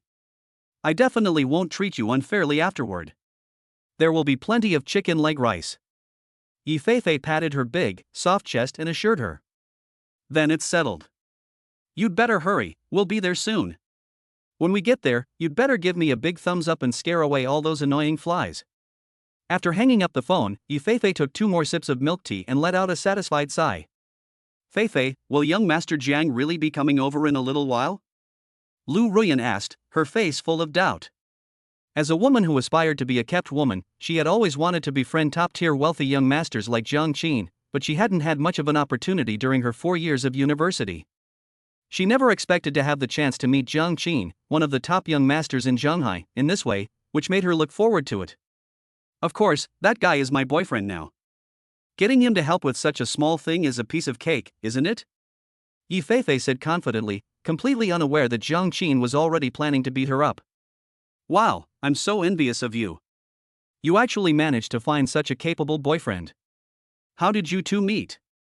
Lu Ruyan's tone was full of envy, and she also inquired about related experiences. When this was mentioned, Yi Feifei's expression froze. Well, we met at school. He thought I was cute and that I was his type, so he started pursuing me. Lu Ruyan said as if she had understood something. I've heard that these young masters like cute and adorable girls. It seems the rumors are true. Feifei, you're so cute, it's only natural that someone would take a liking to you. As Lu Ruyan spoke, she pondered whether she should also try going for a cute style. To snag the perfect sugar daddy, this sacrifice is nothing to her. Oh, let's not talk about him anymore. I'll introduce you to him when he arrives. The Hometown Association gathering is about to start, let's go over there first. Yi Feifei quickly stopped the topic. If they continued talking, she wouldn't be able to hide the fact that she was actually being coerced by Jiang Qin. Okay, let's go then. Tong Tong and the others should have arrived by now. Lu Ruyan didn't ask any more questions after hearing this, and got up. Before leaving, she didn't forget to take her milk tea with her. But Yi Feifei looked at her with a strange expression. Hey, Ruyan, why are you biting the straw so strangely? And you're licking around the straw with your tongue. What kind of habit is that? Yi Feifei couldn't help but be curious. The way Lu Ruyan drank her milk tea reminded her of something Jiang Qin had forced her to do before. Ha! Lu Ruyan was startled, then pretended to be calm and said, Oh, it's like this, I like to taste the sweetness on the straw when I drink milk tea, so I like to lick it. Is there a problem, Feifei? Yi Feifei shook her head and said nothing. Lu Ruyan finally breathed a sigh of relief. This is one of her little habits. By exercising her abilities in certain areas, she can lay a better foundation for her future as a canary, a woman working in a gilded cage. But just as the two were about to leave the milk tea shop, a young man dressed in a somewhat flamboyant manner suddenly appeared at the door. Upon seeing the 2 pretty girls, his eyes lit up. However, his gaze was mostly focused on Yi Feifei, and he wasn't very interested in Lu Ruyan beside him. Feifei, you're here. The Hometown Association meeting is about to start, and everyone's been looking for you. Want to ride with me? The flamboyant young man was all smiles, extremely eager to please. Yi Feifei's brows furrowed almost imperceptibly. This guy is called Lu Hong. He's a big shot in the K Province Hometown Association at Zhonghai University. His family is quite wealthy. They bought him an Audi S6 and he gets tens of thousands of yuan in living expenses. He's very generous, but he's a complete idiot. It was he who set his sights on Yi Feifei after the last hometown gathering, and he had been trying to make her his girlfriend. Lu Hong, how did you know we were here? Did you plant tracking devices on us? Yi Feifei had no patience for this persistent person and questioned him directly. Oh, how could that be? I just asked Tong Tong, and she said you guys were drinking milk tea, so I came out to find you. I searched every milk tea shop on this street, Lu Hong said proudly. Yi Feifei's face twitched, and Lu Ruyan also couldn't hold back anymore.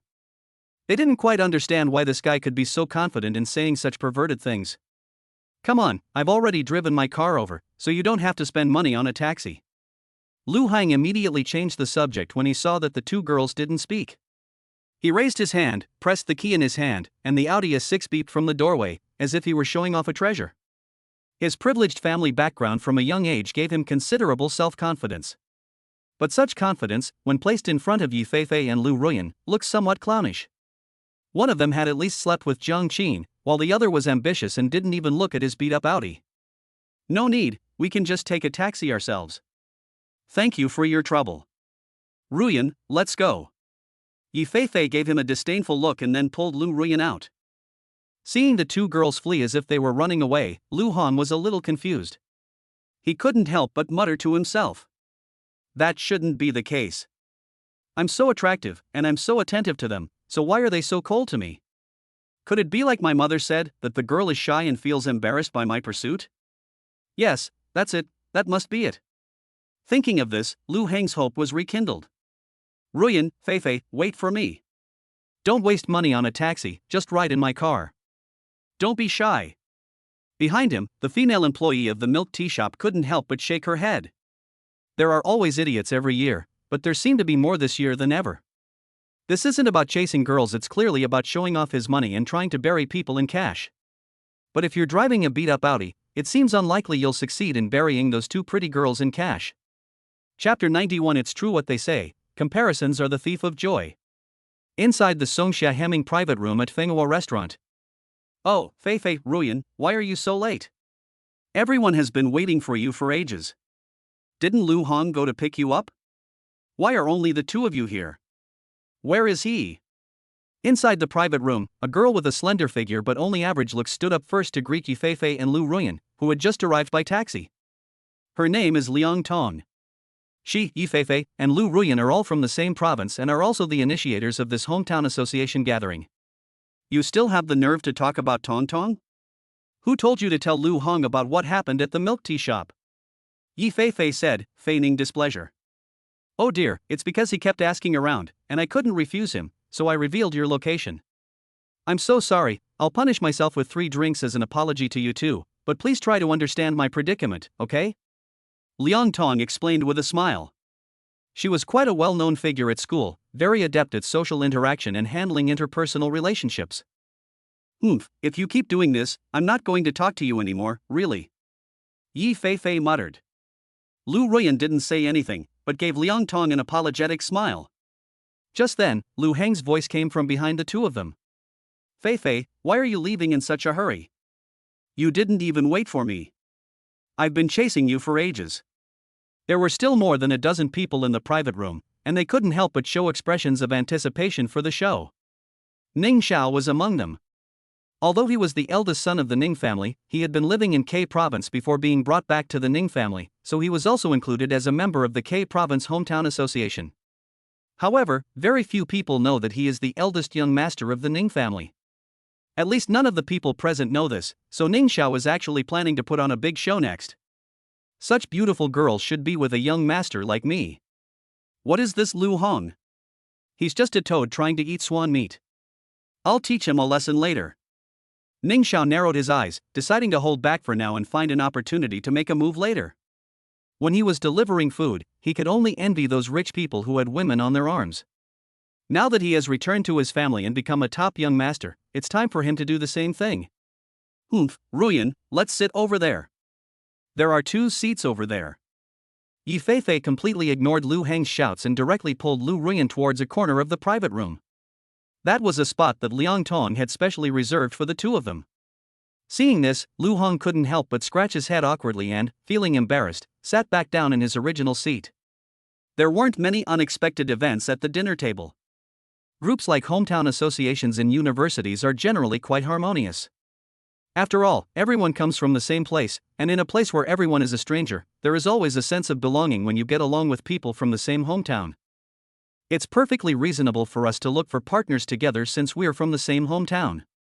Once we find someone, we can graduate, go back to our hometown, and start thinking about marriage without having to worry about long-distance relationships. It couldn't be better. Ruyan, I see you have quite a few suitors. How come you haven't found anyone you like yet? Do you want me to introduce you to someone? Or are you not really looking for someone in college? Yi Feifei and Lu Ruyan were whispering to each other, their voices quite low.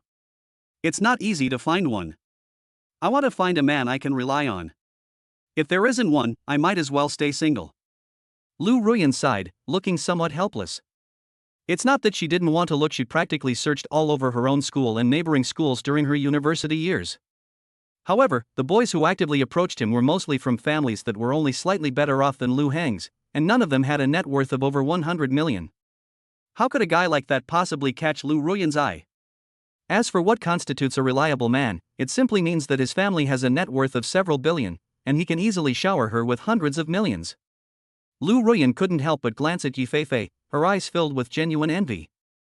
Both are beauties on the school beauty list, so why is it that Yi Feifei can meet a top young master like Zhang Qin, while she can't even squeeze into that circle? It's true what they say, comparisons are the thief of joy. A reliable man. Yi Feifei also showed a thoughtful expression, and she thought of Zhang Qin. But soon, Yi Feifei couldn't help but shake her head.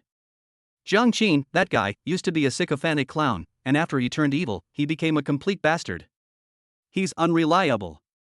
None of these stinky men are trustworthy. If only my brother were still here, at least he would stand up for me when I was bullied. Sigh, I wonder where he is now.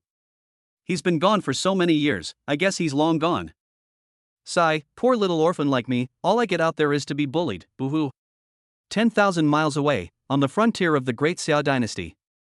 Amidst the smoke and fire of a snowy battlefield, Yi Lingyun stood proudly, his black trench coat billowing in the wind.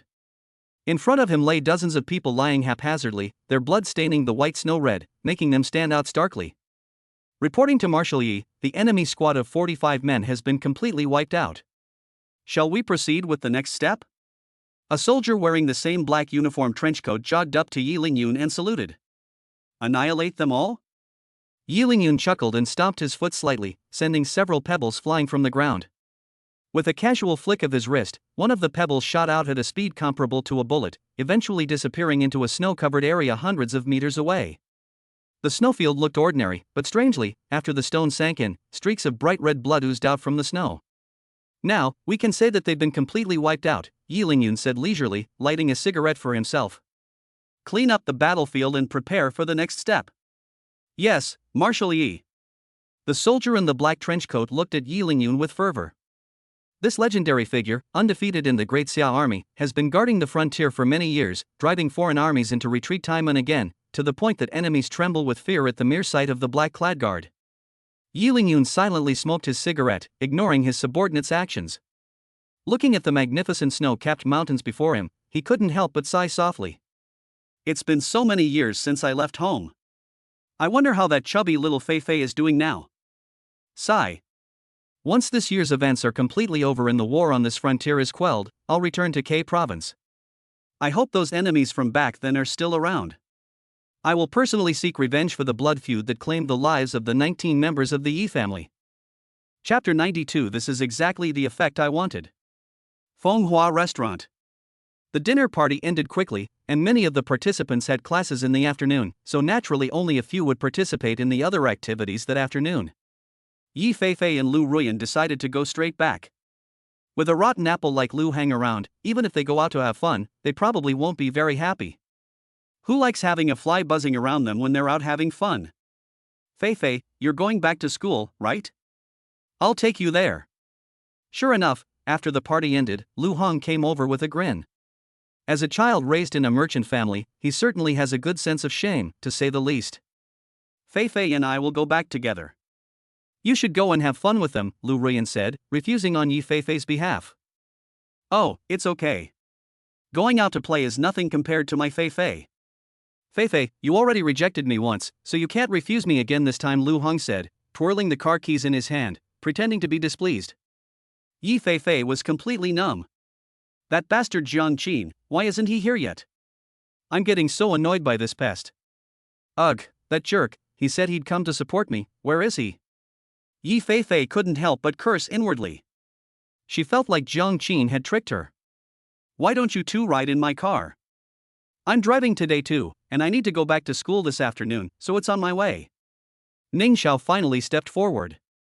Immediately, everyone's eyes were on him. After all, in everyone's impression, Ning Xiao's family has never been very well off. This kid even goes out to work part-time to supplement his tuition and living expenses. Now they're actually telling them he drove here? Hey Ning Xiao, what are you doing here? Don't you usually like to go out and deliver foreign media? What, are you planning to let Fei Fei and the others ride your electric scooter back? Lu Hong didn't take Ning Xiao seriously at all and directly mocked him. I wouldn't mind taking a ride on an electric scooter. Ning Xiao, where do you park your electric scooter? Lu Ruyan said with a smile. She said that on purpose to establish herself as someone who doesn't care about money. After all, those rich young masters are never short of women, and most of them are after their money. At times like these, a girl who is not materialistic and is also beautiful becomes all the more precious. This is the persona that Lu Ruyan has always maintained. That's right, that's right. I haven't ridden an electric scooter in a while. Ning Xiao, where is your scooter? Yi Fei Fei said loudly on purpose. Lu Heng's face immediately darkened. What kind of talk is this? He'd rather ride in an electric scooter than get into his Audi. Isn't this deliberately trying to embarrass him? Hey, why don't you give me a ride too? I'm heading back to school anyway. Ning Xiao, can your electric scooter carry 3 people? Liang Tong chimed in, trying to lighten the mood when things didn't get lively. Her words instantly dissipated the tense atmosphere. Of course there's room. Ning Xiao smiled confidently and casually pressed the car key in his hand. A luxury supercar parked on the side of the road suddenly flashed its lights, and the doors on both sides slowly rose. This scene stunned everyone instantly. Wasn't it supposed to be an electric scooter?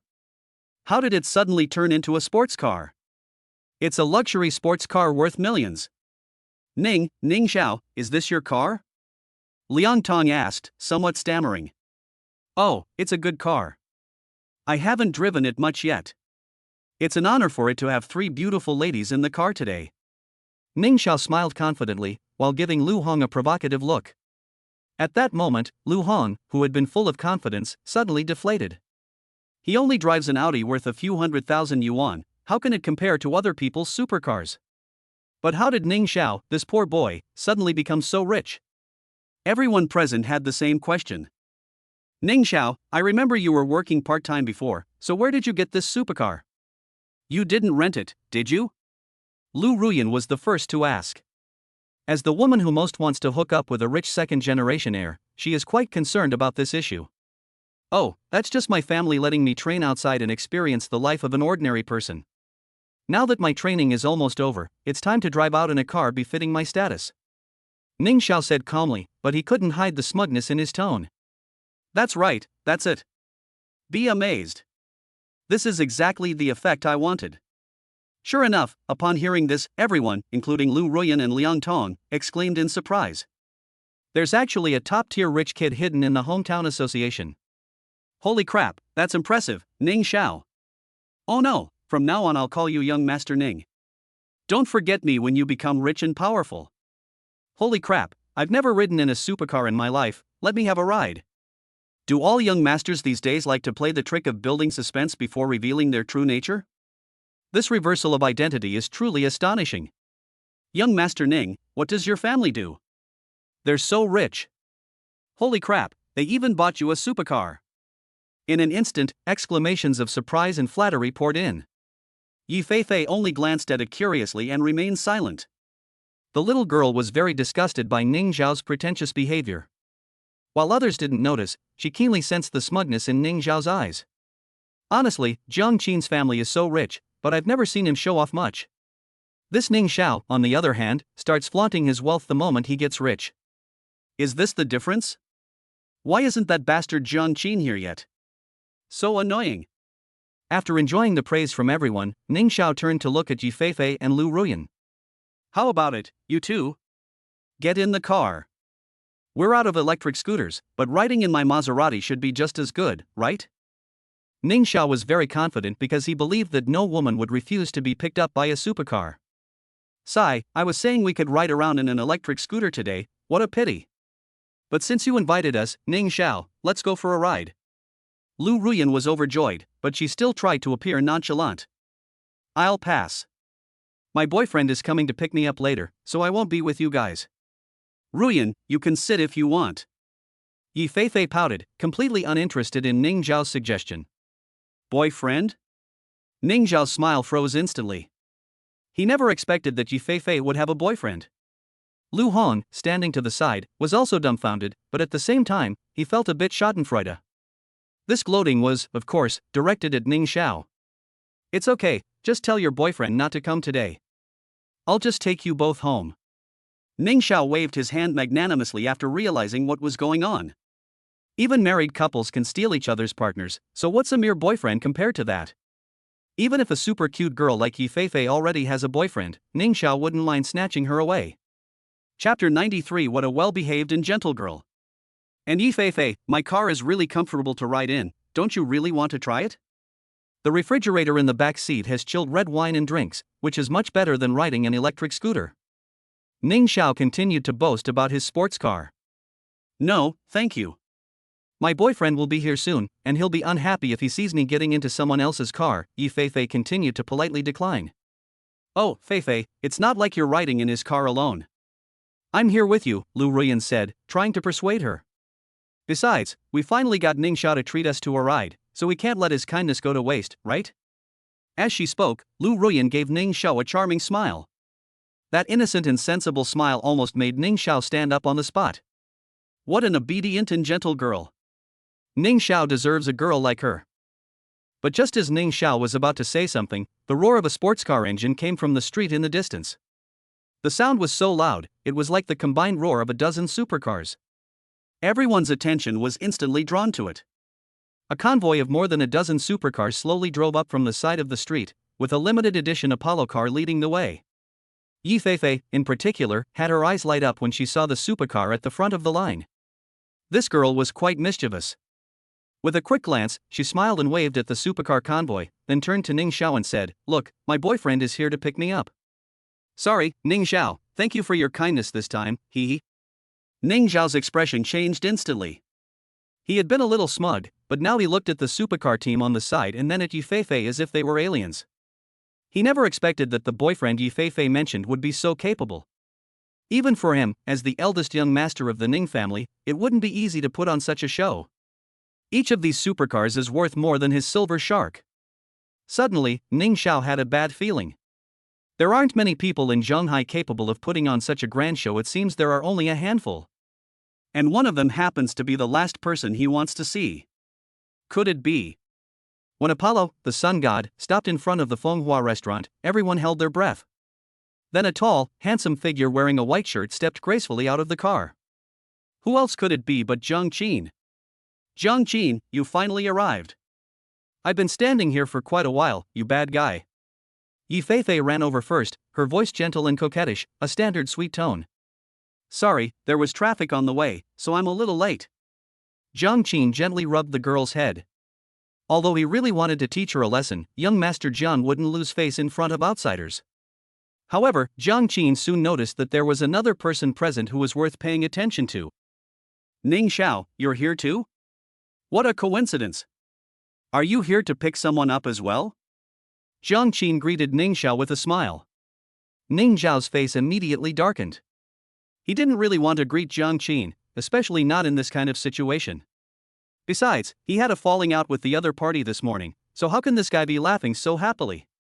Hee, yes, what a coincidence. Feifei and I are from the same hometown, and we're here today for our class reunion. Seeing Ning Zhao's zombie-like smile, Jiang Qin's lips curled slightly. Too lazy to say anything more, he directly asked Yi Feifei, "Do you have any friends who want to go back with you? Do you want me to take them with you?" Yi Feifei nodded quickly and waved to Lu Ruyan beside her. "Ruyan, let's go, get in our car." Lu Ruyan's eyes had been practically glued to Jiang Qin ever since he appeared, so how could she possibly refuse after hearing these words? Although Ning Zhao's supercar was not bad, it was still far inferior to Jiang Qin's grand entrance.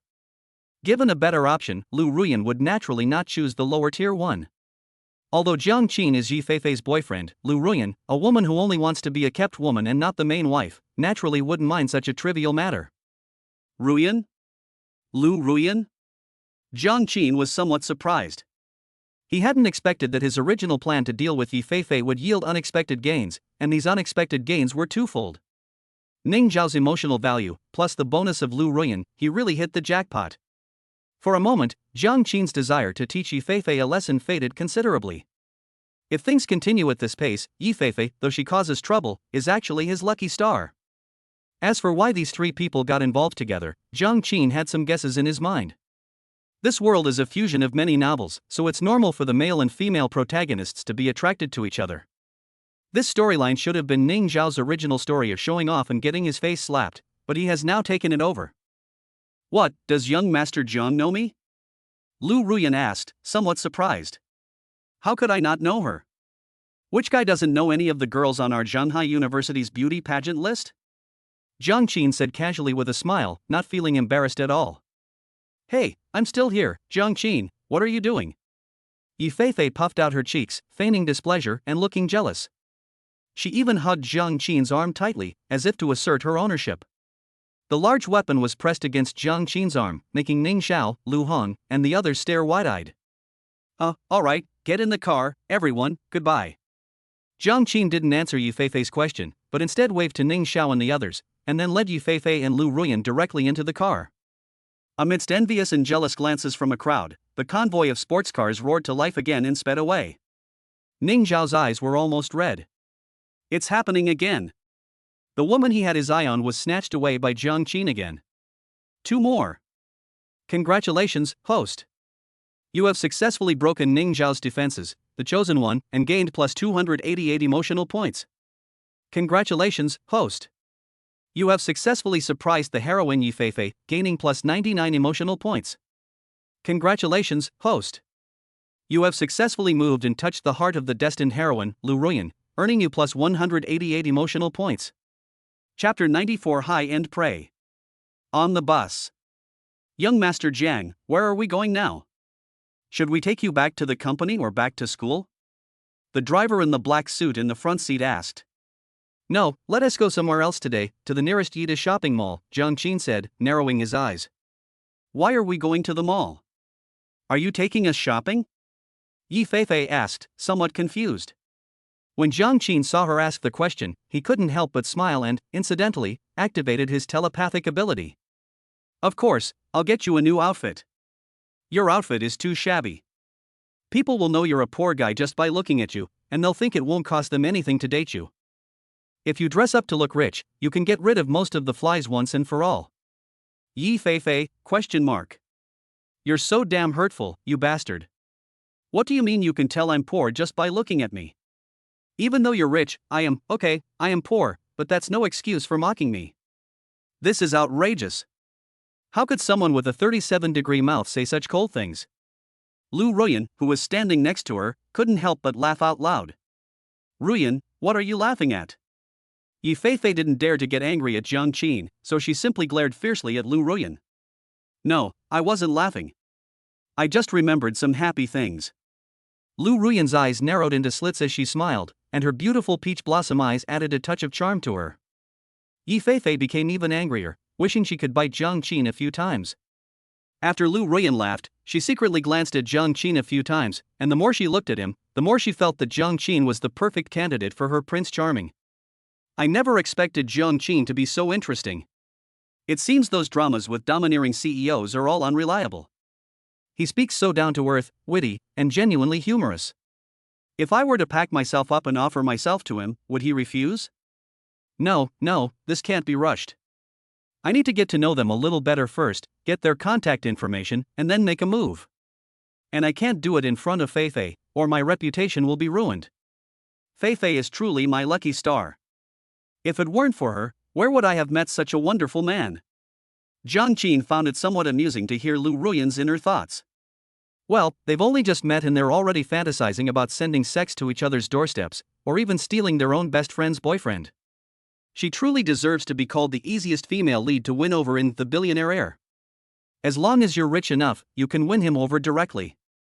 Unlike other female leads, money is useless. You have to be talented, capable, or able to exploit someone's weaknesses and subdue them.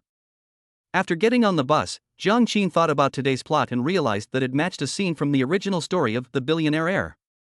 The scene was roughly about Ning Xiao attending a hometown gathering, bumping into Lu Ruyan, and then the two of them taking a liking to each other and starting a relationship. If Jiang Qin hadn't come, Lu Ruyan would definitely have chosen to get into Ning Xiao's car, and then things would have escalated quickly. But now, of course, Jiang Qin has snatched the female lead role from her. Thinking of this, Jiang Qin glanced at Lu Ruyan with a smile. Just then, Lu Ruyan was also secretly watching him. Their eyes met, and they both saw something inexplicable in each other's eyes. Why is young Master Jiang looking at me like that? Could it be that he actually has feelings for me too? Oh, that's great. I was just worried he'd be too loyal and wouldn't have any interest in other women. But as long as he does, with all the skills and conversation techniques I've developed, I'll make sure he's willing to hand over his money. He. Jiang Qin stopped caring about the canary's little schemes. Anyway, it was all in his hands, and he could deal with it slowly later. He glanced at Yi Feifei, who looked displeased, and simply pulled her into his arms. What's wrong? Are you angry? Yi Feifei pouted and said stubbornly, No, I'm just a poor wretch, I have no right to be angry, humph. Jiang Qin laughed, I'm helping you dress up for your own good. Think about it, so many men were after you before, wasn't it because they thought it was easy to pursue you? Wouldn't it be great if you changed into an expensive outfit and made most of your suitors back down as soon as they saw your appearance? Yi Feifei was somewhat tempted by his words, turned her head, and asked doubtfully, Just changing clothes? Jiang Qin shook his head, Of course not. Clothes, bags, and jewelry are all necessary. As for your styling, I'll have a professional stylist design it for you in a bit. You look too student-like right now, with a white t-shirt, jeans, strappy sandals, and a bob haircut. Nobody would think you're a rich and beautiful girl. What we need to do is transform you from an outward appearance into a beautiful, wealthy, and successful woman, and then reject those ungrateful flies, understand? Yi Feifei nodded thoughtfully. That seems plausible, it makes sense logically. Back then, Chusiki had very few suitors because Jiang Qin bought her clothes, bags, and jewelry, making her look like a princess at school. But this outfit must have cost a lot of money, right? Is that bastard Jiang Qin really willing to spend so much on me? Or is he up to something, trying to use this to control me? No, I'm already completely under his control, why should I worry about this? But will this bastard make me pay for all these things? Buying these things must be very expensive, right? Let me make it clear first, I don't have that much money to pay you back. Yi Feifei asked tentatively. Don't worry, consider it a gift from me, you don't need to pay me back. Jiang Qin rubbed her head in annoyance. Seeing this, Lu Ruyan, who was standing next to her, was extremely envious. You see, for a woman like her who aspires to be a kept woman, whether a man has money is only one aspect, the rest is whether the man is willing to spend money on the woman. Otherwise, even if a man is worth billions, what's the point of having him if he's unwilling to spend money on women? Great. I knew I wasn't wrong, Jiang Qin is the perfect Prince Charming I've always dreamed of. We absolutely must find a way to win him over, we must. If I can win over this young Master Jiang, I can live a life of leisure and spending money like water for the rest of my life. Ha ha ha ha. Chapter 95 Money is for women to see. Try this one, and this one too. In a luxuriously decorated luxury clothing store in Yida Plaza, Jiang Qin casually pointed to a few dresses that looked pretty good and said to Yi Feifei. Oh. Yi Feifei seemed a little flustered. She had only been to these places before when she played with Chusiki, and she could only look at them, she didn't even dare to touch them. Hello, could you please tell me your size? The sales assistant asked politely. Those who can work as sales clerks in such luxury stores must have a very sharp eye.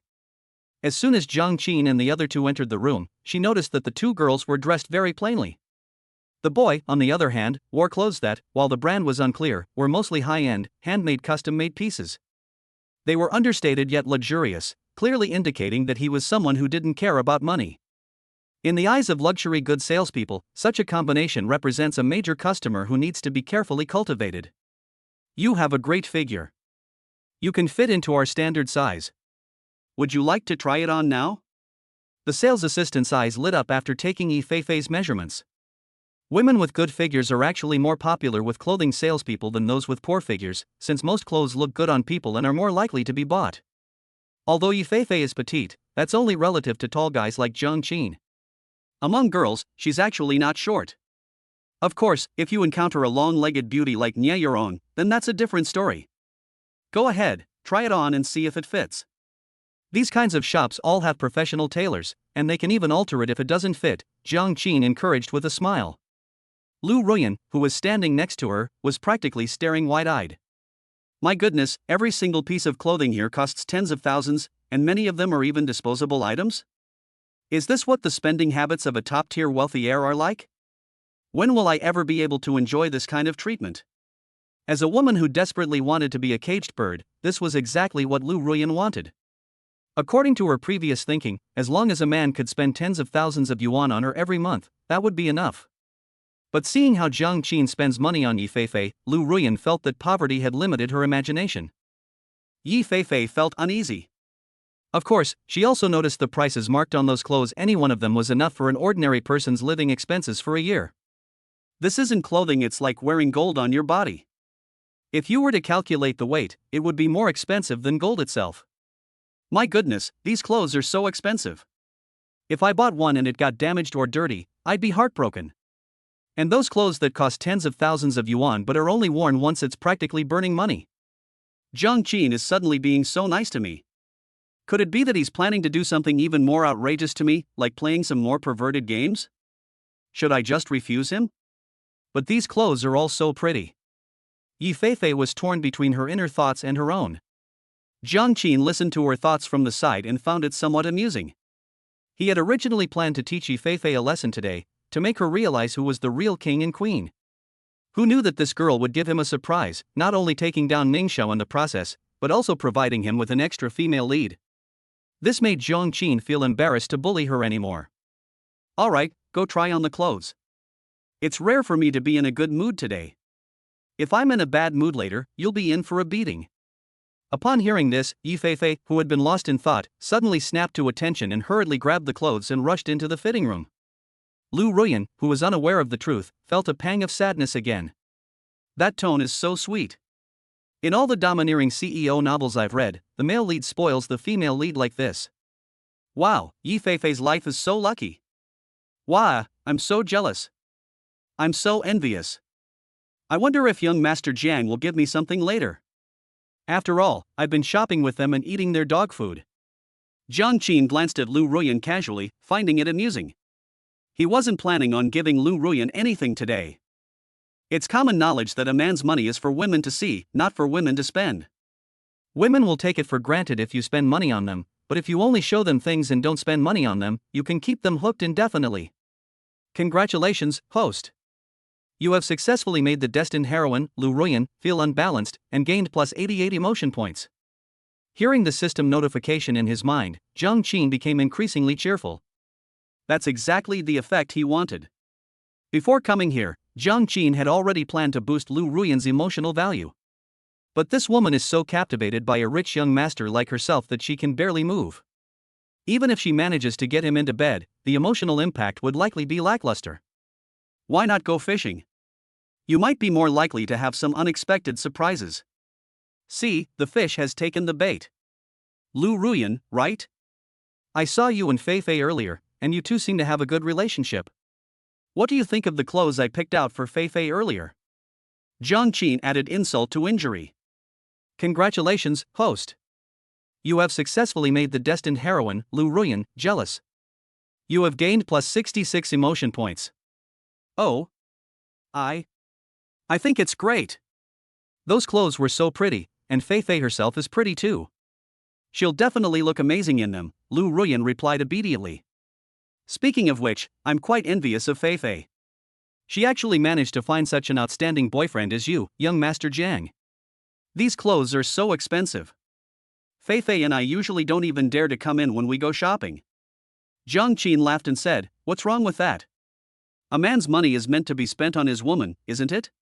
Lu Ruyan is so beautiful, I believe you will definitely find a boyfriend who treats you as well as she does in the future." Lu Ruyan's lips twitched. "Find my ass. I've been looking at the school for years and still haven't found anyone. If it were that easy, would I still be single and wearing such cheap clothes? I'd be living the high life with a man's money by now, okay? Why, I want to buy pretty dresses too, but the allowance my family gives me is simply not enough. My mom already works so hard, I can't ask her for too much, so I can only try to scam men out there for money." Soon, Yi Feifei changed her clothes and came out. This is a gorgeous white princess dress with exquisite designs. Combined with Yi Feifei's sweet and lovely face, she looks like a little princess straight out of an animated film. Ha! Jiang Qin's eyes lit up when he saw Yi Feifei's look. As the saying goes, clothes make the man, and Yi Feifei looks completely different now. Jiang Qin even feels a little restless towards her. "Wow, Feifei, you look so good in this outfit. You look so adorable." Lu Ruyan's eyes lit up. "Ha? Really?" Yi Feifei tugged at her skirt a little awkwardly, and was also a little embarrassed. Especially when she noticed Jiang Qin's burning gaze, her heart trembled slightly. That jerk actually has great taste. This dress really suits me, but it's so expensive. Just this little dress, and he's asking for 58,000. Is it pretty? Yi Feifei leaned closer to Jiang Qin and asked cautiously. Not bad. Let's go change into the next one. Let's try on all the nice ones first. Jiang took a deep breath, temporarily suppressing the restless desire in his heart. Looks like I'm in for a treat tonight. Chapter 96, both worried about her sister's hardships and worried about them driving Range Rovers. Yi Feifei tried on one outfit after another. They have all kinds of clothing. This clothing store is considered one of the highest-end ready-to-wear stores in China. The next level up is custom-made clothing. The clothes in the store look pretty good on Yi Feifei. Some of them are so stunning that they make your heart flutter. Of course, this is on the premise that we don't look at the price of these clothes. Alright, that's enough trying on clothes. Wrap up everything except this one and this one, Jiang Qin said, waving to the saleswoman and pointing to the numerous clothes that Yi Feifei had tried on and placed beside her. Ha? Wrap them all up? The shop assistant was taken aback by Jiang Qin's overbearing attitude. You should know that even the wealthier women who come to their store will only pick out a few items at most. Jiang Qin, on the other hand, took almost all of Yi Feifei's 10 or so outfits that Yi Feifei had changed into. These clothes are worth almost 500,000. Oh, do you want them all? Yi Feifei and Lu Ruyan were also stunned by what Jiang Qin said. They never expected Jiang Qin to make such a grand gesture. Especially Yi Feifei, she never expected Jiang Qin to spend so much money on her. Yes, wrap them all up, swipe your card. Jiang Qin casually handed a black card to the clerk before turning to look at the two girls he had brought with him. Feifei, why are you so surprised? Didn't I say I was going to package you as a rich and beautiful woman? If you don't buy enough clothes and wear the same 2 outfits every day, people will be laughing at you. Yi Feifei suddenly realized, then, there's no need to buy so many, they're so expensive. Why is this guy suddenly being so considerate? Could it be that he actually wants to date me? This girl can't be bought with money. At most, she might listen to you a little more tonight. I'm not stingy when it comes to gifts. Just wear what I buy, and let me know if you need more. Jiang Qin waved his hand with an air of domineering confidence. Yi Feifei happily gave an O. Lu Ruyan, who was standing next to her, was practically staring wide-eyed. I'm afraid my sisters are suffering, but I'm also afraid they're driving Land Rovers. Lu Ruyan is now undoubtedly caught in the tragedy of watching her sisters drive Land Rovers. Before today, she and Yi Feifei were the same as always, hanging out in the snack streets and buying cheap dresses online. But seeing Yi Feifei spend 500,000 yuan on clothes today, Lu Ruyan couldn't stand it anymore. People are most afraid of comparison. Once they do, they feel unbalanced. Yi Feifei, you deserve to die. Why isn't it me who gets the gifts while you watch? I want all these pretty clothes too.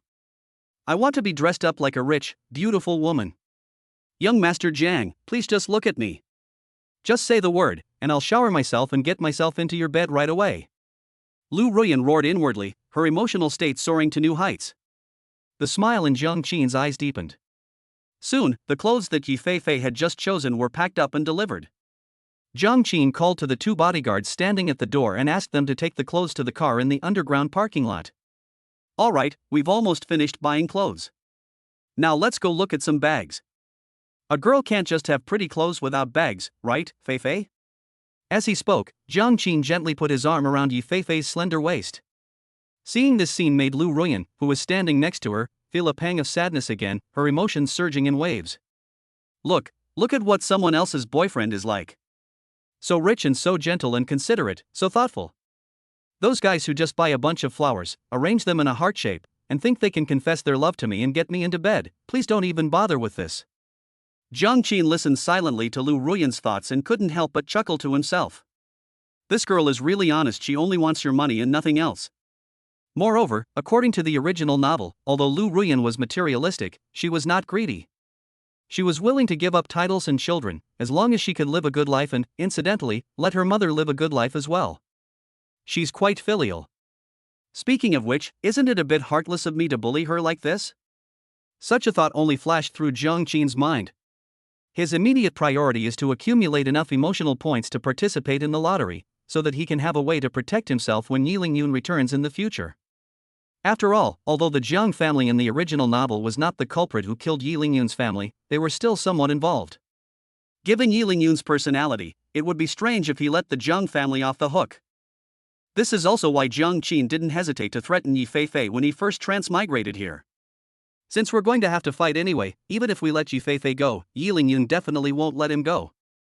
It's better to take Yi Feifei into the harem sooner rather than later. She might even be a good card to use against Yi Lingyun in the future. Jiang Qin silently calculated, his gaze towards Yi Feifei growing increasingly profound. Yi Feifei seemed to sense something and suddenly shivered. What's wrong, Feifei? Is the air conditioning in the mall too cold and making you uncomfortable? Jiang Qin asked with timely concern. No, I was just a little distracted because it was the first time I'd bought so many expensive clothes. Yi Feifei shook her head. Strange, why did I feel a chill just now, like someone was plotting against me from behind? Forget it, I'd rather not think about it. I wonder how much Jiang Qin is planning to buy me today. Sigh, even though he said it's a gift, I'll owe him so much now. How am I going to pay him back? This is a real headache. While Yi Feifei was still in a daze, Jiang Qin had already led her to a luxury handbag boutique. You can find almost all the bags from major luxury brands here. This is also the largest luxury store in China overseas. Oh, isn't this young Master Jiang? It's been a long time since you've bought anything from us. What a rare guest. As soon as I entered, a slightly overweight middle-aged man greeted me, his flattering words sounding like theatrical performances, making it hard for me to feel any aversion. It's only been a few days, Fatty Wu, you've certainly grown some guts, daring to tease this young master now? Jiang Qin smiled upon seeing the affable Fatty. Fatty Wu is the apparent owner of this shop, and he also knows the real owner, Jiang Qin. When the original owner was delivering things to Chusiki, he often came here to buy things, and over time he became familiar with this Fatty Wu. Young Master Jiang, what are you saying? I'm overjoyed just to have you here, how could I dare to tease you? Fatty Wu chuckled as he invited Jiang Qin and the other two into the shop, casually instructing the staff to serve tea. At the same time, he glanced at Yi Feifei and Lu Ruyan out of the corner of his eye and immediately understood what was going on. Yi Feifei is still being held by Jiang Qin right now, she's obviously his sweetheart. As for the guy next to her, he's probably just a backup option and doesn't need to be considered for now. Seeing this, Fatty Wu deliberately grinned and probed, but let me ask you first, young Master Jiang, you're here today to patronize my business, right? This is Fatty Wu's consistent way of treating guests. When faced with those who like to put on airs, he will maintain his composure and show his professionalism. When faced with those who like to look down on others, he will lower his guard and be more obsequious. When dealing with a low-key and sophisticated young master like Jiang Qin, he would act silly and playful. No matter what kind of customer, Fatty Wu has his own set of strategies for dealing with them, and he can generally win people over. This is why Fatty Wu is appreciated by the big boss behind him. The main characteristic is cleverness. Sure enough, upon hearing this, Jiang Qin couldn't help but laugh and scold, "You fatso, if I didn't come to buy something, would I have come all this way just to see you?" Fatty Wu immediately beamed with joy. That's perfect. Our store just received a batch of the latest and most fashionable goods, all from big brands, like Louis Vuitton and Hermes. We guarantee you'll be satisfied, young Master Jiang. Chapter 97. The school beauty is gone wild. Whether I'm satisfied or not doesn't matter, it depends on whether my girlfriend is satisfied, understand? Jiang Qin glanced at Fatty Wu with a half smile, not particularly disliking the other man's little trick. Upon hearing this, Fatty Wu was startled. He deliberately glanced at Yi Feifei next to Jiang Qin, and then, as if suddenly realizing something, slapped himself in the face. Oh dear, look at me, I was so focused on young Master Jiang that I left these two beautiful ladies hanging. I deserve to die. Speaking of which, this is the first time young Master Jiang has brought his girlfriend to our store to shop. Today, I'm in charge. No matter what the young lady buys, she'll get a 10% discount. Yi Feifei was somewhat surprised. Does Jiang Qin have that much influence? A 10% discount on everything? Although this Fatty Wu doesn't look like much, he's really good at talking. Jiang Qin waved his hand from the side. All right, hurry up and bring over all the new bags so my girlfriend can take a look. Whether they're on sale or not doesn't matter, the main thing is that they have to match my girlfriend's style, understand? Fatty Wu made an okay gesture, and then gave an order to the few employees under his command. Soon, a bunch of expensive bags were carried by the shop assistants, each carrying several, and hung on their bodies like human display racks for Jiang Qin and Yi Feifei to choose from. The other customers who came to buy things were somewhat surprised. That's strange. Who is this young man? Old Wu is so respectful to him and is putting on such a show. We don't usually get this kind of treatment when we come to buy things. You don't even know him? Jiang Qin, the eldest young master of the Jiang family in Zhanghai. It would be strange if Fatty Wu didn't respect him. The Jiang family? My God, no wonder this shop is behaving so obediently. That's right. Most of the customers who come here to buy things are people of some status, and some have even met Jiang Qin before. In the Shanghai region, the three major families are definitely unavoidable. As Lu Ruyan listened to the discussions around her, she felt increasingly sour in her heart. This attraction comes from her social status, not from her own beauty, which she relied on to attract attention at school. In my entire life, I'll probably only have the chance to cross paths with someone as important as Jiang Qin in school. Once I'm out in the real world, no matter how well I do, I can't compare to even a fraction of his family's influence. My decision to study hard in high school was definitely the right one. The better the university, the more opportunities one had to meet people who would change my destiny. Thanks to Feifei, I'm incredibly lucky to have met Jiang Qin. This might even be my only chance in this life, so I have to seize it. Whether my mom and I can live a comfortable life from now on depends on this. Lu Ruyan secretly made up her mind, and her gaze toward Jiang Qin became increasingly ardent. Jiang Qin seemed to sense something, turned his head, met the girl's gaze, and gave her a kind and encouraging smile. At this moment, Jiang was somewhat devilish. He wanted Lu Ruyan to be in this mental state. The timing is about right, let's give this girl a little push later. The process of choosing a bag went very smoothly. Yi Feifei simply slung the bag over her shoulder and twirled around once, and Jiang Qin and Fatty Wu could quickly tell whether the bag suited her style. Absolutely amazing, young Master Jiang, your girlfriend's style is so versatile, she looks good in any bag she carries. Fatty Wu gave a thumbs up, praising her sincerely. But if you ask me, these are probably the most suitable ones. As he spoke, he picked out a few bags from the ones Yi Feifei had just tried on. On this point, he didn't lie to Jiang Qin. These bags were indeed the most perfect match for Yi Feifei's temperament. No need. I just tried them all. Except for those three that don't match at all, just wrap up the rest for me. Jiang Qin waved his hand calmly and took out his black card for the second time. Even Fatty Wu was a little confused by Jiang Qin's posture. He subconsciously asked, young Master Jiang, are you planning to open a shop and get your supplies from me? Jiang Qin kicked him directly. Hurry up and pack it up, stop messing around with me, or I won't come to your lousy shop again next time. Fatty Wu then stood at attention. Hey, alright, my dear sir, I'll go wrap it up for you right away. Young Master Jiang, you're so generous, you're the one who's here. As he spoke, he gave Jiang Qin a thumbs up, which made Jiang Qin kick him again. Jiang Qin, we don't need to be so extravagant. Yi Feifei said with some apprehension as she watched Fatty Wu lead the shop assistants to pack that batch of bags. Luxury? Jiang Qin was somewhat taken aback. Is this considered luxury? Yi Feifei? She really wanted to say that this was very extravagant, but when she thought of Jiang Qin's wealth, she swallowed the words that were on the tip of her tongue. With young Master Zhang's wealth, even if he bought everything in this store, it wouldn't seem like a luxury. So this is what it feels like to be showered with money? Some of the people who used to pursue me also tried to bribe me, but they didn't do it this way. They're literally buying directly from luxury stores. If I had that money, I could live comfortably for most of my life, sob sob. Just as Yi Feifei was lost in thought, the system notification sounded in Jiang Qin's mind. Ever since he led Yi Feifei and Lu Ruyan into the luxury store, his emotions have been running high. The plot of The Billionaire Heir undoubtedly opened the door to a new world for young Master Jiang. So this is how you can boost your mood score. It seems that our previous thinking was not broad enough. If we throw money at it appropriately, the emotional value will be off the charts. It still depends on the individual. Just as Jiang Qin was enjoying the pleasure of gaining emotional points, Fatty Wu had already finished packing up all the bags they had just bought. As usual, Jiang Qin directly arranged for his bodyguards to deliver all these items to the car. Today's shopping isn't over yet. According to the plan, we'll go buy some jewelry next.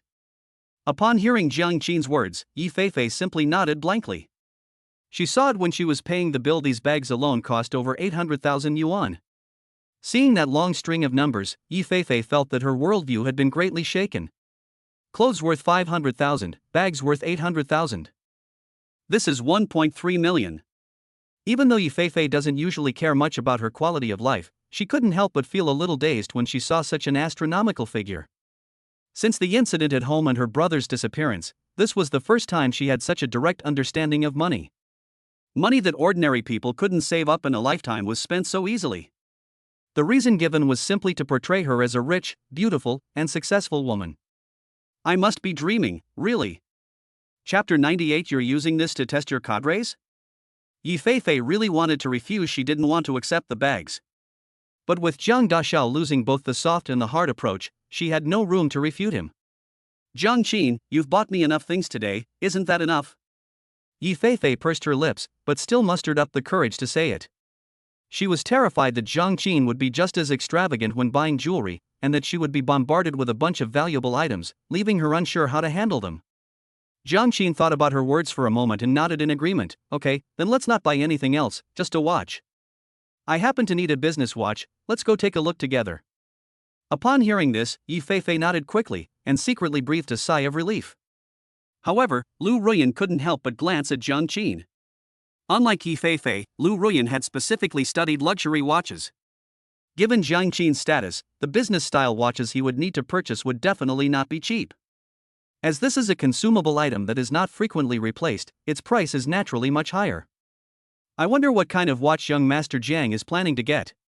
Sigh, it's so uncomfortable following them the whole time. I can only watch and drool, eating their dog food while feeling envious and jealous. It's too much. I also want pretty clothes and bags, and I want luxury watches. Why doesn't anyone try to make me a rich and beautiful woman? Sigh, forget it. This is the first time I've met young Master Jiang. If I go up to him and ask for something, it'll definitely annoy him, and then it'll be counterproductive. I should try to get his contact information first. I've thought of many ways to offer myself up, but actually doing it still feels a bit embarrassing. Hearing Lu Ruyan's thoughts, Jiang Qin's eyes flashed. The time is almost right. The fish has taken the bait, and it's time to lift the rod and set the hook. Patek Philippe Boutique, shall we buy it here? Yi Feifei looked at the watch shop in front of her and asked curiously. I really like several of Patek Philippe's classic designs, and its design style is also quite suitable for young people like us. It 1T looked too old-fashioned. Let us go with this one. Jiang Qin said as he and Yi Feifei walked hand in hand into the Patek Philippe store. Lu Ruyan, standing behind him, was like a little maidservant following behind the young master and young lady, keeping her head down and not saying a word. Yi Feifei was completely bewildered by Jiang Qin's arrogance and didn't notice her best friend's odd behavior. She was just staring blankly at the decorations in the store. Welcome. What would you three like to buy? As soon as the three entered, a young female shop assistant in a suit greeted them with the typical smile of the service industry. Bring out some of the best watches in your store for us to take a look, Jiang Qin said calmly. Upon hearing this, the shop assistant's eyes lit up. Okay, sir, please have a seat here. We'll get ready for you right away. Lu Ruyan behind her was numb. If I remember correctly, in Patek Philippe boutiques like these, aside from a few rare collector's items, the best watches are generally over $1 million, right? Wow, no way. Soon, the saleswoman brought out all the signature watches and placed them on the counter for Jiang Qin to choose from. Both men's and women's styles are available, and the designs are quite nice, at least they look very luxurious. Which one do you like? Jiang Qin looked gently at Yi Feifei beside him. Yi Feifei was somewhat conflicted. When buying clothes and bags, at least the prices are marked, so Yi Feifei has some sense of price. But these luxury watches don't even have prices marked. What if she chooses the most expensive one? Why aren't you choosing? Don't you like these styles? Jiang Qin urged with a smile. Yi Feifei gritted her teeth, then casually pointed to a rather understated-looking women's watch. This one will do. Madam, you have excellent taste. This is our latest Patek Philippe model, released this year. It symbolizes the rhythm of life and suits you perfectly. The sales assistant smiled even more sincerely. Okay, try this one on. As for me, I'll take this one.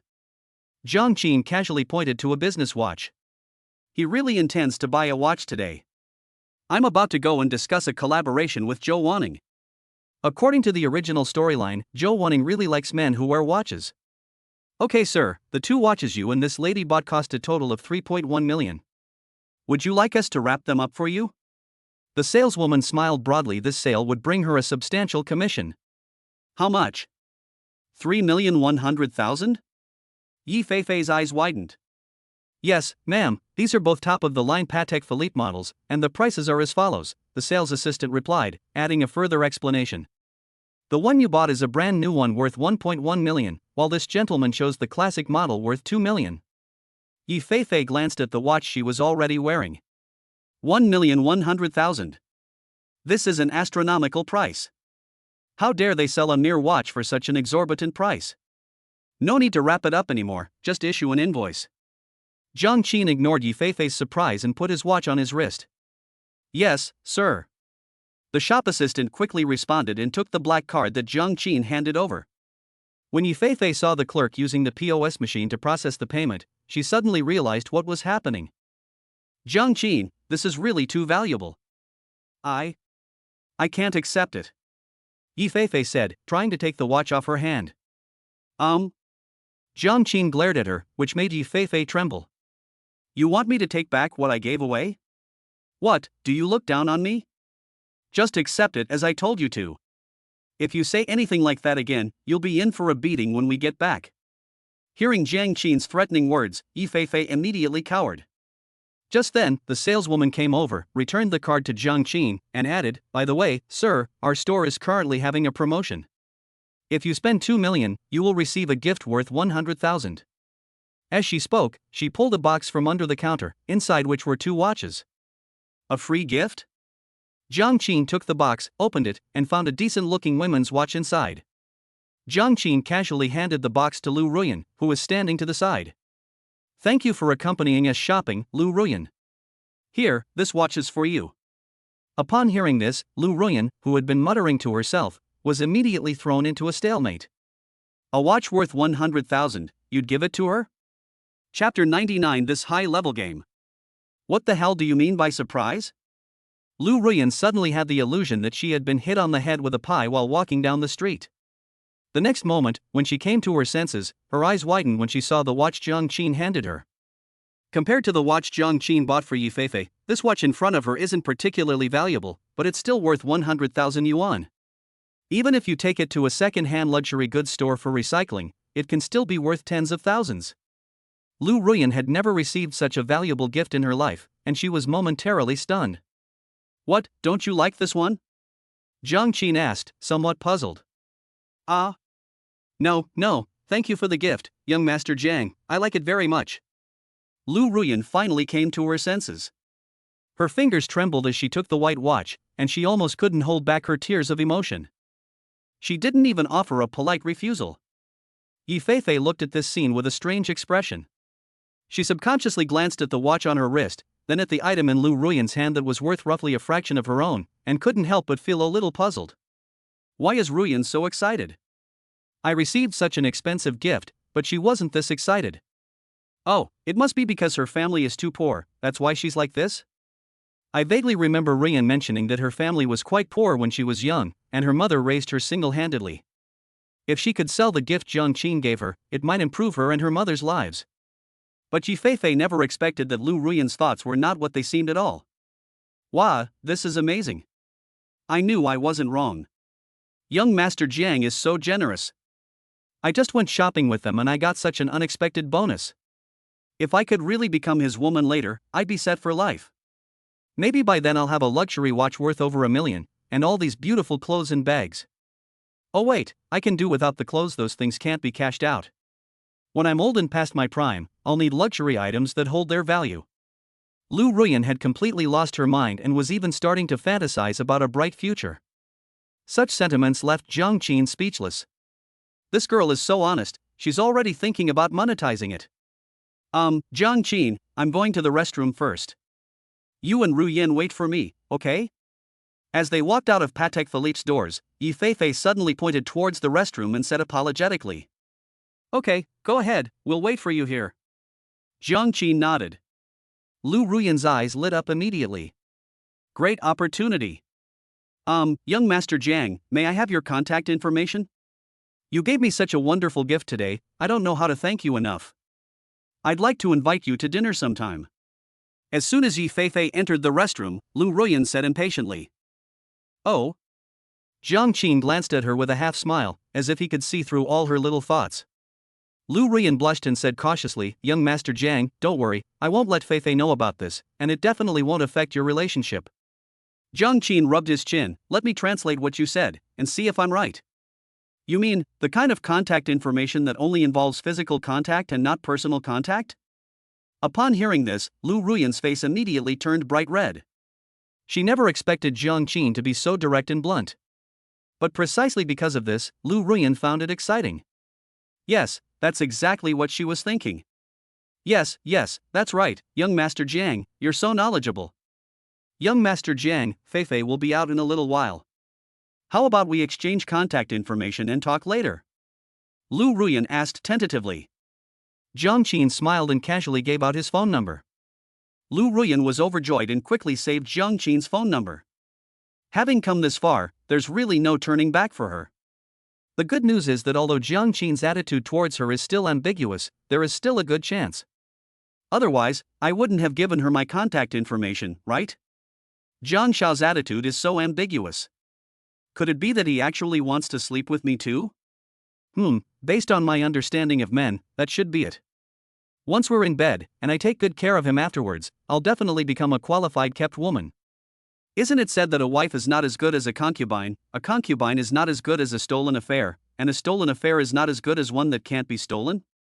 Although it's a bit beneath me to take the initiative like this, I have no other choice. After all, the difference between my social circle and young Master Jiang's is too great, and there are simply not many opportunities for us to get to know each other. I might as well just go for it. Go Lu Ruyan, you can do it. You've already taken the first step towards the best life, and things will definitely get better and better from here on out. Once I've gotten enough gold coins from Jiang Qin and he's tired of playing with me, I'll bring my mom over to enjoy life, hee. Jiang Qin glanced silently at Lu Ruyan, who was lost in her daydream, and couldn't help but find it a little funny. Tired of playing?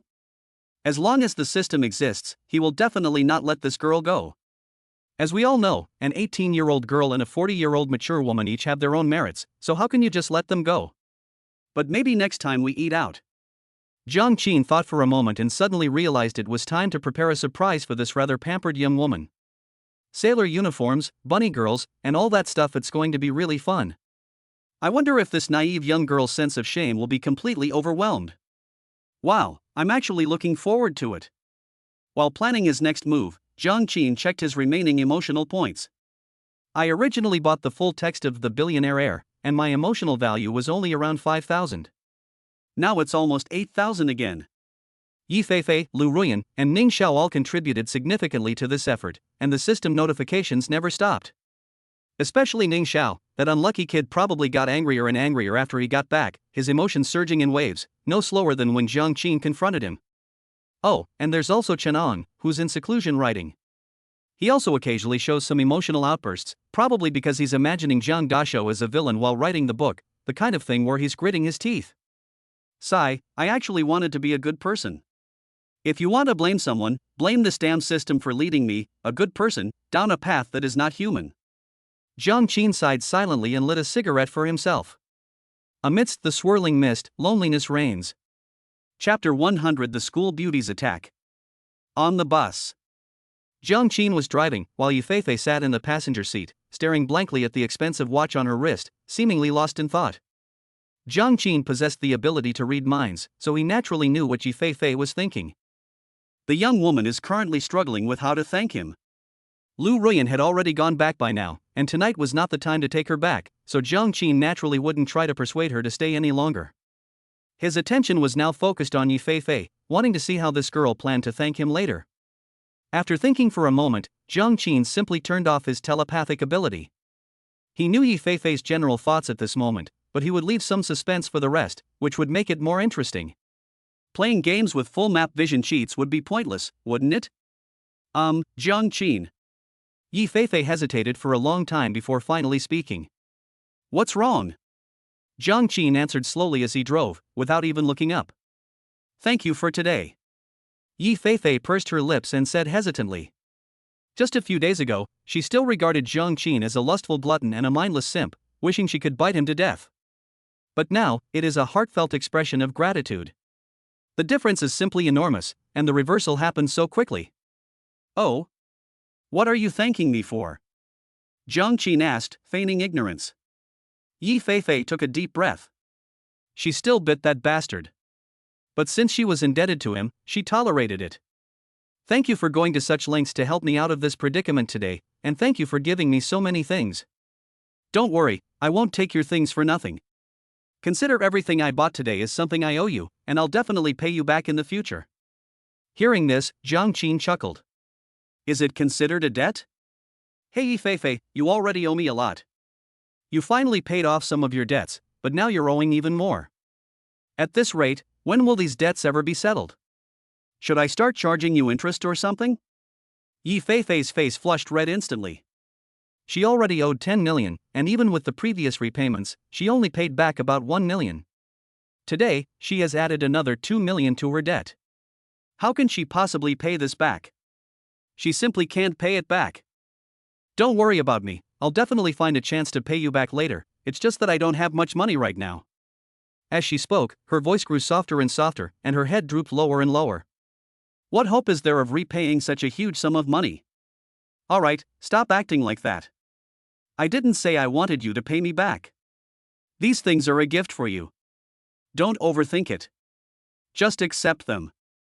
Jiang Qin patted Yifei's head and said with a smile. Weren't you so fierce before, forcing me to pay for your vase and do those things with you? Why are you so easy to talk to now? Are you thinking of something bad again? Yifei pouted, her eyes showing a hint of being flattered, yet also a touch of emotion. Jiang Qin's performance today has far exceeded her expectations.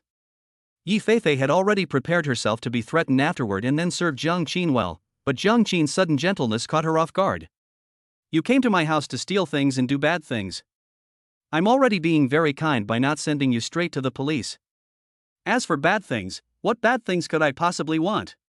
If I really wanted to do bad things, how many pretty girls do you think I could throw into bed with a few $1 million? Jiang Qin replied irritably. You usually seem pretty smart, why are you acting so silly today? That's true. Putting aside the fact that he's the heroine of destiny, just in terms of looks alone, with Jiang Qin's status and wealth, he could definitely gather a bunch of girls of the same caliber into his bed. You're the silly one. Yifei retorted, dissatisfied. Alright, don't think too much about it. Helping you with these things today is part of our agreement, so don't take it too seriously. Just be yourself. I don't need your thanks.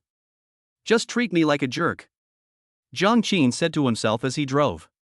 Just then, the car came to a deserted road. Yifei looked around and, not seeing any pedestrians, gritted her teeth and said, Stop the car first, I have something to tell you. Jiang Qin was a little confused, but he still parked the car obediently on the side of the road. Speak, what is it? Yifei was actually a little timid, but she still tried her best to raise her head and look Jiang Qin in the eye. Jiang Qin, do you like me? Jiang Qin, question mark. His face was full of question marks. Without his mind-reading ability, he really wouldn't know what this girl was thinking. Why are you suddenly asking this? Yi Feifei took a deep breath. Never mind that, just tell me if you like me. Jiang Qin lowered his gaze slightly, as if deep in thought. After a long while, under Yi Feifei's increasingly expectant gaze, he finally raised his head, his face regaining its gentle and calm demeanor, and smiled, I don't know. Upon hearing this answer, Yi Feifei's eyes dimmed slightly. So it was all just wishful thinking on her part after all. But then she heard Jiang Qin continue, however, I'm a human being, not a plant or tree. Who can really say for sure about these things? Upon hearing this, Yi Feifei's eyes instantly brightened again. Like a kitten being teased, she angrily pinched Jiang Qin's soft waist. You bastard, can't you die if you don't breathe properly when you talk? Hey, you've gone too far. How dare you lay a hand on me? Jiang Qin immediately adopted a fierce expression. But Yi Feifei wasn't afraid of him at all at this moment. The girl unbuckled her seatbelt and pounced on Jiang Qin. Hey, what are you doing in broad daylight? Jiang Qin was stunned. He never expected Yi Feifei to be so proactive and exciting, engaging in car sex in broad daylight. I'm doing this to pay off my debts. Enough nonsense, hurry up and take off your pants. Yi Feifei blushed, but still insisted on rubbing against Jiang Qin. Men cannot live without desires, and women cannot live without emotions. When feelings run deep, a girl's initiative can often defy a man's expectations. I understand. You get down first. How am I supposed to take it off like this? Don't be in such a hurry, let me adjust the seat first. Ouch, slow down.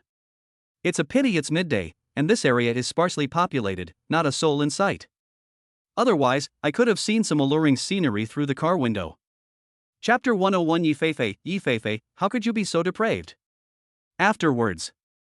After getting dressed, Yi Feifei lay limply in Jiang Qin's arms, her eyes half closed, looking like a lazy kitten, appearing very content.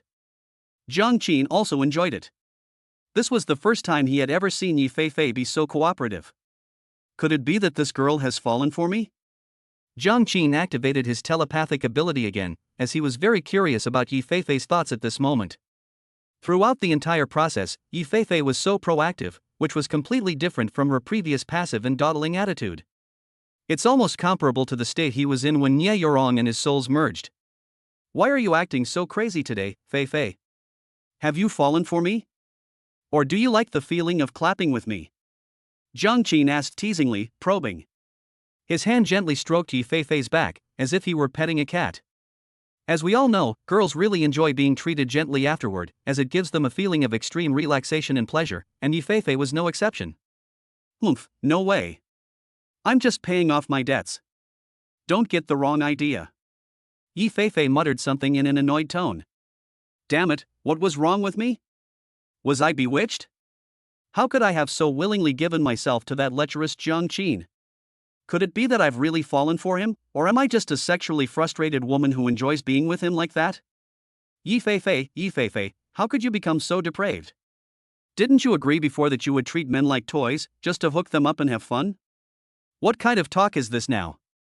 Hearing Yi Feifei's stubborn words and her less than stubborn inner thoughts, Jiang Qin couldn't help but smile slightly. Really? I've seen plenty of people in debt, but it's rare to see someone voluntarily repaying their debts. You really don't like me? As he spoke, he gently lifted Yi Feifei's body, and his lower body began to stir again. Since you say it's to pay off debts, then this young master will grant your wish and let you pay off a little more. Yi Feifei's eyes widened. Are you an animal? We just finished and you're already doing this again. Even the donkeys in the production team wouldn't be this rough. That's what she said, but Yi Feifei didn't resist much instead. Her body cooperated extremely well with Jiang Qin's movements.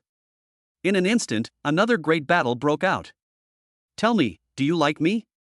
After the second time, looking at the little girl who was completely limp and powerless, Jiang Qin asked her with a rather wicked sense of humor. I didn't. Yi Feifei still stubbornly insisted. Thus, she blossomed for the third time.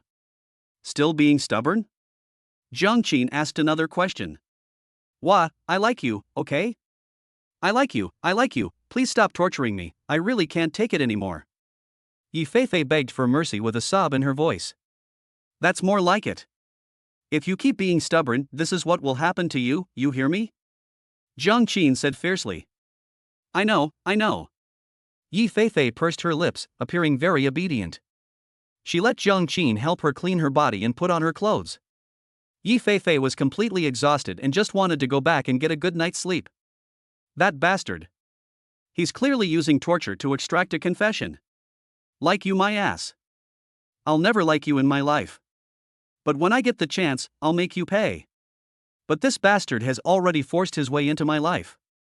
I still have so much debt, who knows what he'll do to me if I try to pay it all off. Besides, do I really hate him? Yi Feifei couldn't help but recall every little detail from when they first met until now. Actually, she had a decent impression of Jiang Qin at first. If Jiang Qin hadn't been following Chusiki around like a lapdog, she wouldn't have looked down on him. Later, when Jiang Qin turned evil and forced her to do that, Yi Feifei hated Jiang Qin to the core. However, recently, Jiang Qin has helped her several times. After all the twists and turns, Yi Feifei was unsure how to treat Jiang Qin. She would even think from time to time that it wouldn't be bad to have a boyfriend like that. He's handsome, capable, considerate, and incredibly virile during sex. Sigh, if it hadn't been under those circumstances when we first slept together, maybe I really would have fallen for that bastard? But things seem alright this way. Ugh, I'm so conflicted. That jerk is such a worry. Listening to Yi Feifei's thoughts, Jiang Qin found it somewhat amusing. This girl is starting to get conflicted. Stockholm Syndrome works like this: if you treat someone harshly first, and then treat them a little nicer, it's easy for them to develop a false sense of trust and dependence. The logic of PUA is similar: suppress first, then praise. It won't be long before this little girl is trained to look like me. When Yi Lingyun comes back and sees this, I bet his expression will be quite something, hee. Jiang Qin, filled with a wicked sense of humor, then asked, "Are you planning to go back to school or something else?" Yi Feifei shook her head. I don't want to go back. I just want to find a place to sleep peacefully until tomorrow. I'm so tired.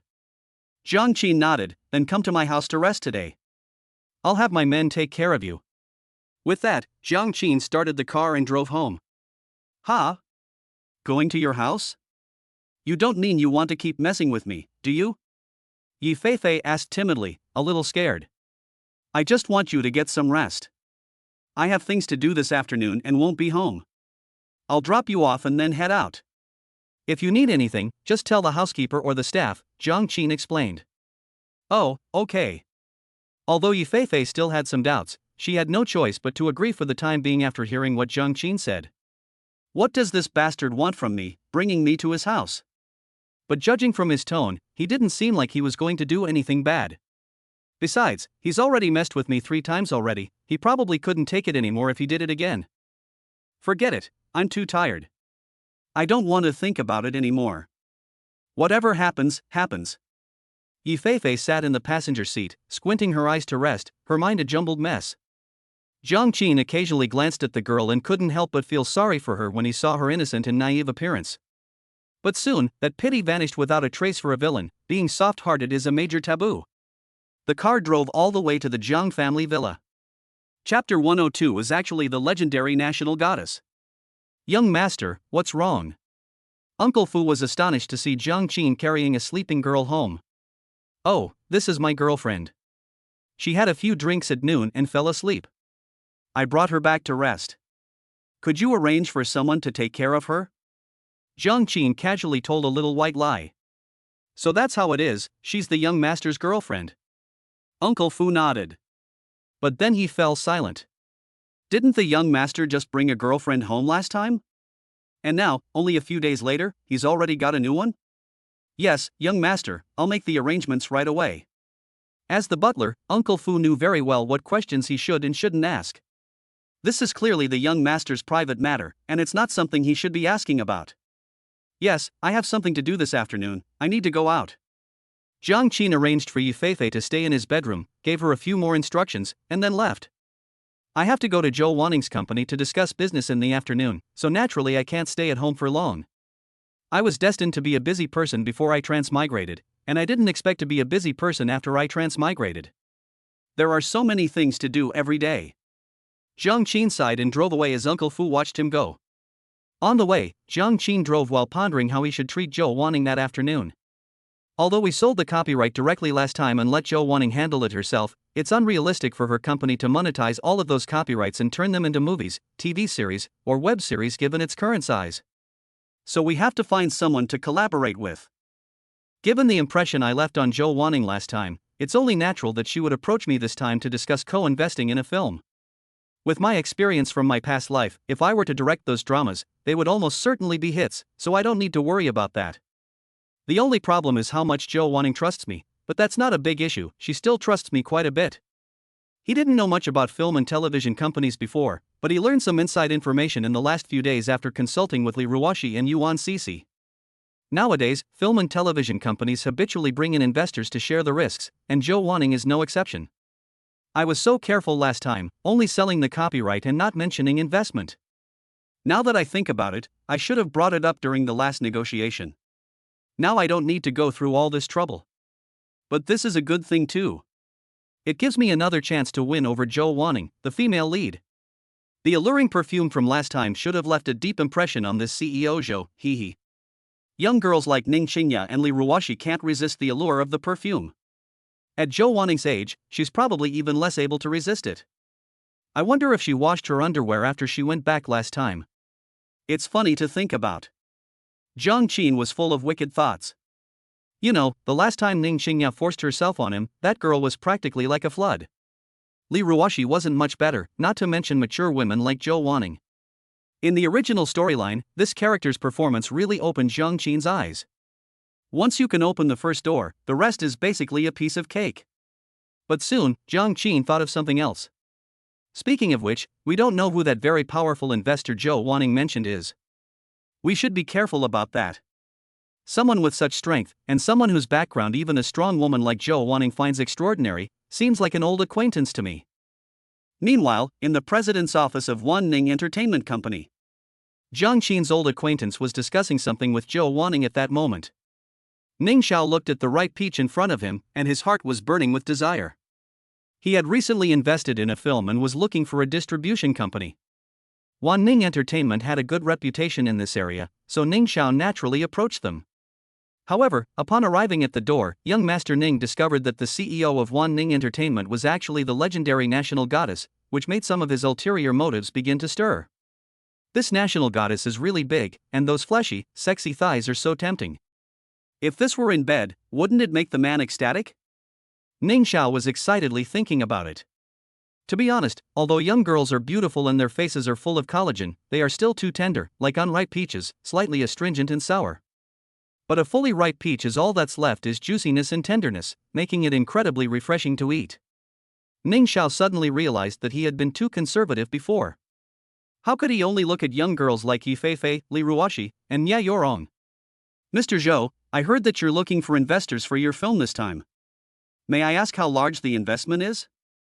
Ning Xiaoqiang suppressed his anger and tried his best to act like a gentleman. Oh? Young Master Ning, you've heard about this too?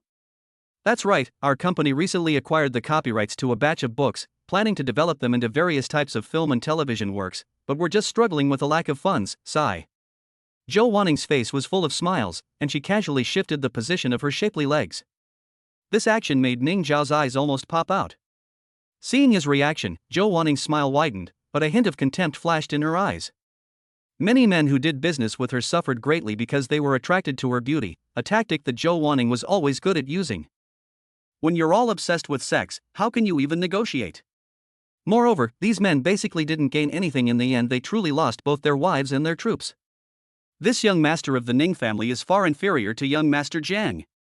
Sigh. That little guy Zhang Qin not only wasn't blinded by lust, but he even made me a little restless. The difference between the two is huge. Honestly, after using my beauty to seduce people for so many years, I never thought I'd fall for someone else's charms in the end. It's truly a case of karma. While Zhou Wanning chatted casually with Ning Xiao, she was thinking about another man who had captured her heart. If Ning Xiao knew what Zhou Wanning was thinking right now, he'd probably be furious. How about this? I think President Zhou doesn't need to look for other investors. I'll cover all this small amount of money myself, Ning Xiao said, patting his chest confidently. He is now determined to have Zhou Wanning. As a male, it is only natural to show off your strength in front of females. Ning Xiao has nothing else but money. the Ning family has now granted him even more authority, especially with the recently completed film and other investments, which have made the head of the Ning family very optimistic about Ning Xiao. Ning Xiao would naturally not miss such a good opportunity to mobilize more resources. Anyway, investing in movies is a sure thing you can make money and have a chance to win the favor of a beautiful woman. Why not? Chapter 103 Coach, someone is charging at us with the ball. Oh, so you're going to handle all the investments by yourself, young Master Ning? That might not be a good idea. It seems like too much risk for you. And the total investment amount is not a small sum, I'm afraid. Zhou Wanning appeared worried on the surface, but she was secretly overjoyed. That big idiot, he's really the landlord's stupid son. Of course she wasn't worried that Ning Xiao wouldn't be able to come up with the money. After all, he was the eldest son of the Ning family, one of the 3 major families in Zhonghai. How could he not have the money to invest in a movie? The only thing that made Zhou Wanning hesitate was the Ning family's power.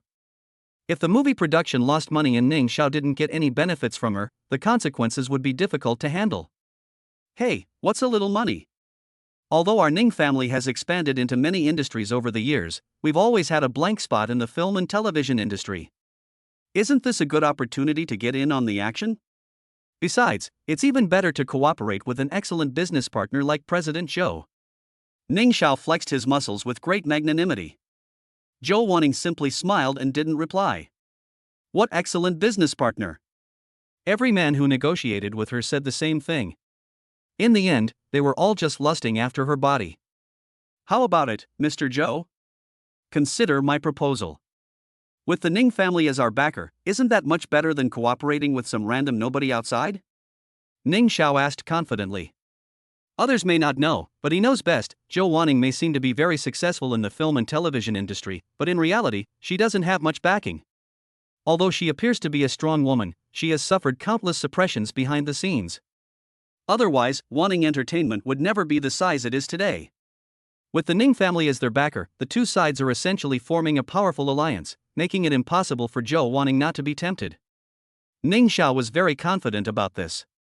Once Zhou Wanning agrees to this, Ning Xiao is confident that after several more contacts between the two parties, he can get this seemingly flirtatious but actually difficult woman into bed. Well, let me think about it first. After all, it's a big deal for you, young Master Ning, to ask me to make a decision all at once. It's a bit too much to ask of a woman like me, Zhou Wanning explained with a wry smile. She naturally understood Ning Xiao's thoughts. However, the offer is indeed very tempting, and she still needs to think about it more. It's all right, Mr. Zhou, please feel free to consider it and give me your answer within a week, Ning Xiao said with great gentlemanly manners. But just then, Zhou Wanning's assistant walked in and whispered something in her boss's ear. Has he arrived? I'll go down to greet him right away. Ning Xiao, my other partner will be here soon. Why don't you come down with me to take a look? He sold me the copyright for this project and even offered a lot of suggestions for filming. Zhou Wanning extended an invitation to Ning Xiao, her expression softening slightly, seemingly showing great trust in her business partner. Ning Xiao readily agreed. The 3 of them went downstairs together. Downstairs, a black minivan was slowly driving up. Today, Zhang Qin came to Zhou Wanning for business cooperation, so naturally he wouldn't drive his own supercar. Instead, he went home to take a shower, change his clothes, and switch to this business van. Although it's a commercial vehicle, it's still quite valuable, which is enough to demonstrate his sincerity in this cooperation. However, this made things difficult for Ning Xiao. He couldn't see the people in the back seat clearly, and seeing that it was a car worth only 2 or 3 million, he couldn't help but feel a little contemptuous. Mr. Zhou, is this the car of the partner you mentioned? Ning Xiao asked casually. It should be. I didn't expect him to come so discreetly. It's quite a surprise. Zhou Wanning watched the car slowly approach, a hint of excitement flashing in her eyes. The thought of seeing the man she had been dreaming of again filled her with excitement, no less than when Ning Xiao had seen her in aroused state in the office earlier. Oh? It's quite understated. Even the top-of-the-line Mercedes-Benz business sedan costs at most 3 million, which is less than my Maserati. Ning Xiao thought Zhou Wanning was interested in Zhang Qin's car and couldn't help but smile. His car is worth over 7 million, which is incomparable to these low-end goods. Zhou Wanning had no time to care what he was saying.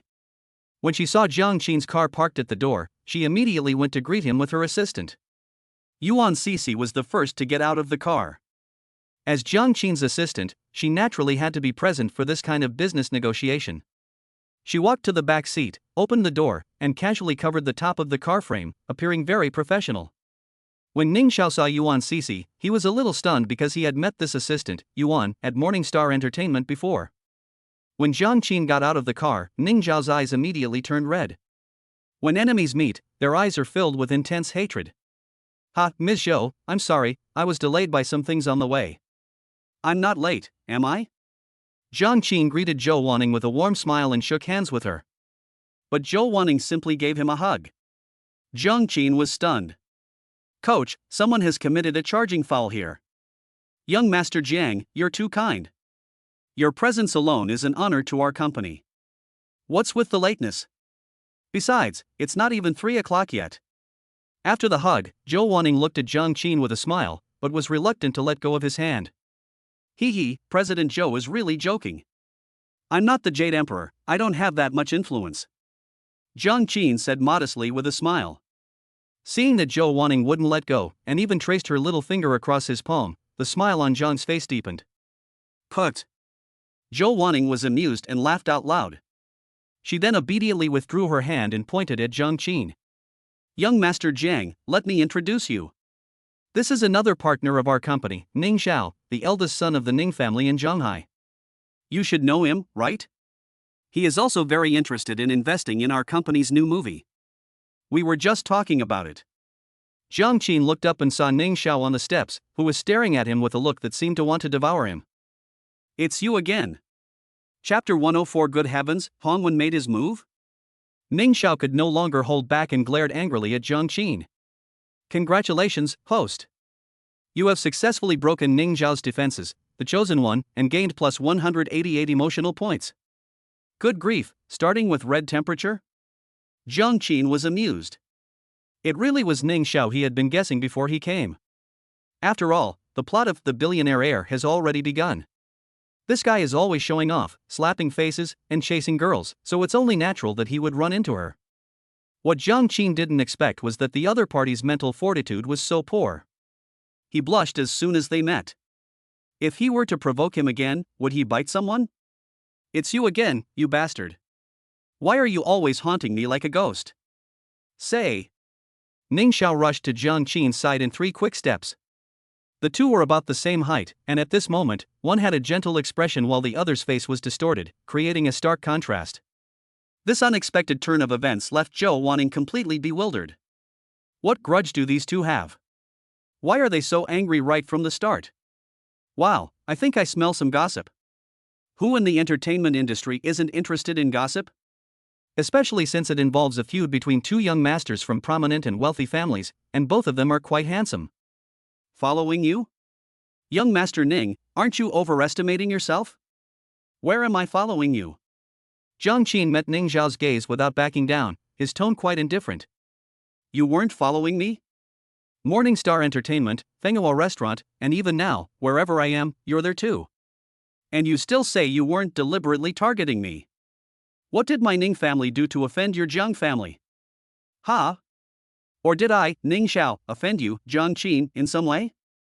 Ning Xiao had no longer cared about his composure at this point. He intuitively sensed a deep-seated malice. This is the natural sense of antagonism between the protagonist and the villain. Young Master Ning, calm down. We can talk things out slowly, Zhou Wanning couldn't help but advise from the side.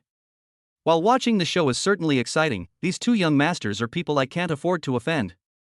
If they really start fighting, I don't know what I'll do. Seriously, how did those two fall out? Ah, I'm so curious. Jiang Qin listened to Zhou Wanning's thoughts but ignored the woman. But Ning Xiao, who was standing next to him, calmed down a bit after being persuaded. Since you put it that way, then I'll have something to say to you. Jiang Qin smirked. He wasn't the type to remain silent after being insulted. Morningstar Entertainment is a business owned by the Jiang family. You come here to talk business, but you try to poach my people. When they don't work with you, you get angry and refuse to talk business anymore. That's one thing. Fenghua Restaurant, I'm here to pick up my girlfriend, but I heard from her that you seem to have feelings for her and even wanted her to get in your car. I haven't even settled the score with you for this, and you're blaming me instead. As for now, President Joe and I had already arranged to meet today. You must have arrived late, right? To me, it seems like you, young Master Ning, were deliberately causing me trouble. Now you're turning around and accusing me. Do you really think I, Jiang, have a good temper? Jiang Qin finished speaking with a cold face, almost shouting out loud, which startled Ning Xiao. But upon closer reflection, it really is as Jiang Qin said, it's always Ning Xiao who takes the initiative to cause him trouble, not the other way around. Hearing all this, Zhou Wanning immediately understood the situation, and her gaze towards Ning Xiao became more disdainful. No way, is the Ning family really that outrageous? I knew Jiang Xiao, such a calm person, wouldn't offend the Ning family for no reason. So that's what happened. I thought it was some old grudge between the two families, but it turns out it's all because this landlord's foolish son is so ignorant. What a waste of such a beautiful face. Ning Xiao was speechless after being rebuked by Jiang Qin, and he also noticed the changing gaze of Zhou Wanning beside him. He felt very humiliated. He used to be a food delivery man and often suffered such cold looks. He was very sensitive to other people's unfriendly gazes. He never expected that now that he had changed his status and become the eldest young master of the Ning family, he would still be looked at like this. Isn't the Ning family's eldest son just a figurehead? I think there must be some misunderstanding between the two of you. Why don't you come to my office for a cup of tea and rest for a while? You are both people of status. It's not appropriate for you to be arguing in front of the company, is it? Zhou Wanning sighed inwardly. Although she looked down on Ning Xiao, she still had to do the pretense properly. These words gave Ning Xiao a way out, and he quickly looked at Zhou Wanning gratefully. Okay, since President Zhou is the boss today, I'll give her this face. Let's not talk about anything else, just the investment today. The implication is that he was in the wrong and dared not continue talking about what happened before. Congratulations, host. You have successfully damaged Ning Xiao's The Chosen One pride, gaining plus 288 emotional points. Another huge explosion. That was fucking awesome. Hearing the system notification, Jiang Qin laughed and said, alright, I'll give President Zhou face too. Let's go then. He didn't dislike Ning Xiao, an NPC who manipulated his emotions, so he naturally wouldn't get emotionally affected. However, this courteous behavior still won Zhou Wanning's favor. Look at that demeanor, that vision. Please have a seat, both of you. I'll make you some tea. Inside the office, Zhou Wanning arranged for the two men to sit down. Instead of having her assistant serve them, she personally brewed tea for the two young masters. This level of attention gradually calmed Ning Xiao's initially agitated emotions. Especially when Zhou Wanning was sticking her butt out and fiddling with the tea in front of the water dispenser, Ning Xiao's mood instantly became wonderful. Forget it, the main purpose of coming here today is to discuss the upcoming investment in film production, and also to deal with this Mr. Zhou. We'll settle the score with that bastard Jiang Qin later. I'm a magnanimous young master, so I won't bother with him for now. At least I can't offend Mr. Zhou, otherwise it will be difficult for me to get this woman in the future. Ning Xiao silently made his plans, completely ignoring Jiang Qin and focusing intently on Zhou Wanning's back. It has to be said that Zhou Wanning's figure is truly top-notch. Her round, perky buttocks look extremely beautiful under the pencil skirt, with an amazing curve and firmness that those inexperienced young girls can't compare to. Jiang Qin also looked at the beautiful scenery in front of him with great interest, but his eyes were full of appreciation. After all, he and Yifei had just had sex 3 times in the car before he came, so he was still quite calm. As for Zhou Wanning, this woman seemed to have her back to the two of them, but in reality, she was watching their actions through the reflection in the glass. It's really interesting. Jiang Qin's gaze towards me is still the same as last time, so clear and captivating. It's so endearing. Doesn't he have any romantic feelings for me at all? Chapter 105 No, buddy. The three of them were preoccupied with their own thoughts, and the two assistants on either side didn't dare to utter a sound. According to the original storyline, this young Master Ning would only be assigned a personal assistant after he was fully recognized by the family. Right now, he seems a bit pathetic. Ouch. Just as the atmosphere was becoming increasingly tense, Zhou Wanning, who had turned around to serve tea to the two young masters, suddenly cried out in pain. The sound broke the dull atmosphere in the office, leaving everyone somewhat stunned. Ms. Zhou, are you alright? Zhou Wanning's assistant quickly went over and helped her boss, who was almost unable to stand. I'm fine, I just twisted my ankle, it hurts a bit. Zhou Wanning's face showed obvious pain, her complexion was a little pale, and cold sweat was dripping from her forehead. It's clearly not as simple as just a little pain. Great opportunity. Ning Xiao, who was just worried about not having a chance to show off, immediately realized what was going on and quickly said, "President Zhou, you twisted your ankle? Do you want to go to the hospital? It's not far from here, I'll drive you there." Zhou Wanning shook her head. "It's just a minor injury, nothing to worry about. We still have business to discuss today, so I can take care of this little injury myself after get off work. Don't trouble yourself, young Master Ning." Ning Xiao waved his hand dismissively. "Hey, how can that be? Things can be discussed anytime. President Zhou's health is the most important thing. Although it's a minor injury, it can't be taken lightly." Zhou Wanning was helped to a chair by her assistant. She was actually very afraid of pain, but the negotiation at hand was very important. Ning Xiao made it sound so easy, but this matter is very important to the future development of her Wan Ning Entertainment. Just as Zhou Wanning was about to refuse again, Jiang Qin finally spoke up. "I don't think we need to go to the hospital." Ning Xiao suddenly turned his head. "Jiang Qin, what nonsense are you talking about? President Zhou is injured, how can he not go to the hospital?" Jiang Qin chuckled, not wanting to pay any attention to this idiot, and said directly, "What I mean is, I happen to have learned some medical skills from my elders before, so why don't I help President Zhou with this?" The office fell silent after he said that. Ning Xiao, in particular, originally intended to take the opportunity to damage Jiang Qin's image in Zhou Wanning's mind and elevate himself, but he didn't expect Jiang Qin to say that he knew medicine. Yuan Cixi, who was standing at the door, was also somewhat astonished her young master knew medicine. And he learned it from his elders? She had grown up in the Zheng family since she was a child, how come she didn't know about this? Oh? Young Master Jiang actually knows medicine? Zhou Wanning asked in surprise. "I know a little bit, but I can definitely treat sprains and bruises." Jiang Qin had a gentle smile on his face and spoke very modestly. "Hey, are you sure you can handle this? Don't make things worse for President Zhou." Ning Xiao said sarcastically from the side, somewhat displeased. But to everyone's surprise, Zhou Wanning agreed without even thinking. "Alright, then I'll have to trouble you, young Master Jiang. I'm actually also curious to see how well you've learned your medical skills. Don't disappoint your sister." As she spoke, the woman even gave Jiang Qin a flirtatious wink.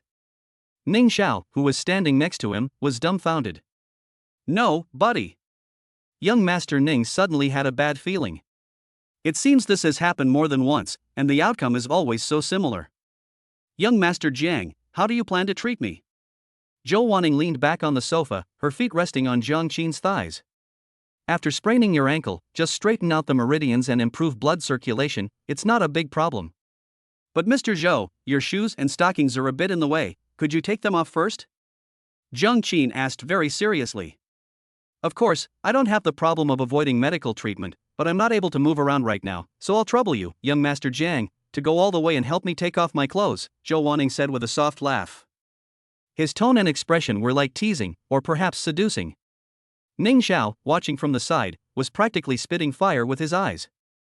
He regretted not learning some medical skills or something otherwise, Jiang Qin wouldn't have needed to steal the limelight. "Of course, no problem. Then I won't stand on ceremony." Jiang Qin's lips twitched. This woman is too blunt about her thoughts towards him. Her assistant was standing right next to her, but she insisted on helping her take it off herself. Isn't this just waiting for them to take the bait? Jiang Qin first helped Zhou Wanning take off her shoes, but when it came to taking off her stockings, things got a little ambiguous. The woman was wearing pantyhose, and Jiang Qin had to reach inside her skirt to take them off. Zhou Wanning remained silent, only looking at him with expectant eyes. If it were a naive and innocent Chunan, she might have chickened out by now. But who is Jiang Qin? Would he back down over such a trivial matter? However, he turned his head and looked at Ning Xiao to the side. "Young Master Ning, wouldn't you like to leave for a moment? Men and women shouldn't be so close. It's not appropriate for you to be watching President Zhou's treatment." Ning Xiao, ? Do you kill someone and then destroy their spirit? "Yes, young Master Ning, would you like to leave a little while?" "I'm a bit embarrassed," Zhou Wanning added. "It's better not to let other men be present when you're taking off your pants." "Congratulations, host. You have successfully driven Ning Xiao, the chosen one, completely insane. You have gained 388 emotional points." I. Ning Xiao was so angry that he couldn't speak for a long time. Finally, gritting his teeth, he forced out 2 words, "Fine, I'll wait outside." The bystanders finally left. Yuan Cece and Zhou Waning's assistants also sensibly left the room at this time. Zhou Waning looked at Jiang Qin with seductive eyes. "Young Master Jiang, everyone's gone out, can we begin now?" "Of course." Jiang Qin reached directly under Zhou Waning's skirt and took off her stockings. But the next second, with a casual glance, he was completely stunned. "This woman isn't wearing anything underneath? You're so sexy. Young Master Jiang, where are you looking? Why are your eyes so restless? Didn't you say you were here to treat me?" Zhou Waning's eyes also welled up with tears. This was the first time she had ever been so bold in front of a man. "Isn't it because your older sister is so beautiful that she's captivated your younger brother?" Jiang Qin composed himself and teased her in return. At this point, both of them knew exactly what the other was thinking, they just lacked a trigger, like the absence of that annoying guy surnamed Ning. "Which younger brother has you bewitched? Young Master Jiang, you'd better explain yourself clearly." Zhou Waning licked her lips, looking like she was about to devour someone. "That depends on which one your sister likes." As Jiang Qin spoke, he tightened his grip on Zhou Waning's ankle slightly. Immediately, a low moan escaped from Zhou Waning's nasal cavity. Little brother, be gentle, it hurts." Chapter 106. Zhou Waning's heart is overjoyed. Ning Xiao was smoking a cigarette at the office door. Amidst the swirling smoke, he felt utterly lost. The strange noises coming from inside the office were hard to describe. "Who am I? Where am I? Why am I stuck here watching others pick up women while I'm stuck guarding the door?" He couldn't quite understand it. This problem, accompanied by increasingly strange noises in the office, made Ning Xiao scratch his head. Especially since the 2 assistants next to him would occasionally look at him with strange eyes, Ning Xiao found it even more unacceptable. "They're just receiving treatment, seeing a doctor, not doing anything else, yes, that must be it." Ning Xiao exhaled another smoke ring, trying to reassure himself, but this reassurance felt more like self-deception. Inside the office, Jiang Qin was really just giving Zhou Waning a massage therapy. The massage was just so effective that this mature and beautiful woman was thoroughly enjoying herself. As she pressed further down, Zhou Waning didn't even care about the view under her skirt being exposed. Her body was ramrod straight, making Jiang Qin's eyes burn with desire. "Congratulations, host. You have successfully thrown the chosen one Ning Xiao into a state of emotional turmoil, gaining plus 188 emotion points. Congratulations, host. You have successfully made the heroine Zhou Waning feel incredibly satisfied, earning you plus 99 emotional points." As expected, the chosen one still gives higher emotional value. In this kind of novel integrated worldview, the male protagonist's luck is likely stronger than the female protagonist's, so it is reasonable that he gives slightly more emotional value. "You're having a blast, but I'm getting really angry right now," Jiang Qin couldn't help but mutter to himself. If Yufei hadn't given him a good dose of catharsis before he came today, he would almost be losing control by now. Especially with Zhou Waning's charming voice lingering in my ears, her stunning figure displayed before me, and the fact that she was going braless. Triple temptations, no man could resist that. "Sister Wan Ning, your foot injury is almost healed." Jiang Qin put down the jade-like foot in his hand and said with a smile. "Is that all?" Zhou Waning was still immersed in the comfortable feeling all over her body and hadn't recovered for a while. "Yes, just move your ankle around, it should be fine now," Jiang Qin said calmly. Zhou Waning subconsciously did as instructed, and was overjoyed to find that her ankle really didn't hurt anymore. "Wow, little brother, you're amazing. You're really alright. But when my sister twisted her ankle just now, it seems like the tendons in her thigh were also a little twisted. Why don't you massage her leg again, little brother?" As Zhou Waning spoke, one of her delicate feet began to slide unruly up Jiang Qin's pants. Jiang Qin wasn't stupid, of course he knew what this girl was up to. "He has a fever." "Okay, but I need to wash my hands first, please wait a moment, sister." Jiang Qin would naturally not refuse such a good opportunity. The office had a special water tap installed for making tea. After washing his hands, Jiang Qin sat down next to Zhou Waning again. This time, however, he didn't massage her feet. Instead, he directly touched the thigh of the beautiful woman in front of him. "Your hands are really strong, do you exercise often?" Zhou Waning stood up slightly, leaned close to Jiang Qin's ear, and breathed softly, seemingly blowing on him intentionally.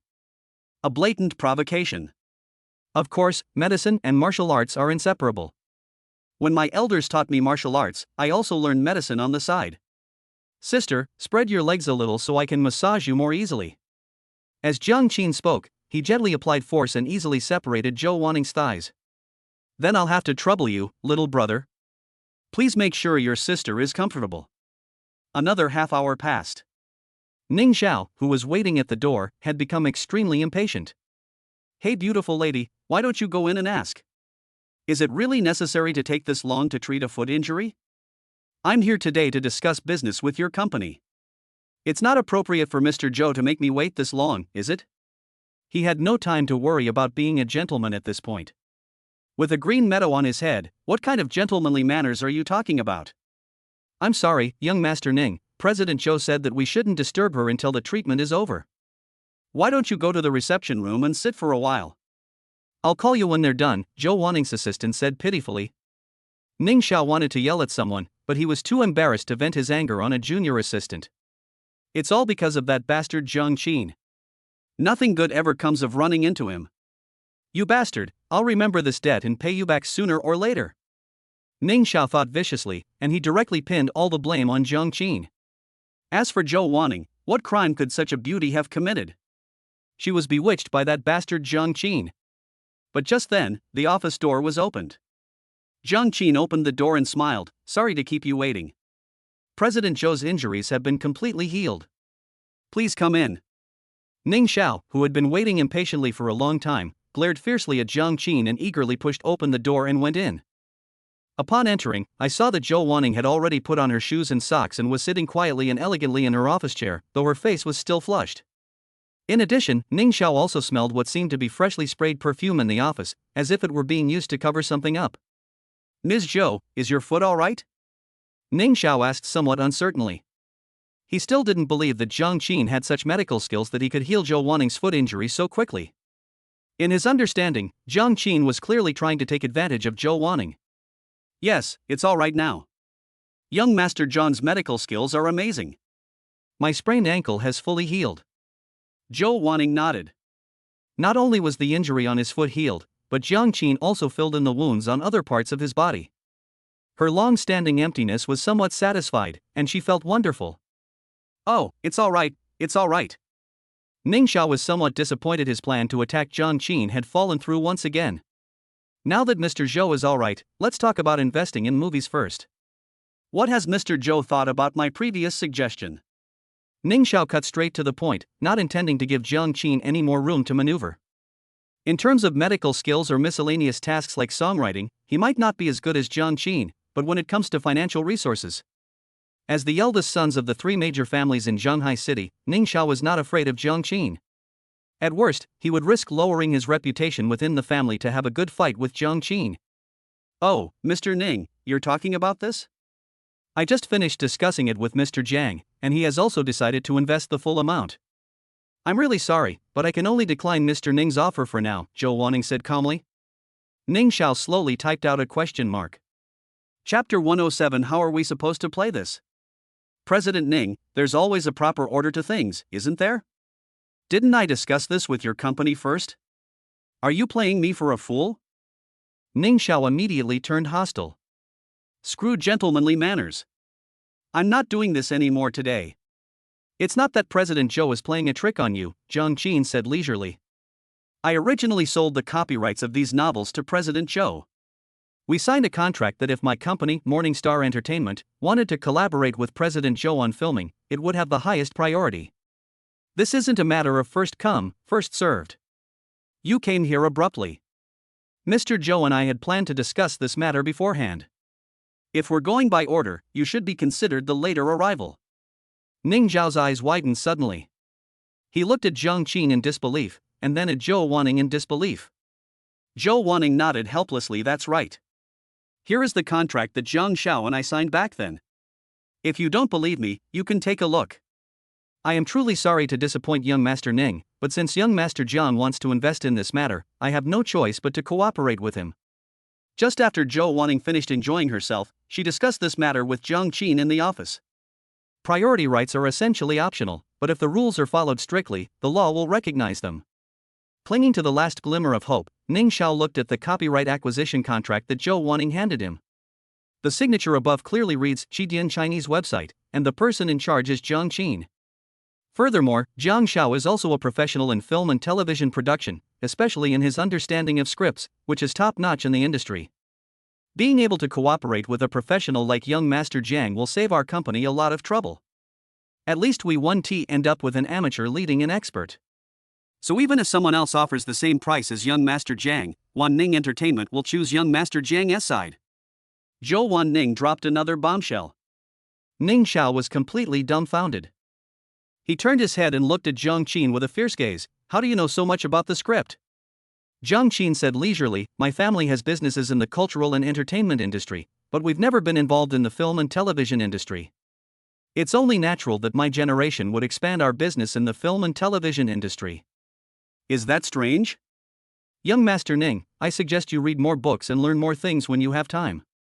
It won't hurt. His words were spoken gently, but they sounded so harsh to Ning Xiao. How do we compare them? There's no comparison. When Jiang Qin was at Morningstar Entertainment, he was disliked by Heroine because he could write songs. When they arrived at Fenghua Restaurant, Jiang Qin led a convoy of supercars to pick up Yi Feifei. Ning Xiao's own supercar looked like a joke in front of that dazzling convoy. Now, he's even lost in terms of script and industry layout. Although their family backgrounds were similar, Ning Xiao was beaten the entire time by Jiang Qin, and was beaten so badly that he had to run away with his head in his hands and couldn't fight back at all. This feeling of humiliation made Ning Xiao feel so frustrated he wanted to vomit blood, but he couldn't vent it. Why is it that he, who should be showing off everywhere and winning the cheers of countless girls, is always overshadowed by Jiang Qin? Young Master Ning, if there's nothing else, why don't you head out first? I still need to discuss the specifics of our cooperation with President Zhou, Jiang Qin said with a smile. The smile on his face is the standard smile of a villain after he has thoroughly defeated the protagonist. Contempt, ridicule. Congratulations, host. You have successfully enraged Ning Xiao, the chosen one, and gained plus 588 emotional points. Holy crap, is this emotional surge really that satisfying? Jiang Qin was stunned.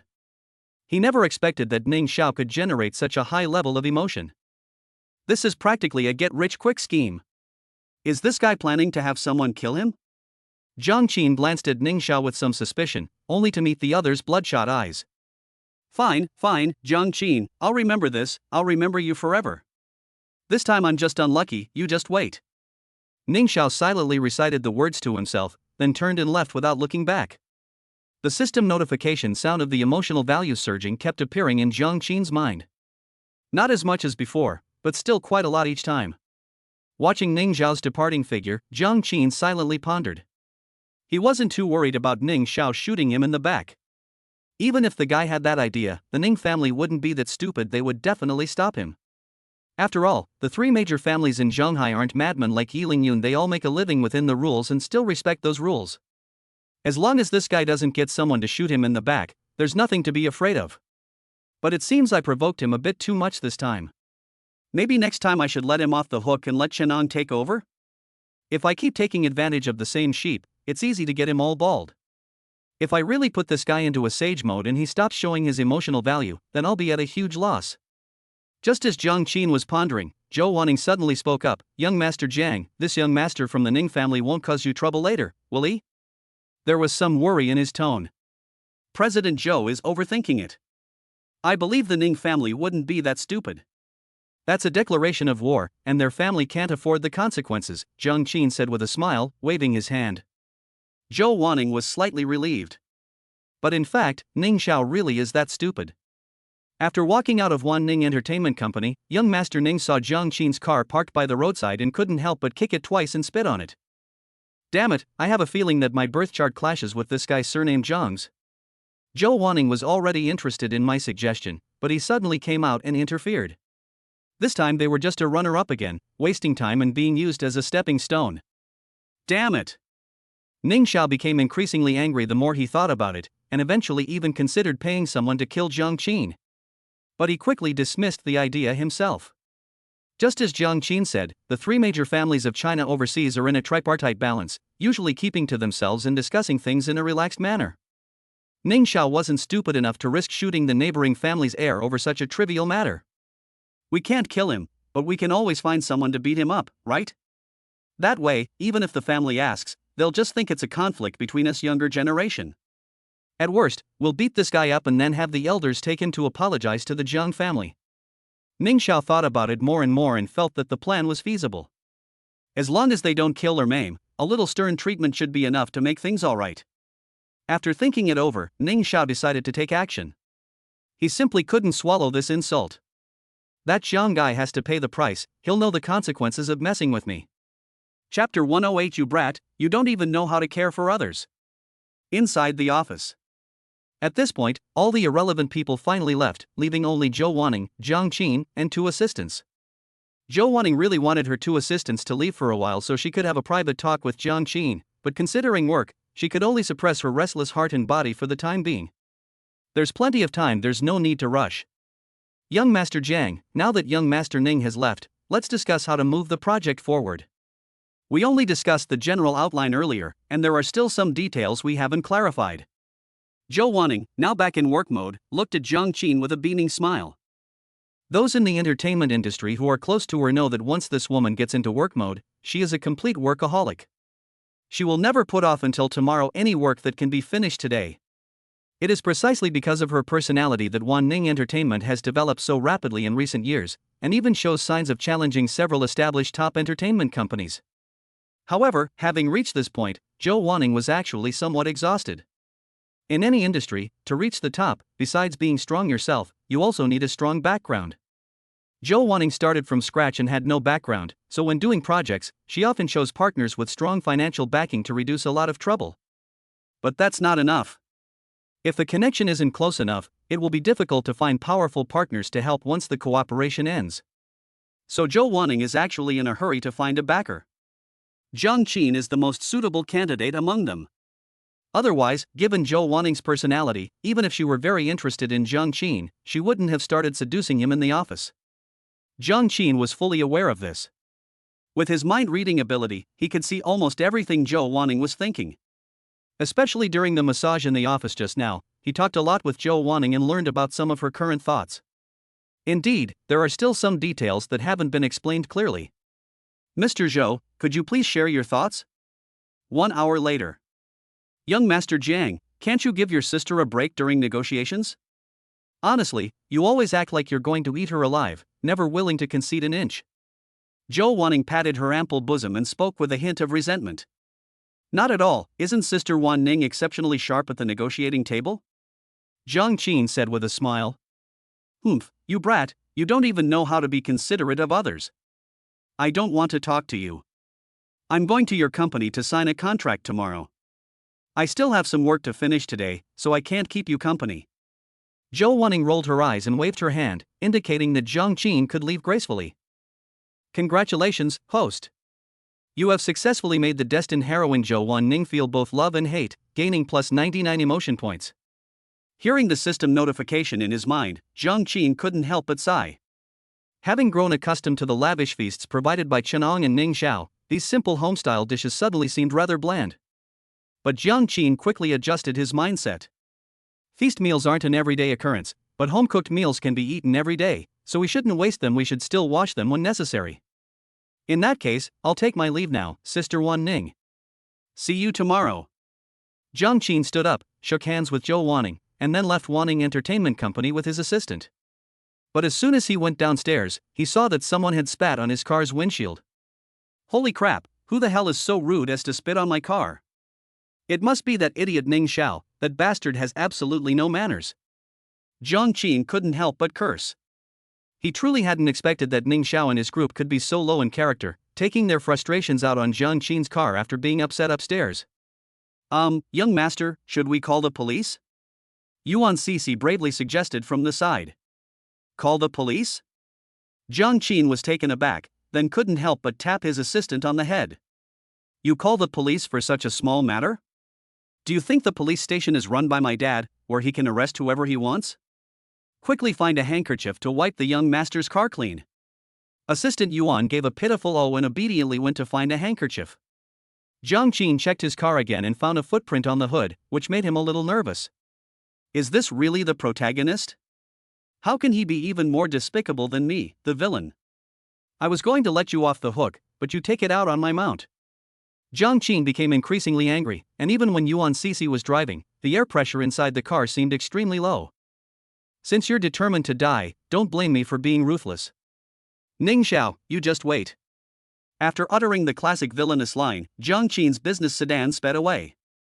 Ning Xiao, who was trying to find out about Jiang Qin and prepare to take drastic measures, was unaware that Jiang Qin had once again set his sights on him. The mutual attraction is simply wonderful. The next day, Jiang Qin got up early and arrived at Morningstar Entertainment feeling refreshed. When he returned yesterday, Yi Feifei was having dinner at the Jiang family villa. They ate with great enjoyment. Then, Jiang Qin, who was still furious, dragged the little girl back to her room and made her pay off her debts. With his exceptional medical skills, Jiang Qin knew exactly where Yi Feifei's limits were. "Wah, I just slept and ate at your house. I won't eat there next time, okay?" This was Yi Feifei's final plea for mercy. So Jiang Qin was in exceptionally good spirits today, and even the incident of Ning Xiao spitting on his car yesterday was temporarily put aside by the young Master Jiang. "Young Master Jiang? Why are you here so early today?" Inside the CEO's office, Li Ruoxi looked at Jiang Qin as he pushed open the door and entered, and couldn't help but feel a little surprised. In the past, Jiang Qin, as the boss, rarely appeared at the company at this time. Moreover, Morningstar Entertainment is just one of the Jiang family's businesses, and Jiang Qin has been going there too frequently lately. Yesterday, Wan Ning Entertainment and I reached another cooperation agreement. Today, their boss will come to our company to sign the contract, so we need to prepare in advance. Jiang Qin sat down in Li Ruoxi's chair with an air of nonchalance, and casually pulled her into his arms. Li Ruoxi blushed immediately. "Young Master Jiang, stop fooling around. We've only just started work." Although she had already had relations with Jiang Qin yesterday, it was her first time, so she wasn't quite comfortable with it yet. "Oh? I remember Mr. Li didn't say that in his office yesterday. How come his tone changed after just one day?" Jiang Qin smiled and lifted Li Ruoxi's chin, then buried his head in her chest and took a few deep breaths. Li Ruoxi stiffened, and the blush on her face deepened. "Young Master Jiang, stop fooling around. It's really not the right time. Xiao Tao is coming over soon, and it won't be good if she sees you. How about we spend some time with you after get off work today?" Chapter 109. What is this woman trying to do? When she said those words, Li Ruoxi was incredibly conflicted. "Even though I've already started dating Jiang Xiao, I still feel so embarrassed. However, since young Master Jiang likes me so much, I can put my previous worries aside. Women aren't actually afraid of men being interested in their bodies, especially after they've slept together. What they worry about more is when a man suddenly loses interest in them. That's a bigger problem. I didn't say what I was going to do. Why is President Li so nervous?" Jiang Qin smiled and released his grip on Li Ruoxi, letting her stand up again. Li Ruoxi stood up, her face flushed as she straightened her clothes, and retorted irritably, "Humph, you just arrived at the company and you're already hugging and cuddling people. Who would believe you if you said you didn't want to do anything?" Jiang Qin laughed heartily. "I just thought President Li was so handsome, and I really liked him." "All right, hurry up and get ready. President Zhou will be here soon. Once we sign this contract, our company can move into the film and television industry." Li Ruoxi couldn't help but roll her eyes at him. I know, young Master Jiang is so busy, it's a pity that we poor working people can only suffer along with him. Honestly, how come I never noticed before that young Master Jiang was so glib? Could it be that he's deliberately trying to make me happy? Or is this how it always happens after a relationship becomes close? However, this feeling isn't so bad, at least it's not like before, where it was always just superior subordinate communication, which was completely devoid of any fun. Li Ruoxi couldn't help but let her mind wander. She actually quite liked how Jiang Qin treated her. What girl wouldn't want the person she liked to be close to her? "Stop your nonsense. Don't think you can take advantage of me just because you're my woman now. If you mess things up, I'll give you a good spanking." Jiang Qin threatened viciously, and slapped Li Ruoxi across the face. Li Ruoxi trembled from the sudden attack, bit her lip, and gave Jiang Qin a reproachful look. The contrast between the usually tough and strong woman's expression and this look was so striking that Jiang Qin found it incredibly satisfying. "That's great." Around 10 a.m. Zhou Wanning arrived at Morningstar Entertainment on time with her assistant. This woman seemed to have dressed up specially today, but instead of wearing her usual stockings, she came with bare legs and just a pair of shorts. Her upper body was covered by a tank top and a vest, and she was wearing sunglasses. Her figure, as ripe and beautiful as a peach, has attracted the attention of countless male creatures passing by. Even Jiang Qin was momentarily stunned when he saw this woman downstairs at the company. Young Master Jiang, I've already brought the contract. Would you like to take a look at it first? Zhou Wanning walked over with a smile, first extending her hand to shake hands with Jiang Qin, and naturally making some small gestures during the process. Li Ruoxi, who was standing next to Jiang Qin, noticed this and frowned. What is this old woman trying to do?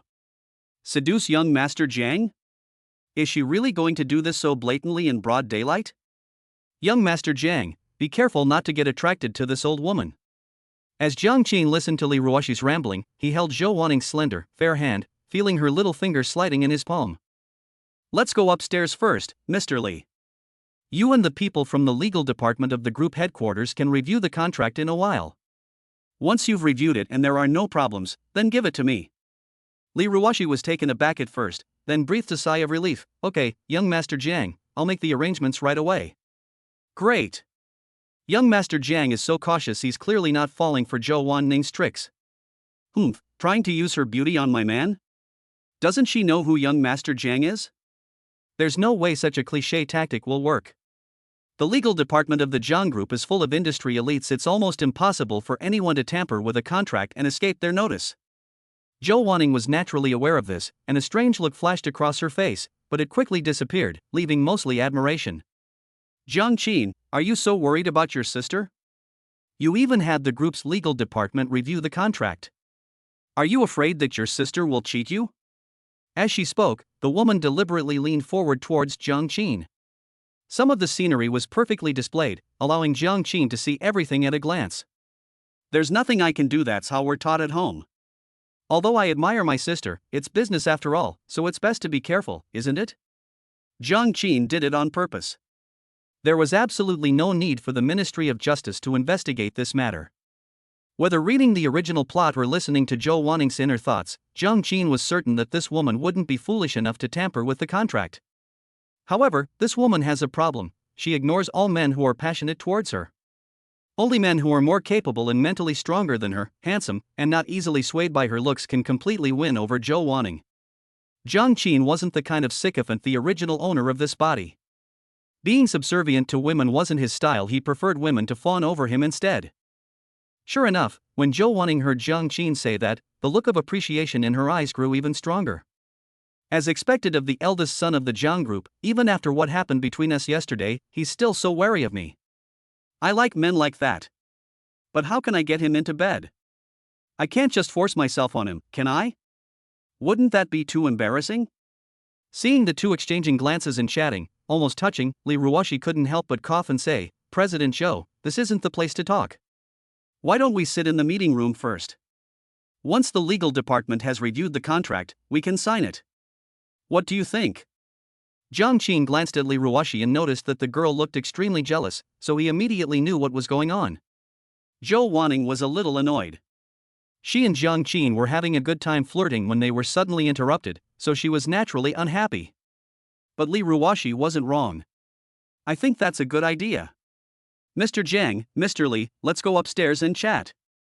I just happened to forget my water today and I'm a bit thirsty, so I'll just have a cup of tea at your company. Li Ruoxi couldn't help but spit inwardly, cursing inwardly. You shameless vixen. You weren't thirsty because you didn't bring water, you clearly just want a man to satisfy your cravings. You want a cup of tea? I'll bring you the worst tea in a minute, and spit in it. Humph. Chapter 110 Li Ruoxi's Stubbornness. Congratulations, host. You have successfully made the destined heroine, Li Ruoxi, jealous. You have gained 66 emotion points. Jiang Qin was speechless as he listened to Li Ruoxi's thoughts and the system notification. Using the worst tea and spitting into it? When did this girl become so fierce? Oh right, in the original story, Li Ruoxi was really that fierce. Her decisive and capable businesswoman persona at the company was just an act for the sake of survival, not her true nature. But if he actually did this and Zhou Wanning found out, how could he, young Master Jiang, ever get together with this beautiful woman, Zhou Wanning, again? Isn't this ridiculous? Hey, Cece, go upstairs and prepare the tea and everything. Use the best tea, you hear me? Jiang Qin took the initiative and instructed Yuan Cece. Yes, young master, I'll go prepare right away. Although Yuan Sisi was a little surprised that Jiang Qin would suddenly assign her this task, she still obediently went to prepare. Seeing that her little scheme had been ruined by Jiang Qin, Li Ruoshi couldn't help but mutter to herself. The contract signing went smoothly.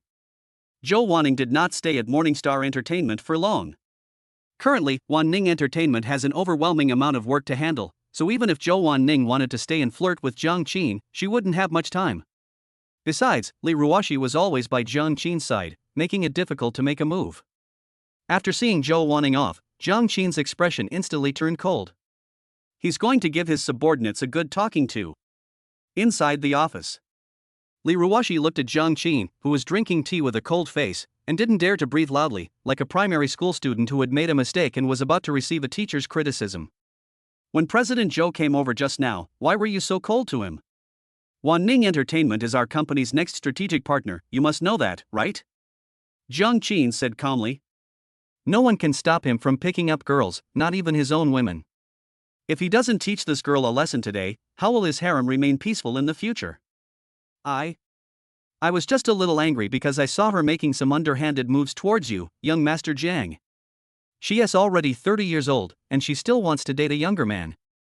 I couldn't stand it, so Li Ruoshi said weakly, her head down. You're really meddling in other people's business, Mr. Li, mixing personal and business matters together. You've worked at Morningstar Entertainment for so many years, you must know the consequences of doing this, right? Jiang Qin's expression grew colder, and his tone became more serious. Li Ruoshi pursed her lips and remained silent. Go and lock the door. Jiang Qin gave the order with a cold face. Li Ruoshi felt suffocated by Jiang Qin's domineering presence and could only obediently comply, but her heart grew increasingly uneasy. Click. With the sound of the door locking, even if someone wanted to come in and disturb us, they couldn't. Do you know where you went wrong? Jiang Qin roughly pulled Li Ruoshi into his arms, pinched her smooth chin, and his face was full of dissatisfaction and anger. I don't know, I just know that woman is trying to seduce you, and I feel uncomfortable watching her. Li Ruoshi was also provoked by her rebellious nature and stubbornly retorted. Very good, I like Mr. Li's strong personality. I hope you can still be so stubborn later. Jiang Qin laughed angrily, stood up, picked up Li Ruoshi around the waist, and then used a clever move to throw the girl onto the office sofa. Li Ruoshi seemed to know what was going to happen next, but she still stubbornly stared at Jiang Qin, showing no sign of weakness. 2 hours later, Li Ruoshi, disheveled and limp, collapsed into Jiang Qin's arms. Do you know you were wrong now? Jiang Qin toyed with Li Ruoshi, his tone calm but with an air of authority. I know. Li Ruoshi leaned against Jiang Qin's chest. At this moment, she had no strength left, and she no longer dared to challenge Jiang Qin like before. Would you dare to do it again next time? Jiang Qin asked again. Li Ruoshi quickly shook her head, her main characteristic being that of a well-behaved and docile girl. Very well, if you dare to interfere in my private affairs again, I won't let you off so easily, understand? Jiang Qin's tone finally softened a bit. Upon hearing Jiang Qin's words, Li Ruoshi couldn't help but shrink back, a hint of fear appearing in her eyes. Ming, I understand. That's more like it. Jiang Qin nodded with satisfaction. Indeed, you can't be too gentle with women. The best solution is to win them over directly. I haven't seen many wives fighting and arguing with their husbands for no reason. Most of the time it's because of disharmony in their sex life. The more harmonious a couple's sex life is, the lower the probability of arguments, and the more docile the wife will be. I wonder when I'll be able to draw some more physique potions, or other things that enhance my combat power. This feeling of being a powerful man is just amazing. Jiang Qin sighed inwardly. A famous person once said that the clitoris is the window to a woman's heart, and that's certainly true. Young Master Jiang, there is something else I need to tell you. Li Ruoshi paused for a moment to catch her breath before hesitantly speaking. Speak. Next month I'll be going to Yanjing to inspect some projects, and you Rome will be going with me for a month of professional artist training, so I won't be able to accompany you for the time being. Upon hearing this, Jiang Qin was slightly taken aback. This seems to match a scene from the original storyline. But after seeing Li Ruoshi's expression and listening to her through his telepathic abilities, Jiang Qin instantly understood what this girl wanted to say. Then go ahead, it's not a bad thing. What, do you want me to go with you? Is it a study tour or a honeymoon? I'd love to go on a honeymoon with young Master Jiang, but you don't have time, Li Ruoshi said with a hint of resentment. There will be opportunities in the future. Once I expand the Zhang Group's territory another circle, I'll retire in peace and take you all to have some fun. Jiang Qin lowered his head and gently kissed the beautiful woman's luscious red lips in his arms. Okay, I believe in young Master Zhang's abilities. I'll take this opportunity. But you have to leave me a spot next to you, young Master Jiang, so that other people can't fill the space. Li Ruoxi was as obedient as a kitten, and was very happy to be coaxed. Seeing the former strong woman so obedient in his arms, Jiang Qin couldn't help but feel a sense of satisfaction. Manipulating one's emotional appeal is one thing, but winning the heart of a beautiful and strong-willed woman is quite another. Is there such a possibility in Chapter 111? After resolving the signing details and giving Li Ruoxi a lecture, Jiang Qin left Morningstar Entertainment Company. As originally planned, he also intended to visit the Zhongji Chinese website today. After all, it had been quite a few days since he had seen Ning Qingya, and it was time to check on her. Jiang Qin also took the opportunity to check his system panel.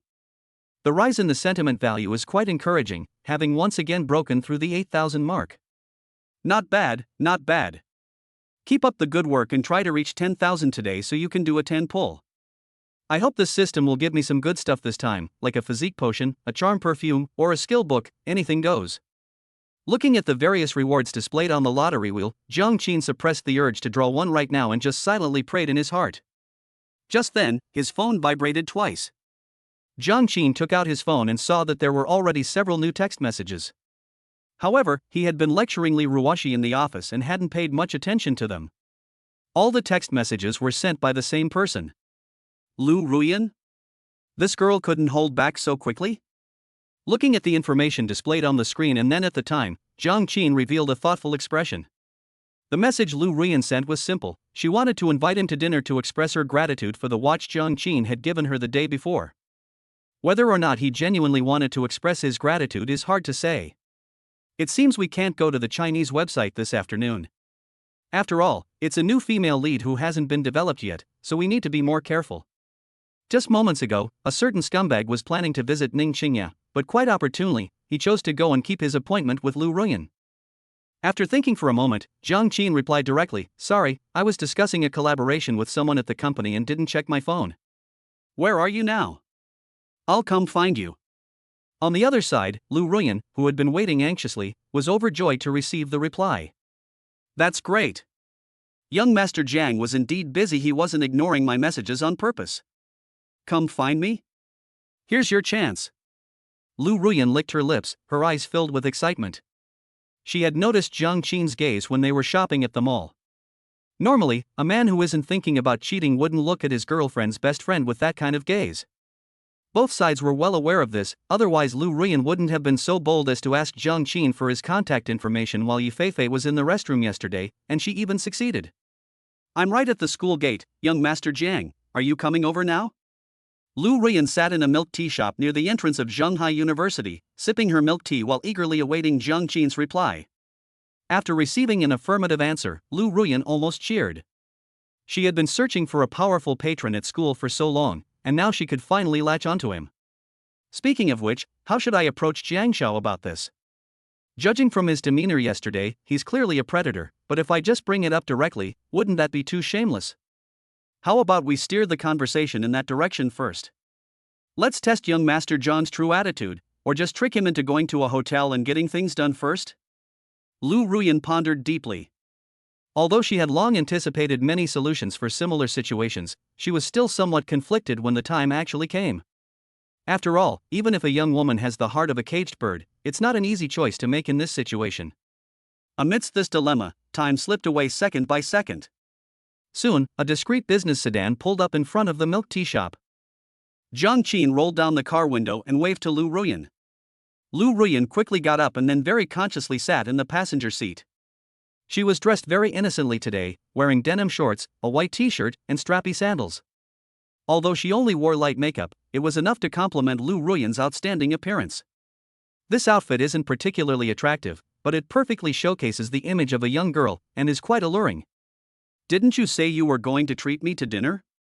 Why are you waiting at the bubble tea shop?" Jiang Qin teased. His words made Lu Ruyan a little embarrassed. "I was just afraid that you wouldn't do me the honor of sitting alone in the restaurant, Mr. Jiang." "Isn't it because I'm broke?" I need to order food at the restaurant in advance. If you don't show up, isn't that just a waste of my living expenses? Everything is great here in China overseas, except the prices are too high. How can I afford a living on just over 1,000 yuan a month? This meal alone took me months of hard work and saving to afford. Jiang Qin was somewhat amused, but at the same time, he felt a pang of sadness. 1,000 or so yuan for living expenses might be okay in other cities, but in a provincial capital like Shanghai, it's really a bit miserable. After deducting the cost of the school cafeteria and some daily necessities, there's basically nothing left. Fortunately, Lu Ruyan was able to save some money. Putting aside her materialism and desire to be a kept woman, Jiang Qin actually quite liked the girl's personality. Like a roadside weed, though fragile and easily broken by wind and rain, it is exceptionally resilient and can bloom again with a little sunshine. Alright then, what does Lu Ruyan plan to treat me to? Well, why don't you decide, young Master Jiang? I don't know your taste, and it wouldn't be good if you chose a restaurant you don't like, Lu Ruyan said after a moment's hesitation. Oh? I'll choose. Okay, let's go with the Hills Hotel. Their head chef is a master chef, and his dishes are pretty good, Jiang Qin said with a smile. Lu Ruyan's expression froze instantly. Young Master Jiang, if I remember correctly, that was a 5-star restaurant, wasn't it? Jiang Qin feigned a puzzled expression and asked, yeah, so what? Lu Ruyan grinned and said awkwardly, hiss. Young Master Jiang, do you think it's possible that poor people like me can't afford those kinds of places? Congratulations, host. You have successfully made the destined heroine, Lu Ruyan, feel embarrassed and resentful, gaining plus 88 emotion points. Chapter 112. Lu Ruyan trembled with excitement. Didn't you tell me to choose? Jiang Qin raised an eyebrow and looked at the girl beside him with a mocking expression. I'm poor. Lu Ruyan lowered her head, looking somewhat aggrieved. Don't worry, I don't have the habit of letting girls pay for meals. I'll treat you today, Jiang Qin said with a smile, starting the car at the same time. Huh? How can that be? I promised to treat young Master Jiang. Lu Ruyan was a little stunned. If I'm not mistaken, your invitation to dinner today isn't your main purpose. As long as the final result is right, it doesn't matter who pays, right? Jiang Qin deliberately spoke in riddles, but his right hand seemed to be placed casually on Lu Ruyan's smooth and fair thigh. The movement was so natural that Lu Ruyan didn't even realize it. When Lu Ruyan realized what was happening, her face flushed red instantly. Should I move my leg away now? I should at least show some restraint. But what if I move my leg away and young Master Jiang gets angry? Although this is the result I wanted, the conditions haven't even been agreed upon yet. Why is young Master Jiang already making his move? What if he tries to get something for nothing? Wouldn't I be at a huge loss?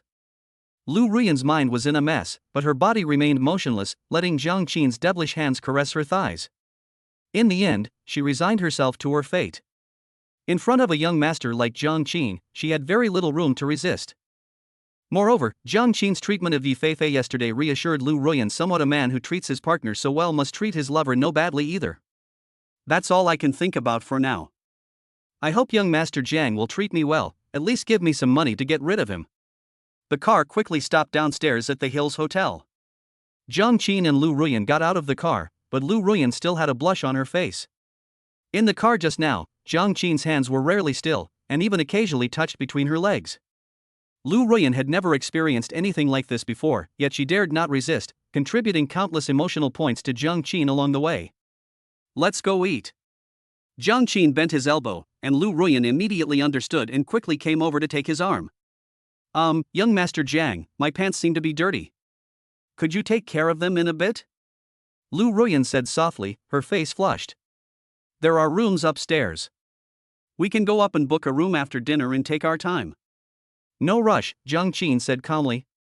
Lu Ruyan's face turned even redder. But before she could say anything, Jiang Qin continued, if you come with me, I'll give you 100,000 yuan a month for spending money. Is that enough? Upon hearing this, Lu Ruyan was immediately dumbfounded. She was originally hesitant about how to talk to Jiang Qin about being a sugar daddy, but it was Jiang Qin who broke the ice first. Seeing that the girl didn't speak, Jiang Qin frowned slightly. What's wrong? Are you not satisfied with the price? Or does Lu Ruyan have some other ideas? Lu Ruyan immediately snapped out of her daze and quickly replied, satisfied, very satisfied, thank you, young Master Jiang. Her voice trembled with excitement. 100,000 a month. This is an astronomical price even in the sugar daddy sugar baby market. Moreover, the client is a handsome young man like Jiang Qin, not some disgusting middle-aged man or an old geezer. No matter how you look at it, this is more cost-effective than any business deal. Why, I was originally expecting to earn 30,000 to 50,000 a month, but young Master Jiang is being so generous. Great. Now I don't have to worry about money anymore, and I don't have to do those exploitative odd jobs anymore. My mom can finally enjoy life with me. It's wonderful. I never expected things to be settled before we even had a meal. I should have offered myself to him last night. Jiang Qin was speechless. 100,000 yuan is really not a high price. Look how happy this silly kid is. This girl's understanding is still too limited. The correct way to be kept is not just about the small amount of pocket money each month, but more importantly, about the network of connections from the upper class and the information that can make you rich. These are the most valuable things. But according to the original work, this girl is not ambitious. She just wants to get money every month and live a carefree life. That's not bad. At least it saves a lot of trouble. As Jiang Qin pondered this, he led Lu Ruyan to a seat by the window. But just then, a figure that Jiang Qin recognized very well suddenly appeared at the restaurant entrance. Ning Xiao brought his friends to the Hills Hotel for a meal today. As a self-made man who believes in remembering his poor brothers even in his old age, Ning Xiao has never forgotten his college roommate who helped him when he was in trouble. Back in school, his roommate Zhu Ming had always been very kind to him, even helping him out financially on several occasions when Ning Xiao was facing difficulties. Now that Ning Xiao has become successful, he naturally wants to share the good life with his good brothers. Wow, brother Ning, you've really struck it rich. This is the Hills Hotel, a 5-star hotel. A meal here must cost several thousand. Xu Ming exclaimed in a low voice ever since he entered the Hills Hotel. Hee, it's just a meal, nothing much. After we finish eating, I'll take you to see where I live now. That's what you call grand. Ning Xiao's face was full of smugness. Then I'll have to call in young Master Ning from now on. Goodness, I knew I hadn't misjudged him. We brothers are definitely going to amount to something. Xu Ming excitedly patted Ning Xiao on the shoulder. He doesn't have that stupid mindset of being afraid that his brothers are suffering, but also afraid that his brothers are driving Land Rovers. He's happy as long as his brothers are doing well. Hey, let's not talk about that. You took such good care of me when I was poor. Now that I'm rich, I'll never forget you. From now on, you'll be with me, eating and drinking well and having all the fancy things. Let's get rich together. Ning Xiao said proudly, feeling incredibly satisfied. Sure enough, it only feels good to show off in front of your own brothers. But the next second, when Ning Xiao saw the two people sitting by the window in the restaurant, his expression froze instantly, and he didn't even react when Xu Ming called him. Jiang Qin, Lu Ruyan? How did these two even get together? No, he just went out to have a meal with his brothers. How did he end up running into Jiang Qin, that plague god? Chapter 113. Look at this level of awareness, it's truly different. Hey bro, what are you looking at here for? Why are you staring at someone else's partner? Xu Ming watched his good brother staring blankly from the side, then waved his hand in front of Ning Xiao's face. He was fine when he didn't say anything, but as soon as he heard the words someone else's partner, Ning Xiao immediately blushed. Congratulations, host. You have successfully helped Ning Xiaohong, the chosen one, gain plus 188 emotional points. Jian, who was having dinner and flirting with Lu Ruyan, suddenly heard the system notification in his mind. Before he could react, Ning Xiao rushed over. Why are you two together? The sudden shout startled the other guests dining nearby, who all turned to look in their direction. Lu Ruyan was also startled, turning her head to look at Ning Xiao with a face full of surprise and uncertainty. It's you again. You're like a ghost that can't be left behind, no matter where you go. Jiang Qin smirked. This ridiculous world is full of absurd karmic entanglements between the chosen one, the chosen heroine, and the villain. They seem to attract each other wherever they go. He just went out for a meal and ran into Ning Xiao. Jiang Qin wouldn't believe there wasn't something fishy going on. Aren't you Fei Fei's boyfriend? How come you're hooking up with Lu Ruyan again? Speak up. Ning Xiao glared fiercely at Jiang Qin, his face full of anger. And you, Lu Ruyan, how could you be so foolish? This guy already has a girlfriend, and you still went out to eat with him alone? These words immediately attracted the attention of the onlookers. What a huge melon. Lu Ruyan frowned, somewhat displeased, and said, Ning, I don't think I need to report to you who I have dinner with, do I? It's true that Zhang Qin is Fei Fei's boyfriend, but who says I can't have dinner with him? Is there such a rule in the law? Ning Xiao paused upon hearing this. When he saw Zhang Qin, his blood boiled and he rushed forward without thinking it through. Only after the words were spoken did I realize how rash I had been. Ning Xiao's face turned bright red, and it took him a long time to finally manage to stammer out, he's not a good person. I just wanted to warn you. Lu Ruyan was speechless. Are we even friends? Why are you just sitting here like this? If it weren't for the fact that you drive a supercar and I can't afford to mess with you, I'd be smashing a plate over your head, you bastard. Really? How is young Master Jiang not a good person? Tell me, what's wrong with him? Zhang Qin added with interest, I'm also very curious about this, young Master Ning. You say I'm not a good person, what evidence do you have? Did I steal from you, rob you, or lie to you? Fine beads of sweat gradually appeared on Ning Xiao's forehead. I. He kept saying I for a long time, but couldn't utter another word. He had only met Jiang Xiao a few times and they weren't familiar with each other at all. He had been living on the streets and had never been involved in the upper echelons of Chinese society, so how would he know what bad things Zhang Qin had done? Seeing this, Lu Ruyan's expression turned cold. You said you wanted to remind me that young Master Jiang isn't a good person, but you couldn't explain why. Ning, you're not deliberately trying to cause trouble, are you? Slandering others with empty words, ha. Although Lu Ruyan's tone carried a hint of sarcasm, it was not harsh in fact, her voice was rather gentle. But it was precisely this tone and look that made Ning Xiao feel the most uncomfortable. That contemptuous attitude was something he never wanted to face again in his life. But just then, Ning Xiao suddenly had a flash of inspiration and thought of a breakthrough. I didn't slander him. This guy has several girlfriends and is a complete scumbag. Lu Ruyan, you can't be fooled by him. Nye Yorong from our school's art department, your best friend Yi Feifei, and the national goddess Zhou Wanning all have ambiguous relationships with him. Upon hearing this, Ning Xiao felt confident that he had secured his position. Which girl could accept her boyfriend flirting with other women, especially several women? Well, Lu Ruyan just happens to be able to do it. She didn't care how many women Zhang Qin had around him, as long as Zhang Qin gave her money to spend.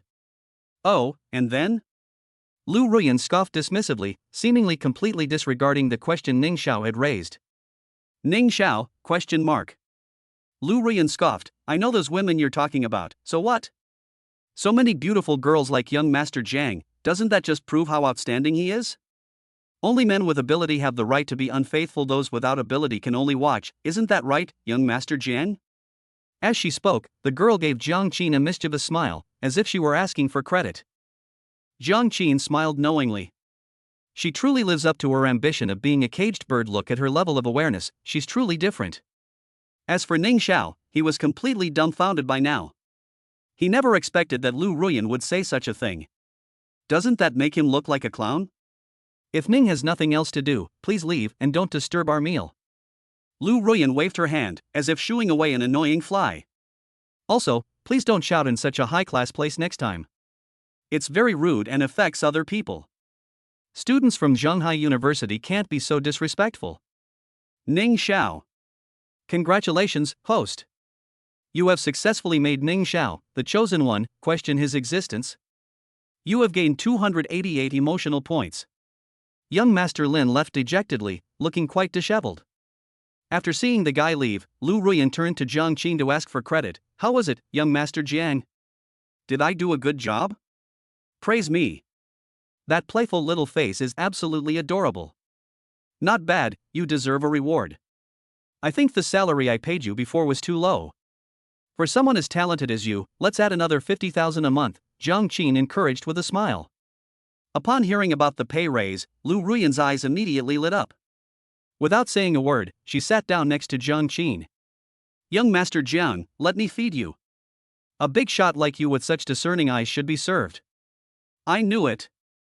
Following young Master Jiang was the right choice. I'm so happy, wah. 150,000 a month. I'd do it even if I had to kneel down to serve you. Where else can you find a job these days that pays this much? I feel like I'm doing this money a disservice if I wasn't extremely attentive. Chapter 114 I can't do this problem, I can't do it. Ning Xiao walked out of the Hills Hotel, his face full of dejection. After being hit hard one after another, he's feeling pretty down right now. Why is it that even though I've successfully turned my life around and become the eldest young master of the Ning family, everything is still going wrong? Jiang Qin and I are both young masters from 3 major families, so why is he able to suppress me in every way? Why? I can't do this problem. I can't do it. Ning Xiao looked up at the sky and wept bitterly. Behind him, Zhu Ming saw his good brother looking like this and couldn't help but pat him on the shoulder and sigh, "Brother, it's just a woman, think positively. That woman is clearly no good either, given that she can say such things. Why are you getting so worked up over her?" It would have been better if he hadn't said it. The more he said it, the more Ning Xiao felt like crying. This isn't just one woman, it's several stunning beauties. Jiang Qin snatched them all away. Seeing Ning Xiao's grief-stricken expression, Zhu Ming continued to comfort him. "Besides, you're already successful now. These days, as long as you have money, you'll never lack women. If all else fails, I'll introduce you to a few.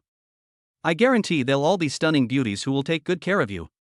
Ning Xiao finally calmed down a bit and looked at Zhu Ming.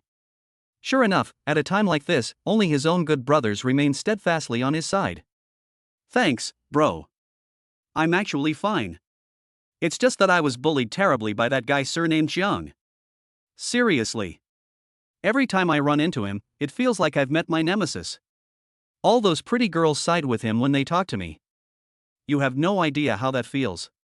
Xu Ming scratched his head. "I don't think this is your problem. After all, we were both losers before, so it's normal for us to be a bit different from these real young masters. He's never liked women since he was a child, so he's definitely better at picking up girls than us. In my opinion, it's because this Jiang guy is too cunning and too good at bewitching people. It's not that you're not good enough. If my brother had been like him since childhood, he would definitely be even better than him."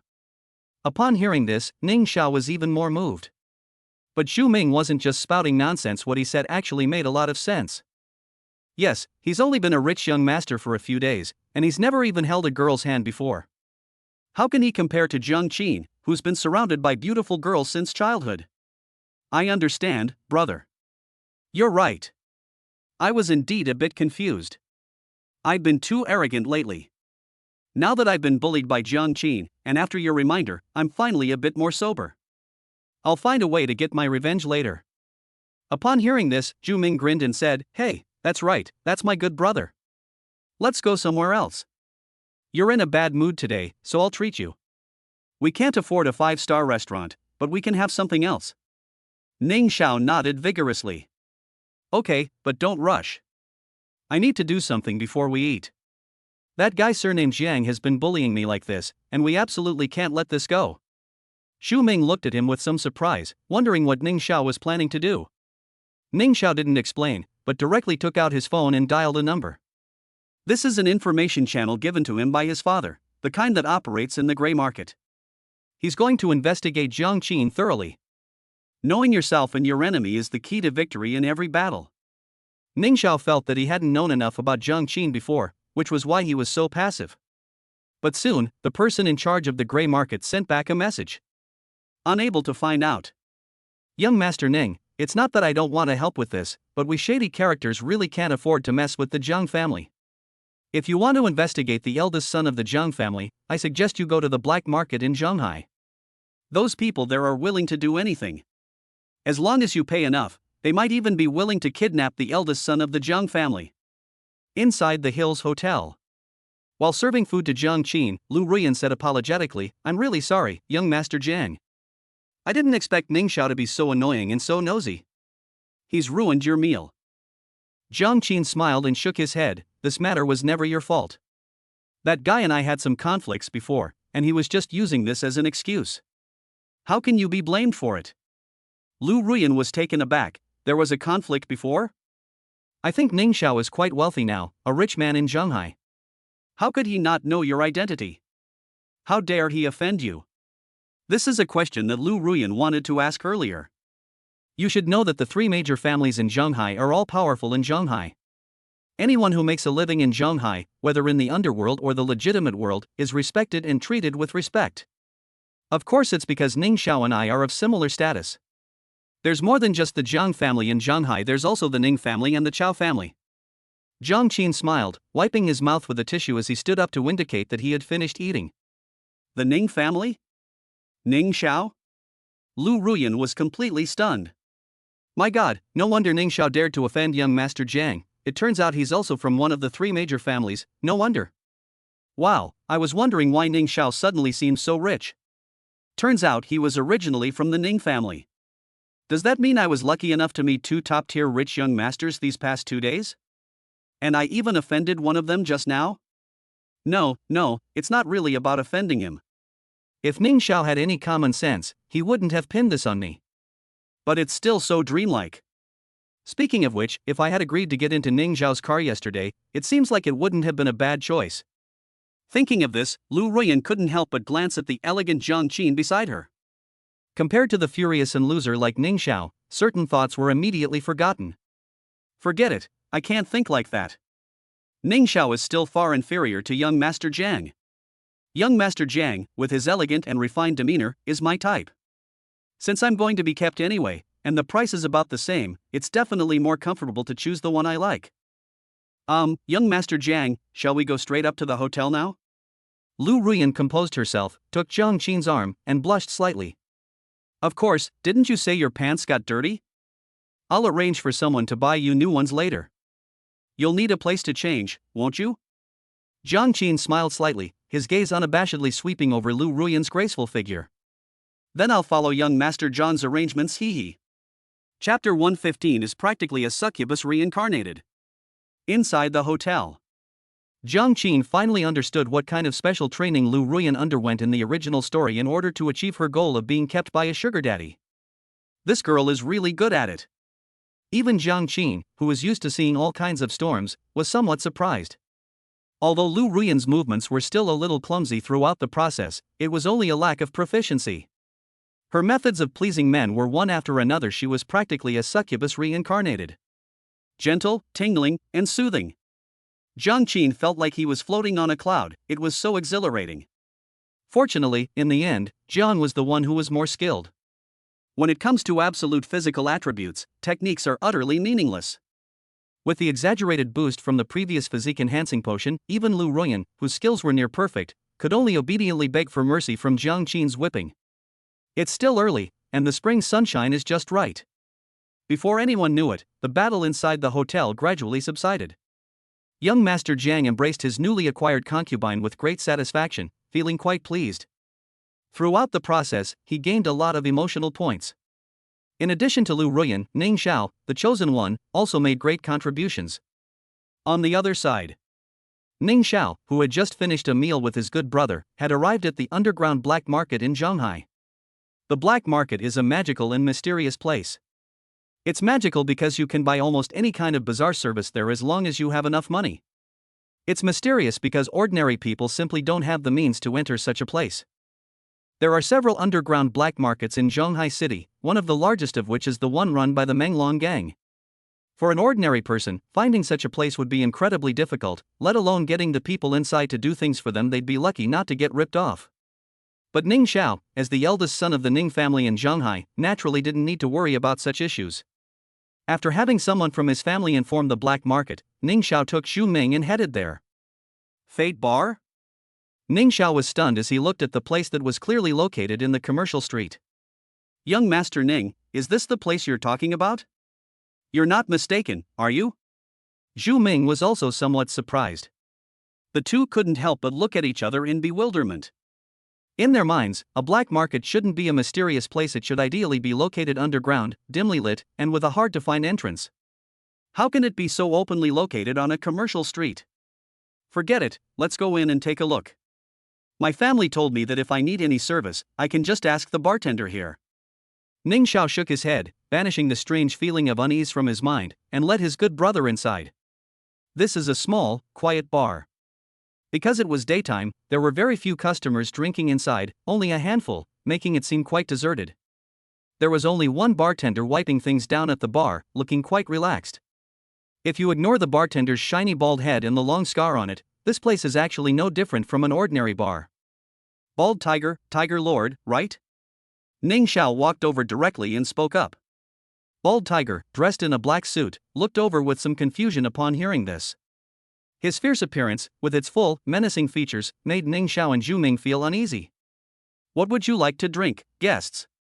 Bald Tiger grinned when he saw the two greenhorns. In the dim light, his smile only made him appear more terrifying and ferocious. "A glass of brandy, please." Ning Xiao forced himself to speak, trying to suppress his cowardice. "How much ice should I add?" "Half a cup of ice." The cuts matched. Bald Tiger's expression softened. "They were introduced by one of our own." "This way, please." As he spoke, he put down the rag and cup in his hand and led the two of them toward a small door on the side of the bar. Ning Xiao and Zhu Ming quickly followed. Once inside, I discovered that it was a hidden paradise. It turned out to be a very elegantly decorated tea room. It seems very strange for a bar to be in such a place. Bald Tiger poured a cup of tea for each of them, then plopped down opposite them and said casually, "According to the rules set by our boss, anyone who matches the code is a trustworthy customer. I don't care where you got your information about the black market. If you need any help, just ask. As long as you pay enough, anything within Shanghai can be taken care of." "May I ask what services you offer here?" Zhu Ming asked timidly from the side. "Service? Do you want the proper kind or the informal kind?" Bald Tiger chuckled, but a doubt crept into his mind. This black market was originally owned by the Fierce Dragon Gang, but it changed somewhat after it was taken over by their boss. Originally, they were all doing shady, clandestine work, but ever since the boss took over the black market, things have become a bit strange. Now, these two guys who look like students actually dare to come to their door asking for services. "What kind of irregular ones are there?" Ning Xiao asked tentatively. "Who do you want to chop? Just say it. Do you want us to break their hands or legs first? Or should we just tie them up and you do it yourself?" Bald Tiger said impatiently, waving his hand dismissively. Ning Xiao's face twitched. Although he had prepared himself mentally before coming, he was still not used to dealing with these desperados. "I don't want you to kill people. I just want to buy some information." Bald Tiger was taken aback and looked at the two of them with some suspicion. "You're asking for information? You should have said so earlier." "Hey, don't mind me for joking earlier. What kind of information do you want to find out? As long as it doesn't involve state secrets or anything like that, it's all fine. It's just that some confidential matters might be more expensive." As he spoke, Bald Tiger couldn't help but straighten his collar and put on a polite smile, seemingly transforming from a madman who had been yelling about killing people into an insurance salesman. "It's nothing secret. I just want to inquire about the Jiang family, one of the three major families in Shanghai, and some things about their eldest son, Jiang Qin." Ning Xiao hesitated for a moment before speaking directly. After thinking for a moment, he added, "I'm particularly interested in some of his dirty secrets." "Can you handle that kind of information? The Jiang family? Jiang Qin?" Upon hearing the name, Bald Tiger immediately became alert. He looked Ning Xiao up and down carefully for a few moments. "Are you sure the person you're investigating is Jiang Qin, the eldest young master of the Jiang family?" Chapter 116 Lottery. Draw big. The next morning, Jiang Qin woke up early from her sleep. Yesterday, he and Lu Ruyan spent almost the entire day having a shameless time together at the hotel, and in the end, they were both extremely satisfied. Aside from going downstairs for a meal, I spent most of the time in the hotel room. Jiang Qin was very satisfied with Lu Ruyan's sensible nature. No wonder rich people like to keep mistresses these days. The service they provide is far superior to that of girls who actively pursue them. Looking at Lu Ruyan, who was sleeping soundly in his arms, Jiang Qin couldn't help but smile. Speaking of which, the emotional points I collected last night seem to be enough for a 10 pull. 10,589 emotion points, that's strange. What did Ning Xiao do last night? How come he contributed so many emotion points to me? Lu Ruyan played with me all day, but she contributed less than half of his emotion points. Could it be that she got so angry after going back that she vomited blood? Jiang Qin looked at the emotional value harvesting record and scratched his head in confusion. Forget it, I won't think about that now. Brother Tong, come out and give this young master some extra food. Upon hearing Jiang Qin's call, the system immediately appeared. Returning to host, I'm here. Give me a lottery. Give me a big draw. I've been saving up my emotional points for so long, and this is the day. Jiang Qin rubbed his hands excitedly. He hadn't been this excited even when he was having fun with top-notch girls. After all, the system's lottery rewards are far superior to anything a woman can offer. Just like a fisherman never knows what kind of fish he'll catch next, the same principle applies to lotteries. The anticipation and the satisfaction of winning a big prize are even more exhilarating than anything else. Starting a lottery for the host. Please confirm, host, whether to start the lottery? Smoke. Congratulations, host. You have drawn an attribute that increases your charm value by 5%. Distributing rewards to the host. Rewards distributed successfully. Soon, the first reward was announced, and Jiang Qin was stunned on the spot. This is quite different from the previous lottery. Can something like charm points be obtained through a lottery? Jiang Qin subconsciously took out his phone and looked at his reflection in the image. It seems that he is indeed a little bit more handsome? But it's not obvious. I am handsome enough as it is. What kind of thing did this broken system pull out? Young Master Jiang couldn't help but mutter to himself. For someone who is already charming, there's not much point in further enhancing their charm. However, Jiang Qin quickly dismissed the idea. Boosting your charm stat does have its benefits. Just look at the charm perfume. Once you use it, you instantly become a human hormone emitter. If I could draw a few more items, the combined charm would be like having a beautiful perfume anytime. That sounds pretty good. Never mind, system, keep drawing. Congratulations, host. You've drawn an attribute that increases your appearance by 10%. Distributing rewards to the host. Jiang Qin, ? Brother Tonzi, is this round of prize pool all about attributes? But why isn't it charm or looks? Are you trying to force me down the path of becoming a gigolo? Jiang Qin couldn't help but complain. I refuse to believe it. Let's try again. Congratulations, host. You have drawn an attribute that increases your physique by 10%. Distributing rewards to the host. Constitution. Jiang Qin became excited. He now deeply understands the benefits of a stronger physique, especially when he's being shameless with girls. The stronger his physique, the stronger his fighting power.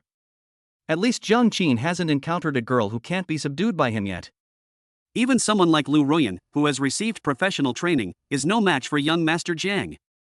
Not only in this aspect, but also in terms of physical fitness, it greatly enhances combat power. Very good, we are one step closer to Xiaomu Bao being able to save his life under Yi Lingyun's control. Once my attributes are fully stacked, a mere war god will be no match for me. Jiang Qin thought to himself with a smug smile. The lucky draw continues. Congratulations, host.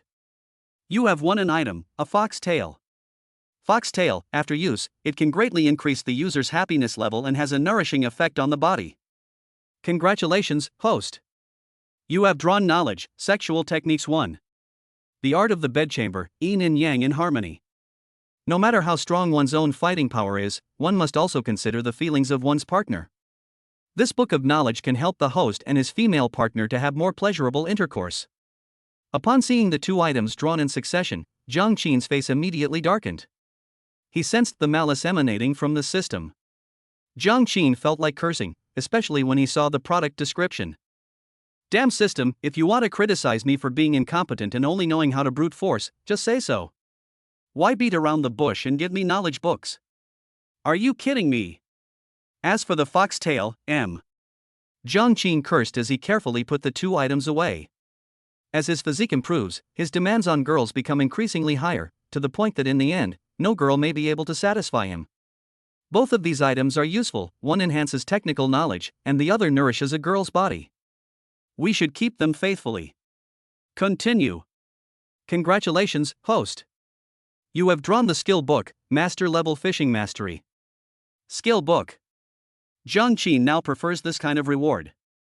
However, being an expert in fishing, well, this thing isn't useless, it's just not very useful. Young Master Zhang's fishing skills aren't bad to begin with, so having this thing is just icing on the cake. Congratulations, host. You have drawn an attribute that increases your charm by 5%. Another boost in charm, not bad. Congratulations, host. You have won an item, a set of system-exclusive fishing gear. System-specific fishing tackle, the ultimate product that will never break the line or snap the rod. As long as the host is strong enough, you can even catch a whale. Jiang Qin. Who would go whale fishing for no reason, you idiot? Even if I don't break the line or smash the rod, do you think I can lift a whale with my own weight? Isn't this a perfect match for the previous master fishing proficiency? Do I really need something like this? System, come out and explain yourself to me. The lottery process is completely random, and the system itself is entirely fair. Please remain calm. Jiang Qin felt a little tired. This lousy system has no idea what he needs most right now. Alright, I'm a magnanimous young master, I won't hold it against you. Hurry up and finish drawing the remaining rewards for me. Received, extracting data for host. Congratulations, host. You have drawn the attribute, 10 years of martial arts skill. Congratulations, host. You have won a special reward, 1 assassin late-stage Mingjin strength. Jiang Qin was stunned when he saw the reward. After a long silence, he weakly said, "Sorry, Brother Tongzi, I spoke a little loudly just now. I hereby declare that you are my living father." Chapter 117. This is what you call professional. 10 years of internal energy, wow. My previous martial arts proficiency was already impressive enough, but with this internal energy, I'm going to take off like a rocket. With martial arts proficiency, internal energy enhancement, and improved physique, am I too strong? After receiving the system reward, Jiang Qin felt the immense power within him and clenched his fist. But he quickly calmed down. Although the system's rewards are strong, they are still quite different from those of a freak like Yi Lingyun. Yi Lingyun has all kinds of buffs stacked to the maximum, which, according to the original work, puts him at the level of a grandmaster of internal energy. No, I need to stay calm. Right now, I'm at most equivalent to a master of internal strength. If I really clash with Yi Lingyun, it'll probably be a 30-70 split. He'll take 3 moves, and I'll be over 7 days old. We still need to keep working hard for now, we can only focus on developing our strength cautiously. Jiang Qin pondered for a moment, then focused his attention on the last reward. A death squad at the peak of the Mingjin realm.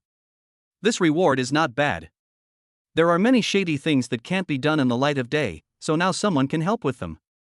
Moreover, in terms of strength, he is quite qualified.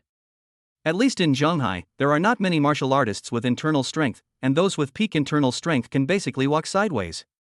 Not bad. System, is this assassin also a humanoid? Jiang Qin then thought of Yuan Xiaoxiao, the top hacker. Yes, host. This assassin is also an android, just like the previous ones. He will only obey the host. Even if the host orders him to die, he will do so without hesitation.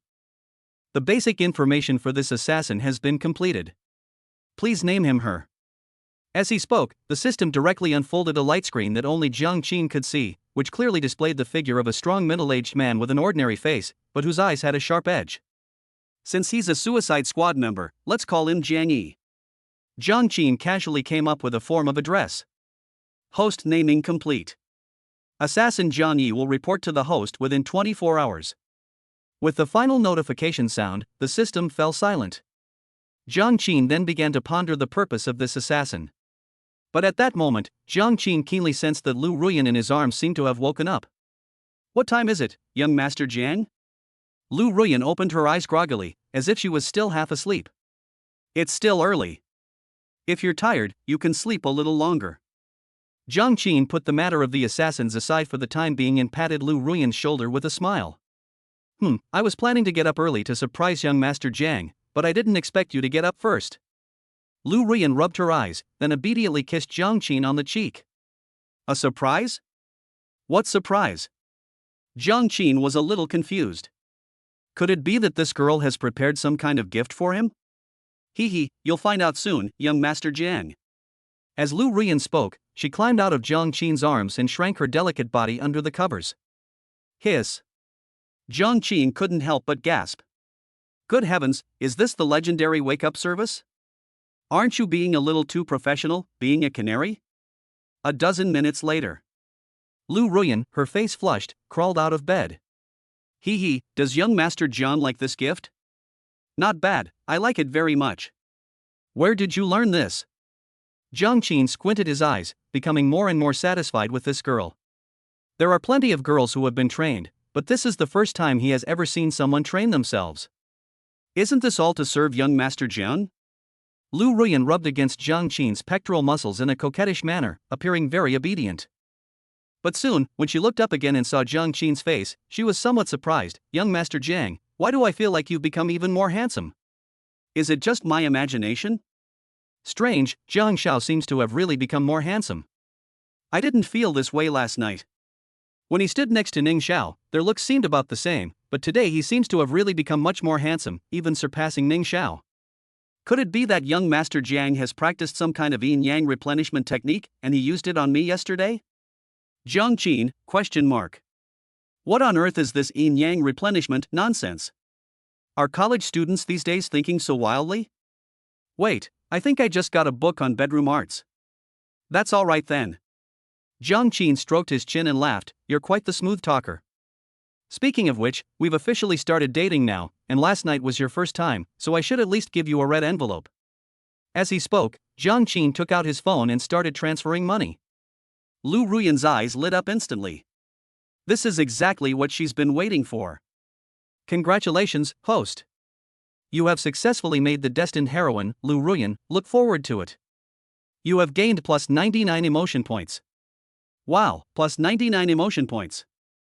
The anticipation is off the charts. Jiang Qin admired it in his heart. She's such a kind and understanding girl. Not only is her service excellent, but her emotional intelligence is also on point. I'd be doing myself a disservice if I didn't transfer some money to you. Jiang Qin casually swiped his finger, and a string of numbers was entered. Lu Ruyan didn't see the words Jiang Qin typed clearly, but soon, when she picked up her phone and saw the bank card deposit notification, she was completely stunned. Your account ending in has received a transfer of 666,666 yuan. 660,000. Congratulations, host. You have successfully shocked the destined heroine, Lu Ruyan, and gained plus 188 emotional points. Jiang Qin's eyes lit up. This was a rare occurrence for him to collect so many emotional points from the female lead previously, they were only in double digits. He never expected that this time they would actually explode. Indeed, a large sum of money is worse than empty words of concern. These words were quite effective in front of a realistic girl like Lu Ruyan. Lu Ruyan stammered, young Master Jiang, am I sure I didn't misread it? Over 600,000. Did you forget to add the decimal point? Jiang Qin smiled and pinched her cheek, no mistake, this is a gift for you. Remember to use the money to buy some clothes and bags you like. After all, you're my woman now, so don't embarrass me when you go out in public. Lu Ruyan's breath hitched, but just as she was about to say something to express her loyalty, Jiang Qin's phone suddenly rang. The caller ID clearly showed, Zheng Xiaoye. Seeing this, Lu Ruyan immediately said sensibly, thank you, young Master Jiang. I'm going to take a shower now.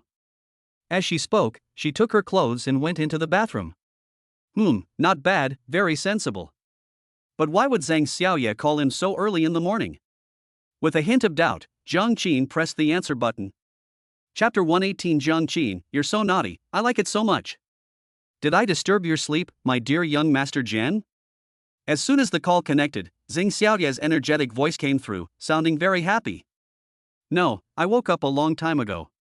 But Xiaoye, why are you calling me so early in the morning? Is something wrong? Jiang Qin couldn't help but laugh. I had something to do at the time, otherwise I definitely wouldn't have come all this way to bother you. Someone wants to harm you, young Master Jiang. How's that news? Pretty explosive, right? Zheng Xiaoye said with a grin. Oh? Someone wants to harm me. Who is so brave? Jiang Qin was slightly taken aback, and then thought of a certain possibility. In Zhonghai, who else but Ning Xiao would dare to have this idea and have a conflict with him? But how did this guy end up bumping into Zheng Xiaoye's hand? Let me guess, is the person who wants to cause me trouble named Ning Xiao? Upon hearing this, Zheng Xiaoye exclaimed in surprise, wow, Jiang Qin, you're amazing. You even guessed it was this guy. How did you know? Jiang Qin couldn't help but laugh, what's so hard to guess? Of all the people I've offended recently, this idiot is the only one who has the guts to cause me trouble. I just didn't expect him to come after your Raptors gang. Speaking of which, how is he planning to get revenge on me? Is he going to buy my arm or my leg? Or is he just going to have someone take me out? After these words were spoken, there was a few seconds of silence on the other end of the phone. After a long pause, Zheng Xiaoye hesitated before speaking, well, Jiang Qin, we mainly do legitimate business now. We don't take those kinds of jobs, only desperados do that. Jiang Qin was taken aback. He suddenly realized that the Mighty Dragon Gang was an underworld organization that followed the rules to make money, not to seek death. Habitual thinking can be deadly. Sorry, I misunderstood. But if that's not the case, then why did Ning Xiao contact you? He couldn't have asked you to come and scare me, could he? Zhang Xiaoye thought for a moment and said in a strange tone, not really. He just asked us to find out about your dark history. Judging from his tone, it seemed like he was planning to use this dark history to spread rumors and smear you at your school. Jiang Qin, ? Although he had already considered Ning Xiao's bottom line, he did not expect that this guy's bottom line would be so high. Is that all you wanted to know about my dark history? Zhang Xiaoye confirmed, it's really over. If there were other things, would I not tell you? What kind of relationship do we have? Jiang Qin was completely dumbfounded. Seriously, is this guy crazy? He's already found your fierce dragon gang, and all he's planning to do is this kind of thing? How bored can he be? Jiang Dishao rarely swore. He never expected Ning Xiao to be so cowardly. He had already planned that if Ning Xiao caused trouble again, he would give him a big one, at least in front of the Ning family, to teach this guy a lesson.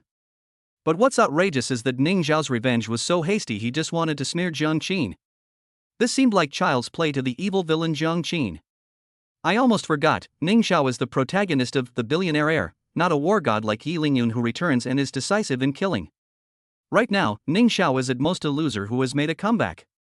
He has a little money and wants to show off, but he hasn't gone to the point of being insane yet. Judging from his past experiences and education, this is probably the only kind of dirty trick he can come up with. Why do I feel like this unlucky kid is kind of cute in his stupidity? That's weird. Jiang Qin was speechless with thought. Alright, since that's the case, let's not be too harsh on him for now, let's just tease him a bit.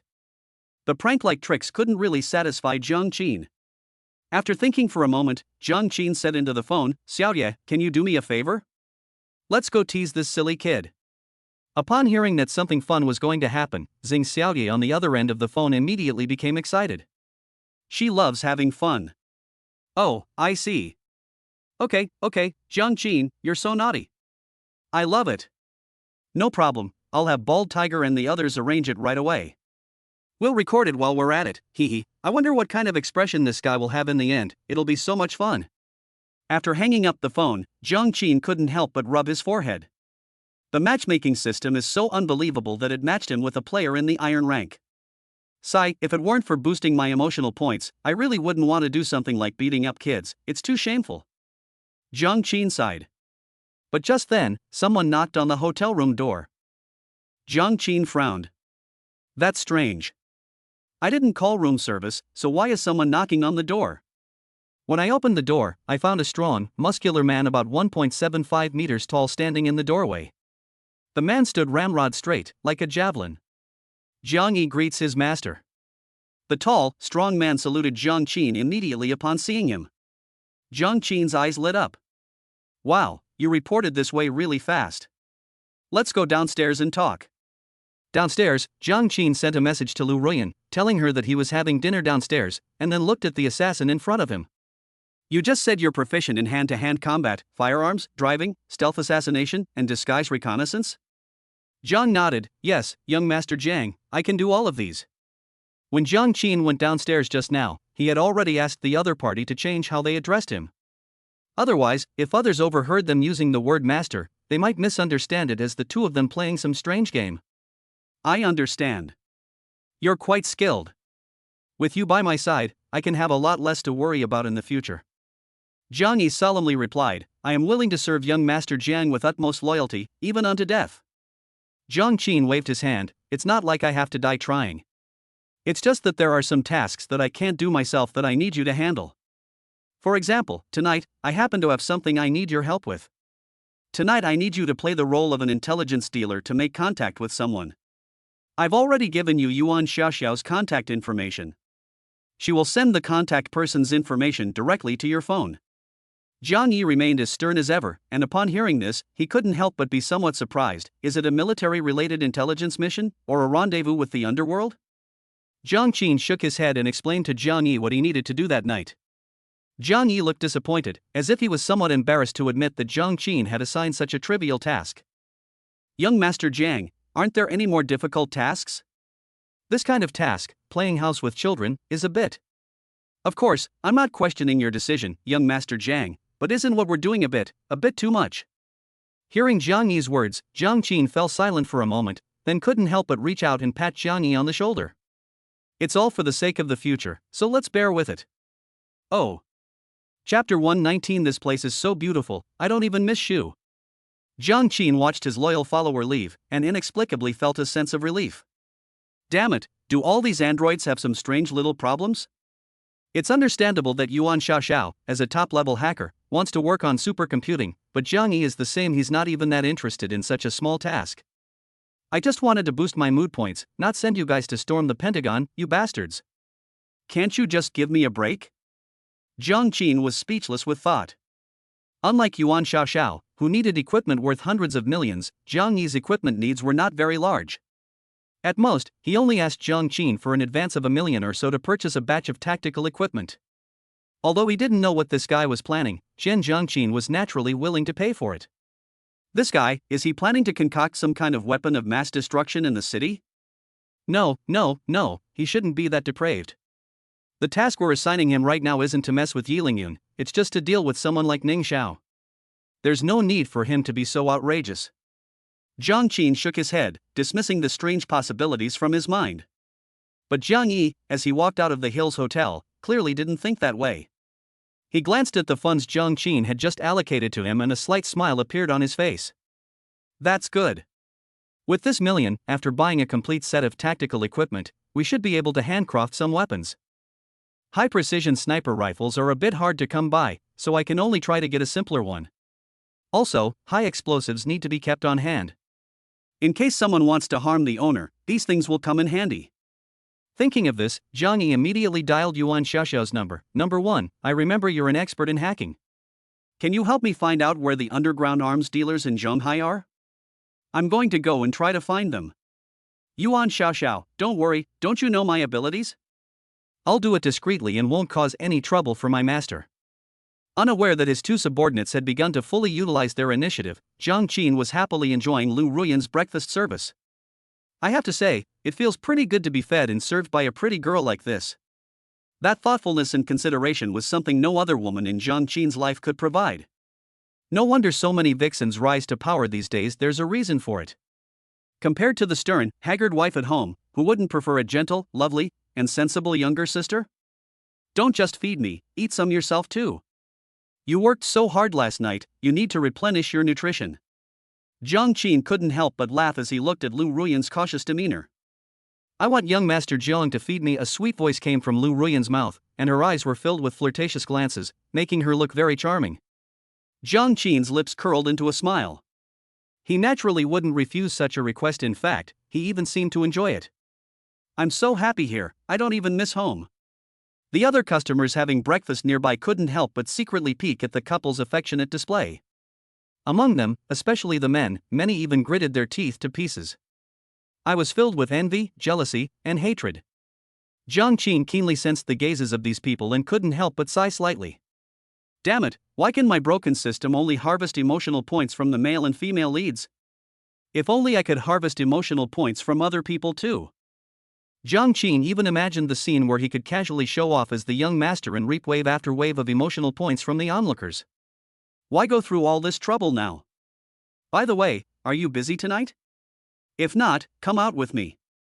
Thinking of the emotional value, Jiang Qin also thought of what happened tonight.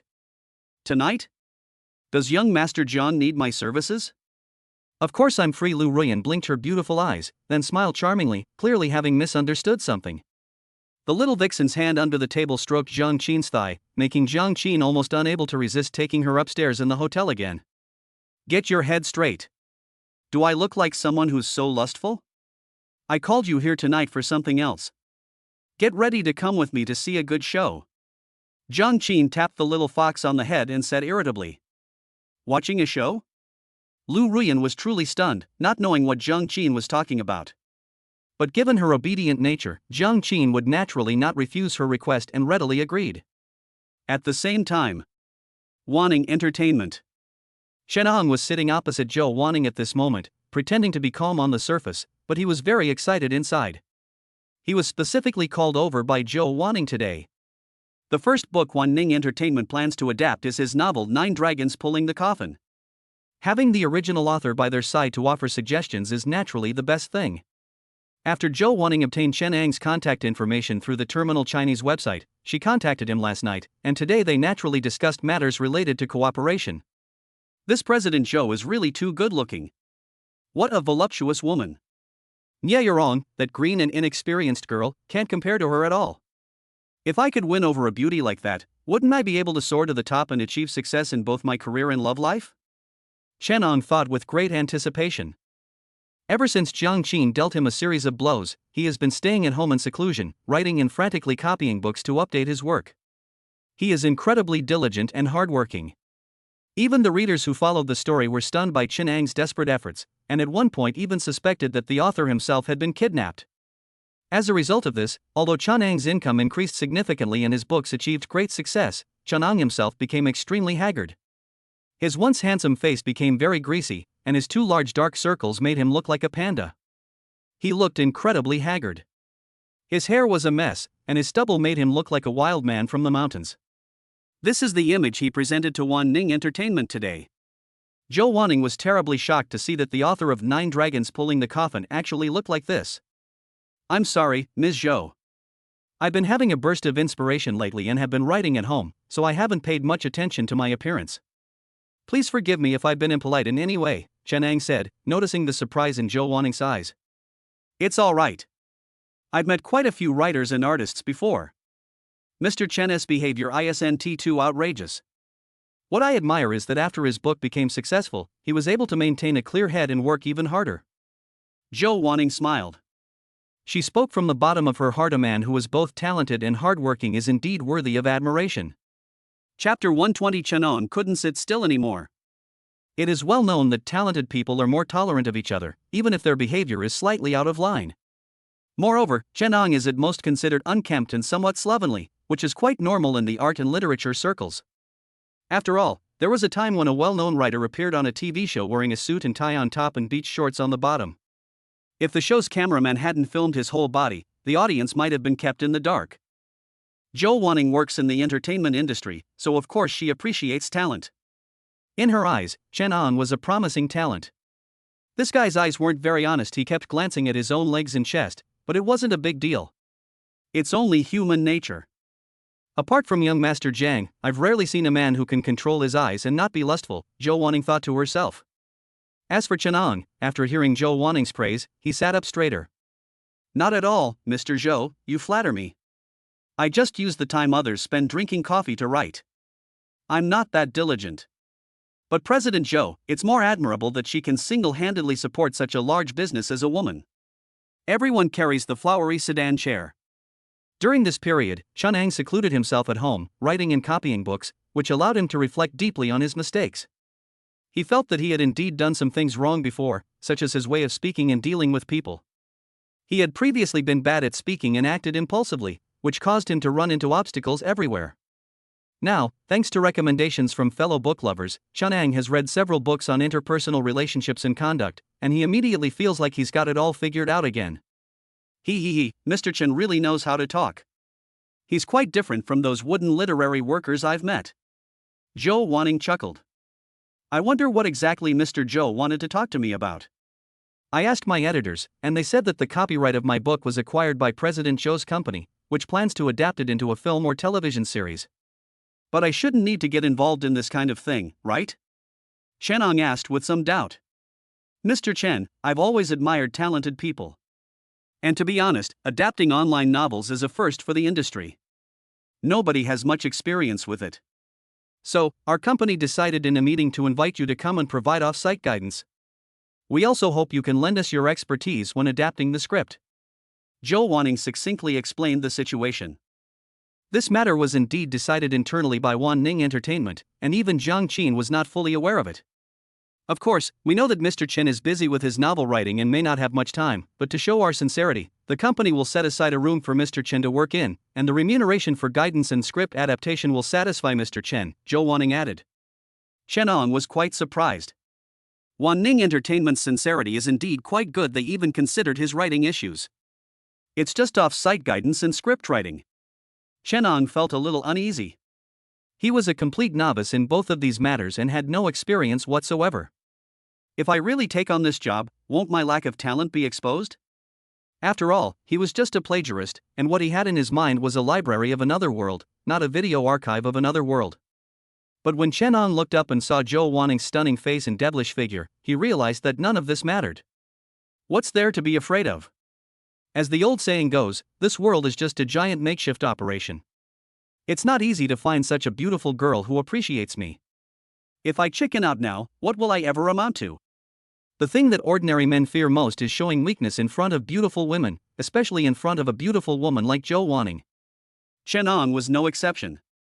Since President Zhou is so sincere, it would be ungrateful of me not to agree to this. Upon hearing this, Zhou Wanning immediately beamed with joy. All right, since that's the case. But just as Zhou Wanning was about to say something more, her assistant suddenly knocked on the door and came in, whispering a few words in Zhou Wanning's ear. Zhou Wanning's eyes lit up immediately, and she then apologized to Chen Ong. I'm sorry, Mr. Chen, an important partner of our company has arrived, and I have to go and greet him. If there is an opportunity later, I will also introduce him to you.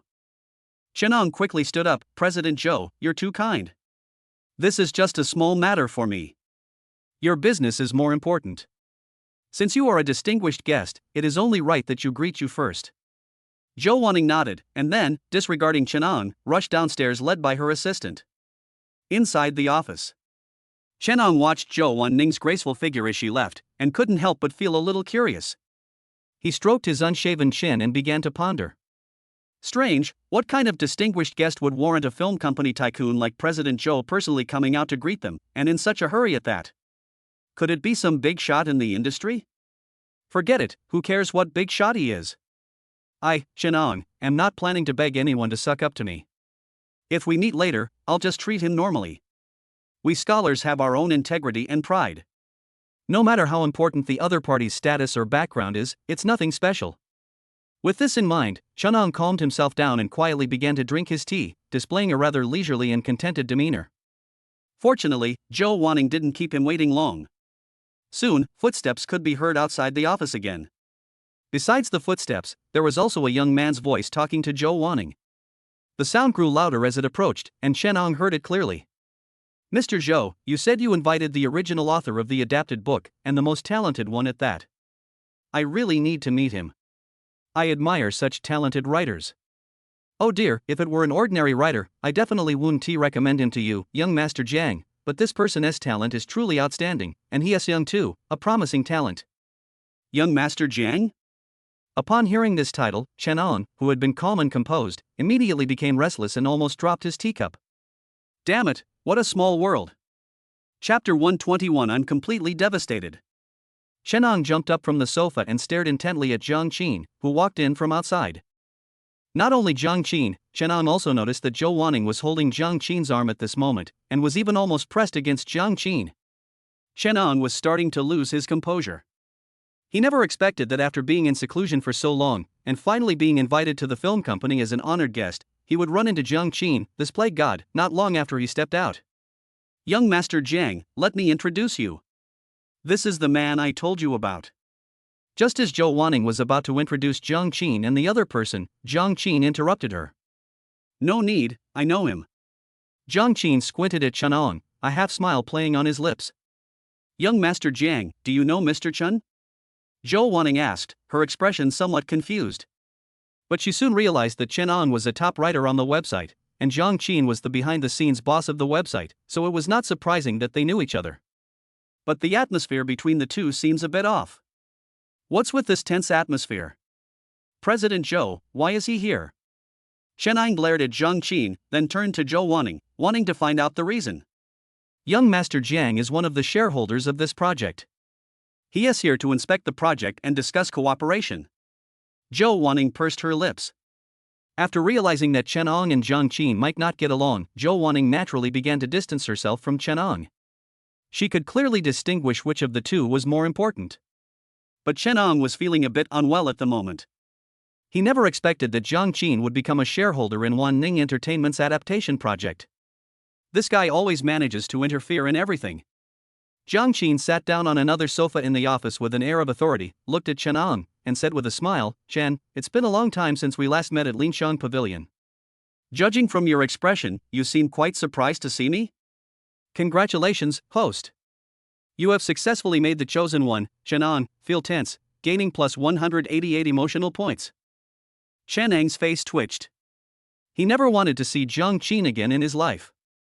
Although he said that fortunes change, that was just empty talk. He was actually very clear about the difference in status between himself and Jiang Qin. "I never expected to run into young Master Jiang in a place like this. What, is the business of Morningstar Entertainment not enough for you? You have to meddle in President Zhou's business too?" Jiang Qin chuckled. "Why not make money if there's money to be made? I'm very optimistic about President Zhou's project. It's a win-win situation, and Chen should understand that principle too." Chen Ang snorted coldly, dismissing Jiang Qin's words with disdain. In his mind, Jiang Qin was most likely after Zhou Wanning, and the project cooperation was just a cover-up. Seeing that Chen Ang remained silent, Jiang Qin continued, "Speaking of which, what are you doing here, Chen? I heard you were writing a novel. What, you're having trouble writing it and are planning to come to President Zhou's company to make a living? Congratulations, host. You have successfully enraged Chen Ang, the chosen one, and gained plus 122 emotion points." Upon hearing this, Chen Ang clenched his teeth tightly. But before he could speak, Zhou Wanning explained, "It's like this, young Master Jiang. Because there's no precedent for this adaptation project we're working on, we held an internal meeting to discuss it and decided to invite the original authors of these novels to come and work on the adaptation together. That's why we invited Mr. Chen to come. We apologize for not informing you about this beforehand." "Oh, I see." Jiang Qin pretended to suddenly understand, then laughed and said, "I really underestimated Chen. I didn't expect your book to be adapted into a film and television series. Congratulations." The frankness of these words left Chen Ang somewhat bewildered. Why would someone surnamed Jiang suddenly praise him? It can't be that the other person suddenly changed their personality. After thinking for a moment, Chen Ang still didn't turn hostile directly. Instead, he said in a low voice, "Such a trivial matter is no trouble for young Master Jiang. How could a poor writer like me be worth your concern, young Master Jiang?" Jiang Qin waved his hand. "Hey, you can't say that. After all, this is also a project I invested in, so I should still show some concern. Speaking of which, how's the script adaptation of Mr. Chen's book coming along? Mr. Zhou, why don't you let me take a look? Maybe I can offer some suggestions." As he spoke, Jiang Qin winked at Zhou Wanning. Zhou Wanning was a little confused, but she still nodded. The first few scenes have been adapted, and the script for the rest is still being written. "If young Master Jiang wants to see it, I'll have someone bring it over right away." As she spoke, Zhou Wanning gave a few instructions to her assistant. The assistant understood and went straight out of the office to get the script. What, young Master Jiang knows about scripts? Chen Ang couldn't help but sneer, seemingly finding Jiang Qin's statement amusing. "I only know a little bit. But speaking of which, since Chen is the original author and was specially invited by President Zhou, he must have some insights into script writing. Why don't you take a look at it later and offer some suggestions?" Jiang Qin remained amiable, seemingly no longer holding a grudge against Chen Ang for offending him before. Of course. Screenwriting and novel writing are inherently similar. I don't think I have any problem offering suggestions.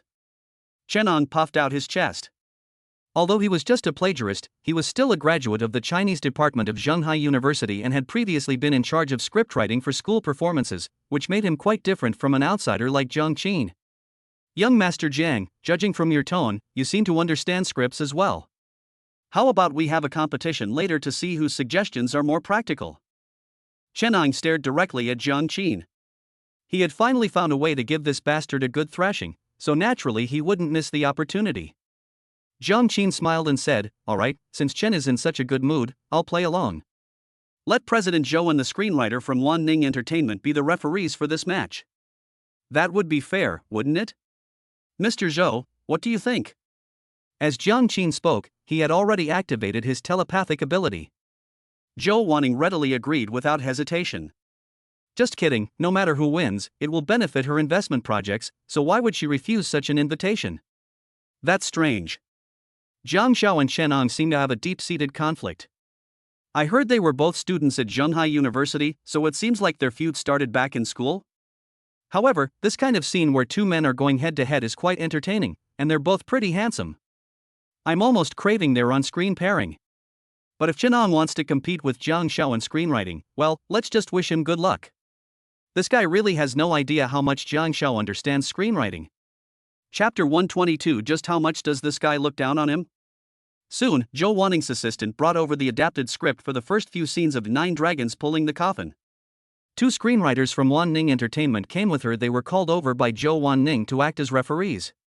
To be honest, the two screenwriters didn't really want to come. They were the ones who wrote the script, and if it was criticized so harshly, how could they continue to work at Wanning Entertainment?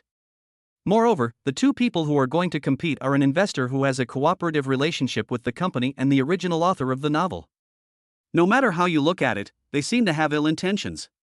Chen, please. Jiang Qin gestured for Chen Ang to proceed. Two copies of the script were made, one for Jiang Qin and one for Chen Ang. Chen Ang snorted coldly, took the pen handed to him by his assistant, and began to read the script in his hand. The library of Another World in his head contained knowledge about script adaptation, and even many high-quality, mature scripts, with various storyboards that could be considered classics. However, Chen Ang had never read such books before, and it was probably too late to search for them in his mind now. I refuse to believe that I, a writer, can be outdone by a spoiled brat when it comes to screenwriting adaptation. Chen Ang gritted his teeth. When it came to his familiarity with the plot of Nine Dragons Pulling the Coffin, he believed that no one in the world could compare to him. After all, he had painstakingly copied the book and carefully checked it before publishing it. He could practically recite every scene from memory. Chen Ang began to write furiously, flipping through the information in his mind while scribbling and drawing on the script. However, when he looked up, he found that Jiang Qin was in a leisurely mood. He had only casually flipped through the script a few times, and when he wrote, he did it casually. He drew a few circles on the A4 paper like a scribble, made some notes, and did nothing else. This underestimation of their opponent confused and angered Chen Ang. Just how much does this guy look down on him? Congratulations, host. You have successfully embarrassed and angered the chosen one, Chen Ang, and gained plus 88 emotion points. Jiang Qin chuckled to himself as he listened to the system notification in his head. He had deliberately provoked Chen Ang. With master-level script adaptation skills, even top screenwriters would be no match for him in script creation, let alone Chen Ang, who only knew how to copy books. What he didn't expect was that Chen Ang would jump right into such an obvious trap and provocation without hesitation. TSK. Seeing this, Zhou Wanning, who was standing nearby, couldn't help but become curious and wanted to go over and take a look, but she was afraid of disturbing the two of them. I trust Jiang Xiao's understanding of the script, but Chen Ang is, after all, the original author. Many scenes were conceived in his mind before he wrote them down. What should I do if Jiang Xiao's adapted script can't compare to Chen Ang's? No, I can't think like that. Jiang Xiao's importance far surpasses Chen Ang's. Even if he's slightly inferior, I can only declare Chen Ang the loser in a moment. But doing that seems a bit unethical. Chen Ang could never have imagined that the outcome of this match was predetermined from the very beginning. The referees and organizers appeared to be neutral, but in reality, they were all Jiang Qin's people. This is not a fair game at all. After more than 10 minutes, Jiang Qin slowly closed his pen and handed the paper and pen to his assistant who had been waiting for a long time, who then passed it on to Zhou Wanning. Chen Ang had almost finished revising the script. He even added some of his own ideas to the original script. When he saw Jiang Qin hand in his paper, he quickly got up and handed the revised script to Zhou Wanning. Thank you both for your help. To be honest, no one in our company was very confident about the success of this novel adaptation project.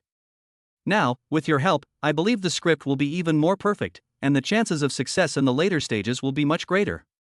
Zhou Wanning handed the two scripts to the two screenwriters respectively, and then smiled and thanked Jiang Qin and Chen Ang.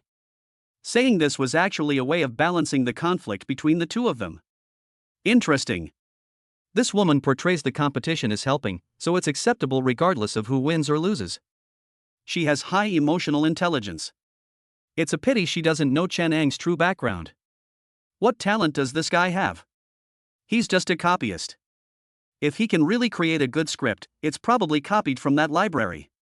Jiang Qin chuckled inwardly, but maintained a warm smile on his face. Chen, however, relaxed a bit after hearing Zhou Wanning's words. President Zhou, you're too kind. After all, it's my own book. If it can be successfully adapted into a film, television series, or animation, it would be a great honor for an author like me. It's not like I'm helping you. The two screenwriters read it very quickly. After all, it was only a script with a few scenes, and they finished reading it in just a few glances. Seeing this, Zhou Wanning asked directly, "You two have finished reading it? Tell me, which script is more suitable for the market?" The two screenwriters exchanged a glance and then picked up the copy that Zhang Qin had revised. "Mr. Zhou, we all agree that after the script was revised, it is perfect in every aspect, and we can even say that it has reached the level of perfection. As for the other one, although it has added some imagination and enriched many details, which will be of some help to our post-production shooting, it is far inferior to the first one." Upon hearing this, Zhou Wanning couldn't help but show a look of surprise. "Oh? Is that so? Let me see it." Chen, standing beside him, looked rather grim. Because he clearly saw that the script that the two screenwriters said was close to perfect was Zhang Qin's. "How is that possible?" "Congratulations, host. You have successfully made the chosen one." Chen, lose all faith, gaining plus 166 emotional points. Zhang Qin leisurely sipped his tea, completely unsurprised by the outcome.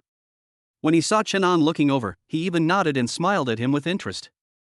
Chen finally couldn't hold back any longer. Just as Zhou Wanning was about to announce the verdict, he strode over. "President Zhou, I'd like to see the script that Zhang Qin revised." Zhou Wanning frowned, but then, as if she had thought of something, she handed Zhang Qin's script over. Chen stood right next to the desk and started reading. But after only a few glances, his eyes widened in surprise. This is impossible." Chapter 123, not very damaging, but extremely insulting. Although Chen did not put much effort into script writing, he still had basic appreciation skills. Surprisingly, after Zhang Qin revised it, the visual quality of every shot was vividly displayed. As long as the director and actors can film the scenes described in the script, it will definitely be a masterpiece. This is the kind of skill only the top screenwriters possess.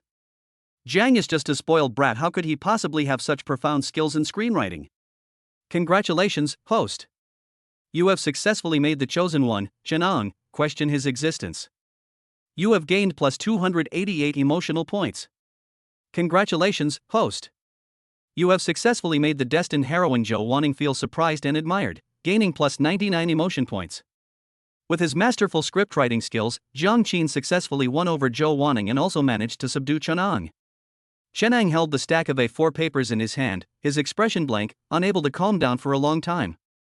He lost completely, without even a chance to fight back. Mr. Chen's adapted script is actually quite good. Some of the added content is very clever and will benefit our company's upcoming filming. Seeing this, Zhou Wanning subconsciously said some polite words. "Hee, Ms. Zhou, you don't need to say anything more. I admit that I'm not as skilled as you." Chen put the A4 paper back on Zhou Wanning's desk. Unlike last time, he didn't shout or yell this time. Instead, he seemed quite sullen. After saying this, Chen turned around, gave Zhang Qin a few deep looks, and walked out of the office without saying a word, without even saying goodbye to Zhou Wanning. Zhang Qin once suspected that this guy had been so shocked that he went crazy. "Congratulations, host. You have successfully broken the Tao heart of the chosen one," Chen, causing him to temporarily lose all interest in women. "You have gained plus 366 emotional points." Good heavens, an absolutely phenomenal explosion. The cruelest thing in the world is being defeated by someone in your own area of expertise. That's exactly what Chen is like now. As Chen walked out of Wan Ning Entertainment's office building, he looked up at the sky. He looks like a loser who's late for his own wedding and then his bride runs away. He's clearly frustrated, but he has that kind of sage-like relief. I was wrong. At this stage, I can't compete with the Zheng family at all. The three major families in Zhanghai are the top wealthy families in Zhanghai, and the successors they cultivate must be extremely outstanding. Compared to him, I have no advantage whatsoever in terms of appearance, talent, family background, or even emotional intelligence. With Zhang around, any beautiful woman I meet will only focus her attention on him and won't even glance at me. But of all times, I run into this guy whenever I want to pick up girls. God, are you deliberately playing a trick on me? Chen looked up at the sky and sighed deeply, overwhelmed with sorrow.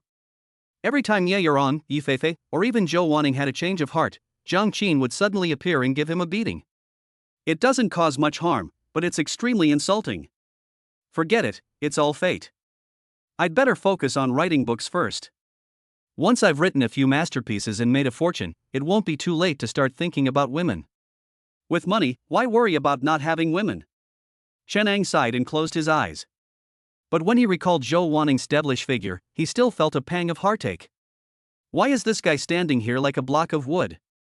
I don't know, maybe he's heartbroken. This guy is quite handsome, and he has a melancholic air about him. I want to go up and ask for his phone number. Chen Ang opened his eyes and looked over with some confusion. He saw a beautiful woman weighing 200 pounds walking towards him with an excited expression. Hey bro, can I have your number? You're so handsome, I'm totally a fan. Holy crap! Chen Ang was so frightened that he lost his mind and forgot about posing as if he were melancholy. He took off running. It ran incredibly fast, as if being chased by a prehistoric beast. Upstairs, Jiang Qin, who was watching Chen Ang run away from the window, couldn't help but laugh out loud. Young Master Jiang, what are you looking at that is so funny? Zhou Waning walked over to Jiang Qin, somewhat confused, and peeked downstairs. She just happened to see Chen Ang being chased by a 200-pound beauty asking for his contact information. This. Pfft, young Master Jiang, you didn't arrange this person on purpose, did you? This is too funny. Zhou Waning couldn't help but laugh so hard she was shaking, her full breasts bouncing back and forth, which was quite a sight to behold. Why would I do something so pointless? Mr. Zhou, are you thinking too badly of me? Jiang Qin turned around and said with a hint of helplessness. Humph, you're the worst, you brat. If I'm not mistaken, that Chen Ang still doesn't know you're the boss of QIDN.com, right? You have a conflict with him, yet you still make him make money for you.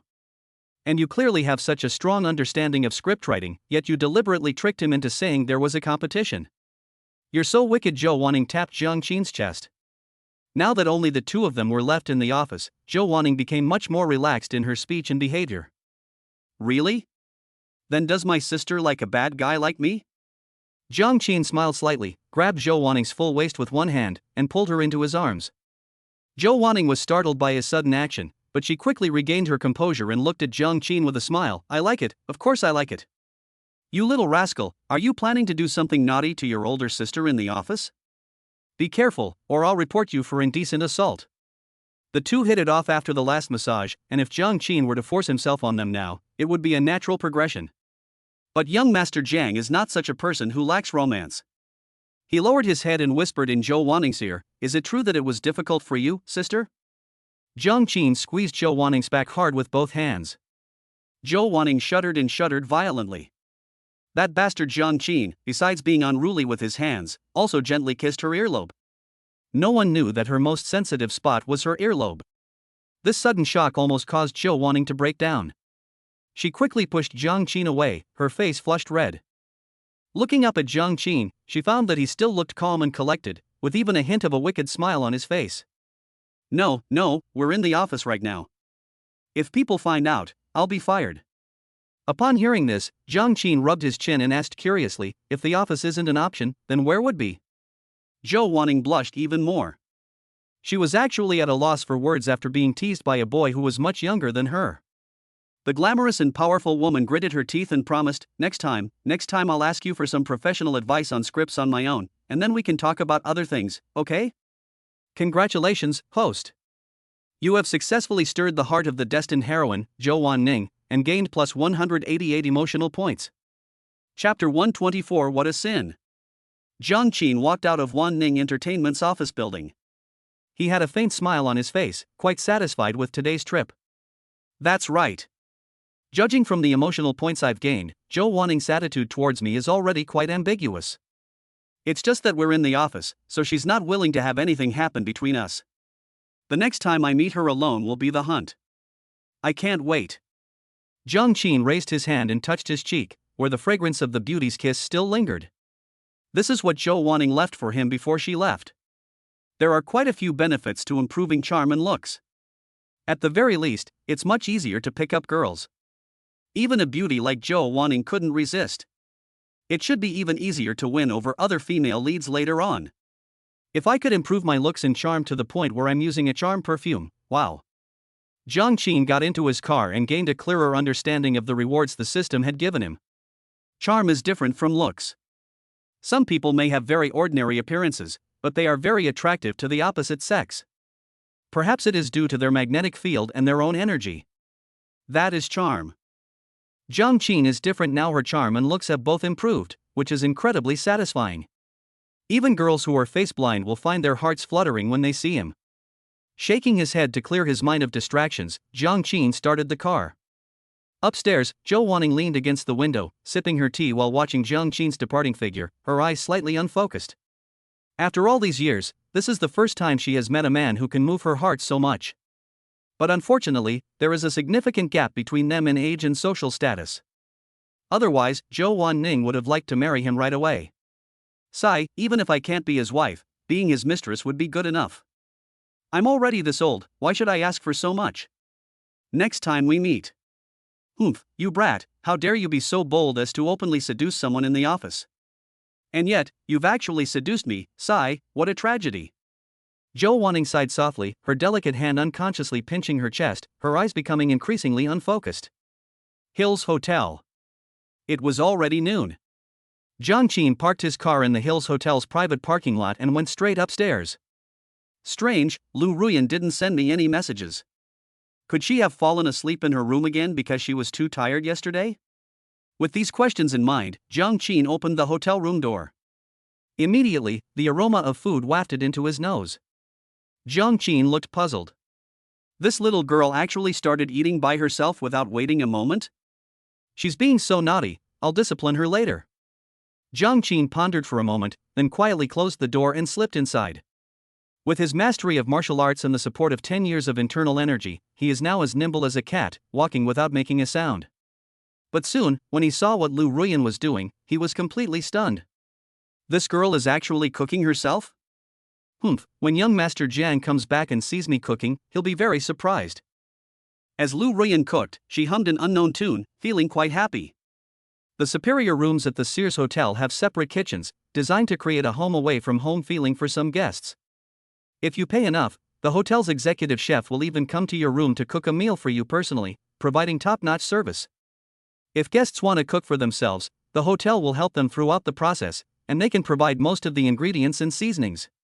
Jiang Qin knew about Hill's service before, but had never used it. What kind of good person would have nothing better to do than go to a hotel, book a room, and cook for themselves? But he encountered it today. Jiang Qin's expression shifted. Looking at Lu Ruyan's apron-clad back, he licked his lips and stealthily reached out, embracing her delicate body from behind. Chapter 125. A kind and understanding younger sister. Jiang Qin stealthily reached out and hugged Lu Ruyan's delicate body from behind. What's so surprising? Lu Ruyan was startled by the sudden attack, but she immediately realized it was Jiang Qin and couldn't help but say coquettishly, "Young Master Jiang, what are you doing? You scared me to death. I was cooking for you, and you suddenly appeared behind me, it was so scary." Her tone was soft and gentle, without the slightest hint of blame. Doesn't the hotel have a chef? Why are you cooking for yourself? Jiang Qin hugged Lu Ruyan from behind and whispered in her ear. Lu Ruyan felt her ears tickled by the hot breath Jiang Qin exhaled. She twisted her body and said, "I just wanted to give you a surprise. You're so good to me, young Master Jiang, but I can't help you much. So I'll just cook some home-style dishes for you to try." She was wearing an apron, looking every bit the virtuous wife and loving mother, which made Jiang Qin's mouth water. It has to be said that this girl is quite skilled at seducing men. At the very least, she knows what kind of emotional value men need and can proactively provide it. For a wandering soul, the warmth of home is always very appealing. Jiang Qin was well aware of this. After all, he wasn't some kind of playboy, at most he was just a fourth-generation calamity trying to boost the NPC's emotions, so he didn't fall for this trick at all, and he saw it very clearly. "I'm not very hungry right now. I'd rather eat you than eat food, what should I do?" Jiang Qin said, as the excavator reached down directly. "Young Master Jiang, stop fooling around. I'm still cooking. Can we do that after the food is ready?" Lu Ruyan trembled, almost dropping the spatula in her hand. "Hey, I've never tried kitchen play before. Eating isn't a rush." Jiang Qin didn't care about your questions and went straight to enjoying the feast. Hey, wait a minute, young Master Jiang, let me turn off the stove first." In an instant, the kitchen was filled with the aroma of food, and the spring sunshine was in full bloom. An hour later. After tidying herself up, Lu Ruyan brought the prepared meal to Jiang Qin. Her face was still rosy, making her look exceptionally beautiful. This time was different from when they ate downstairs yesterday. There were no outsiders around, so Lu Ruyan simply snuggled into Jiang Qin's arms and fed him. That service, even compared to King Zhou, would probably be just so-so. Is it delicious, young Master Jiang? Lu Ruyan asked, a little nervously, while serving Jiang Qin his meal. Jiang Qin carefully tasted a few bites. I have to say, this girl is quite good at cooking. Her stir-fries are delicious and visually appealing. She could probably open a restaurant and it would be packed with customers. Your skills are quite good. Where did you learn this? Jiang Qin praised. My mom is usually quite busy, so I've been the one cooking at home since I was little. Later, I started to enjoy watching cooking tutorials online and figuring things out on my own. I'm glad you like it, Mr. Jiang. Come on, young Master Jiang, try this one too. If young Master Jiang likes it, I can cook for you every day from now on. If young Master Jiang doesn't want to eat, I can do other things too. Lu Ruyan spoke in a coquettish voice, and if other girls were present, they would probably be unable to resist calling her a green tea bitch. But to men, she's not some green tea bitch at all, she's clearly their understanding and kind younger sister. We were full and satisfied. Jiang Qin and Lu Ruyan were lying on the hotel sofa, looking very comfortable. Young Master Jiang, why did you suddenly bring out a surveillance camera? Is there something interesting about it? Lu Ruyan couldn't help but feel curious when she saw Jiang Qin pull out a tablet computer from somewhere, which displayed surveillance footage from a certain location. I saw a free performance back then. There's a great show about to start, and I'd like to invite you to watch it with me, Jiang Qin said with a smile, turning on the sound on his tablet. Lu Ruyan was somewhat confused, but she still patiently looked at the tablet computer. This is a networked public security camera, seemingly located near a park bench. A man wearing a brown jacket and a baseball cap was the first to appear in the surveillance footage. He first looked up at the monitor, then looked down and said into the microphone on his collar, "Boss, I'm in position, waiting for the fish to bite." Chapter 126 Becoming a part of Jiang Qin's play. These words, coming from the tablet's speaker, startled Lu Ruyan. She couldn't understand what Jiang Qin was up to, and her little head was filled with doubt. No problem, just be careful not to expose yourself, and proceed according to the original plan in a moment, Jiang Qin instructed. Receive. The person in the surveillance video is naturally Jiang Yi. At this moment, following Jiang Qin's instructions, he had already disguised himself as a so-called intelligence merchant and was preparing to make contact with Ning Xiao. Jiang Qin had already spoken with Zhang Xiaoye beforehand. Under Zhang Xiaoye's arrangement, Ning Xiao could only buy information about Jiang Qin from the black market by going to a certain powerful information dealer. Young Master Jiang, what's going on here? Lu Ruyan whispered in Jiang Qin's ear. No rush, you'll know after the main actors come on stage. Jiang Qin gestured for her to be quiet. As Jiang Qin's large hand massaged Lu Ruyan's head, she felt extremely comfortable, but her curiosity only intensified. But seeing Jiang Qin say that, she had no choice but to obediently continue watching. In the surveillance footage, Jiang Yi stood there for a short while before two suspicious-looking guys appeared. One of them was someone Lu Ruyan knew. Ning Xiao? How could it be him? Changhu Park. Ning Xiao was very nervous at this moment, as was Zhu Ming beside him. Both of them were just ordinary college students, but now they have to come into contact with an intelligence dealer who operates in the gray area. It would be a lie to say they weren't nervous. Ning Xiao even regretted doing this. As the eldest son of the Ning family, he could have comfortably enjoyed the life of a super rich man, but now he has to be on tenterhooks when he comes into contact with some bad people. Once I've dealt with that Jiang guy, I'm going back to being a carefree young master. But this time, I have to teach that guy a lesson, damn it. Ning Xiao hardened his heart and threw away the slight cowardice that had risen in his mind. So you're the intelligence dealer Tiger introduced? What's your name? Ning Xiao raised his head and carefully examined Jiang Yi, who was wrapped up very tightly. Just call me number one. I heard you wanted to buy information about the eldest son of the Jiang family in Zhanghai. What, did he offend you? A hoarse voice came from under the mask, with a hint of mockery in its tone, as if it had encountered something amusing. Kid, let me give you a piece of advice. The Jiang family of Zhanghai is not someone that just anyone can afford to offend. Unless you have some deep-seated grudge against them, I suggest you just let it go and be careful not to get yourself into trouble. Hearing Jiang Yi's kind advice, Ning Zhao's initial wariness vanished. Although this person operates in a gray area, he seems to have a strong sense of chivalry. The black market has a good reputation, and the person who introduced them was quite reliable. With this in mind, Ning Zhao said nonchalantly, "So what if it's the Jiang family? I'm still the heir of the Ning family. Why would I be afraid of him?" Jiang Yi glanced at Ning Zhao with some surprise, then laughed in a hoarse voice, "So that's how it is. I was wondering who in Shanghai would dare to provoke the Jiang family. It turns out you're quite influential too. He, then I'm relieved. At least you're not deliberately courting death and dragging my underlings into it. We can talk about this business. However, I am very curious about how Jiang Qin offended you. According to the structure of Shanghai, your Ning family and the Jiang family should not have any conflict of interest." Upon hearing this question, Ning Zhao's expression instantly turned somewhat ferocious. "Why? Of course, it's because that bastard Jiang Qin has repeatedly flirted with the girls he likes right in front of him." Inside the Hills Hotel, Lu Ruyan stared wide-eyed at the surveillance footage, her face filled with shock. With the microphone hanging on Jiang Yi's collar, plus the surveillance cameras, she and Jiang Qin had a complete view of the live broadcast of the transaction. That is precisely why Lu Ruyan was shocked. Ning Zhao actually wanted to deal with Jiang Qin, and even specifically hired someone to spy on Jiang Qin? Good heavens, they're all still students, how could something like this happen? Congratulations, host. You have successfully shocked the destined heroine, Lu Ruyan, and gained plus 88 emotional points. Chapter 127. Ning Zhao shouldn't be that stupid, right?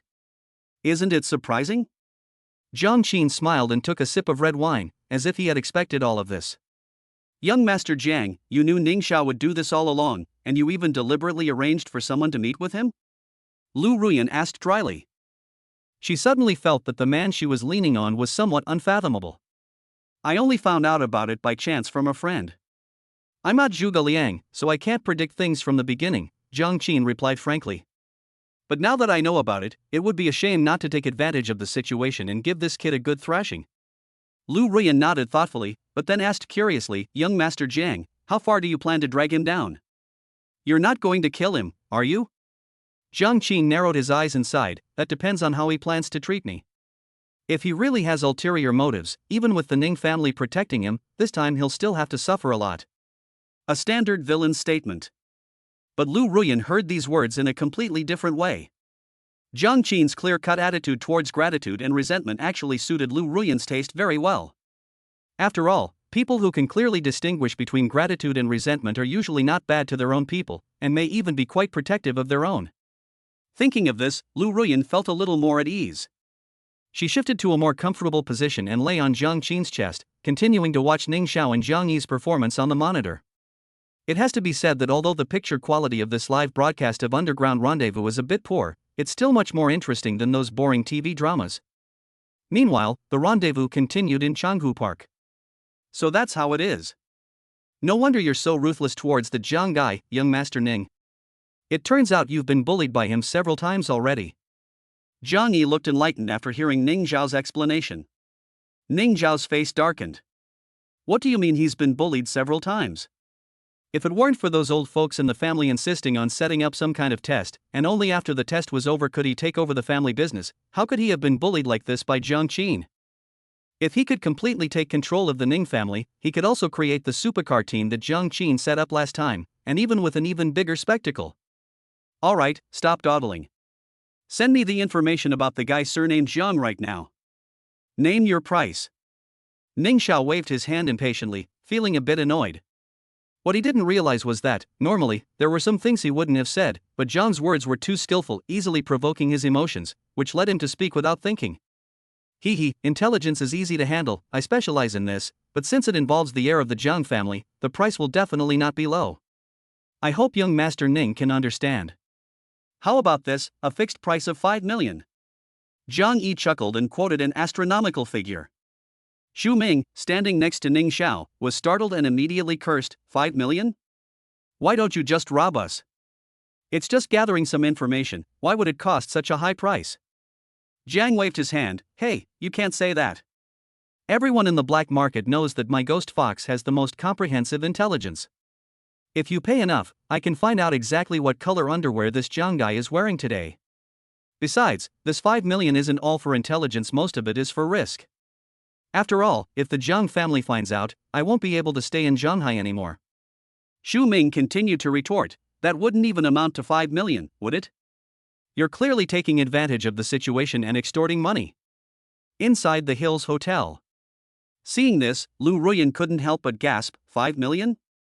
Young Master Jiang, your subordinate really dares to ask for that much. Ning Xiao shouldn't be so stupid as to actually give it to him, right? Jiang Qin smiled and shook his head. He will give it to you, and he will do so readily. It's not surprising that people do anything when they are emotional, especially those who have been poor for a long time and suddenly become rich. Money is just a bunch of numbers in their eyes. Under the influence of revenge spending, they don't think too much. Chapter 128 is going to be ruined. Lu Ruyan still couldn't quite understand. She's now rich after being poor for a long time, but she hasn't developed this kind of retaliatory spending mentality. Shouldn't people who have been poor for a long time cherish the money they have even more? Seemingly noticing the girl's confusion, Jiang Qin continued to explain, don't compare yourself to him. He is the heir of the Ning family. He can currently mobilize at least 1 billion yuan in cash flow. After he takes over the Ning family, he will be able to mobilize a conglomerate worth hundreds of billions. He is not the same as an ordinary small-time rich person. Spending 5 million yuan is probably the same as you spending 500 yuan on a meal. Oh, I see. Lu Ruyan nodded thoughtfully, but then muttered under her breath, 500 yuan for a meal? I'm not that extravagant. Being thrifty is a good thing. I hope you can always keep this in mind in the future, Jiang Qin said, hugging the girl in his arms. He quite liked the girl's honesty and genuine nature. She wasn't pretentious at all. Inside the park. As Jiang Qin expected, just as Zhu Ming was about to continue refuting Jiang Yi, Ning Xiao, who had been silent, suddenly spoke up. 5 million? No problem. How do we proceed? Xu Ming, standing beside him, gaped, his face filled with disbelief. Young Master Ning, you? As expected of the eldest young master of the Ning family, you're so straightforward. This is my overseas bank account. Young Master Ning, just transfer the money. As for the intelligence, I'll send it to your email in a bit. You can check it yourself then. Jiang Yi laughed hoarsely and casually gave an overseas bank account. This account was obtained by Yuan Xiaoxiao. The identity information and everything else were fake. After changing hands dozens of times, she wasn't afraid of anyone tracing it back to her. Okay, but how can I be sure of the authenticity of the information? What if you try to fool me with a bunch of fake news? Ning Xiao's voice was deep as he transferred money while looking Jiang Yi in the eye with a scrutinizing gaze. This is Shanghai. You are the eldest young master of the Ning family. Do you think I'm that stupid as to offend the eldest young masters of both the Jiang and Ning families for a mere 5 million? Jiang Yi sneered. I know you wouldn't dare. The money has been transferred. My email address is... No need. I know your email address. If I can't even find out this much, then what's the point of being an intelligence dealer? Ning Xiao was taken aback. Then he heard Jiang Yi recite a string of email addresses, which turned out to be Ning Xiao's personal email address. The other side was indeed prepared. However, precisely because of this, Ning Xiao felt much more at ease. If there's nothing else, I'll be leaving now. In half an hour, all the information about Jiang Qin will be sent to your email, young Master Ning. Remember to contact me next time you have such a good deal. Remember, my name is Ghost Fox. Jiang Yi waved casually and prepared to leave. His mission was complete. How can I contact you next time? Ning Xiao frowned, instinctively feeling that something was wrong, but he didn't know whether he should speak up to stop him. It's simple, just tell Bald Tiger my name is Ghost Fox. After saying that, Jiang left without looking back, walking away with such ease and composure, as if he was quite certain that Ning Xiao would come looking for him again. Xu Ming glanced at Jiang Yi's departing figure, then at Ning Xiao, who was frowning in thought, and couldn't help but say, well, young Master Ning, shall we go too? This park is so gloomy and cold at night. Ning Xiao took a deep breath. Okay, let's go. Let's find an internet cafe to sit in and wait for the intelligence to come over. Half an hour later. An email arrived in Ning Xiao's inbox on time. There was nothing else in the email, just a short sentence. Thanks to young Master Ning for the 5 million yuan for my escape, this money is so easy to make. In the internet cafe, Ning Xiao and Zhu Ming's eyes widened when they saw the email's contents. They never expected that after spending 5 million and waiting for half an hour, this would be the result. Chapter 129 Damn Charm. Young Master Ning, have we been tricked? Xu Ming tugged at Ning Xiao's sleeve. Ning Xiao's face twitched incessantly. He was so angry that he couldn't utter a single word. After a long pause, he finally uttered a few words. Wernama. This is just too stupid. When Lu Ruyan saw the surveillance video on the tablet switch from the park to the internet cafe, she was completely stunned. Especially when she saw Ning Xiao's furious expression in the internet cafe's private room, Lu Ruyan was speechless. How could he be so stupid? He just gave away 5 million without any guarantee and let the other party leave. Is this something a person with a normal brain would do?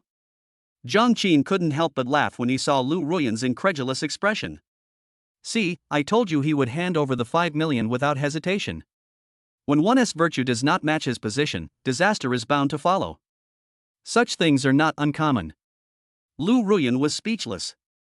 She suddenly felt ashamed to be a classmate of someone as stupid as Ning Xiao.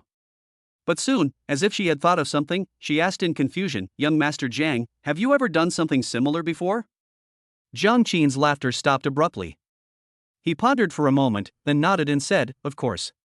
When I was pursuing Chusiki at school, didn't I make quite a few jokes? Lu Ruyan then remembered that Zhang Qin's reputation at school used to be that of an incredibly devoted and experienced simp. I'm sorry, young Master Jiang, I didn't mean to hurt you, Zhang Qin patted her shoulder generously and said nonchalantly, it's all in the past, I've long since let it go. Everyone needs time to cultivate their own virtue. People who cannot even accept their past selves cannot accomplish great things. Just like how I never cared why you chose to live the life of being kept by someone, isn't it the same principle? Upon hearing this, Lu Ruyan's heart trembled, as if she were seeing the person in front of her in a completely new light, and she stared blankly at Zhang Qin. Congratulations, host. You have successfully moved the heroine Lu Ruyan, gaining plus 99 emotional points. Why are you looking at me like that? Is there something on my face? Zhang Qin smiled gently. No, I just suddenly think you're so handsome, Zhang Xiao. I think I've fallen for you, what should I do? Lu Ruyan gently rested her head against Zhang Qin's chest, feeling his broad embrace and strong heartbeat. Her heart was filled with mixed emotions. Oh? You're only starting to like me now?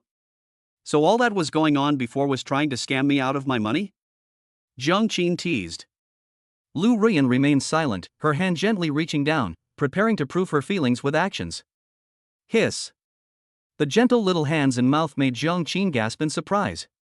In an instant, the hotel room was filled with the beautiful spring sunshine. On the other hand, Ning Xiao wasn't very happy. After realizing he had been tricked and swindled out of 5 million yuan, Ning Xiao's temper exploded like a powder keg that couldn't be contained. He smashed the computer monitor in the internet cafe with a single punch. The commotion, even inside the private room, alerted other customers browsing the internet and the internet cafe manager. However, after Ning Xiao casually scattered the coins, breaking a screen was naturally a minor matter. Let's go to the black market and cause trouble for that bald tiger. That son of a bitch dared to play me. Enraged, Ning Xiao headed towards the Fate Bar with Xu Ming. Bald Tiger has been keeping watch at the bar counter of Fate Bar for the past 2 days. He was humming a little tune, wiping the glass in his hand with a handkerchief, and was in a very good mood. These past 2 days, the boss has finally stopped bothering them. All she has to do every day is listen to music and entertain customers at the bar, which is incredibly relaxing and comfortable. Speaking of which, that Ning guy is really unlucky.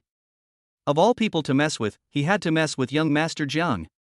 Doesn't he know that young Master Jiang is our boss's favorite? Bald Tiger touched his mouth, then shook his head when he thought of Ning Xiao. Chapter 130 The fish has finally taken the bait. Bald Tiger shook his head repeatedly.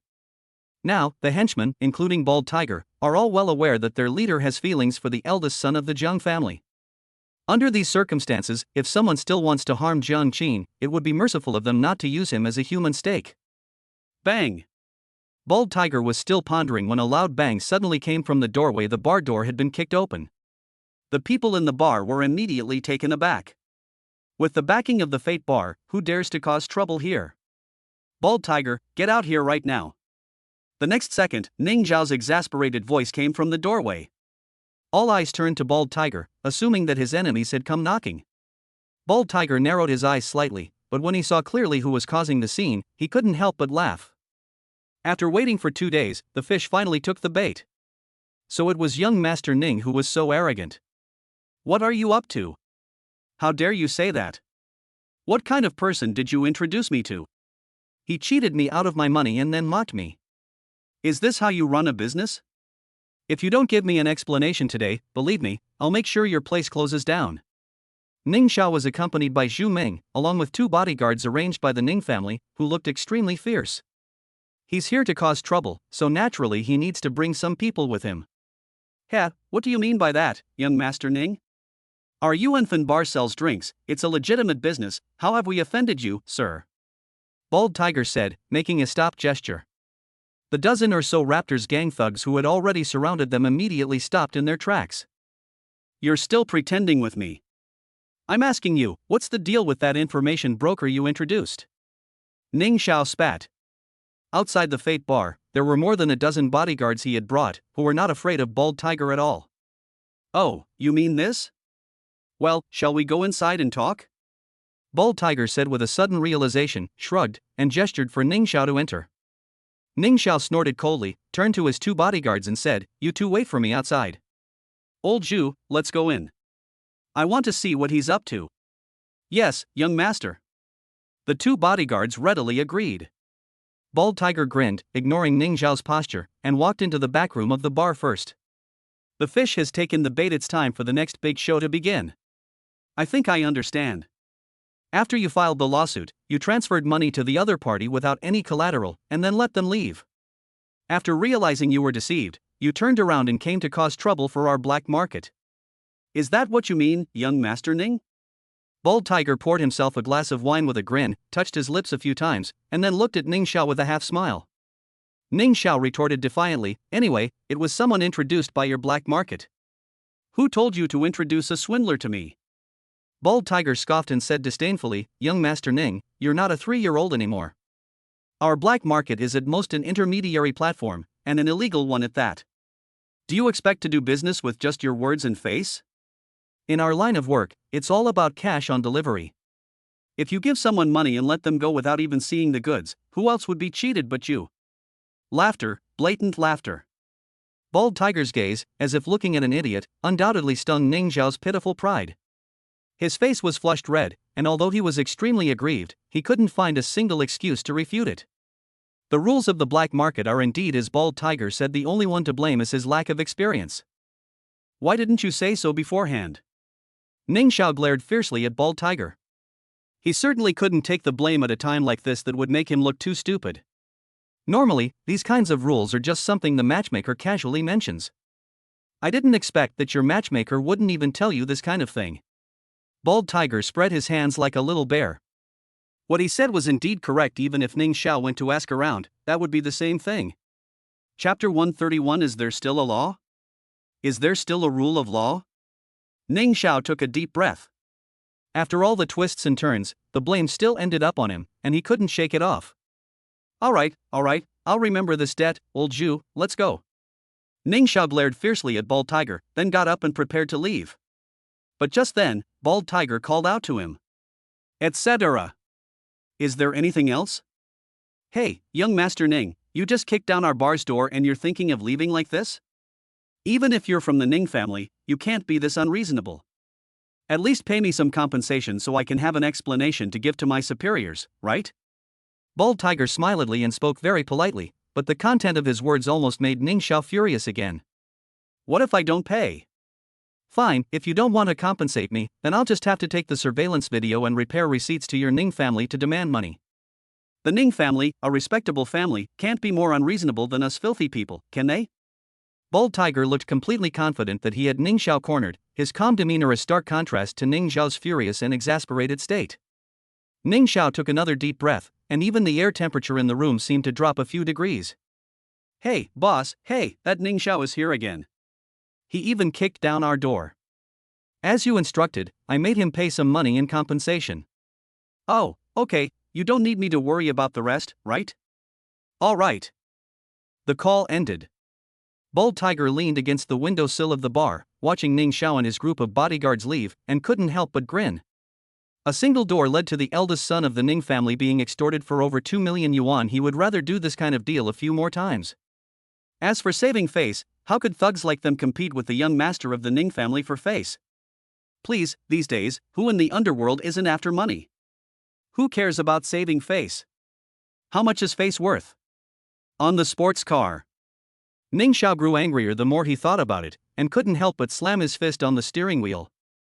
Xu Ming, who was standing next to him, said with some concern, "Well, young Master Ning, why don't we just let it go? There's no need to make things difficult for Zhang Qin. When two tigers fight, one of them will surely be injured. You have money and status now, so why don't you just enjoy your life?" Ning Xiao raised his head, his eyes bloodshot and red. His voice was hoarse as he spoke. "I know everything you're saying, but I just can't swallow this. The black market can't be relied on, but there are always other ways, there are always." Just then, his phone rang. Ning Xiao took out his phone, only to find it was a local, unfamiliar number. "Who is it?" The call connected, and a somewhat mercenary male voice came from the other end. "Hey, it's young Master Ning, right?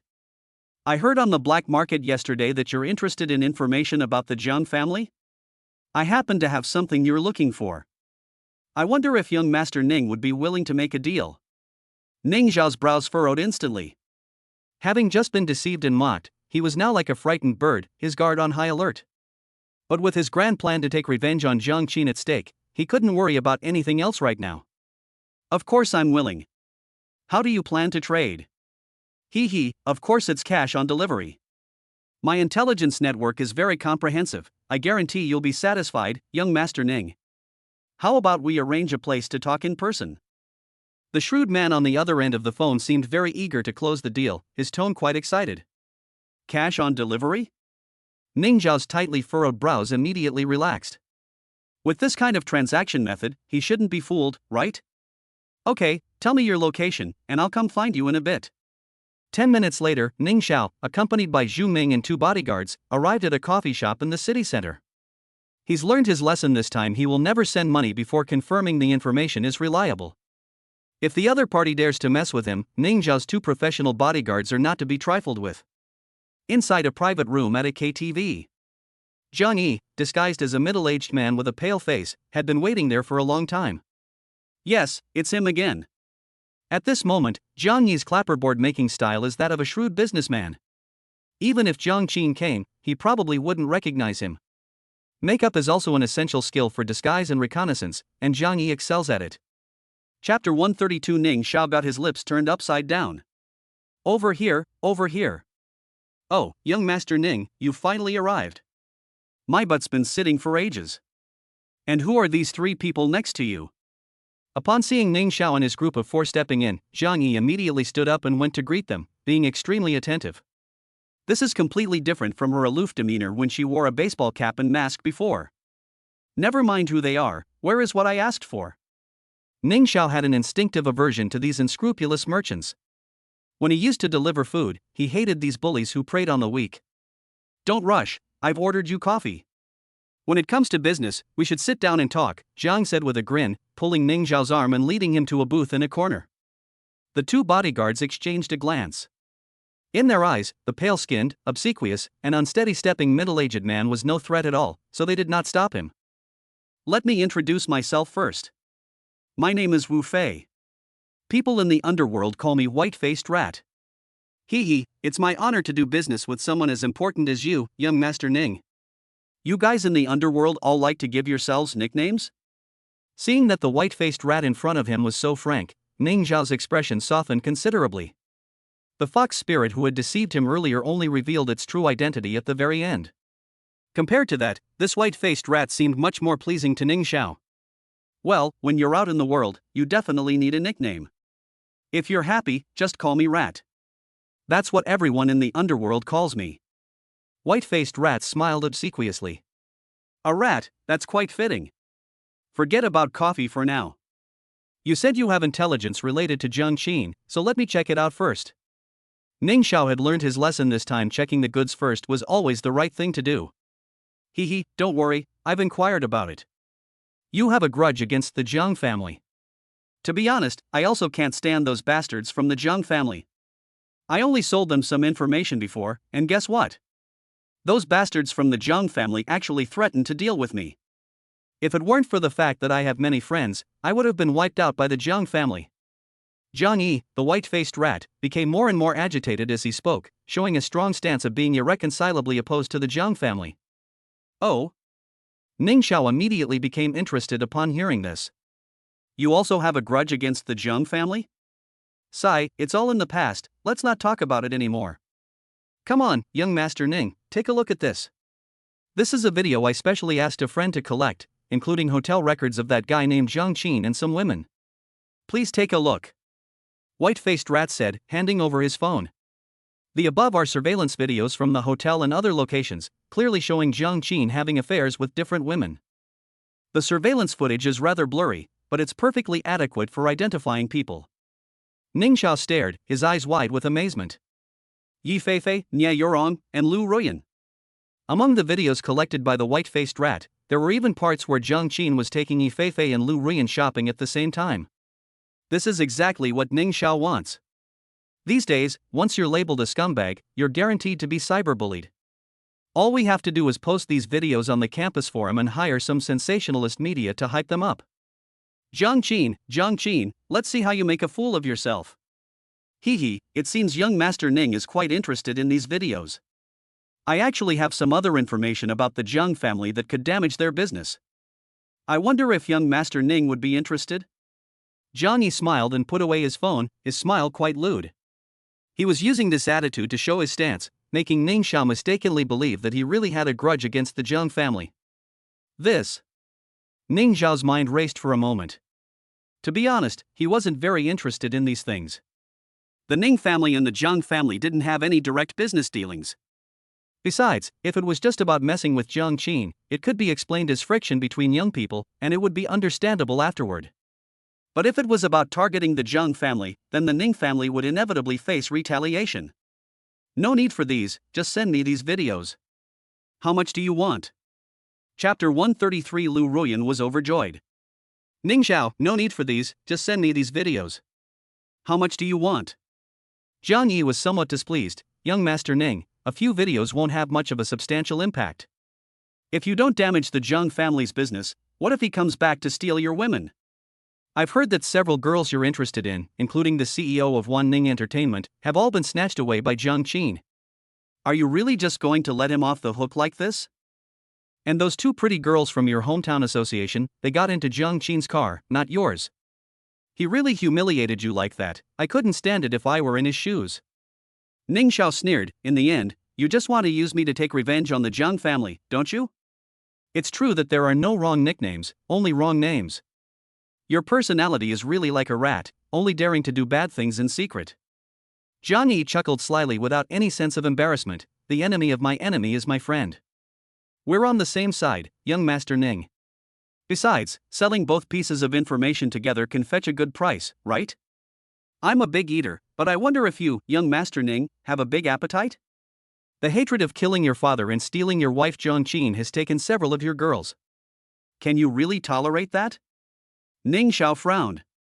It has to be said that he was swayed by Zhang Yi's charm. Yes, Zhang Qin repeatedly provoked him, even stealing his favorite girl right in front of him. Back when he was still a poor kid, even if Ning Xiao was unwilling, he would probably have accepted it. But now that he has such a prominent status, if he continues to endure this, he might really become a ninja turtle. Seeing the change in Ning Xiao's expression, Zhu Ming couldn't help but remind him, young Master Ning, why don't we not make such a big deal out of this? Just get the video. If this gets too big, your family will probably have a problem with you. Zhu Ming's words made sense, but to Ning Xiao, they meant he should continue to be a coward. Make a scene? So what if it does? I am the future heir of the Ning family. If that Zhang guy dares to do the first thing, he can't blame me for doing the 15th. Damn it, if it weren't for that Zhang guy interfering, I would have been having a blast with those pretty girls long ago. Yi Feifei, Nia Yurong, Zhou Wanning, Lu Ruyan, that Zhang guy wouldn't leave me a drop of soup, so don't blame me for being impolite. Rat, send me all your information and give me a price. If I don't teach that Zhang guy a lesson this time, he won't know why the flowers are so red. Ning Xiao laughed in anger, deciding to pull off something big. Clap clap clap. Zhang Yi couldn't help but applaud. Good, that's bold. You truly deserve to be the eldest young master of the Ning family.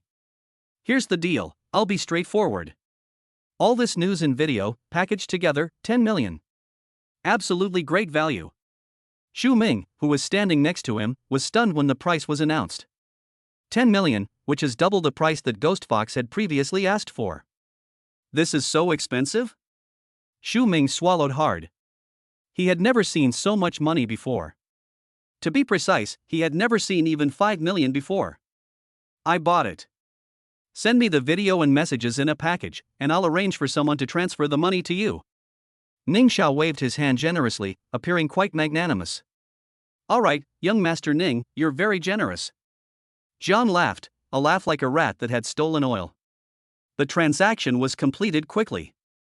The money arrived in Ning Xiao's account, and the video and some documents were also sent to his email. Inside the Hills Hotel, Lu Ruyan was stunned when she saw this. Is this Ning Xiao really that outrageous? Just to get revenge on you, young Master Jiang, he spent another 10 million? Even the landlord's foolish son wouldn't spend money like this. With so much money, there are so many good things to do with it. Congratulations, host. You have successfully made the heroine Lu Ruyan break down, gaining plus 88 emotion points.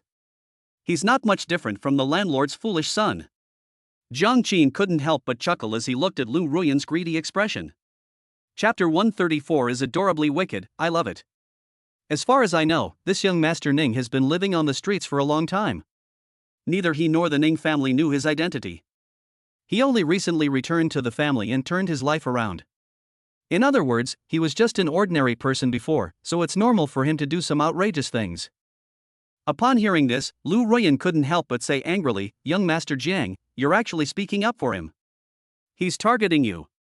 If he gets his hands on those videos and information that's detrimental to your Jiang family, things will get really troublesome. Jiang Qin gently pinched her nose and said with a smile, who told you that what he got was the real thing? The videos he showed him are real, but what he sent over might not be, understand? Lu Ruyan was taken aback, you mean to say? Why did I receive the complete Teletubbies series in my email? Inside the car, Ning Xiao was completely dumbfounded. He never expected that, despite having checked the video, he would receive the entire Teletubbies series. The large compressed video file in the email felt like a huge slap in Ning Xiao's face, leaving him bewildered and his face flushed with excitement. A boy's blush speaks louder than any sweet words. Young Master Ning, are we being targeted? Why are these two treating us like Japanese? Xu Ming was also furious about his friend's predicament. Ning Xiao was taken aback by his words. He's not stupid.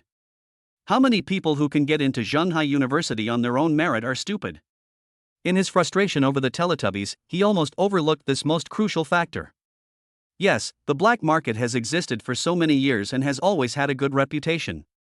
When he asked the Ning family about the Zhenghai black market before, they all said they rarely heard any bad news about it. How come I keep getting scammed by him? This is not scientific. Let's go to Fate Bar. I'm going to get to the bottom of this time. If they were doing business like this on the black market, they would have gone out of business long ago. Old Zhu, you were right, there's definitely something fishy about this. With that, Ning Xiao started the car. The Maserati roared to life, heading straight for the Fate Bar. On the way, he couldn't help but call Bald Tiger. The meaning was simple, the Ning family had to get an explanation for this matter, and he wanted Bald Tiger to call his boss over. Fate Bar. Zhang Xiaoye was sitting leisurely on the sofa with her legs crossed, listening to Bald Tiger's report. That's how it is, boss. I already followed your instructions and contacted the people sent by young Master Jiang to give that guy Ning Xiao a good beating. Just now, that guy called and said he'll be representing the Ning family tomorrow to come and demand an explanation from you, boss. See me? Looks like you're furious. How interesting. How did Jiang Qin come up with such a funny prank? It's much more interesting than what I usually do. Cutely naughty, I love it. Zhang Xiaoye's face was full of joy. As the saying goes, beauty is in the eye of the beholder, and Zhang Xiaoye finds Jiang Qin more and more pleasing to the eye now. Hey boss, shall we meet that guy surnamed Ning tomorrow? After all, he's the eldest son of the Ning family, and the Ning family has a lot of business dealings with our fierce dragon gang, Xiao Liuzi cautiously reminded her from the side. You have to say it. Zhang Xiaoye slapped him across the face, her tone fierce. How could I not know about the business dealings between the Ning family and our family? Wait, I'll call Jiang Qin first and see how he plans to handle this. He's just a good-for-nothing second-generation member of the Ning family, not even the head of the family. What's there to worry about?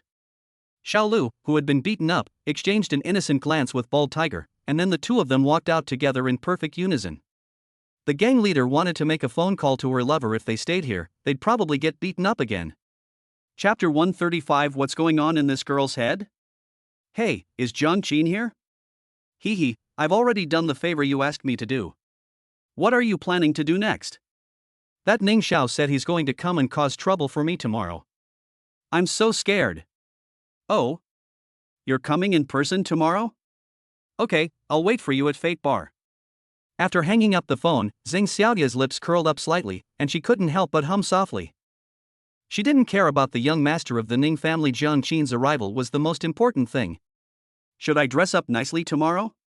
But if I dress too formally, will Jiang Qin think I'm trying to seduce him? Oh dear, this is such a dilemma. Congratulations, host. You have successfully made the destined heroine, Zhang Xiaoya, feel excited, conflicted, and expectant, gaining plus 166 emotion points. Jiang Qin was somewhat confused when he heard the system notification. He had no idea what Zhang Xiaoya was thinking, let alone that these emotional points were provided to him by a girl longing for love. That's strange. What's going on in this girl's head? Never mind, I should understand when I see her tomorrow.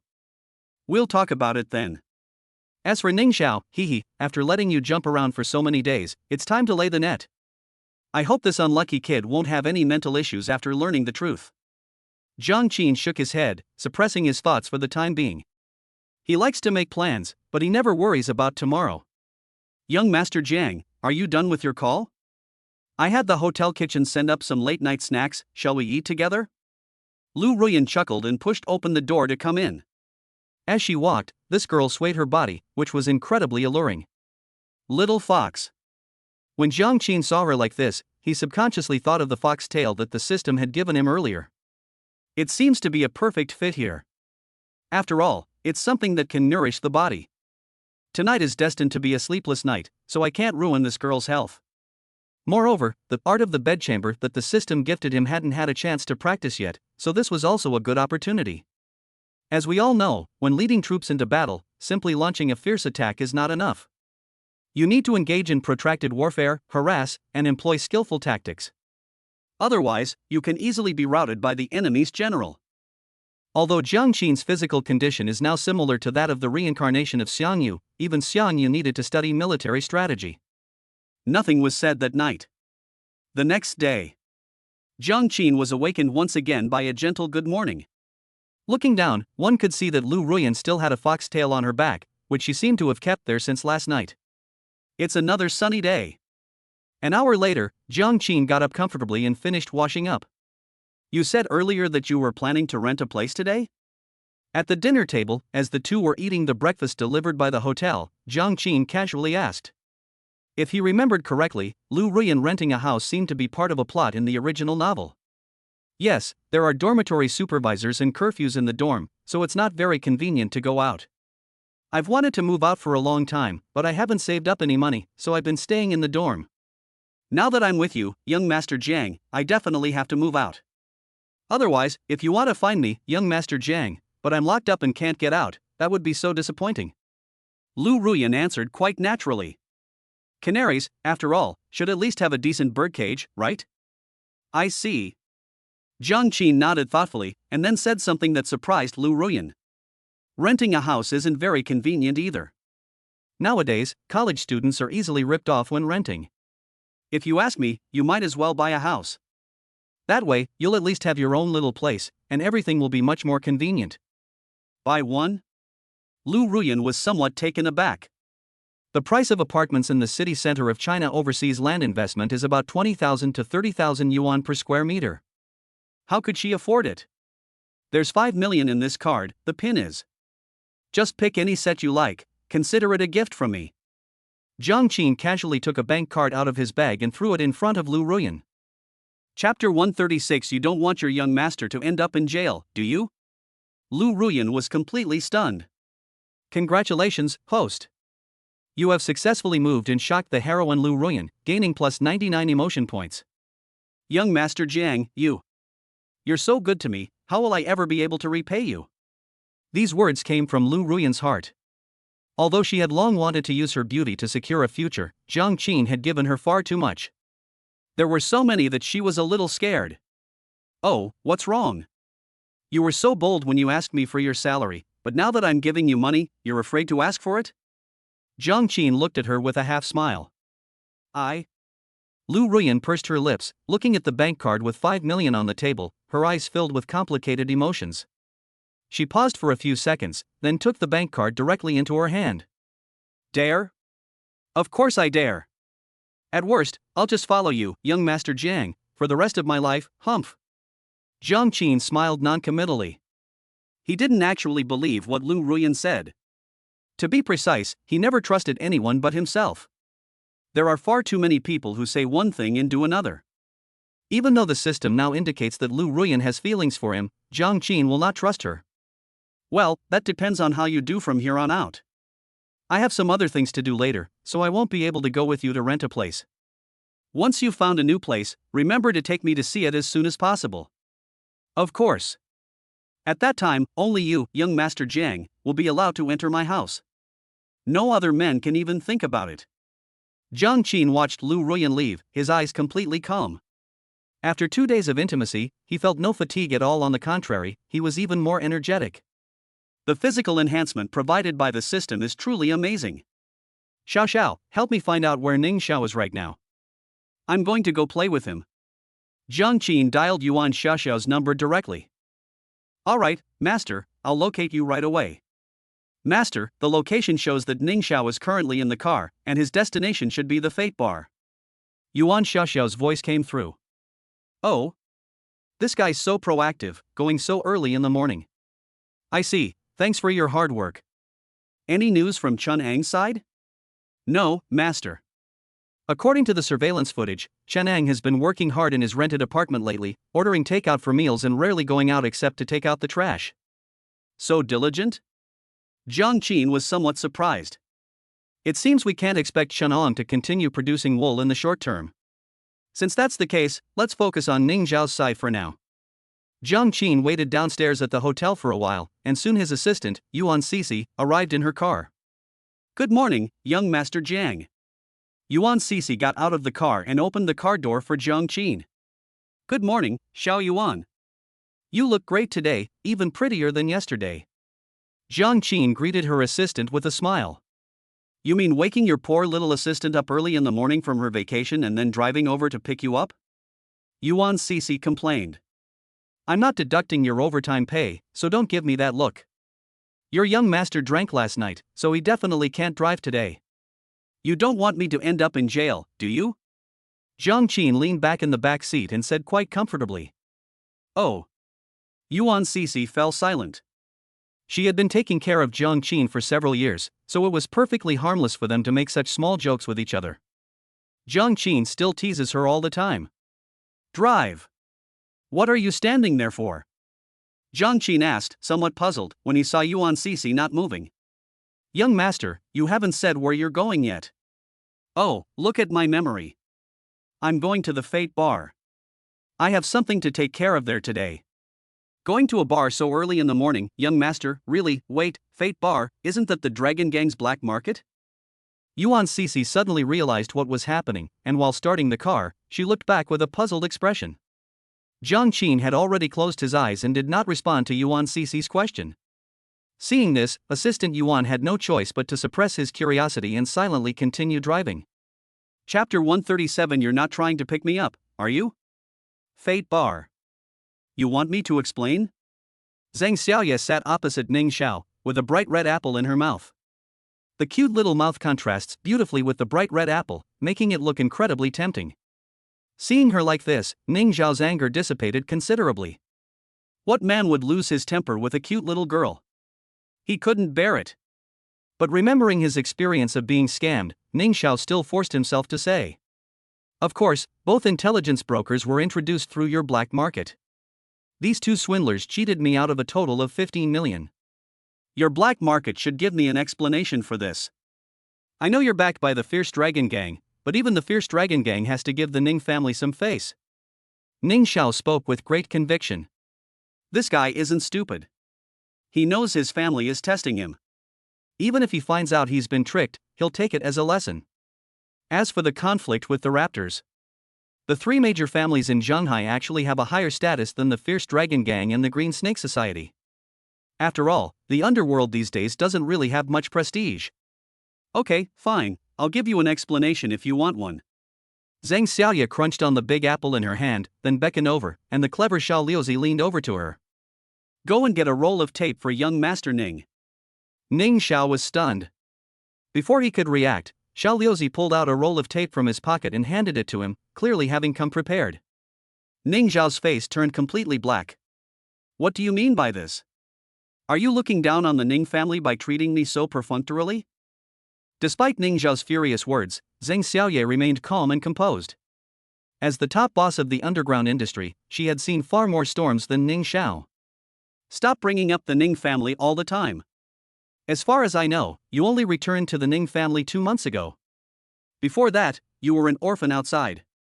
Even if we tricked you in this matter, do you really think the Ning family would offend our Fierce Dragon Gang for your sake? Besides, Uncle Ning, well, that is, your father, I've met him quite a few times before. He likes me quite a bit. I haven't even gone to your house to complain about you. What are you pretending for here? Stop it.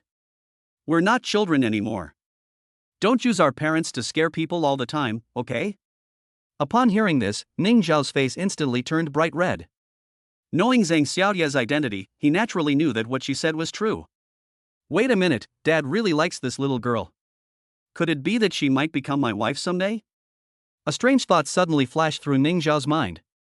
The Ning family and the Fierce Dragon Gang are actually a good match, so it's not impossible. Moreover, Zhang Xiaoya herself is so cute, such an adorable little girl, it would be a real shame to miss out on her. Thinking of this, Ning Xiao immediately changed his tone. Little you, you've misunderstood. I'm not trying to cause trouble for your Fierce Dragon Gang. It's just that your men are really inconsiderate. I asked them for a favor, and they treated me like this. No one could stand this. Zhang Xiaoya looked at him suspiciously, wondering why Ning Xiao had suddenly become so arrogant and then obsequious. She frowned and said, "This matter was your fault to begin with. What does it have to do with my men? I heard everything from Tiger and the others. In both transactions, the first time you let the person leave without receiving the goods, and the second time you received the goods but didn't check them yourself, giving the person a chance to run away. Both times it was your own fault." Ning Xiao was speechless. Indeed, as Zhang Xiaoya said, it was normal for him to be scammed because he had no experience in black market transactions. They shouldn't have lied to me. Business is all about trust. You talk about credibility? Young Master Ning, are you kidding me? This is the black market, not a legal trading market. Can't you understand that? Zhang Xiaoya scoffed. Chapter 138 The Sound of Clippings, Disgusting. The black market is full of all sorts of people, do you think you can trust them? Besides, you didn't ask us to vouch for your transaction, nor did you give us any benefits. Are you trying to shift the blame onto us? Zhang Xiaoya scoffed, looking at Ning Xiao as if he were an idiot. Ning Xiao clenched his teeth tightly. He still couldn't swallow his anger. He was the one who got tricked, but how did it end up being all his fault? He is not convinced. I don't care, the result is that I've lost money and haven't gotten what I wanted. Your black market has to take responsibility for this. At the very least, you have to give me some compensation, or I'm not leaving today. After he said that, Zhang Xiaoye and her henchmen were stunned. They never expected that this young master of the Ning family could be even more shameless than them, who were involved in the underworld. This is just a case of resorting to sophistry when you can't win an argument. Xu Ming, standing next to Ning Xiao, was also speechless. Even he felt that his good brother had embarrassed himself. Zhang Xiaoya's lips twitched, her face full of speechlessness. Then tell me, how do you want us to take responsibility? Ning Xiao said naturally, I don't lack money, and I accept being cheated. How about this, you treat me to a meal, and we'll call it even, okay? Bold Tiger and his gang of underlings all turned their heads in amazement at Ning Xiao, who was considered a genius. Good heavens, this scoundrel has set his sights on their leader. Hiss. Awesome, really awesome. Zhang Xiaoye was also stunned by Ning Zhao's shameless behavior. The young girl was taken aback for a moment, then, as if she had heard a joke, she said mockingly, "You want me to treat you to a meal? Am I supposed to serve you tea and wine and apologize to you? What, shouldn't it be like this?" Ning Xiao spoke up as a matter of course. In his view, this matter was essentially the result of Zhang Xiaoya's lax management of her subordinates. Moreover, he had already given the other party a way out. It was just a dinner party to enhance their relationship, which was not excessive at all. "I'll fuck your mother, you bastard. You dare to lay a finger on me and expect me to serve you tea as an apology? You're asking for trouble." Zhang Xiaoye threw the fruit pit she had just finished eating at Ning Xiao, which hit him squarely on the forehead. Suddenly, the entire room fell silent. The mark and juice from the fruit pit were so clearly visible on Ning Xiao's astonished face. He never expected that Zhang Xiaoye would turn on him so suddenly, and in such a violent way at that. Bald Tiger, Xiaoliuzi, and the others exchanged glances, all revealing expressions of anticipation for a good show. Yes, that's right, that's their leader, she does what she says without hesitation. Of course, they were also prepared to protect their leader in case Ning Xiao suddenly attacked and hurt someone. Ning Xiao did indeed think so. Just as Ning Xiao was about to lose his temper, the door to the room was suddenly pushed open. A gentle voice came from outside. "Who made my Xiaoye so angry?" I could hear her cursing outside. Everyone was stunned. Zhang Xiaoye turned her head and met Jiang Qin's eyes, who had a humble smile on his face. Instantly, the little girl's anger vanished, replaced by a happy smile, and she happily trotted over to greet him. "Oh, brother Jiang Qin, what brings you here?" "Hee, if I hadn't come, how would I have seen my Xiaoye throw a tantrum? Don't swear next time, it's not ladylike at all." Jiang Qin smiled and gently patted Zhang Xiaoye's head, treating her like a younger sister, which Zhang Xiaoye found very endearing. "No, I only swore because I was so angry. I don't usually do that, I'm very well behaved." Zhang Xiaoye pouted. In front of her beloved, she was incredibly obedient, a stark contrast indeed. Bald Tiger, Xiaoliuzi, and the others felt a chill run down their spines. Damn it, even the eldest sister is wearing them up. Is that reasonable? Congratulations, host. You have successfully terrified Ning Xiao, the chosen one, and gained plus 188 emotional points. Chapter 139. I feel like I've always lived in his shadow. Looking at the two despicable people in front of him, Ning Xiao felt like he had eaten a mouthful of fresh dog poop on a hot day, scalding hot and burning in his heart. "No, buddy. Why are you in all of these places?" He completely lost his composure. If Ning Xiao had known from the beginning that Jiang Qin and Zhang Xiaoye knew each other and had such a good relationship, he would never have bothered Zhang Xiaoye today, let alone even think about making a move against her. Well, he's become the clown again. Ning Xiao stared intently at Jiang Qin, just as Jiang Qin was looking at him. "Hey, isn't this young Master Ning? What are you doing here?" Jiang Qin greeted Ning Xiao with a smile, as if he had just seen a dog on the roadside. "I heard Xiaoye cursing outside just now. Did you offend her? How could you bear to bully such a well-behaved girl? I'm not saying this to criticize you, but this is really wrong of you." "Ning Xiao?" Young Master Ning subconsciously touched the remaining apple juice on his forehead. "Bullying her? She threw something at my face, you bastard." "Who's bullying whom?" "Congratulations, host. You have successfully angered Ning Xiao, the chosen one. You have gained plus 166 emotional points. Yes, brother Jiang Qin, he's the one who bullied me. He even tried to yell at me just now. I was so scared." Zhang Xiaoye deliberately pretended to be weak and hid behind Jiang Qin, like a pitiful little girl who had been bullied and was being defended by her parents. "Fuck your grandpa. Zhang Xiaoye, don't push your luck." Ning Xiao finally couldn't hold back anymore. He jumped up from the sofa, his finger trembling as he pointed at Jiang Qin and Zhang Xiaoye. He was incredibly frustrated. His face was contorted with rage. The two of them, acting in concert, had made him want to kill someone. These two are clearly treating him like a nobody. That's so damn unfair. Wait, I get it now. This whole thing was a trap you two set for me from the very beginning, wasn't it? Those two swindlers from yesterday were in cahoots with you. Ning Xiao suddenly came to his senses. His initial fury suddenly subsided, only to erupt even more violently. He now understood that the so-called black market intelligence dealers were clearly just shills. He was sent by Jiang Qin and Zhang Xiaoye to mess with him. But he actually took the initiative to deliver 15 million to their doorstep. You're only realizing this now? Zhang Xiaoye walked out from behind Zhang Qin, her face full of mockery. You're really stupid. You're supposed to be the eldest son of the Ning family, yet you can't even do business. If the Ning family is handed over to you in the future, the family fortune will probably be lost. She admitted it quite readily. For a female gang leader, she's willing to take responsibility for her actions. She's not a coward at all. Zhang Xiaoye's honesty left Ning Xiao speechless. All that anger was now diverted. You. What do you mean, you? Why are you pointing at me? Brother Zhang Qin is my benefactor. He helped me a lot. You dare to cause trouble for my benefactor? You think I'm not allowed to teach you a lesson?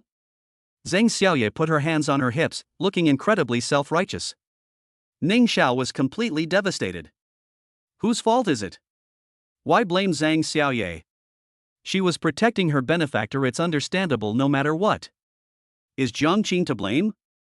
But wasn't it Ning Xiao who deliberately caused trouble for Zhang Qin? Ning Xiao pondered for a long time and realized that he would ultimately have to take the blame himself. But why the hell is it so frustrating? Congratulations, host. You have successfully rendered the chosen one, Ning Xiao, speechless. You have gained plus 188 emotional points. You came to the black market to buy my information. What do you want to do? Zhang Qin interjected appropriately, successfully diverting Ning Xiao's attention to a breakthrough. Heh, what do I want to do? I want to fuck you. Young Master Ning had completely lost his temper. He didn't want to care about saving face or any complicated matters anymore. He just wanted to kill Zhang Qin. Kid, I advise you to calm down. Your bodyguards are outside. It's just the two of you here. What, you think you can mess with young Master Jiang on our turf? Did you even ask us brothers beforehand? Bald Tiger and Little Six stepped forward at the same time, standing together in front of Zhang Qin and Zhang Xiaoye, looking fierce and menacing like two door gods. Chapter 140. The fierce little girl pretends to be weak. Bald Tiger and Little Six stepped forward at the same time, standing together in front of Zhang Qin and Zhang Xiaoye, looking fierce and menacing like two door gods. But to everyone's surprise, Ning Xiao not only wasn't afraid, but also showed a disdainful smile. He even beckoned to Bald Tiger and Little Six with his finger.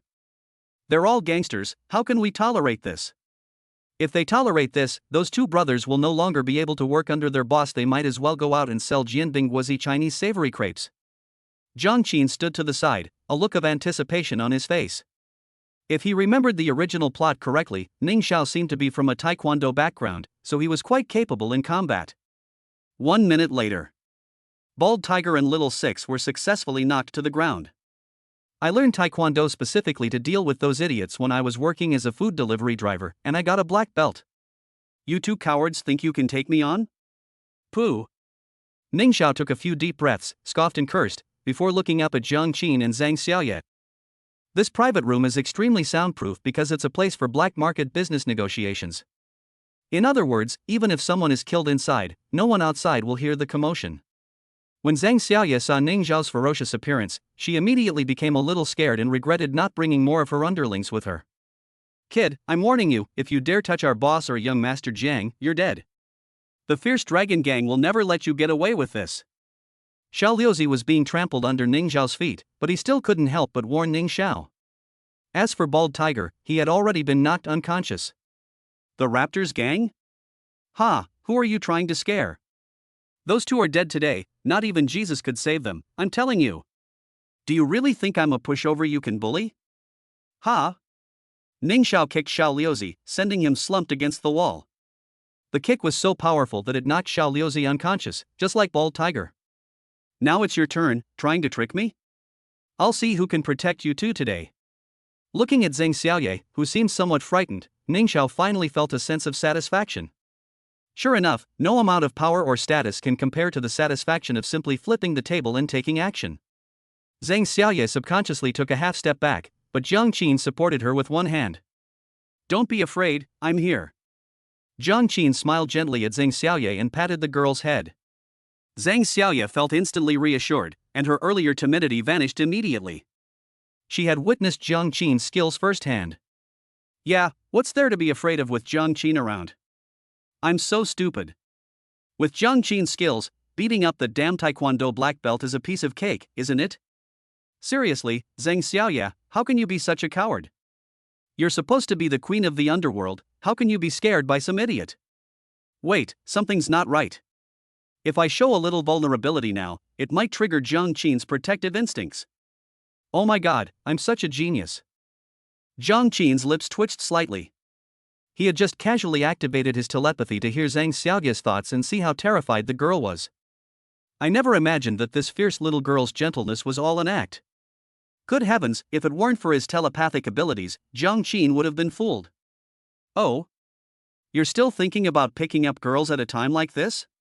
You really don't know what death means. Ning Xiao twisted his neck. He grew up in the lower class of society and was very different from the rich kids who received elite education. His previous politeness was all a facade, his current roguish demeanor is Ning Xiao's true nature. Really? I'm not very well educated, so I really don't know. Why don't you teach me? Jiang Qin maintained his indifferent tone. Damn it, I hate your tone the most. You're about my age, but you always act all high and mighty. Do you really think the Jiang family can solve everything in this world for you?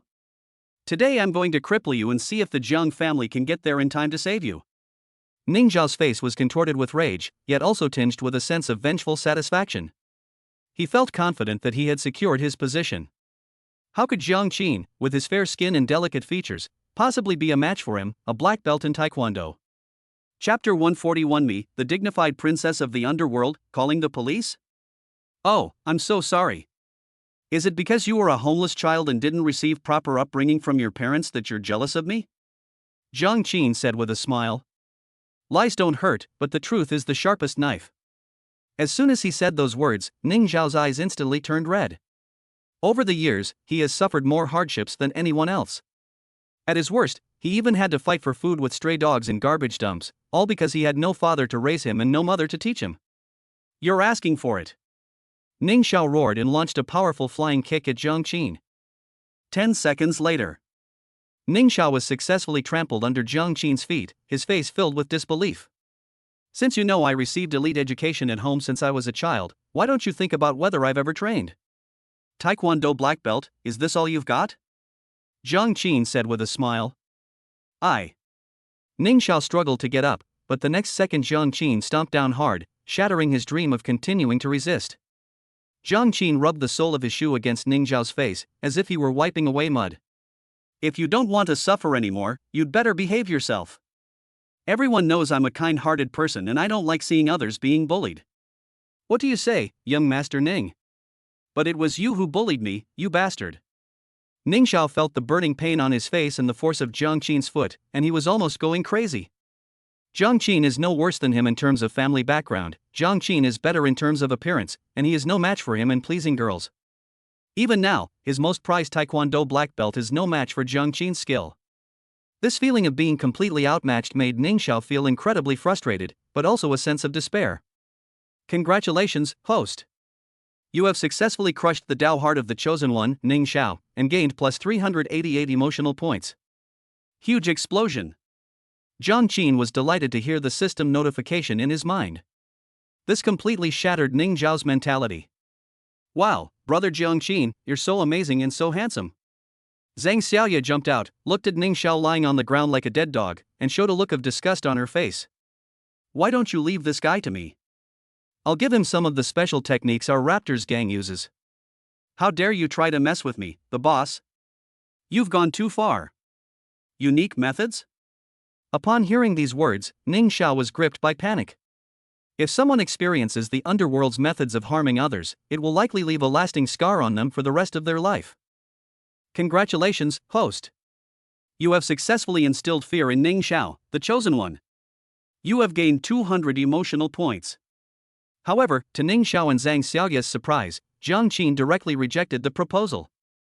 No need for that. One thing at a time. He is still a member of the Ning family after all. You might have a hard time explaining to Uncle Zhang later, Xiaoye. Just call the police and let the police handle it. Call the police? Upon hearing this rare name, Zhang Xiaoye was somewhat puzzled. Gangster princess, call the police.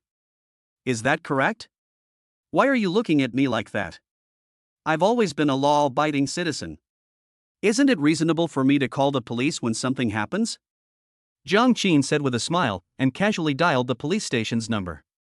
Ning Xiao had already been tied up by the two bald men who had just woken up.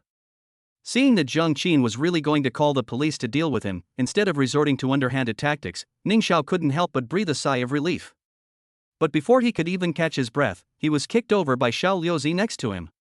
Damn it, weren't you so cocky just now, darning a black belt in Taekwondo? Bah! Trying to act tough in front of young Master Jiang, do you know you were wrong now, you little bastard? Ning Xiao wanted to speak, but his mouth was stuffed with a rag, the same rag that Bald Tiger used to wipe the table, so he couldn't utter a single word. Bald Tiger and Little Six originally intended to stuff this guy with smelly socks, but Jiang Qin stopped them. He and Zhang Xiaoye weren't afraid of Ning Xiao's retaliation afterward, but their two underlings might not be so sure.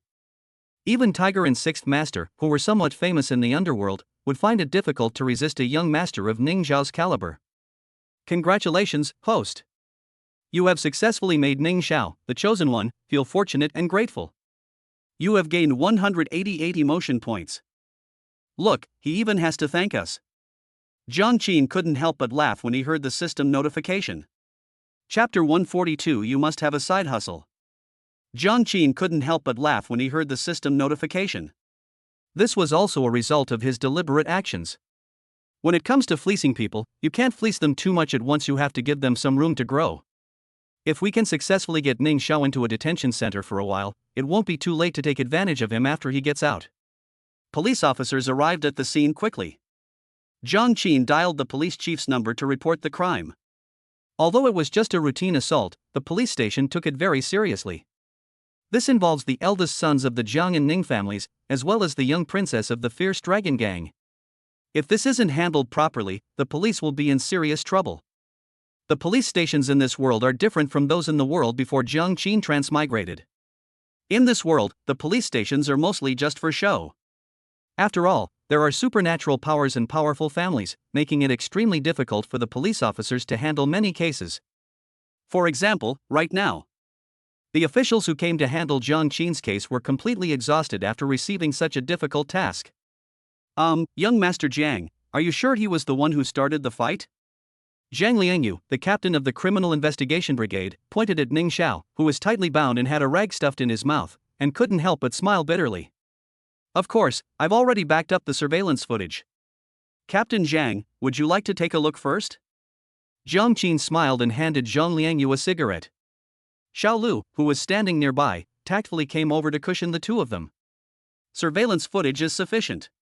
After all, we need evidence to solve cases, so please understand, young Master Jiang.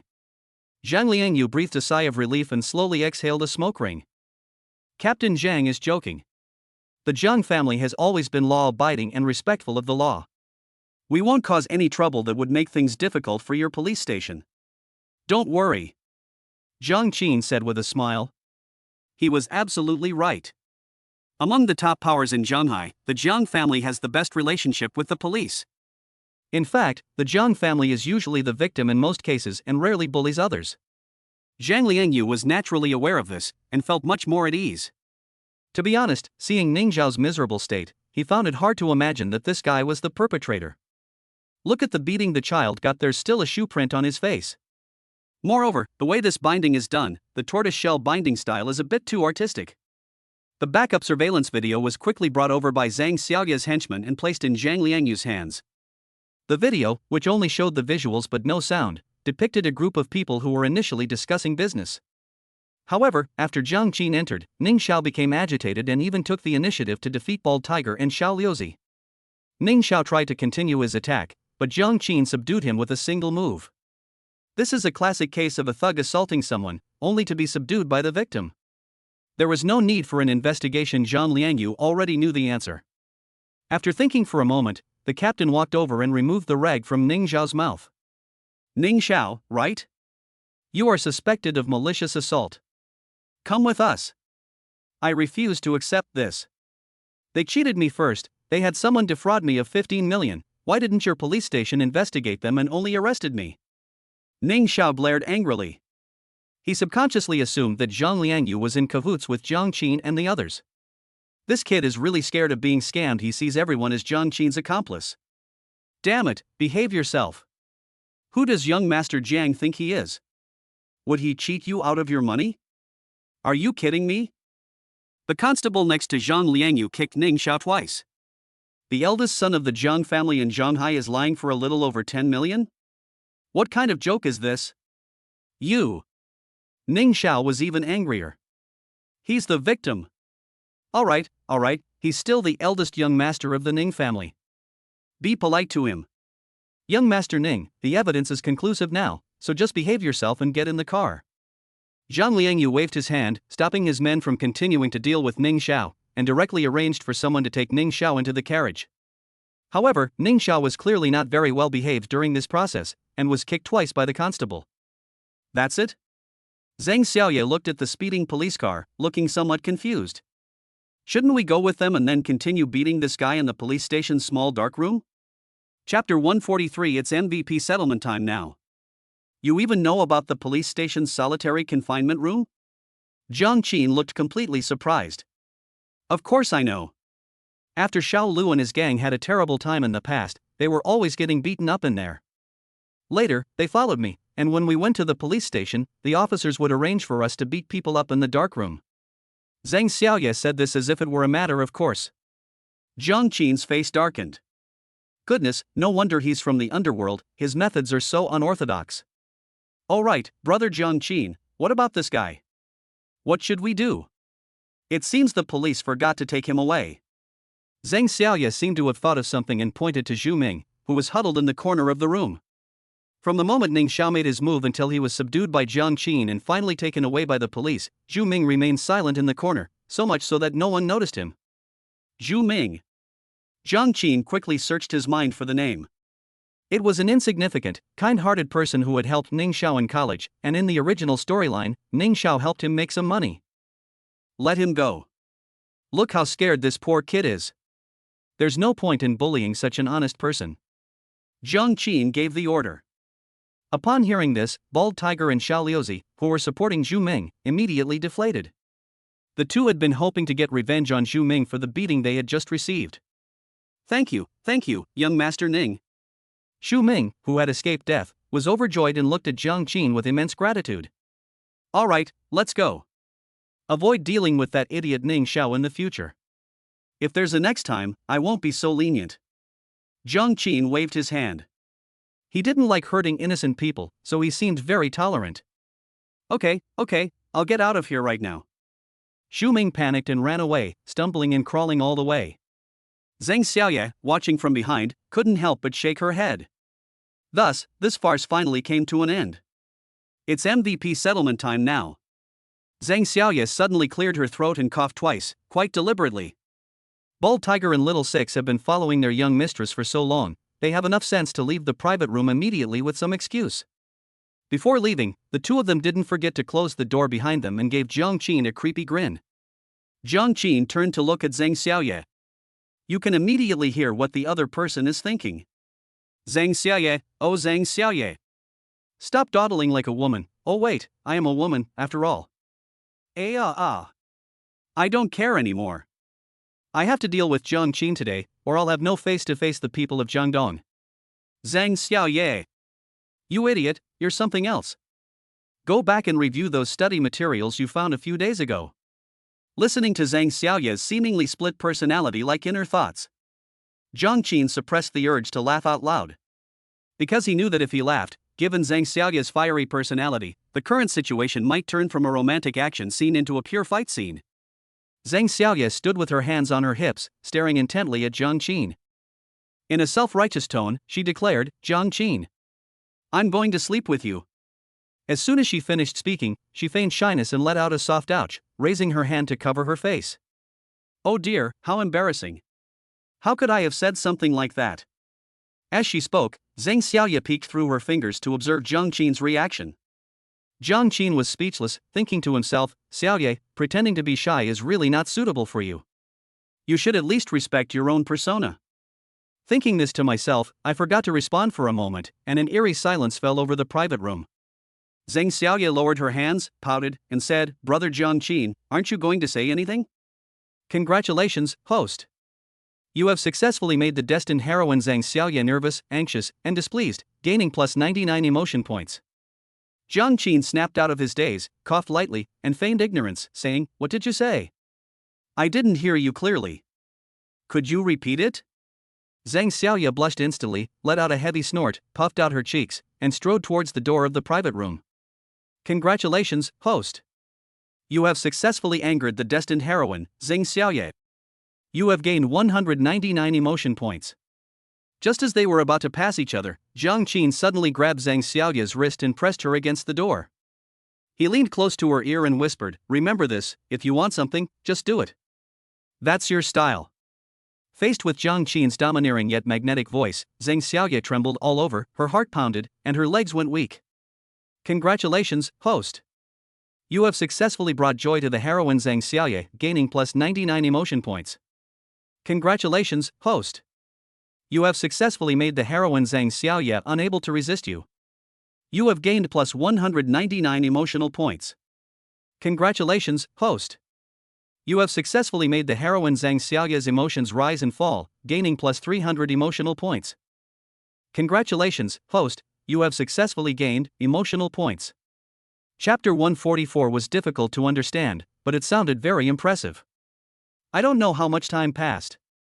Zhang Qin and Zhang Xiaoye finally finished. The latter dressed and slumped in the chair, her face still flushed. Wow, this is awesome. Fei Fei is such a jerk, she didn't even share this fun thing with me. When we get back to the villa, I'm going to give her a good lesson and teach her a lesson about the consequences of not being honest with her best friend. Listening to Zhang Xiaoye's half-joking, half-serious words, Zhang Qin shook his head as he put on his clothes. Zhang Xiaoye stopped teasing, turned to look at Zhang Qin, and blinked. Brother Zhang Qin, I did alright just now, right? As she said this, a rare shy expression appeared on her face, which was clearly not feigned. Congratulations, host. You have successfully made the heroine Zhang Xiaoye feel shy, nervous, and expectant, gaining plus 99 emotion points. Zhang Qin paused for 2 seconds, then reached out and patted the other person's head, replying with a smile, "Very good." Zhang Xiaoye's eyes lit up immediately, and she said eagerly, "That's wonderful. All those all-nighters studying the secret manual were worth it, thanks to those teachers. Congratulations, host. You have successfully made the heroine Zhang Xiaoye ecstatic. You have gained plus 99 emotional points." Zhang Qin couldn't help but chuckle. You're so dedicated, Xiaoye. Why don't you share with me which teachers you study with? Zhang Xiaoye didn't catch the joke in Zhang Qin's words and actually took out her phone to play a video for Zhang Qin in a very casual manner. Brother Zhang Qin, look. This teacher's figure and appearance are top-notch. Her curves and dynamism are so amazing. And this teacher, her vocal technique is absolutely amazing, far superior to the other teachers. Oh right, I almost forgot about this teacher. Her power generation techniques and posture adjustments have really benefited me a lot. See? Isn't it amazing? Pretty cool? Let me show you more. Seeing that Zhang Xiaoye was not ashamed at all, but instead recommended all the good teachers and helpful friends to him like a good buddy, Zhang Qin was speechless.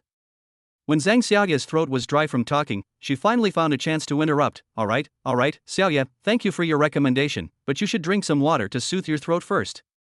Zhang Xiaoye reached out and took it, gulped down a few mouthfuls, and finally let out a satisfying exhale. Suddenly, as if she had thought of something, she said, Brother Zhang Qin, I'm still not happy. How about I send a few people in to take good care of that bastard Ningxiao? After saying that, she winked at Zhang Qin, her expression so innocent, like she was going to a candy store to buy candy. Zhang Qin rubbed Zhang Xiaoye's head again. I'm telling you, don't always be so violent. Zhang Xiaoye said confidently, Brother Zhang Qin, he's going to inherit the fierce dragon gang and take charge of the entire underground world of Zhenghai City in the future. If I don't use some violence, how can others possibly respect me? At the end, seemingly realizing his tone had been a bit harsh, he quickly explained, Brother Zhang Qin, I didn't mean to talk back to you. Zhang Qin raised his hand to interrupt. It's okay, I understand what you mean. What I really want to say is that violence cannot be the only option. Since you are determined to take charge of the raptors, you must learn to look at things from a developmental perspective. Let me tell you, Zhenghai City will definitely undergo a major transformation in the future. Zhang Xiaoye looked bewildered, her eyes filled with clear stupidity, but she quickly grasped the key point. Although I don't understand much, it seems really impressive. Anyway, I just do whatever Brother Jiang Qin says. I believe you wouldn't betray me, Brother Jiang Qin. This is what you call being in cahoots, ugh, husband and wife in harmony. Brother Jiang Qin, don't worry. I know Ning Xiao is still useful to you. I promise I won't let anything happen to him. I'll just give him a simple lesson. Jiang Qin chuckled and shook his head, knowing that Ning Xiao couldn't escape this beating no matter what, so he simply allowed Zhang Xiaoye to do as she pleased. Zhang Xiaoye beamed and hugged Jiang Qin. I knew Brother Jiang Qin was the best to me. After saying that, he stood on tiptoe and gave Jiang Qin a solid kiss. Jiang Qin's lips curled up, and he was about to say something when his cell phone rang. Zhang Xiaoye reached into her pocket, took out her phone, and glanced at the incoming call. She immediately pressed the answer button, her voice tinged with a smile. Xiao Shuang. What brings you to call me? What? You're back in China? Great. I'll come to the airport to pick you up right now. What? You've been detained by airport security for carrying a controlled knife? Jiang Qin stood to the side, listening to Zhang Xiaoye's words, a faint smile appearing on his face. Very good, it seems another destined heroine living in a beautiful villa is about to make her appearance. Chapter 145. A slightly goofy, socially awkward person. Zhang Xiaoye hung up the phone helplessly and turned to look at Jiang Qin. With an apologetic tone, she said, Brother Jiang Qin, I'm sorry, a friend of mine had an accident, so I have to go now. Jiang Qin shook his head slightly and replied with a smile, there's no need for that. Since you have something to do, then go ahead and get busy. Zhang Xiaoye nodded, put away her phone, and was about to turn and walk towards the door. She suddenly stopped and looked at Jiang Qin again. Brother Jiang Qin, could you please drive me to the airport? Jiang Qin was secretly delighted, but remained outwardly calm, and replied with a smile, of course. Zhang Xiaoye unconsciously breathed a sigh of relief, and a smile returned to her face. That's great, thank you so much. Jiang Qin waved his hand, indicating that there was no need to be polite, and thought to himself, I should be the one saying that. This is really great. I was worried about not finding a reason to get close to that destined heroine. It's like a pillow coming when I'm sleepy. Even God is helping me. A moment later, Jiang Qin and Zhang Xiaoye came outside, and Bald Tiger and Xiao Liuzi followed closely behind without delay. What are you doing following us here? Zhang Xiaoye said irritably. Bald Tiger looked helpless. Boss, we are your underlings and bodyguards, so of course we have to protect your safety at all times. Zhang Xiaoye pouted and grabbed Jiang Qin's arm. You guys can't even beat Ning Xiao, and you want to be my bodyguards? Go cool off somewhere else. Before Bald Tiger and Little Six could speak, he continued, besides, with Brother Jiang Qin here, are you afraid something will happen to me? Bald Tiger and Xiao Lu looked at each other, and after thinking it over, they realized that this was indeed the case. They could only watch as Jiang Qin and Zhang Xiaoye got into the car. Zhang Xiaoye suddenly leaned out of the car window and waved to Bald Tiger. Bald Tiger trotted over to Zhang Xiaoye's side and asked in a humble voice, Big sister, is there anything else you need? Zhang Xiaoye said casually, send a few brothers to the police station and make sure they take good care of that Ning Xiao, but don't let anything really happen to him. Bald Tiger understood immediately and gave an okay sign. No problem, boss lady. I'm an expert at this. I guarantee I'll do a great job for you. By the way, should we record this? Zhang Xiaoye hesitated for 2 seconds, then waved her hand, let's skip the recording. After all, that guy has some connections. Remember not to leave any evidence against him. I understand. Bald Tiger readily agreed. Zhang Xiaoye nodded in satisfaction, looked away, and patted Jiang Qin's thigh. Brother Jiang Qin, we can set off now. Jiang Qin chuckled, started the car, stepped on the gas, and drove to the end of the road in the blink of an eye. A dozen minutes later. Zhonghai Airport. Jiang Qin parked the car, unbuckled his seatbelt, and turned to look at Zhang Xiaoye. Do you want me to come in with you? Zhang Xiaoye looked embarrassed. Brother Jiang Qin, did you hear everything? Of course, you're speaking so loudly, it's hard for me not to hear you, Jiang Qin joked. Zhang Xiaoye was silent for 2 seconds, then sighed, I'd better go in by myself. After saying that, he opened the door, got out of the car, and strode into the airport. A short while later, he returned, followed by a beautiful figure.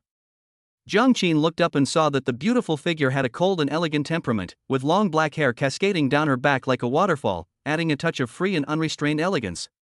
Moving the gaze downwards, the curvaceous figure of the woman was stretched taut by the black bodysuit, while the matching slim-fitting trousers accentuated her alluring lower body. Goodness, this impressive size is just as good. Jiang Qin looked at it with great interest, secretly admiring it in his heart. Zhang Xiaoye arrived and began to introduce them. Xiao Shuang, this is brother Jiang Qin. You must have heard of his great name, right? Brother Jiang Qin, this is my best friend Yu Mingshuang. Jiang Qin opened the car door and got out, smiling as he extended his right hand. Hello, Miss Yu, it's a pleasure to meet you. Yu Mingshuang responded with a barely perceptible nod, her expression indifferent. Zhang Xiaoye looked helpless and quickly tried to smooth things over. Brother Jiang Qin, please forgive her. Xiao Shuang is just like that. She is quiet and doesn't like to interact with strangers. Jiang Qin smiled and waved his hand, his tone easygoing. It's all right, I understand. At the same time, a panicked, unfamiliar female voice rang in his mind, clearly belonging to Yu Mingshuang. Ah! Why is the eldest young master of the Jiang family here? Why is Sister Xiaoye calling him brother? Can anyone tell me what happened while I was away from Zhonghai City? To be honest, my behavior just now was indeed quite impolite. Will this young Master Jiang be angry with me? How can I make amends? Yes, Yu Mingshuang, who appears aloof on the outside, is actually a somewhat adorable socially awkward person. Chapter 146. The best time he used his mind reading. Listening to Yu Mingshuang's panicked inner voice, Jiang Qin almost burst out laughing and subconsciously glanced at Yu Mingshuang, who still had a cold and deceptive expression. It has to be said that every single one of the heroines in this villa is a perfect example of unexpected charm. Alright, get in the car, I'll take you back to Mingyun Manor. Jiang Qin smiled and invited the two women into the car. Zhang Xiaoye nodded repeatedly. Okay, thank you so much, brother Jiang Qin. After saying that, he reached out and opened the passenger door, bent down and sat down, while Yu Mingshuang silently sat in the back seat. After the two fastened their seatbelts, Jiang Qin returned to the driver's seat, fastened his seatbelt, and was about to start the car. From the back seat came Yu Mingshuang's cold voice, I'm sorry. Jiang Qin immediately turned around and saw Yu Mingshuang looking out the window, as if the voice from before did not belong to her. At the same time, Yu Mingshuang's thoughts echoed in his mind once again. I said it. I successfully said it. He must have heard me, right? He definitely heard me, otherwise he wouldn't have turned around to look at me. However, I should have spoken louder, that would have shown more sincerity. Should we say it again? But wouldn't that sound strange? Sigh, socializing is such a hassle. You have to consider this and that. It's definitely easier to have a martial arts competition. The car that just drove by was so cute. It was small, and the colors were so bright. The pattern looked like a little yellow duck. Wait a minute, that's strange. Why is Jiang Qin still looking at me? Is there something dirty on my face? Listening to Yu Mingshuang's repeated thoughts, Jiang Qin secretly sighed that this was definitely the best time he had ever used his mind-reading ability. If it weren't for the ability to read other people's minds, who would have known that this expressionless, aloof woman actually had such a rich inner world? Jiang Qin calmly withdrew his gaze, started the car, and headed towards Mingyun Manor. Zhang Xiaoye, who was standing nearby, rolled her eyes, leaned closer to Jiang Qin, and whispered, Brother Jiang Qin, you wouldn't be interested in Xiao Shuang too, would you? Jiang Qin casually asked, why are you suddenly asking this? Zhang Xiaoye lowered her voice again, just from how you were staring straight at her just now, I can guess a thing or two. Don't blame me for not reminding you, Xiao Shuang may not be a bad person, but she just doesn't have that kind of sense at all. Jiang Qin suppressed a laugh and replied softly, isn't it inappropriate for you to speak ill of her like that? Zhang Xiaoye didn't care at all. It's okay, I'm already speaking so softly, how could she possibly hear me? Jiang Qin glanced at the rearview mirror and caught Yu Mingshuang rolling her eyes at Zhang Xiaoye. Clearly, Zhang Xiaoye was unaware that Yu Mingshuang's other identity was that of a martial arts expert about to break through to the peak of the Ming Jin stage. With her current cultivation level, she could hear even the faintest sound of a fly flapping its wings clearly in such a confined space. Unaware of what was happening, Zhang Xiaoye lowered her voice and said, Brother Jiang Qin, I didn't mean to say anything bad about my sister. You know me. I'm not one of those two-faced green tea bitches. Jiang Qin's eyes darted around, and he asked casually, so, what are you trying to say? Zhang Xiaoye immediately responded, I'm giving you a heads up so you won't feel resentful later when you're disappointed. Jiang Qin said calmly, thank you for your kindness, but my intuition tells me that she may not be as you say. Perhaps, she just hasn't met the person who truly understands her yet. Upon hearing this, system notifications rang in my mind one after another. Congratulations, host! You have successfully surprised the heroine Zhang Xiaoye, gaining plus 99 emotional points. Congratulations, host! You have successfully surprised the heroine Yu Mingshuang, gaining plus 99 emotional points. Zhang Xiaoye forgot to lower her voice and blurted out, "Did I really guess right? Yuan Xiaoshuang." Before Zhang Xiaoye could finish speaking, Jiang Qin reached out and pinched her cheek, signaling her to stop talking about the topic. Yu Mingshuang, sitting in the back seat, took a deep look at Jiang Qin's back, then quickly shook her head and looked away. At the same time, Jiang Qin read Yu Mingshuang's thoughts again. While I don't mind this directness, I've heard that this young master of the Jiang family is secretly someone's lapdog? Putting that aside, he doesn't have any special skills. At most, he's handsome and his family is rich and powerful. I still prefer a real man who is strong on his own. Jiang Qin frowned slightly, realizing that he had to rebuild his image in Yu Mingshuang's mind as soon as possible. Just then, Zhang Xiaoye's excited voice rang out, "Is that the central square up ahead? It looks so lively. Wait a minute, why is someone setting up a ring? Are they going to start a fight?"